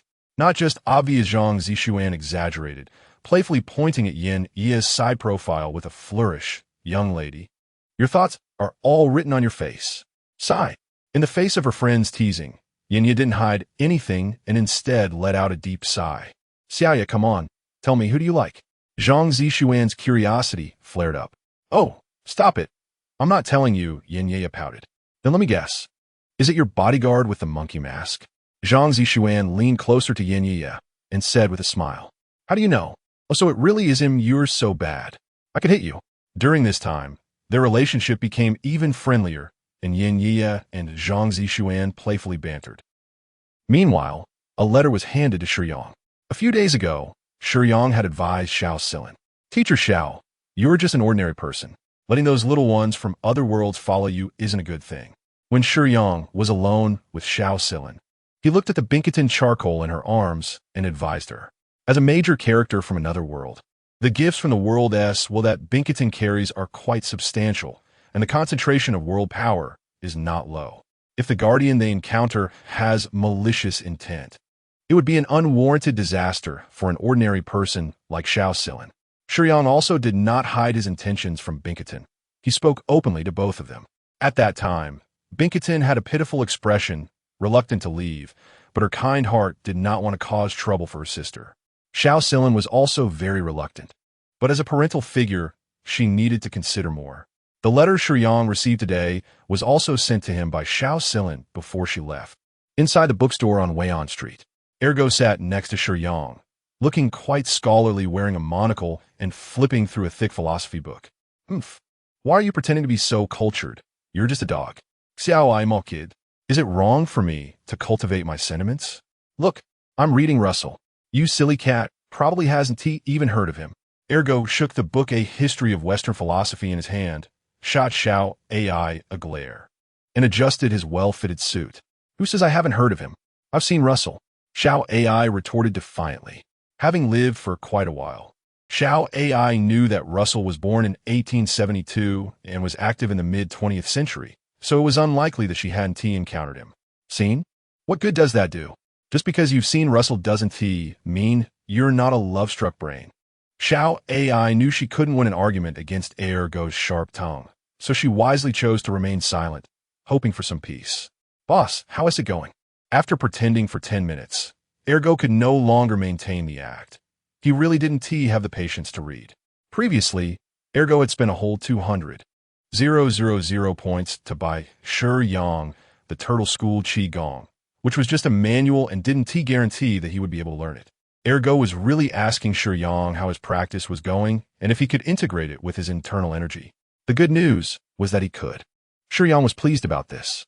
Huh, boss, are you saying there's bad news too? Ergo immediately perked up. The bad news was that the internal energy absorbed previously had not converted into much qi. Overall, from the perspective of the system, everything originated from vital energy, and the qi in Dragon Ball was undoubtedly a higher tier of internal energy. Thus, Shiyang's idea of using qi to operate the indestructible Vajra technique was indeed feasible. But conversely, converting lower-tier energy into higher-tier energy wouldn't be easy. So the bad news was that the internal energy Shiyang had absorbed previously couldn't be converted into much qi. Well, that is not too bad. As for improving the total amount of qi, boss, you can take your time to cultivate. We're not in a hurry. Ergo wisely focused on the main point. The key issue was whether using qi to operate the internal martial arts techniques was effective. Has your indestructible Vajra technique improved? Using the higher tier qi to perform the indestructible Vajra technique did indeed enhance its effectiveness several times. Shiyang was very satisfied with the results. Since the experiment showed it was feasible, Shiyang had some other thoughts. I also have the absorption technique and want to increase the total amount of qi. Perhaps there's a shortcut. Great idea, boss. Shall we find time to try in Dragon Ball? At this point, Shiyang only had the idea of trying, but whether it would succeed was uncertain. After all, manipulating qi was much more difficult than internal energy. Absorbing others' qi recklessly might be hard to control.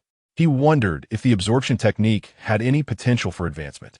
After converting internal energy to qi, the strength of the indestructible Vajra technique had increased several levels, becoming incredibly powerful. But the duration was significantly shortened due to Shiyang's current total amount of qi being insufficient. Shiyang had just begun with the Turtle School Qi Gong. His approach was completely different from that in Dragon Ball. He didn't need to fire energy blasts, which looked flashy, but, to be honest, were they really useful in a life-and-death battle against opponents of the same level? With the time spent on those energy waves, one could find ways to stack more defense, speed, and attack. Otherwise, victory could have been achieved long ago.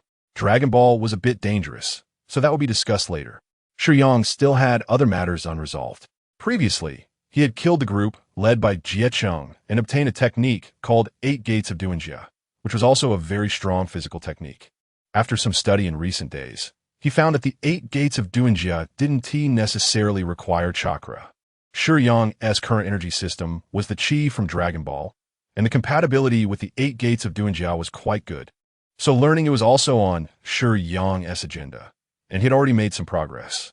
The energy he had accumulated to enhance his Conqueror's haki was almost used up, so Shiyang could only rely on himself to practice for now. He picked up a letter from the table, which was left for him by Xiao Lin before she left. Ergo, please read this for me. The letter contained little information. Xiao Lin was leaving. Although Shiyang hadn't helped her find her lover's whereabouts, she still decided to try searching elsewhere. The life of an ordinary person is short, and many things cannot withstand hesitation. Trying might not yield results, but not trying would definitely lead to no results. Therefore, even knowing the hope was slim, Xiao Lin decided to give it a shot. The purpose of writing this letter was that Xiao Lin had considered Shiyang's words and had also had a good conversation with Beijing Tan. Although she was very reluctant, she felt that staying in one place was not a good choice. Therefore, Xiao Lin decided to leave Beijing Tan in Shiyang's care. This was not a capricious request, but rather a plea. And at the end of the letter, she sincerely wrote, "After thinking it over, you are a person worthy of trust. I kindly ask you to help take care of this child. I will be very grateful." Inside the envelope was also a bank card with the password written on the back. However, Shiyang didn't need to check it. His identity didn't lack money, and helping to take care of a little one wasn't a problem. After all, there were so many women on way and street. If it came down to it, Beijing Tan was about the same as these people. Boss is really reliable. Everyone says good things about him, Ergo said. This afternoon I'll go check on Yinya and bring Beijing Tan back. When Xiao Lin left, she temporarily asked Yinya to help look after Beijing Tan instead of directly sending him to Shiyang. Initially, Xiao Lin wanted to discuss this matter with Shiyang face-to-face before handing Beijing Tan over to him. However, after mentioning it to Yinya, she proactively offered to help and then took care of Beijing Tan for a while before passing him on to Shiyang. Zixian, long time no see. I'm planning to buy a gift for Shiyang. What do you think would be good to give him? Yinya was sitting on the sofa with Beijing Tan in her arms, chatting with Zhang Zixian. It seems a bit inappropriate for you to ask me this. Xiao Yu, I haven't had a boyfriend yet. Zhang Zixian murmured softly. She had no experience in this area either. Then what do you think, little guy? Yinya pinched Beijing Tan's small face. Beijing Tan looked at Yinya with an innocent expression, and soon Yinya realized that her choice of audience was clearly unreasonable. Sigh, I don't even have a strategist around to give me advice. Yinya sighed helplessly. I haven't seen Shiyang in several days. He coming over this afternoon. I really don't know what he likes. She released Beijing Tan and scratched her head in frustration. When he was protecting me, why didn't I ask him what he liked? Indeed, that brother was usually quite taciturn, but he had protected her for several days, and they hadn't really talked much. They had chatted a bit, but it was all very superficial. They had never delved into each other's interests and hobbies. Yinya carefully recalled the contents of her previous conversations with Shiyang, and suddenly she realized that she seemed like a child in front of him. Whenever she was a bit upset, Shiyang either silently accompanied her or guided her, as if his own emotions never fluctuated. Reflecting on Shiyang's appearance, Yinya smiled absent-mindedly. Oh no, Xiao Yu, you're really done for. You've fallen in love. Zixian observed how Yinya would show a sweet smile just by thinking about the person she liked. Wasn't he that love? Oh, what do you mean done for? Is liking someone such a big deal? Yinya shyly threw a cushion at Zixian. Look at you, getting embarrassed just because I called you out. Zixian, as an observer, was enjoying the situation. Teasing friends was perfectly normal. You keep laughing at me. I won't talk to you anymore. All right, I won't say any more sarcastic remarks. Since you like someone, can't you just tell him directly? It's only been a few days since you last saw him. Do you really have to give him a gift? Zishuan doesn't quite understand. I don't know. There are so many beautiful girls around him. If I don't give him something he likes, will he really notice me? Thinking of a scene in the backyard of the bookstore on Wayon Street last time, there were so many girls surrounding Shiyang, and they were all very pretty. Thinking of this, Yue feels less confident, especially about her figure. Yue, why have you become so lacking in confidence? Zishuan hurriedly sat next to Yue and held her hand to show support. You need to have confidence in yourself. Look with your looks. Is there really any boy who wouldn't be attracted to you? Do you know? In the past, when we were in class, I overheard those boys secretly saying you were beautiful and wanted to pursue you. Some of the boys even said some vulgar things, but your charm is beyond doubt. Yue understands this too. She knows her own conditions, but when facing Shiyang, she really lacks confidence. If being beautiful really mattered, then those women around Shiyang wouldn't have such a lonely expression. When Yue thinks of the fleeting expressions of love unreturned on those women's faces, she feels even more uncertain. How could it be useless? Zishuan didn't want to see her friend sad, so she thought hard for a moment and suddenly remembered a classmate who was secretly dating. An idea came to her mind. Right? Xiaoya, why don't you knit a scarf for the person you like? A scarf? Yes, someone in our class secretly dated, and that girl quietly knitted a scarf for her crush. I still remember how she looked back then. She smiled so sweetly while knitting. But I don't know if Shiyang likes scarves. Anyway, no boy has ever hated them. Since you're unsure about what to give, why not give it a try? Let's go to the supermarket and buy some yarn. A handmade scarf is also known as a warm scarf. In youth, this gift feels very thoughtful. After some time, this gift becomes even more precious. The more experiences you have, the more you can feel the depth of those innocent feelings. Now. But I heard it takes several days or even half a month to knit a scarf. It's only been half a day. Will it be ready in time? We'll knit the simplest one, without any patterns, and I'll help you. The two of us should be able to manage. But I don't know how. I've never knitted a scarf before. It's not difficult. I've learned it, so don't worry. Beichangton also wanted to help. But being shy and introverted, she didn't dare to talk to the newly met Yue and Zishuan. Although we just met, can I ask you to help me? Yue smiled and asked Beichangton, who already had the intention to help. Her eyes lit up upon hearing Yue's request. The three girls hurried out. I'm really sorry. It's a hassle for you, Section Chief Ma, to personally take me back. Su Lily slightly bowed to express her gratitude. Section Chief Ma, dressed in an administrative jacket and wearing gold-rimmed glasses, was a handsome man, refined and cultured. Although he was middle-aged, he was overweight and smiled very kindly. There is nothing to be embarrassed about. Lily, it's a big deal that you finally escaped danger. Section Chief Ma seemed genuinely happy for Su Lily. There is nothing scheduled today. If it's convenient, why don't we have a meal together and celebrate? Sure, no problem. Since you're here, let us have dinner at my place. Su Lily and Section Chief Ma were old colleagues, so she had no guard up. Having escaped from danger, both her and her daughter were unharmed, and Su Lily's repressed feelings finally relaxed at this moment. During the meal, she also unusually drank a few more glasses. Mom, don't drink too much. Yue was naturally having dinner with her mother, and Zishuan had already gone home before the meal. Yue had seen Section Chief Ma before, so he didn't seem particularly unfamiliar. Looking at the brightly colored red wine, curious Yue also poured a little into her glass. I heard that drinking can give you courage. I wonder if it can make her a bit braver this afternoon. Yue, you're still young. How can you drink? Su Lily didn't want her child to drink. The red wine isn't very strong. And since the child wants to try, let her have a taste. Section Chief Ma casually advised. Su Lily was in a great mood, so she didn't dwell on this point.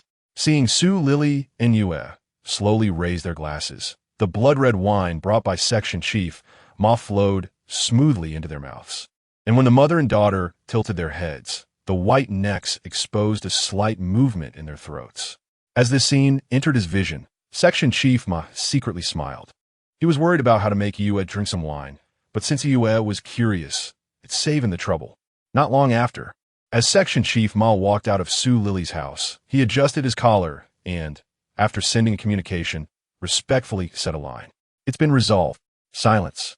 When Shiyang stood outside the door, he couldn't help but feel a sinking feeling. Clap. With Shiyang's perception, He already understood the situation inside, but he didn't rush in. Instead, he lit a cigarette and leaned against the door, slowly smoking. Amid the swirling smoke, Shiyang sat on the steps in a somewhat dejected manner. The communicator rang, and upon connecting, it was a voice he had spoken to before. "Shiyang, right? I hope the big gift I sent you meets your expectations." Tian Yuanichiro had a smug look, not feeling great inside, looking at your style of doing things. You should care about this insignificant commoner, right? After the failed attempt, the pressure I'm under is really great. At the request of the island government, my guardians can't be mobilized for the time being. To be honest, they lost their value.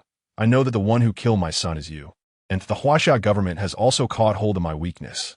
My situation is quite difficult for now, but it doesn't matter in this situation. You all must think that they're safe, right? There is no need to target them anymore, right? But I just want to kill them at this moment, letting down my guard. I don't even need the guardians to easily crush these two ordinary people. You Huaxiao people seem to call this acting contrary to expectations. Shiyang didn't respond for a moment, just silently smoking. On the other end of the communicator, Tian Yuanichiro was not in a hurry. He enjoyed tormenting Shiyang's mindset. "I don't understand." Shiyang spoke. "What is there to not understand? Go ahead. I'm in a good mood now, so I can answer you as much as possible." Tian Yuanichiro smiled. "I used to have similar worries, but at that time, I instinctively felt you wouldn't do this because at this critical moment, killing two ordinary people of no value would only make your situation more difficult and incur greater losses. And you might lose your family's interests over this trivial matter, exchanging those for the lives of two ordinary people. It just doesn't add up, does it?" Shiyang's words were calm, like the stillness before a storm. "Indeed, just for killing two ordinary people, when your people find out, I should soon no longer be the head of the Tianyuan family. I've lost dozens of guardians in the family and lost my original position, but I don't think it's not worth it. As long as it makes you uncomfortable, it's worth it no matter what.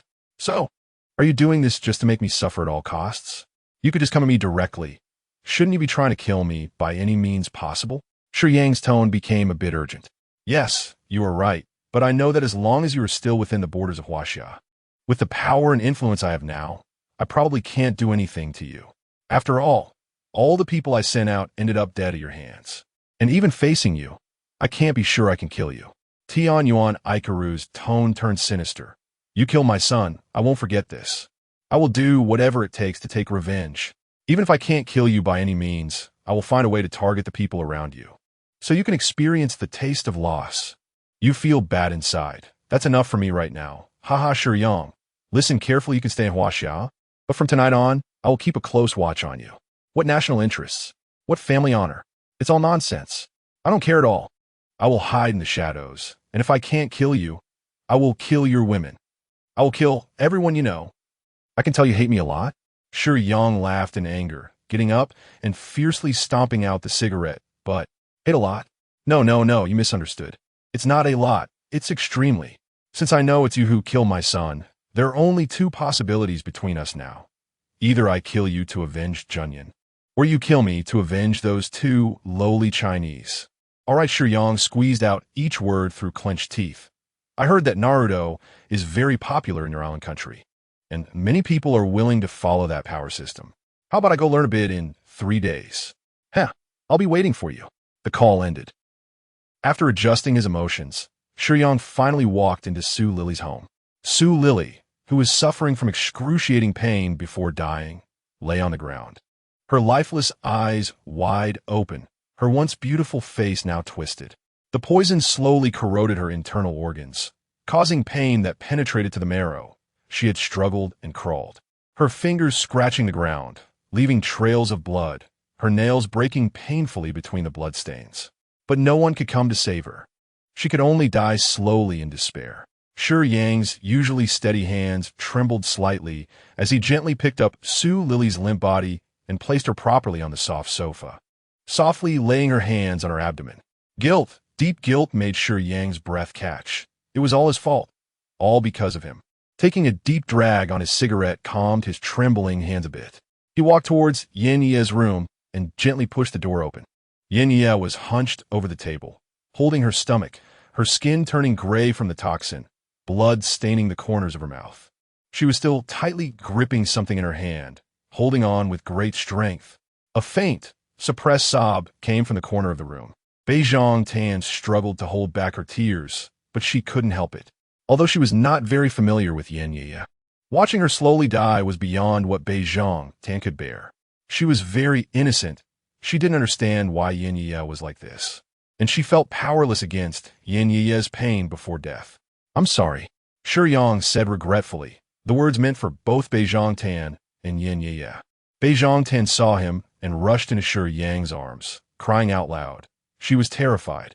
After Beijing Tan calmed down a bit, Shiyang intended to carry Yin Yi's cold body to the bed, but his hand accidentally touched what Yin Yi was tightly grasping. "It was originally a gift she wanted to give you." Beijing Tan choked out, a scarf knitted in a hurry that looked a bit ugly. "Ah, are we moving to a different place?" The women were all surprised when they heard this news, but since it was Shiyang's decision, they had no objections. The question was where to go. Shiyang already had plans in mind. "Is it serious?"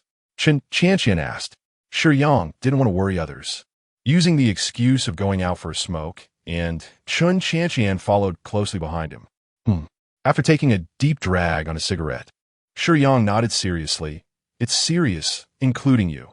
If you stay by my side, you might be in danger." Chen Qianqian, as a guardian, also heard the news. Would anyone really care and feel sad for the death of two ordinary people? Actually, no. When a person's level of life reaches a point where he can look down at the lives walking below, the first reaction is like watching ants. But Chen Qianqian understood a bit of Shiyang's character. He wouldn't think that way. He must be feeling very guilty and regretful right now. He has never liked dragging anyone down with him. Indeed, Shiyang's thoughts were not comprehensive enough, but Chen Qianqian didn't want to see him so self-reproachful. "What are you planning to do next?" Chen Qianqian asked gently. "Tianyuan Ikaru wishes he could eliminate me immediately. Since he can't act directly, he will secretly hide in the shadows. I don't have much power now, and in terms of manpower, I definitely can't match him. If this continues, it will only put all of you in danger. Right now, what I can do is give him a chance. Give him an opportunity to kill me in his own territory. At that time, all the attention will be on me, so it won't implicate you. Then let them leave. I'll go with you." Chen Qianqian seemed determined, speaking gently but firmly. "You leave too." But Shiyang's tone was firmer. "I know you're strong, but you need help when you're alone. I can't just sit back and watch." Chen Qianqian said angrily, "My strength isn't strong. I may not be able to help you much, but do you want me to just watch you go to the islanders' territory and die? It's not death. When Tianyuan Ikaru seizes the opportunity to kill me, that will also be my chance to kill him," Shiyang said with a dark killing intent. "Then I can't just stand by. Trust me, I can help you. I will do my best." Chen Qianqian saw Shiyang's determination and softened her tone, pleading, "You can't help me. I don't need anyone's help with this matter," Shiyang said while smoking. "I have never wanted anyone to be hurt because of me. But Yin Yi and her mother were killed. They clearly did nothing wrong, yet were poisoned to death. This is my fault. If anyone else gets hurt because of me, I will feel guilty." Shiyang's spatial ring still held that scarf, which he had treasured before. "This isn't your fault. Then whose is it?" Chen Qianqian was at a loss for words. She couldn't persuade Shiyang, so she chose not to dwell on this issue. "But if I just stay in the real world waiting, can you understand how worried I am? What if you get hurt? What if you die? This time is different. Being by your side, at least I can keep an eye on you. If I do as you say, and you get hurt because of helping me, I will feel even worse." Chen Qianqian's eyes turned red, tears brimming, but she still felt happy inside.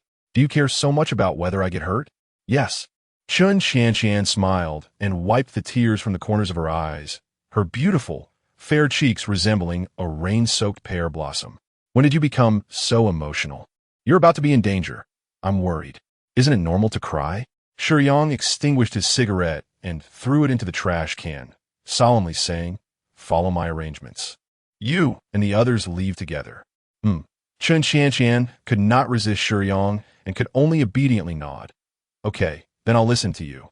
Inside the CEO office of Zhuome Shopping Center, she sat upright, her slightly curled long hair cascading down her shoulders, her skin fair, her figure slim, with the corners of her mouth raised, exuding a confident sharpness.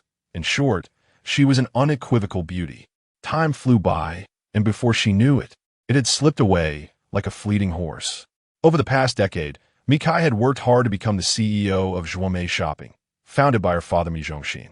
The once young and beautiful woman occasionally noticed in the mirror that she seemed to have developed a few wrinkles. Unbeknownst to her, a few strands of silver hair had appeared among her glossy dark locks.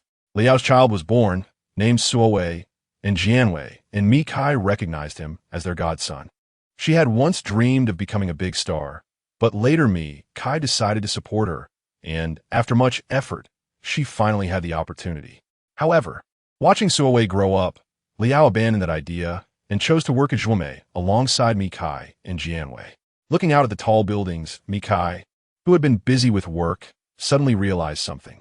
Another year had passed. Mikai put down her pen, her expression somewhat unnatural as she picked up the phone. "What does President Mi want to talk to us about?" Liao and Mikai were already quite familiar with each other. Although they addressed her as President Mi, the atmosphere was very relaxed. Jianwei had a similar demeanor to Liao, and one could tell that the three shared a close relationship. "It's nothing much, just wanted to chat." Mikai temporarily set aside her work and called her two sisters to sit on the sofa. "How's Suowei doing in school lately?" Jianwei gently sipped her coffee and asked Liao. They were no longer young, but neither Jianwei nor Mikai had married or had children, so, as a godmother, it was natural to care about Suowei. "He's quite naughty, but his grades are okay." Speaking of the child, Liao felt a bit weary. However, Suowei's good grades meant he didn't need much supervision, which relieved Liao of quite a bit of worry. That child has been smart since he was little. As long as he focuses, his grades will definitely be fine. Jianwei nodded. Liao noticed Mikai leaning back on the sofa, rubbing her temples, thinking she must be tired from work, and asked with concern, "Mikai, are you too tired? Why don't you take a break first? We can chat later." "I'm fine." Mikai smiled, the hint of fatigue on her face not due to work. "Another year, right?" As soon as Mikai spoke, both Jianwei and Liao fell silent. They knew what Mikai was referring to. It was fine when they were busy working, but once they had a moment of leisure and realized another year had passed, the hearts of the three women sank. "Yes, another year has passed, and still no news of him." Liao sighed and murmured. "He said he would come back to see us when he had the time." "What a liar." Jianwei expressed some resentment. Shiyang had not specified a time, only saying he would come to see them when he had the chance. But over the years, as a decade passed, even Liao's child was now in high school, and Shiyang had not shown his face at all. All these years, he had never appeared. Yet, despite this, the three women had never forgotten about Shiyang. Ding-ling-ling. The telephone rang, and Mikai adjusted her demeanor, walking to her desk to answer it. "President Mi, there's a young man outside who says he wants to see you, but he didn't make an appointment and isn't a representative from any other company. What do you think?" The receptionist said respectfully. A young man?" Mikai's heart skipped a beat. "What is his name?" "He says his name is Jiang Yongkong." Hearing the receptionist's reply, Mikai felt a moment of disappointment, but quickly brushed it aside. After so many years, she had been disappointed many times and had long since gotten used to it. "I'm not available right now." Just as Mikai was about to hang up the phone, the receptionist's next sentence made her entire body stiffen. "President Mi, he also said that if you disagree with him, just let you know that he is sent by someone else, and that person's name is."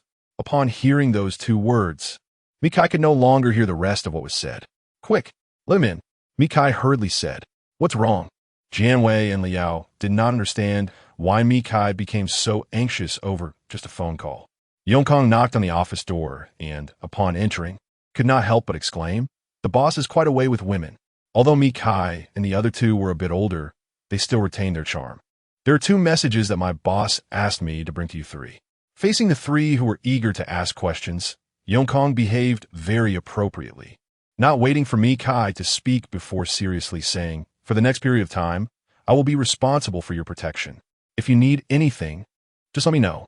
Yongkong was now the only subordinate of Shiyang, and ergo trusted this young brother quite a bit. Although Yongkong was a bit young and not very capable, he was still honest and obedient, showing potential for development. Right now, Jean Meiting and others have been settled by Shiyang and my 26-year-old female tenant, making it quite suitable for him to assist Chen Qianqian in helping to protect everyone. Chen Qianqian had just withdrawn from her original team, intending to wait for Shiyang to find time for a strength assessment before joining his team. Now that Shiyang was leaving, this matter had to be set aside for the time being. Therefore, the task of protecting Jin Meiding and the others fell on Chen Qianqian and Yongkong. Where is he now? Mi Kai, Janwei, and Liao were most concerned about this. The boss has left. Left? What did he ask you to bring? The boss said he's been tied up with other matters recently and couldn't come to see you. Now that he sees you all are living happily, he feels reassured.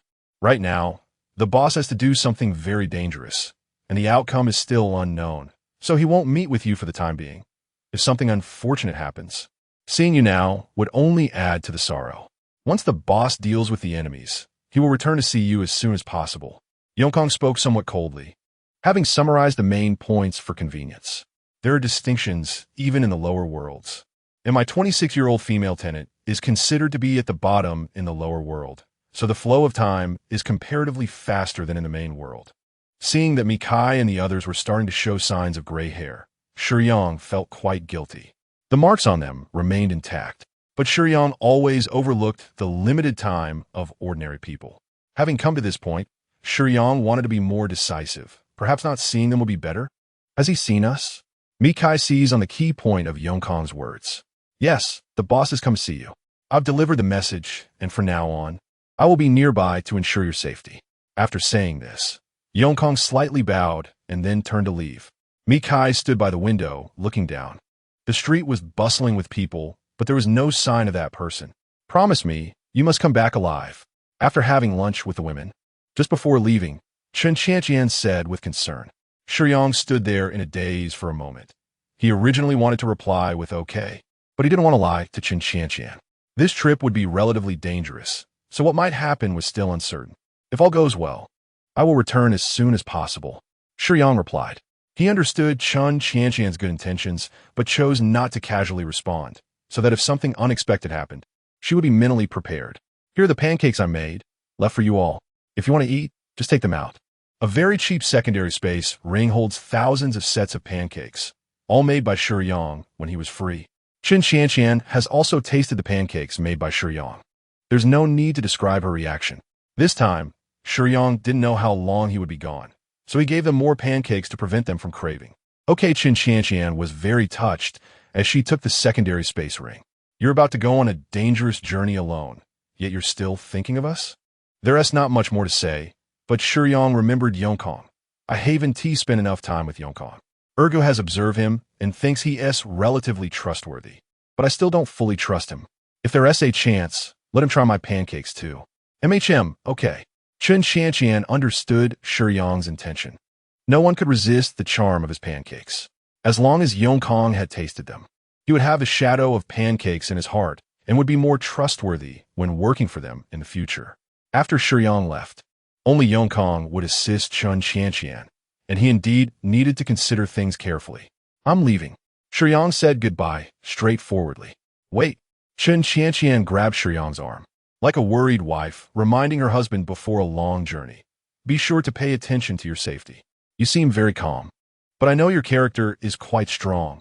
You won't bend on principled matters, no matter for whom. Remember to take care of yourself.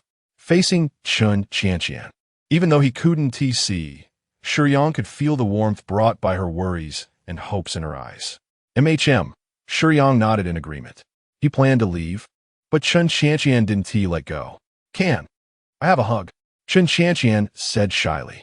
Shiyang didn't like physical contact with others. Usually, he only touched those women with his hand, and his contact with Chen Qianqian was also very limited.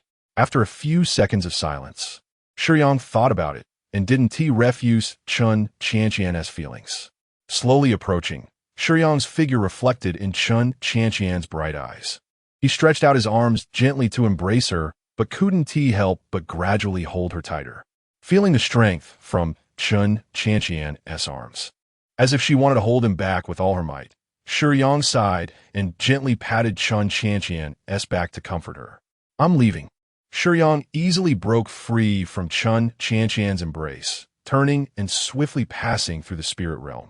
Director Ma looked at the incoming information notification, feeling overjoyed, dismissing Su Lily's insistence. What's the use of national sentiment? If someone really dies, how many people would care about an ordinary person? He personally poisoned them. And if it really came to an investigation, he certainly couldn't hide it. But now Director Ma was still safe and sound. Why was that? There were guardians who felt indignant about this. But as the saying goes, where there is good, there is bad. However, Director Ma could not be touched. He had a team leader backing him. To put it bluntly, it was just the poisoning of an ordinary person. Would anyone think it necessary to go through so much trouble or even risk offending a team leader for an ordinary person? Big figures were thinking about how to take advantage of the situation to gain benefits from the island nation. They would pay too much attention to ordinary people's cases or get personally involved. With this premise, toasting a couple of drinks at the dinner table and offering some gifts to build relationships would turn the matter into an internal handling, making a big deal smaller and a small deal even smaller. Anyway, no one really had evidence that Director Ma poisoned Su Lily and her daughter. Once he was sheltered and the evidence destroyed, who could investigate it? Of course, this was how Director Ma thought before he was incapacitated. Director Ma, who had his legs brutally severed, painfully struggled to crawl on the floor of his home, trailing a long line of blood. Old man. You seem quite happy just now, huh? Urgu spat a large loogie onto Director Ma's face, picked up Director Ma's phone, and looked at the transfer notification with disdain. What a piece of trash. You can poison someone for such a small amount of money. TSK, TSK, TSK. Killing you is really letting you off easy. Crawl. You still dare to crawl, you mother of cur? Urgu casually pulled out a handgun and shot it into the back of Director Ma's hand. Ah! Director Ma screamed in agony. Shiyang stood behind Director Ma, clad in white power armor, holding a terrifying, blunt blade, quietly watching Director Ma's painful struggle. Those legs were severed by Shiyang. Scream? You dare to scream at me? Urgu shot Director Ma's other hand. Director Ma looked at Urgu, who resembled a thug, in terror, stifling his screams in pain. Not going to scream? You think I want to shoot you if you don't? Bang! Another shot hit one of Director Ma's fingers. Facing the bullet from a handgun, the finger broke with a sound, and Director Ma's wailing resumed. Little Master, there's more in this chapter. Please click the next page to continue reading. It gets more exciting. TCH, using a gun feels meaningless. Come on. How about I chop your fingers off one by one with a knife? Urgu grinned sinisterly. Huh? How about it? I'm asking you. You dare not reply. Two of you, please show mercy. Director Ma pleaded. I've already given up Su Hongchen. He instructed me to harm Su Lily and her daughter. He has connections with the island nation. I'm just an ordinary person who was forced into this. Oh, Urgu elongated his tone, pretending to be merciful. Indeed, you've already given up the person who instructed you. It wouldn't be appropriate to keep torturing you like this. How about this? Now, as long as I count to 3, if you can run to the door, I'll let you go. How about that? Urgu said, pulling Director Ma's hair. Huh? Run to the door? Director Ma looked at his already severed legs. 1. But Urgu had already begun counting. Director Ma crazily crawled like a maggot towards the door. Damn, you better run using your legs, understand? Can't you understand human language? No. Can't you understand dog language? Urgu immediately pulled out his gun and shot Director Ma in the back. Bang, bang, bang. Having had enough fun, Urgu shot several times at non-lethal spots. Let you not understand. Let you not understand. Now do you understand? Urgu rushed in front of Director Ma, pressing the gun barrel against his eyes, roaring. Understood. Director Ma was terrified to the extreme. All right. Urgu smiled humanely, turned around, and shot Director Ma in the head. Shiyang had been quietly watching Urgu play around, not believing Director Ma's words. Even if Director Ma appeared terrified and fearful, Shiyang still didn't trust him. As for whether Su Hongchen was behind it, Director Ma's corpse would tell the truth. Boss, are you sure? Urgu asked with some concern. Su Hongchen's identity and the number of guardians under him are secondary issues. After all, Su Hongchen only has the strength of a beginner at the 6th stage, making it easy to kill him. However, the main issue is that if Shiyang really wants to kill Su Hongchen, he will inevitably not escape the organization's watchful eyes. Acting without evidence will certainly lead to Shiyang being branded with the crime of killing a guardian of his own country, which would be very troublesome. What uncertainty is there? The voice under Shiyang's powered armor helmet had an electronic synthesized tone as he sat on the steps, gently wiping the blade of his weapon. The tightly sealed helmet made a hissing sound, and a small opening appeared at the mouth as gas was activated. While wiping the blade, Shiyang lit a cigarette. Ergo watched the smoke he exhaled slowly dissipate and slapped his thigh. Damn it, let us do it. Boss, whoever you say to take down, we'll do it. Anyway, I'll definitely follow you. First, let us deal with that dog traitor, and we'll think about the organization's inquiries later. Ergo had made up his mind. He actually didn't want to persuade Shiyang, as this blatant pursuit of a Chinese guardian was indeed excessive. But once Shiyang made a decision, Ergo would follow him to the end without hesitation. After devouring the flesh and blood of Captain Ma, Shiyang gained relevant memories. Captain Ma was a subordinate of Su Hongshan. He was just an ordinary person whom Su Hongshan didn't care much about. However, after the negotiations with the islanders, assigning a regular person to poison Su Lily and her daughter was the most fitting task, so this nice job fell to Captain Ma. Around 3 o'clock this afternoon, Su Hongshan would take a few subordinates to the Dihao Club for some leisure, which was the most valuable information Captain Ma had, and Shiyang was waiting on the road Su Hongshan had to pass. The location of the club was relatively hidden, so there weren't many people coming and going, making a good choice to kill Su Hongshan on this road. The girls inside the club were of high quality, a popular place for many guardians looking for fun. China definitely prohibited the flesh trade, but who could truly enforce a complete ban? Not to mention the transcendent status of the guardians. Sitting on the overpass steps, there weren't many people around, so Shiyang's outfit didn't attract much attention. Why be so excited? Shiyang smiled at Ergo. Hey, although I don't have much combat power, I can cheer for you, boss, or shout 666. Besides, when you show off your might, I'll also be in the spotlight. Ergo seemed unserious, but its liveliness added a lot of fun. Flicking the ash off the cigarette, Shiyang said jokingly, all right, if you're willing to shout, Ergo, just shout a little louder for me. No problem. Ergo energetically replied. Who? Finishing the last puff of smoke, Shiyang forcefully threw the cigarette, but on the ground, and stomped it out. He took out the scarf Yanya gave him and slowly wrapped it around his neck. The simple black scarf matched with his snow-white powered armor, like a pair of gentle hands caressing the armored guardian. I'm sorry, I didn't protect you well. Shiyang secured the scarf and whispered, now, let us see how I can take revenge for you and your mother. A gentle breeze stirred, lifting a corner of the scarf, making it flutter up and down as if nodding in agreement. Whoosh! Shiyang moved, creating a fierce wind sound mixed with the noise of the gas-assisted movement device as he leaped over the railing of the overpass. Boom!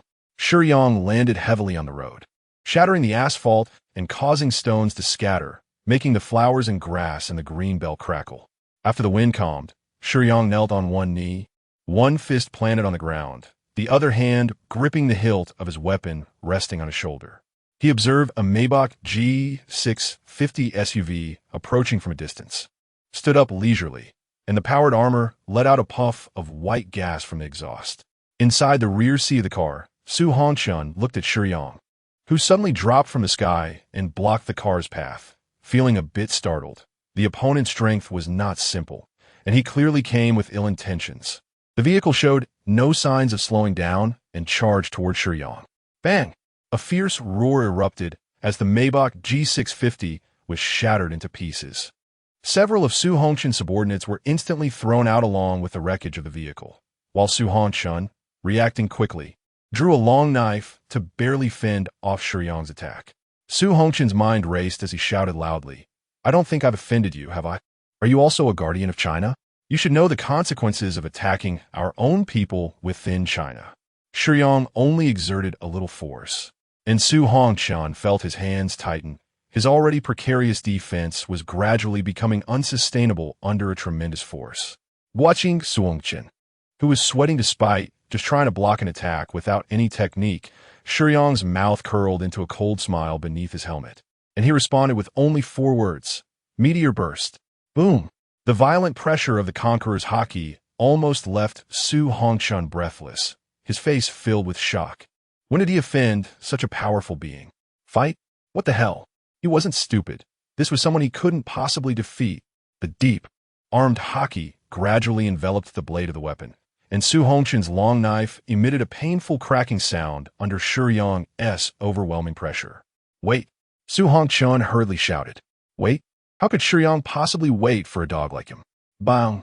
A kick landed squarely on Su Hongchen's chest, sending him flying with tremendous force, crashing into the corner of the green belt and kicking up a cloud of dirt. The heavy kick caused Su Hongchen's internal organs to ache painfully, and before he even hit the ground, he couldn't help but spit out a mouthful of blood. Shiyang's aura was at the peak of the 6th stage, and logically speaking, the gap shouldn't be that significant. However, for some reason, facing Shiyang, Su Hongchen couldn't muster even a shred of resistance. The combat power displayed was completely overwhelming. Before Su Hongchen, who was flying through the air like a broken sack, could land, Shiyang appeared in front of him in an instant. Su Hongchen's eyes widened in terror. It was the killing intent. Shiyang was exuding real killing intent. Without waiting to land, Shiyang delivered a powerful punch to Su Hongchen's abdomen. Crack! The crisp sound of ribs breaking left Su Hongchen no time to feel fear before he flew out even faster, landing and carving a long trench into the asphalt road. At the end of the trench, Su Hongchen lay in the pit, covered in asphalt stones, gasping for breath. Putting away the weapon, clenching his fists, Shiyang walked over leisurely, the oppressive feeling overwhelming. The person who ambushed him didn't appear very tall, but their strength was terrifying. Su Hongchen didn't understand. Clearly, the other party had the ability to kill him in one blow, so why didn't they do so? Standing in front of Su Hongchen, Shiyang bent down and roughly grabbed his hair. Before Su Hongchen could scream, Shiyang positioned him upright, and his fists, covered in armor, instantly unleashed a flurry of shadows. Bang, bang, bang. The sound of steel colliding with bone and muscle was deafening. The momentum of wanting to smash Su Hongchen to pieces sent chills down the spines of the security officers from the organization who were rushing over. Su Hongchen's body was like a pile of mud caught between Shiyang's fists, but the torrential assault left him with no hope of even falling to the ground, being continuously battered in midair. Bang! As the final heavy punch landed, Su Hongchen flew backward again, collapsing on the roadside like a dead dog, with not a single good bone left in his body. Gasping for breath, Su Hongchen struggled as his airways felt like a worn-out bellows. His eyes, gradually becoming dull, looked at Shiyang with a pleading expression. The security officers had arrived, which was what Shiyang was waiting for. In front of these people, Shiyang walked up to Su Hongchen and delivered a punch straight to his face. Boom! The punch shattered his skull, and even the ground cracked under the impact, splattering red and white matter everywhere. The security officers within the organization served as part-time guardians. If the guardians of the area were willing to help maintain order and deal with issues caused by other guardians, they could earn extra points as a reward. Shiyang's momentum, while in meteor burst mode, had already alerted all guardians within dozens of kilometers, and that ruthless punch made even the arriving security officers hesitant to approach. Each guardian wore a nameplate, and Shiyang had one too, as mentioned before. By checking the identity information, the security officers could find the details of the person in front of them. As for why Shiyang killed Su Hongchen in front of others, it was simply to have a legitimate excuse to take revenge for Yenya. Despite the overwhelming force emanating from Shiyang, the group of 7 or 8 third stage or even second stage guardians felt quite anxious, but still had to do what was necessary. Black Wolf, the leading security officer, shouted, somewhat bravely. There are clear regulations within the Guardian organization that forbids fighting among guardians, and killing is absolutely prohibited. I know, Shiyang replied, touching his scarf and taking a deep breath, simultaneously canceling his meteor burst state and dissipating his momentum. You know you're killing someone in the street. The security officers felt much better without Shiyang's oppressive aura. He no longer seemed like a madman, and they found some courage to speak, though they certainly did not dare to question him too harshly. Brother Hui, the others are just unconscious. The one who was killed is Su Hongchen. The other security officers checked Su Hongchen's body and his subordinates, using the nameplate to learn Su Hongchen's information. Crazy Blade? The leading security officer was taken aback. Su Hongchen was a junior expert at the 6th stage, and he was easily killed in broad daylight by this person, who was not to be trifled with. Moreover, Su Hongchun was known for his ruthless methods, often resorting to any means necessary to achieve his goals. Many Chinese guardians had some disdain for him and had heard about his sordid deeds in secret. There were even rumors of his close dealings with people from the island nation. Shiyang's attitude was not arrogant. Since the arrival of the security officers, he had been cooperative. With such strong power and yet being reasonable, the security officers began to develop a preliminary good impression of Shiyang. Additionally, since it was Su Hongchun who died, they believed there must be some hidden circumstances behind this severe conflict. Let us go with us to the security department in the capital city. If there really were hidden circumstances, the leaders at the security department would investigate thoroughly. For someone of Shiyang's power level, if there was evidence proving that Su Hongchun had acted improperly first, it would actually be easy to handle. Because within the global guardian community, the number of experts who could reach the 6th stage was quite few, and the country valued them highly. As long as the truth was uncovered and it was confirmed that it was Su Hongchun's fault, Shiyang would most likely be released without charges. I'm sorry, but I have other matters to attend to for now. Once I'm done, I will go to the security department to turn myself in. Hearing this, the security officers looked troubled. This matter would indeed be difficult for them to handle. But before they could say anything, Shiyang suddenly took off at an astonishing speed, leaving a group of security officers staring at each other in disbelief. What? Su Hongchun is dead? The news reached the headquarters at lightning speed, and Su Hongchun's superior was astonished. Ouyang Wenla could hardly believe the surprise came so suddenly. As the captain of the capital district, Ouyang Wenla was well aware that Su Hongchun had always been ambitious and sought opportunities to replace her. Therefore, Ouyang Wenla had always regarded Su Hongchun as a thorn in her side. This thorn was not solely due to the power struggle, but also because Ouyang Wenla had secretly discovered Su Hongchun's dealings with people from the island nation. As a mid-level Chinese guardian at the 6th stage, she could not tolerate such a lackey of the islanders. However, without solid evidence of Su Hongchun's dealings with them, Ouyang Wenla could do nothing against him. She just didn't expect the surprise to come so suddenly. Today, while sitting in her office, she heard the news of Su Hongchun's death. What exactly happened? Ouyang Wenla was extremely curious. Who killed Su Hongchun? Thinking quickly, without waiting for her subordinates to answer, Ouyang Wenla speculated. Currently, there are 16 team leaders in the capital city divided by area. Excluding myself, there are 16 6th-stage team leaders under me. However, there aren't many who have the ability to kill Crazy Blade. Could be Zhang Jingzhong. He has the Flame Dragon armor, and his overall strength is indeed slightly stronger than Su Hongchun. Miss Wenla, stop guessing. It wasn't anyone from our capital city. It was Silverhand. Her female assistant hadn't finished speaking when Ouyang Wenla exclaimed, Silverhand? The owner of the Afterlife Bar? Ouyang Wenla was shocked, but quickly thought it unlikely and questioned. Silverhand has decent strength and has Xian Weizi as support, but he is only at the 5th stage. How could he kill Su Hongchun? The Afterlife Bar was a very good subsidiary facility within the organization for disseminating information. Silverhand had done well, and his influence had grown, but his strength was not enough to kill Su Hongchun, the team leader of the capital city. Miss Wenla, please let me finish. What I wanted to say is not Silverhand, but a newcomer under Silverhand. In the Afterlife Bar, Silverhand also received the news. Shiyang was able to kill the 6th-stage team leader, Su Hongchun. Ouyang Wenla was surprised, but not overly dramatic. While Silverhand was so shocked, he could barely hold onto his cigar. After the initial shock wore off, the fire in Silverhand's heart began to stir uncontrollably. He didn't envy Shiyang's strength, nor did he care that Shiyang had concealed his power from him. He only cared about one thing. Shiyang was a principled person, and since he had once helped him, could he leverage Shiyang's strength? Thinking about having a 6th-stage expert to assist him, was his desire for revenge about to be realized? Haha, it seems heaven is helping me. You, Adam the Heavy Hammer, are going to die. In the Guardian S transit station camp within the world of Naruto, after Shiyang set off, he crossed the spirit realm, and his snow-white power armor quickly drew the attention of others.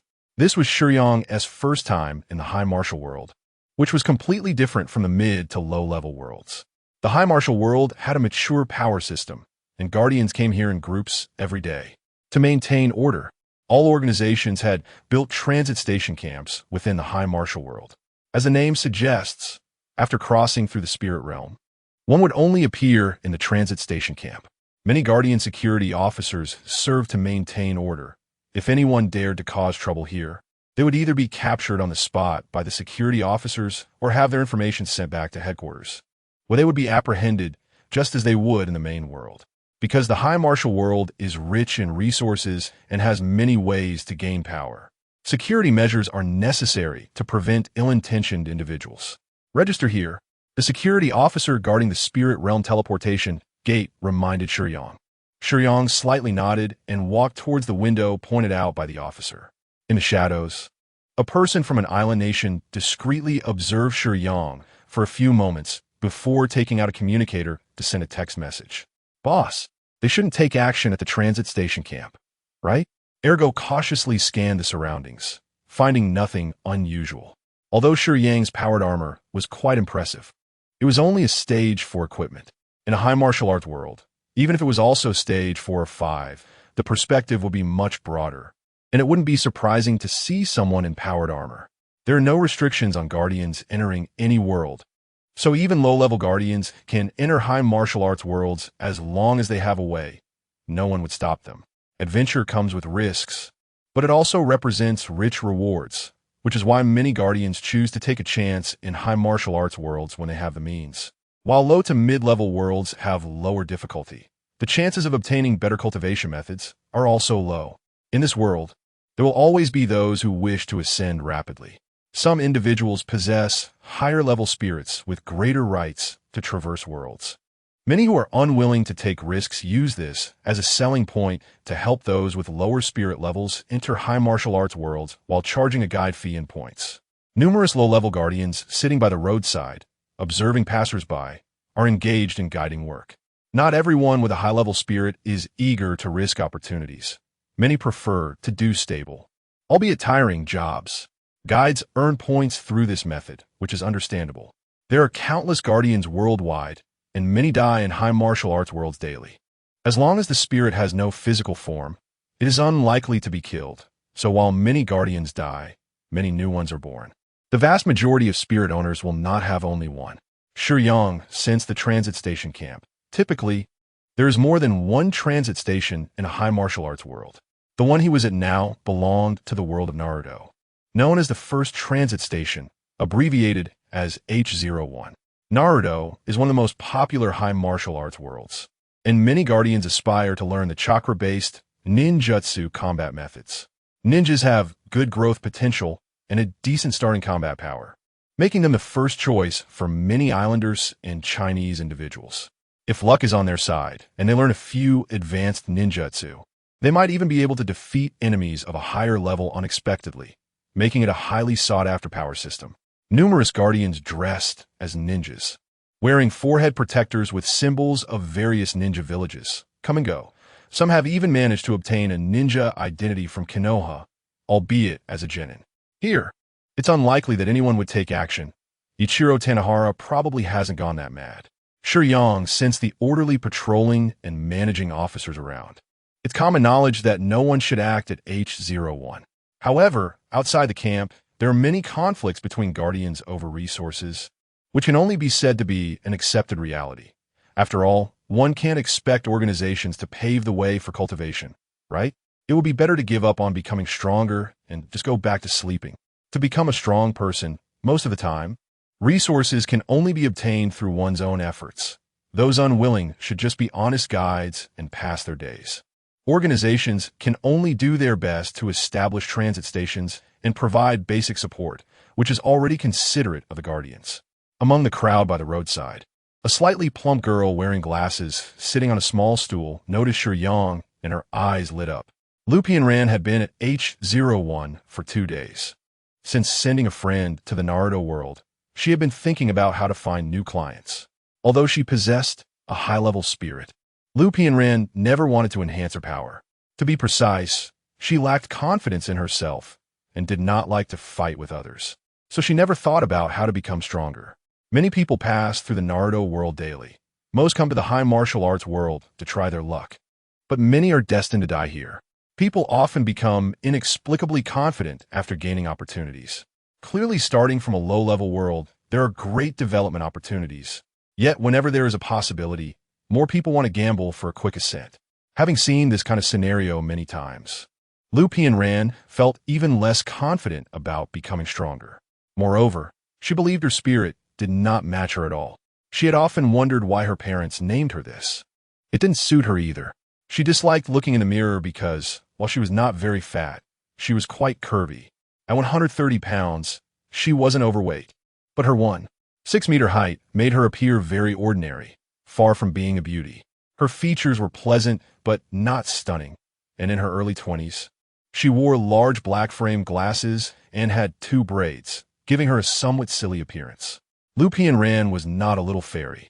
She understood her ordinariness and had a clear self-assessment. Originally, this was a good thing, but it changed when she met her spirit, the spirit of emotional manipulation. Luffy and Ran had thought for a long time about why she ended up signing a contract after gaining this spirit's recognition. As the name suggests, this spirit relied on Luffy and Ran to act as a heartbreaker to provide energy. The more fish she raised as a sea king, the more energy it would provide. Luffy and Ran could not understand how this spirit saw her potential as a heartbreaker. Luffy and Ran, let us be honest with my looks and no dating experience. Or would I go to raise fish and be a heartbreaker?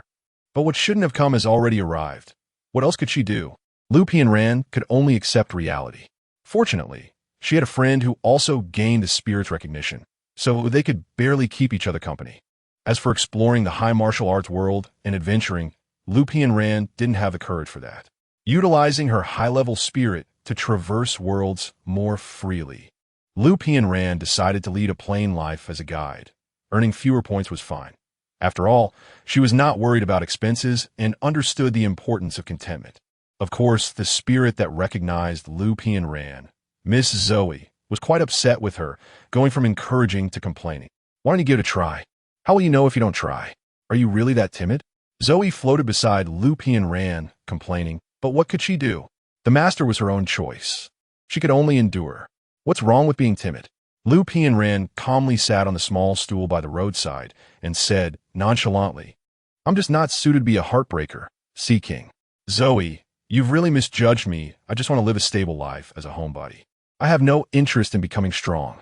You. Zoe was so angry she couldn't speak. It was always like this. She could only watch her chosen master with disappointment. Huh? Luffy and Ran saw a figure in white armor with a dog emerging from the spirit realm's portal. Guardians equipped with technological products were rarely seen in the Naruto world, as they focused on different power systems.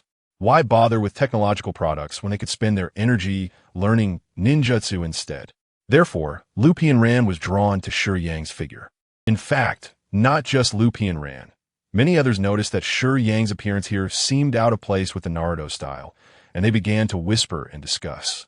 What caught Luffy and Ran's attention was that after registering, Shiyang seemed to stand there, looking unfamiliar with the surroundings, not making any further movements for a while, indicating it was his first time in the Naruto world.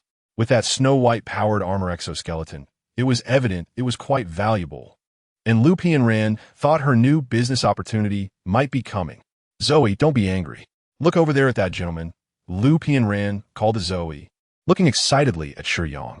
At the moment Shiyang saw, Zoe obviously froze for a moment. But Luffy and Ran didn't notice Zoe's unusualness. He must not be familiar with this area, so I'll go talk to him. If I'm lucky, I might be able to make my debut today. Luffy and Ran was happy about this. After Shiyang registered with Ergo, he stood by the roadside and sensed that people around were looking at him strangely, with some whispering about him, but Shiyang didn't care at all. He quietly stood by the road, sensing if there was any obvious killing intent around, also due to being unfamiliar with the place. The Binkaton charcoal was sleeping soundly in Ergo's backpack pocket. It didn't need to fight, and following Ergo was safer.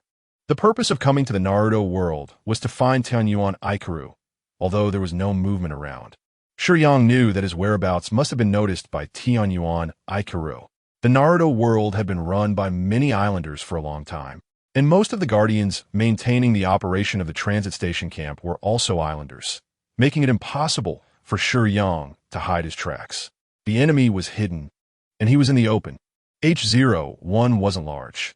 In fact, all transit station camps could hardly be called big. The tidy roads and buildings were lined up. Although the area was small, it had temporary shops, a free trade market, and a hall, where guardians could buy and sell items acquired in the world and check posted tasks. This chapter isn't finished yet. Please click the next page to continue reading the exciting content. Before Shiyang could think about what actions to take next, a girl slowly walked towards him. Huh, boss. Someone is coming towards us. Argue whispered to Lu Pianran cautiously. I sensed it, but she has no hostility. Lu Pianran had no intention of attacking. But Shiyang sensed another girl quickly running over to his side, who also radiated no malice. Hello. Lu Pianran politely approached and slightly bowed to greet her. As soon as she spoke, both Ergo and Shiyang were a bit surprised. Unlike her appearance, Lu Pianran's voice was melodious and sweet when she spoke.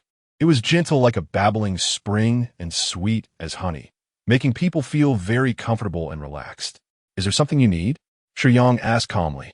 I am a guide, if you are not familiar with this place. Before Lu Pianran could finish her sentence, the other girl who had rushed over suddenly interrupted her, forcefully pushing Lu Pianran aside. This big brother, do you need a guide? You must not be familiar with this place. It only costs 100 points, and I can help you get to know H01. If you need, I can also guide you back to the main world. As she spoke, this girl shot a challenging glare at Lu Pianran. Lu Pianran felt very uncomfortable inside. Clearly, she had arrived first, but Su Lei was targeting her and trying to steal her business. However, Lu Pianran didn't dare show it. She felt a bit inferior and somewhat timid. Lu Pianran often came to H01 because of her friends, but many guardians around were not friendly to her, often ostracizing her. Just now, was this young lady talking to me? Shiyang said coldly. Su Lei didn't expect Shiyang to speak up for Lu Pianran, and she was instantly a loss for words. Shiyang could see that Su Lei was targeting the polite girl next to him, and he didn't like this behavior. Looking at Shiyang, Zoe finally came back to her senses and shouted, startling Lu Pianran. But before Lu Pianran could ask what was wrong with her, Zoe was very excitedly flying around, closely observing Shiyang, who was wearing powered armor. What a gem! This man is truly a gem. Xiaoran, you finally opened your eyes and managed to flirt with such a gem of a handsome guy. Quickly, find a chance to make him your dog. Huh? Shiyang slightly released an aura, causing the people around, including the security officers, to feel a chill. At least a stage 6. Shiyang didn't want to waste words with Su Lei, as she was clearly targeting the polite girl next to him. He didn't have a bad impression of Lu Pianran. She was very polite and spoke softly, so he simply helped her with a word. Of course, whether there was a problem, Shiyang was unsure, as it's hard to judge others' grievances, so he just said a simple sentence without any other intentions. However, Lu Pianran was very surprised. She never expected Shiyang would speak up for her. No, she should say she never thought anyone would speak up for her. Su Lei didn't dare provoke a stage 6 expert and could only glare at Lu Pianran resentfully before walking away. How many points? Shiyang asked. Huh? Lu Pianran was still not fully back to her senses from Zoe's words or from the surprise of Shiyang speaking up for her. To understand H01, how many points? Shiyang repeated. Oh. Lu Pianran finally came to her senses. She must have looked quite silly just now. Feeling embarrassed, she said, Sorry, I was distracted. I usually charge 150 points for helping others understand H01 and guiding them. TSK, Zoe was still floating around Shiyang, looking at him in amazement. Handsome guy. Really a rare sight. How can he be compared to the ugly ones around H01? Lu Pianran had a somewhat awkward smile on her face, and couldn't help but complain about Zoe in her heart. How can you see through this brother's armor so well? TCH Zoe disdainfully glanced at Lu Pianran. Do you think I'm relying on my eyes? No matter how tightly it's covered, it can't escape my discerning eyes. As long as a handsome guy appears around me, I can sense it. Shiyang didn't understand the conversation between Lu Pianran and Zoe, and he looked down at Ergo. Ergo? It's 150 points, right? Take out the communicator. I'll transfer it to you. Ergo understood what Shiyang meant. Points and transactions for equipment and techniques were all handled by Ergo. Shiyang didn't know how many points he had, so he naturally had to ask Ergo. Shiyang's straightforwardness in giving money, although a bit strange to let a dog handle the finances, didn't prevent Luffy and Ran from feeling that Shiyang was very generous. Usually, lower-tier guardians coming to age 01 were all trying to bargain to spend less. Even if they were lucky and made some points, getting points wouldn't be smooth, and it was even rarer for someone like Shiyang, who hadn't even received a service yet, to have already given money. Wow! In just 2 short minutes, Luffy and Ran felt that she was incredibly lucky today to meet such a good person as Shiyang. Not only did he speak up for her, but he was also so generous. Although her points had almost been spent after buying equipment and technique cultivation methods, she still had a few thousand left. And neither Ergo nor Shiyang would mind an extra 1 or 200 points. Luffy and Ran introduced in detail, telling Shiyang about all the functional services available in H01 and listed the specific locations for Shiyang. Shiyang couldn't see, but Ergo noted everything down. The transit station camp could be seen as a branch of organizations in the real world. Except for not being able to buy items from the organization S-Mall, all other services were available. Since the products in the mall were stored in the real world, it wouldn't be realistic to have things specially delivered to the Naruto world. However, besides not having an organization mall, there was also a free market here, where guardians who had gained something would sell items obtained in this world that were useless to themselves, possibly incompatible ninjutsu scrolls or weapons that could conduct chakra. However, Shiyang wasn't interested in this. He didn't cultivate through the chakra training system. Additionally, the official transit station camp would sell character cards related to the world and story, which are not cheap but could help guardians with the storyline, something Shiyang had used before. Under Luffy and Ran's detailed explanation, there's one more thing to note if one wants to leave Camp H01 and enter the Naruto world. The timeline in the Naruto world changes each time it opens.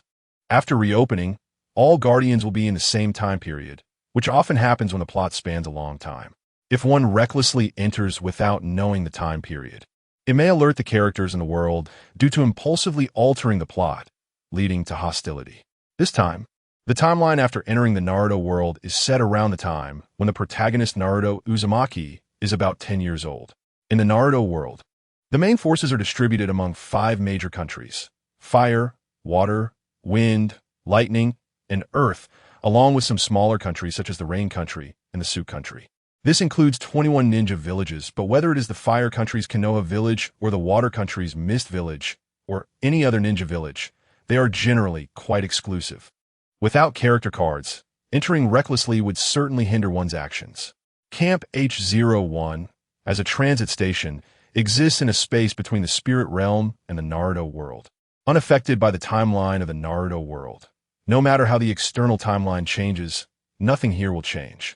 Character cards vary in price according to their significance to the plot. The more important the character, the more expensive the card. Luffy and Ran, who is very knowledgeable, couldn't help but share everything she knew while accompanying Shiyang. Shiyang felt a bit overwhelmed by the girl's kindness, wondering how she could explain so much for just 150 points when he had done nothing. Ran, how did you end up over here? Maki Fei, who was chatting with a male guardian, noticed Luffy and Ran looking flustered. I'm being a guide for this gentleman. You. Luffy and Ran glanced at Machi Fei and the man beside her, her expression dimming significantly, her voice lacking confidence. The man standing next to Machi Fei was named Wang Ligong, whom Luffy and Ran knew because he was her ex-boyfriend. Yes, that's right. He was indeed her boyfriend. However, Luffy and Ran later realized that he never cared about her. He was merely using her to gain easier access to the high martial world, enjoying the benefits of a free guide, and even during their time together, he couldn't be bothered to put in any effort to care for her. Seeing her friend Ma Chi-Fei standing with Wang Ligong, Luffy and Ran naturally felt uncomfortable. But she had already broken up with Wang Ligong, and being inherently weak-willed, she wouldn't blame others. There was nothing to say about the situation. If her friend had any relationship with her ex-boyfriend, what right did she have to interfere as someone who had already broken up? However, as a friend, Ma Chi-Fei's actions undoubtedly made Luffy and Ran feel hurt. Ran, I just ran into Gonggu and chatted for a bit. Don't take it to heart. Ma Chi-Fei explained with a smile. By the way, since someone asked you to be a guide, you can continue. I'll wait for you at the teleportation entrance. Remember to take me back once you're done. The last sentence made Lu Pianran feel uncomfortable, her tone quite firm, as if she were being ordered around. After Ma Qifei finished speaking, she hurriedly left with Wang Ligong without waiting for Lu Pianran to say anything. Lu Pianran was stunned for a few seconds, unable to help but think that Ma Qifei asked her to wait at the teleportation entrance. So, during the downtime, she had been sitting on a small stool waiting for her to return. Ma Qifei had clearly said she would be back in 3 or 4 hours. But Lu Pianran had already waited for a whole day. Just when she finally had a business opportunity, she found Ma Qifei not attending to serious matters, but rather on a date with Wang Ligong. Although Lu Pianran had a good temperament and appeared very weak, allowing anyone to bully her, she wasn't blind or stupid. She could tell Ma Qifei was lying to her, leaving her at the teleportation entrance all day just to meet Wang Ligong. Remembering how she sat on the small stool, waiting for Ma Qifei to return, Lu Pianran felt bitter and wronged, but she had only this one friend and didn't want to blame her for anything. "I'm sorry." Lu Pianran apologized to Shiyang for delaying him because of her personal matters. Shiyang slightly shook his head, indicating it was no problem. Lu Pianran often came to the Naruto world because of her friend Ma Qifei, and having spent a long time here, she naturally became familiar with the situation. She knew that Shiyang needed a character card to enter the High Martial world, and coincidentally, she was aware that the camp store was selling Konoha Village character cards today, so she hurriedly brought Shiyang to buy one. It wasn't that entering the world absolutely required a character card. The biggest difference between the High Martial world and the mid to low-level worlds was the upper limit of combat power. Experts like Uchiha Madara were at the pinnacle of the 10th stage, and one could easily be killed if not careful. To be frank, even Shiyang, who far surpassed others at his level, would need to be cautious in the Naruto world. If he were to engage in combat with a 10th stage powerhouse, he could handle a few exchanges, but ultimately he would lose. Furthermore, the personnel information in the ninja villages of the Naruto world was very clear. If one lacked a character card and a capable guardian recklessly tried to join, they would likely be mistaken for a rogue ninja and raise the vigilance of others. With good luck, they might escape, but with bad luck, they could meet their demise on the spot. Therefore, entering the Naruto world absolutely cannot be done recklessly. Tianyuan Ichiro likely wouldn't be in the transit station, as fighting was prohibited there, so he must be waiting for Shiyang to fall into his trap within the world, as a world that is very popular among islanders. The islander forces have developed their own methods of integrating into the plot over many years. If Tianyuan Ichiro currently holds a high position in a certain ninja village, then Shiyang would have to face not only his subordinates, but also the local forces within the Naruto world. In such a case, if Shiyang clashed with the ninja forces of the opposing side, provoking widespread anger, he could very well be viewed with hostility by the entire ninja world, making his situation truly difficult. As someone who never acts recklessly, Shiyang looked at the character card in his hand that he had bought for a hefty price, pondering how to use it. In the Naruto world, the central region of the Fire Country is the most prosperous. The Fire Country is located at a crucial transportation hub, serving as the main route connecting the north and south, with fertile land stretching for miles. Its unique geographical position has attracted a large number of talents and resources, making it the most powerful country among the 5 great nations.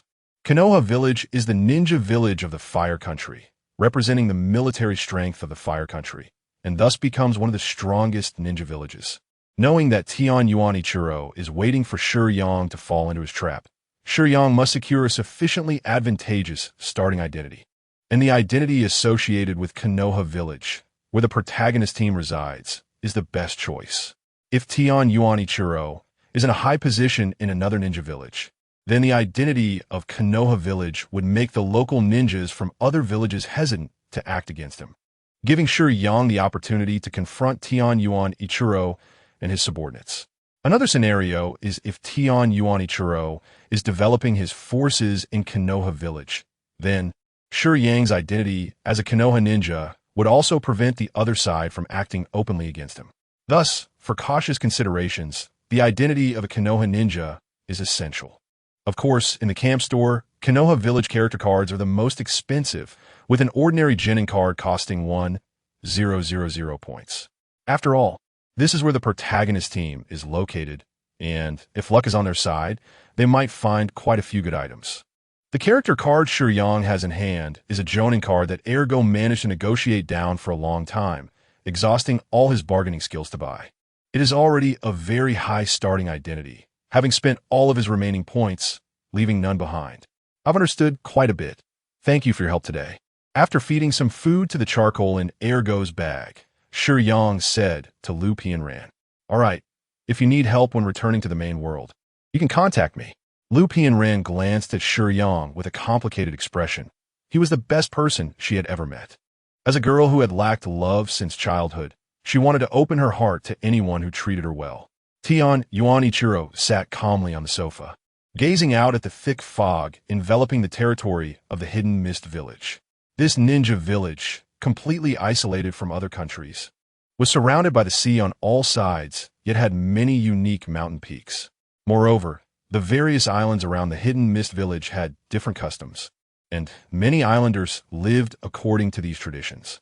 Due to its distance from the mainland and the barrier of the ocean, this was why the Land of Water rarely intervened in the previous ninja world wars.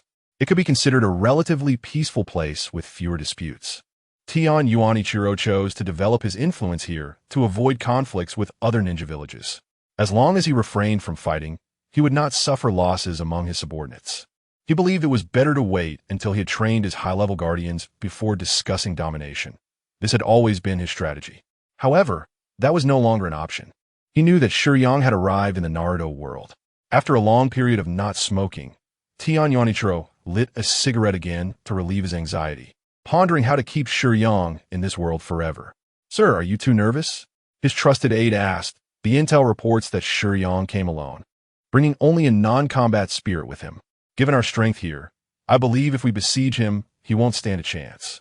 To his subordinate's question, Tian Yuanichiro took a drag from his cigarette and replied slowly, "Alone? It's precisely because he came alone that I need to be more cautious." He was reminding both his subordinate and himself. Never treat the enemy as a fool. If you're going to fight, you must consider everything. Shiyang had already taken the bait. When he first heard Shiyang proactively offer to protect Su Lily and her daughter, Tian Yuanichiro realized he was a principled person. Killing Su Lily and her daughter was purely to provoke Shiyang, making him appear as someone who would do anything without considering the consequences or costs. A person driven to hysteria just for revenge. That would be a mistake. Could someone who climbed to the position of head of the family be such an impulsive fool? The purpose of killing Su Lily and her daughter was to provoke Shiyang, showing him the threat posed to those around him. And as long as that threat was significant enough, Shiyang, with his sense of responsibility, would surely not want to implicate those close to him. This could be seen from Shiyang's willingness to protect two ordinary people despite his outstanding combat power. After this, Shiyang would surely find a way to come to him, taking all the firepower upon himself, which was exactly Tian Yuanichiro's goal. He wanted to kill Shiyang, and Shiyang wanted to kill him. Both were creating opportunities for each other. But it depended on who would lose their composure first. If Shiyang rushed in to kill him, that would be perfect. Such reckless behavior would play right into Tian Yuanichiro's hands. If that happened, the local forces of the Hokage would help Tian Yuanichiro eliminate the threat. Conversely, what Tian Yuanichiro feared most was that Shiyang would take his time, using the forces in the Hokage world to apply pressure and wait for an opportunity. But could a young man in his 20s really remain that composed? Jieching and a group of elite ninjas, as well as ability users, had died at Shiyang's hands, and that Shiyang won through a direct confrontation, which was something Tian Yuanichiro could never achieve. His combat power could not be described merely by the 6th stage. They had to be cautious and remain composed to remove this thorn. "Sir, you are thinking far ahead and preparing for the future. I was short-sighted," said his subordinate respectfully, bowing down the mountain. "Even if we have an absolute numerical advantage in a direct confrontation, and we are in a world we have developed for a long time, taking down a master of this level would come at an immeasurable cost. I cannot risk my subordinates' lives. You should understand," Tian Yuanichiro said kindly, patting his subordinate on the shoulder. The subordinates in the room felt a sense of resonance upon hearing this, and their gaze towards Tian Yuanichiro was filled with more respect. Now that Shiyang had arrived in the Naruto world as the Lord predicted, It indicated that everything was within the Lord's plan. It seemed he was destined to die here. The confidence among the subordinates grew. I have to admit, this kid is tough. At such a young age, he has this level of strength and is willing to take risks for those around him, which is rare. Tian Yuanichiro did not underestimate Shiyang at all. Instead, he praised him, but he was not trying to boost others' morale. Changing the subject, he said, such people often lack the courage to fight for their lives. A direct confrontation is not the best strategy. The method of the process is not important. What matters is how to ensure his death. Are you ready? Sir, we are already prepared. The alien queen from Love, Death Robots, is currently imprisoned in the dungeon. Good. Once Shiyang leaves the camp and enters the world, regardless of which village he enters, deliver a grand gift to him. Synopsis. Shiyang, hurry up and get on the boat. We can leave now. The Mary is here to pick us up. Shiyang turned his back to the Straw Hat crew, waving his hand casually. Let's head to the sea with Robin, Luffy. I will hold off CP9 for you. The Marineford War. Hurry up, you idiots.